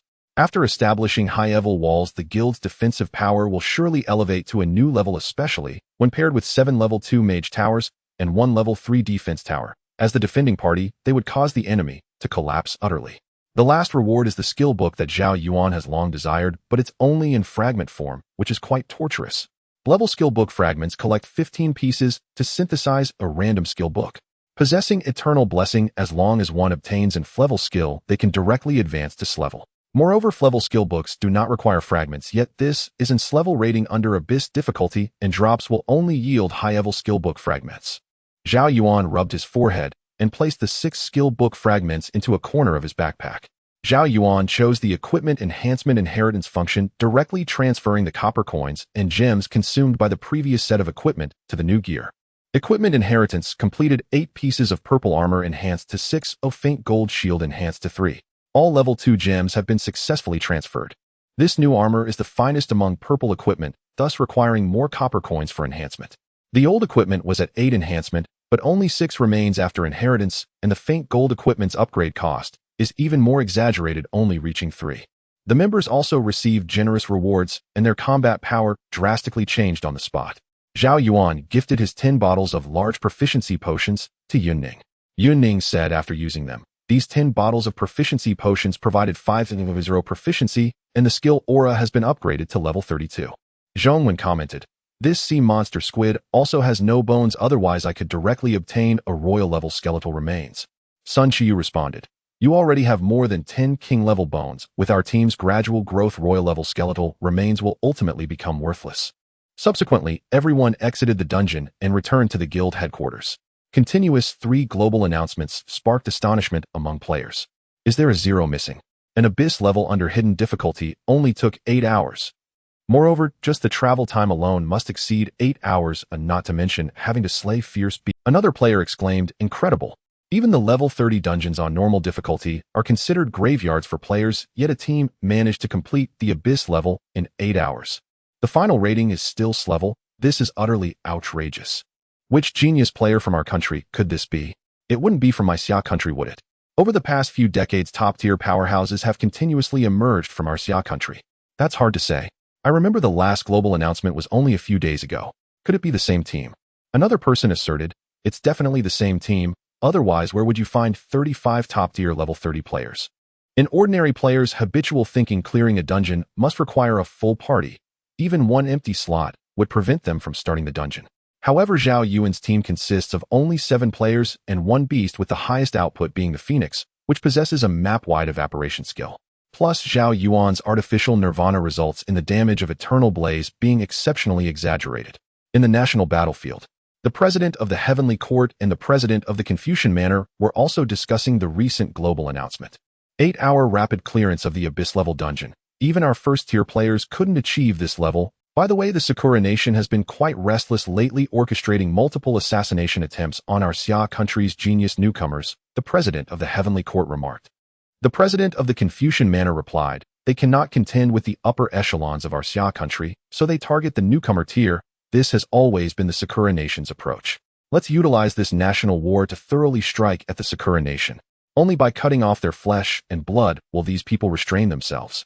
Using the power of the Abyss is a double-edged sword. It's just right to wipe out a few level 11 guilds from the Sakura Nation." The beautiful nation was also shaken by the global announcement. Although it was on the national battlefield, the global announcement was still visible. If it were people from the beautiful nation, they would have reported to me long ago and been treated as primary training. The vice president replied, "As long as they are not from the Xia nation, everything is negotiable." The president of the beautiful nation then asked, "How are the discussions with the agreements from Britannia and France going?" The vice president responded, "They are still hesitating and have not given a definitive answer. No, they have already agreed, but they are just stalling for time." The president of the beautiful nation pondered, "They are merely dragging the White Bear Nation into the fray without truly engaging in a bloody battle. The risk level is quite low. They will eventually agree." But the vice president hesitated. Even if Britannia and France joined forces, it would still be impossible to hold back the White Bear Nation, right? The president of the beautiful nation laughed. Of course they cannot hold back the White Bear Nation, it's just for show. The White Bear Nation will inevitably take a hands-off approach watching us battle the Xia Nation without intervening. The vice president continued, the spots we reserved on our war chariots are almost full, and we have maximized our efforts to incite allies of the Xia Nation. The timing is ripe. In the deep of night, the president of the Heavenly Court sent out a secret message which finally landed in the hands of a man holding a military knife with his right eye dimmed and blind. The man opened this secret message, furrowed his brow, and silently ignited the letter. When Zhao Yuan and the others returned to the guild headquarters, the sky had already darkened. The half-blood dragon people had also returned from hunting fierce beasts. Without Yun Ning's experience aura, the average level of the half-blood dragons had only increased by 0.6 levels. Zhao Yuan's copperhead iron back had reached the peak of level 100, triggering the talent, Trillionfold Proficiency. The unique talent, Trillionfold Proficiency, was triggered, and this level copperhead ironback skill skipped the awakening trial. Please choose the skill Awakening Branch Effect. Branch 1 adds 2 armor penetration immunity and magic defense penetration immunity, with effects increasing as the skill level rises. Branch 2 adds 1.5 W points of armor penetration immunity and magic defense penetration immunity. One is a percentage-based penetration immunity, and the other is a fixed-value penetration immunity. The percentage will be terrifying in the later stages, while the fixed value will be unresolvable in the early and mid stages. The most obvious flaw in Zhao Yuan's current skill system was its response to penetration attributes. Especially percentage-based anti-penetration and magic penetration would deduct a significant amount of Zhao Yuan's defense value, so he naturally chose the percentage-based penetration immunity. After awakening this level copperhead iron back, its level reset back to 1. As the skill level increased, it could eventually reach an 80 penetration immunity. Yun Ning said, tomorrow we will teleport into the state city to complete the 3rd transfer trial of Abyss difficulty. The next step is to actively open the cross-national guild station. Zhao Yuan, fixing a half-light gold shield on each arm, said, the real national battlefield has been exceptionally calm up to now, with only some small national guilds being destroyed. The calm is just an illusion, the real storm will soon arrive. Jiang Fengwu pondered, after entering the state city, players' levels will range from 30 to 60, with the existence of level 5 and 6 guilds. Although we have golden troops, we still face limitations when battling level 5 and 6 guilds. If we win a cross-national guild war, we can upgrade to a level 5 guild. It's still early, I am going to grind in the arena. The 3rd level competitive store has updated many precious items. Chu Xiaoqing opened the matchmaking panel. Yun Ning hurriedly said, take me with you. I've been solo queuing as a support aura user, it's simply torture. Every time I rely on normal attacks to wear down the enemies. Do you know how I've been surviving these past few weeks? Add me in EU. I want to test the effect of living bone extraction on players and see if they will get scared enough to pee their pants. Zhao Yuan sent a group invitation. At this moment, although Zhao Yuan's armor was also of purple quality, its appearance was much more magnificent and imposing than the previous set. Especially the light gold shields on his arms, which any normal person could see were not ordinary items. A strike from a green weapon might break them instantly. In the 3rd level competitive store, there is a troop rebirth symbol with a limit of 5,000. It can rebirth 5,000 golden half-blood dragons. You should know that the total number of half-blood dragons is still less than 4,000. Of course, Zhao Yuan had not yet used the guild resources he obtained from the dungeon gift box, so the number of half-blood dragons was insufficient. You all go ahead and form a team for the arena. After I finish with the guild matters, I will solo queue. Jiang Fengwu laughed. I want to team up with Zhao Yuan. Of fighting in the same team with him would be devoid of fun and challenge. With a vow shield and thorny counter, no matter how strong the enemy is, they will be quickly defeated. I also hope to refine my application of the 18 dragon subduing palms. Zhao Yuan said, good grief, next time we team up, turn off your vow shield. Jiang Fengwu replied, the little phoenix is actually me. Do I have to experience the pain of turning off the vow shield too? Then everyone went their separate ways, either going directly to sleep, grinding in the arena, or browsing the auction house. If worse came to worst, they could read the comments from players in different regions on the World Channel. Zhao Yuan spent 6 million guild resources and invested them into the troop rebirth pool, resulting in 1,200 level 5 half-blood dragons crawling out. Then he used the advanced wall blueprint. Advanced wall durability 3 million, defense value 900, requires 600 guild funds to construct. Zhao Yuan chose to construct the advanced wall, which was more than twice as sturdy as the wall provided by a level 4 guild. Then Zhao Yuan also entered the arena, continuing his winning streak. At this time, the troop rebirth symbol required 50 competitive coins to purchase one. Zhao Yuan entered the third-level arena and encountered his first opponent, a traditional martial arts player wielding a long stick. His internal energy surged, causing his clothes to flutter. The internal energy could not be released. Compared to Zhang Fengwu, it was like the difference between an inferior and top-tier player. Although Zhao Yuan had not completed the third transfer, his equipment had been updated, and the skill enhancements brought terrifying attribute values, allowing him to remain invincible in the third-level arena. Arhat Staff. The enemy fiercely swung the long stick, creating a broken stick shadow, and aimed it at Zhao Yuan's head. With such a high winning streak, and he is a shield defense player, I cannot understand it. Shield defense players generally have low attack attributes. Is he wearing down his opponents bit by bit? Never mind, I will aim for his head with a strike first. No matter how high his attributes are, he will feel dizzy and fall into my subsequent combo. Zhao Yuan did not even activate his indestructible golden body. He simply stood still, and with a crack the enemy's long stick broke into 2 pieces, and the gemstones embedded in it turned to dust. Damn, my level 20 purple long stick. I just spent 10 years of my life to strengthen it to 20. And now it's gone. Why didn't you say you were this strong earlier? If you had, I would have surrendered. Before the man could finish speaking, he triggered the true damage of the thorny counter twice, and his health bar disappeared. Hey, where's my health bar? The traditional martial arts player stood in the matchmaking space bewildered. P.S. I got home at 8, and after dinner I originally planned to code a chapter before washing the dishes, but my dad said he would wash them with me. As a result, my dad helped me boil hot water. The rest was all on me. What a father-son relationship. There will be another chapter tonight. In the profound darkness of the night, numerous brilliant and massive stars appeared to be frozen in the sky, resembling a scattering of delicate gemstones upon a canvas of deep black velvet. Yang Jian, accompanied by his heavenly dog, followed the chieftain of the Jiren tribe into the true territory of the Jiren people. The Jiren tribe has survived for so long under the shadow of the abyss, undoubtedly possessing a formidable foundation, or else they would have been corrupted long ago. Yang Jian thought to himself. He successfully met the true chieftain of the Jiren tribe, whose attributes were even stronger than his own. I have met the esteemed chieftain. Yang Jian cupped his fists in greeting. I have come for trade. The chieftain of the Jiren tribe scrutinized Yang Jian and his black dog, stating trade is merely about helping you kill people. What could be difficult about that? The chieftain mused to himself, thinking that players are nothing but despicable individuals chasing after benefits, hoping to use our hands to eliminate other players. Ultimately, they might not even fulfill the agreed compensation for the trade and could very well betray us, putting the Jiren tribe in peril. The heavenly eye on Yang Jian's forehead had not truly opened, yet he could see through the chieftain's thoughts. The chieftain of the Jiren tribe smiled hypocritically, saying, as long as the stakes are high enough, I can help you kill as many people as you need. But this is at the cost of my own kin's lives. In exchange for a slim hope for you players in this battle, if the compensation is insufficient, I will have to abandon this trade with you. This group of players is formidable and cannot be provoked. I will just decline and delay. Can these players really come to kill me personally? Their enemies are also players. Although they can massacre my Jiren tribe, it will come at a heavy price, which undoubtedly gives them an opportunity. Thus this man with a black dog will only seek to ally with my Jiren tribe. There is absolutely no way they would attack us. They can verbally agree, but when the real battle begins, they can simply breach the contract. Do they think to use our Jiren tribe's lives to fill the pit? Daydreaming. Yang Jian laughed, saying, esteemed chieftain, I have come with genuine sincerity. He produced a simple sculpture depicting a cultured person, though it was affixed with a pale, yellow Buddhist talisman.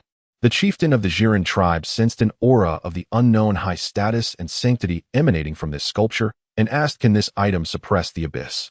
Yes. Yang Jian replied with a smile, this is the righteous aura of Confucianism combined with the sealing words of Buddhism. It is enough to force the abyssal pits on the vast land to be sealed for a year. The chieftain's expression darkened as he thought secretly, he is not my match, yet he has revealed his trump card. Does he not fear I might seize it? It must have limitations. This sealing item is a semi-finished product. Seeing through the other's thoughts, Yang Jian continued, the righteous aura within this sculpture is only half complete, and the true words inscribed on the talisman are merely 3 characters. The remaining part will be fulfilled after the decisive battle. So that is how it is. Such a condition I cannot refuse. No wonder he is so calm and composed. Yang Jian continued, for hundreds of years, although the Jiren tribe has resisted the invasion of the abyss, many tribesmen have been corrupted, transforming into evil spirits. Kin must personally slay their former teammates, relatives, and lovers. This sealing item represents our sincerity. After the Great War, regardless of victory or defeat, we will fulfill the remaining half. Cunning players know I cannot refuse this condition. Have they calculated that the Jiren tribe would willingly become pawns? The chieftain of the Jiren tribe pondered for a moment and ultimately agreed to cooperate, deciding to accept for now regardless of the final choice. Yang Jian, having seen through the chieftain's heart, added the chieftain should think carefully. Even if the four major powers of our Xia country were to be destroyed, we have many contingencies to quickly rise again. Rather than scheming for loopholes, it is better to cooperate sincerely. The scenery here is beautiful, and I do not wish to personally flatten this place next year. Previously gentle and handsome Yang Jian's gaze turned sharp, the heavenly eye on his forehead half open, revealing an aura that made the chieftain of the Jiren tribe shiver. The black dog beside him bared its teeth. Although it seemed unremarkable, merely a weakened black dog, it exuded a unique pressure found only in divine beasts. Threatening me. I could easily cooperate with the enemies of these people. After all, we are all combatants, so what difference does it make? Perhaps they also have means to seal the abyss. The chieftain of the Jiren tribe, seasoned by hardship, remained unresponsive to Yang Jian's slight threat. Yang Jian finally presented a door-like item, speaking earnestly. With the righteous aura and the Buddhist talisman, we can certainly seek cooperation with other intelligent beings. Moreover, our enemies do not have such a friendly attitude. Once they have used you, they will slaughter you all, turning you into experience points and items. With that said, Yang Jian stepped onto the billowing clouds and swiftly fled. In the final moments, he read the chieftain's inner thoughts without looking back, departing gracefully. Zhao Yuan spent 3 hours in the arena, slightly increasing his experience and proficiency, but the most significant gain was the competition currency. Arena information winning streak, count 1986. Earned 5600 experience points and 2500 skill proficiency points 39 times. Total competition currency gained 25000. I have not encountered any S-level abilities again, but the winning streak continues to accumulate, and I will eventually face other S-level skill users. A significant portion of them should be in guilds or teams, making them difficult to recruit. Zhao Yuan had previously accumulated 1600 competition currency, and now he had a total of 41000. 50 competition currency can purchase a unit of class reincarnation symbol. Zhao Yuan bought 820 units, leaving him with a purchase limit of 4180. Meanwhile, the Tier 3 competition shop now also featured level 3 gem bags and feather bags. Zhao Yuan now possessed a total of 5520 half-blood dragon units. By raising the average level, it would be sufficient to destroy all level 4 and level 5 guilds. Zhao Yuan ultimately returned to the guild residence to rest. With high-level walls, 8 defensive towers, and 5520 half-blood dragon units, the mysterious troop guild was like an impregnable fortress. The next day, after awakening, the 7-member team chose to teleport directly to Xiangzhou, and the 3 seconds of teleportation passed. The team arrived in a bustling, noisy, and vibrant state city where the buildings towered over Qingyun town by more than 10 meters. The buildings were adorned with red walls and gray tiles, grand courtyards, and the patrolling guards on the streets were at least level 50, clad in silver armor and wielding long spears. Naturally, the team immediately headed to the class change hall for their 3rd class trial. What? You want to choose the Abyss difficulty? A group of madmen. The class change instructor was nearly spitting on Zhao Yuan's face. Do you know what Abyss level means? Have you heard of the abyssal powers? Using this as a code name, you can imagine how exaggerated the difficulty is. Once you enter, you are bound to die. Surviving for 5 minutes would be considered a stroke of luck. Zhao Yuan replied indifferently, "We are in a hurry. Please open the entrance for the trial." In a hurry to die? Letting you all die is no issue. In such a vast forest, there are all sorts of birds. Where do you find so many fools to accompany you to death? Joking aside, a scarlet, glowing teleportation gate appeared before everyone. The edges of the gate inscribed with numerous symbols of abyss, pollution, and evil, as if a gate to hell had been opened. Zhao Yuan and the others entered the blood-red portal, and before them stood a scene resembling a dormitory building. Isn't this the school's dormitory building? This instance is rather strange. Yun Ning spoke. Zhao Yuan keenly noticed a horror value meter appearing below his status bar. Mystery rules: killing vengeful spirits will grant a 3rd transfer certificate. If the horror value reaches 100, the player will be obliterated. Zhang Fengwu said with a serious tone, "This is a rare horror-type instance. The enemies within are ghostly beings that exist between illusion and corpses. Our attacks cannot touch them. It is said that this type of instance is the hardest of all. Even players with top-tier attributes have mental strengths no different from ordinary people, and even the strong may meet a tragic end within." Zhao Yuan pondered, "There's no need to worry. Just think of yourselves as being shrouded by the oath shield, and it won't be terrifying anymore. No matter how horrifying the scene is, the evil spirits cannot harm you. The damage will be redirected to me. Real damage should be able to kill the vengeful spirits. As long as the spirits make a move, it will be them who get." Mystery rules: players will be assigned to different dormitories. Vengeful spirits will continuously hunt humans and will grow stronger with the passage of time. Players must leave their dormitories during the intervals when the vengeful spirits are gone and find the items hidden within the dormitory building to kill the vengeful spirits. Dormitory assignment in progress. Zhao Yuan had also heard of such instances and added, players' skills have no effect on the elusive vengeful spirits. At most they can destroy the physical form of the spirits, but in a few seconds the spirits will recover. Only very high-level skills can barely hold off the vengeful spirits for a few seconds, low-level skills can't even shatter the soul body. Moreover, there's the horror value mechanic. If players are engulfed by fear, they will die instantly. However, the rewards for such horror instances are substantial. The most renowned reward is that after clearing a horror instance, players have a high probability of gaining a level 1 reward. This is a shortcut for players to level up in the later stages. Zhao Yuan finally said, "You must remember with the oath shield in place you are invincible. If the vengeful spirit attacks you, it will suffer real damage itself. Therefore, as long as you suppress your fear, victory is assured for us." As soon as Zhao Yuan finished speaking, the 7 were teleported to different dormitory rooms. Zhao Yuan opened the communication channel only to find it sealed. He quickly surveyed his surroundings. It was a simple 4-person dormitory. Through the window, he could see the cold, gentle moonlight pouring in and eerie songs echoed from the corridor, growing louder. It was the voice of a woman seemingly approaching Zhao Yuan's dorm room, as if she were stepping in high-heeled boots. Tap, tap. The footsteps abruptly stopped, followed by a gentle knocking at the door. Thud. Zhao Yuan did not respond. Although he was not worried about the vengeful spirit attacking him with a horror value over 100, even the strongest attributes could result in death. He glanced at his status bar. The horror value had risen by 6 points. The woman outside seemed to sense that no one was inside the dormitory and slowly walked away. Zhao Yuan waited for a few minutes before stepping out from behind the bed, his pupils sharply constricted. A pale iron-blue face of a woman with a sinister grin was pressed flat against the dormitory window. Upon seeing Zhao Yuan, her smile grew wider, and she let out an excited laugh.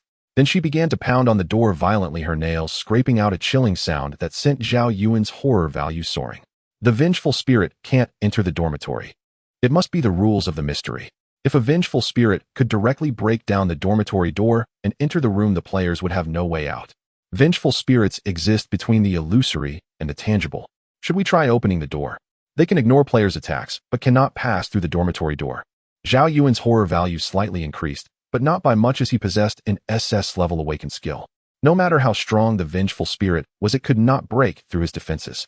As long as he managed his horror value, while he was worried about Yun Ning and Su Yuxin's insufficient courage causing their horror values to spike. Hehehe. The woman's laughter outside grew increasingly eerie, sounding unlike anything a human could produce, and after leaving a sharp scratching noise on the door, she once again distanced herself. Is this because she found that she couldn't scare me and turned to frighten others? The rules mentioned that vengeful spirits would continuously strengthen over time. Once strengthened to a certain degree, they should be able to break through the door. Or perhaps they strengthen by absorbing horror values. Seeing that I haven't contributed much horror value, she is preparing to change targets. As soon as the female ghost walked away, Zhao Yuan opened the dormitory door and shouted, "Come hit me." The ghost immediately turned around, and Zhao Yuan quickly shut the door. "Come on in." Zhao Yuan extended a finger in a provocative gesture. The ghost was momentarily stunned, then began to frantically pound on the door. However, she could not gain much horror value from Zhao Yuan and had to quickly leave to scare other players. Zhao Yuan opened the door again, saying, "Hey, I'm jumping out. I'm jumping back in. I'm closing the door. I'm opening the door again." The dormitory door was continuously opened and closed, leaving only the disheveled ghost silently lingering under the tranquil moonlight. Silence is the Cambridge of tonight. Finally, Zhao Yuan jumped out of the dormitory, initiating a fervent provocation, and the ghost was forced to target him.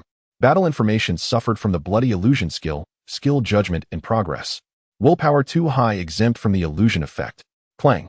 The female ghost wore a gray sweater and held a wide-bladed knife for slaughtering livestock. Her face was covered with crimson tattoos, as if someone had drawn on her face with a knife. When the ghost's attack touched Zhao Yuan, it dealt 0 damage and triggered the SS level Thorn Reflection. His health was reduced by 2/3. It seems she relies on illusions to scare players and absorb fear, to continuously strengthen herself, ultimately breaking through the door. Therefore, her attributes are not high, but for normal players facing the vengeful spirit in its initial state, they would be instantly killed. However, the ghost's attack attributes are too low. Even after reflecting 2 real damage instances, the ghost activated another skill, transforming into a cloud of blood mist and vanishing from the spot. She can still escape. Is this a skill of the vengeful spirit? One is displacement, another creates illusions, and there should be an ability to absorb horror values as well. I originally wanted to take her down in one go, but I have to wait for the next fervent provocation to taunt the ghost back. Saying this, Zhao Yuan activated the Yin Fire Wind Coat, igniting the entire dormitory building. Mystery information: the Vengeful Spirit has leveled up to level 2. Level 5 Vengeful Spirits will be able to break through the dormitory door. In the national battlefield, the Vice President of the White Bear Kingdom reported, "President, the legions of the British Kingdom and the French Kingdom are approaching our guild. Are they looking for death?" The President of the White Bear Kingdom looked at the map before him and said, "These people usually don't dare to approach our stronghold. It must be the orders of the beautiful country. With just one large national zone and one medium national zone, do they think they can stop us?" Such wishful thinking, the Vice President continued. "Since this is a critical battle, why not wait for an opportunity? Let the Xian nation and the beautiful nation exhaust each other, and then we can break through their defenses and emerge as the ultimate victor." Not only is the beautiful nation setting up defenses, but 2 hours ago President Rouge Wang sent me a message urging us not to interfere in this decisive battle, while also dispatching some troops to block our path. While these forces may not be able to stop us, delaying us for half an hour will suffice.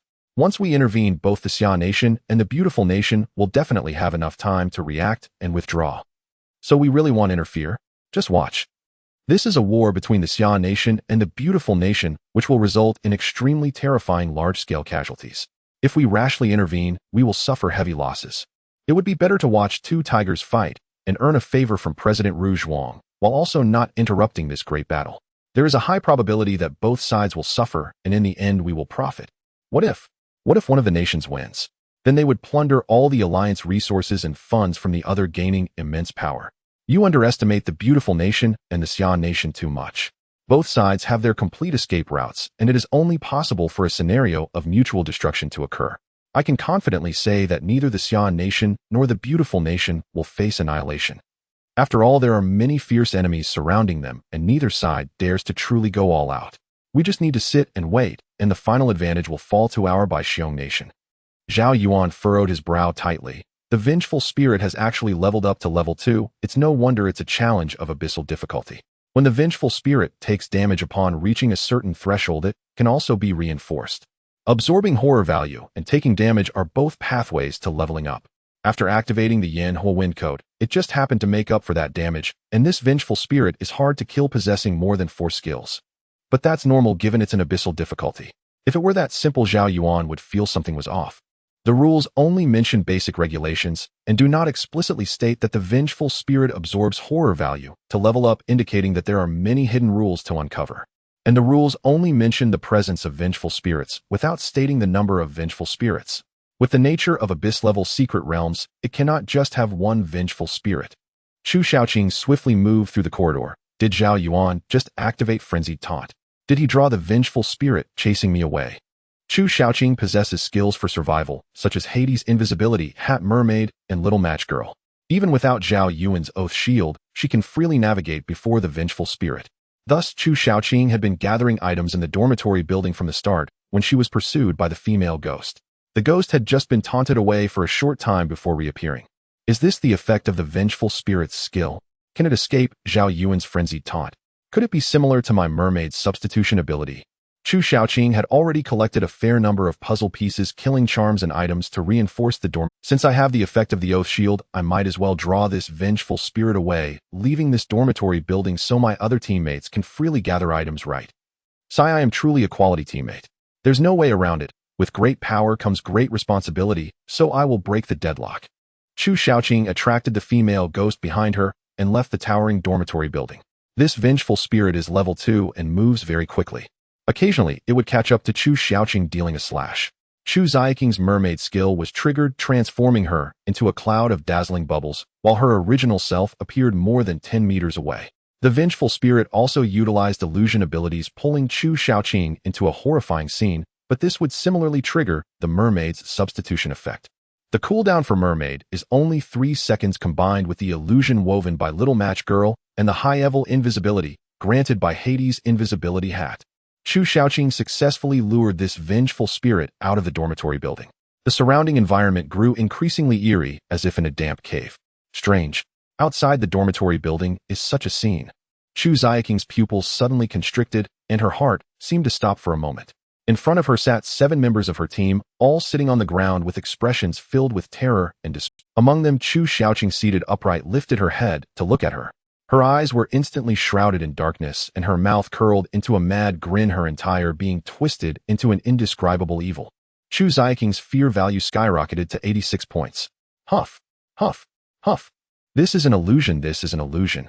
I must control my fear value. It's possible the vengeful spirit took advantage of the cooldown of my mermaid skill to impose this illusion on me. With Zhao Yuan's oath shield, as long as I suppress my fear, I am invincible. I am invincible. Chu Xiaoqing's resolve strengthened, soon bringing her horror value under control, while the absurd scene before her shattered instantly, as if a dream had collapsed. Chu Xiaoqing returned to the base of the dormitory building. Indeed, I was caught in the vengeful spirit's illusion skill, though I never left the dormitory building. Behind Chu Xiaoqing, a level 3 vengeful spirit was madly pursuing her. When she was trapped in the illusion, the female ghost attacked her furiously, and all the damage was transferred to Zhao Yuan. That almost gave me a heart attack. Chu Xiaoqing used a charm to severely damage the vengeful spirit, which transformed into a dense blood mist and disappeared.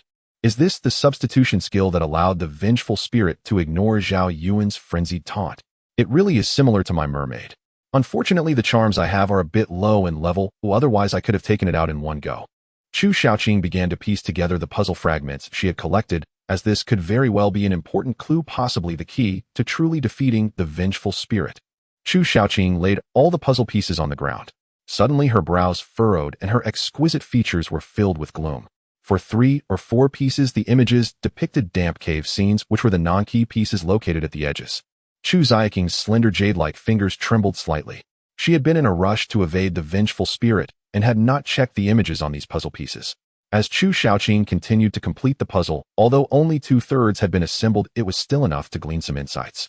The images on the puzzle depicted the 7 team members sitting on a clearing surrounded by damp cave scenes with dripping water falling. The faces of the 7 were frozen in expressions of despair and ferocity, with the central piece missing. However, Chu Xiaoqing clearly knew what the missing piece depicted, as she had just seen it with her own eyes. How is this possible? Chu Xiaoqing's heart was in turmoil. A dark, slender arm crawled up Chu Xiaoqing's back and finally rested on her shoulder. In her dazed state, a terrifying face without features loomed just in front of her, their faces almost touching. Chu Xiaoqing's horror value soared.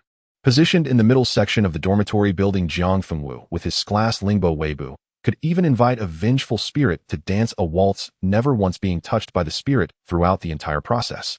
Strange, why haven't I seen any other teammates? As long as I'm in the corridor, I can sweep it with a single glance. Knowing Zhao Yuan's nature, there's no way he wouldn't come out of the dorm to pummel the vengeful spirits. Or is there more than one dormitory building?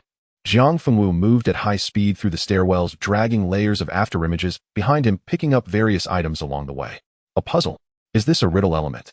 I don't want to use my brain. Why not just hack down the vengeful spirits? My 9 Yang divine art's inner force burns like the blazing essence of the sun. These vengeful spirits simply can't withstand it. But Jiang Fengwu still casually picked up the fragments along the path. Water, flower, emptiness, fate, illusion. Each puzzle piece bore a single character seemingly meant to form a complete sentence. This puzzle has successfully piqued my curiosity. I must finish it today. I won't leave the secret realm even if I'm missing a single character. The class Lingbo Weibu provided comprehensive enhancements, whether for burst acceleration, dodging, and evasion, stepping on walls, or even treading into the air. Jiang Fengwu unleashed his full speed, traversing floor after floor, frantically collecting items. He also encountered a level 3 vengeful spirit. But Jiang Fengwu didn't even spare the spirit a glance. You pound your door, I'll gather my puzzle pieces. We have a clear division of labor. In the end, Jiang Fengwu truly gathered all 11 puzzle fragments, forming the sentence, "This lives fate like flowers in a mirror, and the moon's reflection in water all turns to emptiness and illusion." The moment he saw this sentence, the scene before Jiang Fengwu suddenly shattered, as if a mirror embedded before him had been cracked open by a thrown stone. Peering through the gap, Jiang Fengwu saw utter darkness within seemingly a damp cave, where water droplets continuously splattered onto the rocks. Jiang Fengwu was completely drawn in. What does this mean? Wait, this lives fate like flowers in a mirror, and the moon's reflection in water all turns to emptiness and illusion. Jiang Fengwu's horror value exceeded 90 points. Damn it. Zhao Yuan sensed something was wrong. From a moment ago, his covenant shield had been continuously triggered, indicating that multiple teammates were under. Jiang Fengwu's horror value exceeded 90 points. Damn it. Zhao Yuan sensed something was wrong. From a moment ago, his Covenant shield had been continuously triggered, indicating that multiple teammates were under attack. Moreover, the Thorn Armor was also triggering wildly, yet the vengeful spirit didn't die, although true damage could harm spirits existing between illusion and reality. The vengeful spirits under Abyss difficulty couldn't be killed so easily. They had the ability to transform into blood mist to avoid subsequent damage. We have to follow the Secret Realm's rules and find a way to permanently kill the vengeful spirits within the dormitory building. Zhao Yuan continuously activated Fanatical Taunt, trying to buy some time for his teammates, but each time the vengeful spirit turned into a thick blood mist, nullifying the taunt effect. He also dared not activate the Yinfire Windcoat, because if the vengeful spirit took damage without dying, it could level up quickly, if it reached level 5 and they still hadn't found the method to kill it. The dormitory doors would no longer hold the spirit back. An ordinary player team would have been wiped out long ago. This team was only surviving thanks to Zhao Yuan's Covenant shield. Su Yuxian used the dive bomber skill only to discover that outside the dormitory building was a void like the very edge of a game scene that players could never penetrate. Yun Ning was trapped in her room by a vengeful spirit from the start, so she could only search inside the dorm for self-defense items. On the bathroom wall, she found a full-length mirror fixed in place with watery ripples spreading across its surface. A scene of a damp cave, 7 seated figures, and faint tentacles flickering above their heads. The scene in the mirror flashed and vanished. Amidst the sharp scratching and gnawing at the door, Yun Ning fell into deep thought. Relying on his celestial phenomenon skill to obscure the vengeful spirit's vision, Sun Qiyu finally used Heavenly Thunder to paralyze a level 4 spirit for 3 seconds. On the back of the spirit's head, he saw the words "flowers in a mirror" and "the moon's reflection in water are also not real." Engraving words on the back of the head. What a flashy trick. As Zhao Yuan's suspicions grew, the scene before him began to collapse, and from the collapsed areas he could always see a damp cave. Is it a dream? Zhao Yuan opened his own attribute panel. Everything seemed normal except for one missing thing: the 2 unique talents in his talent column. Eternal Blessing and Billionfold Proficiency were both gone. At this moment, Zhao Yuan gained an essential understanding. He activated the active effect of Indomitable Will, not on himself, but on the real Zhao Yuan. A hazy clear light lingered around Zhao Yuan's body. He opened his eyes. In the scene before him, cold water droplets kept falling from the cave ceiling. This was an exceptionally damp cave. Beside him sat 6 teammates, their faces frozen in extreme terror, especially Chu Shaoqing and Zhang Fengwu. The others had their eyes tightly shut, but Chu Shaoqing and Zhang Fengwu had their eyes wide open, their pupils a ghastly white. Their horror value is about to hit 100. Zhao Yuan's heart shuddered. He erupted with full power, activating Fanatical Taunt and Yinfire Windcoat. Then he punched upwards, the pale gold shield fixed on his arm, acting as a gauntlet, blasting a hideous creature off the cave ceiling and sending it tumbling down. Pop! Pop! The tentacle links that had appeared above the heads of the other 6 all snapped. The expressions on Chu Shaoqing and Zhang Fengwu's faces gradually returned to normal. The team members woke up one by one. Zhang Fengwu asked in confusion, "Was all of that an illusion? As soon as we entered the secret realm, it forcibly dragged us into a dream." Zhao Yuan, holding the infant-faced worm in one hand, said, "Exactly. Check your battle logs, and you'll be able to piece together the truth." Battle log affected by the Dream Fate skill. Willpower check in progress. Willpower insufficient. You will be plunged into the mirror dream realm. Horror value will increase with the progression of the dream. Zhao Yuan nearly crushed the infant-faced worm to death, then tore off the wings of the evil entity. Even with my high willpower, I couldn't resist the Dream Fate skills check. Any other player entering the secret realm would be doomed. Zhongwen reasoned, "I understand now. This Dream Fate skill is an illusion ability of a higher level than the Little Match Girl, or perhaps it has transcended the limits of illusion. It can replicate everything we possess and project us into a false world it creates. At the same time, this royal grade worm has no combat power whatsoever. It can only kill us by driving our horror value to 100. Yunning looked at her status bar and indeed saw a horror value gauge. Zhao Yuan concluded, if this Dream Fate skill were converted into a human skill, it would be equivalent to an S-grade illusion ability. It's practically a real second world, but it has many flaws. After I sensed something was wrong, my high willpower allowed me to vaguely perceive some cracks in this false world. I also saw the image of the 7 of us sitting in that damp cave within the puzzle. Chu Shaoqing said, still shaken. Me too. Su Yuxian spoke up. I piloted my fighter jet to its maximum altitude and found a barrier. This shows the Dream Fate skill has defects. With careful observation, one can detect the anomalies. Zhao Yuan finally said, Without these flaws, this Dream Fate skill would be considered an SS grade skill. Because Eternal Blessing and Billionfold Proficiency were unique, they could not manifest in the false world. These two talents would only appear on his true attribute panel, Zhao Yuan thought to himself. Bang! Zhao Yuan forcefully crushed the royal level worm, which only had a single skill with its attributes being absurdly low, yet the Dream Fate skill was truly extraordinary.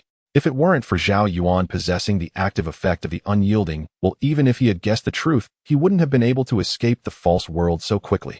It was all thanks to the unyielding will being activated, which ignored all control effects.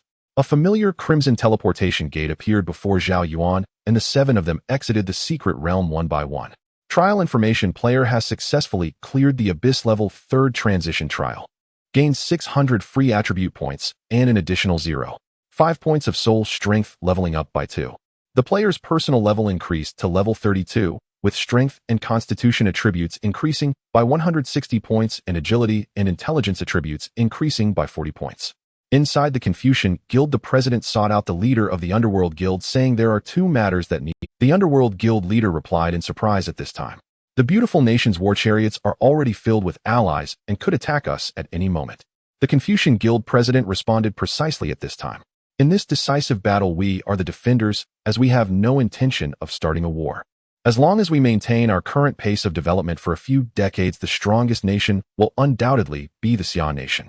If the beautiful nation wants to interrupt this trend, they must take the initiative to attack. This means the beautiful nation needs to keep a certain amount of troops to defend the guild's residence. Moreover, with our walls and defensive towers which cancel each other out, we can completely send you out to accomplish these 2 tasks. The Underworld Guild leader pondered. I can guess the first task you mentioned, but I cannot fathom the second one. Dressed in a black and white battle robe, and wearing a pale crown, the Underworld Guild leader had a throne made of skulls from different races floating behind him. After conversing with the Confucian Guild president, he took away 400 million ghost soldiers. Watching the departing Underworld Guild leader, the Confucian Guild president's eyes were deep. Everything has been arranged, and the backup plan is also in place. The Underworld Guild is considered the weakest of the 4 major guilds, with the least foundation, having grown under the neglect of the other 3 guilds after expansions like national wars, wars against alien races, and abyss invasions. Zhao Yuan personally leveled up by 2.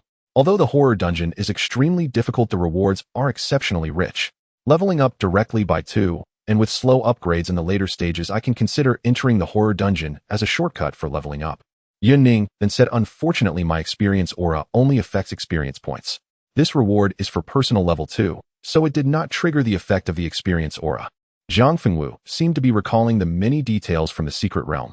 In this live's fate, the mirage becomes an empty illusion. I almost really died, or in fact when I saw this sentence I had already had some guesses. But this royal level worm actually used the horror after the mirage shattered as a weapon to drown me in fear. Zhong Wen expressed regret. Once again, a royal level creature without a skeleton. First there was the royal level squid, and now a royal level worm. I seriously suspect someone is trying to undermine me. Looking back, Chu Xiaoqing also guessed part of the truth. In that moment of horror following the mirage's shattering, she lost herself, but fortunately Zhao Yuan woke up from the dream. The group exited the secret realm and returned to the job transfer hall. How is this possible? The job transfer mentor looked as if he had seen a ghost. Based on my years of experience, the inscriptions on the teleportation gate just now indicated horror. It is highly likely that you entered a horror dungeon of abyss difficulty, yet there were no casualties. Everyone came out alive. Did I misread something? But even if it were a normal abyss level, the odds of survival are virtually 0. Zhao Yuan's team naturally ignored the job transfer mentor. Zhao Yuan allocated all 600 attribute points to Constitution and then drank 20 bottles of large experience potions he had stored. Used large experience potions 20, obtained 100 points, 500 of experience. Zhao Yuan looked at his experience bar, which had already reached more than half of level 32, with level 35 not being far off. With the double stacking of experience aura and skill aura, the experience he gained increased by 5 times. Soul strength seems to be a higher level attribute than willpower, capable of resisting mental attacks and control effects. Chu Xiaoqing explained soul strength attributes are extremely rare, and the horror dungeon is one of the few channels to obtain soul strength. After adding the free attribute points, Zhao Yuan's panel was named Zhao Yuan level LV 32, 67,100 health 1. 74 million mana, 7536 strength 8, 70 constitution, 2480 agility, 265 intelligence, 265 physical attack, 1200. Physical defense 2. 36 million magic defense 2. 36 million talent eternal blessing, unique millionfold proficiency, unique current proficiency acquisition multiple is 41. 0 times. Skills unyielding, will LV 67, willpower 670 points, cannot be controlled for 23 seconds after activation. Thorny reflective armor LV 12, dual defense 530, triggers 2 instances of true reflection damage upon receiving damage. Destined Madman LV 12, health 840, it regenerates 2 of maximum. Copperhead Iron Back 1 LV 1, a dual defense 1. 6 million 3 seconds of invulnerability effect 2 physical penetration magic defense penetration immunity. Frenzied Taunt LV 12, range 510 meters, taunt duration 30 seconds, enemies under taunt state have 100 attack speed 40 attack power priority increased. Yin Fire Wind Cloak LV 12, passive effect 2600 meters range triggers burning twice per second. Active effect. Oath Shield LV 71. Oath range 320 meters passive damage reduction increased by 37. Backpack. Copper coins 0. 905 billion combat coins 3 pieces magic item thick earth bell LV 75 blue outfit, blocking outfit blue accessory, purple evil ring, purple life bracelet dark purple pet phoenix, orange skill upgrades equipment updates, and attribute point bonuses made Zhao Yuan's health and dual defenses soar rapidly. This is still with the initial panel attributes. After adding Yun Ning's skill aura attributes will surge. Zhao Yuan's current small goal is to quickly raise Unyielding Will and Oath Shield to level 100, then gain the Awakening Branch effect, and finally level up to 35 to acquire new skills. Just as Zhao Yuan was about to open the guild panel, he received an announcement. The Beautiful Nation's level 5 Guild Hurricane has initiated a large-scale guild war. Within the National District level 4 and 5 guilds that unlock hidden mechanisms can consume a guild token to participate in this guild battle. Without hesitation, Zhao Yuan directly consumed a guild token and chose to participate in the competition. Jiang Fengwu, shouldering his sword, said this is the outbreak of a national war igniting the fervor of guild battles. Just right. Unknown guild battles are far too simple. There is no challenge. If we are to fight, let it be in such a guild war involving over 10 forces. Upon returning to the guild's base, even with the Golden Troop, acquiring experience for the guild proved to be quite challenging. The average level of the Half-Blood Dragon people reached level 10, which was the state, without any experience bonus. The entire Queebing Guild was transported into the Grand Guild Battle space. This guild battle only permits level 4 and 5 guilds to participate, meaning that the highest level enemies are likely above level 50. Zhao Yuan analyzed. However, with Yun Ning's skill aura, these 5,520 units of Half-Blood Dragon people will be extraordinarily exaggerated enough to slaughter any level 5 guild. Moreover, there are just the 7 of us. With just our 7, we can destroy any level 5 guild, thus this guild battle holds no suspense at all. Sun Qiyu also chimed in, that's right, only with 6 or more level 5 guilds working together could they possibly contend with us. Our team's value is incredibly high, especially with Zhao Yuan being a heavyweight, and these opposing guilds certainly won't possess golden troops. At most, they might have elite purple troops. Zhong Wen quietly stated in the arena, using the player's skill to extract bones from living beings usually leaves the opponent with psychological trauma. The bones within the human body suddenly gained vitality, tearing through flesh on their own. Very few players can withstand such pain, and this can now be utilized in actual combat. After commanding 5,520 units of Golden Half-Blood Dragon people, the Scrade Long Snake Formation added the following troop attributes: troop movement, speed, 120 points. The higher the quality of the troops, and the more numerous they are, the greater the attribute enhancement from the formation skills. Even with only over 5,000 Half-Blood Dragon people, it can reach a movement speed of 120 points. If it were purple troops, it would require 500 units to trigger a movement speed of 100. Zhao Yuan concluded the development process of the guild is inherently slow. By destroying the enemy guild's crystal, we can plunder all their resources, wildly accelerating our guild's growth. Using war to sustain war is the only shortcut. We also need to craft equipment for the Half-Blood Dragon people, which is an exorbitant expense. Without engaging in guild battles, it would take us 5 to 6 months to gather. Zhao Yuan also wanted to employ tactics, but it was simply unnecessary. He just needed to face the enemy's Hedon. With his SS grade awakened skills, he was practically unbeatable. This was not on the national battlefield, where the powers were complexly intertwined, with 197 national districts competing, harboring grudges, forming alliances, and being neutral, creating too many variables. And just 3,000 meters away from the Queebing Guild stood a level 5 guild. The location of the guild buildings during teleportation was random. Occasionally 2 guilds appeared alarmingly close to each other. President to the southeast is a level 4 guild, a symbol of the Xia Nation. Isn't this a treasure trove delivered to us? The overall combat power of a level 5 guild can crush a level 4 guild. Even if we initiate an attack, the resources we garner will compensate for our losses, and there will still be a substantial surplus. This is a level 5 guild from the British nation, and their president ordered this. Is purely luck having us so close to a level 4 guild can be exchanged for 8 million guild resources and 8 million guild funds. We must seize it. All troops heed my command. Charge. The level 5 guild from the British nation even left behind a few remnants to guard the guild, while the rest of the troops rushed out of the city at full speed. Due to the proximity of merely 3,000 meters and the absence of beast factions nearby, a swift battle would allow them to return to the guild base with a large amount of resources. Zhao Yuan and the others also saw a dense mass of cavalry charging toward their base. They've mistaken us for a piece of meat and can't wait to devour us. This is a perfect opportunity to test these terrifyingly expensive defensive tools. Zhao Yuan observed from a distance, catching sight of the enemy's attributes, purple troops, numbering around 200, with an average level of 35. The players numbered 600 with an average level of around 42. As expected of a level 5 guild, their foundation is profound. Our half-blood dragon people only have an average level of 10. Sun Shiyu controlled 300 wyvern cavalry and 5,500 half-blood dragon people, granting the troops a movement speed enhancement. Yun Ning's aura was also activated simultaneously. Under the enhancement of the skill aura, the mana recovery from the magic recovery aura surged, barely compensating for the continuous consumption of activating 7 auras. It's worth noting that both the skill aura and the lifesteal aura are SS grade. The higher the level, the more mana is consumed per second upon activation. All units of the Quibing Guild were adorned with 7 terrifying auras, with Sun Shiyu leading the legion. Zhao Yuan did nothing, merely activating his oath shield was sufficient. Even players at level 60 would struggle to breach his current defense. As a result, these players averaging level 42 could only inflict countless instances of 0 damage. Soon the purple quality lizard legion reached the base of the city wall, and both sides exchanged no words before engaging directly. With suction cups on their feet, the 200 purple lizards climbed steadily up the city wall. The 600 players used grappling hooks, scaling ladders, and other siege equipment, continuously surging onto the city wall.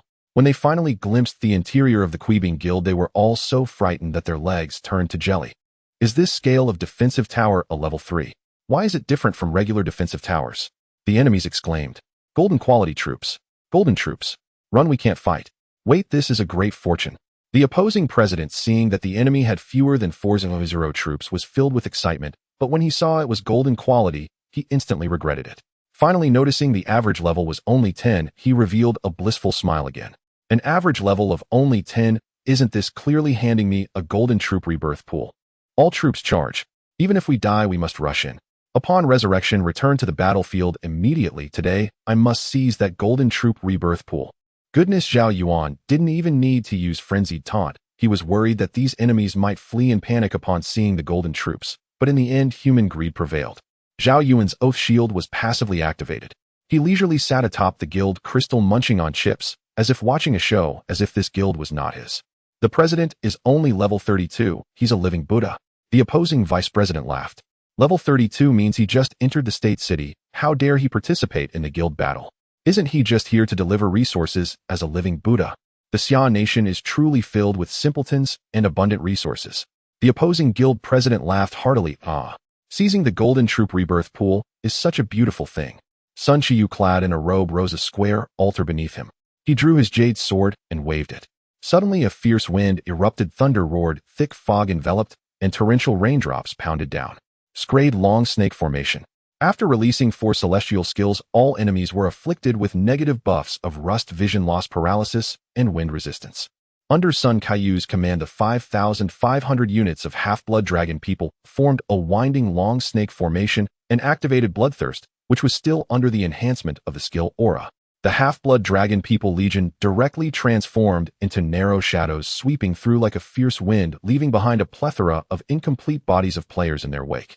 Sun Shiyu stated, under the skill aura, my celestial skills have also become more powerful with effects multiplied by 1.6 times. How is this possible? The average level of my troops is 35. We must push forward and eliminate these 5,000 golden troops at any cost. The opposing guild leader roared. The enemies launched a counterattack, and the half-blood dragon men triggered the cunning skill, increasing their reflexes and evasion rates, but it had little effect as the damage was all transferred to Zhao Yuan. At this moment, Zhao Yuan refreshed thousands of battle messages in a second, and the Oath Shield triggered thousands of times, which meant the Thorn Reflective Armor also triggered twice as many times. The enemy's attacks on the Half-Blood Dragon Men not only failed to inflict any real damage, but instead resulted in a true reflection of damage, depleting their own health entirely. Many mages and assassins were instantly killed by the reflected damage. 3 seconds later, they revived at the guild's base, while Chu Xiaoqing, Jiang Fengwu, and Zhong Yuan had already reached the opposing guild stronghold. Chu Xiaoqing used her strength skill, the Little Match Girl, to weave a corresponding illusion, preventing the enemies from exiting the guild battle to secure more kills. Zhao Yuan spoke. This is also an opportunity to earn battlefield points.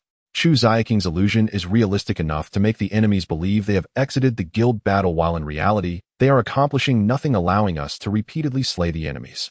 Chu Xiaoqing, Jiang Fengwu, and Zhong Yuan rushed to the resurrection point of the opposing guild, ready to slaughter the enemies as soon as they revived. Yunning spoke. Although our attributes can crush this level 5 guild, there are nearly 800 troops, and killing them will take time. New enemies may appear nearby.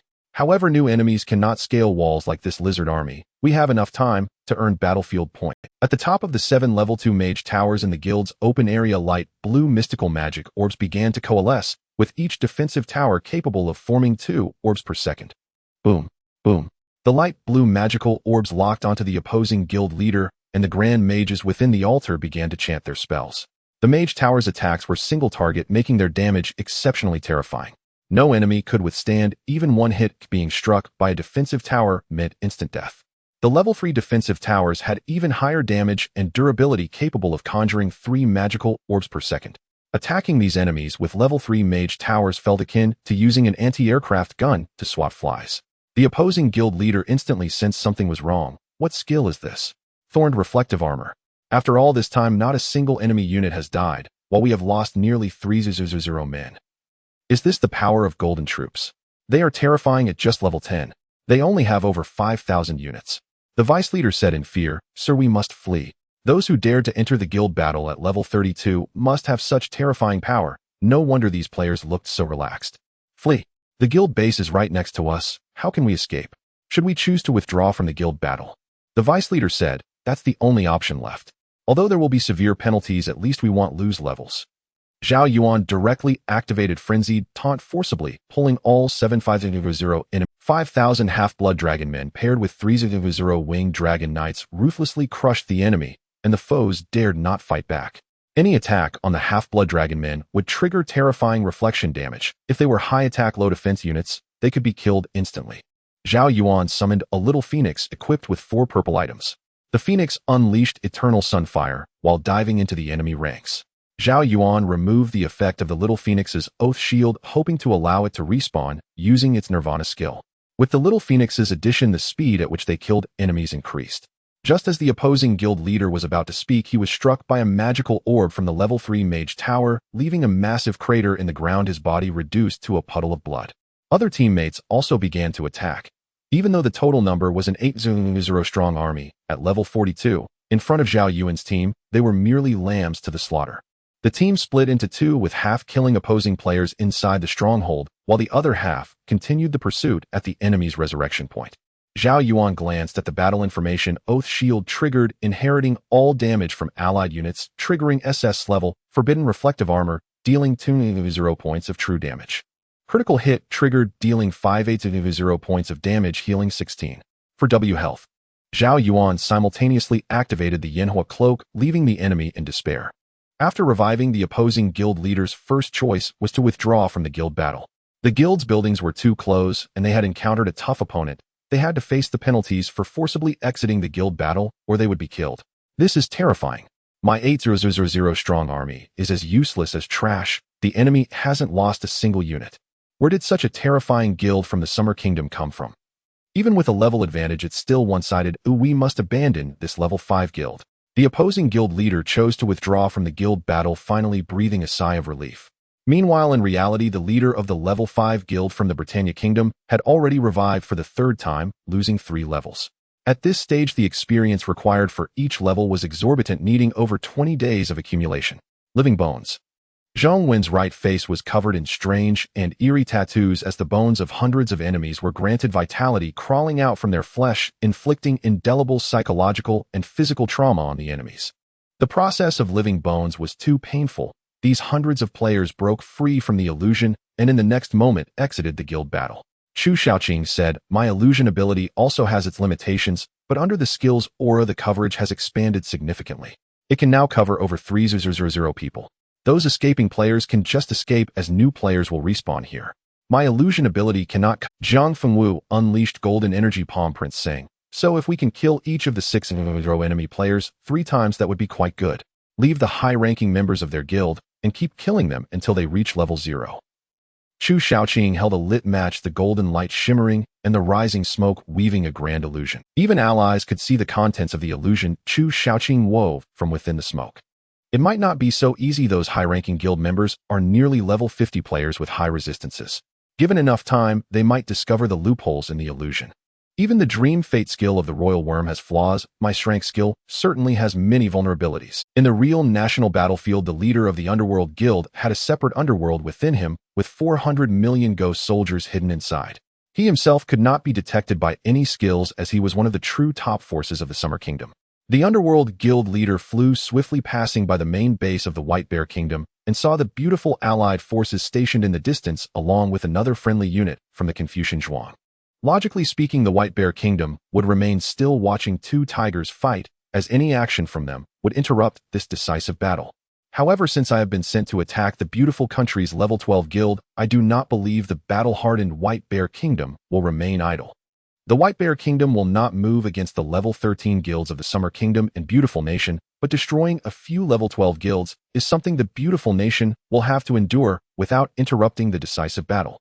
The Underworld Guild leader had 2 tasks on this trip. One was to go to the beautiful country's level 12 guild stronghold to destroy their guild and nearby allies when the decisive battle commenced. National wars allow level 12 and 13 guilds to participate, and the second task indeed stirred a long-lost passion within the Underworld Guild leader. In the Beautiful Nation Guild, the vice president respectfully reported, "President, everything has been prepared. The scheduled allies have boarded our war chariot, and all our trump cards are in place. However, even if we truly destroy the 4 major guilds of the Xia Kingdom's crystal, we will inevitably suffer heavy losses. Doesn't that give the White Bear Nation an opportunity to pick up the scraps?" The president of the Beautiful Nation replied nonchalantly, "Of course there will be heavy losses, but not for us in the Beautiful Nation, rather for our allies." This, the vice president understood and said, "Are you intending to sacrifice all allies to bring about the destruction of the 4 major guilds of the Xia Kingdom? Aren't allies meant to be sacrificed like this? Ultimately, we can just kick them aside," said the president of the Beautiful Nation casually. "As long as we succeed, we will plunder all the resources of the Xia Kingdom's guilds and leap to become the strongest nation. Even the White Bear Nation will have to bow to us. Why worry about these allies' aftermath? In this battle, not only do I want to win, but I also want to achieve victory with minimal losses. The White Bear Nation won't intervene. They would be delighted to see me and the Xia Kingdom perish together. At most, they will only destroy a few of our level 12 guilds."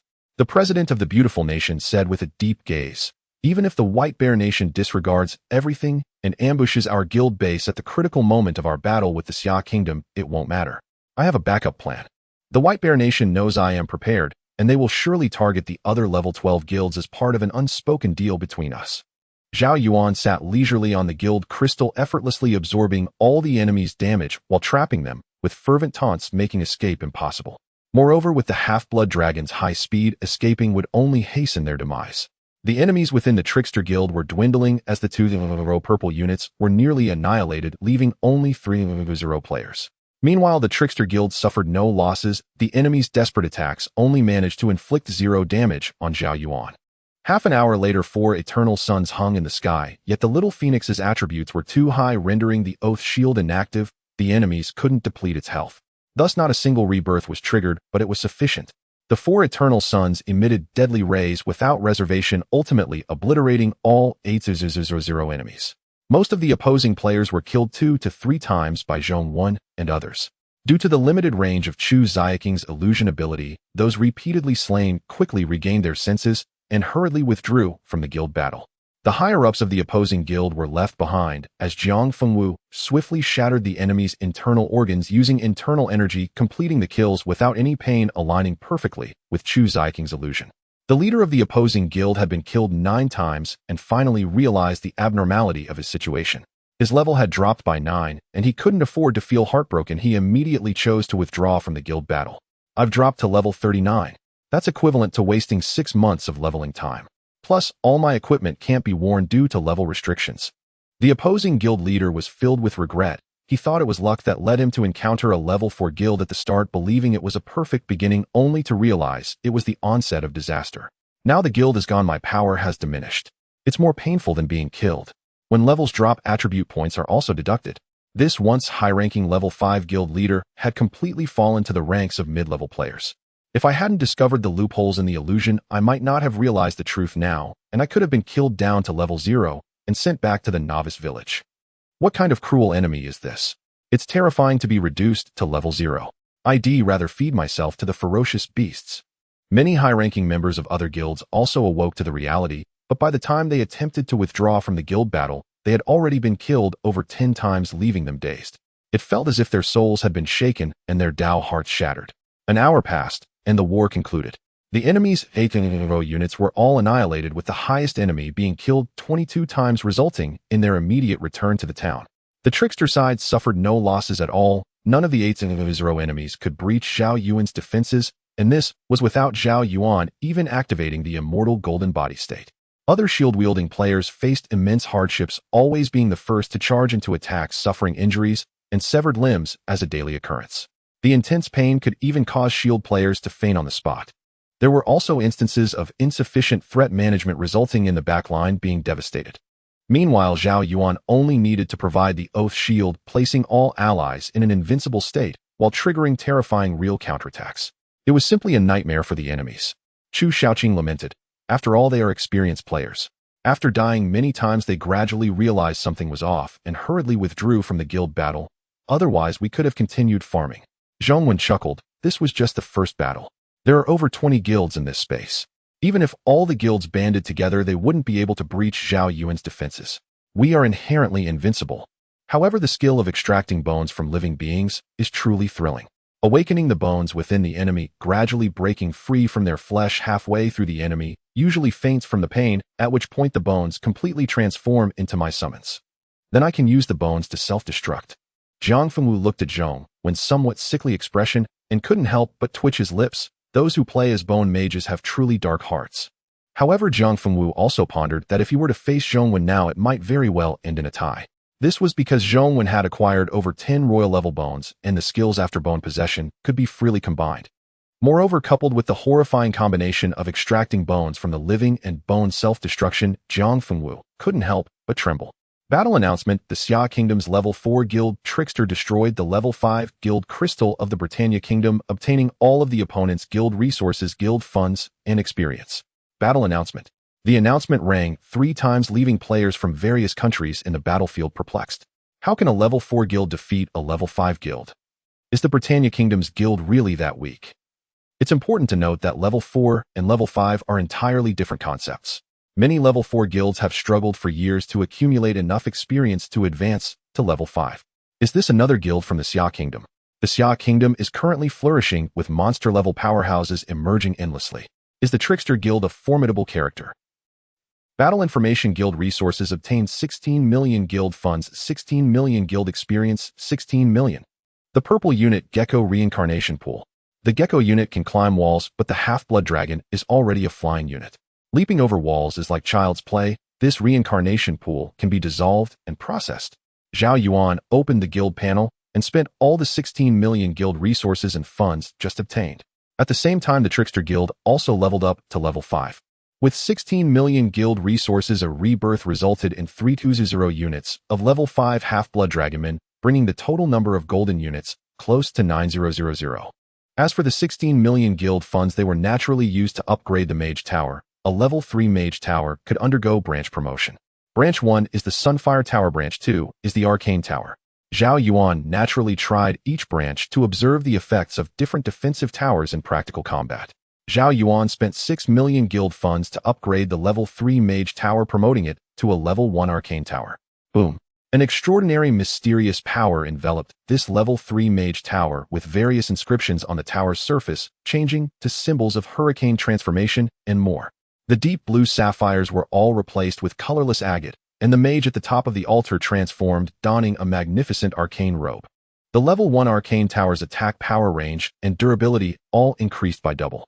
A brand new skill tornado was acquired capable of engulfing a large number of enemy units and sending them far away, serving as protection for the guild's crystal. The enemies, after much effort, finally reached the vicinity of the guild crystal, only to be swept away by an exaggerated gray-white tornado, ultimately forced to approach the guild crystal again. Moreover, the cooldown was only 5 minutes. Zhao Yuan, following the same method, spent 3 million guild funds to obtain a brand new level 3 mage tower, then consumed 6 million to promote it to a level 1 sunfire tower. The entire mage tower was adorned with clear golden decorations. In addition to basic magic missiles, it also had the Sunfire Ray skill, a more powerful sustained single-target damage attack. Thus, Zhao Yuan's 16 million guild funds were reduced to 15 million, significantly enhancing the city's defensive power, with 1 level 1 Sunfire Tower, 1 Arcane Tower, and 6 level 2 Mage Towers, making it nearly invincible. Level 5 Guild Deceptive Warriors. Guild Leader Zhao Yuan. Vice Leader Yun Ning. Guild Experience 28. 3 million. Guild Funds 1.05 million. Guild Resources 0. Guild Units 3,000 units of Wyvern Riders Light, Gold 87, 20 Half-Blood, Dragon Men Golden.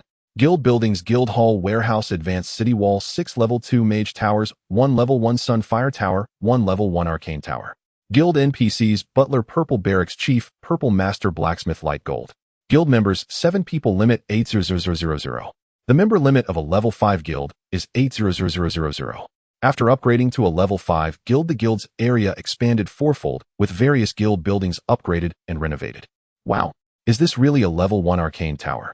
Even the level 5 guild from the Britannia nation had only a few level 2 defensive towers, which we easily toppled. Jiang Fengwu touched the Sunfire Tower and said these are all gems from the Sun Domain. The Sunfire Tower maximizes single-target attacks, while the Arcane Tower leans towards special attack domains. This is no ordinary mage tower, it's entirely a tower built from gold. The total construction cost of a level 1 Sunfire Tower actually reached 12 million guild funds. Zhao Yuan began to analyze. I specifically placed the Sunfire Tower close to the city wall and the Arcane Tower near the guild crystal. The Sunfire Tower has an exaggerated attack range and can target enemies beyond the guild's residence. The Arcane Tower's tornado skill can sweep away any enemies attempting to destroy the guild crystal, sending them outside the residence. Yun Ning added the tornado's cooldown time is only 5 minutes. Perhaps when the enemies charge at the guild crystal again, they will be blown away by the tornado. Battle Information Damage Situation 0, average level of Half-Blood Dragonmen 2. Level 4, average level of Wyvern Riders 3. 5 levels. Under Yun Ning's experience aura, a single battle directly raised the average level of Half-Blood Dragonmen to 12. However, with an additional 3,200 units of level 5 Half-Blood Dragonmen, the average level dropped again. Zhao Yuan's battlefield score was now 190 points, which would yield substantial rewards after the guild battle concluded. Combat Information Target killed, triggering the talent Trillionfold Proficiency. The current acquisition multiplier is 44 times. Player killed, earning 1.35 million experience points, 400. Player's personal level increased to level 33, attribute points increased. Total skill proficiency gained 9600 points, 44 times. Level Awakens skills increased by 5 levels. Level Oath Shield and Unyielding will increased by 10 levels. Now my skill aura stacks with the experience aura, and the experience points gained will increase by 400. Yun Ning exclaimed, once these two skills reach max level, we will achieve a 25-fold upgrade speed, quickly completing the 4th and 5th transitions. The purple unit Gecko is too useless, so Zhao Yuan directly decomposed it into guild resources, yielding very few points.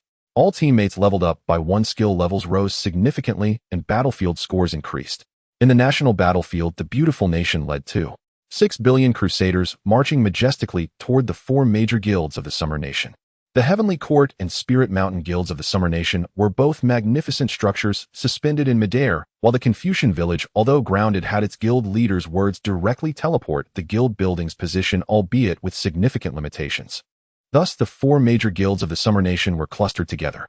The 2.6 billion crusaders, adorned in solemn black armor, wielded solemn shields resembling crosses with matching longswords embedded within. Their mounts were war horses clad in silver white armor. Black armor, white horses. The blood-red Crusader battle flag represented the beautiful nation's Crusader units, with a minimum quality of orange matching the Heavenly Court's celestial soldiers. Many leaders and deities among the Crusaders had qualities above orange. Zhao Yuan's little phoenix was only of orange quality, the highest quality item he possessed at the moment. Boom, boom. As if God had initiated the eastward campaign, an epic battle was about to erupt at this moment. The average level of the Crusaders was at 315A, all equipped with matching units. Of course, the 4 major guilds of the Summer Nation had similar configurations, albeit with slightly lower average unit levels. The 2.6 billion black-armored white horses of the Crusaders, when viewed from the sky, appeared as a dense and massive force, seemingly capable of destroying everything in the world, not to mention the numerous leaders and deities hidden within the Crusaders, along with the 930 million level 30 players in the rear. The leaders of the Heavenly Court, Spirit Mountain, and Confucian Village simultaneously gazed at the imposing and solemn Crusaders, each with a different expression on their faces. This battle has finally arrived. Since the inception of the national battlefield, no medium-sized national battle had occurred, as if all parties were waiting for the outcome of this battle. The Heavenly Court leader spoke up. The beautiful nation cannot allow us to develop any further. We have secretly developed for so many years, but it's impossible to remain hidden. Thinking of staying concealed until surpassing all enemies to reveal our strength is utterly fanciful. The Spirit Mountain leader interjected. The outcome of this battle concerns the development of the Summer Nation for the next 50 years, as well as the global power structure. Between all parties there are mutual ties. The decline of a large national region will trigger a series of chain reactions, especially between our Summer Nation and the beautiful nation. P.S. I went to have a pig-killing meal in the afternoon, which took up quite a bit of time. I came back feeling carsick and took a nap for an hour, so I apologize for the delay. There won't be less than 5 chapters. There are still 2 chapters left after this one, and I will try to release them before 1 o'clock. The president of the Confucian Society glanced at the position of the president of the underworld and said, "Then let the battle begin." Above the distant sky, a ghostly figure resembling a young girl floated in midair, holding a camera purchased at great cost, capable of initiating a global live broadcast announcement. Even separated by countless miles, the murderous aura is still so thick. Being a war correspondent isn't easy. The ghost girl seemed to be encouraging herself. Once I finish this job, the money earned will be enough for me to become a true second-tier powerhouse. I need to think about how much to charge. How about 1000 copper coins for a viewing spot? No, that's too little. This is an unprecedented battle between the beautiful nation and the Summer Nation, a destined final battle. Let's make it 1000 copper coins for a spot. Recalling the large sum of money she was about to gain, the ghost girl's eyes sparkled with symbols of wealth. No, I need to broaden my perspective. Those who can spend 1000 copper coins to watch a live broadcast won't care about 100. They definitely won't. The principle of wealthy people is not to seek the best, but to seek the most expensive. Just 1000 copper coins for a ticket. Don't complain about the price, but can't be 1 copper coin less. The ghost girl rolled her eyes. I can set it as free for everyone at first, and then charge progressively. Yes, that's the strategy. In the final stage, I'll set the price at 1000 copper coins for a spot. Although the players watching can record and post on forums, there will always be a few wealthy individuals who want to see the conclusion of the battle between the Summer Nation and the beautiful nation as soon as possible. Global announcement player by Sean has initiated a global live broadcast. The broadcast room, the epic battle between the Summer Nation and the beautiful nation, is now open for free. What the hell? They can actually do a live broadcast. Who is by Sean? Zhao Yuan exclaimed in shock. Chu Shaoqing replied, I've heard of her. She's a reporter player with special skills.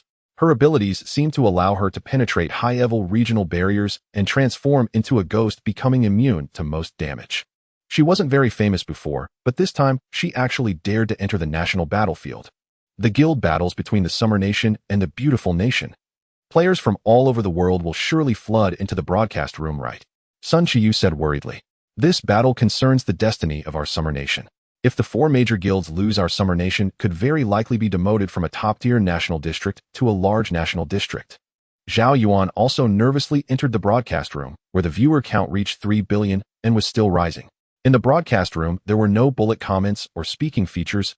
All viewers could do was watch silently, unable to discuss. What kind of garbage quality is this? All I see are densely packed black-armored white horses. Can the camera zoom in a bit? Zhongwen complained. Zhao Yuan replied, at least we have something to watch. If the war correspondent gets too close and is caught in the flames of battle, we won't even have a pixelated view left. In the national battlefield, the 1 billion celestial soldiers of the Heavenly Court formed a heavenly web, a terrifying military formation, essentially a premium version of the Long Snake Formation. Under Ling Mountain are 1 billion ascetic monks, led by various celestial beings Vajra Arhat and Bodhisattva. Following them are 300 million Confucian scholars, and finally 400 million ghost soldiers. At first glance, the Confucian Society's troop count is only 300 million, but such a small number can still be compared to the Heavenly Court and Ling Mountain, indicating the strength of these Confucian soldiers. Aside from these top-tier troops, players from the 4 major guilds also formed their battle formations. What the hell? What the hell? Celestial soldiers, ascetic monks, Confucian scholars, ghost soldiers. These are the most elite troops of our time. Jiang Fengwu watched with great excitement, and Zhao Yuan was also deeply invested. Although the Crusaders of the Beautiful Nation are land troops, they have the fearsome reputation of being the strongest land troops. Yun Ning explained, whether it be Behemoth, Titan, Dragon, Angel, or Nine-Headed Lion, the Crusaders of the Beautiful Nation have slaughtered them with overwhelming force. From the current numbers, our Summer Nation has a decent chance of winning since we are the defending side, occupying the advantageous position of the guild buildings, Zhao Yuan analyzed. And the Beautiful Nation still needs to leave troops to guard the guild crystal. On the national battlefield, the president of the Beautiful Nation swung the sword of creation and truth with all his might, tearing open a massive dimensional rift through which a large number of serpent people emerged. The number reached 500 million. This could very well be 2/3 of the serpent people's population. The president of the Confucian Society, seated on the throne to the right, calmly remarked, "These are intelligent beings comparable to Homo sapiens who have survived the invasion of the abyss and have sent forth 500 million of their kin." The president of the Heavenly Court questioned, "The Beautiful Nation wouldn't want to sacrifice these level 320 crusaders. They must be using the serpent people to absorb the firepower first. What conditions did the Beautiful Nation offer to have the serpent people assist them wholeheartedly? The Beautiful Nation doesn't have the ability to seal the abyss." The president of the Confucian Society maintained his expression, waving his sleeve as a magnificent portal of light slowly opened above the 4 major guilds. The leader of the Homo sapiens tribe led 400 million Homo sapiens warriors to teleport in. Among the generals of the Heavenly Court, Yang Jian revealed a smile, as when he left the Homo sapiens tribe his heavenly eye had opened and he had read the thoughts of the Homo sapiens leader. This statue of a scholar and the Buddha's seal above can indeed seal the abyssal pits on the vast land, though only for a year. It is an extremely precious piece. The Homo sapiens leader thought of Yang Jian's departing figure. "Years ago, my parents and brother were corrupted and became evil spirits, and it was I who killed them." Clenching his fists, veins throbbing on his forehead, the Homo sapiens leader vowed, "Even with just a sliver of hope, I want to lead my people to live in peace and tranquility, even if they are treated as pawns that can be discarded by these players at any moment." After opening his heavenly eye, Yang Jian could see through people's hearts in all directions, thus he did not look back, taking the black dog and leaving swiftly. The Homo sapiens leader shouted loudly, "The Homo sapiens tribe is willing to fight for the Summer Nation. The Homo sapiens tribe is willing to fight for the Summer Nation. The Homo sapiens tribe is willing to fight for the Summer Nation." 400 million Homo sapiens roared in unison, their momentum astonishing. Seeing the Homo sapiens tribe join the Summer Nation's army, the president of the Beautiful Nation did not even blink. If the Summer Nation could bring the serpent people into their ranks, they could naturally bring the Homo sapiens tribe into their ranks as well. The president of the Beautiful Nation coldly stated, "The alliance between Ling Mountain and the Confucian Society can form the most powerful seal in the world. The Summer Nation merely helps the Homo sapiens tribe seal the abyss in exchange for their loyalty. It's a simple deduction." He swung the sword of creation and truth again, and divine stairways appeared in the sky with countless troops and players rushing up each stairway. Kangaroo Nation, Dull Nation, Southern Nation, Neon Nation, Canada, Da Nation. The Beautiful Nation's true trump card is the numerous allied forces. The president of Ling Mountain had a layered treasure wheel floating behind his head, surrounded by countless spectral monks reciting scriptures. The number of allies from the Beautiful Nation is greater than reported. Even the Ink Nation and the Obtain Nation have become the vanguard of the Beautiful Nation. But there are also many betting on our Xian Nation. The president of Ling Mountain opened his right palm, revealing a towering Buddhist temple, its grand entrance forming a resplendent passage. The allies of the Xian Nation emerged in succession. 3 large national districts, 7 medium national districts, and 16 small national districts. This was hardly even a third of the total allies of the Xian Nation. The president of the Beautiful Nation sneered, "I exerted pressure in advance to a portion of Xian Nation's allies were never reliable. Having received my Beautiful Nation's promise, they will naturally refrain from participating in this chaotic battle." If carelessly handled, all guild troops might perish while player deaths merely result in level reductions. The president of the Heavenly Court remained expressionless. He had anticipated that some allies had weak ties and would refuse to engage in such a deadly battle. Boom. The war drums of the heavenly soldiers resounded, marking the outbreak of the largest-scale war. The president of the beautiful nation led 6 billion crusaders, 500 million players, 4 billion allies, and 500 million serpent people in an assault against the 4 major guilds. The 4 major guilds commanded their respective troops along with 2 billion players, 900 million allies, and 400 million intelligent beings fortifying their defenses using guild structures. It was as if a torrential river crashed against sharp-edged reefs, depicting a grotesque oil painting composed of corpses, blood, flesh, whales, roars, demons, gods, paleness, and darkness frozen and dried here. Zhao Yuan felt a twitch in the corner of his eye, his mind racing with thoughts of growing stronger to ultimately secure Xia Nation against the formidable enemies of various nations. Although the 4 major guilds have the advantage of guild structures and defensive miracles, the enemy's numbers are overwhelming. Moreover, there are the Crusaders, the strongest land troops, serving as the vanguard. The 4 major guilds won't last long. Zhao Yuan analyzed. The national war concerns the fate of a nation. If the crystals of the 4 major guilds are destroyed, Xia Nation will suffer the heaviest blow in history. Yun Ning expressed her worries. Zhao Yuan then added, the 4 major guilds cannot be without trump cards. Look, the president of the underworld is absent and has only 400 million ghost soldiers. Could it be that they are seizing the opportunity to ambush the beautiful nation's guild crystal? Suyu exclaimed excitedly. Impossible. Zhao Yuan replied. The beautiful nation left a third of the crusaders to guard the guild crystal, and with the guild walls and defensive miracles in place, the president of the underworld would only be seeking death. 400 million ghost soldiers are simply insufficient. Could it be? Sun Xiu, taking on the role of the strategist, speculated. Could they be seeking the help of the White Bear Nation to launch a surprise attack on the beautiful nation? That is also impossible. Zhao Yuan shook his head. That would be too simple and straightforward. How could the president of the beautiful nation not have a backup plan? How could they possibly ignore the existence of the White Bear Nation? What a terrifying enemy. Zhao Yuan sighed from the heart. With such minimal cost, 2/3 of Xia Nation's allies have chosen to give up on participating in the battle. Are the 4 major guilds really going to lose? Chu Ziking's lips trembled slightly.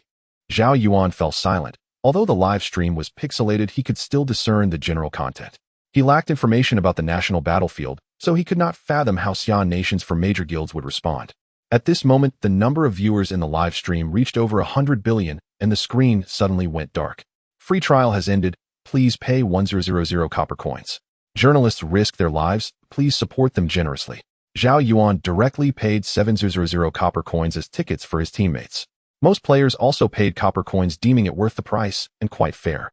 The president of the beautiful nation could single-handedly face millions, while the presidents of Ling Mountain and the Heavenly Court could barely achieve a stalemate with great difficulty. The beautiful nation still had 3 vice presidents, all of whom were slightly weaker than the 4 guild leaders. The combined military force on the battlefield exceeded 100 billion players. Troops and intelligent beings fought chaotically. This epic battle could no longer be described as merely an epic saga, but was a battle that would change history. With that guy from the underworld absent, he must have gone to find the White Bear Nation. The president of the beautiful nation easily countered the joint efforts of the presidents of Ling Mountain and the Heavenly Court, even finding time to speak. The underworld has found the White Bear Nation presenting conditions for a surprise attack on my guild's stronghold, forcing me to withdraw. Is this your final trump card? Unfortunately, I have already completed a transaction with the White Bear Nation. Transaction. The president of the Heavenly Court countered with the sword of truth. Impossible. The White Bear Nation harbors significant hatred towards you, beautiful nation, and would never allow Xia Nation to fall. This would mean the rise of the beautiful nation. The White Bear Nation only wishes to see us both suffer.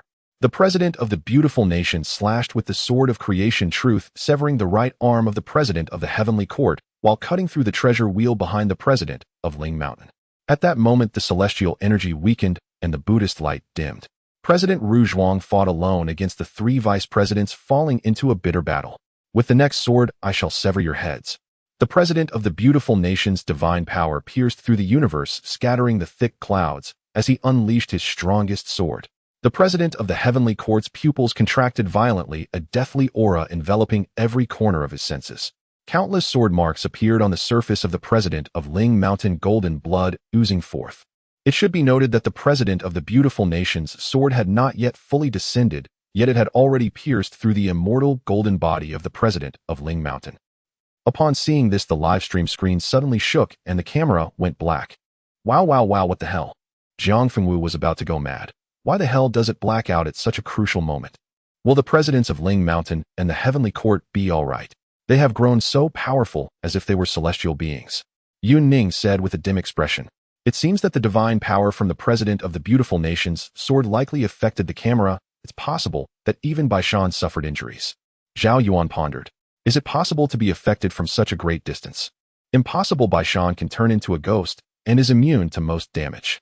Sun Qiyu had just spoken when he realized that the divine power from the president of the beautiful nation's sword could definitely harm ghostly forms. Viewers around the globe in the live stream were bewildered. This was a pivotal moment. Was the president of the beautiful nation about to slay the leaders of Ling Mountain and the Heavenly Court? Or would the outcome be the opposite? Isn't this just a cliffhanger from a novel? I'm going to feel terrible. If I find this Bai Shan, I'll send her a pile of razor blades. What good would sending blades do? She's a war correspondent. Then send her iron nails, scissors, and blades. Hey, the screen is back on. Bai Shan's face turned pale, as she almost thought her life was about to end. The dazzling aura of divine power pierced through the clouds, and the shockwaves reached her side. I'm already filming from the farthest distance of the camera. How could I still be caught in the flames of war? I cannot stop. I must continue the live stream. This is my professional integrity. A golden hoop appeared out of thin air, blocking the mighty sword in the hands of the president of the beautiful country. Beneath the hoop, a horrifying and bizarre figure gradually emerged, sporting a gigantic bloated squid head with tentacles hanging down to the ground. In the yellowish pupils, a glimmer of human-like wisdom shone through, and the body was humanoid, albeit with membranous wings growing from its back. After donning the golden hoop, the abyssal creature regained a fleeting sense of rationality. This was the trump card of the president of the Confucian Society, and one of the objectives of the tasks assigned to the Fighting Buddha and Manjushri. Manjushri was engaged in combat with a deity of equal rank in the rear, unable to intervene in the most critical battlefield. At this moment, he joyfully proclaimed, with the power of the abyss on our side, we can regain the upper hand. Coupled with the advantages of the defensive miracle, the beautiful country will have no choice but to retreat. The Fighting Buddha swung his morning staff, and the pure and radiant Buddhist light and auspicious aura surged forth, wreaking havoc among the enemy ranks. Yet under his fiery gaze, the demonic contamination within Manjushri's body swayed violently. He was already in a semi-contaminated state, but he remained completely unaware. Abyssal creature. Madman. The president of the beautiful country cleaved through the creature's body with his sword, releasing a nauseating yellowish slime from the squid head, but in the next moment, it returned to its original state. How is this possible? An abyssal creature maintaining its own rationality. A combination of the powers of Buddhism and Confucianism. The president of the beautiful country took a rare step back. The abyssal creature could not be truly slain, but the most terrifying aspect was the silent and bone-deep contamination. I nearly had my head chopped off. The president of the Heavenly Court spoke. The immortal body of the president of Ling Mountain had been restored to perfection. He was the strongest defender of the Summer Kingdom. I will help you slay the beautiful country, but remember to fulfill your promises afterward. The creature spoke in a tone reminiscent of a shrewd merchant, creating a strong contrast with its bizarre body.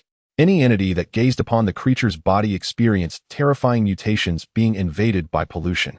The Summer Kingdom had been prepared. Those with weaker strength had already covered their eyes and stood behind the four presidents. The surfaces of the beautiful country's forces and their allies sprouted eyes with mismatched pupils, and the blade of the president's sword of creation was also covered with dense crimson fungi. Many bodies of the crusaders swelled, bursting their armor, transforming into indescribable beings, and the warhorses clad in silver armor were similarly affected. The president of the beautiful country coldly scoffed, "What of the abyssal creature? Have I not slain enough of them?" Since the Summer Kingdom dares to trust and cooperate with the creature, it indicates that the creature's power is within controllable limits, merely adding a president-level enforcer. Indeed, the two presidents of the Summer Kingdom can jointly slay the creature, but the creature fears not death and cannot truly die, coupled with its terrifying pollution. Its function is equivalent to two president-level powers capable of inflicting massive casualties on the enemy forces. The relatively weaker allied forces of the beautiful country may completely collapse under the abyssal pollution. A golden flame flickered in the eyes of the Fighting Buddha, who had been following closely behind Manjushri. At this moment, the demonic seed within Manjushri was exceptionally active. In the eyes of the fighting Buddha, half of Manjushri's face was now covered with translucent flesh buds, his expression sinister, with the corners of his mouth raised, creating an indescribable eeriness when paired with Manjushri's dignified features. To an ordinary person, Manjushri appeared to embody Buddha nature, resisting numerous enemy deities. With the participation of the abyssal creature, the president of the beautiful country had to face the combined forces of the heavenly court, a Ling mountain, and the creature alone, sustaining significant injuries. However, under the command of the president of the beautiful country, the vast army surged forward like a tidal wave, aiming to destroy the Summer Kingdom's crystal before the pollution fully erupted. They actually borrowed the power of the abyss. This is a forbidden choice. Was it not said that abyssal creatures completely lost their rationality? How could they still reach a deal with the Summer Kingdom? Xiu Shaoqing expressed confusion while feeling relieved that the Summer Kingdom had regained the upper hand. It is the golden hoop of Buddhism. Zhao Yuan observed the live stream and said it should be a method of Buddhism that restored the creature's rationality. This creature might have been a member of the human race millions of years ago. I wonder what price the Summer Kingdom paid to make the abyssal creature serve them. Zhao Yuan's features were filled with. Yuning asked, the Summer Kingdom has already halted the full-scale assault of the beautiful country. What are you worried about? The purpose of the abyssal creatures is to destroy all life, whether players or sentient beings. They are targets of abyssal pollution. I worry that this creature has ulterior motives. Having regained its rationality through Buddhist means, will it utilize this brief moment to carry out some terrifying actions? If it were me, having regained a shred of rationality after being mired in pollution for hundreds of years, I would certainly seize this slim opportunity. Of course, even Buddhism cannot completely purify the pollution. Otherwise Buddhism would become the strongest force in the world. Indeed, if it were me, after hundreds of years of pollution, regaining rationality, would I still be the same me? Sun Qiu murmured. Perhaps I have already become a thorough evil, seeking to slaughter all living beings. The seven were plunged into silence. Though merely speculation, it was not impossible to happen. On the battlefield of the National District, the abyssal creature's squid head gleamed with a lively intelligence. Oh, just by looking at those eyes, one could tell it was a cunning and clever human. Kill. Kill them all. Devour everything, pollute everything, destroy everything, assimilate everything. The creature appeared cold and rational on the surface, even seizing the president of the beautiful country's weaknesses for desperate attacks. Yet within it seemed to be a completely mad world, plotting its own scheme, its own insane plan. Using the hand of the Summer Kingdom to exterminate the beautiful country, then polluting all nearby units, elevating its own rank, and then backfiring on the Summer Kingdom. After undergoing a great war, the Summer Kingdom will be exceedingly weak. The elevated creature can annihilate the 4 major guilds of the Summer Kingdom. Kill. Kill them all. All of them must die. 2 extreme thoughts blossomed within the creature. One was the complete rationality granted by the Buddhist golden hoop, while the other was a half-mad state influenced by the hoop. In the end, the goal is to pollute all players and sentient beings on this continent, devour others of its kind from different regions. I want to become the being closest to the creator. Hee hee. On the battlefield, the manifested true monarch, with his eyes of creation wide open, was already fearsome in combat power and could see through the hearts of all enemies. He was unmatched in valor, single-handedly battling multitudes. When he did strike, it was always towards the enemy's fatal weaknesses, beheading foes and obliterating their divine essence. With his eyes of creation fully open, he could see through the hearts of men in 360 degrees and over a vast range. He saw through the demonic pollution within Manjushri and understood the intentions of the fighting Buddha following closely behind. At the same time, he abruptly caught sight of a half-mad, half-rational being howling bizarrely. Kill everything. Pollute everything. Devour everything. Assimilate everything. Annihilate the beautiful country, then slaughter the Summer Kingdom. The tone of this voice oscillated between rationality and madness as the eye of creation on Yang Jian's forehead abruptly sprouted a mass of densely packed tumorous growths. The tumors parted to reveal a gap, as if they were mouths, all shouting abyss. Abyss. Meanwhile, tens of thousands of miles away, Baishan noticed something strange. The camera in her hand seemed to come alive, sprouting limbs and features breaking free from her control. Baishan horrifyingly discovered that part of her ghostly body had been tainted with a grayish hue, and she hurriedly severed that portion, resulting in considerable weakening of her main body. The revived camera raced across the ground frantically, shouting, annihilate the beautiful country, then slaughter the Summer Kingdom. Those in the live stream were terrified, an unknown extreme, ancient fear spreading deep within. In the live broadcast, the camera appeared extremely bizarre, as if fixed to the head of a pet dog constantly shaking and chasing a ghostly girl. From below the camera, baby-like feet could be seen, and Zhao Yuan could imagine the scene unfolding. The camera had caught sight of the malevolent spirit, which then contaminated the camera, and the ghostly girl herself from thousands of miles away. The camera exhibited signs of life, seemingly possessing a trace of the malevolent spirit's consciousness, and was pursuing the ghostly girl. However, Baishan was still an 80-level player. Although not a combat type, she had basic strength. She subdued the camera, then sawed off its newly grown limbs, features, and face before shouldering the camera again, adjusting the focus to aim at the battlefield. Damn it. My damned professionalism does not allow the broadcast to be intermittent. I must capture the complete scene. Baishan gritted her teeth. The immersion is too strong. Being a first-person perspective with limbs and features sawed off, this battlefield reporter is truly dedicated, still thinking about continuing the broadcast to survive. As the audience worldwide showered Baishan with gifts, she remained indifferent. Under the assault of the malevolent spirits, the Heavenly Court President and the Spiritual Mountain President, the Beautiful Nation President's injuries worsened, and he was touched by the abyss corruption. Yet he remained calm, his eyes dark and resolute, slowly speaking. Is this really the true trump card of the Xia country? So this means the actions of that kid from the underworld are not as simple as they seem. He isn't just looking for the White Bear country, could it be? Letting a true abyssal malevolence gain intelligence is quite interesting. The Beautiful Nation President's divine power surged, purging the corruption from his body while simultaneously burning the deep red mushroom on the Genesis Truth Sword. We humans have been fighting against the abyss for hundreds of years. You and I both know how dangerous it is to give abyssal malevolence intelligence. This undoubtedly serves as the key to opening Pandora's box, which would not only bring disaster to the Xia country, but also lead to the true revival of the abyss. President Ruzhuang listened expressionlessly to the accusations from the other side. In this regard, I agree with your viewpoint. Oh, the Beautiful Nation President's calm heart suddenly trembled. President Ruzhuang was acknowledged as the strongest strategist of the Xia country. Seeing his calm demeanor, the Beautiful Nation President felt a trace of fear. He had been injured in the siege of 3 powerful foes without furrowing his brow, yet now he felt a sense of, with a sword slashing horizontally, the Beautiful Nation President's divine power surged, forcing back the 3 powerful foes, and he hurriedly spoke. Now that you possess intelligence, you can trade with the Xia country. Why can't you cooperate with my beautiful nation? The Heavenly Court, Spiritual Mountain, and Ruzhuang of the Xia country indeed possess extraordinary methods and divine abilities, but my beautiful nation also has its unique powers and numerous allies. Why not discuss your trade with the Xia country? Perhaps I could help you realize it too. The Heavenly Court President's expression was grave. The strength of the Beautiful Nation President was unquestionable, and his intellect was outstanding, indeed a formidable opponent, still seeking a way to respond even in this situation. The intelligent malevolence said with interest, what you say makes sense. Purchasing goods requires comparing prices. If you can truly kill me, I could serve you. Truly kill you. The Beautiful Nation President drew his sword to confront the Heavenly Court and Spiritual Mountain Presidents. The abilities of Buddhism combined with Confucianism could indeed truly extinguish you, preventing your resurrection from the abyss. However, my beautiful nation also has its methods. I can cleanse the corruption from you, though you have already merged with the corruption.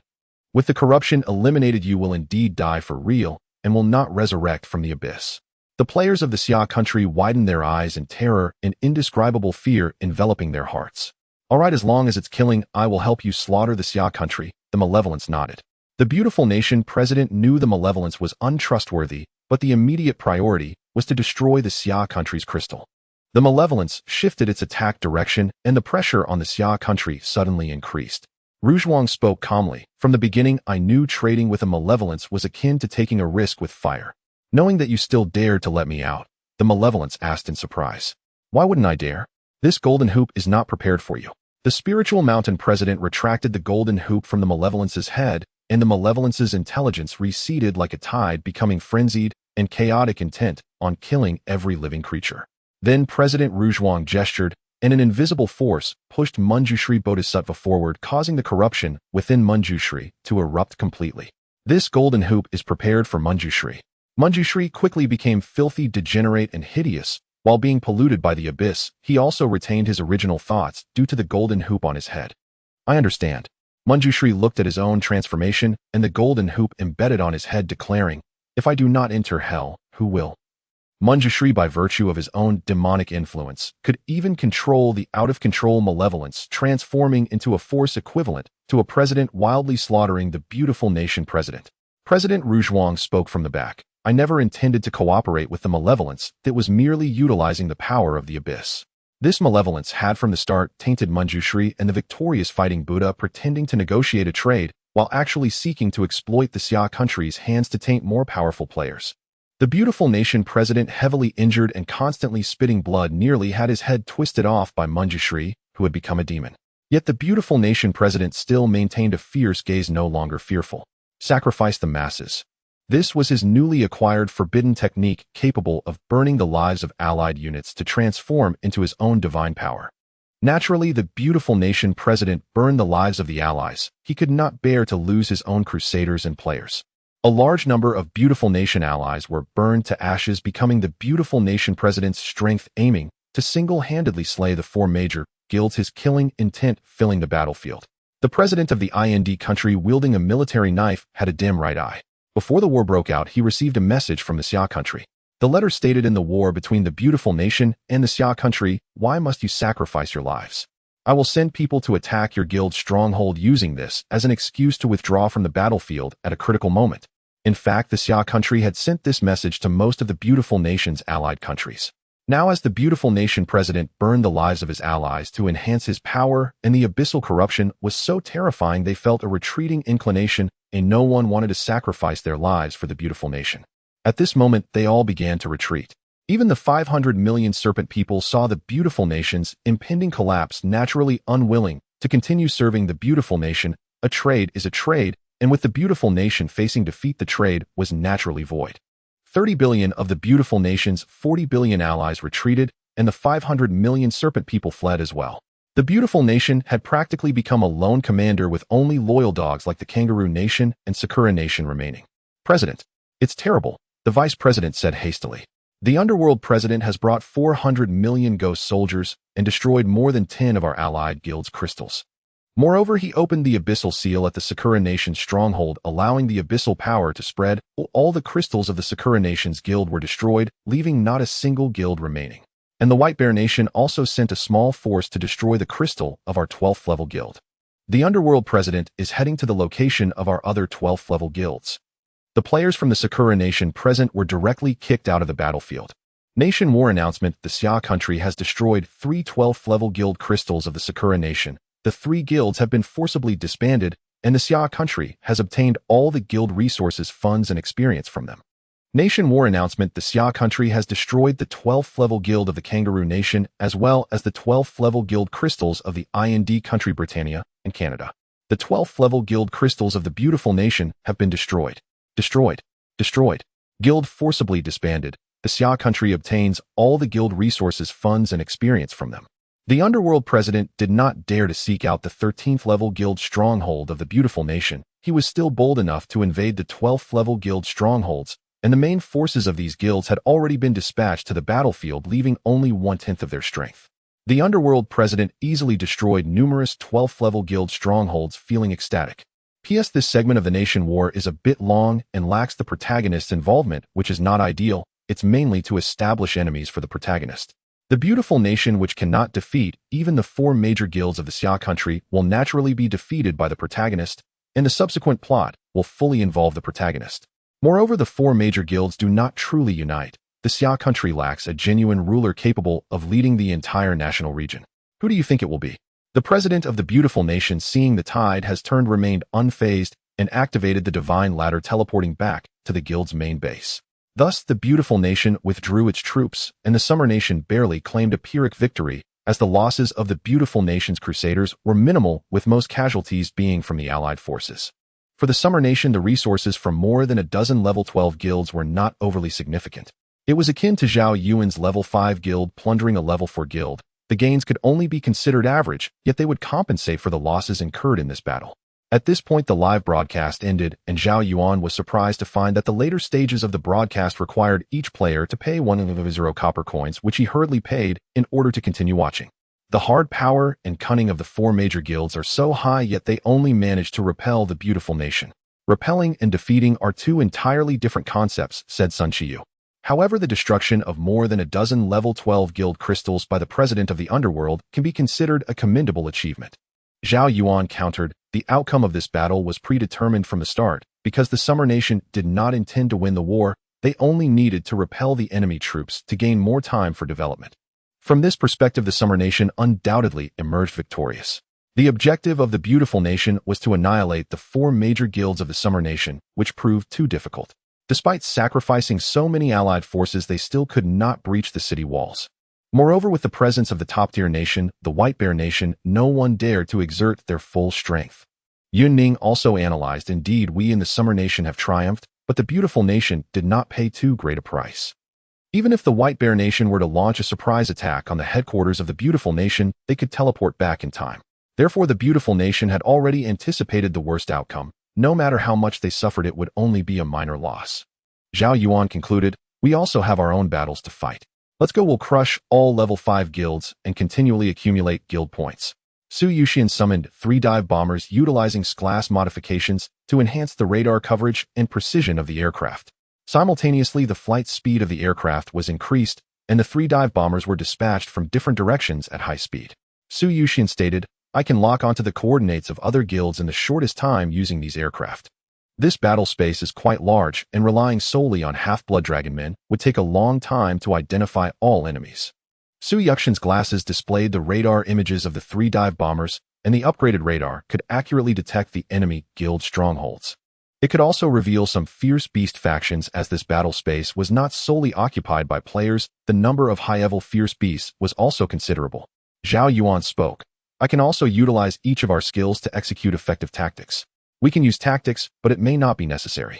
Because our strength is already sufficient to crush all foes in this area, and with my oath shield, the losses in every battle would be 0, making tactics unnecessary." In just 3 hours, Su Yuxian's aircraft had thoroughly scanned the entire battle space. Su Yuxian received a coordinate map stating, "This guild is the closest to us, let's take the shortest route and eliminate them one by one." Sun Qiyu utilized the S-class skill, Mountain Moving, which allows him to relocate the ground beneath the mage tower, essentially enabling him to carry defensive towers with him. Such application is quite inventive. I just had a sudden idea and tried it out. We can bring the Sunflame Tower and Arcane Tower to the battlefield. Zhao Yuan remarked, "The design of defensive towers is fixed to the ground they are built on, but your mountain moving skill can alter the terrain. All that is needed is to relocate the ground beneath the Sunflame Tower above the surface, allowing the half-blood dragon men to carry it hoisted by ropes and flown to the battlefield." Jiang Fengwu chuckled, "If there were a title system, you would most likely earn the title of Child of the Tower. Even without other teammates, you could duo with the defensive tower. From now on, it can be considered a combat unit." Zhongwen added, "As long as Sun Qiyu uses the relocation skill to pull the ground from underneath the defensive tower, I can also command a skeletal giant to carry the tower around. My skeletal giant is large enough, reaching a height of 40 meters if I wish, easily accommodating the defensive tower on its back. Just thinking about it feels imposing." Sun Qiyu clapped his hands, and the foundation of the level 1 Sunflame Tower and level 1 Arcane Tower began to tremble, gradually separating from the earth. The foundations of the 2 mage towers became independent units. It feels like a bug, but it worked.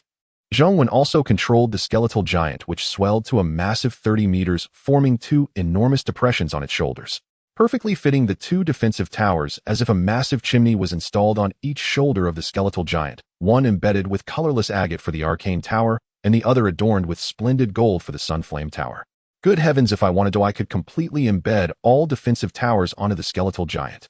Zhongwen exclaimed excitedly. However, the other defensive towers should remain to guard the guild's headquarters. Speaking of which, I recall the tragic fate of the Cherry Blossom Nation in the National War. There were only 3 level 12 guilds in total, yet they were all destroyed by the president of the underworld. Truly satisfying. The strength of the Cherry Blossom Nation has regressed by at least 20 years. That's the minimum estimate. The actual losses could be even greater. Zhao Yuan looked up at the current skeletal giant, which had more than 10 king-level skeletons inside, and now it was even more outrageous with the addition of 2 advanced defensive towers.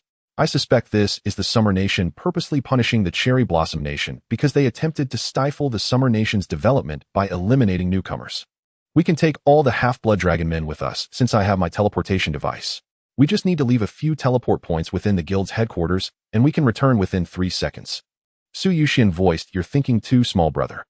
Jiang Fengwu laughed. "Since you have your teleportation device, let's send the fastest individuals directly to the destination, and you set up teleport points there. In just a few minutes, our entire legion will arrive on site." Great idea. Zhongwen praised what used to take 1 or 2 hours can now be cut down to under 15 minutes. Naturally, the fastest moving units were the dive bombers, but these were 2-seaters, and Su Yuxian, as the engineer for the teleport point, had to occupy one of the seats. I'll go, Zhang Fengwu volunteered. I'm enough for this, I can handle any dangers we encounter on the way. Get in the vehicle quickly. Su Yuxian waved. The flight speed of my dive bomber is exceptionally outrageous. No danger can touch us. Boom. The dive bomber sped across the sky, plowing through the thick clouds and leaving 2 trails from its engines. During the rapid flight of the warplane, it encountered numerous flying beasts. However, the aircraft's attributes were sufficiently powerful, and its heavy machine guns unleashed exceptionally fierce firepower. The small missiles on both sides could be launched multiple times, and the medium missiles had a 6-minute cooldown, serving as deadly means of attack. Su Yuxian manually piloted the warplane, constantly evading the collisions from the flying beasts. Since he had already left the protective range of Yunning, he was clearly conserving ammunition. The heavy machine gun swept wildly, piercing through a multitude of flying beasts, while several small missiles were ejected. Under the automatic locking module, the missiles could curve within a certain range. As long as the warplane's locking module indicated a successful lock, he could decisively press the button, with missiles having a hit rate of over 90. Zhang Fengwu opened the bulletproof glass window in the back seat, utilizing the 6 Meridian Divine Sword to continuously launch colorful sword chi, slicing the flying beasts into pieces. We're almost at the first destination. The radar shows nearly 400 units of targets clustered in a narrow area, indicating a hostile guild. Yet this was hardly worth agonizing over. A gift pack was a gift pack. There was no way he would refuse it, for only a fool would pass up free benefits. Its points of light. Specialized fields of expertise. It's normal that you can't understand it. Honestly, I can't understand it either, Su Yuxian responded. Zhang Fengwu, what? What are you playing at? You can't even understand it yourself. Su Yuxian adjusted his glasses. I'm not nearsighted. My body is half digitized, and these glasses are essentially smart devices. So the glasses are the main body. Zhang Fengwu then said, let's land 3,000 meters from the enemy. After the warplane landed steadily, Su Yuxian began to place the teleportation devices, which were mechanical discs that emitted concentric transparent halos from their hollow centers, similar to the teleportation points in the state city. Su Yuxian's current skill level was quite high, allowing him to place 6 teleportation points at once. He then used an S-level modification upgrade, choosing to enhance the number of people the teleportation points could accommodate in the interval time. Swish! Swish! A wave after wave of half-blood dragonmen emerged from the teleportation point. Nearly 9,000 units of half-blood dragonmen, along with members of Zhao Yuan's team. The guild's base had left a few NPCs. Once any enemy approached, the Wyvern cavalry would attack, and Zhao Yuan could return to the guild headquarters in just 5 seconds. Because Su Yuxian could place a teleportation point right beneath him at any time. Judging by the scale and materials of the buildings, it seems to be just a level 4 guild. There's nothing to discuss. Chu Xiaoqing activate Hades' invisibility hat, and will directly infiltrate the enemy guild. Then have Chu Xiaoqing use the little match girl to weave illusions, aiming to kill the enemy a few more times before shattering the guild's crystal. A level 4 guild presents a completely trivial challenge for Zhao Yuan's team. Fighting it would even feel dull. Using illusions to leave enemies behind for repeated kills is far more thrilling. Zhang Yuan spoke up, it's a pity that we have to activate group invisibility to enter the enemy guild. These enemies might never witness the grandeur of my bone giant, and will all fall into illusions. Chu Xiaoqing took out an ancient pale hat from the voided surface, engraved with intricate symbols of death. The moment she donned the ancient hat, a mysterious and transcendent power enveloped the area, as if all allies were erased like chalk, slowly disappearing into the air. Allies could see the invisible units beside them. The team boldly flew into the enemy guild. Zhao Yuan glanced. Roughly 100 purple units and 300 players. The guild's member count is completely filled. Chu Xiaoqing said, now my illusion ability can cover 400 people. This is the ultimate effect of skill level increase, equipment enhancement, and skill aura bonuses. Let's first lock onto the 400 strongest enemies, pull them into the illusion, and then we can unleash a slaughter. Chu Xiaoqing took out a matchbox from her pocket, striking one to ignite it. Amidst the golden dreamy flame and faint ethereal smoke, a beautiful dream for 400 people was interwoven. Let the killing begin. Yunning's full aura remained active as Sun Qiu unleashed all his celestial skills, granting the half-blood dragonmen the formation effect. The half-blood dragonmen activated bloodthirst, with attack speed and movement speed increased by over 600 due to the skill aura's enhancement, while their lifesteal also increased by 11. The 9,000 half-blood dragonmen transformed into a whirlwind of death. Both their movement speed and attack speed resembled a storm. A multitude of enemies were shredded by their claws, barely able to scream before being instantly killed. Phantom purple afterimages dashed wildly. These were golden units, each level up, granting substantial attribute gains. After thousands of players had perished, the enemy finally sounded the alarm. Invasion detected. Invasion detected. All parties prepare to organize their forces. Some players were frantically shouting only to be shredded by the half-blood dragon men the next second. The claws covered in ghostly purple dragon scales were the sharpest weapons. Zhao Yuan tossed a small phoenix from his pet space. The phoenix could not possibly lose a health point as the enemies were too weak.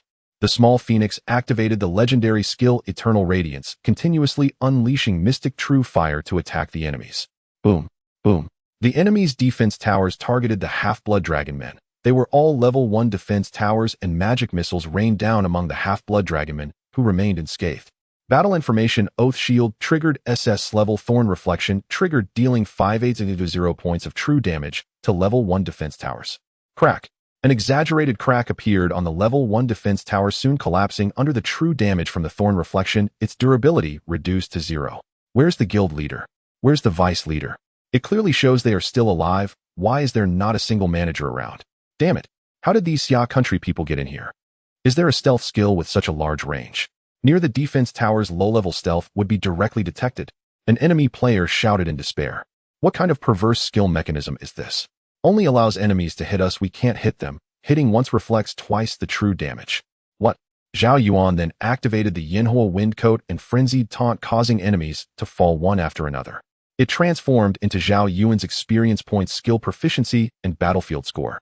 What shocked the enemies the most was the bone giant, ranked as king level with 2 high-level mage towers embedded on its shoulders. Is that a defense tower? You're joking, right?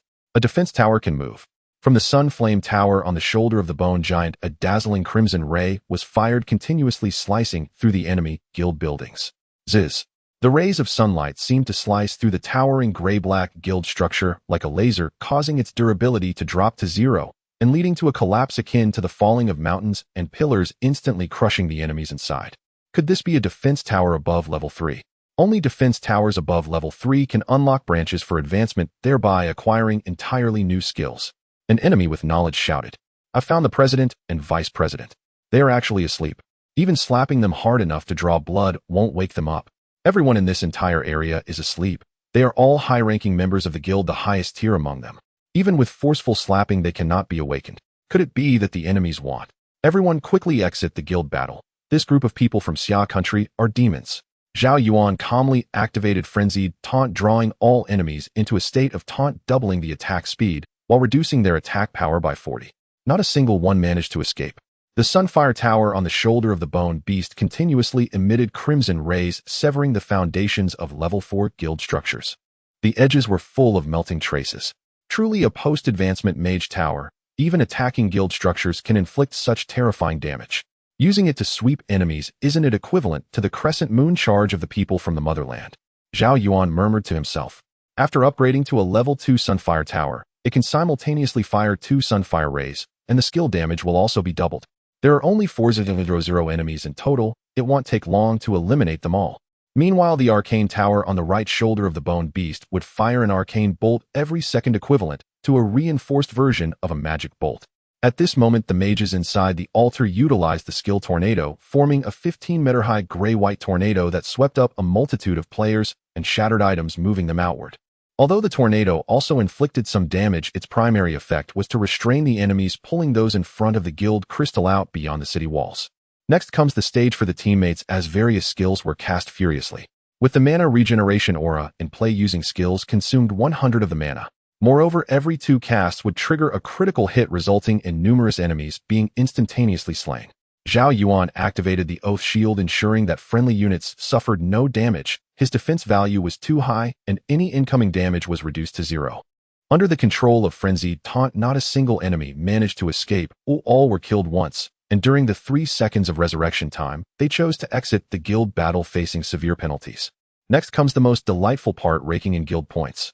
The 400 members of the enemy guild, trapped in the illusion, stood little chance of awakening, as they were merely a level 4 guild with low player levels and insufficient resistance. Thus, Zhao Yuan and his companions continued to repeatedly slay them until they reached level 0. After being killed at level 0, they could no longer earn battlefield points. Zhao Yuan struck the guild crystal with his pale gold shield, shattering it into pieces. Regional announcement: the level 4 guild of Xia country has destroyed the level 4 guild crystal of the Yin country, depriving the opponent of all guild resources. The experience value of the level 4 guild of Yin country dropped to 0 and was forcibly disbanded. Guild resources and funds obtained 7.5 million guild experience value 6 million acquired purple unit rebirth pool. During the previous battle, Zhao Yuan had witnessed these purple units, the last tier among the purple units, and he immediately dismantled them. Boom. Sacred golden light enveloped everyone, enhanced by Yun Ning's skill aura and experience aura, making upgrades inevitable. Su Yu spoke up, following the best route we can annihilate all guilds within a day. The optimal siege order combined with teleportation devices can save a significant amount of travel time. At this moment, the 400 enemy guild members awakened from the illusion and found themselves back in the novice village. What happened? Why am I in the novice village? Could it be that I have been reborn? In this life, I will use the experiences from my past life to become the strongest, the president of the enemy guild declared firmly. However, he soon noticed something amiss as his information panel refreshed with a large volume of information. There were messages indicating his failure against the illusion skill, messages from his subordinates urging him to exit quickly. Naturally, the most numerous were the level down messages after death, totaling 49. He had been killed a total of 49 times. Beasts. Beasts. The wretched wails echoed throughout the novice village. Among the 400 players who were killed to level 0, some directly collapsed, unable to believe what was happening, and chose to feed the beasts. Halfway through they lost consciousness due to the pain, regretting it, but finding themselves unable to contend against the novice village beasts. Battle information losses are 0. Average level of Half-Blood Dragon People 1. Level 9. Player personal level increased to level 34. Attribute points increased. Triggered billion-fold proficiency, current multiplier 46 times. Total skill proficiency gained 990 points. 46 times SS class awakening skills increased by 4 levels. SS class Oath Shield and Unyielding will increased by 8 levels. Zhao Yuan currently has 2,560 battlefield points. Although it is merely a level 4 guild, he has accumulated points after over 40 kills in the battlefield. Just half a bar of experience left, and I can reach level 35. Meanwhile, the level 5 guild of Lanchi Country completed the task involving nearby intelligent creatures obtaining a treasure map. The Lanchi Country led their legion excitedly towards the coordinates of the treasure map. Although there are fierce beasts near these coordinates, they are of moderate strength. I wonder what kind of treasure is buried at the coordinates. The president of Lanchi Country muttered to himself, "It's right here, start digging down for me." Players quickly took out iron picks and began digging downwards. Suddenly the ground trembled violently, causing everyone to fall to the ground. "Did we hit a treasure?" the president exclaimed. Boom! A gigantic sandworm emerged from the ground, swallowing the entire Lanchi Country legion whole. Like a whale consuming shrimps, hundreds of thousands of units perished. The massive sandworm burrowed back underground, disappearing from sight. Meanwhile, Zhao Yuan transformed the 7.5 million guild resources into Half-Blood Dragon People, bringing the total to 1020 units. Upgrading the Sunfire Tower to level 2 requires 8 million guild funds. With the remaining 1 million funds, it is sufficient to upgrade the Sunfire Tower to level 2. The level 2 Sunfire Tower became increasingly magnificent and noble, with damage, range, and durability all doubling, gaining a skill to summon lava golems and the ability to simultaneously fire 2 Sunfire rays. Zhao Yuan's current attribute panel is as follows. Name: Zhao Yuan, level LV 34, 65,100 health, 1960 mana, 9136 strength, 130 constitution, 2640 agility, 305 intelligence, 305 physical attack, 400 physical defense, 25300 magic defense, 25300 talent, eternal blessing, unique billion-fold proficiency, unique current proficiency acquisition, multiplier 46 times. Skills: Unyielding will LV 85 SS class, 850 points to willpower, cannot be controlled for 30 seconds after activation. Thorn Reflective Armor LV 21 SS class, 6200 to both defenses. Destiny Madman LV 21 SS class, 100 health, regaining 4 life points per second. 5 of health points maximum. Copperhead Ironback LV 9 SS class, 16100 to both defenses, 5 seconds of invulnerability effect, 6 physical penetration, magic defense penetration immunity. Frenzied Taunt LV 21 SS class, range of 570 meters, duration of 30 seconds. Enemies in taunt state have 100 attack speed, 40 attack power, and increased priority. Yanhua Windcoat LV 21 SS class, passive effect, 300 meter range, triggering burning effect twice per second. Active effect: Oath Shield LV 89 SS class, oath, range of 400 meters, passive damage reduction increased by 46. Backpack. Copper coins 0. 5 billion. Competition currency 3 pieces magic treasure thick earth bell LV75 blue costume block costume blue accessories purple Sha ring purple life bracelet deep purple pet phoenix orange. In the following hours the guild of the uncanny swept through like a tempest shattering the crystals of 6 guilds. A regional announcement rang out every 20-odd minutes declaring the forcible dissolution of the guild whose crystal had been destroyed. Meanwhile Chu Shaoqing left 4,000 men each time dragging them into an illusory realm and slaughtering them mercilessly down to level 0. Since none belonged to a Xia nation guild, Zhao Yuan showed no hesitation. Among the 6 guilds subsequently annihilated, 3 were level 4 and 3 level 5. With the boost from Yunning's skill aura and experience aura, Zhao Yuan ascended 3 levels in total. Battle information player's personal level has risen to 37. Our attribute points increased. Triggered talent billionfold proficiency, current multiplier 50x. Zhao Yuan acquired a brand new skill, the SSS-Rank Angel Shield. Triggered talent eternal blessing, SSS-Rank Angel Shield evolved into SSS-Rank Pure White Shield. Pure White Shield LV1 SSS-Rank passively provides a shield equal to 50 of health. When health drops to 75, 50, 25, or 5, the Pure White Shield refreshes instantly. Active effect refreshes the Pure White Shield upon activation with a cooldown of 5 minutes. A second activation shatters the shield, dealing high deceleration damage to surrounding enemies. Note shield value inherits 50 of physical and magical defense. Skill effects increase with level. The moment he obtained this skill, a white shield value squeezed in beside Zhao Yuan's health bar. Zhao Yuan's current health approached 2 million, granting a pure white shield value of 1 million. It could inherit 50 of both defenses, and as the skill level rose, it would eventually inherit 100 of health and both defenses, and after awakening, could even surpass. Zhao Yuan quickly grasped the astonishing nature of this pure white shield that automatically refreshed whenever his health dropped to certain thresholds. Since shield value must be fully depleted before health is harmed, a billion points of damage could only strip 1 layer of the pure white shield. An enemy would need a second attack to kill Zhao Yuan. Zhao Yuan could no longer be instantly slain. With passive and active refreshes, he had 6 layers of the pure white shield. Even a level 300 powerhouse had to strike 7 times to finish him. And the true damage from the Thorn Reflect Armor over those 6 hits might have already drained the level 300 powerhouse's health bar. This pure white shield skill elevated Zhao Yuan's tankiness to a new level. In an unknown fight, even a level 300 expert might fall to the combination of Thorn Reflect Armor and the pure white shield. And this was merely the effect of a level 1 pure white shield. One could only imagine its power after awakening. Having reached level 37, Zhao Yuan's 2 unawakened skills naturally maxed out the level 100 Oath Shield and Indomitable Will. Triggered talent billionfold proficiency, Oath Shield and Indomitable will bypass the awakening trial and gain an awakening branch effect. Oath Shield LV 100 SS rank Oath range of 5,000 meters, passive damage reduction increased by 51. 5. At max level, the Oath Shield's range reaches 5,000 meters with 51. 5 passive damage reduction. With Yunning's skill aura that directly exceeds 1,000 meters and surpasses 100 damage reduction. But damage reduction has a cap of 80. Any overflow is nullified. Few ever reach that overflow point. Zhao Yuan muttered, inspecting his skills as he awaited Su Yuxin's next teleport point. Oath Shield Awakening Branch Effects. Branch 1 Oath Range 100 True Oath Slot 1. Branch 2 Damage Reduction Cap raised to 85. Branch 1 extends the Oath range to 1,000 meters. With the skill Aura's effect, it becomes over 2,000 meters.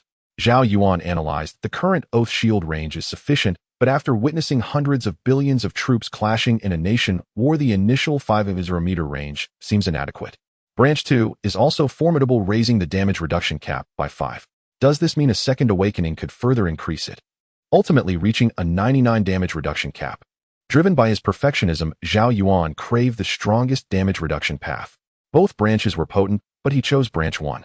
The reason was simple. Branch 1 granted a designated True Oath slot.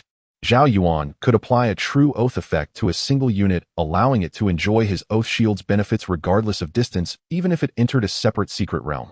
The Awakening skill trial was a nightmare for every strong player, fighting a shadow self with 100 of their stats. With identical attributes, why would the player win? One misstep meant death at the hands of one's own shadow. Thus, many powerhouses avoided the Awakening trial, while weaker players couldn't even max out their skills, let alone awaken them. By choosing Branch 1, Zhao Yuan could grant a True Oath effect to an ally, allowing them to enter the Awakening trial with the Oath Shield, a veritable cheat. But Zhao Yuan's awakened Oath Shield had high enough priority belonging to the Apocalypse system's mechanics. Indomitable Will Awakening Branches. Branch 1, gain 1 point of soul strength attribute, increasing with skill level. Branch 2, active effect, doubles the duration of immunity to all control skills. There was no hesitation. Zhao Yuan chose Branch 1 as soul strength was a superior attribute to willpower. Willpower would eventually be obsolete.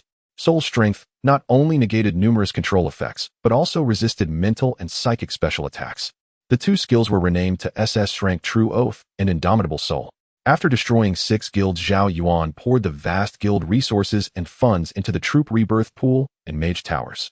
Sustaining war with war, the uncanny soldiers became even more fearsome. Battlefield points soared, and Zhao Yuan's own guild points reached 8652. Meanwhile, his teammates each obtained their level 35 skills. Yun Ning received an S-Rank Proficiency aura, granting 5 increased skill proficiency gain per level. This was essentially a super low-tier version of the billion-fold proficiency talent. Zhao Yuan was. Moreover, the proficiency aura stacked with Zhao Yuan's own billion-fold proficiency talent, meaning he could soon max out his skills to level 100 again. Su Yuxian obtained an S-Rank cruiser skill, summoning a small cruiser with devastating naval combat. First it was Shu Ku and Bei Ta with their planes and tanks. Now it's full-spectrum sea, land, and air. Zhao Yuan remarked. Could aircraft carriers or aerial carriers appear next?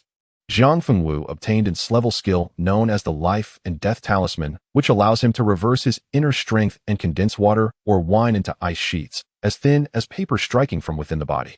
When the Life and Death Talisman activates, it renders the target unable to seek life or death, but being merely an S-level skill, it cannot permanently remain on the enemy, serving instead as a powerful means of control. Sun Xiu acquired the S-level skill 2 Dragons Emerging from Water, a subsequent evolution of the Long Snake Formation. This skill can grant life recovery effects to troops based on their quantity and quality. The Long Snake Formation has many flaws, and when the enemy discovers its weaknesses, the 2 Dragons Emerging from Water formation can be used to change formations, achieving the scenario of defeating the many with the few and overcoming the strong with the weak. I understand.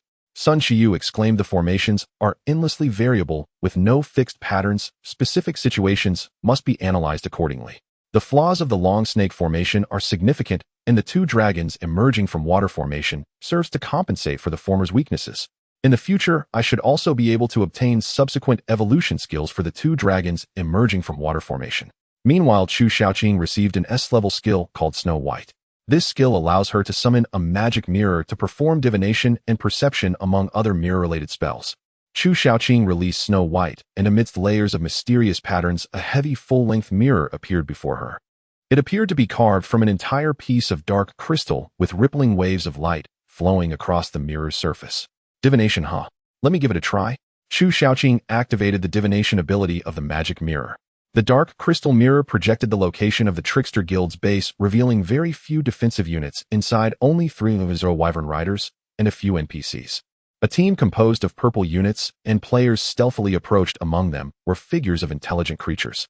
Oh, Zhao Yuan said with interest, is this a prediction of enemies planning to ambush our guild's crystal? Chu Xiaoqing nodded, saying divination can have deviations. Even an SS-level skill can fail, and the images of divination can serve as a reference for the situation. Zhao Yuan still had no intention of returning to the guild, as there was a teleportation point left by Su Yuxian within the guild, allowing him to cover vast distances in just 5 seconds to reach inside. Moreover, he still had an unchosen slot for a True Oath, which could easily be assigned to the guild's crystal as an allied unit. Whether faced with hundreds of thousands or even millions of enemy troops attacking the guild crystal, they would all be pierced by the thorny backlash. However, once the True Oath slot is chosen, it cannot be changed, as it is a True Oath. A true link that can transcend distance and realms cannot simply be undone to choose a new target. Zhao Yuan planned to sign a True Oath with Yun Ning, enabling her to awaken all her aura skills at once. Thinking of this, Zhao Yuan's gaze became excited, for even without awakening, Yun Ning's auras were incredibly powerful. What would they become after a single awakening? Yun Ning asked, "Why are you staring at me?" Zhao Yuan replied, "I won't tell you." Yun Ning responded. Finally, it was Zhong Wen who obtained this level skill, Artificial Skeleton.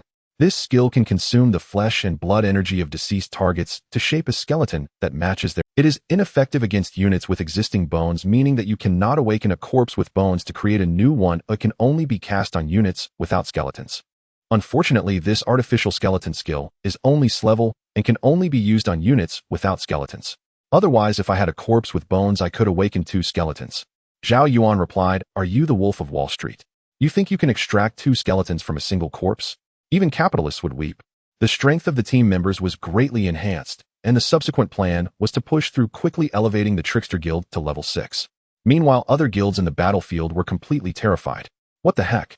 Destroying a guild crystal every 20 minutes. How is this possible? Moreover, half of the destroyed guilds were level 5. Not to mention, how did the Trickster Guild traverse such a level 5 guild president from Britain said in fear. The vice president suggested, should we withdraw from, although a forced withdrawal would permanently reduce attribute points and diminish experience, it was still better than losing all guild resources to the Trickster Guild. President, I am not willing to accept this. We already have many competitors in the state city, and if all members lose attribute points and current experience, it will be very difficult to surpass other competitors. Perhaps we can unite the remaining guilds to jointly defeat the Demon King of the Summer Kingdom. Undoubtedly, the Trickster Guild's exaggerated achievements could be aptly termed as those of a Demon King.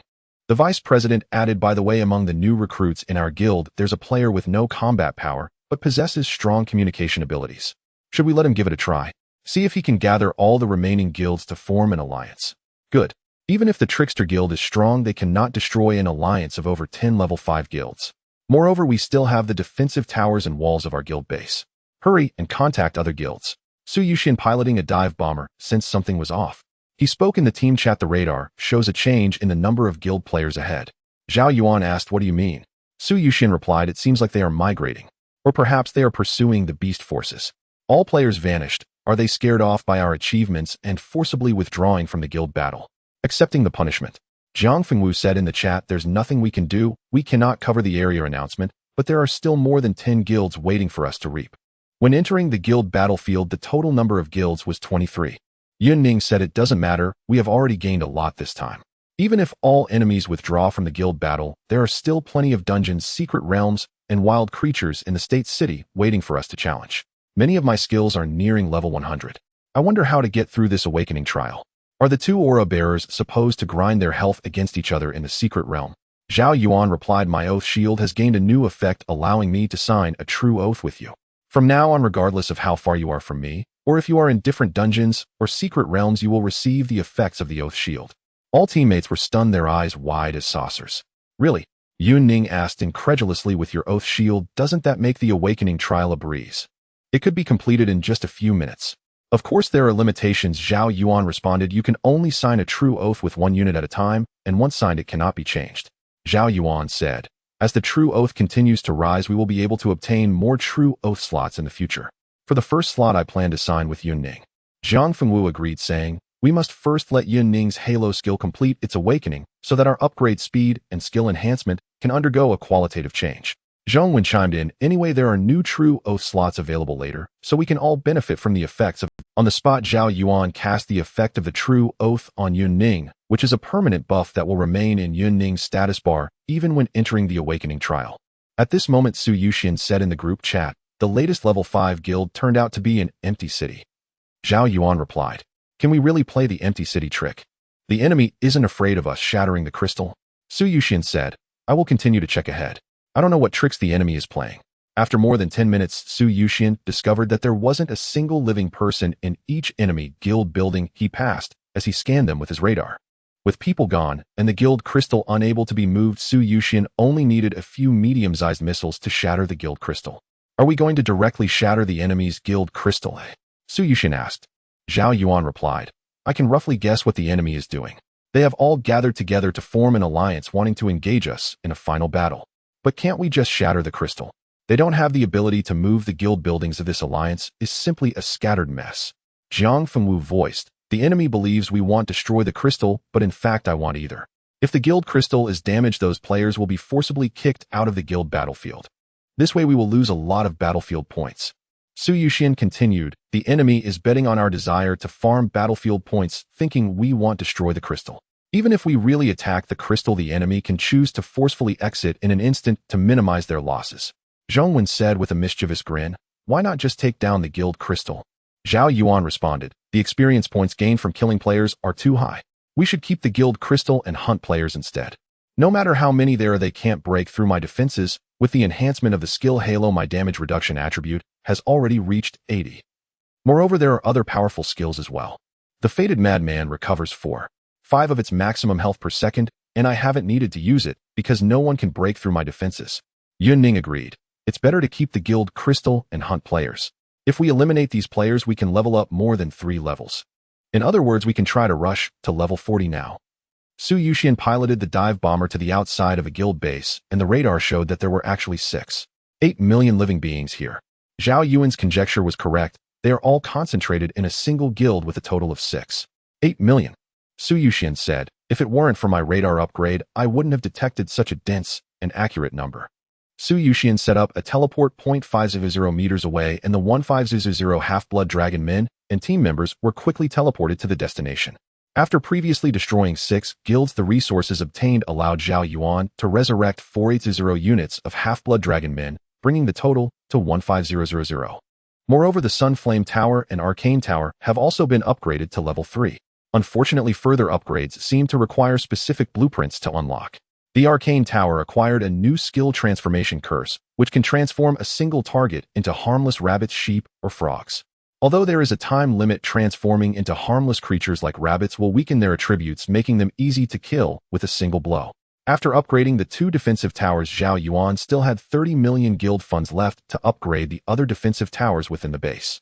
Among the enemy alliance, no one possessed enough strength to become the ruler. Only a few relatively powerful guild leaders spoke up. Everyone, the Trickster Guild is fierce, having destroyed a level 5 guild in just over 10 minutes. We must join forces to defeat them. The level 5 leader from the Lanchi Kingdom spoke. Before this, I received a treasure map from an intelligent creature. The coordinates turned out to be a trap where we were swallowed by massive sandworms and then revived from the guild buildings. This sandworm is an emperor-level creature. If we can harness its power, the Trickster Guild will be no match for us. The scene quickly descended into chaos, but they still managed to pre-allocate the spoils of war and resolve issues of betrayal during the battle. The 12 guilds jointly signed a system notarized contract stabilizing the alliance. With a system notarized contract, there would be no more worries about disputes over spoils after victory and player backstabbing. Zhao Yuan exclaimed, with 8 million combat units, once we slay them all, we can at least level up 4 levels. Because Yun Ning's skill halo and experience halo continue to enhance levels, the experience point gain is already 7 times.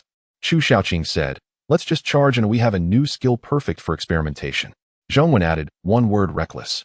The number of enemies means nothing to Zhao Yuan, because no matter how many zeros of damage they deal, it's still, whether it's 8 million or 68 million, without completing the 6th transformation, they can't break through Zhao Yuan's defenses. Zhao Yuan corrected, as I am now, even 6 transformation players cannot break my defenses. Chu Shaoqing donned the Hades cloak, placing all friendly units into a high-level invisibility state. The 1500 half-blood dragon men and 17 members charged into the enemy guild's interior. In a state of invisibility, Zhao Yuan saw that the enemy had imprisoned a group of intelligent beings, their bodies covered in scars. Zhao Yuan shouted, forget it, let's kill. Yun Ning's 8-layer halo range had reached 1400 meters, and the combat power of friendly units soared dramatically. The 1500 units of half-blood dragon men activated bloodthirst and cunning, turning into an imperceptible purple whirlwind frantically weaving through the crowd. Although the half-blood dragon men did not have active attack skills, under the enhancement of the skill halo, their attack and movement speed increased by approximately 7 times. Swish, whoosh. In a matter of seconds, numerous players were bisected and the enemy began to retaliate. Various skills rained down, but the friendly units were covered by the True Oath and sustained no injuries. Battle information: True Oath triggered. All damage to friendly units will be borne by themselves. Thorn Reflective Armor triggered, dealing 2 instances of 6800 true damage. Triggering critical hits, resulting in 2 instances of 13600 true damage. Resulting in facing tens of thousands of flying devices, Jiang Fengwu unleashed the S-level Qinkuan Great Shift. The invisible True Qi displaced all enemy flying devices, dropping them onto the enemy forces. S-level death symbols. Jiang Fengwu flicked his sleeves as paper-thin ice shards flew out. There were about 20 shards. Due to the low skill level, these death symbols struck the enemies, instantly penetrating into their flesh and meridians. The enemies hit by the death symbols instantly contorted in agony, caught between life and death, as excruciating pain spread within them. They rolled on the ground frantically, but the intense itch and pain kept compounding. A massive amount of melee and ranged attacks fell upon Jiang Fengwu, all redirected onto Zhao Yuan, as the terrifying damage from the real oath-thorned counterplate rapidly spread. The most exaggerated was Zhong Wen's Bone Giant. He activated the Bone Demon Possession, drastically increasing his attributes. The humanoid bone demon was at the king level with towers of different styles embedded on either side of its shoulders. On the left was a level 3 solar flame tower, and on the right was a level 3 arcane tower. The solar godstone atop the level 3 solar flame tower fired 3 crimson beams relentlessly slicing through the enemy's guild buildings. Whether it was the city wall's defensive towers or the guild hall, all had their foundations melted away, durability reduced to 0. Simultaneously, the mages within the solar flame tower summoned a massive lava puppet with higher attributes, but only one could exist at a time. The level 3 arcane tower on the right shoulder of the bone demon continuously fired arcane missiles, obliterating enemies one by one, while the arcane mage at the altar cast a transformation curse on a large opposing summon. A gigantic unicorn bull instantly transformed into a harmless sheep, its attributes plummeting to just 10 points, and it was annihilated by an arcane missile. No wonder the Queebing Guild can breach a level 5 guild in just over 10 minutes. They are all monsters, the president of the Lanchi Kingdom shouted. A king-level bone demon is one thing, but the bone demon has a level 3 solar flame tower, an arcane tower embedded on its shoulders. I have never even heard of those names. Is this a joke? Those who don't want to be demoted should withdraw? Lanchi Kingdom forcefully withdraw from the guild. Zhao Yuan directly activated Frenzied Taunt. Under Yun Ning's skill aura, the coverage of Frenzied Taunt was enough to envelop 8 million enemy units. All the enemies fell into taunt, rushing towards Zhao Yuan, unable to withdraw forcibly. However, after dying, they had 3 seconds to revive, which provided ample time to exit the guild battle at the cost of severe penalties. I don't understand, why does the Xia Kingdom's guild possess golden troops? Attacking the enemies incurs exaggerated real counter damage, and we can only passively take hits. Clearly there are only 7 players, but every one of them possesses monstrous levels of power. I am impressed. The president of the Brishan Kingdom lamented. He took out an ancient horn he had snatched from the intelligent beings. After the president of the Lanchi Kingdom shared information about the sandworms, they sent someone to seek revenge and forcefully extract information. These tribes of intelligent beings coexisted with the sandworms. The intelligent beings would offer live creatures for the sandworms to consume. They would deliver the creatures to designated locations and then blow the ancient horn to summon the royal sandworms. It was merely summoning sandworms, not controlling them. In fact, the sandworms were akin to deities of the intelligent beings. All this information was extracted from the intelligent beings, including how to use the ancient horn and the specific melody. Woo! The president of the Brishan Kingdom blew the horn in his hand, the layered sound waves spreading out. Zhao Yuan did not care at all. Is this to seek reinforcements? Kill as many as come. They are all moving experience bags. The royal sandworms swiftly traversed underground and emerged within minutes directly inside the guild buildings, devouring a large number of enemy players. Royal sandworms that cannot distinguish between friend and foe. It's true, but it's impossible to control royal-level creatures. They can only be summoned. Zhao Yuan was quite excited as he had obtained the artificial skeleton skill. This sandworm lacks a skeletal structure. Fortunately, times have changed. I will claim this royal bone. Zhao Yuan directly commanded the bone demon to engage in battle with the sandworm, the bone demon's arms tightly gripping the sandworm's body, while the level 3 solar flame tower unleashed a torrent of fire, continuously melting the royal sandworm's skin.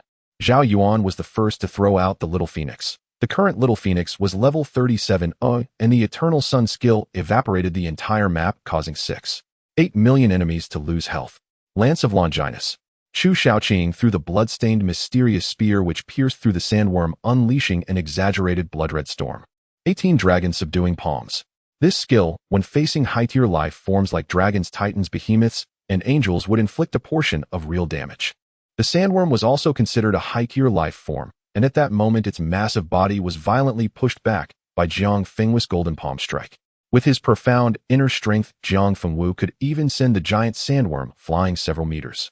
The 8 million enemies suffered massive casualties, with some reviving directly in their guild buildings, while Zhao Yuan had already left behind hundreds of half-blood dragon men in front of these vacant crystals.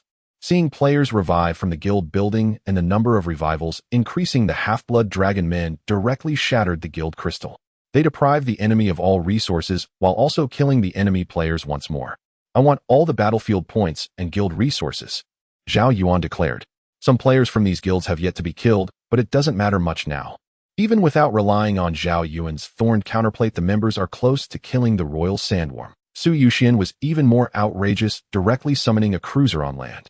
Although the cruiser could not sail on land, its equipped medium missiles and super heavy artillery could still be used normally, as long as Su Yuxian's magic power was sufficient to sustain the massive consumption. Su Yuxian's dive bombers, mechanical tanks, cruisers, and fixed turrets rained fire. This was no longer a steel torrent, but a steel storm. The mountain of spent shells made one's lips twitch. Each missile spewed forth orange-red flames, leaving a trail of gray-white smoke, eventually exploding within the crowd, scattering severed limbs. Sun Qiu naturally released 5 celestial skills at the first opportunity, inflicting the negative effects of wind resistance, fog rust paralysis, and pitch black on the enemies. Simultaneously, Sun Qiu commanded 150 half-blood dragon men, constantly switching between a long snake formation and 2 dragons emerging from the water formation. Soon the royal sandworm was smashed into pieces by Jiang Fenghui's 30th palm strike. Each palm's killing power would double, and the enormous head of the sandworm exploded like a watermelon, releasing nauseating viscous liquid with corrosive properties. P.S. I'm being lazy today. There are only 4 chapters. I want to spend time writing the outline for the later parts, but the outline is gone. Zhao Yuan's true oath triggered the thorny reflective armor repeatedly. Although his pure white shield could only inherit 50 of the dual defenses, it remained extraordinarily sturdy under the enhancement of the skill aura. 1/3 of Zhao Yuan's health bar was a gray-white shield value, and the enemy couldn't even break his pure white shield. Moreover, he also had a recovery of 4 per second. The passive ability of Destiny Madman provided 5 of maximum health. Zhao Yuan might be the most relaxed person on the field, while both teammates and enemies were desperately fighting.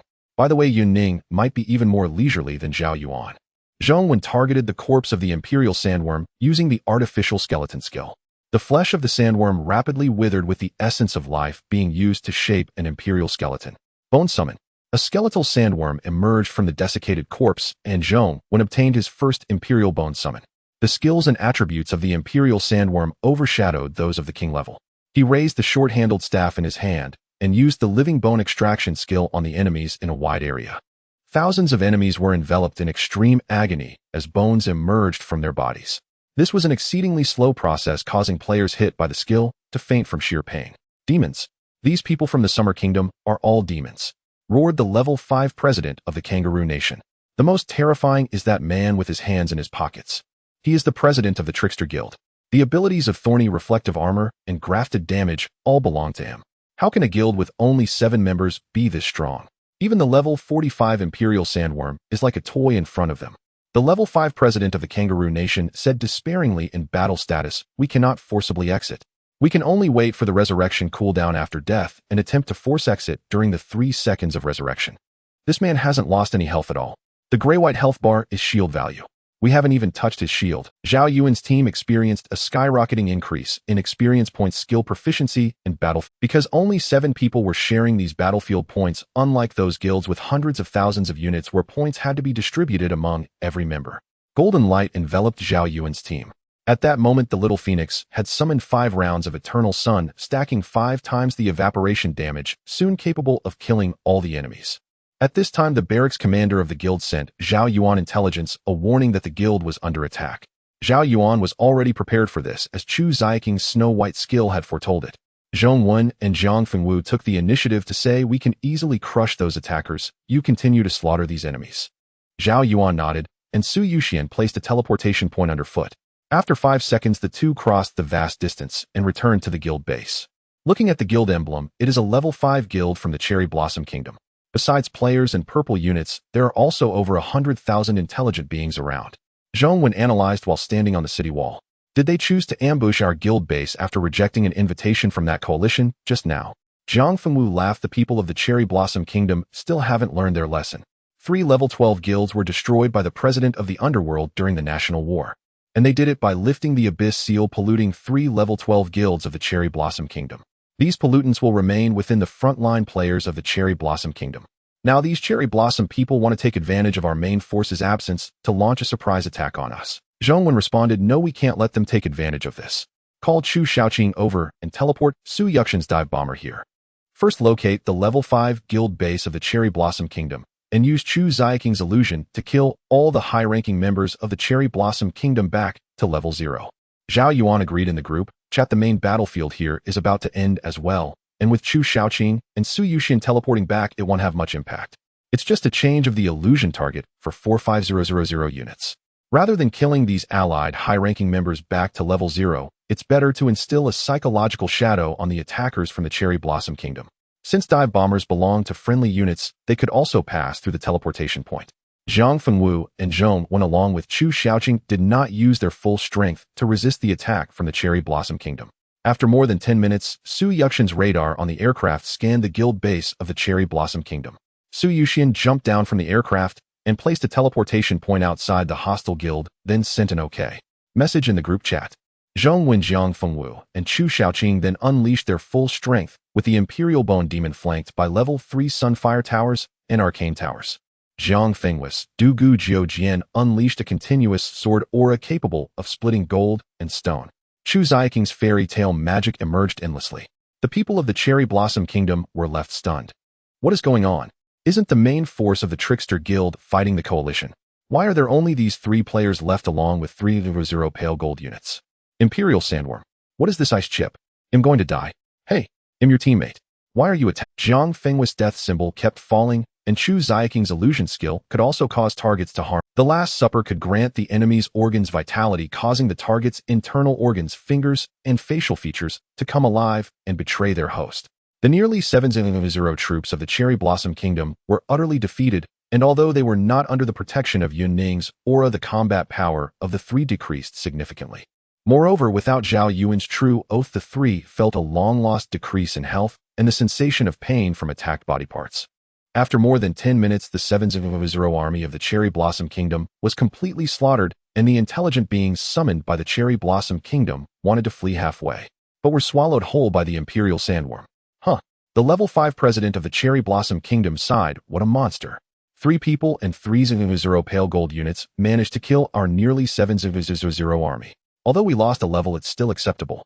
President, you need to come and see. The vice president shouted. The level 5 president of the Cherry Blossom Kingdom stepped out of the hall and onto the city wall, where he saw 3 familiar figures, their lips curling into smiles. Members of the Trickster Guild who had just annihilated their 700 army. Teleportation skill. But how did they find this coordinate? The entire battle space is so vast. The level 5 president of the Cherry Blossom Kingdom panicked. What followed was a one-sided crushing. Although this level 5 guild had several level 2 defensive towers, the 3 easily knocked down all defensive structures. Chu Xiaoqing's mermaid could evade most damage, and Zhang Fengwi's Qian Kuan de Nua, he could even displace internal energy, let alone flying items. Zhong Wen was even less in need of mention. After activating the Bone Demon possession at the Imperial level, who could challenge him? The guild's forces could only forcibly exit the guild war when not in combat, and there would be severe penalties. Once in battle during the 3-second resurrection cooldown after death, they could only forcibly exit the battle. Zhong Wen and the others slaughtered the 600 players of the Cherry Blossom Kingdom once again, while leaving 250 behind with the little match girl. Without Yun Ning's skill aura, Chu Xiaoqing could only create an illusion of this scale. After all, it was just the subsequent actions consisted of continuous repetitive slaughter, reducing these 250 people from level 49 all the way to level 0. The 250 players from Sakura Nation are shrouded by the Shrank little match girl, continuously immersed in a beautiful dream of illusions. Without a certain level of willpower attributes, they are unable to awaken from it. Even the pain of death is forcibly obscured, repeatedly reviving at the guild's resurrection point, in full health only to be slain time and again. In the end, Zhang Fengwu shattered the crystal of this level 5 guild.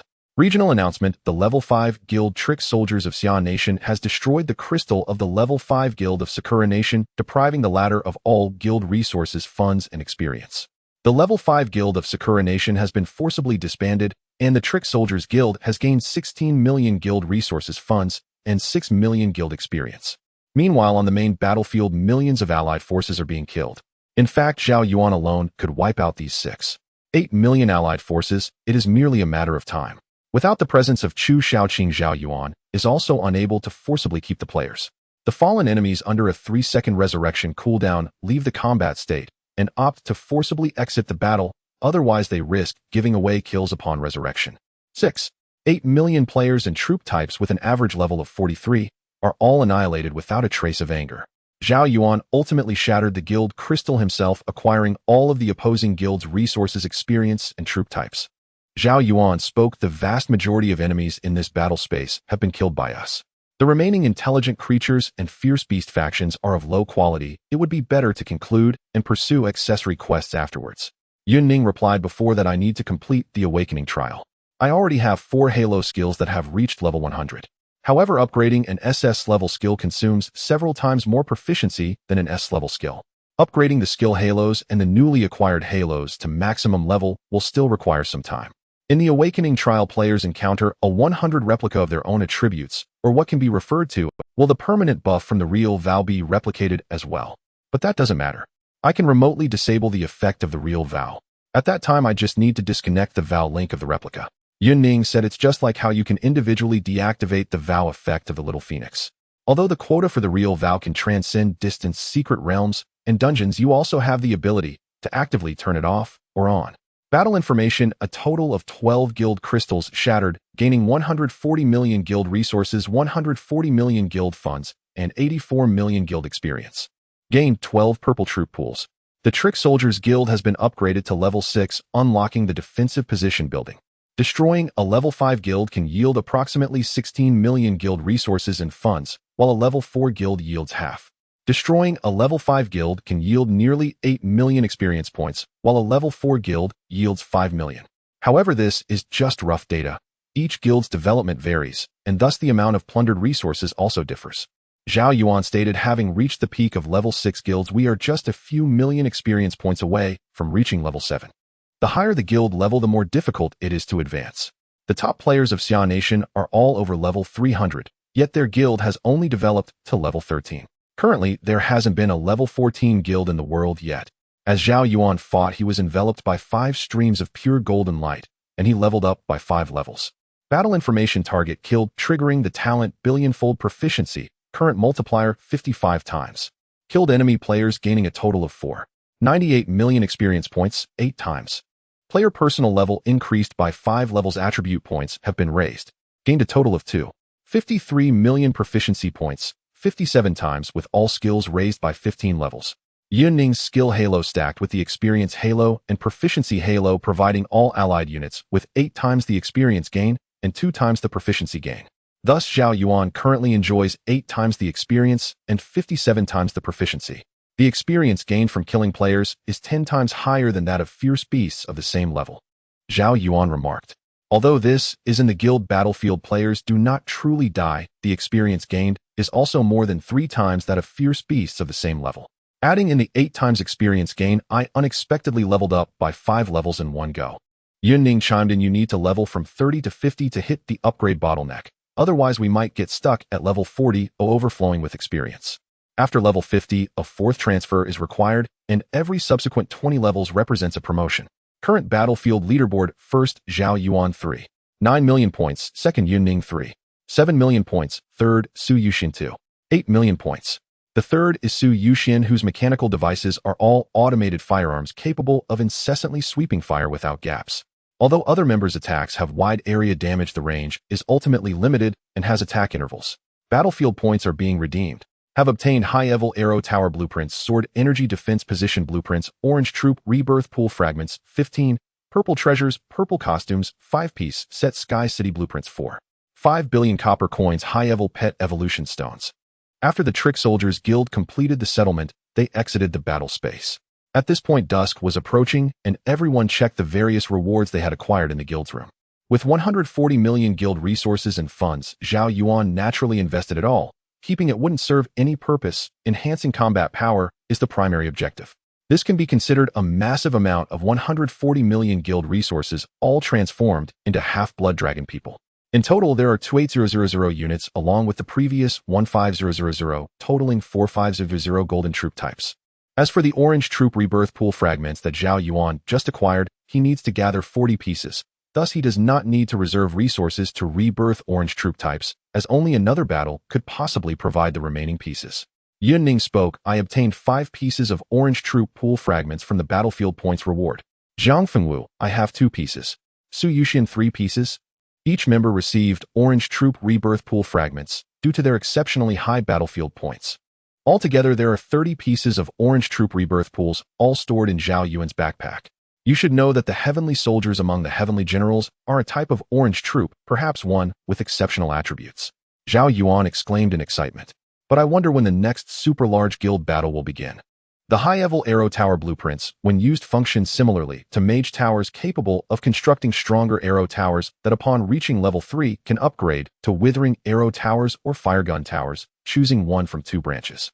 Zhao Yuan used this blueprint and obtained the construction rights for the high-level arrow tower with costs comparable to that of a mage tower. P.S. I need to get a booster shot, am a bit anxious. The level 6 guild has unlocked a brand new building called Defensive Stance. From the blueprints, it resembles a gray-white round tower that reaches into the clouds. Once constructed, it will form a layer of defensive stance commonly referred to as a protective barrier. However, Zhao Yuan obtained a more advanced and powerful blueprint Sword Chi Defensive Stance Blueprint.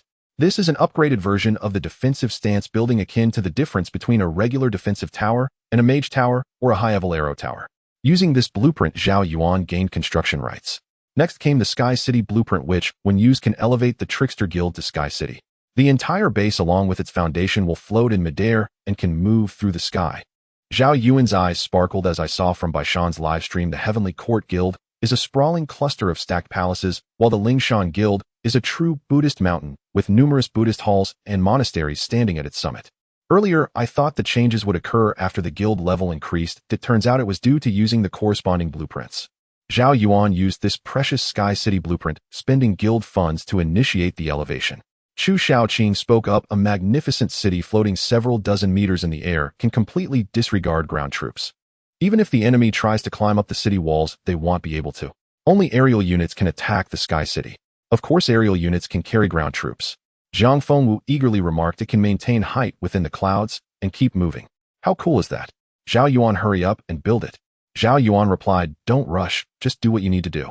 I have too many spoils, and I still have a new skill obtained at level 40 that I haven't checked yet. Double jump costume. Quality purple. Wearing requirements none. Attribute 1 health 12000. Attribute 2 physical attack 8000. Attribute 3 armor penetration 5000.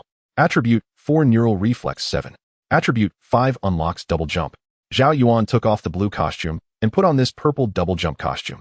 The neural reflex improved Zhao Yuan's reaction abilities, but it was of little use since he just needed to stand and take damage. Although double jump was rare, Zhang Fengwu possessing this level light step could even triple jump and move swiftly over water surfaces and vertical walls. Moreover, she could leap over 20 meters into the air using her inner strength. Demon Binding Rope. Type magical item. Quality purple. Attributes health 1500, mana 200, both defenses 500, physical attack 3000. Special effect: when activated, it binds a single target within a distance of 25 meters with a cooldown of 8 minutes. Zhao Yuan spent a considerable amount of copper coins to inherit the blue LV75 thick earth bell onto the demon binding rope. The magical item enhancement transfer is complete. The purple magical item demon binding rope has been enhanced to level 35. High-level pet evolution stone. When a pet reaches level 60, it can evolve from adulthood to its complete form. Zhao Yuan is currently level 42, and 3 options appeared before him. Option 1, Solidify. Option 2, Snowball Time. Option 3, Life Steal. The first 2 skills did not fit Zhao Yuan's path, so he chose the third option. The unique talent Eternal Blessing has been triggered. All skills will be permanently set to SSS level, and this level Life Steal has been upgraded to SSS level Baron. Baron LV1 SSS level. When activated, 100 Baron tentacles will extend out, attaching to nearby enemy units, gradually draining 20 of the target's health, physical defense, magical defense, and resistances within 10 seconds. Once activated, it consumes 300 mana per second with a range of 100 meters. After the Baron tentacles are released, the attributes drained from the target will gradually return within 1 hour. There is no cooldown time for activating or deactivating Baron skills, and the effects of the skill increase with level. Zhao Yuan glanced over. In simple terms, within a 100-meter radius, he could drain the health, both defenses and resistances, of 100 enemy units. Moreover, after upgrading the skill, the range and the number of Baron tentacles would continuously increase. A remarkable aspect of the Baron skill is that it drains attributes as a percentage. This means that if Zhao Yuan faces a level 300 player, the percentage of attributes drained would be extraordinarily exaggerated. Even if the skill effect is lifted, the attributes drained by the Baron tentacles won't return instantly, but will gradually recover over the course of an hour. After upgrading, this recovery time will surely extend. In any case, this is yet another extraordinary skill. Yunning remarked, although I'm exhausted, I still want to complete the awakening trial. Ill sleep after awakening all 4 max level skills. Zhao Yuan nodded. You start the awakening trial, and I'll keep an eye on the battle information and the true vow. Yunning chose to initiate the skill awakening trial and was transported to a space filled with mirrors. In the mirror before her, an identical figure, but with a somber expression, reflected Yunning. It seemed to be the dark side of the player emerging from the mirror space, and at that moment the battle erupted. Zhao Yuan noticed unusual information. The quota for the true vow turned into 2. As expected, the awakening trial isn't so easy to outsmart. Even the permanent buff of the true vow can be replicated. What a pity. Zhao Yuan pointed and closed the true vow effect on the unit named Yun Ning's dark side. It's a shame that while the true vow is a passive effect, it can actively close the vow of a single target. In the awakening secret realm, Yun Ning displayed a calm demeanor as she took out a mechanical device from her backpack. This was a fixed turret that Yun Ning had asked Su Yuxian to create in advance. After its level modification upgrade, the fixed turret could be stored in someone else's backpack. Indeed, the dark Yun Ning also took out an identical mechanical device from her backpack. Even the equipment and items in the backpack can be replicated 100. Is there really anyone who can pass the awakening trial? How did Zhao Yuan complete the skill awakening? Fighting against a 100 attribute version of himself. This isn't a divine battle, is it? Although Yun Ning had the vow effect, she worried that the replica wouldn't actively attack her, thus failing to trigger the Thorn reflective armor. Additionally, Yun Ning's attack power was quite low, so relying on normal attacks would take forever. Therefore, she asked Su Yuxian for the mechanical device for the fixed turret. The mechanical turret of the dark Yun Ning fired wildly at the surface of Yun Ning's skin, and all damage was transferred to Zhao Yuan, triggering the Thorn reflective armor. Crack, crack. The mechanical turret of the dark Yun Ning shattered, becoming severely deformed. In contrast, Yun Ning's mechanical turret locked onto enemies furiously, and despite being shrouded in numerous auras, it quickly fell to the brass bullets of the mechanical turret. In just 3 minutes, Yun Ning completed the awakening trial, choosing the mana regeneration aura, which then gained branching options. However, the life steal aura and skill aura had not yet been upgraded to max level. Magic return aura branch 1, aura range 100 branch 2, magic return amount 100. Yun Ning found herself in a dilemma. One increases the aura range, and the other increases the magic return amount. Both are quite powerful. Zhao Yuan responded, "No need to get too entangled. There is also a second awakening, and there are items that can change branch effects. You can use both branches once to feel their specifics, then decide which one to use." Yun Ning said, "Now my aura is sufficient to cover all allied units. Increasing the range won't have much effect, but in the late game, when facing hundreds of millions of troops, the aura range becomes very important. Now is the early stage. I will first choose branch 2 to increase the magic return amount, and consider changing it later based on the situation." Yun Ning chose the effect of branch 2, doubling the magic return amount. Yun Ning then repeated the awakening trial 3 times, employing the same technique to awaken the S-level health aura, S-level healing aura, and S-level critical hit aura. The branches for health and healing auras, like the magic return aura, also offered a choice between aura range and numerical values. Yun Ning chose the latter, with health limit and healing value both increasing by 100. The first branch of the critical hit aura is aura range 100. Branch 2 critical damage increased. Yun Ning also chose the latter. Normally, after a critical hit, damage would double, making the effect of branch 2 result in critical damage reaching 150 or even higher. Yun Ning's other auras were not yet maxed out, and everyone took a rest after a full day of battles. Zhao Yuan was so tired that he didn't even spend any of the guild funds. The next day, Zhao Yuan looked through the floor-to-ceiling windows of the guild room and saw a sky as blue as a wash and clouds as rich as an oil painting. After upgrading to a level 6 guild, everything within the guild was enhanced, and the room became increasingly luxurious, comfortable, and fully equipped. The area expanded by about 5 times. The guild, which had previously been densely packed with numerous buildings and defensive towers, now appeared exceptionally spacious. Seeing Zhao Yuan come out of the room, Jiang Fengwu urged, "You're the only one who gets up at 10 o'clock. Does this make sense?" Zhao Yuan replied, "I've fought for most of my life, but can't I enjoy it a little?" The guild funds in Zhao Yuan's hands were 170 million. He had received 140 million from combat against multiple allied nations, and there were still 30 million left from earlier battles. Sky City construction cost 100 million guild funds. Zhao Yuan's mouth twitched, but thinking of the effects of Sky City, he decisively chose to upgrade the guild's residence.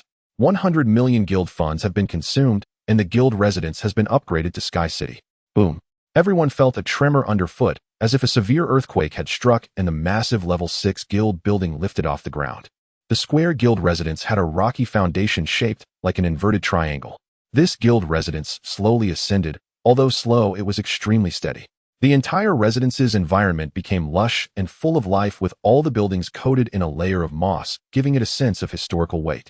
There were also continuous rivers, ordinary small animals living in the woods, and a faint rainbow hanging above. Sky City reached a height of 30 meters above the horizon, as if frozen in time. Chu Shaoqing's eyes lit up. Isn't this just the skin for guild buildings? Just like our players' outfits. It makes the guild buildings more dreamy and gorgeous with floating effects. Zhao Yuan said the durability of all guild buildings has significantly increased, whether it's the city walls or the mage towers. Jiang Fengwu pointed behind the crowd. Even the guild crystal has received a skin enhancement. At this moment, the guild crystal transformed into a cube-shaped dark green crystal, also possessing a floating characteristic unlike before when it was embedded in the ground. With a thought from Zhao Yuan, Sky City began to slowly move eastward. It is believed that as the guild level increases, the flying speed will become faster. Sword Chi defense stand construction cost 20 million. Zhao Yuan invested 20 million guild funds, and a towering sword mound was established in the guild's open space. The entire Sky City was covered with a thin layer of defensive stance amidst which countless tiny sword energies were swirling. Zhao Yuan explained, enemies must destroy this layer of sword chi barrier to enter the guild. However, our attacks can penetrate the defensive stance, which is the remarkable aspect. There are still 50 million funds left, which can be used to craft exclusive equipment for Half-Blood Dragonmen or to build advanced arrow towers. Zhao Yuan had not yet made a decision, so he temporarily set it aside. Other teammates had all broken through level 40, gaining new skills. Jiang Fengwu gained this level mutual combat, allowing him to release 2 different skills simultaneously. For example, using the Dragon 18 palms with his left hand and the Duga 9 swords with his right. Previously, he could not seamlessly and simultaneously execute 2 skills at the moment of using Duga 9 swords. The most intuitive explanation is that Jiang Fengwu's output directly doubled. He could use one skill with his left hand, while also executing another ability with his right. Jiang Fengwu received the S-level giant mech capable of transforming into a steel beast ranging from 20 to 50 meters tall, using a special mechanical device. Yunning's new aura is the S-level attack aura, enhancing attack attributes by percentage, simple, straightforward, and powerful. Chu Shaoqing obtained the S-level time chessboard, which can slow down the flow of time in a specific area, with allies immune to this effect. Sun Qiyu received the S-level heaven and earth tricolor formation, which is the subsequent evolution formation of the first 2 legion skills, adding armor-piercing attributes to the troop types. Zhong Wen acquired an S-level skull cloud skill capable of using the skulls of summoned skeletal creatures as materials to create a cloud formed from various races' skulls for attack. One can only say that Zhong Wen's skills are quite eerie. Zhao Yuan teleported into a level 60 state city, which has a total population of nearly 4 million, including players and NPCs. He walked to the bulletin board in the state city and saw the guild forces within the state city, with the highest being the level 6 guild, and the Ju Bing was about to break through to a level 7 guild. At the same time, the bulletin board displayed the completion records for level 40 of 50 A and 60 dungeon. To Zhao Yuan's surprise, the highest record holder for the level 40 and 50 dungeons in the state city was a lone wolf player. However, the specific name was not visible, only that this lone wolf player had actively disclosed the number of participants in the clearance. Yunning said from behind, "Before you woke up, I inquired in advance and learned some common matters within the This lone wolf player who cleared the level 40 and 50 dungeons alone is quite famous in the state city, said to be the strongest single combat power in the state city." Zhongwen laughed beside him. "That's in the past. Now that we've arrived in the state city, don't mention Zhao Yuan, and this lone wolf player might not last even 3 minutes under my command." In the last guild battle, the players who were pushed back to level 0 by Zhao Yuan's team fell into despair. The level 5 president of the Cherry Blossom Kingdom lamented, "It took me a full 6 years to reach level 49. Do you know how I have spent these 6 years?" The level 5 president shouted at the level 0 newcomer beside him. "Not only have I lost my guild, but I've also lost all my levels. It's simply worse than death." These players voiced their complaints against the Queebing Guild on the forum, sparking discussions among many players. To kill players back to level 0 is even more difficult than truly killing them. A level 5 guild with 7 members. Now it's level 6. How could they have defeated the allied forces of 12 guilds in one go? And they even repelled the Cherry Blossom Kingdom's ambush on their guild base. And what about the golden units? Is that true? Spreading rumors is easy, but debunking them is a long. Is it true? These people are really unfortunate. They are strong players at level 49, about to undergo their 4th class change. That's 6 years of effort. They deserve it. They went to ambush someone else's guild base and got slaughtered multiple times. Isn't that normal? Let me jot down the name of the Queebing Guild. The next time I encounter them, just force quit. They are simply devils. Overnight, over 100,000 sorrowful individuals appeared in different novice villages. Guild information: the Queebing Guild has achieved 31 consecutive victories in guild battles and has obtained the Demon King mark. Warriors from different regions will have the right to launch attacks on the Demon King. They will only encounter guilds of the same level. Demon King Mark currently completed 31 consecutive victories in guild battles. Resource consumption for unit reincarnation reduced by 5.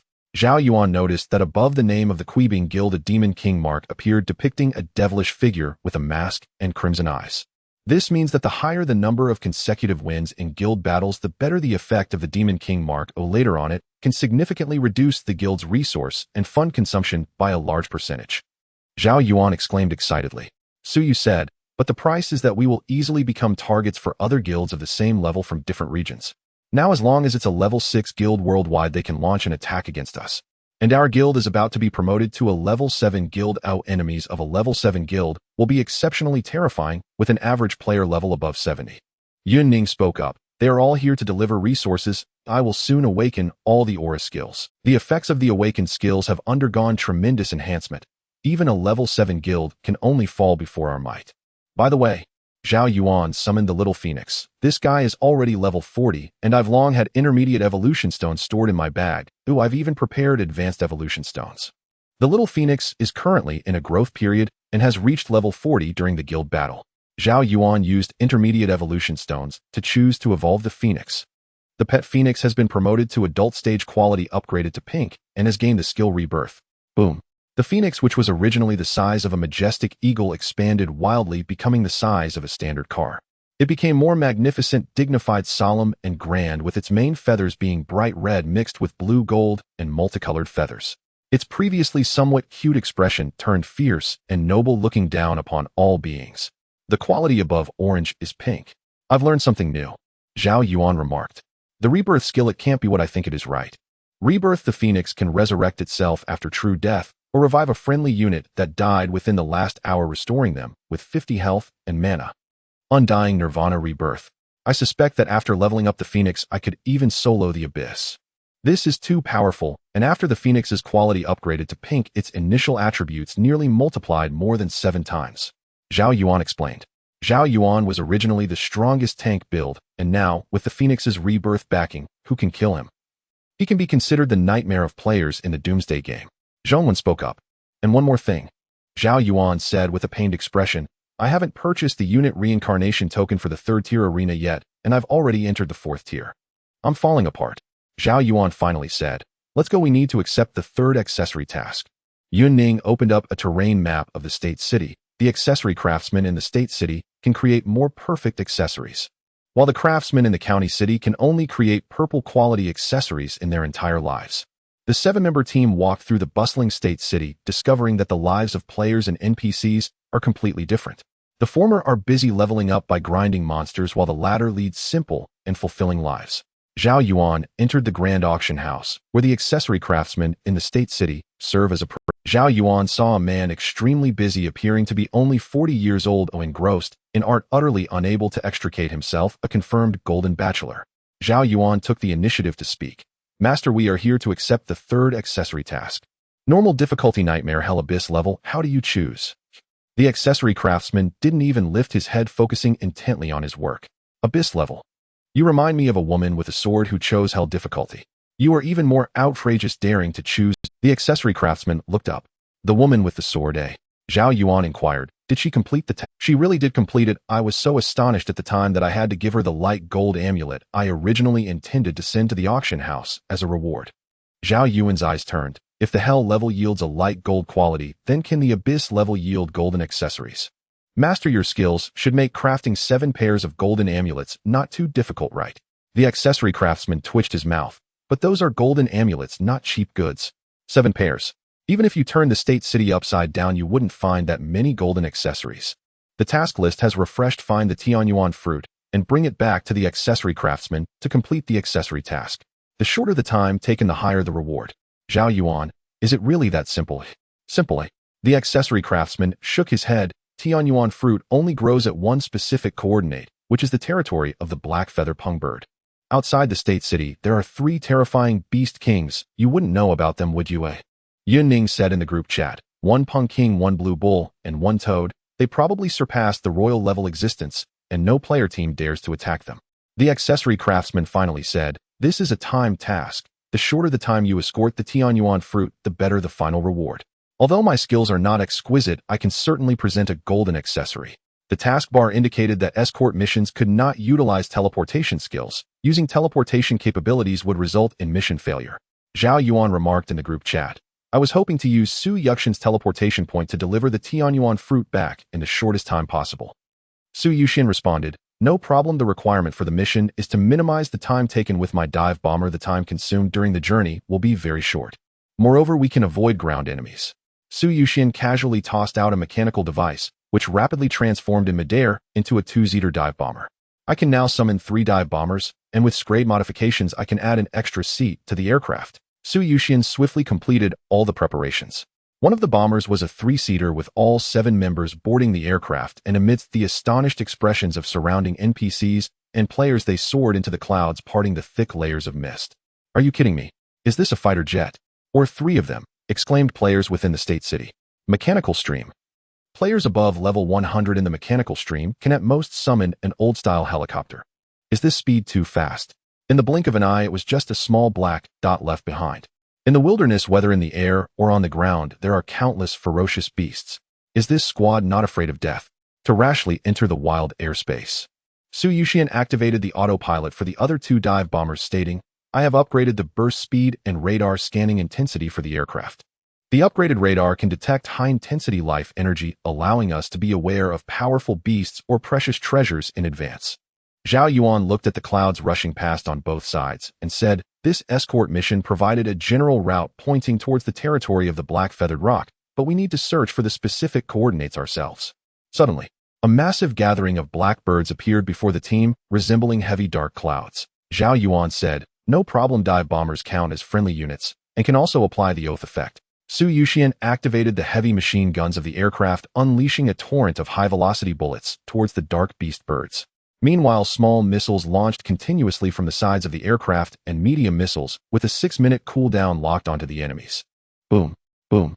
The missiles struck their targets, erupting in brilliant flames while the heavy machine guns riddled the bodies of the monstrous birds. Numerous dark birds slammed against the aircraft's surface, attempting to break through the bulletproof glass.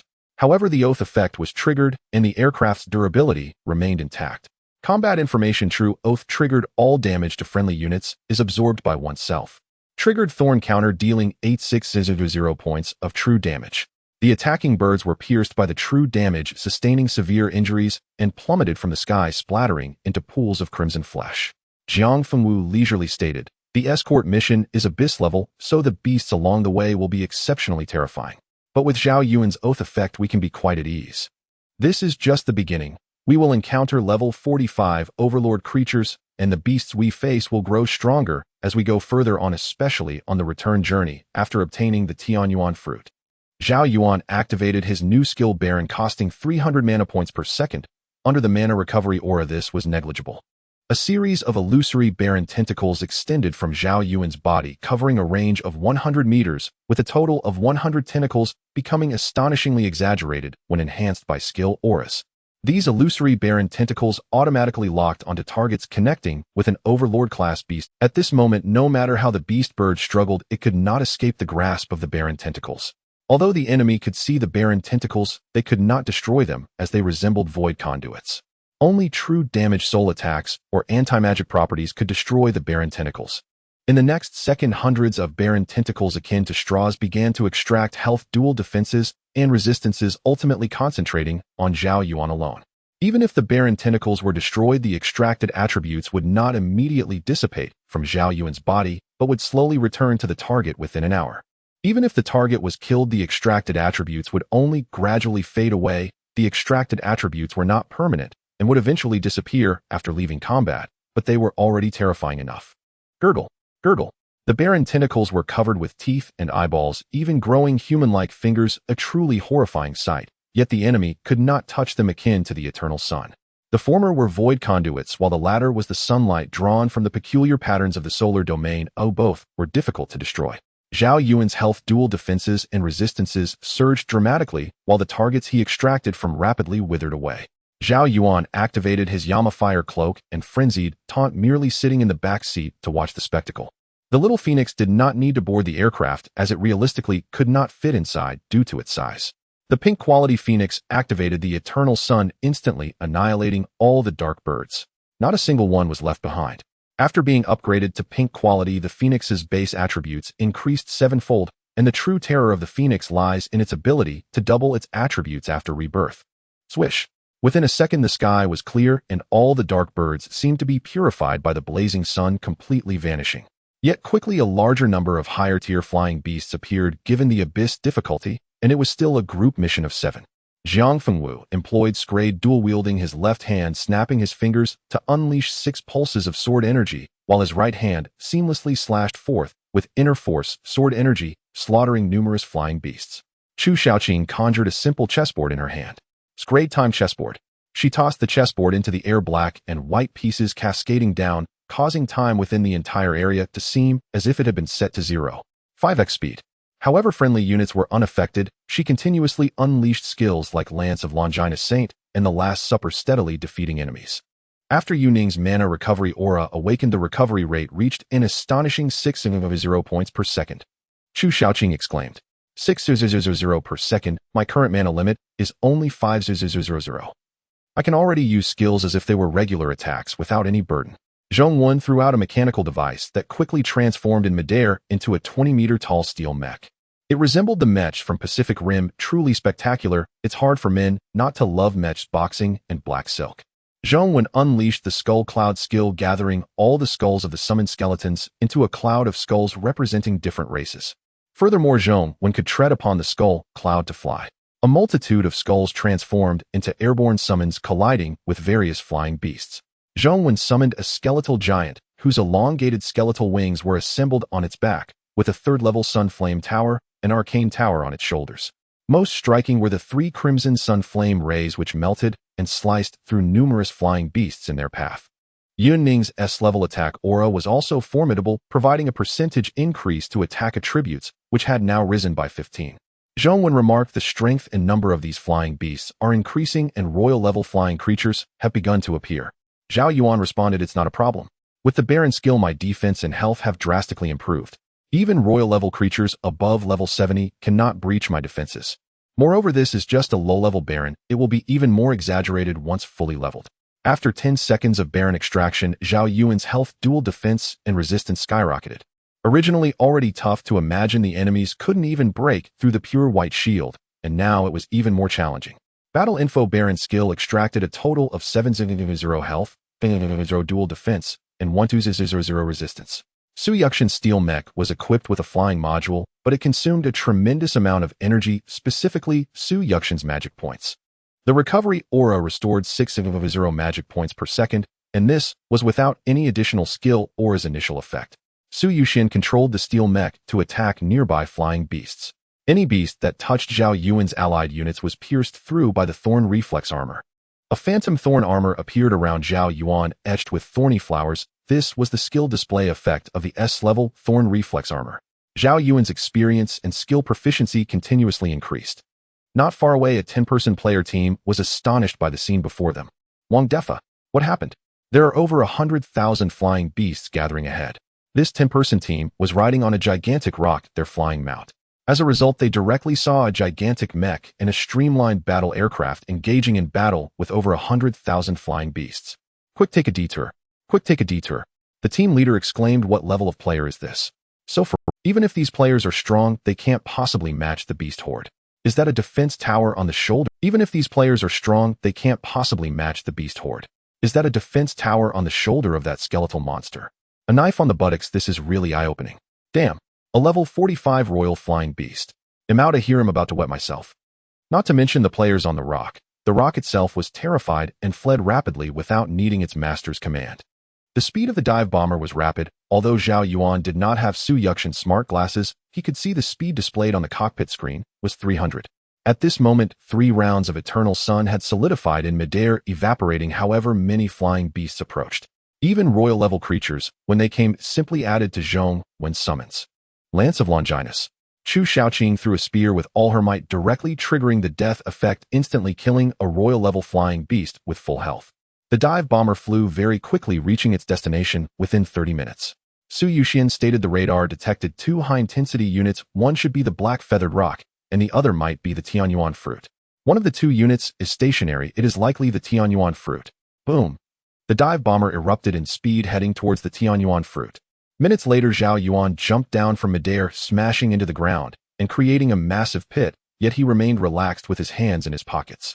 Now, with his defense and health attributes, it was very easy to walk freely in the magma, for at this moment the Destiny Madman could recover 7 of his health limit per second. In front of Zhao Yuan stood a tall withered tree, its branches hanging with rows of skulls, both of beasts. All the eyes were wide open, even dried up their eye sockets displayed a state of horrifying expansion.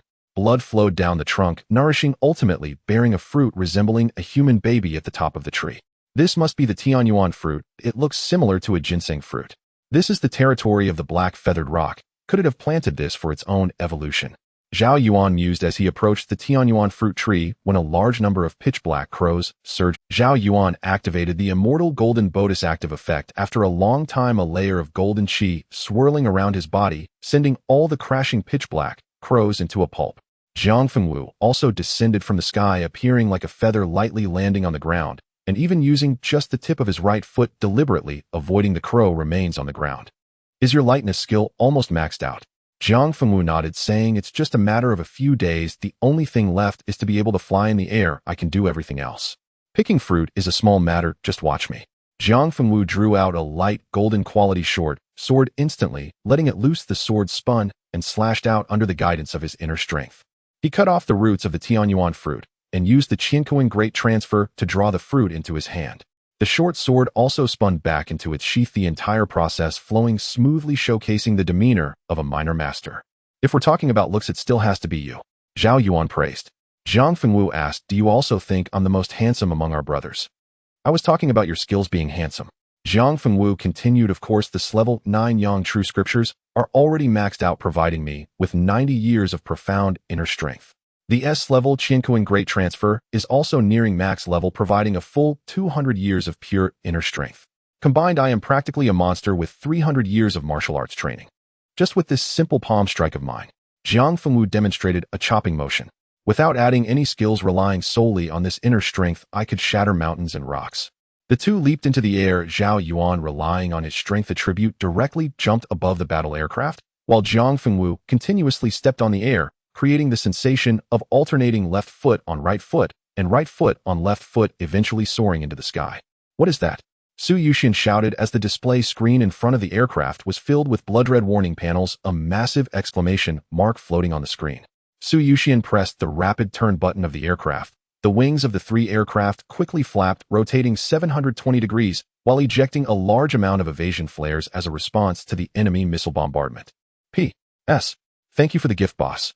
The diving fighter jet maneuvered with the grace of a performance, narrowly evading the enemy's attack.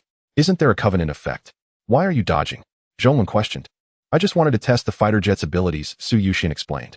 What came into view was a gigantic black feathered rock, its feathers glimmering like steel, reflecting a chilling sheen under the sunlight.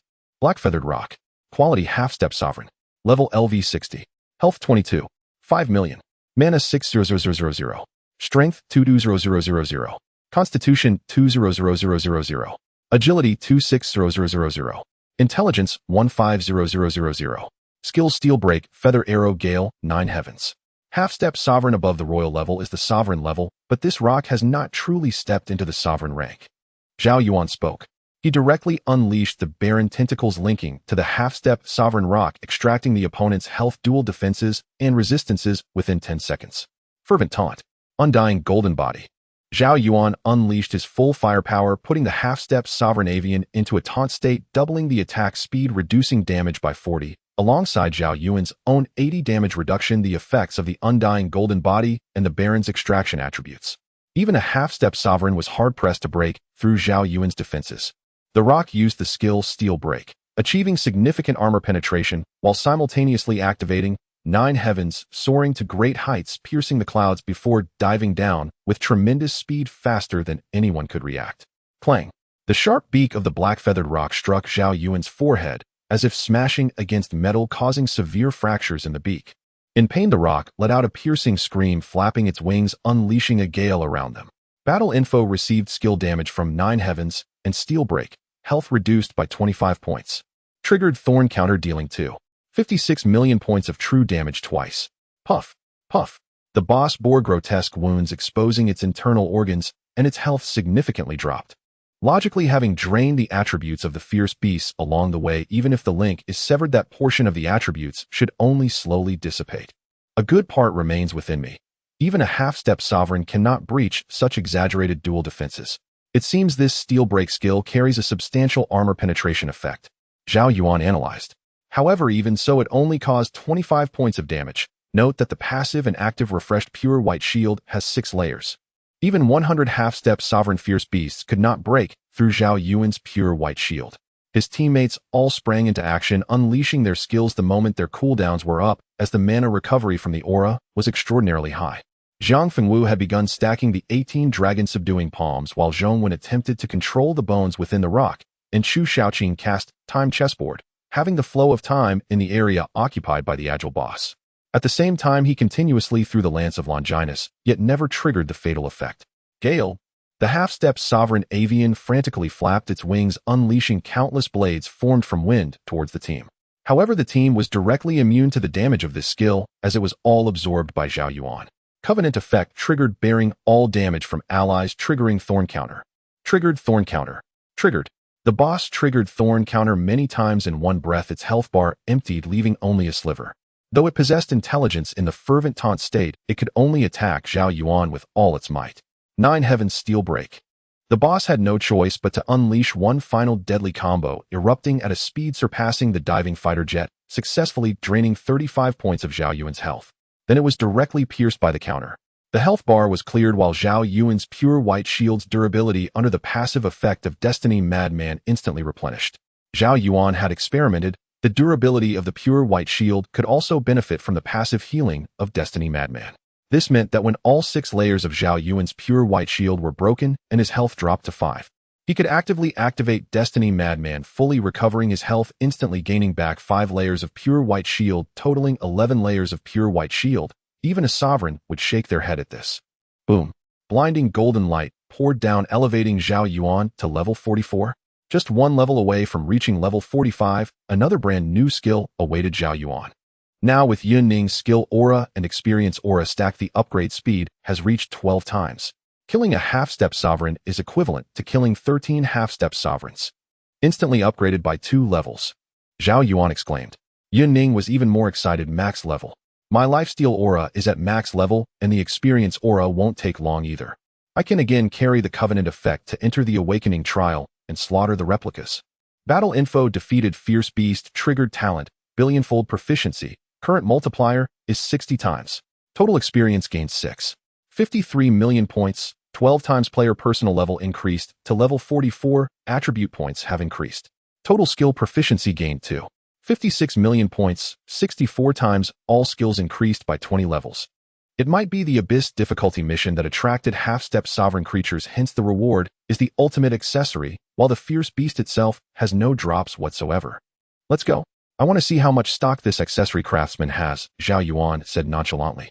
The diving fighter jet under the Covenant effect did not lose any durability, unleashing a series of sonic booms as it sped back. Meanwhile, Zhong Wen naturally awakened the bones of the half-step sovereign, further boosting their battle power. Zhao Yuan's attribute panel now reads: Name Zhao Yuan. Level LV 44, 75,100. Health 3. Per million. Mana 40000. Strength 263000. Constitution 42400. Agility 70500. Intelligence 70500. Physical attack 35000. Physical defense 4 million. Magical defense 4 million. Talent Eternal Blessing unique. Billionfold proficiency unique. Current proficiency acquisition multiplier is 60 times. Skills: Baron LV 40, 2,500 meters range. Baron Tentacle 1, Unyielding Soul LV 40, Willpower 1,000, Soul Strength 40 points, cannot be controlled for 60 seconds after activation. Thorn Counter LV 65, Dual Defense 1. 0.5 million points, triggers true counter damage twice with each damage taken. Destiny Madman LV 65, Health 1. 82 million, recovers 18 of health limit per second. Copperhead Iron Back 1 LV 65, Dual Defense 2. 9 million, 9 seconds of indestructible body, effect 35, physical penetration, magic resistance, penetration immunity. Fervent Taunt LV65. Taunt range 7,000 meters, taunt duration 30 seconds. Enemies in taunt state have attack speed 100, attack power 40, priority increased. Flame Wind Garment LV65. Passive effect 4,500 meters, burn field triggers, burning effect twice per second. Active effect. True Covenant LV40. Covenant range 9,000 meters, passive damage reduction increased by 61. 5. True Covenant slots 3. Bag. Copper coins 530. 0.5 million. Arena coins 16395 pieces. Magic Weapon Binding Demon Rope LV35 purple. Fashion Double Jump Costume purple. Accessory purple, Evil Ring purple. Life Bracelet deep purple. Pet Phoenix pink. Note there are 2 more chapters. The final chapter will be late. You can check it out tomorrow morning. The levels and skill ranks of the other members also received improvements. With Yun Ning's skill aura, experience aura, and proficiency aura, the team's leveling speed was unstoppable. Especially Zhao Yuan's billion-fold proficiency talent, which, when stacked with Yun Ning, reached a 64-fold proficiency. The consumption of skill upgrades after awakening was terrifying, yet Zhao Yuan felt no pressure from the awakening skill upgrades. The hardest part has already been completed. We just need to return to the auction house in the state city to proceed, Chu Xiaoqing said. Zhao Yuan said, after obtaining the 3rd accessory, I plan to speedrun the 4th-tier arena to see if I can match against powerful players. Perhaps I can recruit and strength ability user. In such a large state city, there will definitely be strength skill users. That lone wolf player who maintains a record of clearing level 40 and 50 dungeons must be one of them, Jiang Fengwu casually commented. Moreover, there's the guild's Demon King mark. Soon other national players called heroes will challenge us. Moreover, there's the guild's Demon King mark. Soon other national players. However, I intend to use the remaining 50 million guild funds to build advanced arrow towers, as the mutual hunting between the Demon King and heroes will surely yield a large amount of battlefield points. I believe it won't be long before I can gather the final 10 orange unit fragments. At that time, I will forge exclusive equipment for the orange units, so there's no need to craft equipment for the half-blood dragon people. As the group conversed, Zhao Yuan's team safely returned to the state city amidst the siege of hundreds of thousands of flying beasts. Upon seeing Zhao Yuan's team visit and the translucent fruit in Zhao Yuan's hand resembling that of a baby, the artisan's jaw seemed to dislocate. Heavenly Origin Fruit. Is this for real? How long have you been gone? It hasn't even been an hour, has it? Suyu replied, 1 hour and 19 minutes.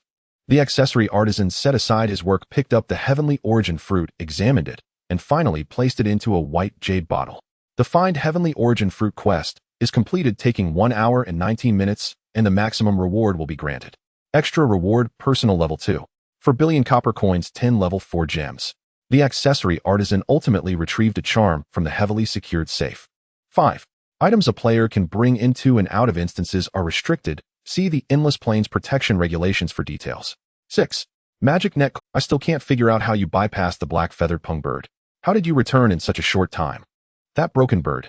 Zhao Yuan smacked his lips, saying, it has decent attributes but can barely serve as my summon. As he spoke, Zhao Yuan summoned the half-step monarch-level skull of the black-feathered pung bird, which indeed opened the artisan's eyes. Crimson Sun Charm, upgradable quality, golden level LV1 attributes, physical defense 30000. The 3rd accessory is a charm that provides physical defense attributes. The 4th one will likely provide magic resistance attributes. Zhao Yuan donned the golden Crimson Sun Charm. At level 1, it provides 300 physical defense. After spending copper coins to level it up, the attributes can continuously increase. The other members also wore the light golden quality charms and left the auction house. Zhao Yuan entered a guest room at and opened the arena panel and chose to match against an opponent.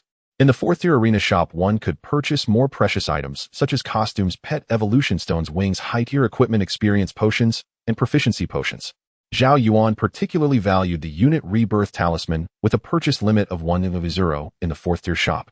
Before Zhao Yuan appeared a robust man wielding a war hammer, and just like every opponent matched against Zhao Yuan, upon seeing his exaggerated consecutive win count, they would wonder if their eyes were deceiving them. Regardless, no one can die in the arena, and there are no penalties. It doesn't matter if you're a big shot, just swing away. The robust man was surrounded by skill auras, and Zhao Yuan, having no intention of wasting time, activated his Yanhua Wind Cloak and burned the opponent to death in just 2 seconds. He continued to match and win consecutively. After all, there was no concept of fatigue, and as long as players wanted to, they could match endlessly. Arena Info players' consecutive win count has reached 1000. Unlocking hidden mechanics, acquiring the Demon King mark. The Demon King can match against players from all national regions and will encounter different national heroes for battles. Arena Demon King Mark Quality Tier 1 Effect Arena Currency Acquisition 5 All Attributes 5. Note if the consecutive win count is interrupted, the Demon King Mark will be lost. After defeating a large number of heroes, it can be upgraded to a Tier 2 Demon King Mark. Arena Info Victory in the duel, gaining 3,500 experience points, 1,400 skill proficiency, and 2,000 arena currency. In the 4th, 5th, 6th, and 7th tier arenas of other national regions, a Demon King's hunting option has been added. People from the Xia Nation. A level 46 Demon King. This requires a consecutive win count of 1,000. Who dares to challenge it? After all, there are no penalties. While it won't matter if I miss this one consecutive win. The speaker was a well-known 6th-tier powerhouse locally, clearly intending to thwart Zhao Yuan while speaking so tactfully. After Zhao Yuan received the reward of level 2, he smoothly advanced to level 46 and immediately acquired a brand new skill. Triggered the talent Eternal Blessing. All skills will be fixed at the SSS level, and the skill Infinite Flesh is acquired. Infinite Flesh LV1 SSS level for every unit killed permanently gains 0.001 to 1 point of health limit. The skill effect is influenced by the target's strength before death and the skill level. Note health limit can be stacked indefinitely, removing all restrictions regarding health. If I had obtained this Infinite Flesh skill earlier, I might have already had a health limit in the millions by now. Combined with the passive ability of the Destiny Madman, recovering 18 of the health limit per second is truly unbeatable. However, kills in the arena do not trigger the Infinite Flesh skill because the essence of Infinite Flesh is absorbing the blood and flesh essence of the deceased, while players in the arena respawn after death. Not long after, hundreds of requests from warriors for challenges were sent over. It is worth mentioning that only top-tier players can become heroes and challenge the Demon King. After a hero kills the Demon King, they can replace the Demon King and acquire the special mark of the Demon King. The dragon-slaying boy has finally become the evil dragon. Zhao Yuan accepted a challenge initiated by a hero. Goodness, right off the bat, a heavyweight. The enemy before Zhao Yuan was level 60, and just standing there, an overwhelming killing intent emanated from his body. A level 46 Demon King is somewhat interesting, regardless of whether I can hold on to this Demon King mark. After defeating you, I have to give it a try. The opponent slowly drew the curved blade from his back. Zhao Yuan calmly responded, "Let me give you a piece of advice. You can't handle this. At my 4th tier level, I can match with 7th tier heroes. You are currently 6th tier, and if you become the Demon King, you will face terrifying 8th tier powerhouses." Surrounding the arena, interwoven with blood and fire, a multitude of spectators appeared, all players who had purchased viewing slots after paying. Only the duel between the Brave and the Demon King, as well as battles involving some high-tier powerhouses, would attract an audience. After all, most players have no leisure time. How could they possibly watch others fight in the arena? Holy crap! Isn't that Demon King the infamous president of the Trickster Guild? One spectator exclaimed. The Trickster Guild has also obtained the Demon King mark, and he himself has received the Demon King mark. The great Demon King indeed. Very much anticipated. A level 60 battling a level 46 creates a clear attribute superiority, and not everyone can become a Brave. At the very least, they are all top-tier powerhouses. However, the rumors about the Trickster Guild are also quite interesting, having wiped out over 100,000 players to level 0 in a large guild battle. It takes ordinary players at least 4 to 5 years to reach level 45. This Zhao Yuan is ruthless. I feel this person is not simple either. Even a level 60 Brave would likely not be his match. The key is that he is also a person from the Xia Kingdom, which previously withstood the fierce offensive from the beautiful nation. At this critical point, such a monstrous genius appears. After the 3-second countdown ended, an enemy wielding dual curved blades manifested a phantom image of a tiger's head above him and launched a swift attack towards Zhao Yuan. Zhao Yuan remained motionless, waiting for the right moment to activate his immortal golden body in advance. The curved blade enemy had long been prepared. As a Demon King, he certainly would not be foolish enough to stand still, presenting numerous openings, a clear signal of danger. The enemy looked at the faint golden aura surrounding Zhao Yuan and said, "A skill that enhances defense. It should have a duration. Once the skill time is up, it will be the perfect moment to strike. I am actually losing health continuously. Is this a burning field? I can only sustain it for 15 seconds. Zhao Yuan relaxed, and although he could not utilize the new skill Infinite Flesh for now, he hadn't spent his 9 billion copper coins to enhance his power either. However, defeating a level 60 Lone Brave would still be quite easy. A grade dual knife slash. The enemy unleashed his ultimate skill, and the blade light swiftly grazed Zhao Yuan's neck, resulting in the enemy's dual knives breaking instead. Damage taken reduced by 61.5, resulting in 0 points of damage, triggering SS level reflected damage. dealt 900 points of true damage. Crack. The enemy's health bar was completely emptied and the durability of the faint golden weapon in his hand dropped to 0, unable to be repaired. Zhao Yuan remained leisurely with his hands in his pockets preparing for the next duel. It's the reflected damage ability. This is the first time I've seen reflected damage instantly kill someone. As expected of a Demon King, he seems to have used only a small portion of his strength. That level 60 Brave is already considered top tier. Both his equipment and skills are quite impressive. Yet he ended up with his weapon shattered. Seeing the arena information, Zhao Yuan was surprised because the rewards for victory were even more generous than he had imagined. Gained 350 experience points, 1600 skill proficiency, 400 arena coins, and 3 Demon King points. Once the Demon King points accumulate to a certain extent, one can advance to a second-tier Demon King, which increases all attributes by a percentage. A duel that took less than 2 minutes could yield such bountiful rewards, yet failing once would result in losing the Demon King mark directly. If it weren't for the skill auras and experience point auras from Yun Ning in the external environment, the duel between the Demon King and the Brave would actually be an exaggerated leveling paradise. Unfortunately, the effect of the 12 times leveling speed is even more outrageous. Zhao Yuan sampled a few rounds of the Demon King arena battles before exiting this mode, opting for the rest feature. The Demon King cannot rest indefinitely. Within a certain period, a fixed number of duels must be completed. However, Zhao Yuan currently has something more important to attend to, which is to sign a real oath. Zhao Yuan said in the group chat, for every 20 levels the real oath skill levels up, 1 real oath slot is obtained. Now that there are 2 additional slots, how about you all share? Then we can undergo an awakening. Jiang Fengwu said, you've become famous now, your information is everywhere on the forum, including other regional countries. I don't care, the more envious people there are, the faster we will level up. How can we play if no one brings supplies when leveling up the guild is so difficult? If people from other regional countries pay attention to me, they will find ways to interrupt my growth. The only concern is the higher-ups of the Xia Kingdom. If my existence makes some neutral powerful nations feel threatened by the Xia Kingdom, that could be troublesome. For instance, the White Bear Kingdom, which was originally neutral, might inevitably become cautious towards the Xia Kingdom upon seeing my extraordinary abilities.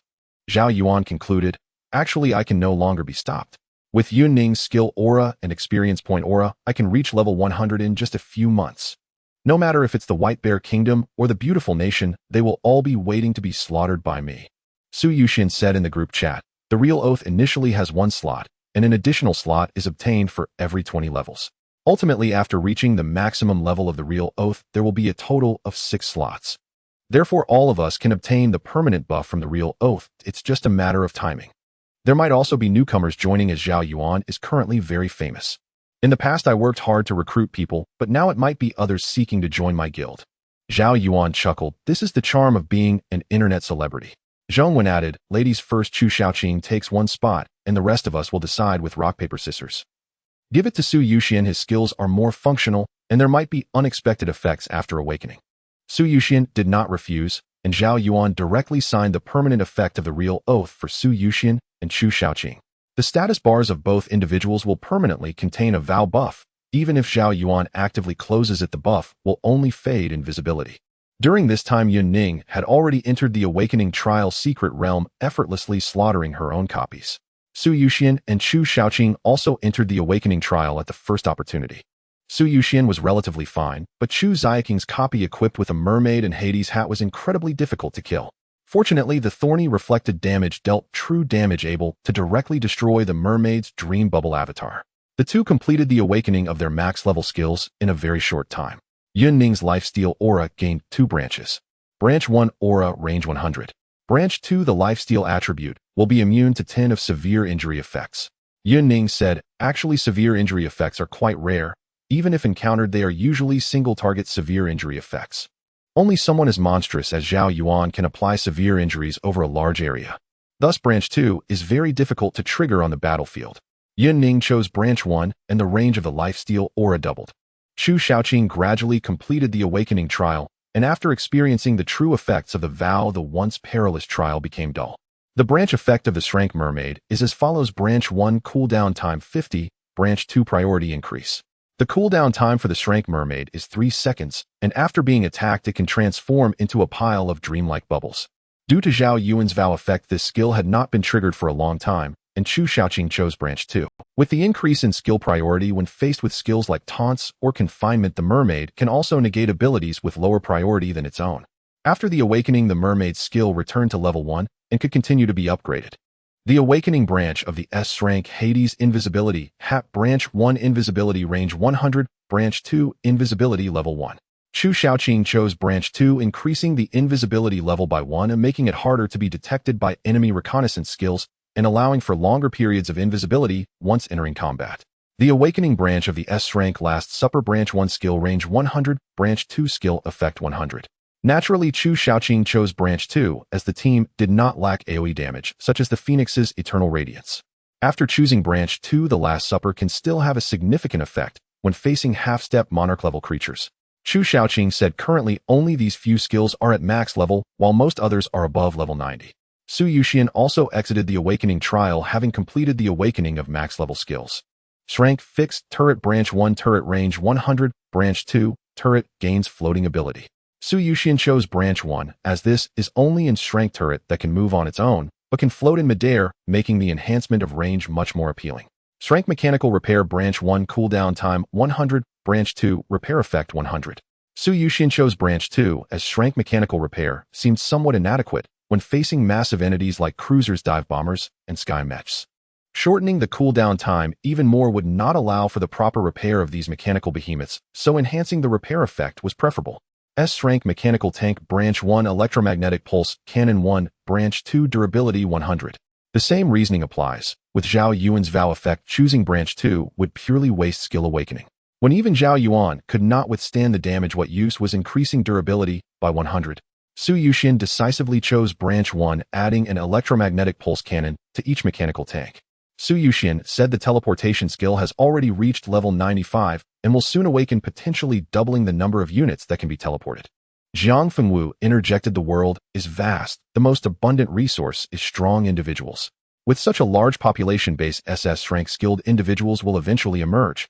I suspect that there won't be fewer than 50 SS-rank skilled individuals from our Xia country. However, the higher the SS rank, the more they fear death and are reluctant to undergo the awakening trial.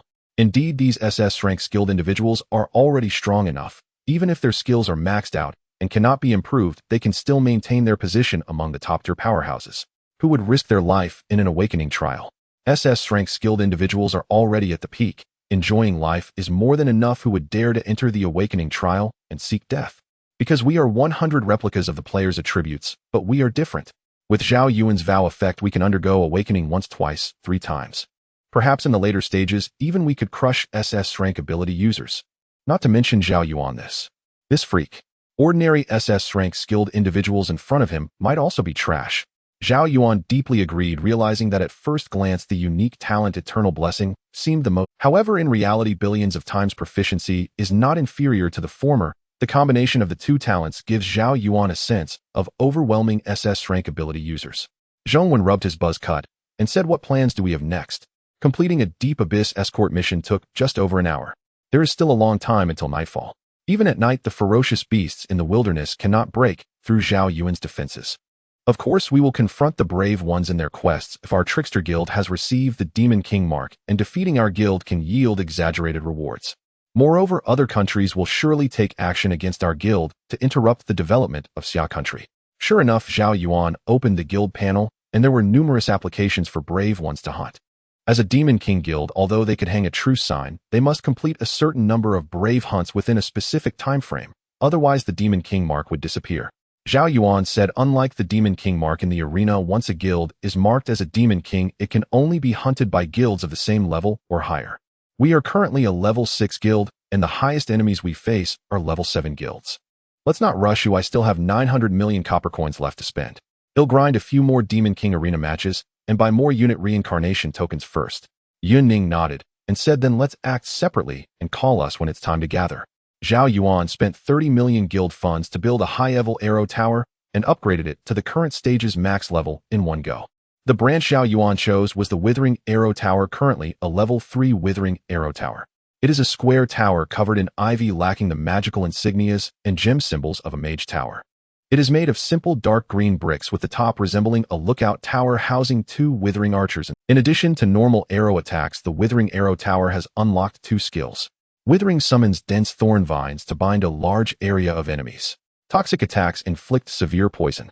The level 3 Withering Arrow Tower is not weaker than the level 3 Sunflame Tower. Its true combat power must be tested in actual combat. Zhao Yuan still had about 20 million guild funds remaining, temporarily storing it with plans to build a level 3 gun tower next.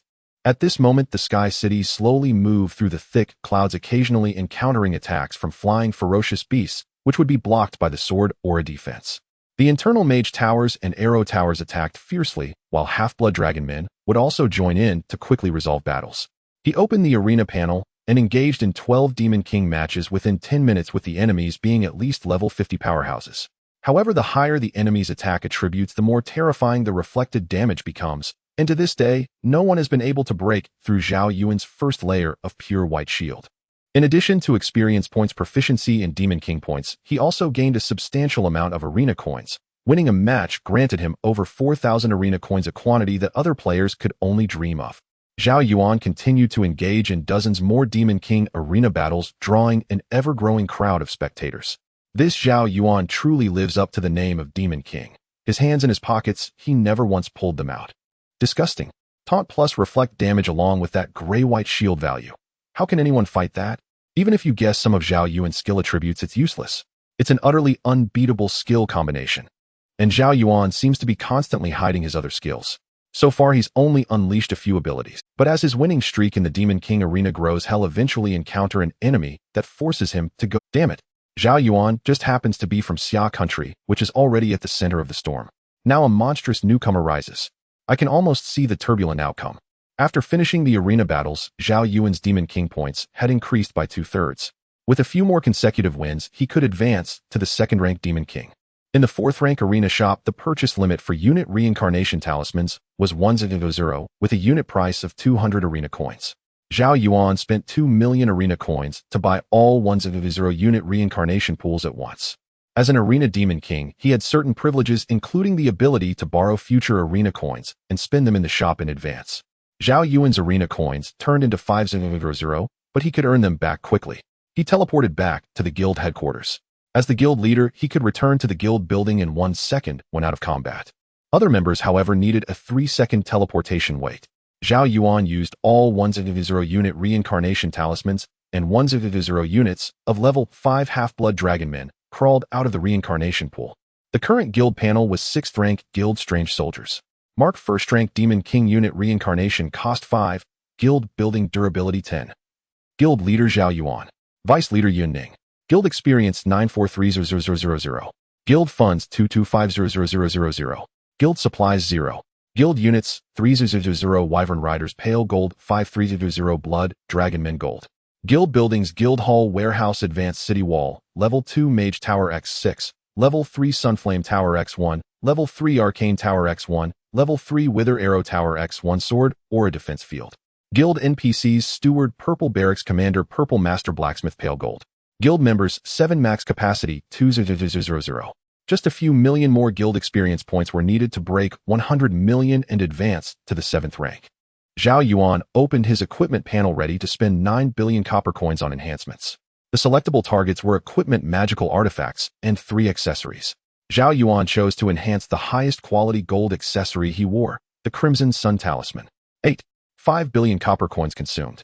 Crimson Sun Talisman upgraded to LV74. The higher the quality of an accessory, the more copper coins it cost to level up, and accessories could directly boost rank. It would take 90 billion copper coins to upgrade a gold accessory to orange. Crimson Sun Talisman. Quality gold. Level LV74. Attributes physical defense 70000 points. Zhao Yuan's physical defense skyrocketed, originally balanced between physical and magical defense. His physical defense now exceeded magical by 700 points. Sun Qiyu looked up at the deep sky and said, "The celestial phenomena are disturbed again." Zhao Yuan asked, "Another blood moon?" "Most likely. Besides the blood moon, other calamitous celestial signs might appear," Su Yuxian replied. "Who knows how many players will die?" Zhao Yuan mused. "I was planning to initiate a Demon King Guild war, but since we're facing a calamitous celestial phenomenon, let's hold the prefectural city first. Wasn't there a red dragon lair?" Zhao Yuan pulled out his hand-drawn map. "It's not far. Let's fly directly above the lair." This sky city is practically an aerial fortress now. Red Dragon Lair. Back then it was just a ruler-level creature. Now it probably can't even beat a single half-blood dragonman, Zhao Yuan chimed in. Pure-blooded dragons should level up quickly. Well, crush everything in our path. Even if the Red Dragon Lair yields little reward, the beasts we encounter along the way can turn into experience points. The massive 6th rank guild sailed through the sea of clouds like a giant ship, crossing an ocean steady and unmoving. Only when the guild crystal was destroyed would the building gradually lose its floating properties and collapse. Hours later, the sky city hovered above the Red Dragon Lair. Any flying beasts encountered along the way were easily dealt with by the defense towers and half-blood dragonmen. Roar! A sharp, deep dragon's cry echoed from below as a massive crimson dragon emerged from the cave. It bore majestic, awe-inspiring, deep red scales, a body 30 meters long, and exuded an aura of nobility and savagery. Its dark gold vertical pupils were like a sharp blade fixed on the distant intruders. Human vermin, you possess flying structures. I want it. Get out of here. This is my territory. The crimson dragon spoke in human tongue, wild flames surging from its nostrils. Zhao Yuan stood atop the city wall and said, I want your cave. It's mine now. Leave immediately, and I might spare your life. How dare you? Do you know who you're facing? Just laying eyes on my noble, magnificent form is the greatest honor for you humans. Pure blood, crimson dragon. Quality half-step monarch. Level LV 50. Health 260000. Mana 100000. Strength 290000. Constitution 300000. Agility 290000. Intelligence 300000. Skills pure blood dragon scales tremor sovereign's descent. It's grown to half-step monarch level. Truly a pure-blooded dragon, Zhao Yuan remarked, sizing it. Not a bad specimen. Look at its build, the proportions, the sheen, the structure. Perfect for a guard dog. Yunning also studied the half-step monarch red dragon. Look at its teeth, flawlessly white. Its scales are pristine like a work of art. It'd be a shame to kill it outright. Dragons are cunning and brutal. Its intelligence is no lower than ours, Jiang Fengwu said, eager. I wonder how many slaps it can take. The Crimson Dragon King was enraged. Valvermin, do you think yourself powerful? I am the noblest bloodline in the world, and you dare insult me. Zhao Yuan activated Frenzied Taunt and Baron's Tentacle. A phantom tentacle extended from Zhao Yuan's body and latched onto the Crimson Dragon. Like a juice straw, it gurgled as it drained attributes. At its current stage, Baron's Tentacle could extract 35 of the target's health, dual defense, and resistance. The 35 attribute drain from a half-step Monarch Red Dragon was enormous. And it was a zero-sum effect. Zhao Yuan gained the attributes while the Red Dragon lost them, like a on a plus and equals to dynamic. The half-step Monarch Red Dragon activated its tremor skill, unleashing an invisible primal aura that radiated outward from the dragon. Conqueror's Haki. Under the overshadowing might of tremor, the teammates found themselves in a daze to varying degrees.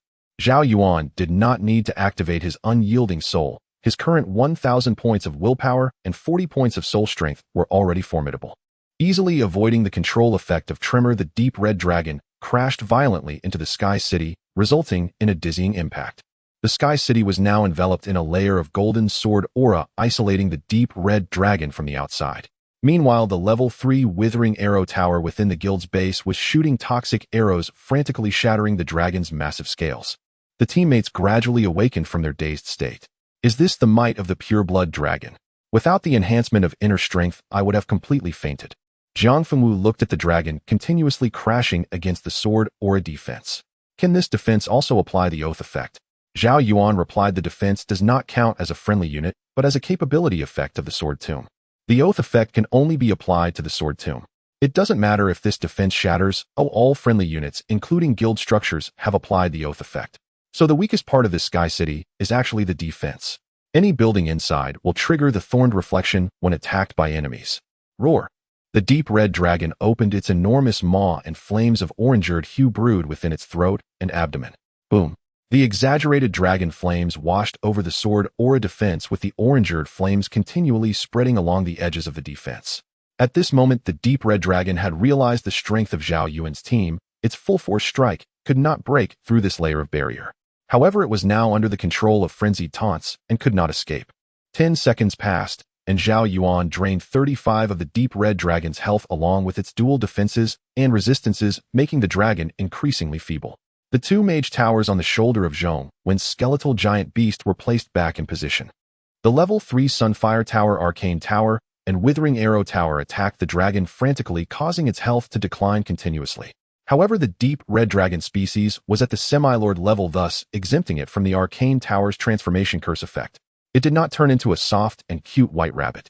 Zhang Fengwu was eager to try activating the 18 palms of the dragon, subduing, striking the dragon's scales repeatedly with great speed. The dragon activated the dominant skill, and an exceptionally violent firelight seeped from every pore of its body, with a flaming halo burning everything, instantly spreading outward. This caused significant damage to the defense, and also affected Zhang Fengwu, with the damage then transferred to Zhao Yuan. Battle information oath effect triggered, received 0 points of damage, thorned reflection effect activated, causing 1.86 million points of true damage twice. An exaggerated crack spanned across the dragon's chest and abdomen, and the hard and majestic dragon scales completely shattered, revealing its internal organs. The dragon's health plummeted by 3.72 million points, visibly decreasing. During this time, Zhang Fengwu continued to stack the 18 palms of the dragon, subduing, reaching a total of 36 palms. The 18 palms of the dragon subduing could inflict additional true damage when facing high-tier life forms such as dragons, titans, behemoths, and angels. Zhang Fengwu was now surrounded by blazing true energy, and even a simple palm strike carried the grand power of slaying dragons. With one palm strike, the deep red dragon was directly sent crashing to the ground, blood splattering as it embedded into the hard surface. "Don't kill me, oh, I am willing to be your watchdog, just spare my life." The deep red dragon lamented pitifully. "I am a pure-blood dragon with great potential for growth. I could become a true lord creature in the future. In the dragon's lair below, I have stored rare treasures that I have gathered over 100 years, all of which can be brought to this flying island." Zhao Yuan replied indifferently, "Too weak. If we slay you, your remains will become our slaves, and your dragon's lair treasure will also belong to us." Zhang Fengwu then raised his right palm and struck heavily at the top of the deep red dragon's head. Bang! This was the 37th palm, stacked with 37 times the killing power, directly shattering the 3-meter-wide ferocious head. Various brain matter and soft tissues exploded everywhere, while Zhang Fengwu was enveloped in blazing true energy, not a speck of dirt staining him. Although Zhang Fengwu had not awakened any skills, he had grown strong enough to single-handedly slay semi-lord creatures. Even without the protection of the oath effect, Zhang Fengwu could rely on techniques like floating step and great universe shift to evade damage. Under the coverage of skill auras, experience auras, and proficiency auras, Zhao Yuan reached level 47. His teammates also ascended to level 45, gaining new skills. Su Yuxian obtained the Grade Sky Armor, Zhang Fengwu received the SS Grade Sword Comes, and Yun Ning acquired the S-Grade Lucky Aura. Chu Shaoqing obtained the Grade Ugly Duckling, Zhongwen received the S-Grade Bone Resurrection, and Sun Qiyu got the Grade 4 Gate Support Formation. Most notably, Zhang Fengwi's SS Grade Sword Comes can utilize all sword blades within range to unleash terrifying sword energy damage of SS Grade. Without any flashy effects, it simply delivers high damage that can break through all enemy defenses. Su Yuxian's S-Grade Sky Armor is a streamlined armor covering the body. Without the oath effect, this armor would make Su Yuxian a powerful melee player. Yun Ning's Lucky Aura can increase the luck of a wide range of friendly units. The higher the luck, the greater the chance of item drops and obtaining high-quality items. The Grade Ugly Duckling can temporarily enhance the life form of the target, such as Zhong, when Skeletal Giant Beast, which is at the semi-lord level. After applying Ugly Duckling, it can elevate to true lord-level combat power within 10 seconds. Zhongwen's S-Grade Bone Resurrection can revive skeletal summons whose health has been depleted.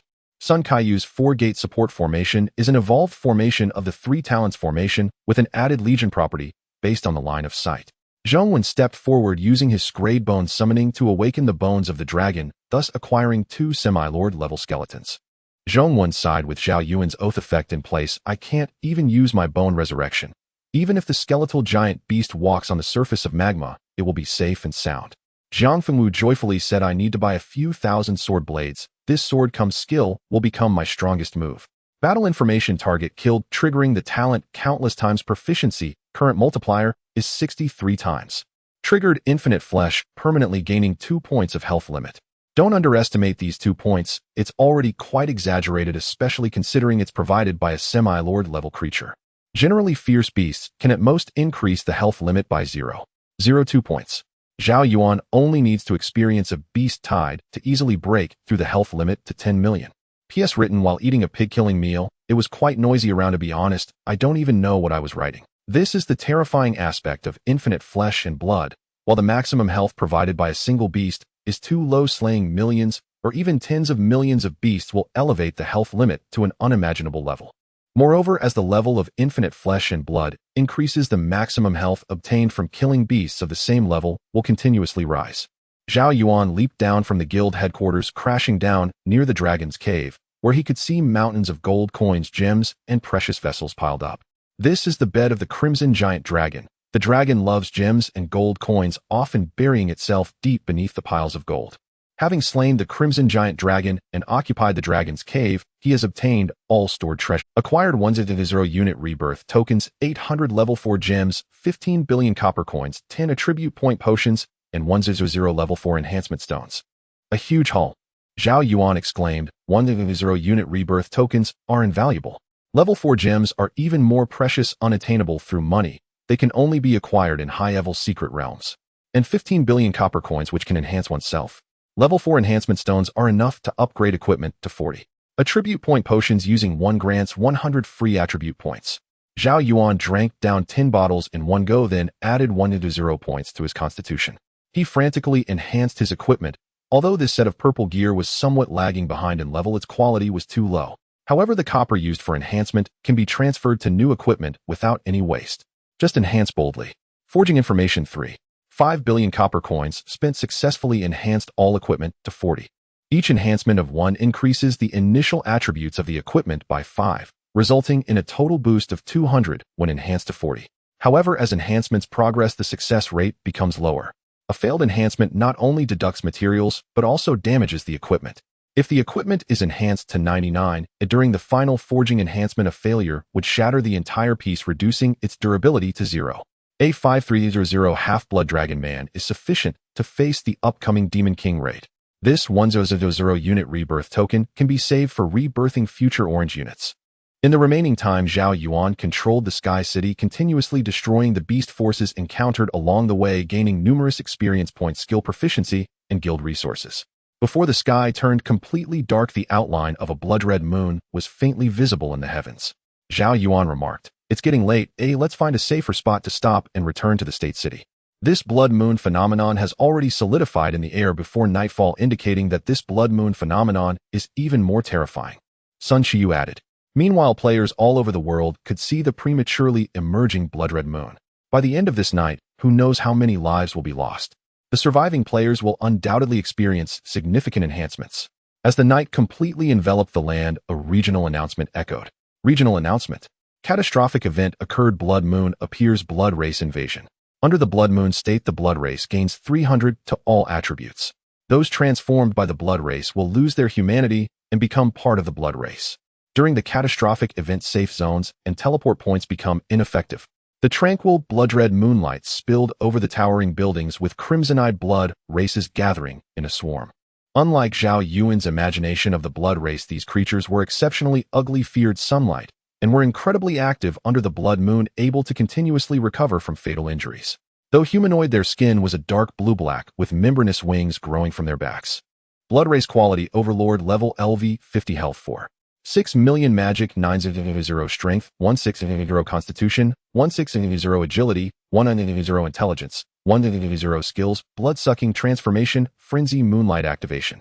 The total population of the state city is 4 million, including players and NPCs. Players who have reached this level must have experienced at least 3 catastrophic events. They were not panicking, but rather formed teams with great teamwork. Zhao Yuan stated, "Although my vow cannot completely cover the state city, enhancing Yuning's skill aura is sufficient. This means that all 4 million people will remain safe. This is just the beginning. I've already seen many king-level blood races, and the number of overlord-level ones is countless," Yuning remarked. The quantity of enemies is meaningless to Zhao Yuan. Even if they deal 0 damage, it's still 0. Jiang Fengwu was exceptionally excited as there were 4 million people here, many wielding long swords, and he was fully prepared to unleash his ultimate move. "Look, the Demon King Zhao Yuan, and the infamous Trickster Guild," a level 49 player exclaimed with joy. "Although I saw the name of the Trickster Guild in the state city's announcement board, seeing them in person makes me feel like there is hope for survival." Indeed, events like these under the blood moon phenomenon will lead to countless state cities being destroyed. Even if the state city survives, over 80 of the players will perish. Only true strong players can survive. Players like us who are mid-tier or even low-tier are destined to die. It's better not to hold on to fantasies. Zhao Yuan is immensely powerful, crushing many other strong players across different regions, but with limited energy, who will protect us? Moreover, with 4 million people in the state city, even if he protects some players, will it be our turn? It's better to put our hopes of survival in our own hands. Another teammate sighed. Unlike the majority of pessimistic and despairing players, the atmosphere in Zhao Yuan's team was quite relaxed, as they had already anticipated the outcome. The team was racking up battlefield points, and it was almost predetermined that no one would die in the state city. The blood race activated their frenzy skill, their speed skyrocketing to over 3 times, and their reflexes were also enhanced. They dragged layers of afterimages behind them as they charged towards the state city. Although the state city had towering and thick walls, it could not stop the blood race. Some of them unfolded their membranous wings and directly flew over the walls. As all players stood ready, Zhao Yuan entered the wartime camp, instantly turning all players and NPCs into Zhao Yuan's allied units, bolstered by the enhancement of the skill aura. The True Vow enveloped the entire state city, leaving players in shock. What is this? True Vow. Provider Zhao Yuan. All damage received will be transferred to Zhao Yuan. My goodness. Isn't Zhao Yuan afraid of death? Wait, do you have this buff too? What? The entire human population of the state city has this buff. Could it be? Is Zhao Yuan going to protect the 4 million population of the state city all by himself? Even those who received the Demon King mark couldn't possibly do such a thing, right? How could there be such a wide-ranging and absurdly effective buff? The hideous creatures blessed by the Blood Moon left Zhao Yuan with a first impression of swiftness, or rather frenzied allure. Their movement speed was not only rapid but also distinctive and recognizable. Neither the city walls nor the arrow towers or watchtowers could stop these bloodkind. The battle had almost every player encountered bloodkind far outnumbering their own squad, and they secretly held expectations for the Covenant buff in their status bar.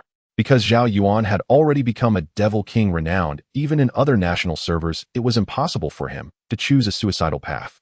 Since he dared to bear the damage for the entire prefecture city's human population, perhaps he could truly withstand it.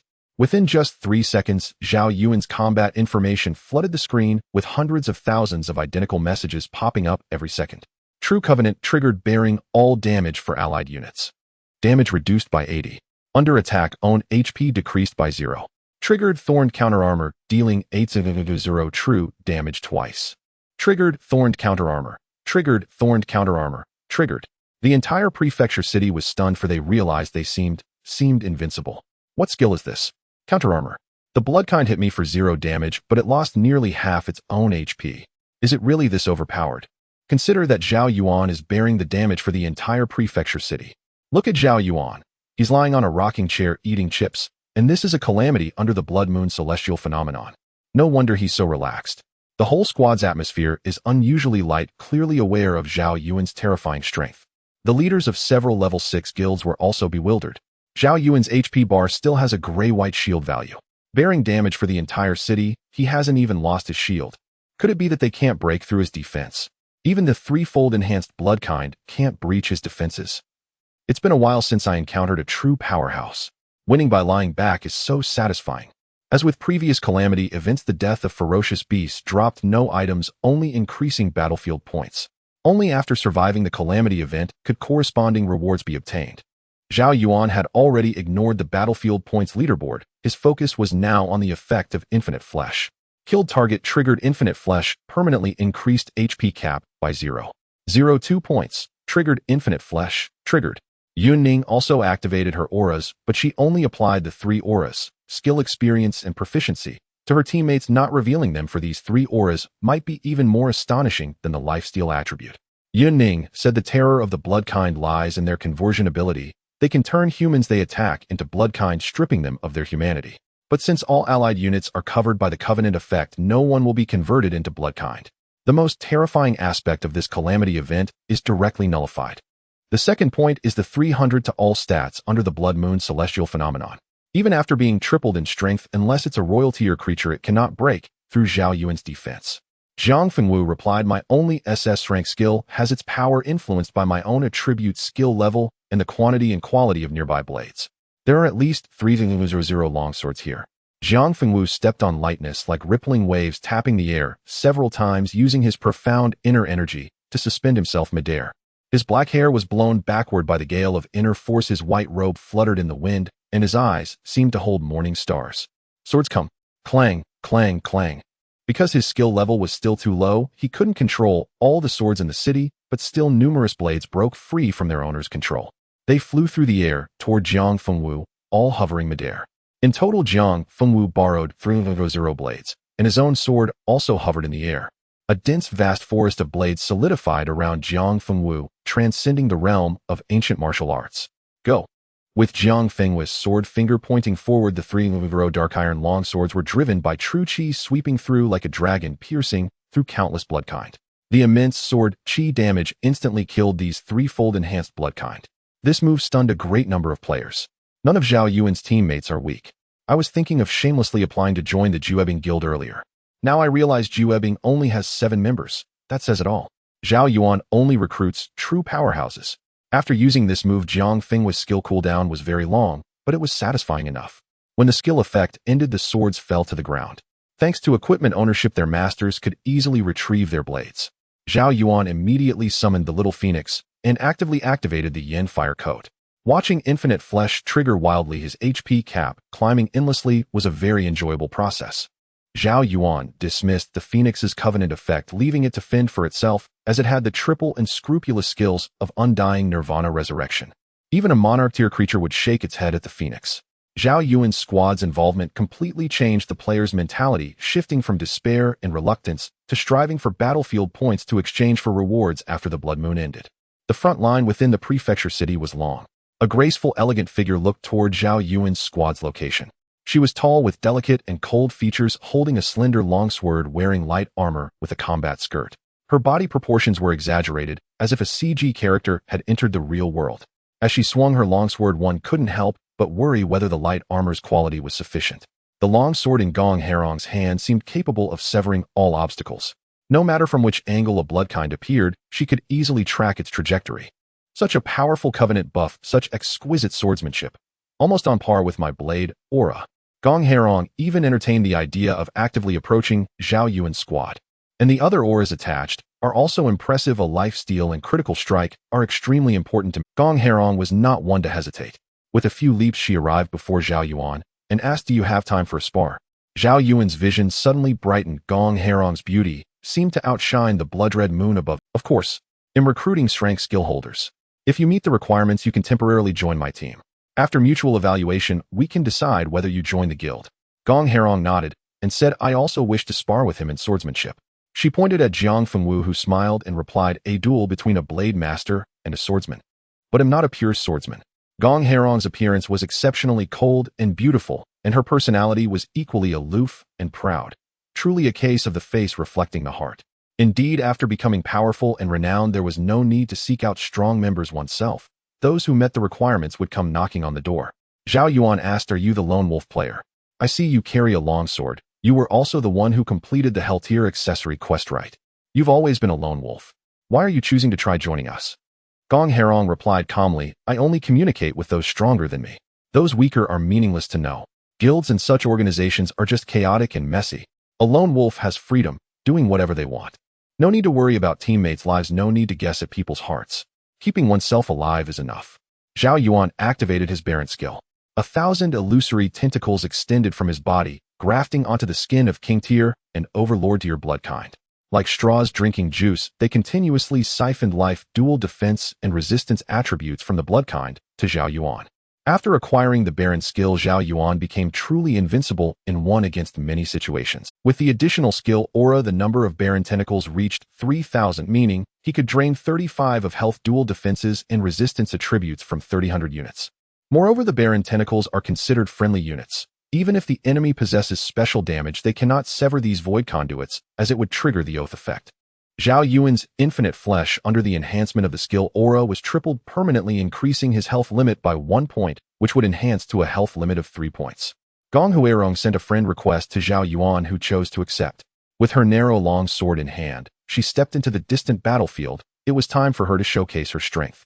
The Trickster squad consists of only 7 members, each one capable of standing alone. Clad in oath buffs and a portion of Yunning's aura, she charged towards a royal-level blood clan. Clang! In one strike, she cleaved the royal-level blood clan into countless fragments, delivering dozens of cuts in merely a second. Gong Huairong's skills are SS-level Sword Master acquires the highest level of swordsmanship, and upon reaching maximum level, can develop her own sword techniques, increasing damage with sword-type weapons by 268. S-level soul-burning attacks inflict a burning effect on magical value, consuming the enemy's magic proportionate to the damage dealt. S-level sharpness weapon sharpness 180 US-level sharpness weapon sharpness 360 S-level sharpness US-level sharpness S-level sharpness S-level sharpness. Other than Sword Master and soul-burning abilities, all other skills are sharpness available in S-level and S-level. Now Gong Huairong can sever light gold armor with a single strike. Even Zhao Yuan's light gold shield might be split in half. The sword in Gong Huairong's hand transformed into a scythe, effortlessly slicing through targets like cutting tofu or clay, whether they are royal or imperial. Any severed critical areas would result in fatal effects leading to instant kills. The same applies to players, even if they still have health. If their head is severed, it triggers the fatal effect, clearing their health bar. Gong Huairong does not employ flashy skill effects, but follows the most lethal and practical path. Faced with a terrifying defender like Zhao Yuan, she does not need to break through defenses. Finding an opportunity to slice Zhao Yuan's neck with one strike would severely injure him. However, Zhao Yuan possesses the Fate Madman trait, allowing him to heal severed limbs. An unawakened madman can regenerate severed limbs, while an awakened Fate Madman can even regrow his head. Yun Ning remarked, "This Gong Huairong does not seem to have a cunning personality, but the human heart is difficult to gauge. We can slowly attempt to engage." Su Yuxian's skin was covered in nanoparticles, forming a streamlined sky machine armor. It boasts artificial intelligence flight energy pulses and more functions somewhat similar to Iron Man, but with a different appearance. S-level giant mech. S-level mechanical tank. S-level cruiser. Su Yuxian continuously deployed mechanical devices that rapidly transformed into mechanical giants. The giant mech has two control modes. One is AI control, and the other is player control, Su Yuxian explained. Yun Ning and Sun Qiyu can board the giant mech. I see you two have had enough leisure time. Su Yuxian's mechanical tank cruiser, giant mech, and diving fighter unleashed their full firepower with bullets, missiles, pulses, and electromagnetic attacks, creating an exaggerated barrage that slaughtered numerous Blood Clan members. Nearby players were stunned fighter jets, tanks, cruisers, and mechs. This is what we call mechanical flow. Those 100-level mechanical flow players can barely summon a dilapidated helicopter. This gaming experience is amazing. I dream of piloting a mech. Although there's friendly fire immunity, seeing a 20-meter-tall mech cross over my head still makes my legs weak. With the awakened return magic aura, all of Su Yuxian's mechanical units could unleash firepower without restrictions. He was evidently one of the most dazzling powers on the battlefield. Su Yuxian procured a light gold quality sniper rifle, savoring the thrill of a headshot. Zhao Yuan stated, "The Blood Clan invasion, even after a full attribute increase of 300, still poses no threat to me. But I have the command talisman to teleport Half-Blood Dragonmen over to enhanced levels."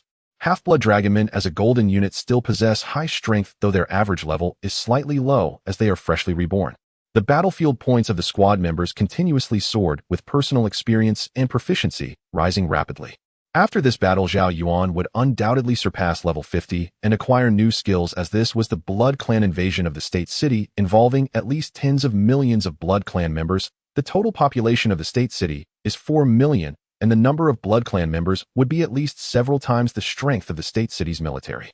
Battle information: the Baron Tentacles have drained 35 attributes from 300 units. Once the skill is lifted or the target dies, these attributes will slowly return after 8 hours. After the level of the Baron skill is enhanced, interrupting the skill will slowly return the drained attributes within 8 hours, which is quite extraordinary. Originally, Zhao Yuan's attributes were sufficient to crush the Blood Clan invasion, and after the Baron skill's extraction, Zhao Yuan's attributes underwent a qualitative change, making it feel like child's play. Since the damage determination of the Yanhua Wind Code is based on health and defense attributes, after Zhao Yuan's dual defenses and health skyrocketed, the burning effect of the Yanhua Wind Code became exceptionally exaggerated. Other players, even if they wish to farm battlefield points, find it extremely difficult, as the effect of burning twice per second has claimed most of the Blood Clan heads. Moreover, other players dare not speak out, as it was Zhao Yuan who protected this state city, otherwise there would be a risk of annihilation. As time passed, royal-level Blood Clans multiplied, and imperial-level Blood Clans began to appear. Chu Shaoqing used the S-level Ugly Duckling to enhance her life level. Although it lasted only 10 seconds, her attributes underwent a qualitative change. An S-level Saint instantly killed an Imperial-level Blood Clan, which was a Royal-level Blood Clan with triple attributes. Zhong Wen naturally brought over the level 3 Sunfire Tower, Arcane Tower, and Withering Arrow Tower, embedding them on the back of the Bone Giant. This one is indeed heavyweight. Several level 6 guild leaders exclaimed, carrying 3 high-level defense towers, and this bone giant is at the half-step lord level. These defense towers are different from those we've seen. They seem to be more advanced. Zhao Yuan stated in the group chat, with the bone resurrection skill, even if my bone giant is destroyed, it can resurrect on the spot. A half-step lord level summon that can revive other summoners would be envious to death. Zhao Yuan's battlefield score firmly held the first place on the leaderboard with 4 million allied units. Each time he was attacked, Zhao Yuan could trigger 8 million instances of thorny counter, with his output accounting for 85 of the total. Yet he appeared extraordinarily relaxed, indulging in food and drink unlike other shield defense players who had to move wherever needed. As the skill of the pure white shield improved, the value of each layer, which originally inherited 50 of health, would gradually increase to 100. At maximum level, the pure white shield should be able to inherit 100 of health, while infinite flesh could stack health without limit. Additionally, the extraction effect of the Baron Tentacle could also increase the health cap. Baron Infinite Flesh Pure White Shield would make Zhao Yuan tougher than a monarch-level creature. Originally, the Royal Vampire had significant armor penetration attributes, inflicting single-digit damage on Zhao Yuan, but after using the Baron, Zhao Yuan could now ignore even half-step monarch-level beings. As time passed, no human had perished, and every vampire that appeared was swiftly eliminated.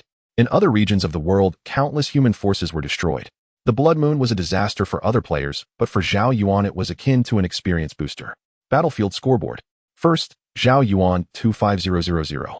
Second, Yun Ning 15000. Third, Su Yuxian 12000. The top 8 on the battlefield scoreboard were all members of Zhao Yuan's team.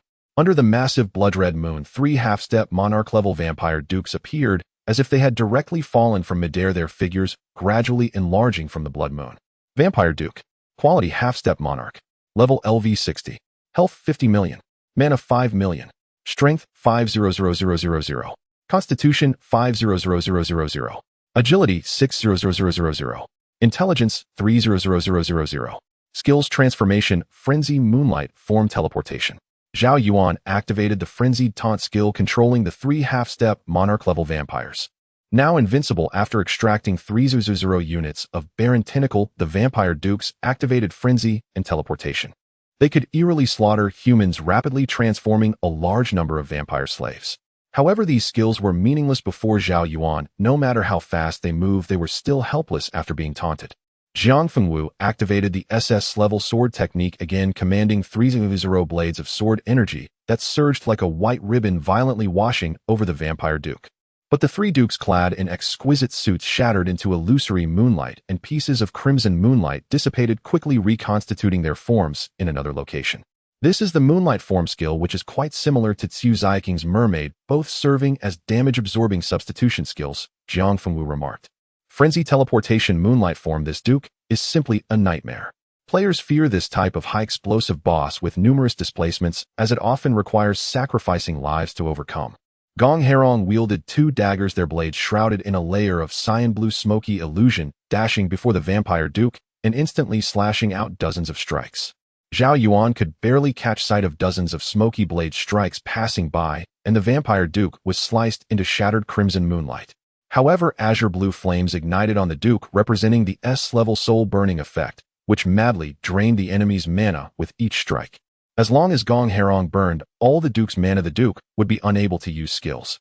Moonlight Form could only immunize physical attacks, while the S-level soul-burning skill had a high priority, causing the Duke's mana to plummet. The 3 dukes ignored all enemies, relentlessly attacking Zhao Yuan. He calmly took out the War Command token from his backpack, preparing to raise the average level of the Half-Blood Dragon Man within the 30-minute command time. Meanwhile, the 3 Vampire Dukes were instantly pierced by the real damage of Thorny Counter, causing Moonlight Form to directly fail, just like Xiu Ziking's Mermaid. Moonlight could also be torn apart by real damage. Battle Information Vow Effect triggered, health decreased by 0. Thorny Counter triggered, dealing 2 instances of 3 million real damage. Triggered Thorny Counter, dealing 2 instances of 3 million real damage. The 3 Vampire Dukes' health, originally at 50 million, decreased directly by 1/5. Although all attributes were 300 under the Blood Moon celestial phenomenon, Thorny Counter was determined based on the enemy's attack attributes. The Vampire Dukes belonged to the high agility, high explosion type, who, facing Zhao Yuan's counter, they could only. Zhao Yuan manipulated the 3 Baron Tentacles, connecting them to the 3 enemies, extracting attributes with gurgling sounds, an exhilarating experience. Seeing the horrifying damage of 10 million Gong Herong was dumbfounded. Originally, I thought using soul burning to evaporate the Duke's mana, ultimately preventing the enemy from using moonlight form, was a powerful skill combination, he said. But Zhao Yuan's attack method is even more direct and brutal. Is this real damage? How can it attack an enemy under moonlight form? Swish, swish. Under the taunt control, the vampire dukes continuously attacked Zhao Yuan, quickly draining their own health due to counter damage. The surrounding players were in disbelief. Is this too magical? Killing 3 half-step monarch creatures within 3 minutes, all with 300 attributes. In front of him, we can't even be considered ants. Look at the shield value on Zhao Yuan. It has never decreased, not even against enhanced half-step monarch creatures thrice over. They can't break through his shield value. It's absurd. This is the first time I've been able to navigate a cataclysmic event so easily. Even Gong Hairong, this cold-blooded assassin, chose to actively join Zhao Yuan's team. If I were strong enough, I would also apply to join Zhao Yuan's team at the first opportunity. Several shocked level 6 guild leaders marveled as they watched Zhao Yuan summon 5-0 half-blood dragon men. Golden unit. And with a total of 5-0, what we have in hand are just premium purple units. From now on, we must never provoke Zhao Yuan in guild battles. When encountering him, we should choose to withdraw immediately. That's the best way to minimize losses. For the first time in my life, I feel that hunting fierce beasts can be this easy. I am directly invincible, allowing royal vampires to gnaw at my neck, and yet the ones dying are the vampires. Unfortunately, I can only enjoy this once. I will have to wait for the next cataclysmic event to gain the vow buff. The 3 half-step monarch-level vampires were the most powerful entities in this cataclysmic event, benefiting from both experience and skill auras. Zhao Yuan was immediately enveloped in layers of golden light, leveling up by 4 levels. This was just from the experience provided by the 3 half-step monarch creatures along with the tens of millions of vampires Zhao Yuan had killed. However, the cataclysmic event would continue until dawn, which was when the blood moon descended, thus continuously spawning countless vampires, contributing to Zhao Yuan's battlefield score. Zhong Wen used bone summoning to directly awaken 3 half-step monarch corpses, gaining a total of 5 half-step monarch-level bones. P.S. Every reader can send a free Power for Love gift in the gift interface each day, and I will add an extra chapter on top of the 5 chapters. Every day, if 2 free Power for Love gifts are sent, I will add 2 extra chapters. Since the limit for free gifts is 3 per day, my maximum update amount is 8 chapters daily. Starting from chapter 214, I'm not afraid of hard work. I'm still young. Everyone reads for enjoyment, and if the update speed is too slow, it becomes quite unbearable. I ask for support and free gifts, and I will explode with updates. Absolutely keeping my word. Absolutely keeping my word. At the very beginning of the battle, Sun Qiyu unleashed 5 celestial skills, and now the half-blood dragonmen with half their health were teleported in under his command. With an additional 4 buffs, the half-blood dragonmen legion continuously shifted formations, alternating between the long snake formation and the 4-gate encirclement. Simultaneously activating the bloodthirst skill, he slaughtered the blood clan with reckless abandon. It was only when the sky turned blue and the clouds thinned that the blood moon gradually faded, marking the end of this calamity. The average level of the half-blood dragonmen increased by 4 levels, and with the stacking of auras, the upgrade speed reached an astonishing 15 times. Zhao Yuan's Infinite Flesh stacked throughout the night. Infinite Flesh permanently increases health limit by 9,000 points. Some weaker Blood Clan members only added 0.02 to the health limit upon defeat, while half-step monarch-level Blood Clan provided 3 points. Battle information: a total of 1,360 experience points gained. 15 times players' personal level increased by 7. Attribute points have increased. Target killed, triggering the talent billions of times. Proficiency current multiplier is 70 times. Total skill proficiency gained 76500 points, 75 times. Awakening skills increased by 25 levels, while unawakened skills increased by 35 levels. During the battle, Zhao Yuan was enveloped in golden light 7 times, reaching level 53 and earning a brand new SS level skill. Originally, after reaching level 50, a job change was required to continue leveling up, otherwise experience points would be blocked. However, after level 50, there was no such restriction. A job change would only enhance the player's attribute points without blocking experience. Yunning spoke up. It seems that all the Blood Clan corpses have undergone a mutation. Zhao Yuan looked up to see all the corpses of the Blood Clan turning to powder under the rising sun, scattered by a swirling cold wind. The blood-red sand grains and the powder all gathered together, leaving a handful of blood-red sand. Are there additional item drops? Do they require sunlight to completely destroy the Blood Clan corpses before they can be obtained? Zhao Yuan was quite surprised. Naturally, he stepped forward to collect the handful of scarlet sand, and no one dared to stop him, though a few players looked on with burning eyes, seemingly recognizing this item. Legacy of the Blood Moon, an unknown substance left by the celestial phenomenon of the Blood Moon, its function unclear. Could this actually be part of the legacy of the Blood Moon phenomenon? It has nothing to do with the Blood Clan. Although its purpose is unclear, it can be tossed into a corner. Zhao Yuan muttered to himself. At this moment, a rotund player approached, speaking with a respectful tone. Zhao Yuan, Great One, can I buy the scarlet sand from you? Please name your price. Zhao Yuan retorted, do you know the use of this blood-red sand? This? The rotund player hesitated. It's no trouble to tell you, Great One, it's a rare and precious sacrificial material. As for how rare it is, just look at the countless remnants of Blood Clan corpses on the ground. Sacrifice? What are you sacrificing? Zhao Yuan continued to probe. Of course it is for the sacrifice of heaven and earth, mountains and rivers, and then one can obtain blessings. It might increase the experience multiplier buff or grant lucky rewards. In short, there are many types of rewards.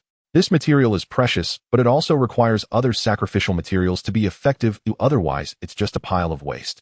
Do you have a class rebirth token? The only item Zhao Yuan was currently interested in was the class rebirth token. This, although it's hard to gather, I can still find some. How about 500 pieces? 500. Zhao Yuan laughed. 500, not a piece less. I don't lack guild resources. You can gather 500 class rebirth tokens and come to me for the exchange. After saying this, Zhao Yuan teleported back to the guild base, glancing at the vividly blood-red sand, casually tossing it into a corner of his backpack. The rotund player looked serious, mumbling something to himself as he walked into a room at an inn. Inside this room, there was already a person. At this moment, the rotund player's eyes turned white as if suffocating, and a black-red centipede the length of an arm crawled out from his throat. The rotund player immediately lost consciousness, but his health bar showed no signs of decrease. The black-red centipede crawled onto a player in a linen robe. Damn it, Zhao Yuan is just playing me. He doesn't actually want to sell it to me, because he doesn't lack guild resources. A large blood-red moon appeared in Meng Xiaoming's pupils. But with Zhao Yuan's character, if I really gather 500 class rebirth tokens, he would indeed keep his promise and sell me the Blood Moon sand. Meng Xiaoming looked at the sacrificial altar compass placed on the table. The compass had many grooves. One was triangular, one was round, two were square, and there was even a funnel designed specifically to hold sand. Currently, Zhao Yuan was level 53. He spent all his battlefield points to exchange for a treasure chest. Before opening the chest, he checked the new skill he had just acquired. Triggering the talent Eternal Blessing, all skills are fixed at SSS level, and he has obtained the SS level skill Golden Body. Golden Body LV1 SSS level, when health drops to 35, immediately gains a 3-minute invincibility effect. When actively activated, gains a 3-minute state of invincibility. The cooldown time is 5 hours. An invincibility skill. It's finally here. Zhao Yuan became excited because with Wild Taunt Thorny Shield Golden Body, he could forcefully kill even the top-tier opponents at level 300. Using Taunt, the enemies have no choice but to attack Zhao Yuan, who then activates a 3-minute invincibility state, immunizing all damage, while continuously inflicting true reflected damage. This is truly a god-killing move. At level 1, it offers 3 minutes of invincibility. As the level increases, the invincibility duration will definitely increase significantly. Moreover, when health drops to 35, the invincibility effect of Golden Body will activate automatically. So within 5 hours, he will have a total of 6 minutes of invincibility time. Additionally, the skill Aura can also extend the duration of the invincibility state. Yun Ning's Lucky Aura added 15 points of luck plus Zhao Yuan's 3 points, making a total of 18 points of luck. Zhao Yuan opened the treasure chest obtained from the battlefield points exchange. After the chest opened, a dazzling and brilliant light seeped out. Opening the points treasure chest, he gained Awakening Effect Reset Potions 3/50 level Pale Gold Equipment 5 billion copper coins class rebirth tokens 1/0 extra large proficiency potions 10A and pale gold wings. The branching effects of skills can be altered, and changing the branching effect will not affect the skills level. For example, Zhao Yuan can switch the Thorny Shield to a Malicious Shield. The 50 level pale gold equipment consists of 8 pieces, with the weapon being a pale gold quality, 2-handed heavy shield. Zhao Yuan immediately reinforced and inherited the enhancement level and embedded gems from the purple equipment onto the new pale gold gear. After the enhancement transfer, this set of light golden equipment was strengthened to 20, while the originally 40 purple equipment's enhancement level was reset to 0. The 1/0 soldier rebirth tokens were reserved for rebirthing orange soldiers, and Zhao Yuan gifted Yun Ning 10 large proficiency potions. Each large proficiency potion could provide 2/0 proficiency. Yun Ning's skill Aura was boosted to level 80. Skill Aura skill effect 400. Zhao Yuan possessed billions of times proficiency, making his skill leveling speed astonishing. Other teammates found it difficult to raise their skills to level 100 even after slaying a vast number of fierce beasts. Light golden wings. Wearing level LV 50. Feather slot 6. Attributes health 450 dual defense, 100 mana, 100 armor penetration, 100 magic resistance penetration, 100 movement speed 50. Special effect can fly low for 3 minutes, cooldown 1 hour. Zhao Yuan donned the light golden wings, and his attribute panel visibly surged. Zhang Fengwu said I'm only 23 away from leveling up to 50, but the new skills I receive will definitely not be as powerful as Jianlei's. Gong Hairong's equipment also looked brand new. After each disaster event, 70 to 80 of players would perish. Those who survived would receive rewards beyond measure. Gong Hairong spoke, we can discuss the sparring tomorrow. I need to rest at the inn to recover my energy. Zhao Yuan nodded, you should join our guild first. Since I don't know when he'll initiate the Demon King raid, if you find anything amiss you can leave at any time. Gong Hairong sheathed his long blade and turned to leave. Regional announcement, the disaster event has ended. Safety zones and teleportation points have resumed functionality. The ordinary players in the state city, having survived the calamity, eagerly discussed. Each person guards a state city. Before this, Zhao Yuan hadn't even reached level 50. Being Zhao Yuan's teammate feels so secure. The vow effect transfers all pain to Zhao Yuan. Moreover, the void pipelines extending from Zhao Yuan's body are eerie. They cannot be touched, yet they siphon off some attributes from the blood race, likely draining attributes, I suspect. Though Zhao Yuan harvested most of the battlefield points, we can still be grateful for surviving. The battlefield points may be limited, but they can still provide quite a few items to enhance combat power. Zhao Yuan's team was equally exhausted, and after teleporting back to the guild base, they set an alarm and fell asleep immediately. The average level of half-blood dragons reached level 35, and Zhao Yuan had 3 choices to make. The first was to engage in the Demon King raid, the second was to compete in the Demon King arena, and the third was to undergo the job transfer trial.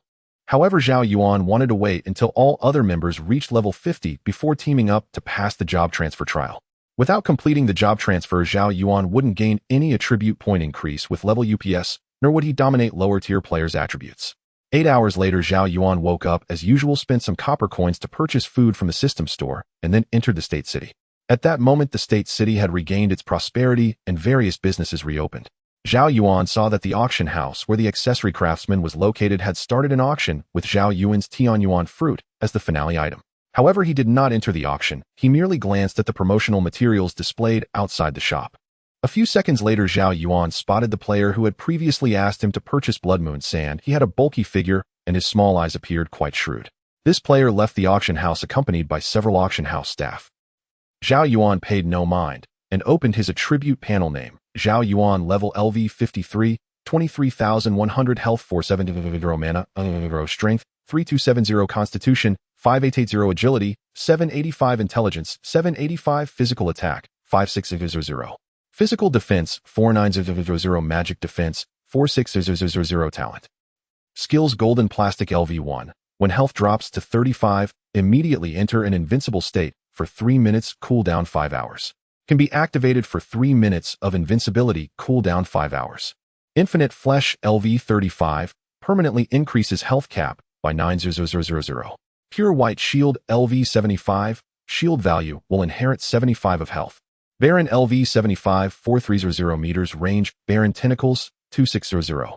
Unyielding Soul LV 75 soul strength 75 points, cannot be controlled for 75 seconds after activation. Thorny Counter LV 90 dual defense 1300. Faithful Berserker LV 90 health 2400, regaining 25 of health cap every second. Copperhead Iron Back LV 90 dual defense 300, 13 seconds of invulnerability, effect 50 physical penetration magic defense penetration immunity. Frenzied Taunt LV 90 range 8600 meters. Yanhua Windbreaker LV 90 600 meters range. Active effect.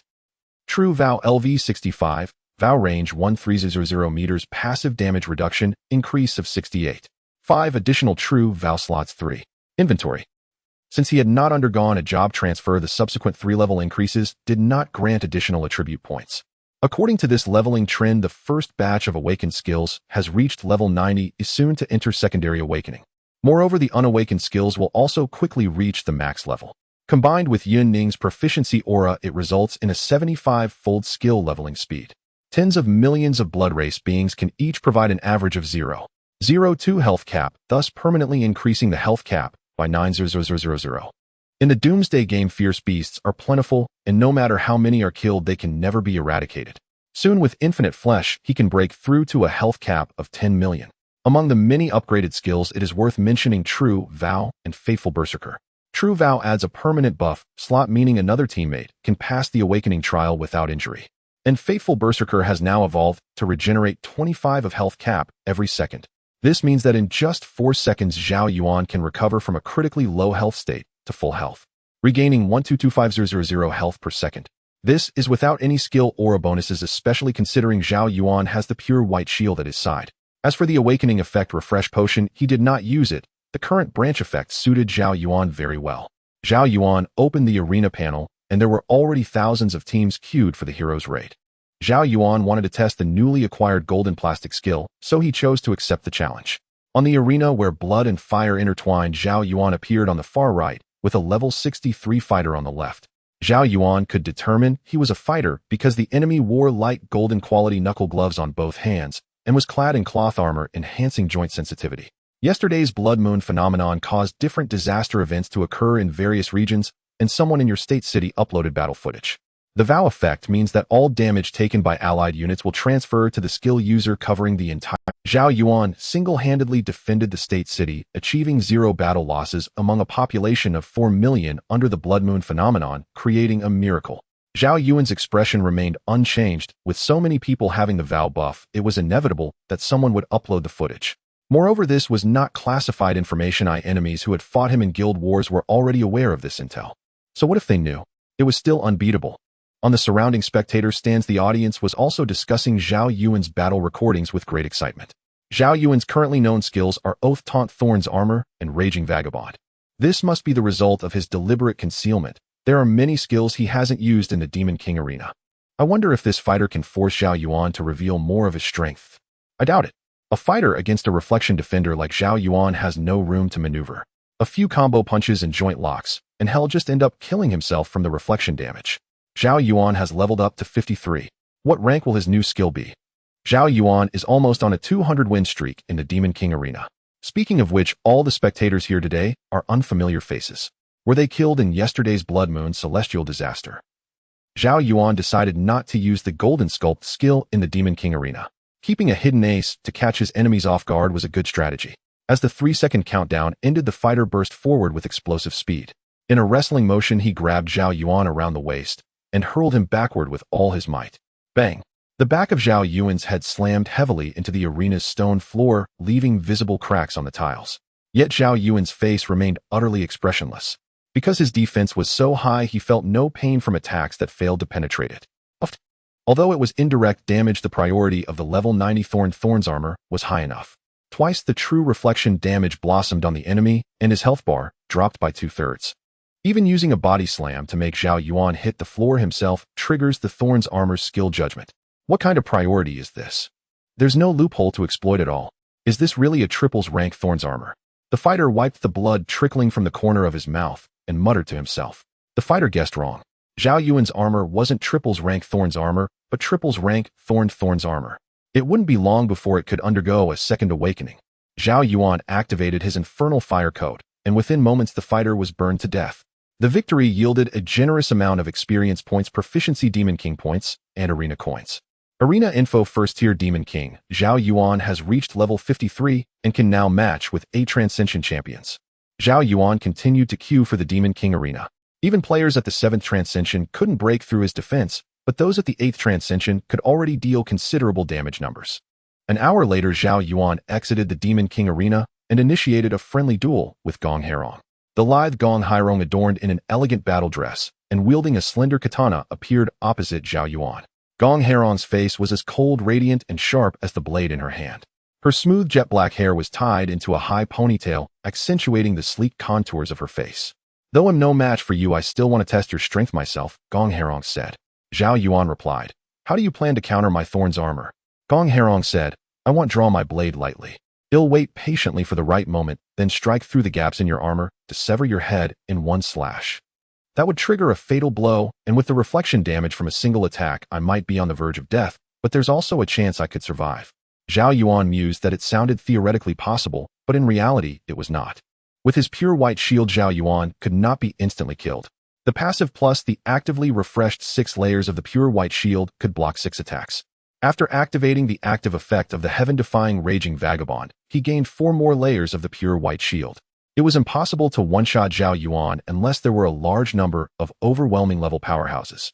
But the more enemies there were, the more terrifying the draining effect of the Baron's tentacles became. Moreover, once Zhao Yuan activated his infernal fire coat, Gong Herong wouldn't have the time to wait for an opening to strike before she was burned to death. As the battle began, a misty cyan blue aura flowed over the katana in Gong Herong's hand. Even standing still, she exuded the sharp, oppressive aura of a sword art grandmaster. Clang! Gong Herong used the technique of drawing blade slash, unleashing a lightning-fast strike, in an instant trailing a gentle misty blade of light. A thin line of blood appeared on Zhao Yuan's neck, while the arena pillar behind him was cleanly severed and toppled nearby. Gong Herong's face lit up with joy, but she saw that Zhao Yuan's gray-white shield value had only decreased by a small fraction. How is that possible? This was a fatal strike to the neck enhanced by Sword Art Grandmaster and numerous sharpness skills. How could it not even break a single shield layer? Giving it my all, and not even touching Zhao Yuan's real health. This is a truly despairing experience. A sharp searing pain shot through her neck. Gong Herong's attack triggered the Thorn's armor, and she was instantly killed. As for Zhao Yuan, there wasn't a single wound on his neck. After all, before his shield value was depleted, he wouldn't take any damage. Gong Herong said, "I concede. Are all your skills triples rank?" Zhao Yuan shook his head. "You're overthinking it. Not all his skills were triples rank, some were triples rank awakened skills. That could be confused," he thought to himself. Zhao Yuan looked at the severed gray stone pillar behind him. Is this a self-created skill? That slash just now had no skill effect. Gong Herong could barely conceal her pride as she said, "My sword art grandmaster skill grants me the qualification to create my own sword techniques. The slash I aimed at your neck just now was a combination of Iajutsu and drawing blade slash. Although it lacked skill effect bonuses, every ordinary slash amplified by my passive effects deals damage equivalent to that of a skill." The True Oath added another slot, allowing a third teammate to undergo an awakening. Choosing the right person was still a difficult decision. Yunning Su Yuxian and Chu Xiaoqing, who had undergone their first awakening for some skills, had all experienced a qualitative transformation. As their subsequent skills awakened one after another, their combat power would soar even higher. However, Gong Herong was clearly excluded. She was still a newcomer. Once the permanent buff of the True Oath was applied, Zhao Yuan could only deactivate it, not remove it. Meanwhile, in a hidden wilderness coordinate outside the state city, a group of level 60 intelligent beings called Moon Slaves resided. They feared the calamity brought by the Blood Moon and revered the supernatural power it stirred, considering it their tribe's totem. In a vast empty cave, hundreds of thousands of Moon Slaves knelt in worship before the central divine envoy. This divine envoy was adorned with a player's equipment, simply draped in an off-white robe. Above his head hung a miniature blood moon, and within his robe a black and red-shelled centipede slithered. Beside him lay a portly man. It was unclear if he was still alive. The Moon Slaves ceased their prostrations, and the chieftain respectfully and excitedly said to Meng Xiaoming, "Divine envoy, what command has the Blood Moon Mother Goddess bestowed?" Meng Xiaoming, with the air of a charlatan, declared, "The Mother Goddess requires precious high-rank ritual materials to manifest a miracle. I need you to go." The Moon Slave chieftain said with fervent zeal, "For the Mother Goddess, any sacrifice is worth it. Even our very lives." Zhao Yuan opened the guild panel, where several hundred guilds were queuing to apply for the Demon King subjugation battle. He chose to accept the subjugation, and a new guild war began. In the Demon King arena, Zhao Yuan continuously achieved victories, and the Demon King points he earned elevated his mark to the second level. Second level Demon King mark 10 discount in the competition shop, all attributes 10. After being defeated by a hero, the Demon King mark would be lost. As time progressed, the percentage increase in all attributes became more exaggerated. Zhao Yuan's 10 attributes were significantly stronger than those of a first-rate powerhouse. The second-level Demon King mark flickered above Zhao Yuan's head, resembling an illusory Demon King mask, with crimson mist swirling in his eyes, exuding a more ominous aura than the first level. The Demon King subjugation battle has begun. 26 guilds are participating. Divided into the Demon King's faction and the Heroes faction, the Heroes guild bases will be randomly placed in adjacent areas. The battle is limited to 7 days, and one side must completely defeat the other to win the battle. The battlefield scoreboard has been activated. All teammates were teleported to the guild hall. 25 against 1, and among those 25 guilds many are level 7 guilds, Jiang Fengwu. On the bright side, defeating 25 enemy guilds is enough to elevate the guild's Demon King mark to the and it can also accumulate the remaining fragments of the Orange Troop pool. Orange Troop fragments. Gong Herong's cold beauty momentarily faltered. Zhao Yuan is only level 53, and he's already in contact with Orange Troop fragments. You must know that the low-level troops in the Heavenly Court are merely of orange quality. Joining the Trickster Guild might have been the best decision I've made. Gong Herong appeared calm on the surface, but felt turmoil within. However, thinking of Zhao Yuan's exaggerated combat power made her feel it was reasonable, realizing her own lack of experience. Zhao Yuan sent a private message to Jiang Fengwu. The permanent quota for the True Oath has increased by 1. I'll bind you first, and then give the remaining slots to others. After Jiang Fengwu received the permanent buff of the True Oath, he immediately entered the Awakening trial. In the secret realm, the two Jiang Fengwu used the SS-level sword come to clash sword energies, resulting in a 50-50 chance. However, Jiang Fengwu's main body possessed the Oath effect. The copy's Oath effect was manually disabled by Zhao Yuan, and within minutes Jiang Fengwu completed the awakening of 4 skills. Awakening of Level 9 Yang True Scripture Branch 1 Internal Power Attribute 100 Branch 2 adds exorcism damage. Jiang Fengwu chose Branch 1, and the rich internal power provided after the completion of the 9 Yang True Scripture doubled instantly. The exorcism attack could inflict damage on incorporeal evil spirits, but with the Oath buff on him, the true reflection damage was sufficient to eliminate all vengeful spirits. Awakening Branch of Level Ling Bo Wei Bu Branch 1 Movement Speed 50 when using this skill, Branch 2 Evasion, Chance 25 when using the skill. Using Ling Bo Wei Bu requires consuming internal power, one increases movement speed, and the other increases evasion chance, with the latter being more critical. Awakening Branch of S-Level Qiankuan Great Shift Branch 1 Internal Power Attribute 100, Branch 2 Shift Effect 100. The higher the internal power attribute, the more terrifying the additional damage when mobilizing internal power. The internal power value is equivalent to the magic value of ancient martial artists. However, Jiang Fengwu chose Branch 2 as a fully leveled Qiankuan Great Shift could easily shift flying items, magical projectiles, and enemy positions. With the shift effect increased by 100, even small caliber bullets could be shifted, allowing Jiang Fengwu to redirect most attacks. Although he had the Oath buff and was not afraid of concentrated enemy attacks, the shift effect could be used not only for defense, but also as an offensive means. For instance, using internal power to shift large stones to smash enemies, and the Awakening Branch effects could be modified. Zhao Yuan had 3 vials of potions to change Awakening Branches. Awakening Branch of S-Level Duga 9, Swords Branch 1 Sword Energy Range 100 Branch 2, Sword Intent Comprehension 1. Now Jiang Fengwu could easily unleash fierce sword energy over dozens of meters without significantly diminishing its lethality. By choosing Branch 1, he could slash out sword energy over 40 meters. Jiang Fengwu chose Branch 2 as the attribute of sword intent seemed quite high. Even with just a 1 increase, it was undoubtedly a rare attribute. After completing the awakening of the 4 skills, he could continue to improve. Reaching level 100 again would allow him to attempt a second awakening. With an additional 100 years of internal power evasion chance 25, when activating Ling Bo Wei Bu Shift Effect 108 and Sword Intent 1, Jiang Fengwu's combat power surged. Zhao Yuan remarked, "The distance between the heroes' guild bases will be very close to each other, which is advantageous for them to unite quickly and form a subjugation army. And the Sky City can fly, allowing us to directly take our guild buildings to act as an attacking force." Sky City. Gong Herong felt something strange as soon as she entered this guild base. It was unlike a normal base surrounded by layers of clouds. Only then did she realize she was standing on a flying island. The level 6 guild base was quite large, and the flying island was extremely stable, so she didn't notice at first. Sun Qiyu analyzed. The highest level of the enemy's forces is level 7, and there's no need for any tactics. Controlling the flying island would be enough to flatten them. If there were level 8 guilds, it might present some difficulty. Su Yuxian summoned 4 dive bombers, upgraded their power and radar, and began to scout the coordinates of the enemy guild base. Su Yuxian's glasses displayed radar reconnaissance images of other aircraft, while he piloted one. The 4 dive bombers flew swiftly in 4 different directions, their engines roaring softly, almost inaudibly. The enemy's guild bases are likely interconnected, so finding one will reveal the locations of all the other. In this battle space, there are many fierce beast forces with at least 800 of them. The enemy may very well leverage the power of these fierce beasts as part of their subjugation army. Su Yuxian confidently left the main force alone because he had a permanent oath buff. Even if captured by enemy forces, he wouldn't sustain any injuries. Moreover, his current combat power was already terrifying. It was no exaggeration to call him a formidable force on his own. Zhao Yuan spent the remaining guild funds to upgrade a high-level arrow tower to a level 3 musket tower.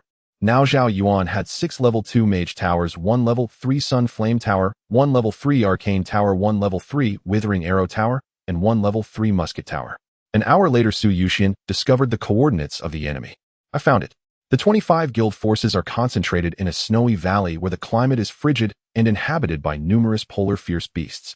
However, my teleportation point cannot transport to the guild base. It may take more than 3 hours for the airborne island to reach here. The sky in this icy snow valley seems a bit unusual, mixed with a rich shade of dark blue. Zhao Yuan replied, "It's nothing, I was just thinking of testing the combat power of the floating island. For the next few hours, it would be better to let the enemy's painstaking alliance exhaust their efforts rather than let our guilds approach one by one. 3 hours should be enough for the enemy's forces to concentrate together, and the ferocious beasts in the valley will also be harnessed for their power." Jiang Fengwu said excitedly, "After awakening one of my sword intent, I can actually control the flying." His light golden quality sword unsheathed itself, hovering in front of Jiang Fengwu, without him using any skills or inner strength.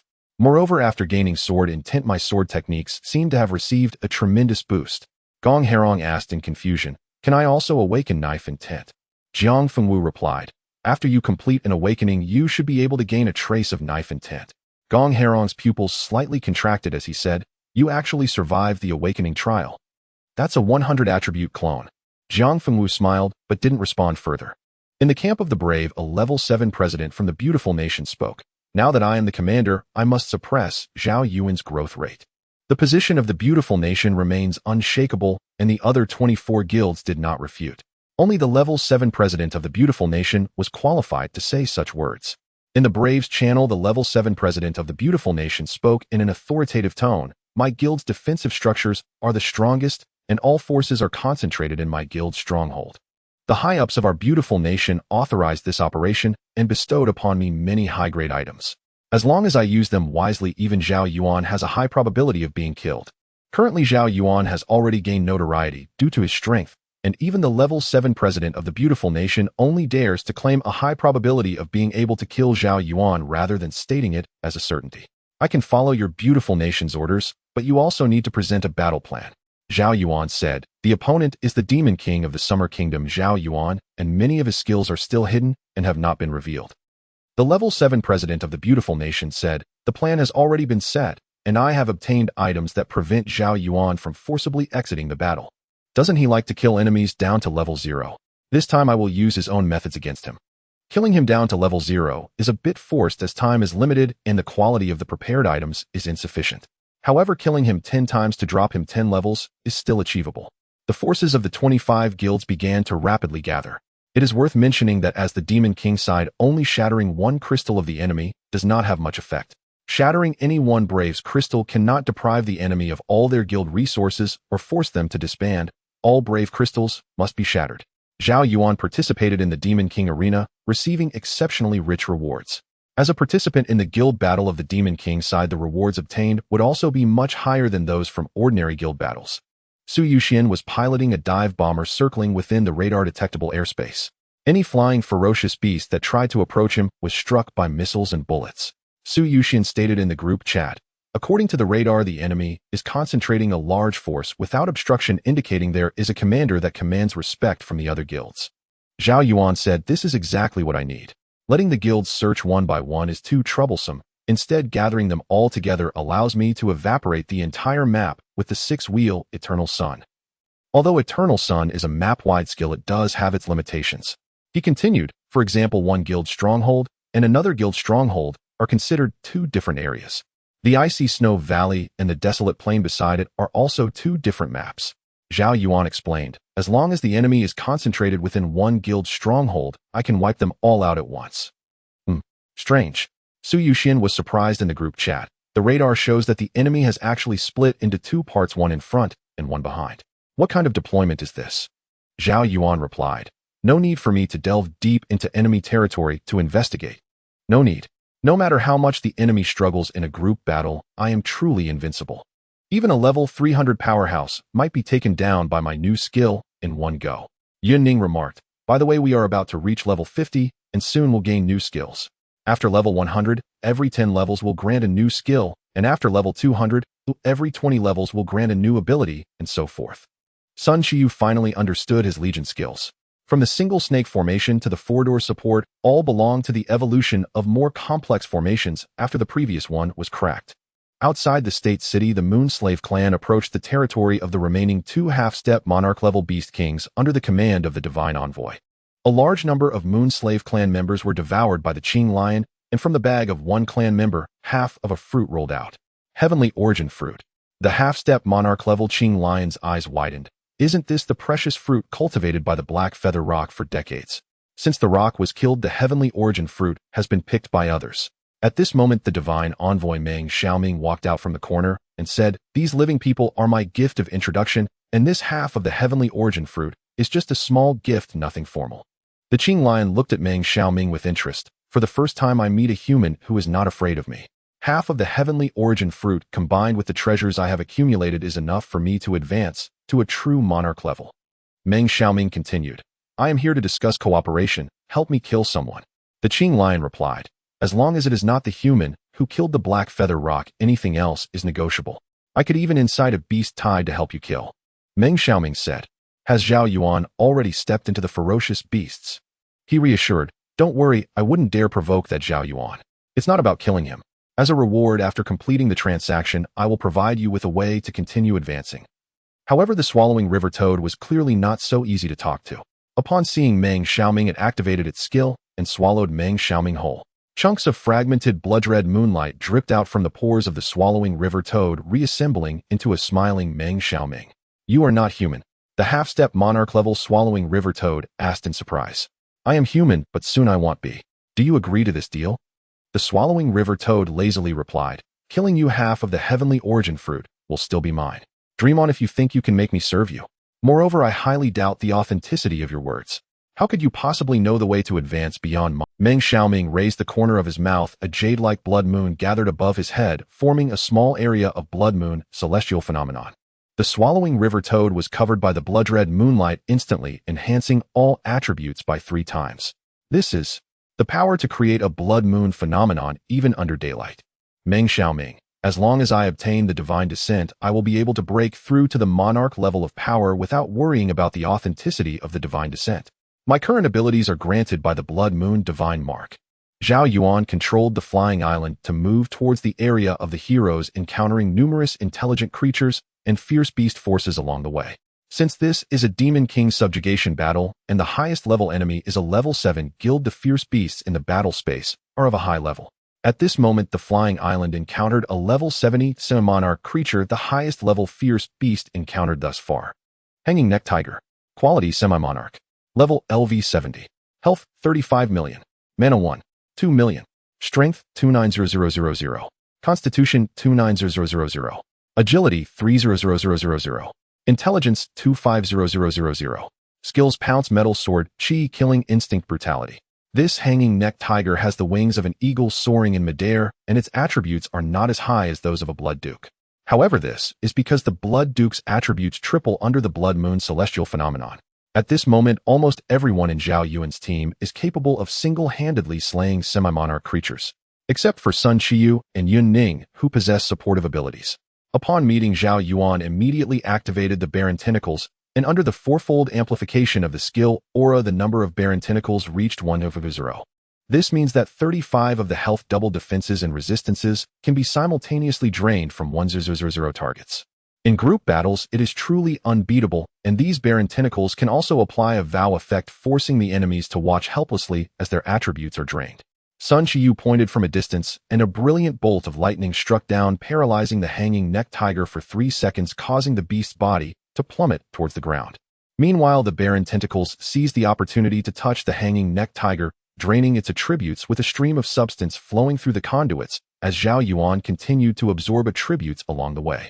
The current attribute panel is excessively high. This portion of attributes will slowly dissipate within 8 hours, giving Zhao Yuan enough time to find new targets to drain. After recovering from its paralyzed state, the hanging neck tiger flapped its wings and reperched high in the air.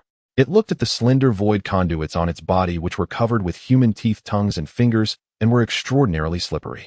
Using metal sword chi, it opened its massive mouth filled with fangs, unleashing a dazzling sword light of brilliant white that slashed at the barren tentacles.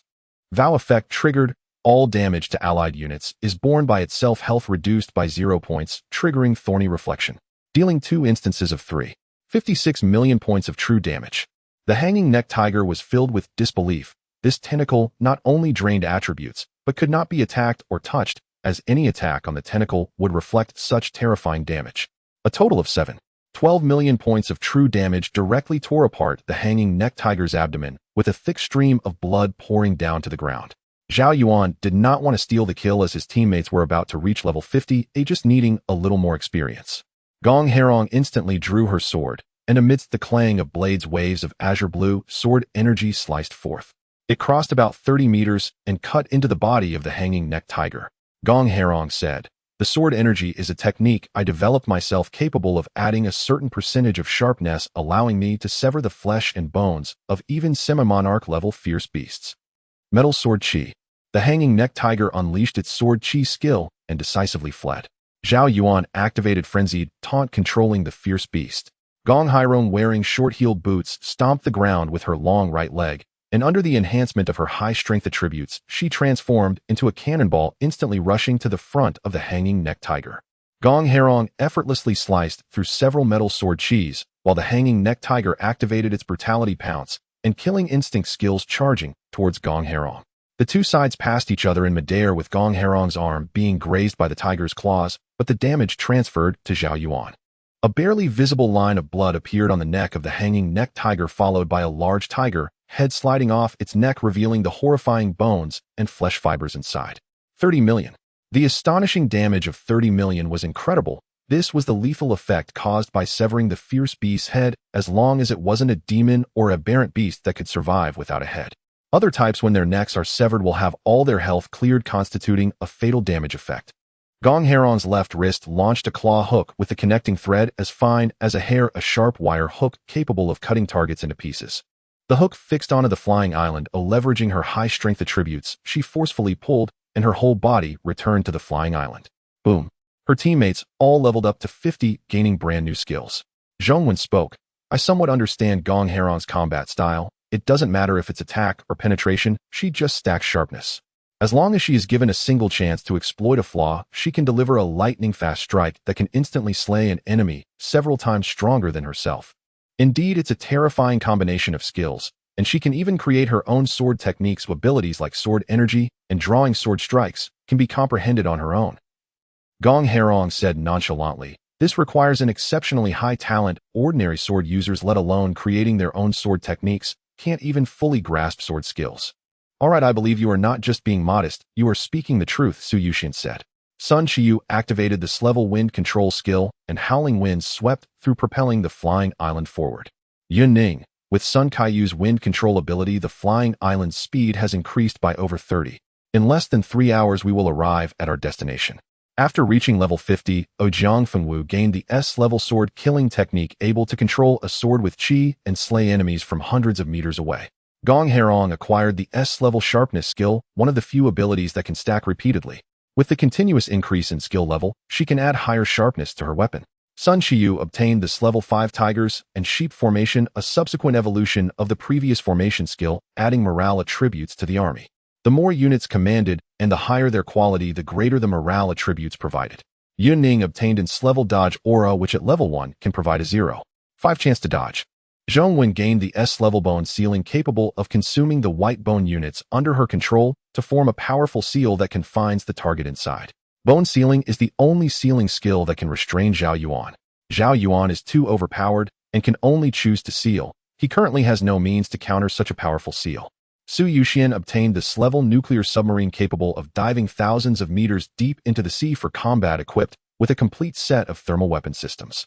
Due to the hidden score mechanism only ensuring the lower limit of skills, even if the hidden score is maxed out, it can only guarantee the next skill is S-level. As for SS and SSS levels, it truly comes down to luck.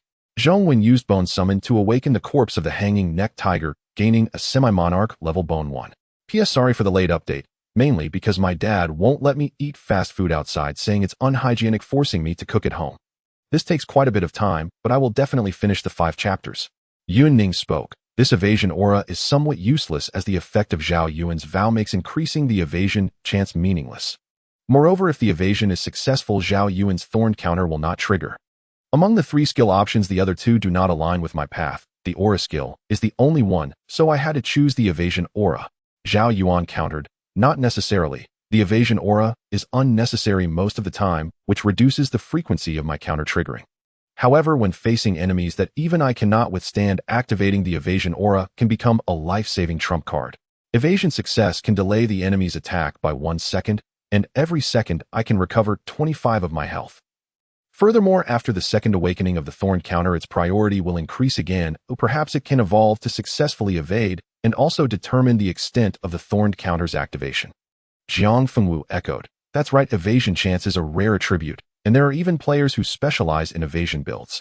Usually turn off the evasion aura and activate it when encountering formidable enemies, he added. This reduces the output of the counter while enhancing Zhao Yuan's survivability. The flying island swept by the fierce winds increased its speed by 30. It didn't take long for Zhao Yuan to see the faint outline of the guild building. Su Yuxin said in the group chat, the enemy is divided into 2 parts, which means 2 checkpoints. The first has gathered a large number of intelligent beings and ferocious beasts as allies, while the second hides in the rear with unclear intentions. Zhao Yuan replied nonchalantly, push through. With the vow effect in place, the weakest point of the entire Trickster Guild's defenses is the sword aura defensive stance. The other buildings and units will not suffer any damage. The flying island passed several empty guild buildings, and Zhao Yuan sent a half-blood dragon man to shatter the crystal. Although it had no effect, it satisfied his obsessive-compulsive tendencies. Soon Zhao Yuan spotted a level 7 guild from the beautiful country with dense troops, almost filling the member limit for a level 6 guild is 2 million, while for a level 7 guild it is 8 million. This is just the number of players. When adding units, it becomes quite absurd. Su Yuxian twitched his mouth and said, the total troop strength of this level 7 guild is 35 million. It includes players and units from 13 guilds as well as intelligent beings and ferocious beast forces.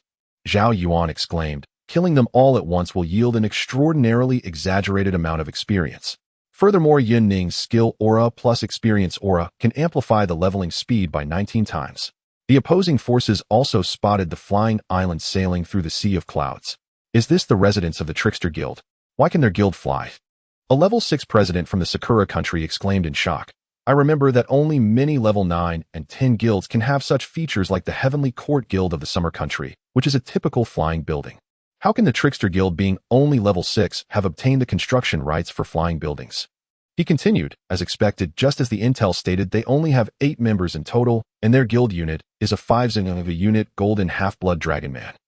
A level 6 president from the beautiful country spoke up. The level 7 president from the kangaroo country shouted, our total troop strength is 35 million. With a single spit, we could drown the Trickster Guild. Even if we die, we must resurrect at the first opportunity.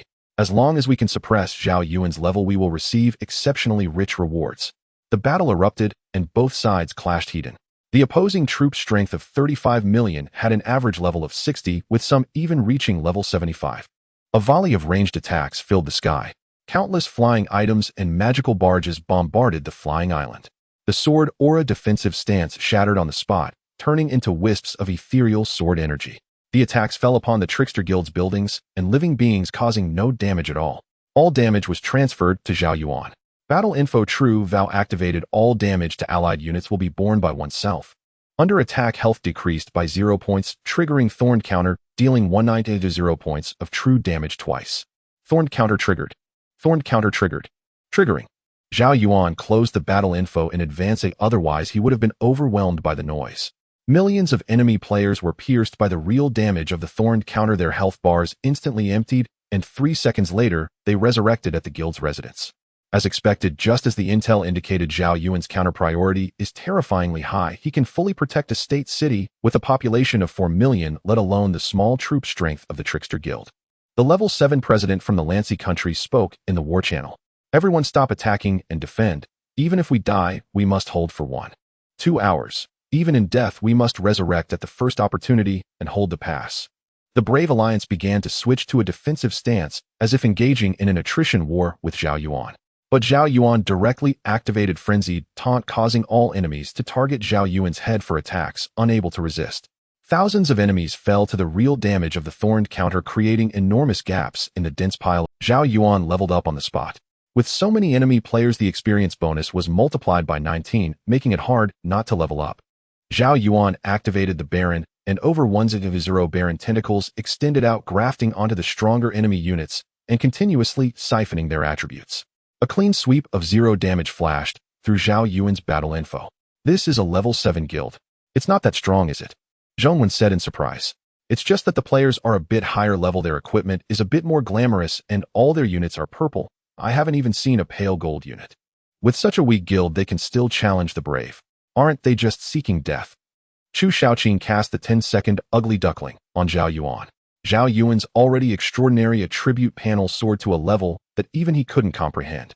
Zhao Yuan sat on the guild throne influenced by the Sky City, causing both the guild crystal and the throne to become floating buildings. Zhang Fengwu prepared thousands of sword blades in his backpack, most of them being green and blue quality weapons which he had prepared for the SS-level sword com. This could also be used to showcase the S-level flying sword killing technique. Zhang Fengwu drew upon his profound inner strength to control thousands of sword blades, transforming them into stunning flying swords that rushed towards the crowd below. Zhang Fengwu's control over these flying swords was somewhat lacking. Each sword would be blocked by enemies or would pierce through their chests and abdomens. Zhang Fengwu summarized, this flying sword killing technique focuses more on the act of killing than on the flying swords themselves. The higher the skill level, the greater the number and sensitivity of the flying swords. Rather than expending effort to control thousands of flying swords, it is better to use limited energy to control 10 or even 1. One sword is enough to kill, the number of blades is not important. Zhang Fengwu wielded an S-level sword killing technique to control a single blade which emitted a brilliant cold light and crazily darted through the enemy ranks, claiming the lives of hundreds. This was merely a level 1 sword killing technique, and soon golden true chi flames ignited around Zhang Fengwu, as a majestic sword intent seemed to pierce the brows of every enemy. Sword come. Swish, swish, swish. 50,000 blades broke free from the hands of the enemies, unable to be grasped at all. These flying swords stacked neatly behind Zhang Fengwu as he pointed lightly. The silver-white flying sword dragon rolled frantically among the enemies, instantly killing anyone it touched with SS-level sword techniques, inflicting unimaginable damage. The little phoenix was also thrown out by Zhao Yuan, and the 35 million enemy units would be enveloped by the eternal blazing sun.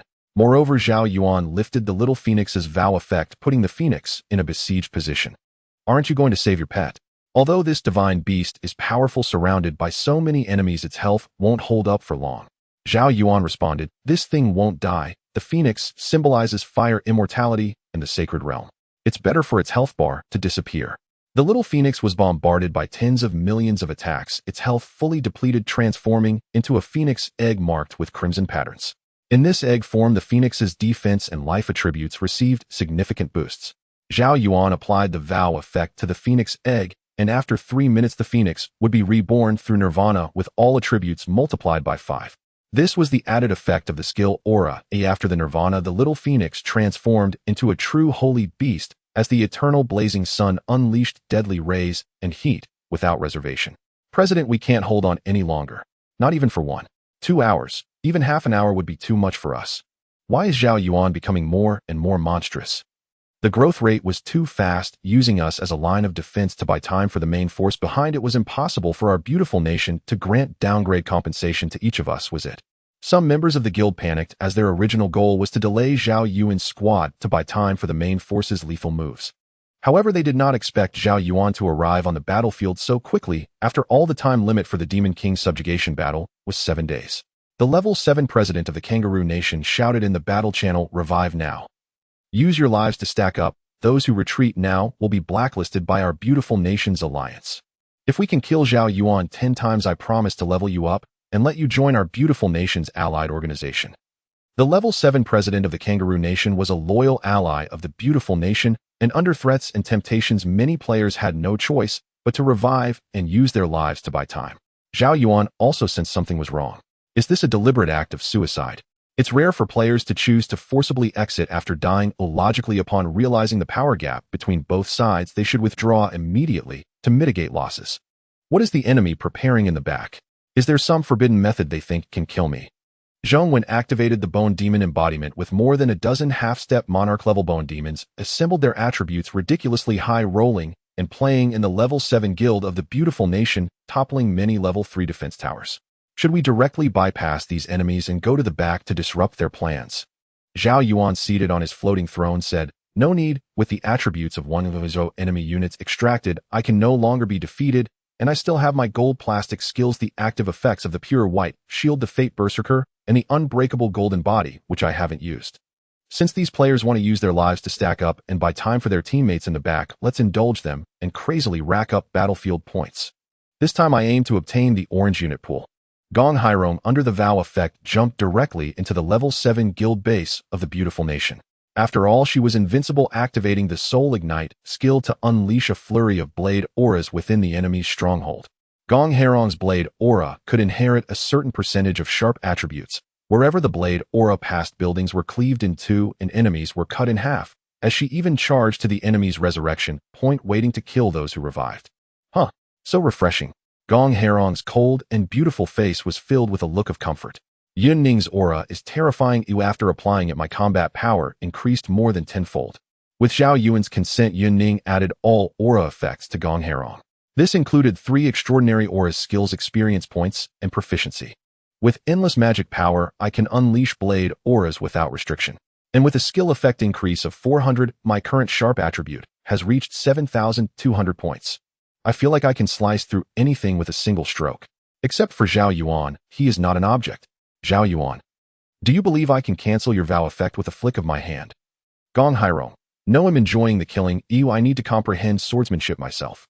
Gong Hairong took a stance to draw her sword, gently closing her eyes, and in an instant slashed horizontally. It formed a 360-degree circular blade aura. Circular cut. Puff. Wherever the circular blade light passed, everything was sliced open with smooth cross-sections, even the corpses of enemies. Teammates each unleashed their skills. After all, they were in the vow invincible state and possessed endless magic power, so they just needed to charge ahead.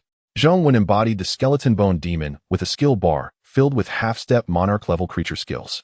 Zhao Yuan chose the Blood Clan Duke's teleportation, frenzy moonlight transformation, going absolutely berserk. Zhao Yuan, speechless. This Blood Clan Duke's moonlight transformation skill can only be used at night under the moon.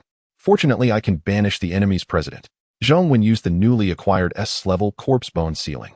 A large number of milk-white bones dismantled from his body, then pieced together to form a pair of opening skeletal doors, directly imprisoning the level 7 president of the Kangaroo Nation. Who knows when he will be released? Suyu directly summoned a massive nuclear submarine, activating the self-destruct sequence, and smashed it toward the enemy's guild base. Boom. In the rear of the valley, the level 7 president of the beautiful nation wore an anxious expression as he did not expect Zhao Yuan to arrive so quickly. His true trump card required time to set up, which was his confidence in daring to act as a hero to subjugate Zhao Yuan. Everyone revive after the event. Our beautiful nation will provide compensation. After all, you all have died enough times. Why not hold out to the end and keep Zhao Yuan held down for me? We really can't hold on any longer. I've died almost 7 times and the enemy is even using a nuclear submarine's self-destruction to attack us. The level 6 president of the Cherry Blossom Nation exclaimed in despair. With our 35 million troops, we haven't even taken down a fraction of Zhao Yuan's health. This man's Demon King mark cannot be removed. He is the Demon King himself. These guild players had died many times, and they could only continue down this path, desperately holding Zhao Yuan down. If they directly exited, they would be blacklisted by the beautiful nation, and perhaps if they persevered, they could really receive compensation. The Zhao Yuan team was constantly enveloped in a radiant golden light, with high-level players between level 60 and 70 providing substantial experience points upon defeat. Moreover, there was an almost 20-fold experience boost, causing Zhao Yuan's level to rise rapidly, while battlefield points surged wildly. Sun Kaiyu's 5 celestial skills cast a shadow over the enemy guild, commanding the half-health dragon men and continuously switching formations to cut through the enemy ranks. The defensive towers within the guild buildings fired relentlessly, unleashing rays of solar flame and whirlwinds that swept through the enemy guild. Notably, the latest Tier 3 gun tower housed 2 gunners at its peak, possessing skills like sniper and armor piercing, specializing in single-target damage. In terms of concentrated firepower, it couldn't compare to Su Yuxian's mechanical army, but the gunners boasted high physical penetration and ultra-long-range sniping capabilities. They were specialized high-end forces targeting enemies, delivering lethal shots without fail. Zhao Yuan was engaged in a war of attrition with the enemy. The guild troops, intelligent creatures, and fierce beasts among the 35 million units had nearly all perished. Even the remnants had long since fled. Only the continuously respawning opposing players remained, but now 6 rounds of eternal sun existed in the sky, and under the intense, purifying burn enemies were being incinerated the moment they revived. This isn't just a matter of life and death anymore, we simply cannot revive, one player shouted. I was just revived for a second before being burned to ashes, losing a level in an infinite loop. If this continues, I'll be killed back to level 0. The level 7 guild leader from the Kangaroo Nation despaired, saying, Zhao Yuan saw through our intentions and completely ignored our attempts to stall for time. He is just crazily racking up battlefield points. He has absolute confidence, believing that the arrangements behind the valley won't harm him. What's the point? I'm not going to contribute anymore. A player from Great Britain hurriedly stated, if I die just 3 seconds after reviving, I don't care if you are from the beautiful country or anywhere else, I'm forcibly quitting. Besides, who knows if the beautiful country will provide compensation. If they turn out to be untrustworthy, we will all become worthless. Right, brothers, don't contribute anymore. Let's all forcibly quit together. Stopping the losses now might help us recover some of our losses. A large number of opposing players chose to forcibly quit, unaware of the Phoenix's Nirvana skill, which allowed the Phoenix to die twice, and under the skill's Aura Enhancement resurrect twice with a 10-fold attribute boost. Zhao Yuan could no longer reach the enemies as 6 rounds of Eternal Sun had turned this area into a wasteland. The little Phoenix spread its crimson wings bearing the 6 rounds of blazing sun, its magnificent feathers shimmering brilliantly under the light. This is the true might of a divine beast. A single beast can lay waste to a city. Yun Ning remarked, the continuously stacked rebirth of the Phoenix after Nirvana is undoubtedly a terrifying presence that inspires dread in the enemies. Within the field of vision, all opposing life forms were evaporated, and the guild buildings melted away, leaving nothing behind. Even the staunch allies of the beautiful country were forced to quit, as they understood that if they were truly killed to level 0, they would become utterly worthless. The beautiful country would not waste resources on worthless individuals. Zhao Yuan looked up at the ethereal blue aurora in the sky, surprised. Is there an auroral celestial phenomenon deep within the valley? I didn't notice it immediately before because it was obscured by the little Phoenix's eternal sun. Could this be the enemy's strategy set up deep within the valley? Zhong Wen analyzed the 35 million troops just now seemed surprisingly weak. Although there were intelligent creatures and fierce beasts involved, they were all relatively weak fierce beasts. If I were the leader of the intelligent creatures, I would similarly only send out moderately strong forces to participate in the battlefield, not risk the top-tier strength of my tribe in a player battle. But leveling up has been incredibly thrilling. Gong Herong sheathed his longsword. The vast majority of players have been killed 9 times, excluding the guild troops and fierce beasts that cannot respawn. We have slain a total of 200 million enemy units. Qiu Shaoqing lamented, the little Phoenix's eternal sun is too powerful. I didn't even have time to use the little match girl to weave illusions before the enemies had all forcibly quit. Otherwise, I could have left behind 6500 enemies and continuously slayed them down to level 0. Gong Herong realized that joining Zhao Yuan's guild had been more thrilling in just a few hours than his entire life. How interesting. Especially when deducting the levels that enemies painstakingly accumulated over time, it was truly exhilarating. The auroral celestial phenomenon is becoming increasingly intense. Let's enter the depths of the valley and see what strategies the enemy's main force has prepared. Battle information target killed, triggering talent billions of times proficiency, current multiplier 80 times. Killing opposing players' total experience gained 356.0.23x. Players' personal level increased by 11 levels. Please complete the job change trial as soon as possible. Gaining levels before changing jobs will not award attribute point rewards. Total skill proficiency gained 12590.86x. Skills awakened increase by 20 levels. Unawakened skills increase by 30 levels. Current total battlefield points are 86000 points. Zhao Yuan gained 11 levels in a single battle, and due to the enemy's constant respawning, the total kills of Zhao Yuan's team surpassed 200 million. With the addition of skills and experience aura boost, the 23-fold leveling speed led to this terrifying phenomenon of an 11-level increase. The player's personal level reached level 64, gaining 2 brand new skills. Triggering the talent Eternal Blessing, all skills will be fixed at SSS level, gaining SS level Embrace of Angels and SS level Unyielding. Embrace of Angels LV1 SSS level Death will immediately revive at 50 status, cooldown time 48 hours. Killing enemies can stack layers of Embrace of Angels to reduce the cooldown time of the resurrection skill. Unyielding LV1 SSS level. Every time you are attacked, physical defense temporarily increases by 1 point with no upper limit on stacking effects, and the temporary defense value will disappear after 1 hour. Resurrection skill. Zhao Yuan exclaimed, "This is true complete invincibility. With the Embrace of Angels coupled with the Phoenix's rebirth skill, I can resurrect twice in a row." Moreover, the layers of Embrace of Angels can be stacked by killing enemies, thereby reducing the resurrection cooldown time. As long as I kill enough enemies, theoretically, I could resurrect continuously, and only at level 1, or resurrecting with 50 health and mana. After leveling up, I can definitely revive with full health and mana. Unyielding can continuously stack temporary physical defense on the battlefield. Every time I am attacked, it stacks 1 point of physical defense. But I have the Vow effect where all allied units combined will suffer millions of damage every second, meaning I can stack millions or even tens of millions of physical defense in a short time. For example, in the previous battle with 35 million units under the Vow effect, I would be attacked over 30 million times in 1 second, allowing me to temporarily stack 30 million points of physical defense. After leveling up, the stacked value and duration of temporary physical defense will definitely continue to increase. The teammates had also leveled up to 58 or 59, acquiring brand new skills. Notably, Yun Ning obtained an S-grade cooldown aura, which at level 1 provided 0.5 skill cooldown reduction. Although Zhao Yuan possessed a host of passive abilities, he also had many powerful active skills, such as Golden Sculpt, Madman, Indestructible Golden Body, Pure White Shield, and Angel's Embrace. Yun Ning remarked this cooldown aura is an ability comparable to the Experience aura.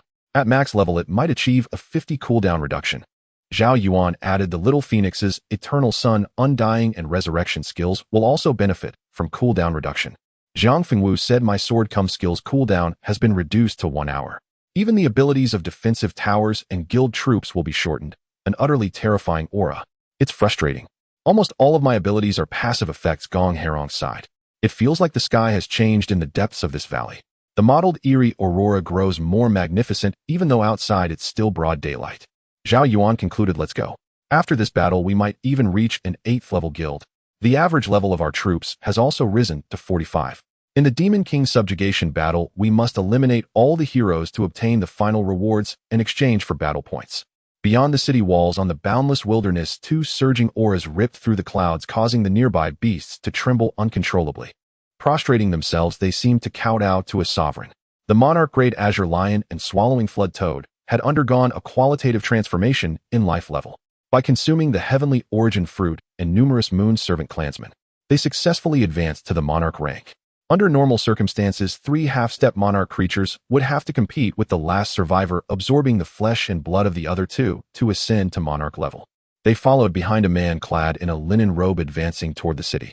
Behind the ice and snow valley, the area was now shrouded in a mottled, magnificent aurora. This aurora was actually erupting from the enemy's guild building.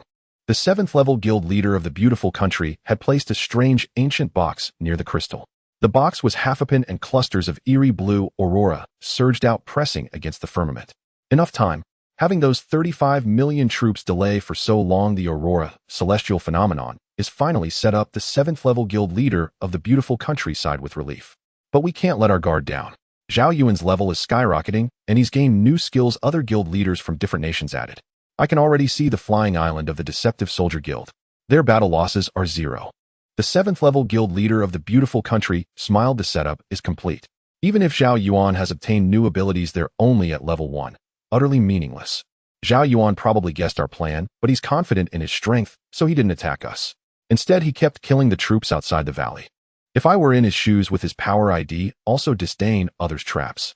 But these trump cards were directly bestowed by the high-ranking officials of the beautiful country. We must kill Zhao Yuan 10 times and forcibly disband his guild. The 7th level guild leader of the Lancy Kingdom pointed at the distant clouds. Zhao Yuan is coming. What's with this strong wind? It's accelerating the flying island's speed. It must be the weather ability user in Zhao Yuan's squad. Zhao Yuan from his throne saw the 7th level guild standing on the ground. The defensive towers were high level, but the troops were fewer than the first wave. Both sides entered each other's attack range. The Deceptive Soldier Guild's defensive towers were high level, capable of bombarding enemies directly from the air to the ground. Zhao Yuan activated Baron again, and tens of thousands of Baron tentacles extended, grafting onto the enemies strong, greedily draining their attributes. Pity. In this guild, battle players can respawn after being killed, so infinite flesh and blood can't be triggered. I have to truly kill the target to increase my health cap. Perhaps after the first awakening of infinite flesh and blood, it can be triggered in guild battles. Zhao Yuan remained seated on the throne, activating skills like Barren Tentacles, Indestructible Golden Body, Yin Fire Code, and Fanatical Taunt. The enemy had only 25 million troops, but they were high-level with the highest reaching level 78. The 7th level guild of the beautiful country then hurled 3 imprisonment talismans which crossed the void and branded themselves onto Zhao Yuan, Yun Ning, and Zhong Wen. Affected by imprisonment talisman cannot forcibly exit the battlefield. Removed after 10 deaths. Imprisonment talisman. I've never heard of such an item. Do the enemies think they can kill me? What gives them the courage? Zhao Yuan was completely unconcerned. He directly activated the active effect of Unyielding Soul. A clear light flowed over Zhao Yuan, dispelling all control effects. The imprisonment talisman effect was easily purified, but the ethereal shackles on Yun Ning and Zhong Wen could not be removed. The 7th level guild leader of the beautiful country's face darkened. An ability outside our intelligence, a purification skill with high priority. Damn it, we can't kill Zhao Yuan 10 times consecutively now. This plan has already failed. The vice leader responded, "Sir, what should we do next? Abort the operation or continue? The Aurora magic box is a one-time use item. At the very least, we must kill Zhao Yuan once, or the higher-ups will dismiss me." The 7th level guild leader of the beautiful country took out a silver-white magic cube that seemed made of diamond. He tossed it into the air, where it rapidly expanded and rotated, forming an exaggerated void that forcibly imprisoned Zhao Yuan inside. Banishment. Zhao Yuan looked around. This place was a chaotic void stream, as if he had been exiled to another dimension, unable to return to the original battlefield. Without Zhao Yuan's oath effect, the Deceptive Soldier Guild would suffer heavy casualties. Zhong Wen exclaimed in surprise, "This diamond cube is the same type of ability as my corpse seal. It can forcibly banish and imprison a target in an independent space. Since banishment is not a control or negative effect, attributes like resistance and willpower are ineffective. Zhao Yuan is too invincible. They had to temporarily banish him. The enemy intends to destroy our guild crystal." The 7th level guild leader of the beautiful country waved his arm. "All troops charge. Slaughter the Deceptive Soldier Guild's troops and kill these guild members, but don't shatter the guild crystal. Leave it with a sliver of durability. I want not only to forcibly disband the Deceptive Soldier Guild, but also to suppress Zhao Yuan's level." The 6th level guild leader of the Kangaroo Kingdom spoke up. "This imprisonment talisman can only be used once per target in a single battle. Zhao Yuan has already purified the imprisonment effect. At most, we can only kill him once."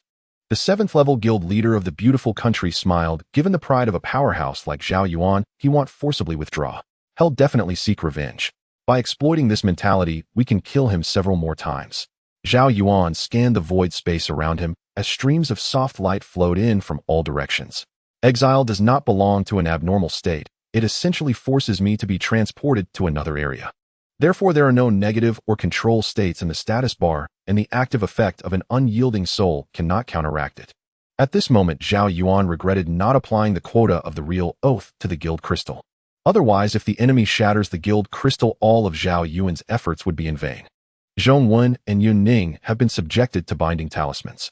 Yun Ning has a permanent buff from the oath, while Zhong Wen can resurrect after 3 seconds of being killed, unable to exit forcibly, and will be slaughtered 10 times in a row. How do we get out of this space? Is there no time limit? Or is it enough for the outside world to smash this diamond? No matter how Zhao Yuan struggled in this area, he could not break through the boundaries, as he was the defender and lacked the powerful offensive means to shatter the field. Yun Ning immediately activated the evasion aura. Although her level was low, it would still trigger an effect. Jiang Fengwu cast the SSS spell Sword Come, preparing to destroy the diamond cube as Zhao Yuan was sealed inside. Including Gong Hairong, these 2 melee players had high reflex attributes and reacted quickly. Gong Hairong swiftly slashed out dozens of azure waves of blade energy towards the diamond cube. 60,000 blades transformed into a white dragon, targeting the diamond cube directly. Meanwhile, several high-ranking members from the enemy side blocked the diamond cube, with 25 million troops charging into the sky. The 7th level guild of beautiful country deployed light gold quality flying units, now rushing toward the guild crystal. Since the enemy dared to release the diamond cube, they must be prepared to protect it, making it difficult to shatter with a sudden attack. With 530 half-blood dragon men under the formation enhancement of Sun Kaiyu's army, although powerful, they began to suffer heavy losses against the 25 million troops. The 7th level guild leader of beautiful country commanded, "First eliminate the aura users, then take out the celestial ability users, and then organize the troops to push down these defensive towers." The guild leader level combat power will guard the diamond cube with me. As long as Zhao Yuan cannot escape, no matter how strong the Juebing guild is, we will bury them with our lives. Jiang Fenghui's sword energy dragon was blocked by numerous powerful enemies and was instantly annihilated, but it also consumed a large number of flying swords. The 7th level guild leader of Beautiful Country finally unleashed his ultimate move, but still failed to stop the sword energy dragon. However, the quality of the diamond cube was very high, harder than expected. It only created a crack without breaking through. Inside the cube, Zhao Yuan felt a jolt as a slight fissure appeared at the hazy boundary. Are my teammates trying to break open the cube? These items cannot possibly be obtained by players below level 200. They are likely bestowed by the high-ranking officials of Beautiful Country intended to suppress my growth. Zhao Yuan had no choice but to wait for his teammates to break the cube. As long as he returned to the battlefield, the enemy's doom would come again. Without Zhao Yuan's oath and counter-reflection, the 25 million troops finally displayed their true might. Just one round of concentrated ranged attacks was enough to annihilate all living beings in the Juebing guild. Countless assassin players approached Yun Ning, while invisible, their serrated daggers stabbing toward the back. Yet Yun Ning remained unharmed as one powerful assassin after another was instantly slain. Assassins being high burst and low defense types would be killed in one hit once the Thorn Reflection was triggered. Battle information: real oath triggered, Thorn Reflection triggered, dealing 900 points of real damage twice. Zhao Yuan saw his battle information being triggered, indicating that one of Yun Ning, Jiang Fenghu, Chu Xiaoqing, or Su Yuxian was under attack. The assassins were stunned. What the hell, wasn't Zhao Yuan already sealed? How can there still be oath effects? Could it be that Zhao Yuan's oath effects can transcend distance restrictions? But these half-blood dragon men will also die, indicating that only a small number of slots can attach such effects. Zhong Wen saw that Gong Herong and Jiang Fenghu had failed to shatter the diamond cube and decisively maneuvered his bone demon closer to it. At the same time, he unleashed the bone tomb and bone sealing skills, restraining each high-ranking enemy, using the Blood Duke's teleportation and frenzy along with Chu Xiaoqing's group invisibility. He overcame numerous obstacles and reached near the diamond cube, activating the S-level bone self-destruct. Boom! More than a dozen half-step monarch-level bones combined with tens of thousands of skeletal units erupted without warning. The exaggerated storm of bone fragments swept through a large number of enemies, including the diamond cube. Crack, crack! Zhao Yuan saw the surrounding space, shaking continuously as large areas of space shattered, revealing brilliant white light through the gaps. As the diamond cube shattered, Zhao Yuan emerged from within, once again enveloping this area with the suffocating real oath. And Zhong Wen himself was also considered part of the bone demon, one of the sources of the self-destruct power, after dying once he emerged from the guild base 3 seconds later. Level drop allowing Zhao Yuan to break the seal is completely acceptable. But the next second, Zhong Wen discovered that his bone resurrection could not revive the bone giant. No way. Zhong Wen's mouth twitched. Bone resurrection can only release for bone units with depleted health, filling them with soul energy. However, after the bone self-destruct, the soul energy of the bone giant was completely dissipated.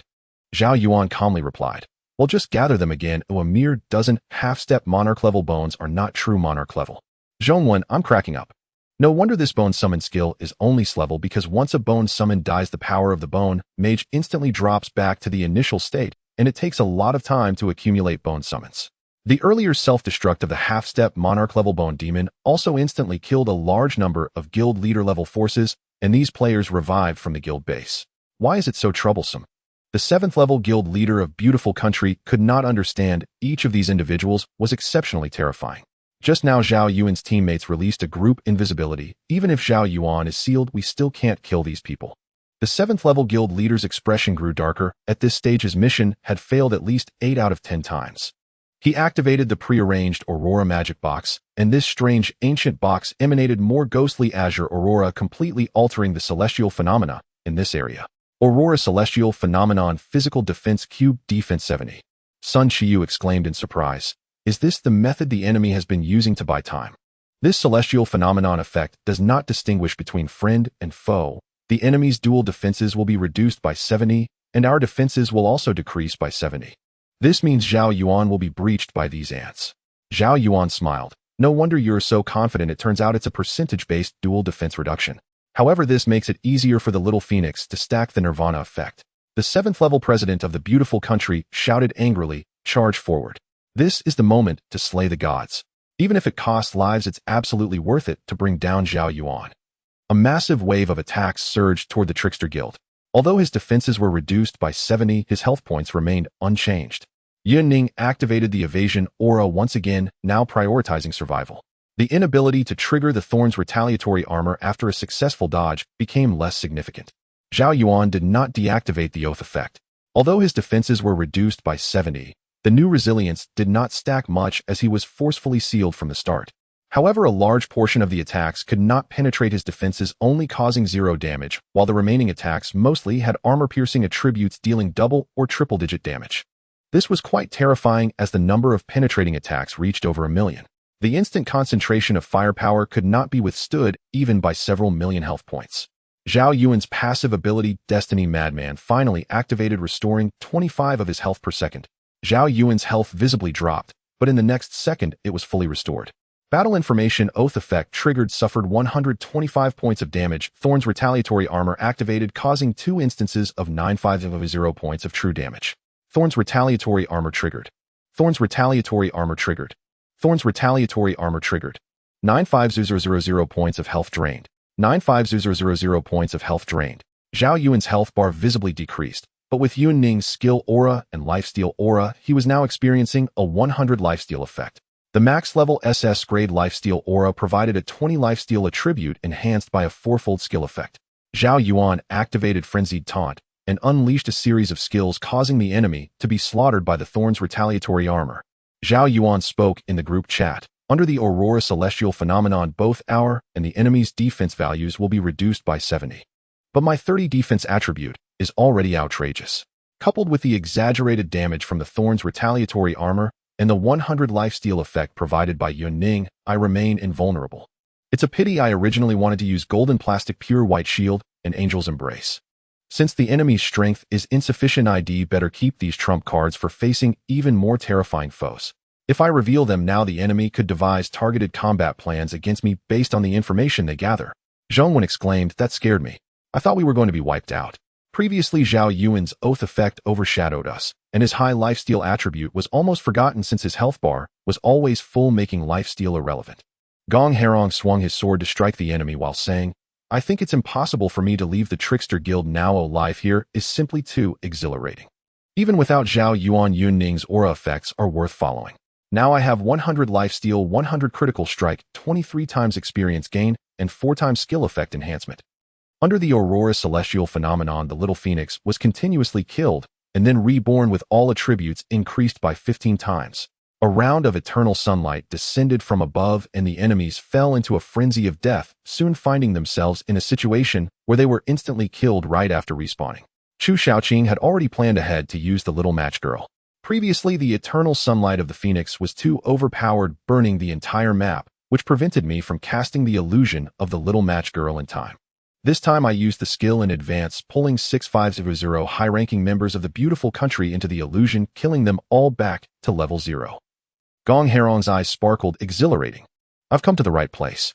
It seems that being a bit bolder leads to stories unfolding, whether in love or battle. After his defenses were reduced by 70, failing to kill Zhao Yuan meant the outcome was already predetermined. How could this happen? Did Zhao Yuan immunize against the effects of the Aurora Celestial phenomenon? The 7th-level president of the beautiful country said in disbelief. The vice president replied, "No, we can deal 3-digit damage. Theoretically, we could wear Zhao Yuan down, but that aura wielder added a lifesteal attribute. With Zhao Yuan relying on the high output of the Thorn's retaliatory armor, he could instantly restore his health, plus the taunt control synergy." The president urged quick escape. "Otherwise, we will still be killed. The damage from this round of the Scorching Sun is terrifying and covers the entire map." The 7th-level president of the beautiful country unwillingly said, "Mission failed. I will be relieved of and I've wasted so many precious items." The vice president replied, "It's crucial to keep our levels up. Otherwise, if we lose too much level, we will become uncompetitive, and there are too many who covet the president's position." The 7th-level president of the beautiful country used a jade talisman, which he had fortuitously obtained, capable of marking a target with a slim chance of causing a death effect. The probability was so minuscule that it was almost non-existent, and the 7th-level president of the beautiful country just casually threw it out. Zhao Yuan was struck by the death talisman, and despite massive resistance immunity, he miraculously triggered the death effect. Zhao Yuan's health was instantly depleted, leaving the 7th-level president of the beautiful country stunned. This could actually succeed. The activation probability of the death talisman is as low as 0.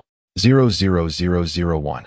Finally, I have killed Zhao Yuan once, so returning to the national district won't be too disgraceful.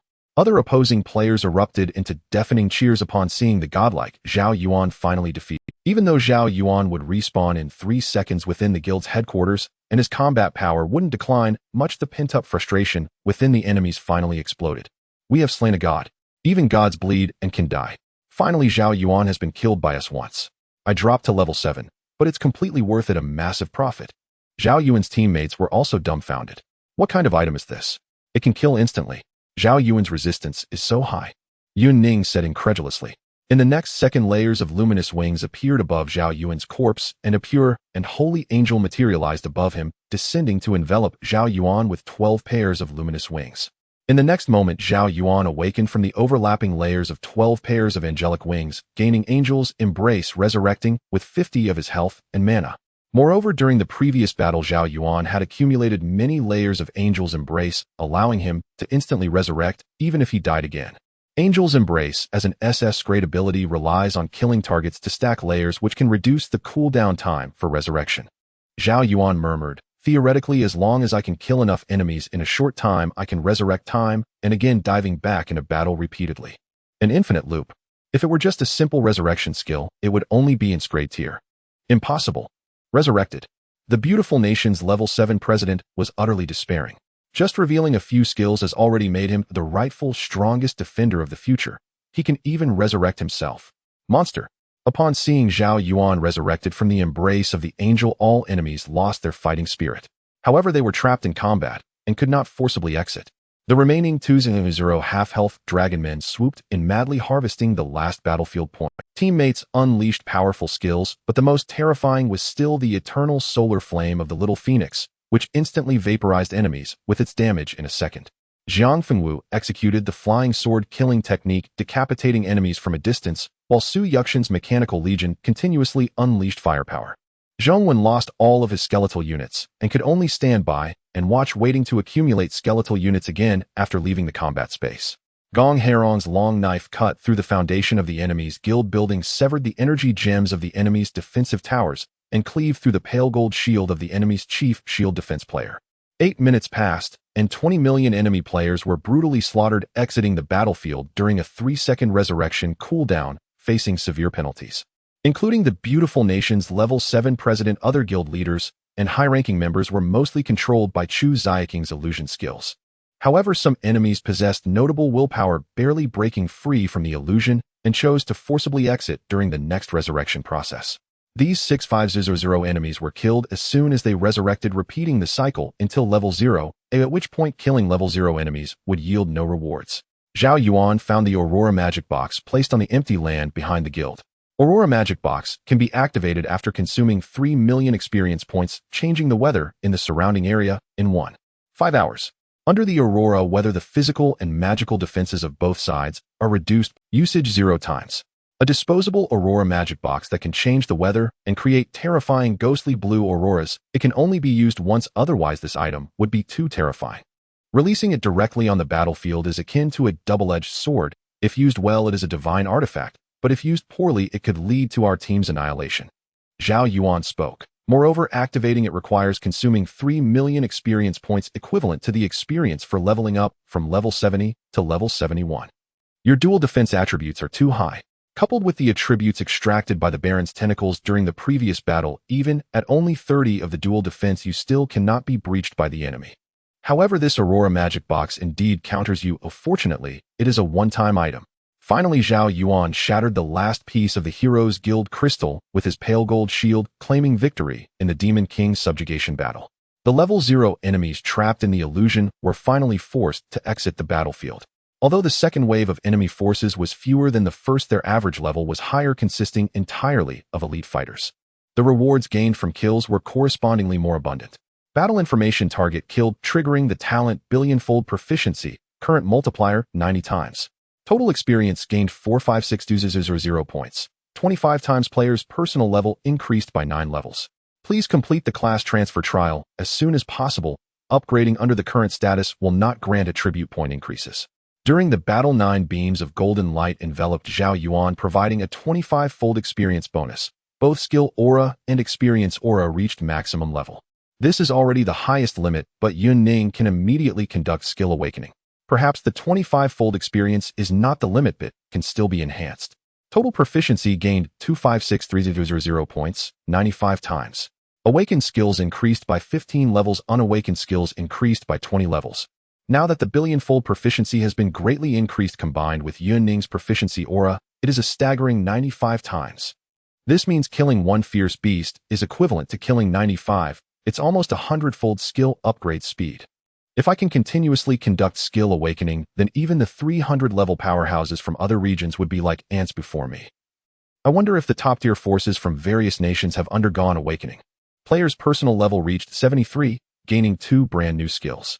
Triggering the talent Eternal Blessing, all skills will be permanently set to SSS level. Acquired SS level Mystic Scales and SS level Blocking Military Shield. Mystic Scales LV1 SSS level. Each time you suffer an attack, magical defense temporarily increases by 1 point, can stack infinitely, and lasts for 1 hour.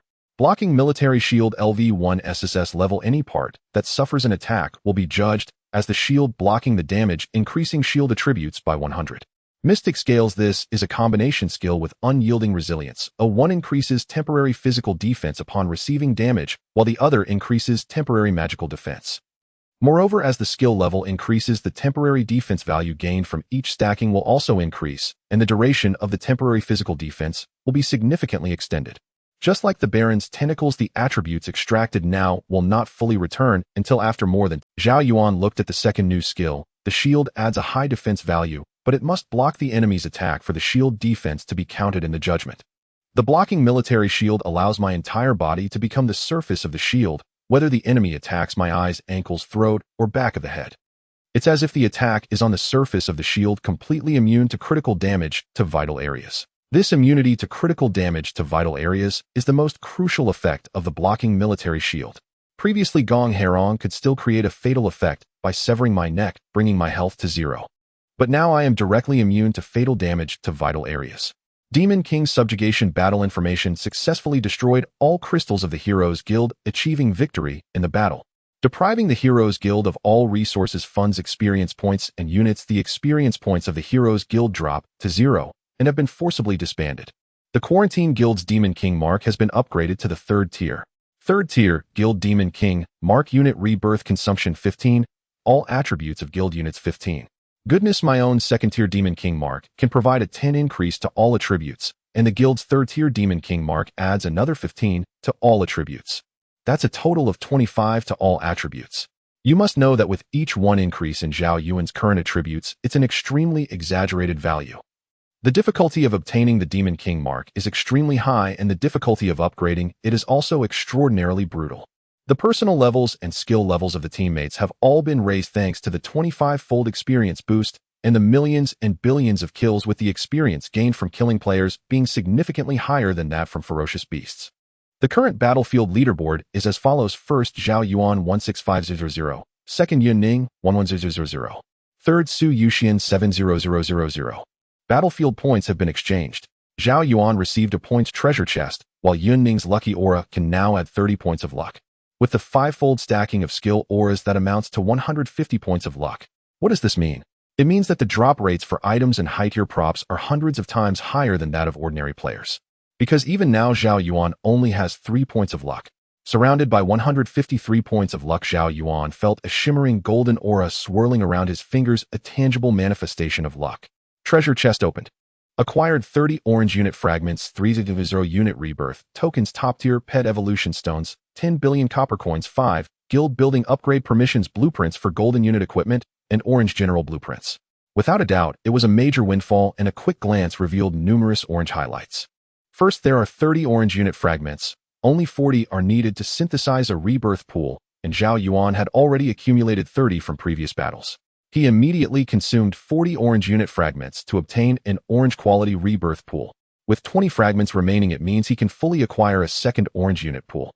In Domain Centipede Rebirth Pool. Quality orange. Consumption 200 guild resources, can rebirth 100 units.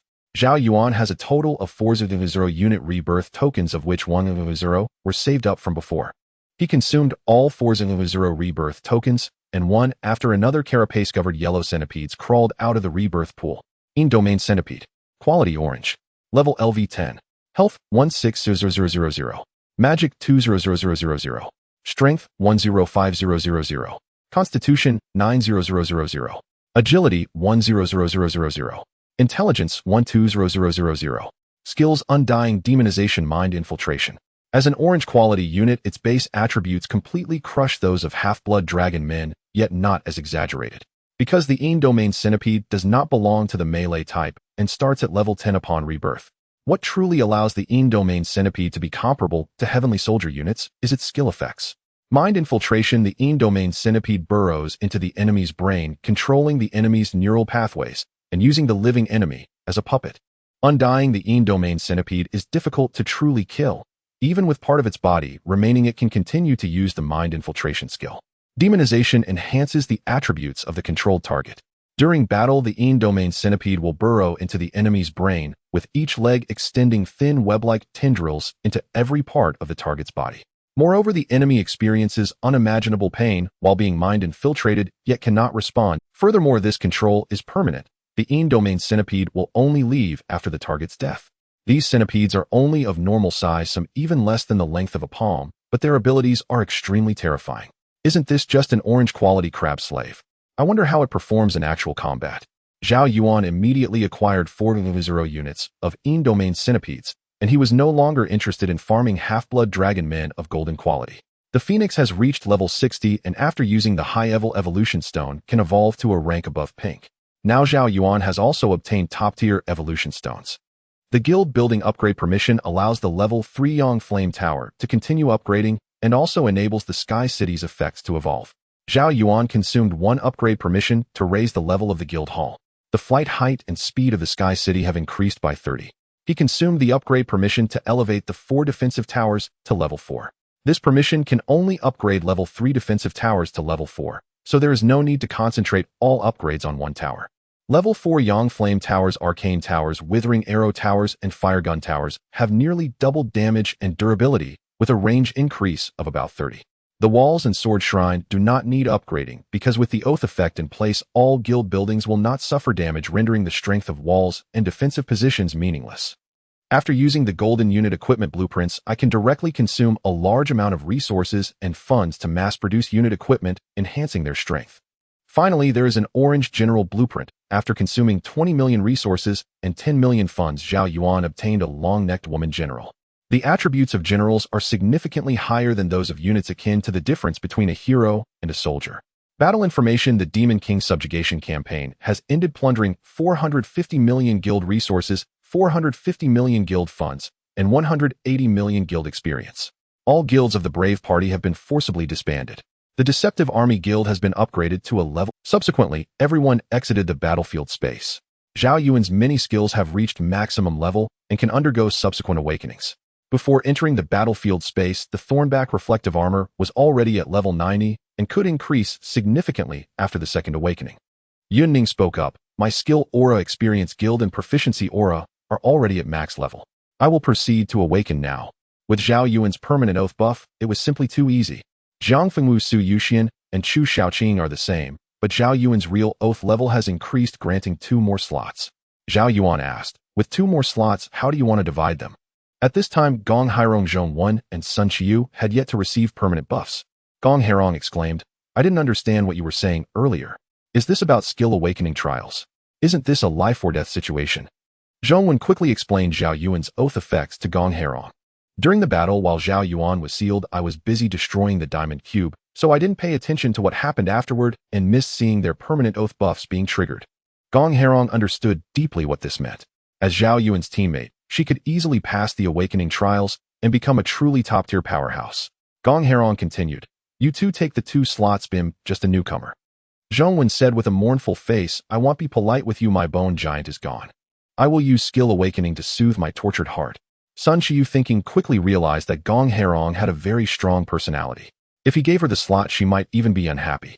Moreover, she was originally a newcomer, so there was no reason for her to take this slot. He had been waiting for so long. Then let's apply the permanent buff to myself and Zhongwen. After all, there are still extra slots later, and you just need to wait a while. Sun Qiu said.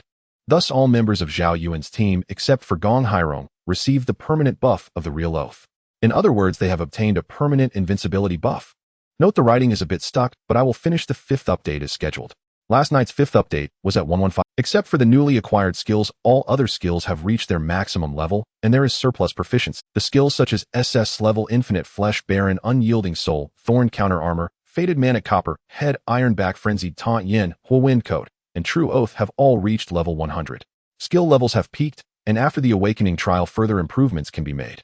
Triggering the talent 100 million times proficiency will skip the Awakening Trial and directly grant the Awakening effect. Zhao Yuan was ecstatic. His powerful foundation undoubtedly came from skills, and now he would possess numerous secondary awakening skills all at the SSS level. SS level Infinite Flesh, Awakening Branch 1 skill effect 100. Branch 2 skill priority increase in situations like guild battles and arenas. Killing enemies can also trigger effects. Branch 1 allows for a doubling of the permanent health limit after killing an enemy, but with the 5-fold bonus from Yunning's skill aura, this additional effect doesn't matter much. Branch 2 can increase priority, allowing the Infinite Flesh effect to trigger normally even if the enemy can be resurrected and hasn't truly died. This means that in arenas, guild battles, and national wars, the Infinite Flesh effect can trigger normally in battlefields where resurrection is allowed. Zhao Yuan chose Branch 2 because with the Demon King mark, a steady stream of heroes would come to challenge him. In this Demon King raid, not a single Infinite Flesh effect was triggered, which was a significant loss. Barren Awakening Branch 1 skill range 100. Branch 2 number of Barren Tentacles, 100. Without a percentage increase in extracted attributes, Branch 2 must be chosen. The more Barren Tentacles, the more terrifying the skill aura's 5-fold bonus will be, resulting in a crushing effect from the total extracted attributes. Zhao Yuan chose Branch 2, and the Barren skill now had the prefix Awakening returning to level 0. Unyielding Soul, Awakening Branch 1 Soul, Strength, 100. Branch 2 Immunity Control Effect, Duration, 100. Zhao Yuan chose Branch 1 because as long as the soul strength is high enough, he could directly immune to related control effects and mental attacks. Unyielding Soul now had the prefix Praise, marking it as a secondary awakening skill. Thorn Counter Armor, Awakening Branch 1 trigger 4 times true counter damage for each instance of damage received. Branch 2 adds Malicious Probing, the enemy's killing intent, malice, negative emotions. Will all trigger the counter armor effect with a range of 40 meters. Zhao Yuan chose Branch 1, committing to a path of no return using a potion to change branch effects, and could once again pursue the path of malicious counter armor. Fated Manic Awakening Branch 1 increase in resistance to severe injury effects. Branch 2 active effect, cooldown time 6 hours. Zhao Yuan chose Branch 2 as he could change branch effects again, doing so according to his preferences. Copperhead Iron Back Awakening Branch 1 Indestructible Gold Body evolves to double defense 300. Branch 2 further enhance armor piercing and magic penetration immunity effects. Zhao Yuan chose Branch 1, activating the Indestructible Gold Body for 15 seconds with double defense 300, combined with the temporary defense value from Resilience and Mysterious Scales stacking, it was terrifyingly strong. Whether armor piercing or magic penetration, the defense value after penetration remained horrifyingly high. Frenzied Taunt Awakening Branch 1 Taunt duration increase, forming seamless taunt control. Branch 2 priority increase, still effective against high-level beings. Zhao Yuan chose Branch 2. With the Oath buff, he did not need seamless taunt, and allied units would also be in an invincible state, preventing hate transfer. After the priority increase, even when facing terrifying entities above the Monarch level, he could double the attack speed while successfully reducing attack power by 40. Yanhua Wind Coat Awakening Branch 1 skill range 100. Branch 2 inflicts burns 4 times per second. Zhao Yuan chose Branch 2. True Oath Awakening Branch 1 permanent buff slots 2, with every 20 levels true slots 2. Branch 2 skill range 100. Naturally, Zhao Yuan chose Branch 1 as under the skill aura's enhancement the Oath range was already sufficient. Once awakened, the skill received the prefix Awakening, while secondary awakening skills received the prefix Prayer. After these skills completed their awakening, their levels increased significantly again due to the accumulated experience points that were left over after being stuck at level 100. Zhao Yuan said, I have gained more true slots. Gong Hairong, you can also prepare to enter the awakening trial now. Gong Hairong exclaimed, really? After the recent battle, many of my skills have reached maximum level. Zhao Yuan applied the True Oath buff to Gong Hairong, and then applied a True Oath to the Guild Crystal. Zhao Yuan's next plan was to enter the class transfer secret realm. He still had over 20 attribute points that he hadn't obtained. Then there was the unlocking of the accessory slot, or tackling the State City dungeon. Zhao Yuan did not convert the remaining guild resources into troops, but instead kept them for now. He teleported back to the state city, planning to wander around until his teammates came out of the awakening trial and then form a team for the class transfer trial. A player dressed in a linen robe approached. Meng Xiaoming said, just in time to encounter the great Zhao Yuan. I don't have you on my friends list and can't contact you. Zhao Yuan replied, who are you? Meng Xiaoming replied, it's normal that you can't remember me. Our transaction should still be valid, right? 5,000 troop reincarnation symbols in exchange for blood moon sand. Zhao Yuan was somewhat surprised as he had casually mentioned it. 5,000 troop reincarnation symbols were not something an ordinary person could gather. Great one, go to the trading bar. I pieced together 5,000 troop reincarnation symbols at last. Meng Xiaoming said with great respect. Great one, you haven't sold the blood moon sand yet, have you? Zhao Yuan shook his head and took out the blood moon sand, an item of uncertain use. 5,000 orange troops require 100 million guild resources to reincarnate. This trade of blood moon sand could indeed yield 100 million guild resources. Of course, the vast majority of guilds have purple troops, at best a light gold quality. Below purple quality troops simply cannot develop and will be wiped out by the fierce beast forces surrounding the guild's base. Typically, after the 7-day protection period, it becomes very difficult to maintain. Only Zhao Yuan possessing orange troops could indirectly earn this 100 million guild resources. However, Zhao Yuan had some concerns. Even if this person could gather 5,000 troop reincarnation symbols, what was the purpose of buying the blood moon sand? He had once said it was for ritual materials. I have always kept my word since it was a pre-agreed transaction. Take it. Transaction successful. Received 5,000 troop reincarnation symbols. After receiving the blood moon sand, Meng Xiaoming, though trying to control his expression, Zhao Yuan still saw the jubilation in his eyes. Goodbye, great Zhao Yuan. I hope there will be another opportunity for a transaction in the future. Meng Xiaoming gradually walked away. More than 10 minutes passed and the teammates had all exited the awakening trial, with most skills having undergone a single awakening, resulting in a surge in combat power. Among them, the most noteworthy was Yun Ning's Aura ability. Skill Aura Awakening Branches. Branch 1 skill range 100. Branch 2 increased priority when facing skills with secondary or tertiary awakenings. The enhancement of the skill Aura will significantly decrease, but after the priority is raised, this concern can be resolved. Due to the extremely high level of skills after the secondary awakening, the 5-fold enhancement of the skill Aura would drastically decrease. By choosing Branch 2, even skills with tertiary awakenings could be fully amplified by 5 times. Naturally, Yun Ning chose Branch 2 as she only needed to ensure that Zhao Yuan's skills could consistently be strengthened by 5 times. The Aura range was not important. The Experience Aura's branch effect is a 100 skill effect, which equates to a 10-fold increase in experience points. Zhao Yuan said, I owe 2 job transition trials, and it has been a long time since I had an increase in attribute points. After the first awakening of most skills, Gong Herong exuded a sharp aura. Having been killed back to level 0, he returned to the novice village. The 65000 enemies had completely collapsed. Previously, he had seen Zhao Yuan's Demon King achievements on the forum and never expected to fall victim himself. The level 7 president of Kangaroo Country had now returned to the novice village, saying, damn it, I was following the beautiful country. How did I end up in this situation? It took me a total of 18 years to reach level 71. And Zhao Yuan hasn't even died once. He is simply a monster. The level 7 president of the beautiful country fell into madness. As a level 7 president, he held considerable power and had even purchased real estate in the safe zone, acquiring several NPC maids. However, he abruptly returned to square one, mumbling incomprehensibly, ultimately collapsing mentally and dying in the wilderness of the novice village. Players who couldn't withstand the blow made the same choice, while the remaining few had to start over, spending another decade to level up. The results of the Demon King subjugation war began to stir up discussions on the forum, with some participants commenting, the beautiful country even prepared Aurora magic boxes, diamond cubes, and binding talismans to deal with Zhao Yuan, yet he didn't die even once. He possesses self-resurrection abilities and revived on the spot with 50 health. It is said that the level 7 president of the beautiful country chose to feed the ferocious beasts, with 650 people all being killed back to level 0. And several million other players were killed more than 7 times. The Demon King of Xia Country.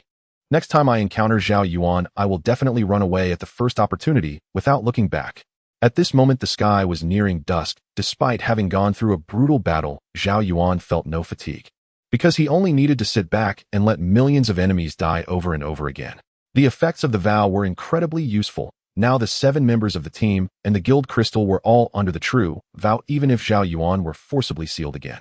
The entire team remained invincible, unable to sustain any damage. Jiang Fengwu said, Having the true vow of Zhao Yuan feels too comfortable. Knowing that we are invincible makes it feel no different from going on a picnic regardless of how dangerous the situation may be. The key is that in the arena the effects of the vow will also take effect. We will be directly invincible and can continuously win streaks even when encountering enemies stronger than us. Sun Qiyu urged, the personnel in the job transition hall will be leaving. These transition mentors also need to rest. Don't wait until we arrive and they happen to be off work. As Zhao Yuan hurried along, he used a high-level evolution stone on the Phoenix, raising its level to 68, with another evolution available at level 80. Zhao Yuan spoke, our equipment hasn't been updated in a long time. We could choose to raid the level 70 dungeon in the state capital, which is one of the ways to obtain the current strongest equipment. The little Phoenix absorbed the strange power contained in the high-level evolution stone and rose in flames from the crimson fire. Its size grew to that of a truck, and the complete form of the Phoenix was nearly on par with the divine beasts of myth, yet it could still continue to evolve. The Phoenix has ascended to its complete form, its quality upgraded to red, and it has gained the skill Undying Domain. Above pink is red quality. The current Phoenix can truly be regarded as a divine beast attribute. Zhong Wen's eyes sparkled as he spoke. Undying Domain creates an undying domain with a radius of 50 meters within which allies cannot be killed, lasting for 3 minutes, with a cooldown of 5 hours. Zhao Yuan exclaimed in delight. This is equivalent to a 3-minute invincibility effect within a 50-meter radius. However, the effect of the domain means it cannot be killed, so health will decrease, but will remain stuck at the last bit. Yun Ning speculated, this makes it even harder for Zhao Yuan to be killed. There's an additional 3 minutes of pseudo-invincibility. As long as Zhao Yuan doesn't die, we are under the effect of the true vow, and even if not within the undying domain, we will still not die. The attributes of the red quality Phoenix are astonishing. If the Nirvana effect triggers several times, the output will be hundreds of times higher than the combined total of everyone present. Even higher. The truck-sized Phoenix radiated an aura of wildness, nobility, and majesty as it returned to Zhao Yuan's pet space. Zhao Yuan said, a red-quality Phoenix, if it were my enemy, might force me to reveal all my trump cards. The key is that I lack the ability to break the Phoenix egg, unable to prevent the Phoenix's rebirth through Nirvana. As everyone chatted, they had already arrived at the job transition hall. Zhao Yuan saw his former job The mentor clearly recognized Zhao Yuan and spoke with a complex expression, saying, normal difficulty, nightmare, hell, abyss, what difficulty do you choose? Zhao Yuan replied, abyss level. All right. The job transition mentor said no more and opened the light gate to the job transition secret realm.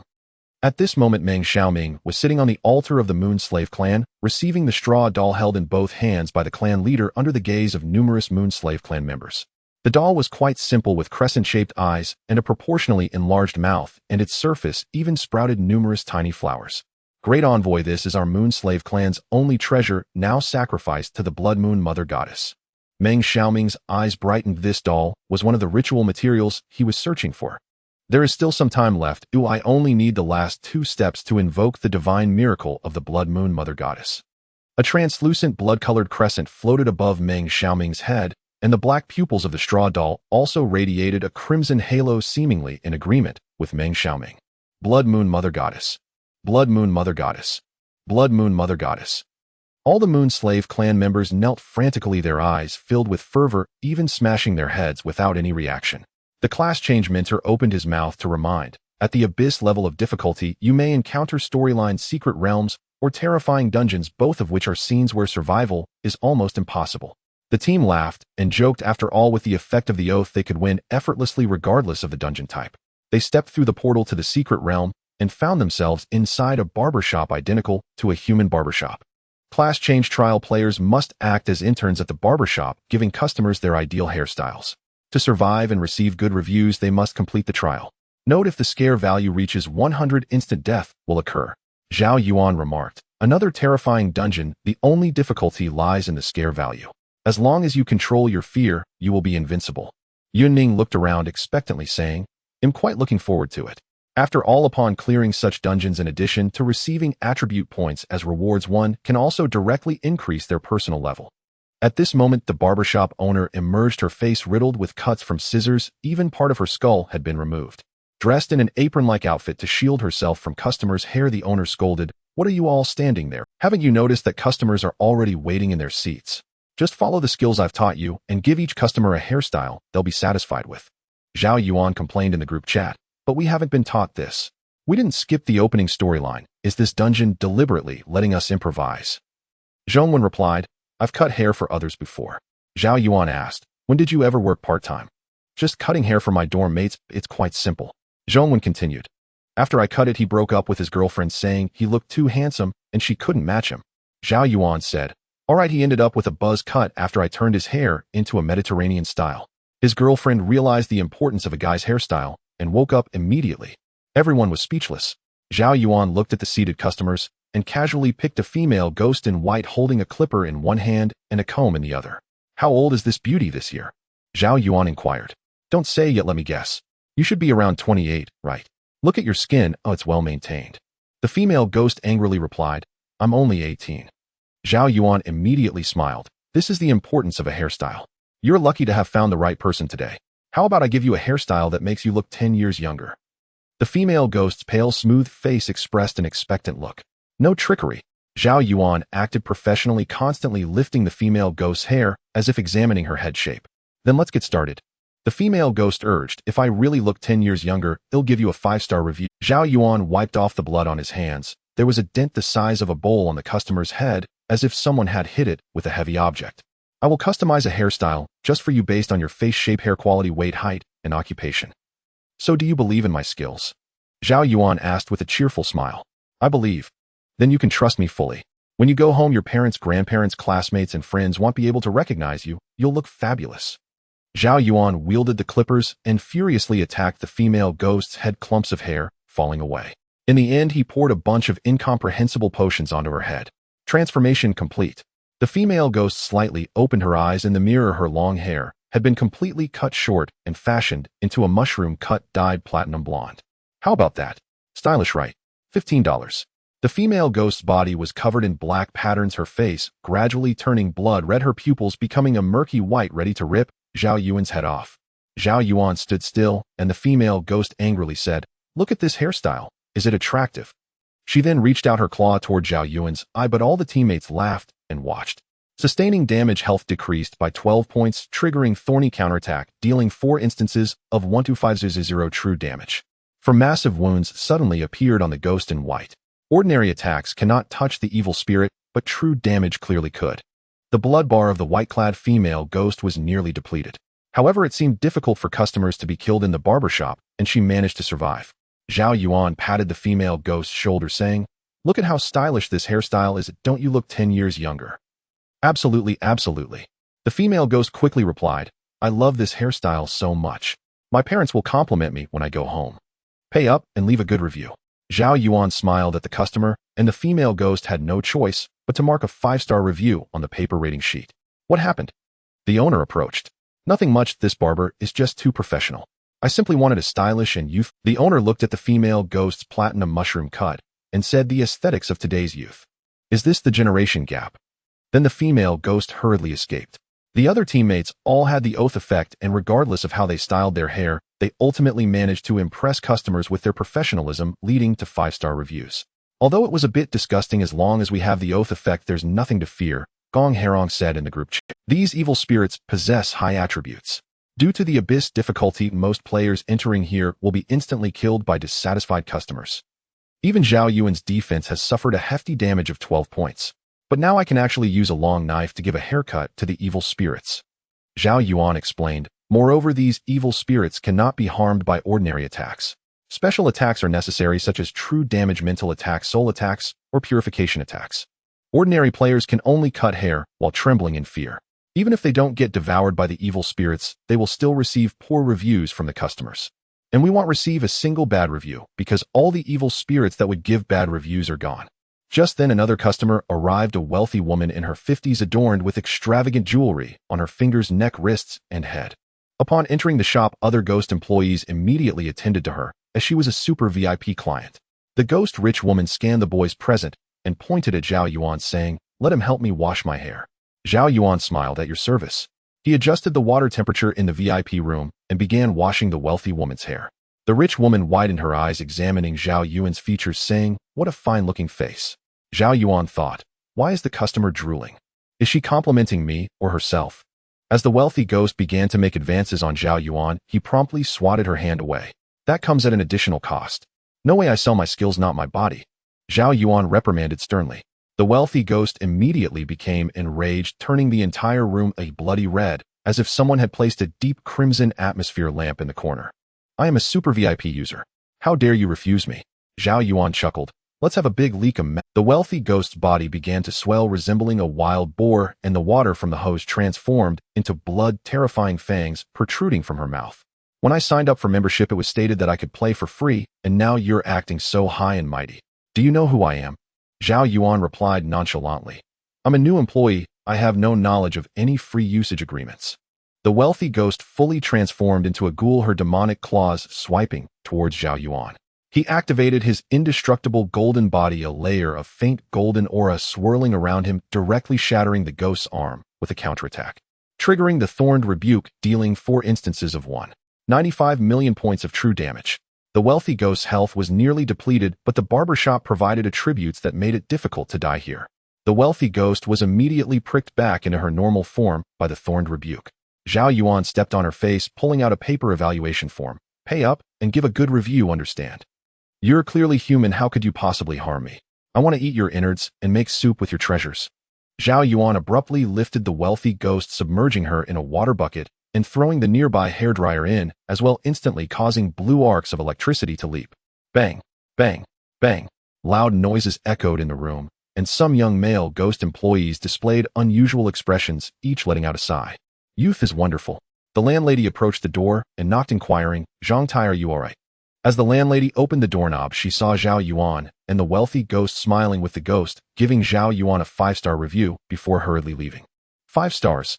Several male ghost employees around displayed expressions of disbelief. You can't judge a book by its cover. Appearances can be deceiving. I can only make Zhang Tai give a 1-star review. Not getting a bad review would be quite strong already. Zhao Yuan spoke. Nothing much, landlady. This is my evaluation form. The landlady scrutinized Zhao Yuan from head to toe before rushing off to style a customer's hair. Everyone spoke in the group chat. Is this the abyss level? It feels nothing like it. The physical exorcism is more effective than I imagined. Look, the stack of 5-star review forms is already piling up. If customers deliberately pick a fight, there's no need for Zhao Yuan's Thorn Rebuke. My 9-yang true chi can easily deal with them. Zhong Wen added. These customers will deliberately look for mistakes made by players, providing them with excuses to attack us. But what we fear most is when the enemy does not attack us. The true counterattack will directly shatter their teeth. Zhao Yuan remarked that Zhang Tai just now must be a very powerful evil ghost, having knocked off 156 points of my health. Terrifying indeed. It's been a long time since I've seen triple-digit damage. In that situation just now, if it had been an ordinary male player, they would have surely collapsed mentally. Where would they go to reason with that? VIP membership allows free play. If ordinary players come, they would probably end up with psychological trauma and side effects. Sun Qiyu was also nearby, stuffing a clipper into the evil ghost's ear and driving scissors into its skull. The evil ghost customer had never experienced such humiliation and immediately craved the taste of living flesh, only to be chilled to the bone by the Thorn Rebuke. Sun Qiyu tossed out an evaluation form. Hurry up and give a 5-star review, or you'll pay with your ghost life. The evil ghost was also defiant. How dare you? In the barbershop we can't die? Little brat, wait until the landlady arrives, and see if I won't make you jump into my mouth. Tap, tap, tap. The landlady was approaching, and Sun Qiyu coldly dragged the evil ghost customer out onto the street. This isn't the barbershop anymore. I want to try the feeling of dying a second time. No, I'll give a 5-star review. Don't kill me. At that moment, the landlady came over, seeing Sun Qiyu with his arm around the customer, chatting and laughing together. One might think they were brothers. Brother, you go back to work. I can walk on my own. No need to see me off, the evil ghost customer said, twitching at the corner of his mouth. Sun Qiyu laughed heartily. Then I won't see you off. Welcome next time. His fingers crackled with azure lightning, ready to obliterate the evil ghost at any moment, currently pressed against the ghost customer's back, having already melted a hole through its kidney. After the customer left, the landlady praised. This is an exemplary employee. How everyone should learn from him. Then she busily went back to caring for a big customer's hair. Looking at the pile of 5-star review forms on the table, everyone leisurely waited for the instance to conclude. Even the later arriving customers were told by Zhao Yuan to cut their own hair and then give themselves 5-star reviews, or they would have to let these evil ghosts meet Yama. Or perhaps go meet Hades. Chu Shaoqing said. As long as we complete today's work, we can finish the task without worrying about any repercussions. Zhao Yuan replied. Even if there are repercussions, I feel that all the customers combined could only give me a tickle. Completing this 4th turn trial, I still have the 5th turn trial to unlock. Zhao Yuan responded. We will soon reach level 70. After completing this instance, we can receive rewards for leveling up, and the more 5-star reviews we get, the more generous the rewards will be. We can completely finish both the 4th and 5th turn trials before heading back to rest. At this moment, a new customer walked in, and Zhao Yuan, feeling a bit bored, took the initiative to greet the customer. What hairstyle would you like? I am the top stylist here. The landlady is my aunt. You're lucky to have caught me when I'm free. Chief stylist. The yellow-haired punk customer looked at Zhao Yuan's hairstyle. How can I believe that? Your hairstyle really looks awful. Zhao Yuan continued to smile. Oh, I can't cut my own hair. Just tell me your thoughts. The punk customer said, recently my goddess replied to me saying she wants to meet my family. Zhao Yuan asked, what did your goddess say? The yellow-haired ghost replied, I said good night to her, and she replied, your mom. Zhao Yuan. Congratulations. Is this to change your hairstyle for a fresher impression on your goddess? The yellow-haired ghost said, make it neat, and a bit Japanese style. Do you know what Japanese style means? Zhao Yuan patted his chest and declared, I understand. Who could understand better than me? I've got it all figured out. 5 minutes later, Zhao Yuan used a hairdryer to give the yellow-haired ghost a brand new hairstyle. Looking at the golden hair scattered all over the floor, the yellow-haired ghost felt as if his heart was bleeding. On his nearly bald head rested a sushi-like curl. Is this what you call a slightly Japanese hairstyle? The yellow-haired ghost's body was adorned with faint, ghostly patterns, and a pungent, bloodthirsty aura emanated from him. Zhao Yuan said, isn't this Japanese enough? It's the hairstyle of a Sengoku general, neat and very Japanese. Isn't this exactly what you asked for? The yellow-haired ghost, furious, twisted his head around and pointed at the back of his head, saying, then what is this back here? Why did you shave a leopard for me? Zhao Yuan cheerfully replied, others get a money leopard logo, but I directly drew a money leopard logo on the back of your head, symbolizing that you will have great wealth this year, and that gold ingots will fall from your home. The yellow-haired ghost was devastated. Every time I step into a barber shop, it's an unknown challenge, yet every outcome ends with my utter defeat. He seemed to have seen through the ghostly life and took a puff of his cigarette, saying, they'll bring a few more people to take care of your business later. Zhao Yuan laughed. That sounds great. Good reputation means good publicity. The yellow-haired ghost exhaled a smoke ring, saying, you should bring a few more people too. Don't let it seem like I'm bullying you. Zhao Yuan immediately gave the yellow-haired ghost a hard punch, saying, pay up, give a good review, and don't threaten me. After a round of beating, the yellow-haired ghost found himself severely injured, saying, just wait, I'll go get reinforcements. Zhao Yuan watched the money leopard logo on the back of the yellow-haired ghost gradually fade away as he leisurely sat down in a chair waiting for the instance to end. An hour later, the yellow-haired ghost returned with a large group of punk youths surrounding the barber shop. Brother, this shop turned my noble hairstyle into this mess and even beat me up. These are all humans. Let's smash their shop and take the humans back to eat. Zhao Yuan glanced at the group, all young men with hair in various colors numbering in the dozens. Bullying my little brother is like bullying me, brothers. Smash the shop. Yun Ning interjected. Our mission isn't finished yet. We can't let the barber shop go out of business.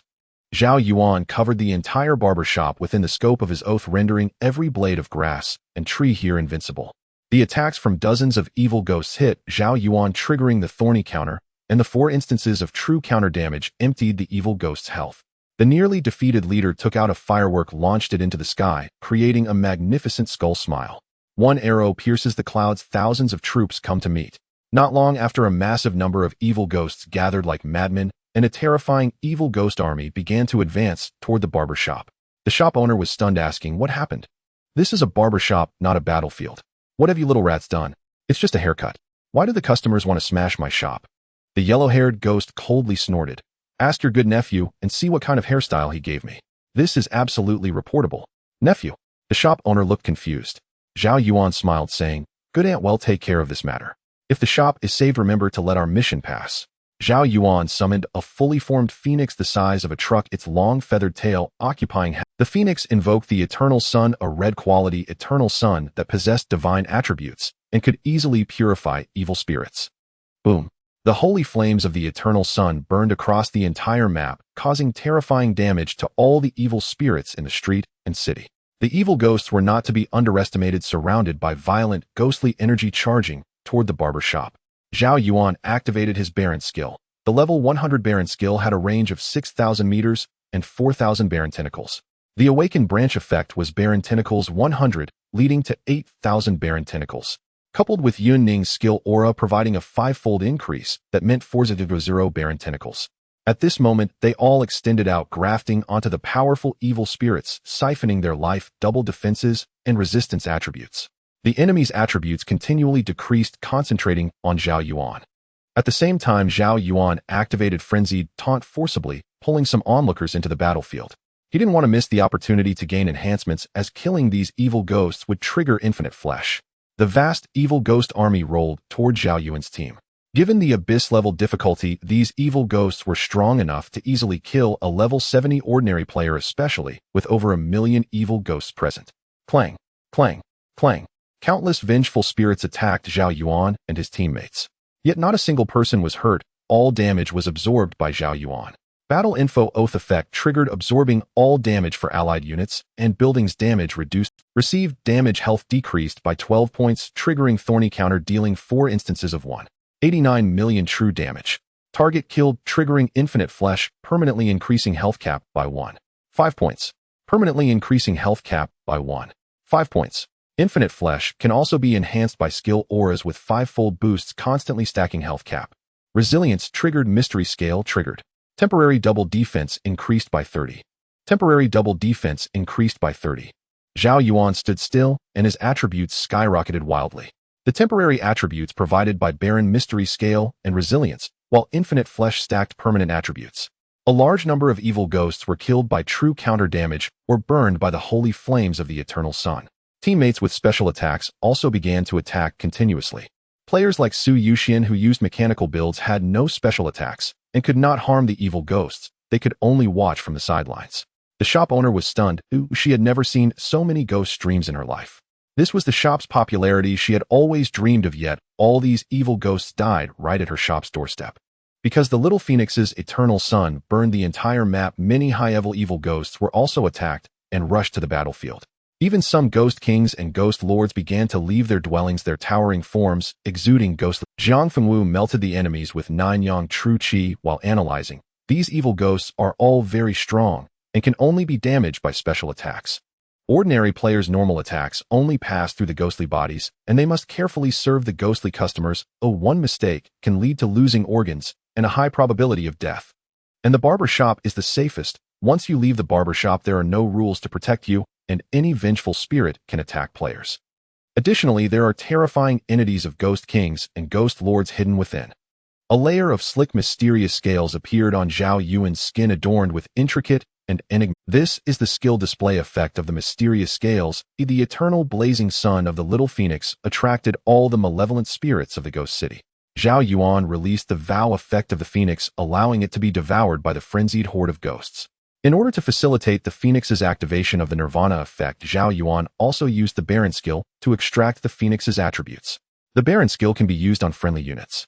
Zhang Wen looked at the pet that had transformed back into a phoenix egg and said, "The most tragic character of the year, Little Phoenix. Unfortunately, I haven't acquired a new skeletal summon yet, but the living extraction skill can still be used. These ghostly beings surprisingly possess skeletons within them. After transforming the malevolent spirit's bones into summons, I can trigger the bone self-explosion. Although it won't harm the malevolent spirits, it can still create a significant impact." Zhao Yuan was continuously attacked. The thorny reflective armor triggered thousands of times per second. Now it is praised thorny reflective armor, and each time he receives damage, it reflects 4 times. Initially, these malevolent spirits could slightly breach Zhao Yuan's defense, but as the battle continued, they found that Zhao Yuan was becoming increasingly resilient. Even some high-level ghostly beings could not break through Zhao Yuan's defenses. Zhao Yuan said, "I am the type that grows stronger with each battle. I fear not prolonged fights. I will annihilate all these ghostly beings, not to mention my permanent health limit is definitely at 5 million points." At this moment, a towering ghostly entity 30 meters tall charged at Zhao Yuan, its shoulders flowing with blood-red ghostly energy. It approached Zhao Yuan as if it were the force that shattered the Mount Buzhou. Zhao Yuan calmly activated the unbreakable golden body, gaining a 15-second boost of 300 to both defenses with a faint golden aura enveloping his body. The towering ghost was knocked, dazed, cracks rapidly forming on its shoulders and spreading. Soon its entire body shattered completely. Zhang Fengwu infused his sword with 9 yang true qi and executed the flying sword killing technique. A flash of cold light pierced through hundreds of malevolent spirits, leaving melted traces at their wounds. Swords come. A multitude of silver-white long swords surged from Zhang Fengwu's backpack, neatly stacking behind him. Each blade's tip burned with crimson gold, true energy, resembling a dragon returning to the sea, wildly slaughtering among the horde of malevolent spirits. The landlady shouted from behind, "Stop, stop. You all cease at once." Over 10,000 malevolent spirits were being slaughtered in a frenzy, and Zhao Yuan's dual defenses had reached an extremely terrifying level. And Zhao Yuan possessed a 55 dual defense penetration immunity attribute. At that moment, a towering malevolent spirit emerged, a tall, wrinkled, old man figure, shrouded in darkness. It approached the barbershop step by step. Chairman. Quality Monarch level. Level LV 70. Health 80 million. Mana 7 million. Strength 1 million. Constitution 1. 5 million. Agility 800000. Intelligence 1 million. Skills Invasion, Telekinesis, Rational Flood. Could it actually be a Monarch-level malevolent spirit? I wonder if it has bones. Zhao Yuan said with anticipation. After one awakening, I chose the branch effect that increases the preservation of skeletal attributes by 15. The other branch increases the limit of skeletal summons. If I can obtain a Monarch-level skeleton, then the bones will inherit 65 of the original bonus attributes, and I can completely compensate for my previous losses. Yun Ning asked, should we activate the evasion aura? After all, it's a Monarch-level spirit. Enhancing survival capability might be safer even if it reduces the frequency of thorny reflections. Zhao Yuan replied, no need to activate it for now. I want to test the newly acquired skill. A slender pale purple tentacle extended from Zhao Yuan's body, embedded with dense human teeth, tongues, and fingers grafted onto the chairman. Zhao Yuan activated the light golden wings effect, allowing him to fly at low altitude for 3 minutes, which means he can only fly 3 meters above the horizontal surface. Zhao Yuan activated the light golden wings effect, allowing him to fly at low altitude for 3 minutes, which means he can only fly 3 meters above the horizontal surface. The giant chairman used the telekinesis skill, uprooting nearby towering buildings with brute force, causing them to all float in midair, including the barbershop, which began to deform severely. Zhao Yuan immediately designated the foundations surrounding the barbershop as friendly units, allowing this ground to be preserved. Hundreds of colossal buildings were swept up by the terrifying telekinesis, tracing arcs in midair as they plummeted towards the barbershop. Zhao Yuan activated the golden sculpture skill, and a golden patterned statue appeared behind him, resembling neither a Buddha nor a mythological figure. It was indeed Zhao Yuan's own golden body, radiating layers of pure halo. Zhao Yuan gained an invincibility effect lasting for 8 minutes. The 5-fold bonus of the skill aura only applies to the priority of the golden sculpture skill and does not increase the invincibility duration by 5 times. Hundreds of towering buildings crashed down like meteorites near the barbershop, completely shrouding the area in rubble. Dozens of sharp blade winds sliced out from within, cleaving through earth and steel, while the barbershop stood unscathed in its place. Suffered telekinesis skill attack, immune to all damage under invincibility effect. Triggered thorny reflective armor, causing 4 instances of 5 million points of true damage. The giant chairman's body developed slender cracks, and a torrential blood gushed from the wounds, though this blood was a dark viscous liquid. The chairman's health of 80 million was directly reduced by 20 million. Meanwhile, massive pits appeared on the nearby ground, remnants of the surface buildings excavated by the telekinesis. With 8 minutes of invincibility, it meant that all teammates also possessed a true invincible state for 8 minutes, allowing them to unleash their attacks. Among them, Chu Ziking's Longinus Spear filled one with anticipation, as after awakening, Chu Shaoqing chose the branch effect that increases the chance of fatal strikes.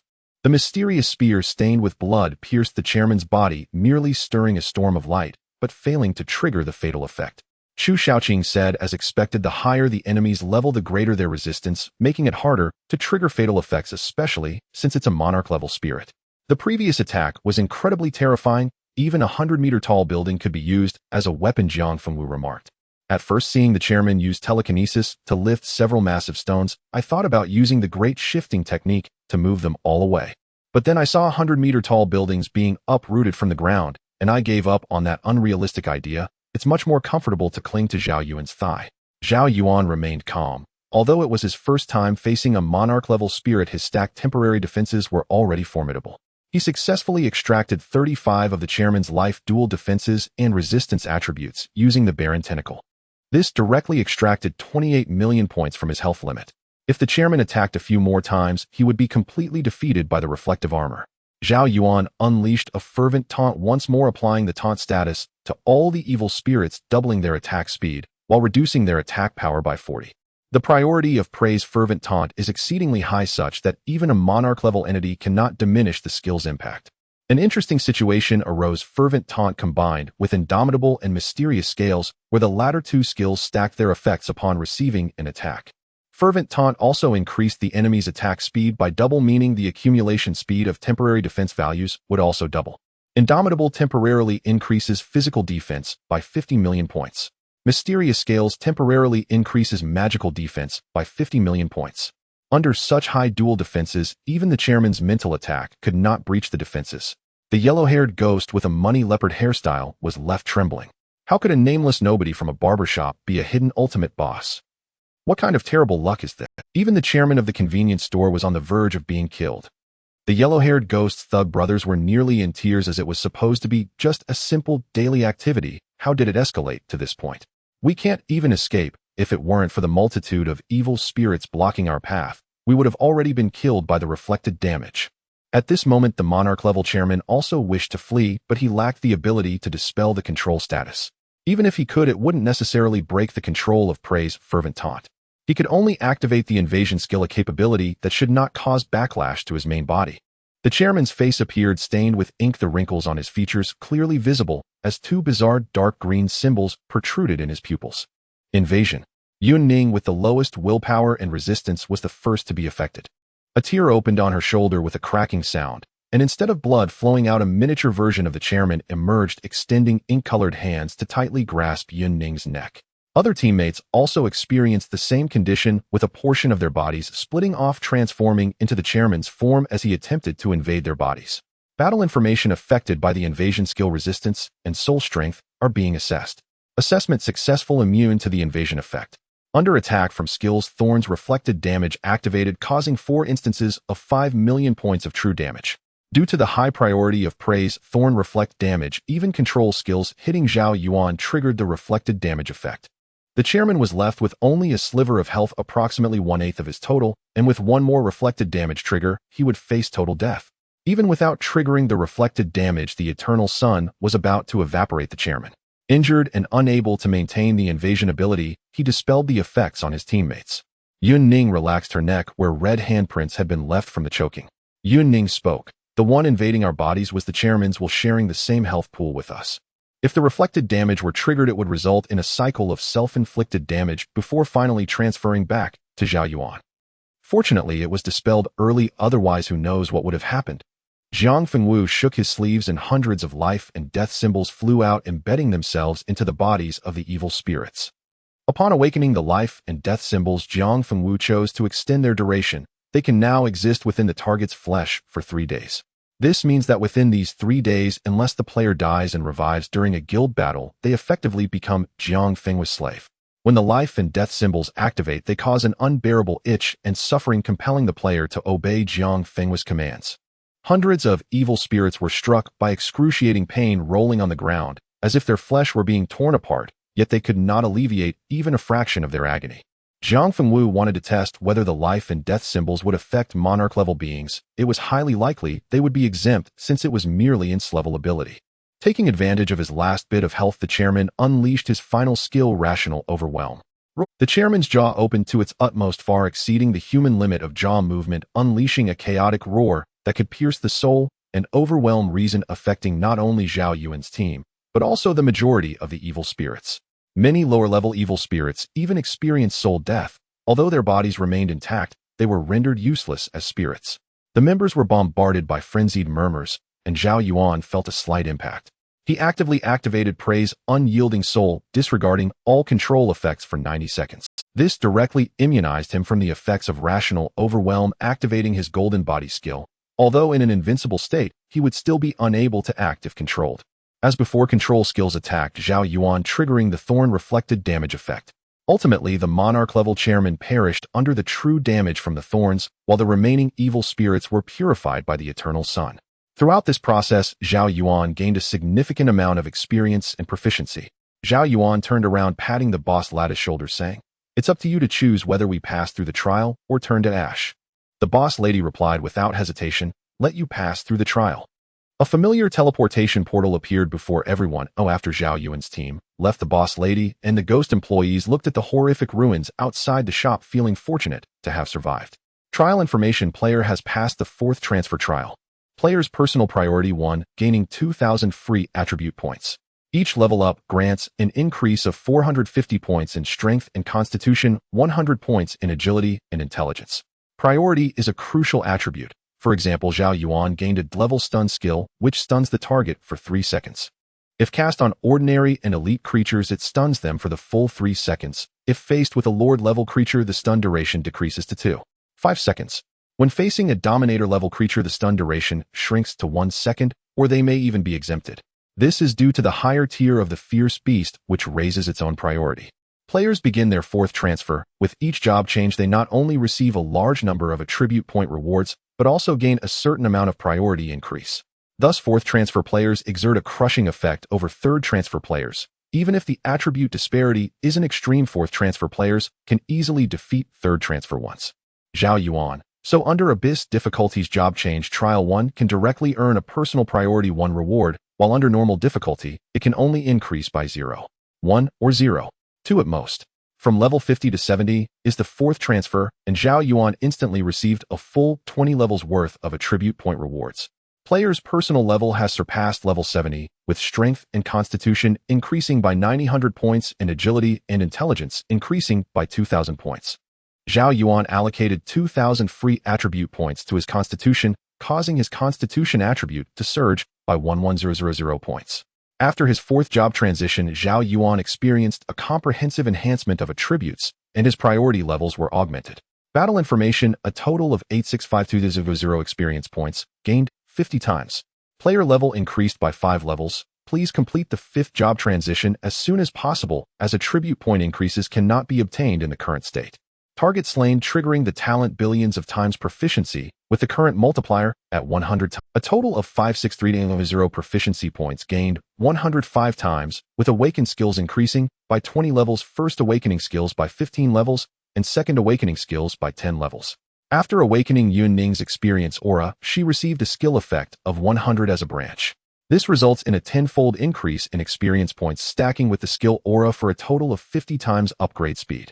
Yun Ning spoke, as you level up, the experience points required increase exponentially, even 50 times the experience only allowed for a 5-level increase.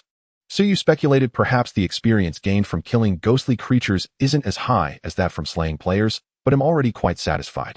Ordinary players would take several months to level up, even once at level 70.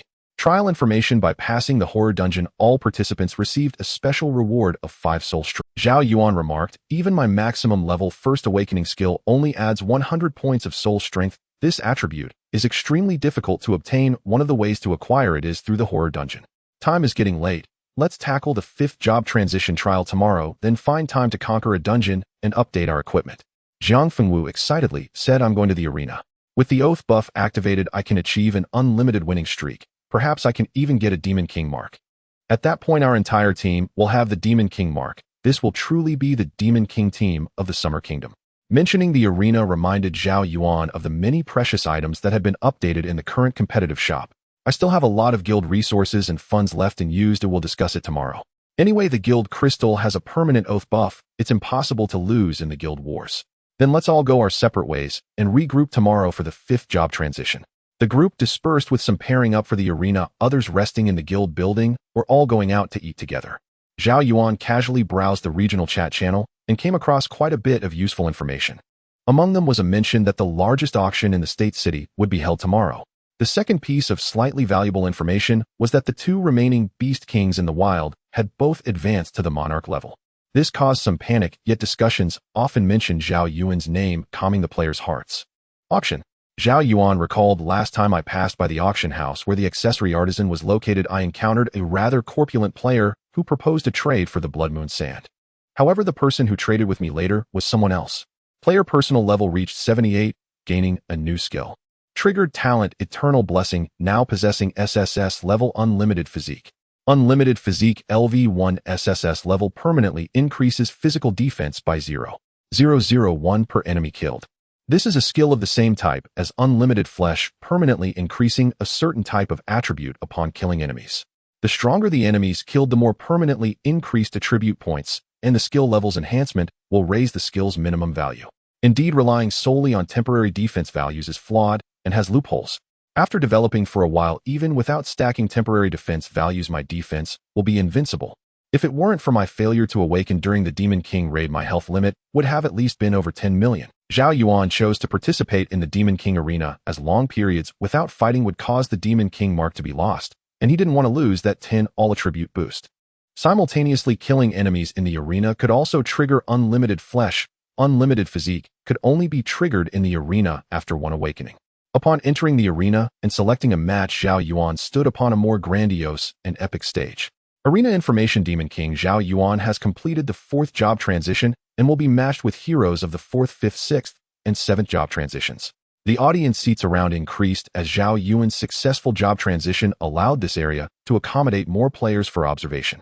Opposite Zhao Yuan was a female player wielding a bracer and military knife with sharp facial features and striking blue eyes, a typical Western appearance. That's right, I haven't encountered a single hero from the Summer Kingdom in this Demon King arena, as it is rare for Summer Kingdom players to come and challenge their own country's Demon King. Once the Demon King grows, there's a high probability they will become the pillar of the protectorate. Most challengers are heroes from other countries looking to intercept. The female player wielding the bracer and military knife had an indifferent gaze like that of an executioner. Clad in light white armor, though outwardly calm, she naturally felt nervous facing the notorious Demon King of the Summer Kingdom. Zhao Yuan reflected on the rules of the Demon King arena. If the Demon King kills a hero, they can continuously upgrade their Demon King mark and enjoy many arena privileges. Conversely, if a hero defeats the Demon King, they can inherit the opponent's Demon King mark and become a rising generation of powerful figures, replacing the old Demon King to rule the arena. Thus, the total number of Demon Kings generally does not decrease unless a Demon King is truly killed, causing their Demon King mark to be completely lost, or they lose the mark after a long period without participating in the arena. The Summer Kingdom, Beautiful Nation, and other countries have their own Demon King players with fierce competition among various countries, and sometimes even Demon Kings from different countries engage in duels. Players in the stands continuously discuss the infamous Summer Kingdom Demon King. Zhao Yuan loves to do nothing more than trap enemies in guild battles, slaughtering them down to level 0. 2 spectators from Beautiful Nation seem to know each other. Our country's interception plan actually failed. It's not like we haven't killed Summer Kingdom's Demon King players before. Both success and failure exist, but this time it's the most tragic. Our Beautiful Nation's level 7 guild leader, along with over 10,000 elite members, were all killed back to level 0. Almost all players were discussing this matter. After all, it was a Demon King raid. Several players from the Cherry Blossom Nation also spoke up. I heard Beautiful Nation even used Aurora Magic Boxes, Diamond Magic Cubes, and Binding Talismans to target Zhao Yuan. The luckiest one among them was killed 7 times. The 3-second countdown has ended. This nameless rookie on the left is definitely no match for Zhao Yuan. As the battle commenced, Zhao Yuan activated the Yinhua Wind Cloak, capable of scorching 4 times per second. With his current health and defensive attributes, the opposing military knife player would undoubtedly fall within 7 seconds. At this moment, a red halo appeared around Zhao Yuan, marking his heart. The military knife player then activated a sprint skill, wielding the knife with the precision and elegance akin to a fencer, locking onto the position marked by the red halo. Zhao Yuan remained unfazed. After all, this was merely a level 75 player. Even with the bonus from armor-piercing skills, it was impossible to break through his defenses. Surprisingly, the sharp knife in the female player's hand snapped, its durability reduced to 0. Following that, a mere touch from the fourfold true damage caused her to dissolve into a stream of data. With a blocking shield in hand, Zhao Yuan nullified the fatal damage to critical areas. Whether it was a slash to the neck, a stab to the heart, or a puncture to the spleen, none of these common fatal attacks held any significance for him. Indeed, this Demon King from Xia country was too formidable. He could only wait for a 7th transition warrior to challenge him, as a 6th transition would only be courting death. The audience remained calm as the demise of the military knife player was a foregone conclusion. Where are the SS level abilities from other regions? Why aren't they here to snipe Zhao Yuan? All of them were SS level abilities. In a situation of overwhelming high levels, Zhao Yuan would certainly be at a disadvantage. Need I say more? These SSS abilities have all become Demon King players in their respective regions. Zhao Yuan has yet to unlock the mode where Demon Kings battle each other, hence very few can match him. Thus, Zhao Yuan continued his path of dominance, even encountering level 90 players whom he easily dispatched. He didn't even reveal a single trump card. With most of his passive abilities, he was already invincible in PvP. Arena Information: Victory in battle, gain 9,000 experience points, 6,500 skill proficiency, 7,000 competition coins, and 366 Demon King points. Now Zhao Yuan earned over 700 competition coins for each arena match, often finishing in less than a minute. He was almost tired of the 3-second countdown. He wished he could skip the 3-second countdown and dive straight into battle. Having won over 100 Demon King arena matches in a row, he had accumulated enough points for a second-tier Demon King mark. Demon King mark upgraded to third tier. Third-tier Demon King mark 15 reduction in arena consumption, all attributes 15. The mark will be lost after breaking the winning streak. With my personal Demon King mark and the guild's Demon King mark, that's already a 30 boost to all attributes. Moreover, the 500 competition coins have returned to a positive number, allowing for the purchase of many items. At this point, it was already past midnight. Zhao Yuan felt mentally fatigued, so he teleported to the guild building and closed his eyes to rest. A brand new day began as Zhao Yuan rose from the guild leader's exclusive bed, the leader's room being the most luxurious and spacious. Just as he stepped out, he encountered Zhao Yuan in the hallway. Zhao Yuan began. The body of the monarch-level chairman we killed yesterday was filled with thick black blood. Not only were the bones missing, but even the organs were absent. Thus I did not obtain the monarch-level skeletal summon, but now I have. Zhao Yuan raised an eyebrow. Are you saying a new monarch level has appeared? Yesterday I saw in the regional chat that 2 other beast kings in the wilderness have been promoted to monarch level. Is it possible that the beast kings are staging a beast tide to attack the city? Zhao Yuan replied. It's those 2 beast kings, one a blue lion and the other a solitary toad. However, they haven't initiated a beast tide. They are merely hunting a team of players in the wilderness. If we hurry, we can encounter these 2 monarch-level beings. Zhao Yuan's eyes sparkled with excitement, as this meant he could obtain 2 monarch-level skeletons. With Zhao Yuan's strength, defeating 2 monarchs would be a walk in the park, while also gaining substantial experience points. Let's go, we can have breakfast on the way. Zhao Yuan gathered his team. First, we'll take down these 2 monarch-level beast kings, and then proceed to the second-tier main city for the 5th transition trials. All the teammates were over level 70 and had acquired brand new skills. Notably, Yun Ning's S-level Holy Aura could grant holy value to allied units. The higher the holy value, the greater the resistance to abyssal pollution. Of course, the holy value can also purify evil creatures. Yun Ning explained. Zhao Yuan nodded in agreement, a formidable aura indeed. In the later stages, our enemies will primarily be from other regions and the polluted beings of the abyss. Having the holy aura significantly increases our chances of survival when facing abyssal pollution in the... Additionally, there was Gong Huairong's S-level Eye of the Heart, similar to observation haki, which is a skill that enhances perception. With the S-level Eye of the Heart, Gong Huairong could almost never be ambushed, whether by melee attackers or snipers, as he could sense danger in advance. Zhao Yuan's S-level Gate of Bones summoned a massive skeletal gate from which hundreds of skeletal units would emerge every second. As long as the skeletal gate wasn't destroyed, it could continuously summon skeletal units without limit. With my new skill combined with the Oath effect, the skeletal gate becomes an indestructible unit capable of ceaselessly summoning skeletons. These skeletons can replenish my summon inventory and act as self-exploding units, charging into the enemy ranks to initiate a skeletal self-detonation. However, the skeleton soldiers summoned from the gate cannot exist permanently. After leaving the combat state for a period, they will lose their effectiveness and turn into ordinary bones. Sun Qiyu, of course, received the subsequent evolution of the Legion formation. The level 6 Sun's Linked Blossom formation, the level 7 Stars Slashing formation, the level 8 Gate Golden Lock formation. Sun Qiyu looked forward to it. Soon my army formation skill will be unlocked to the 10th formation, which is quite exciting. The troop attributes enhanced by the 6 Sun's Linked Blossom formation share a portion of damage collectively. The troop attributes enhanced by the 7 Stars Slashing formation focus on attack power, while the 8 Gate Golden Lock formation increases accuracy. Subsequently, the team members teleported to the State City, though players could leave the State City as early as level 60 to enter the second-tier main city. In order to undergo the 5th transition, one must enter the second-tier main city. However, the team members reached level 70 right after the Demon King raid, so they hadn't had time to teleport out. Jiang Fengwu remarked, the permissible player level range in the State City is between level 30 and 60. However, it is rare for players like us to far exceed that level.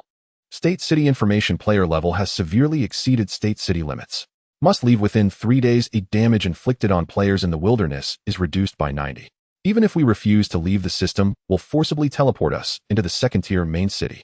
The system enforces strict restrictions on different level areas, allowing novice players sufficient growth opportunities. Even if high-level players enter lower-level areas at great cost, most attributes will be sealed, making it not worth it, and they might even suffer setbacks. Zhao Yuan concluded.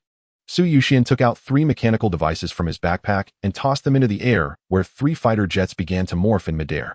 Through the radar of the fighter jets, Su Yuxian easily captured the coordinates of 2 Lord-level Beast Kings, their life energy radiating like 2 bright flames moving across the radar screen. The group boarded the fighter jets and arrived at the target area within 15 minutes, where the 2 Lord-level Beast Kings were chasing a high-level team from a level 7 guild. The president of the level 7 guild could not even withstand 3 attacks from the Lord-level beings, and it wouldn't be long before this team would be annihilated. Zhao Yuan felt something was off in the back seat of the fighter jet. Why would 2 Lord-level Beast Kings choose to team up? Aren't Beast Kings supposed to kill each other to evolve? Also, how did these 2 Beast Kings ascend to Lord level? Originally, there were 3 half-step Lord-level Beast Kings competing against each other.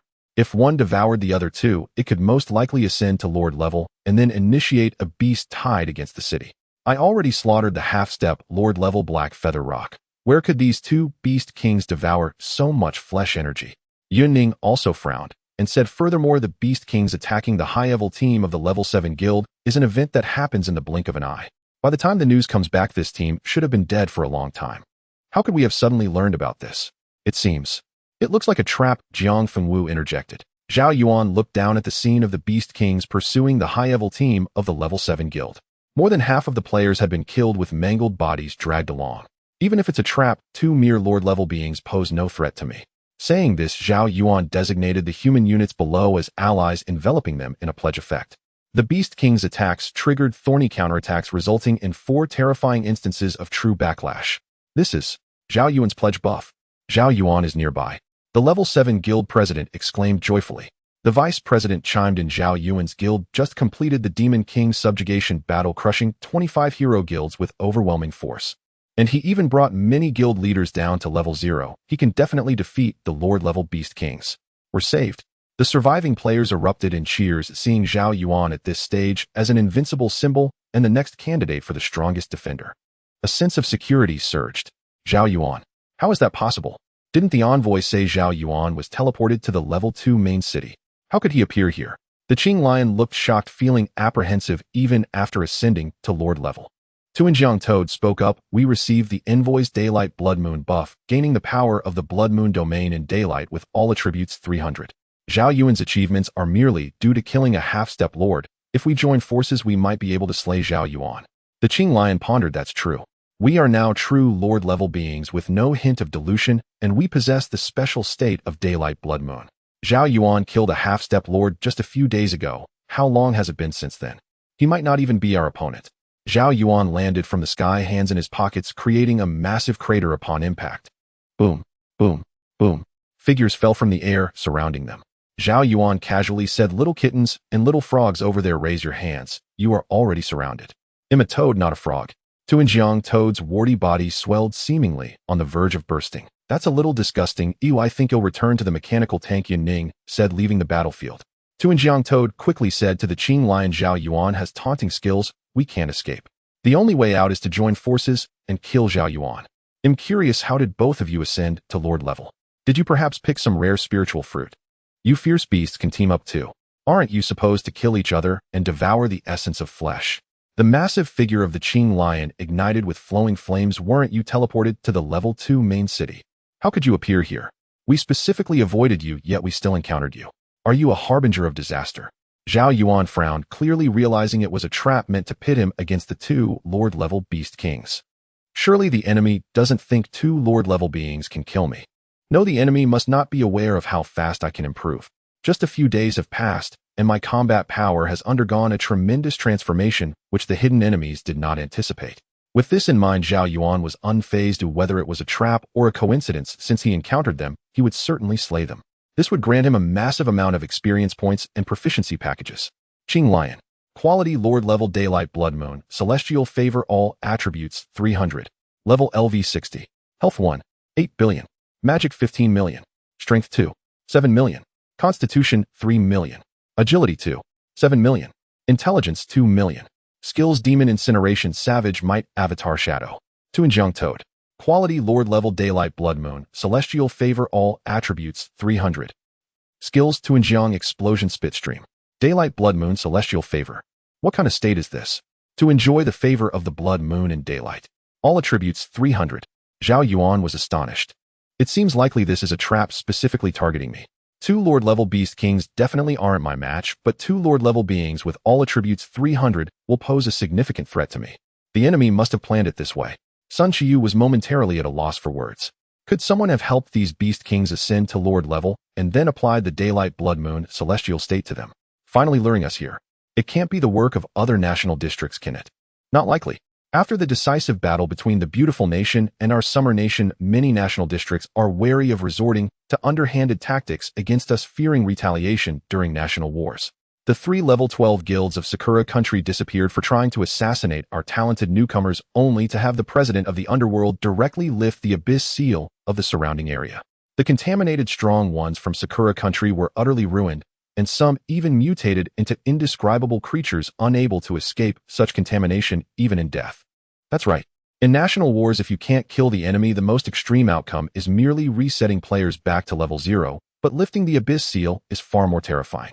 These contaminated players will forever become part of the abyss. Thus, this trap targeting us is unlikely to be the doing of another national district. It feels more like an internal incident within our summer nation. What does it matter if they are Lord-level beings with all attributes 300? It's merely an experience package worth 1.8 billion health points. Oh, let's slay them and see.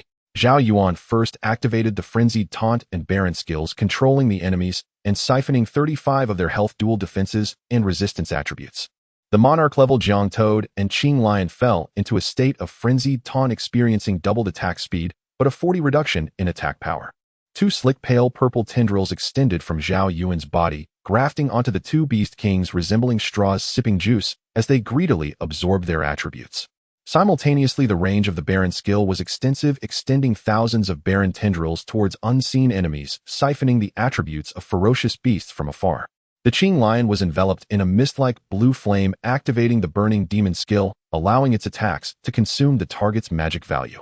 Similar to Gong Hailing's Soul Ignition skill, the Qing Lion unleashed its savage might ability, lunging at Zhao Yuan with a fierce bite.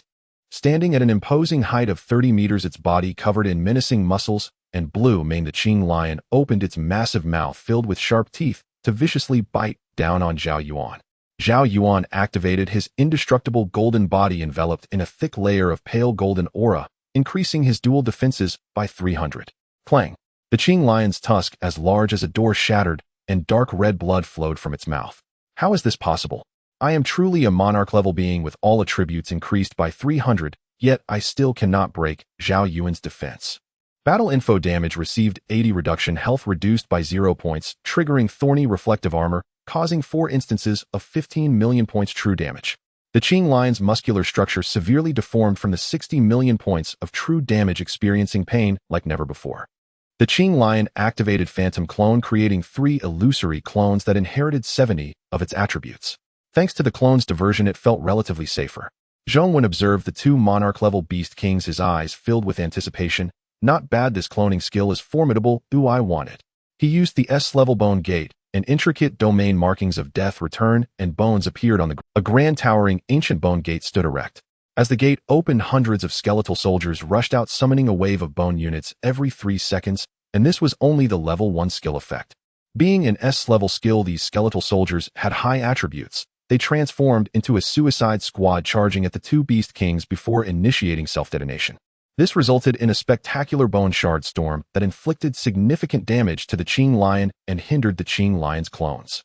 Simultaneously, Zhao Yuan also used the living bone extraction skill, activating the skeletons within the 2 Beast Kings, causing them to gradually struggle free. Zhao Yuan spoke. With the vow effect active, this bone gate becomes an indestructible unit.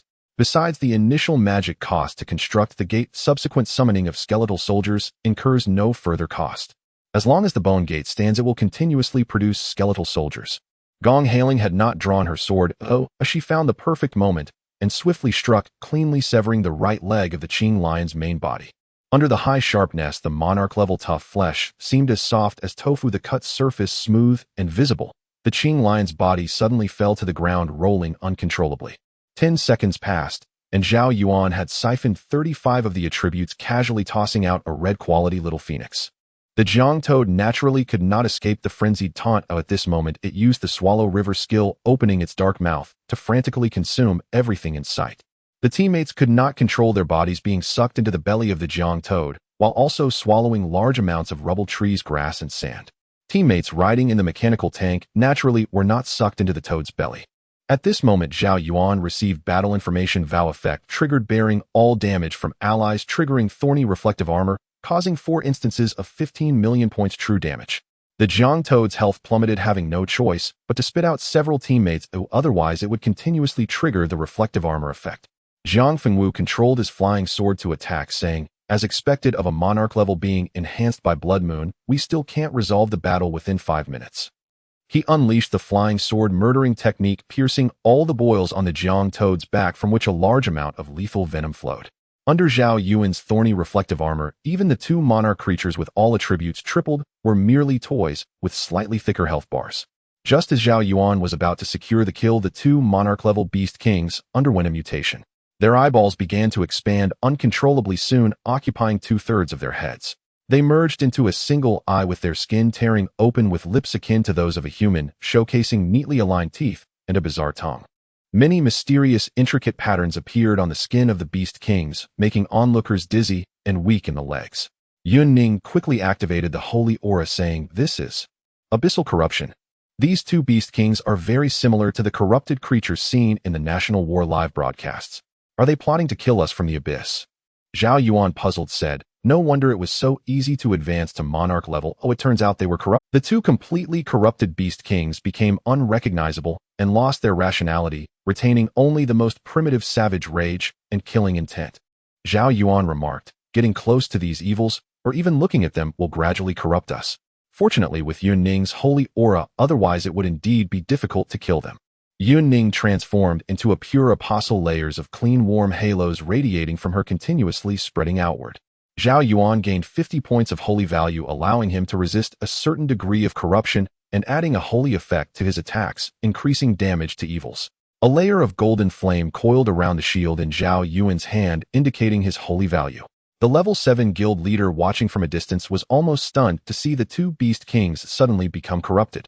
In the next moment, they too began to be covered in corruption, growing excessive and miscellaneous organs, and even their features began to distort. Fortunately, Yun Ning's holy aura also enveloped them, purifying the unknown corruption.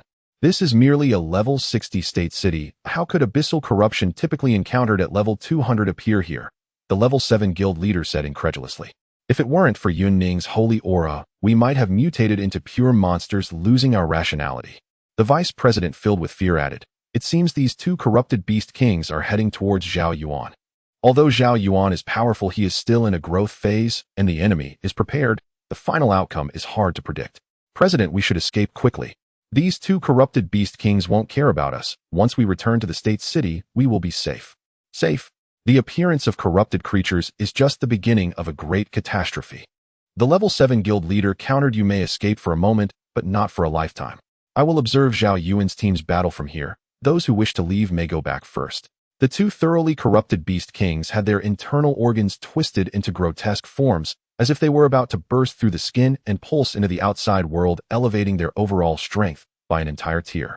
For when the abyss corrupts a target, it robs them of reason and plunges them into madness, while simultaneously surging their power.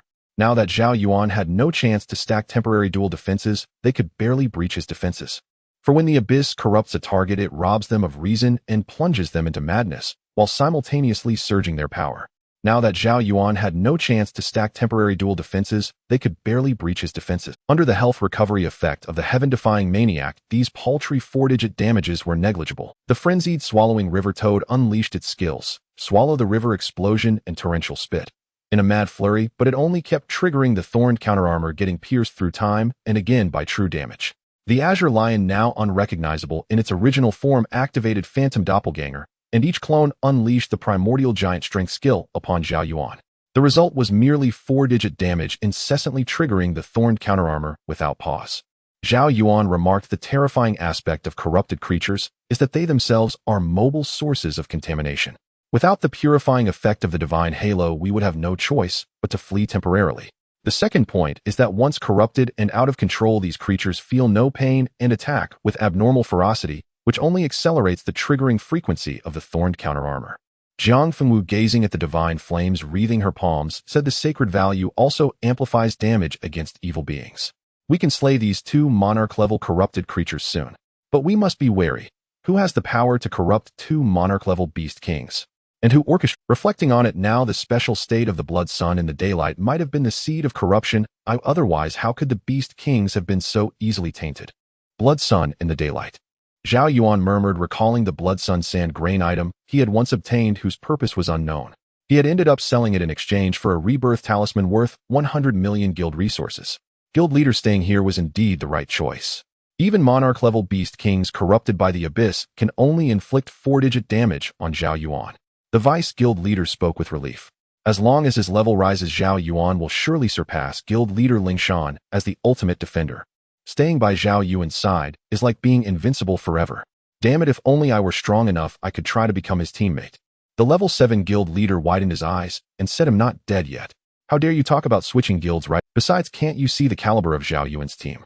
Each one of them is a powerhouse capable of standing alone, crushing guild leader-level combatants. 10 minutes later, the health bars of the two heavily corrupted monarch-level beast kings were depleted, with Zhao Yuan's Thorn Armor accounting for 9/10 of the boss damage. Even the Little Phoenix's Eternal Sun couldn't keep up, as it was a map-wide area attack, and its single-target output was naturally not too exaggerated. Boom. The familiar golden radiance enveloped Zhao Yuan, and his level rose by 4. The two colossal monarch-level beast kings collapsed to the ground.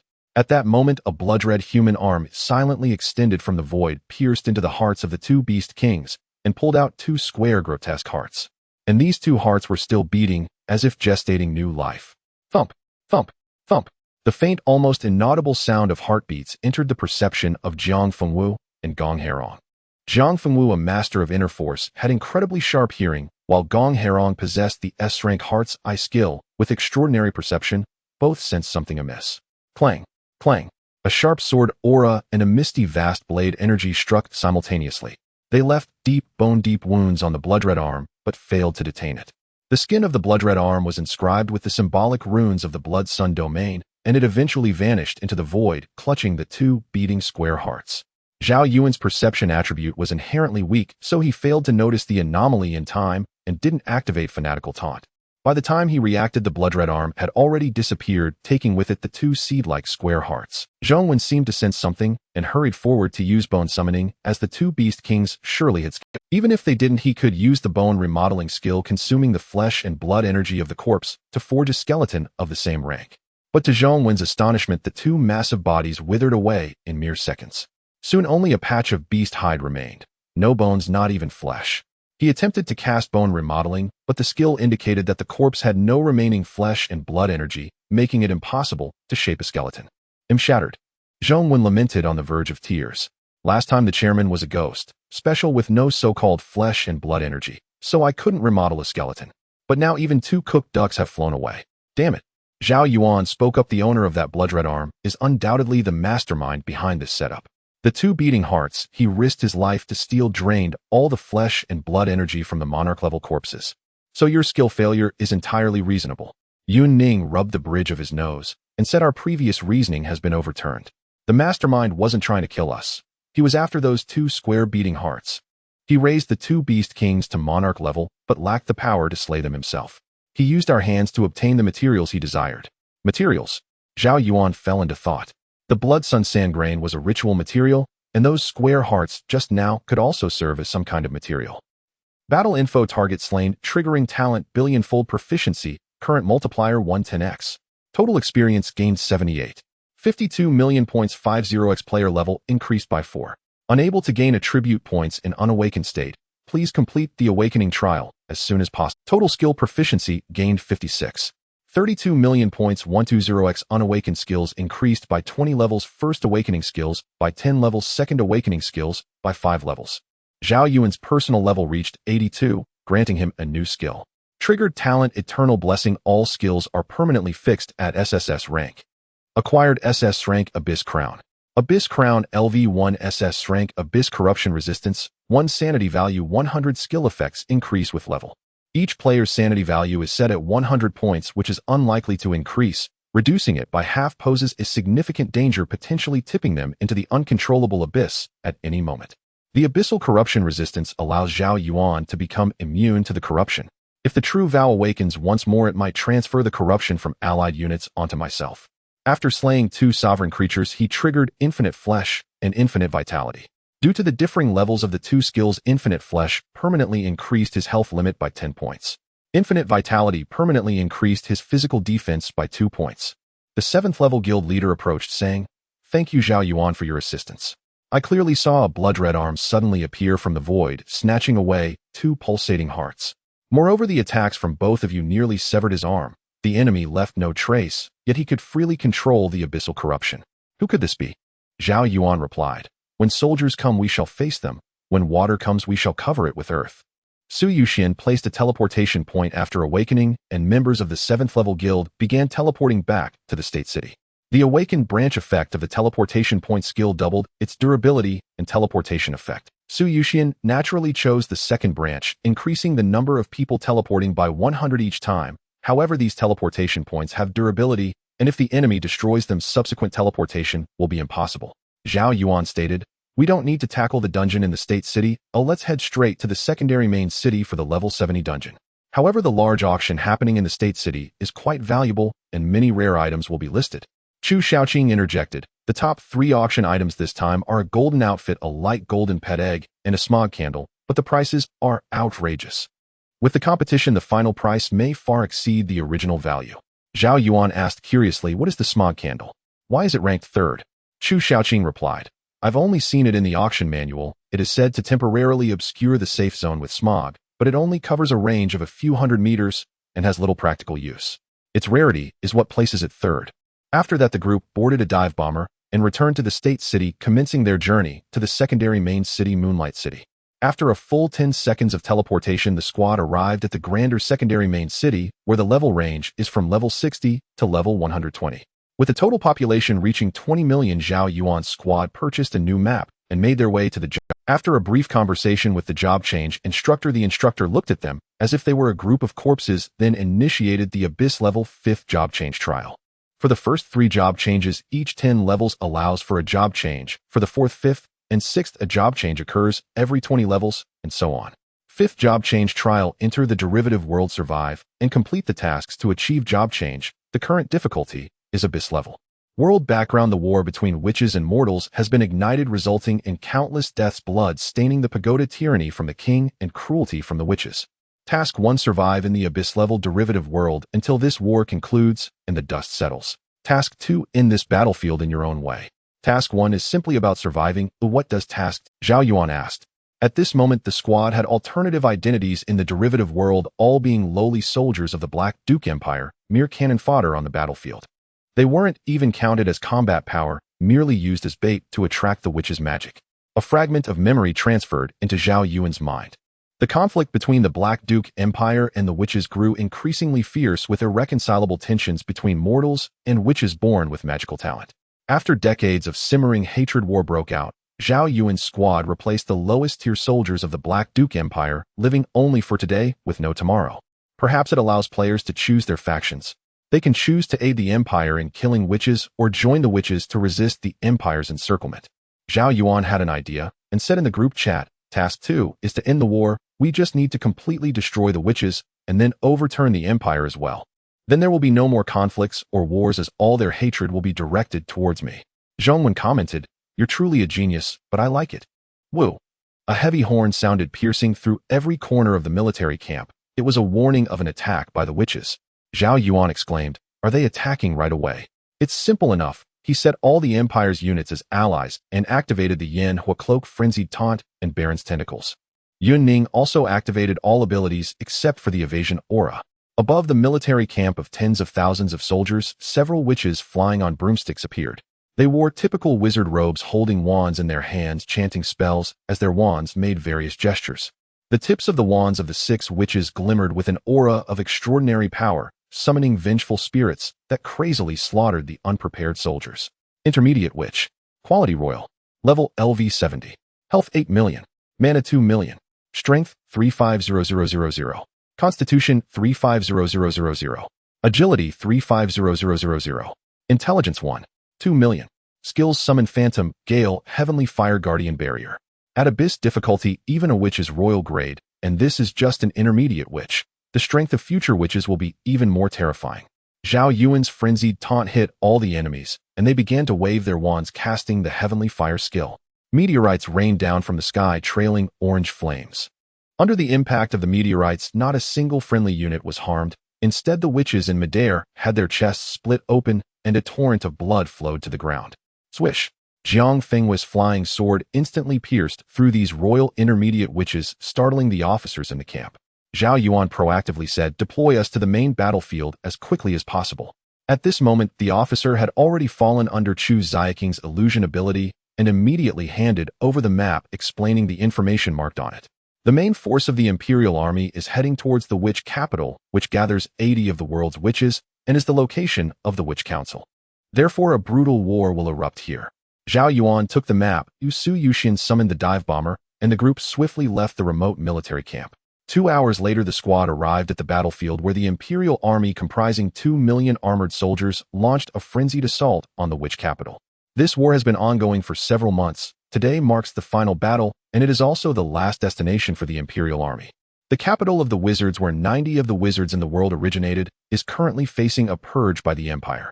Most of the wandering wizards have returned early, including many powerful and mysterious legendary wizards.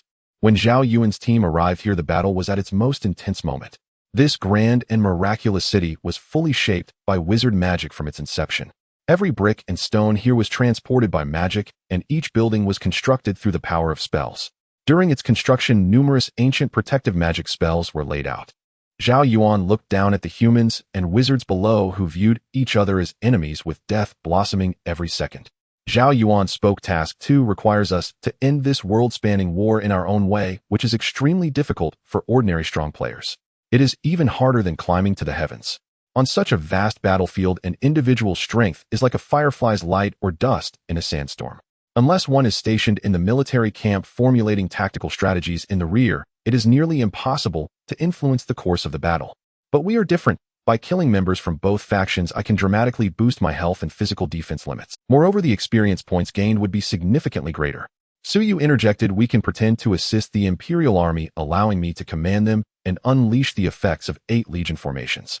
After destroying the wizard faction, we will then push against the Empire to slay the tyrannical king." Yunning agreed. Indeed, there are too many legendary wizards in the capital. While they may not be our match, killing them is quite time-consuming. Furthermore, breaking through this miraculous city requires a substantial amount of time and cannon fodder. Utilizing the strength of the Imperial Army could accelerate our progress in this trial. Zhao Yuan nodded. "First, let Chu Xiaoqing activate the group invisibility. We will infiltrate the Imperial Army's command post, then release the illusion ability, allowing Sun Qiyu to take command of the military." As Zhao Yuan's words fell, Chu Xiaoqing produced an ancient hat, inscribed with patterns of death and return from the void. All members of the team, including the diving warplane, gradually vanished, as if they were sketches erased. Chu Xiaoqing entered the Imperial Army's command post, which was filled with high-ranking Imperial generals, all at the threshold of being half-step monarchs. Chu Xiaoqing said the awakening effect of Hades' invisibility hat increases the invisibility level by 1, and there are no flaws when facing half-step monarch-level Imperial generals. She then activated the steer skill, the Little Match Girl, and under the 5-fold enhancement of the skill aura, all the generals fell into an illusion. At that moment, the true commander became Sun Qiyu. The large-scale battlefield was his specialty. It is said that professional matters should be left to professionals. After Sun Qiyu took command, the buff from the 8 legion formations was reflected on the panels of all the Imperial Army. The combat power of the Imperial Army suddenly surged, and then Sun Qiyu unleashed 5 celestial skills, attempting to turn the battlefield into their home ground. However, the entire wizard capital was a magical fortress, and the extraordinary magical powers rendered the skies above the city immune to celestial skills. Zhao Yuan said, "You command the Imperial Army here while we break through the magical barrier of the wizard capital." Zhao Yuan's team all donned the uniforms of Imperial generals, equipped with prestigious swords embedded with tiny gemstones. On the front line, the Imperial Army's firearms and cannons could not breach the surface magical barrier of the wizard capital. Numerous magical attacks crossed the distance, inflicting heavy casualties on the Imperial Army. A communications soldier rushed to the front line and reported, "Commander, the Empire has dispatched a powerful squad said to be specially responsible for protecting the king, having come to support for this war." The officer's first reaction was disbelief, for the king of the Black Duke Empire was a cruel tyrant who ruthlessly slaughtered wizards fearing that mysterious magical powers would dethrone him. If there were no wizards in the world, only mortals, he could rest easy. The king's brutality, cowardice, and bloodthirst were notorious. How could he possibly send his protective squad onto the battlefield? Wasn't the king himself worried about wizard assassinations? As this frontline officer was perplexed, Zhao Yuan's team approached him. "So young." The officer frowned and said, "His Majesty the King has just experienced 2 assassination attempts by wizard counselors. How could he dispatch his exclusive squad?" Zhao Yuan replied with a smile, "Rest assured, our team has only half here. The other half is the strongest. With them here, His Majesty's safety is absolutely ensured." The officer remained skeptical, and Chu Shaoqing directly employed her illusion ability, turning most of the Imperial Army's commanders into allies of Zhao Yuan's team. Zhao Yuan smiled and said, "The fuse of this world-spanning war is the assassination incident of the wizard counselors." Sun Shiyu remarked in the group chat, "This wizard capital is as solid as a fortress, perfect in both physical and magical aspects.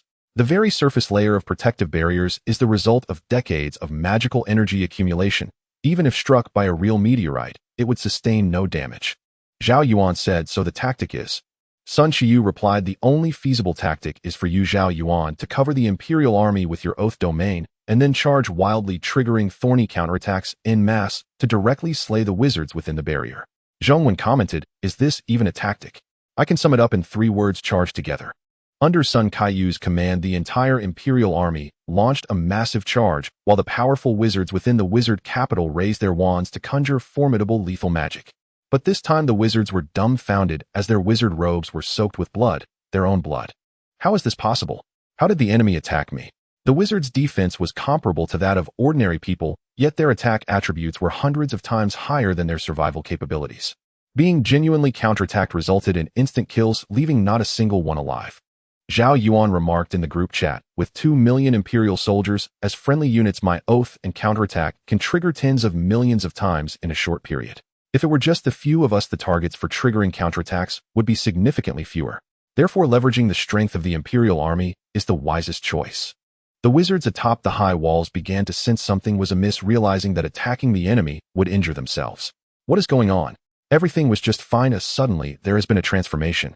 A few high-level wizards tried to cast control magic earlier, and the result was the same. Their internal organs were nearly shattered, dead beyond recovery.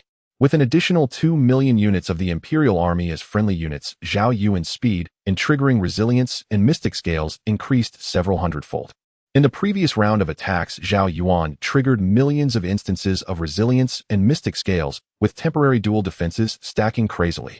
Zhao Yuan activated the Baron skill, and 450 Baron tentacles extended outward, grafting onto the powerful wizard, gurgling as they extracted attributes. Seeing the wizard begin to cease its attacks, Zhao Yuan activated Frenzied Taunt, causing numerous wizards to be unable to break free from control, forcing them to attack Zhao Yuan desperately, only to be killed by the reflected damage. Clang! Clang! The average level of the Imperial Army was 70, with even the weakest being of Lord quality and the strongest approaching half-step Monarch level. At this moment, the frenzied attacks enveloped the magical barrier of the wizard capital, yet all they could do was create dazzling star sparks, with not a single gap visible. Jiang Fengwu shouted loudly, "Sword come!" Instantly, 100 Imperial swords broke free from their wielders' hands, all hovering in midair, elevating Jiang Fengwu to the status of a sword deity. The 100 blades were enveloped in thick, pure, true energy, transforming into a long sword Qi dragon that furiously battered against the magical barrier. Gong Herong also rushed to the magical barrier, delivering a stunning strike that left dense cracks on the barrier. Su Yuxian summoned mechanical tanks, fixed artillery, dive bombers, giant mechas, cruisers, and nuclears. Although the cruisers and nuclear submarines could not move, most of their equipped thermal weapon systems could function normally. Su Yuxian stood at the front of his Iron Legion, clad in azure battle armor. Boom! Boom! Su Yuxian's rear unleashed a barrage of medium-sized missiles, and the exaggerated dense barrage struck the magical barrier alongside the electromagnetic pulse cannons from the mechanical tanks, continuously impacting the barrier above. Crack! Crack! The seemingly thin yet extremely tough magical barrier began to rapidly fissure had the legendary wizards inside the wizard capital not been controlled by frenzied taunt. They could still cast spells to mend these cracks, but it was too late. Crack! It was as if ceramics were shattered, with fragments raining down to the ground. The magical barrier was breached. The Imperial soldiers used siege equipment to swiftly climb the city walls. Under the abyss difficulty, each foot soldier's attributes were terrifyingly high, so they were not worried about dying from falling off the walls. Most critically, Yun Ning's aura also enveloped the Imperial Army, and Sun Kaiyu's formation bonuses were applied to the Imperial troops, making the 2 million valiant warriors even more formidable. An incredulous council member dressed in a white wizard robe exclaimed, "How could there suddenly be so many terrifying powerhouses in the Black Baron camp? In total there are 8 of them. I have never heard of such powerful beings in the Black Baron Empire before. Any one of these 8 could easily slay a wizard council member. How could the Black Baron King command such strong individuals?" Beside him, a council member in a gray robe continuously cast substitute magic to offset Zhao Yuan's frenzied taunt. "The Black Baron King cannot tolerate even us wizards who wield extraordinary powers. How could he recruit humans more terrifying than wizards? Is he not afraid that his throne will be overthrown by these powerhouses?" Moreover, the strength of these Imperial soldiers has significantly increased thanks to the ability of the woman in that team. Overlooking the Imperial army from above the wizard capital, a beautiful woman with delicate features seemed to transform into a modeled statue. Layer upon layer of mottled clear and warm halos spread from her body, enveloping the entire battlefield, even extending far beyond this area. The deputy council leader in a blood-red robe commanded, "Use substitute magic to negate that man's ability. They must not be allowed to ascend the walls. Use forbidden wizardry and abyss magic." At this moment, Zhao Yuan's temporary defense value was indomitable temporary physical defense, 50 million lasting for 4 hours. Mystery scale temporary magical defense, 50 million lasting for 4 hours.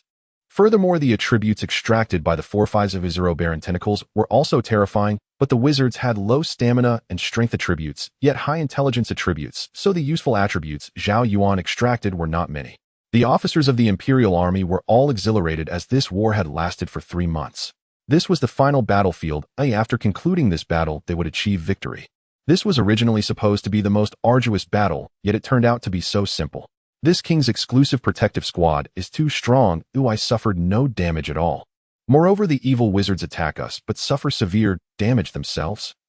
Zhao Yuan immediately threw out the red quality phoenix, activating Eternal Fiery Sun, with symbolic and mysterious markings outlining a blazing sun that solidified in midair, leaving the wizards in agony. With the mass death of wizards, Zhao Yuan's experience points and proficiency surged wildly. Even without reflected damage, Yin Hofeng's coat and Eternal Fiery Sun could decimate the city in a short time. As the situation grew dire, all members of the Wizard Council gathered together, each wizard having their own legendary, epic, and sinister experiences.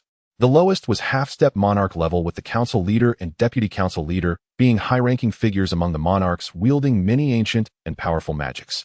In Zhao Yuan's view, he saw the 15-member Wizard Council leader quality monarch level LV 80 health, 40 million magic, 100 million strength, 1 million constitution, 1 million agility, 1 million intelligence, 8 million skills, forbidden magic tome, abyss codex mastery of magic. Zhao Yuan's Baron tentacles naturally grafted onto all the Wizard Council members.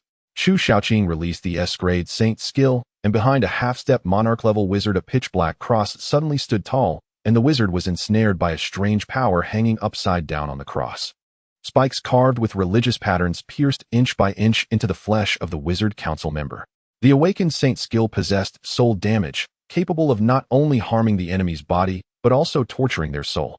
The pain from deep within the soul quickly spread, causing this Wizard Council member to explode into a puddle of gore. The surrounding wizards were splattered with the flesh and blood of this member's explosion.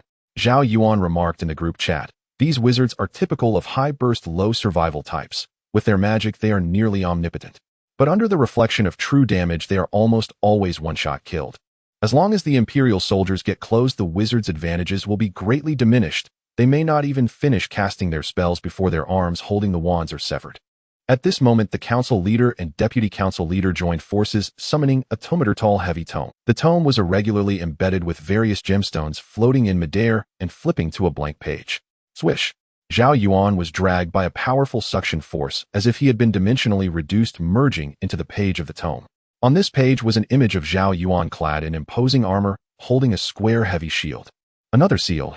Zhao Yuan examined his surroundings in the world of the book. The abilities of wizards are nearly omnipotent, capable of summoning, sealing, exiling, teleporting. Almost anything is possible. Although Zhao Yuan was forcibly driven out of the battlefield again, the members of the team showed no signs of worry, for they were all imbued with the permanent buff of the oath. The 7 members of the team remained in an invincible state, while the Imperial army lost its protection. A vast barrage of magical attacks descended upon the Imperial troops, resulting in numerous deaths.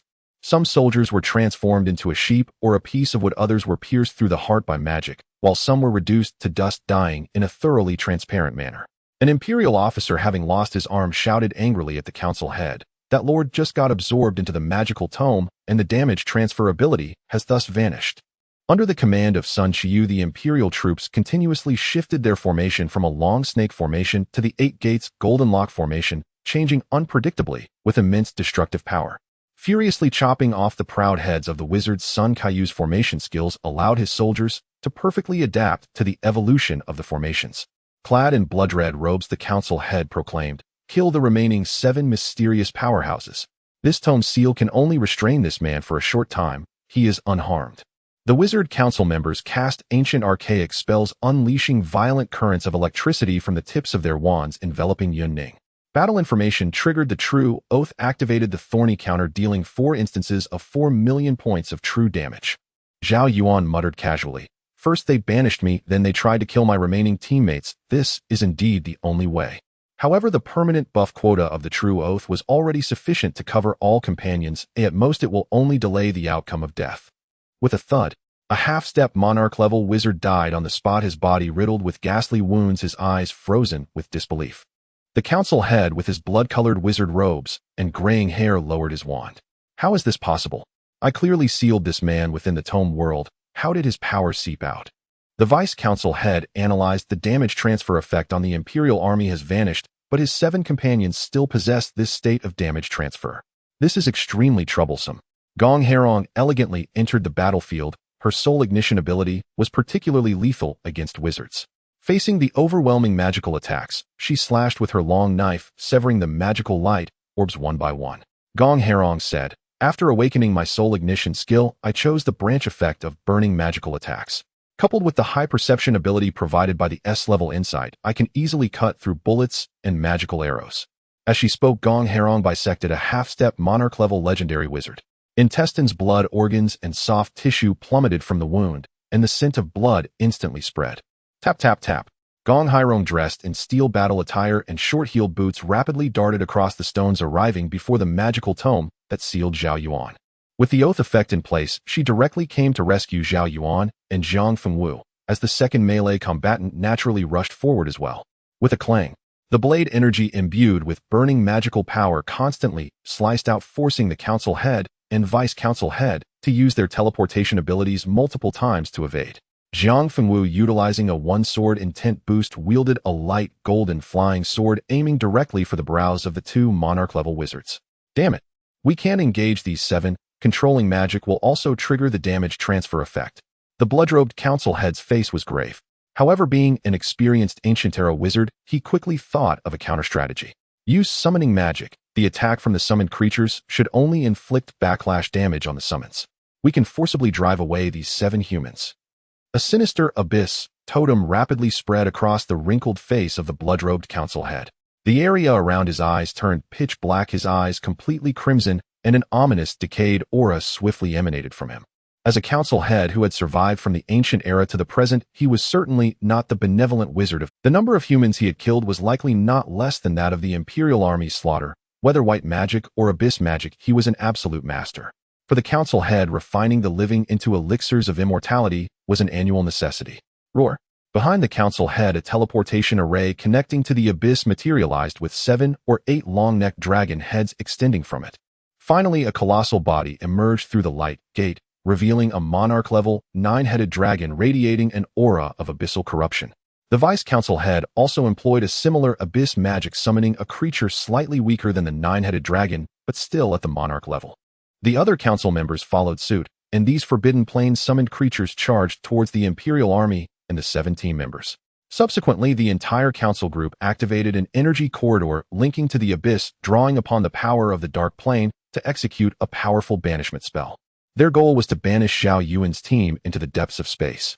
Fortunately, the little phoenix had undergone a rebirth, granting a 6-fold boost to all attributes. It wouldn't be long before the wizards would be utterly melted. Zhang Fengwu spoke. "The abyss difficulty has no slack. The wizards can summon creatures from the abyss plane. We must quickly break the seal on Zhao Yuan's tome, otherwise who knows what kind of dangerous spells this group of wizards might unleash. We all attack at once, and we can break through the barriers surrounding the magical tome, Chu Shaoqing said. But it must be released simultaneously, or this group of wizards will instantly repair the barrier with their magic. Fortunately, we obtained the holy aura, otherwise encountering such polluted creatures would put us at a severe disadvantage. Yun Ning stated, "Let's strike. The summoned creatures from the sinister plane are increasing in number." In an instant, Zhang Fengwu activated the Duga 9 swords and unleashed the ultimate strike, with sword light blazing piercing towards the magical tomes surrounding magical field. Gong Herong assumed a draw stance, employing her self-created sword technique to deliver a lightning fast. Chu Shaoqing threw the lance of Longinus. Su Yuxian's mechanical units unleashed their maximum yield of missiles, while Zhong, when skeletal self-detonation could not keep up, so he did not participate, culminating in Sun Kaiyu's heavenly thunder. All attacks converged at one point, causing the barrier around the magical tome to shatter suddenly. Zhang Fengwu scattered thousands of life and death talismans, while simultaneously controlling the flying sword to shatter the tome into fragments. Before Zhao Yuan lay, a multitude of shattered fissures, radiant white light seeped through the gaps, and he promptly returned to the main battlefield. This familiar feeling. I've been banished for the second time. Zhao Yuan returned to the battlefield, the Imperial Army, imbued with the Oath buff, and the Baron's tentacles once again reached towards the Wizard Council. Zhao Yuan activated Frenzied Taunt, and the Monarch-level summoned creatures were slain by the counter damage. The Monarch-level wizards were helpless against Zhao Yuan. After the substitute magic entered cooldown, it finally fell under the control of Frenzied Taunt. The Monarch-level Council Head and Vice-Council Head unleashed powerful attack spells from the Forbidden Plane, inflicting 5-digit damage on Zhao Yuan, only to be instantaneously killed by the true counter damage. Boom! A cascade of golden light enveloped the 8 members of the team. Zhao Yuan cast his gaze towards the entire wizard capital, intent on slaughtering them all. He could wildly level up, as it was a 5-turn trial of abyss difficulty, and every enemy was of high quality and level. At the same time, he could infinitely stack flesh and physique. Battle information target killed, triggering the talent infinite proficiency. Current multiplier is 120 times. Player's personal level increased by 5 levels. Cannot gain attribute points without job change. Unawakened skills increased by 20 levels. First awakening skills increased by 15 levels. Second awakening skills increased by 10 levels. At this moment, there were no living beings left in the capital of the wizards. All had been scorched by the eternal sun, with 3 suns hanging simultaneously in the sky, the limit being 7. The Imperial Army erupted with frenzied cheers. They had finally defeated the world's most powerful wizard faction. Zhao Yuan spoke in the group chat. These Imperial soldiers are not good people either. Countless innocent civilians have died under their blades during years of warfare, and the Black Duke is a thorough tyrant. Perfect for replenishing my infinite flesh and infinite defense. Chu Shaoqing then lifted the illusion ability, while the ecstatic Imperial Army remained unaware of what awaited them. Infinite flesh permanently increases health limit by 10 million. Infinite physique permanently increases physical defense by 2 million. Player's personal level reached 87, gaining a brand new skill. Triggered the talent Eternal Blessing. All skills will be fixed at SSS level. Infinite Blue Tune LV1 SSS level permanently increases magic defense by 0.001 to 1 point for each enemy killed. Can stack indefinitely. Skill effects increase with level. Exactly. Health, magic defense, and physical defense are already 3 skills with infinite prefixes. Now killing one enemy can trigger 3 skills simultaneously, permanently increasing health and dual defense attributes. Moreover, the skill effects are multiplied 5-fold under the skill aura. Just need a skill that permanently boosts resistance, and the obsession will be fulfilled. As Zhao Yuan's skill level rose, his attributes increased as well. After slaughtering the 2 million Imperial soldiers before him, he would gain a large amount of permanent attributes.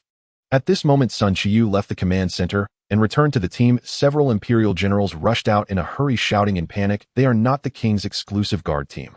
Our Black Duke Empire does not have such individuals. Even if we did, the king would never send them to the battlefield. He is most concerned about his own safety. He would only keep the strong by his side." The soldiers were stunned, the earlier joy of victory still lingering on their faces. Zhao Yuan severed the friendly relationship with the Imperial Army. The concept of slaughter permeated the entire Black Duke Empire. Over the years, in order to expand their territory, they had no idea how many innocent humans they had slaughtered. This was knowledge Zhao Yuan gained from the memories of the identity he replaced. Zhao Yuan designated all Imperial factions as hostile units, and the 3 rounds of eternal sun in the sky began to scorch madly, causing the health of some weak soldiers to dissolve in an instant. The Imperial army understood clearly that even the evil wizards hiding in the capital met their end before Zhao Yuan. They had no hope of survival. Team members each locked onto an Imperial general at the half-step monarch or monarch level and attacked. 40 minutes passed, the 2 million Imperial soldiers were slaughtered by Zhao Yuan's team, and Zhao Yuan's level increased by 3 levels with infinite flesh physique and blue-tune skill stacking. Player's personal level reached 85, gaining a brand new skill. Triggered the talent Eternal Blessing, successfully acquired the SSS level skill Contradiction Facing. Contradiction Facing LV1 SSS level attack attributes will remain consistent with dual defense attributes. Damage taken will gain charge value, releasing charge value, can deal high damage, charge value, can stack indefinitely. The higher the skill level, the more charge value gained, resulting in higher final release damage. The SSS level of Contradiction Facing has 2 effects. The first is to keep Zhao Yuan's attack attributes consistent with dual defense attributes. Zhao Yuan's dual defenses had already exceeded 10 million points, and with temporary dual defenses, it had surpassed 60 million points. With 60 million attack power, even a monarch level would not withstand it. The second effect is that damage taken accumulates charge value, allowing him to unleash all the charge value at once, dealing exaggerated damage. It felt somewhat like One Punch Man. Zhao Yuan said the wizard faction has been completely destroyed, and all that's left is to wipe out the Black Duke Empire to complete the 5-turn trial. Personal priority will obviously increase, and attribute points can increase significantly. Yunning said, I just acquired an S-level attack aura that can increase attack attributes by a percentage. Unfortunately, it's just S-level skill. Sun Shi rolled her eyes. You should be grateful. I've already obtained a whole bunch of S-level skills. I acquired the S-level 9 Radiant Star Array, an evolution of the previous formation, with the additional unit attribute being physical penetration. Jiang Fengwu also spoke. I acquired the S-level Star Absorption technique, which can extract the target's magic value from a distance and convert it into my internal energy attributes. However, only a small portion converts into permanent internal energy attributes. Most will dissipate once the skill ends.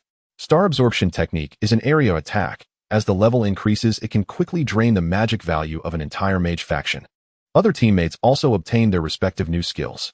Zhong Wen continuously activated S-level bone summoning, and from the piles of corpses on the ground, more and more bones crawled out.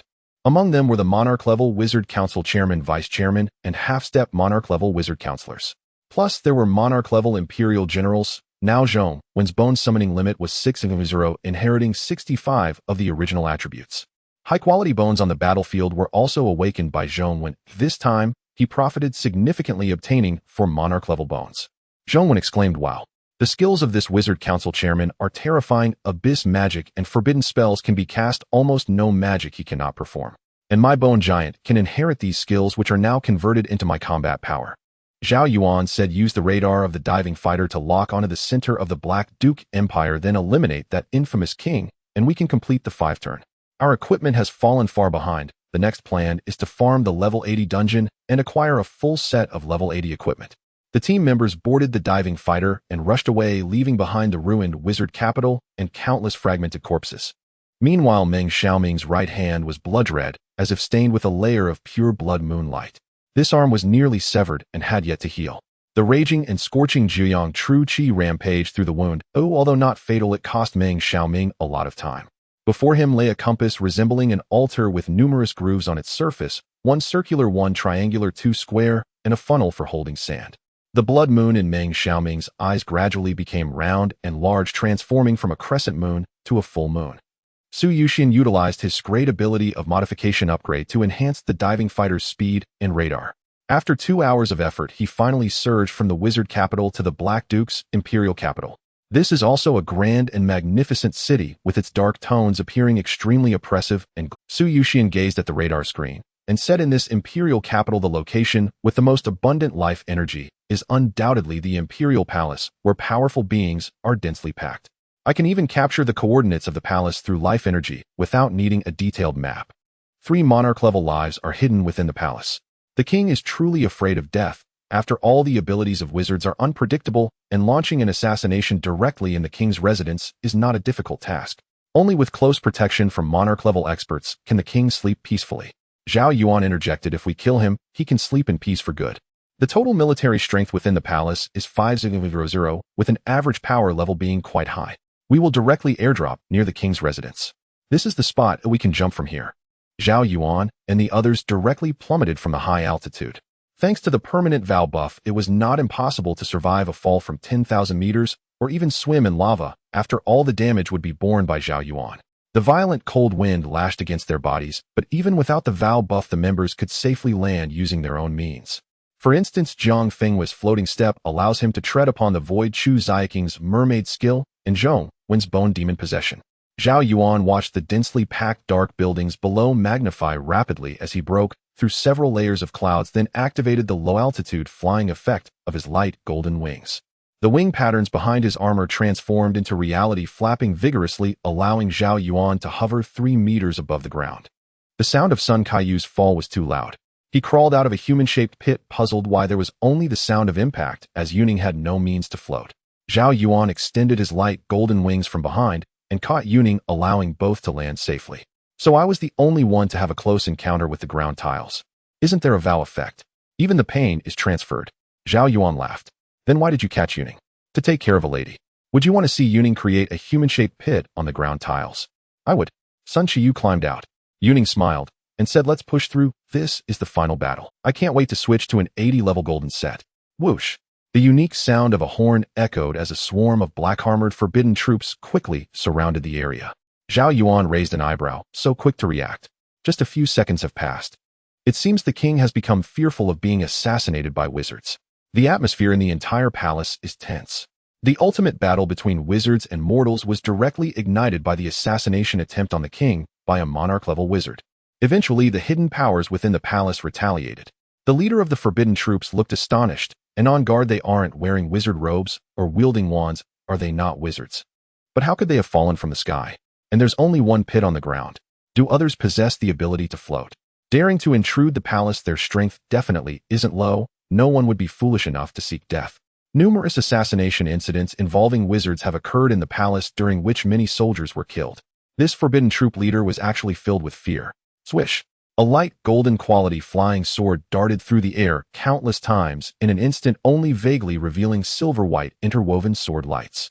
In the next second, a large number of soldiers were sliced into pieces, their blood and entrails flowing continuously onto the ground tiles.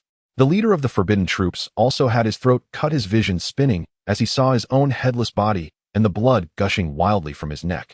Jiang Fenghui's S-grade flying sword killing technique reached higher levels, and he was quite fond of this skill. After all, it required no personal effort. Controlling the sword with qi, he could sever enemies' heads from a kilometer away. How elegant. Jiang Fenghui said, I've completely comprehended the flying sword killing technique. Just one flying sword is more effective than hundreds. In a state of fully controlling one flying sword, I can unleash dozens of strikes within a second. And I only need one hand to form the sword technique for the flying sword, while the other hand can still use abilities like 6 Veins Divine Sword Star Absorbing Method and 18 Dragon Subduing Palms. This is the effect of S-grade mutual combat. Zhao Yuan said the Phoenix's Nirvana effect has not yet passed.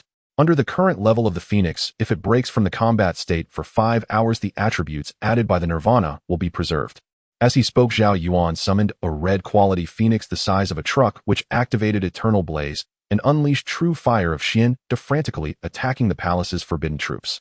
Zhao Yuan naturally activated the Hellfire Wind Coat Frenzied Taunt and Barren Tentacles.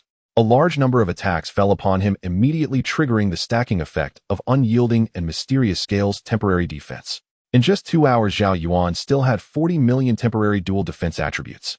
With the enhancement of the new skill Contradiction Facing, Zhao Yuan directly gained attack power equivalent to his dual defense attributes. That's 50 million points of physical attack. Such high attack attributes made Zhao Yuan feel the urge to attack proactively. After all, before this, Zhao Yuan's ordinary attacks were no different from scraping. Now, it was different. One punch could collapse a city wall. Zhao Yuan swung his fist, delivering a straight punch to a 75-level soldier of the Overlord tier. Bam! The soldier instantly turned into a pulp as if hit by a cannonball. Is it that exaggerated? I haven't even used my strength. Zhao Yuan became interested. He continued to approach a half-step monarch-level officer, extending a finger and lightly tapping the enemy. Boom! Another instantaneous explosion occurred, flesh and blood completely rotting, a horrifying sight. Is this the sense of impact from melee players hitting flesh with every punch? It's a bit addictive, Zhao Yuan remarked. Jiang Fenghui replied, it truly hits flesh. It looks like there's only flesh left. The combination of Contradiction Facing, Unyielding, and Mysterious Scales produced such a marvelous effect, and this was just the first effect of Contradiction Facing. Combat information received attacks, charge value 0. 1. Charge value 0. 1. Charge value 0. 2. A new line of golden charge value appeared in Zhao Yuan's attribute panel with no upper limit, and it could continuously be stored without disappearing after leaving combat. Theoretically speaking, as long as the charge value is sufficiently high, with the added high physical attack power, Zhao Yuan could one-punch kill bosses above the Monarch level. Zhao Yuan's team crushed through with numerous 75-level forbidden troops being killed, turning into experience and proficiency for everyone. Zhao Yuan's targets when killed could also trigger infinite flesh physique and blue tune, permanently increasing health and dual defenses. P.S. I only updated 4 chapters today because I used to update until past 1 a.m. and sleep at 3 a.m. It's hard to get up in the morning and my body can't handle this schedule. I will adjust my routine and continue with 5 updates tomorrow.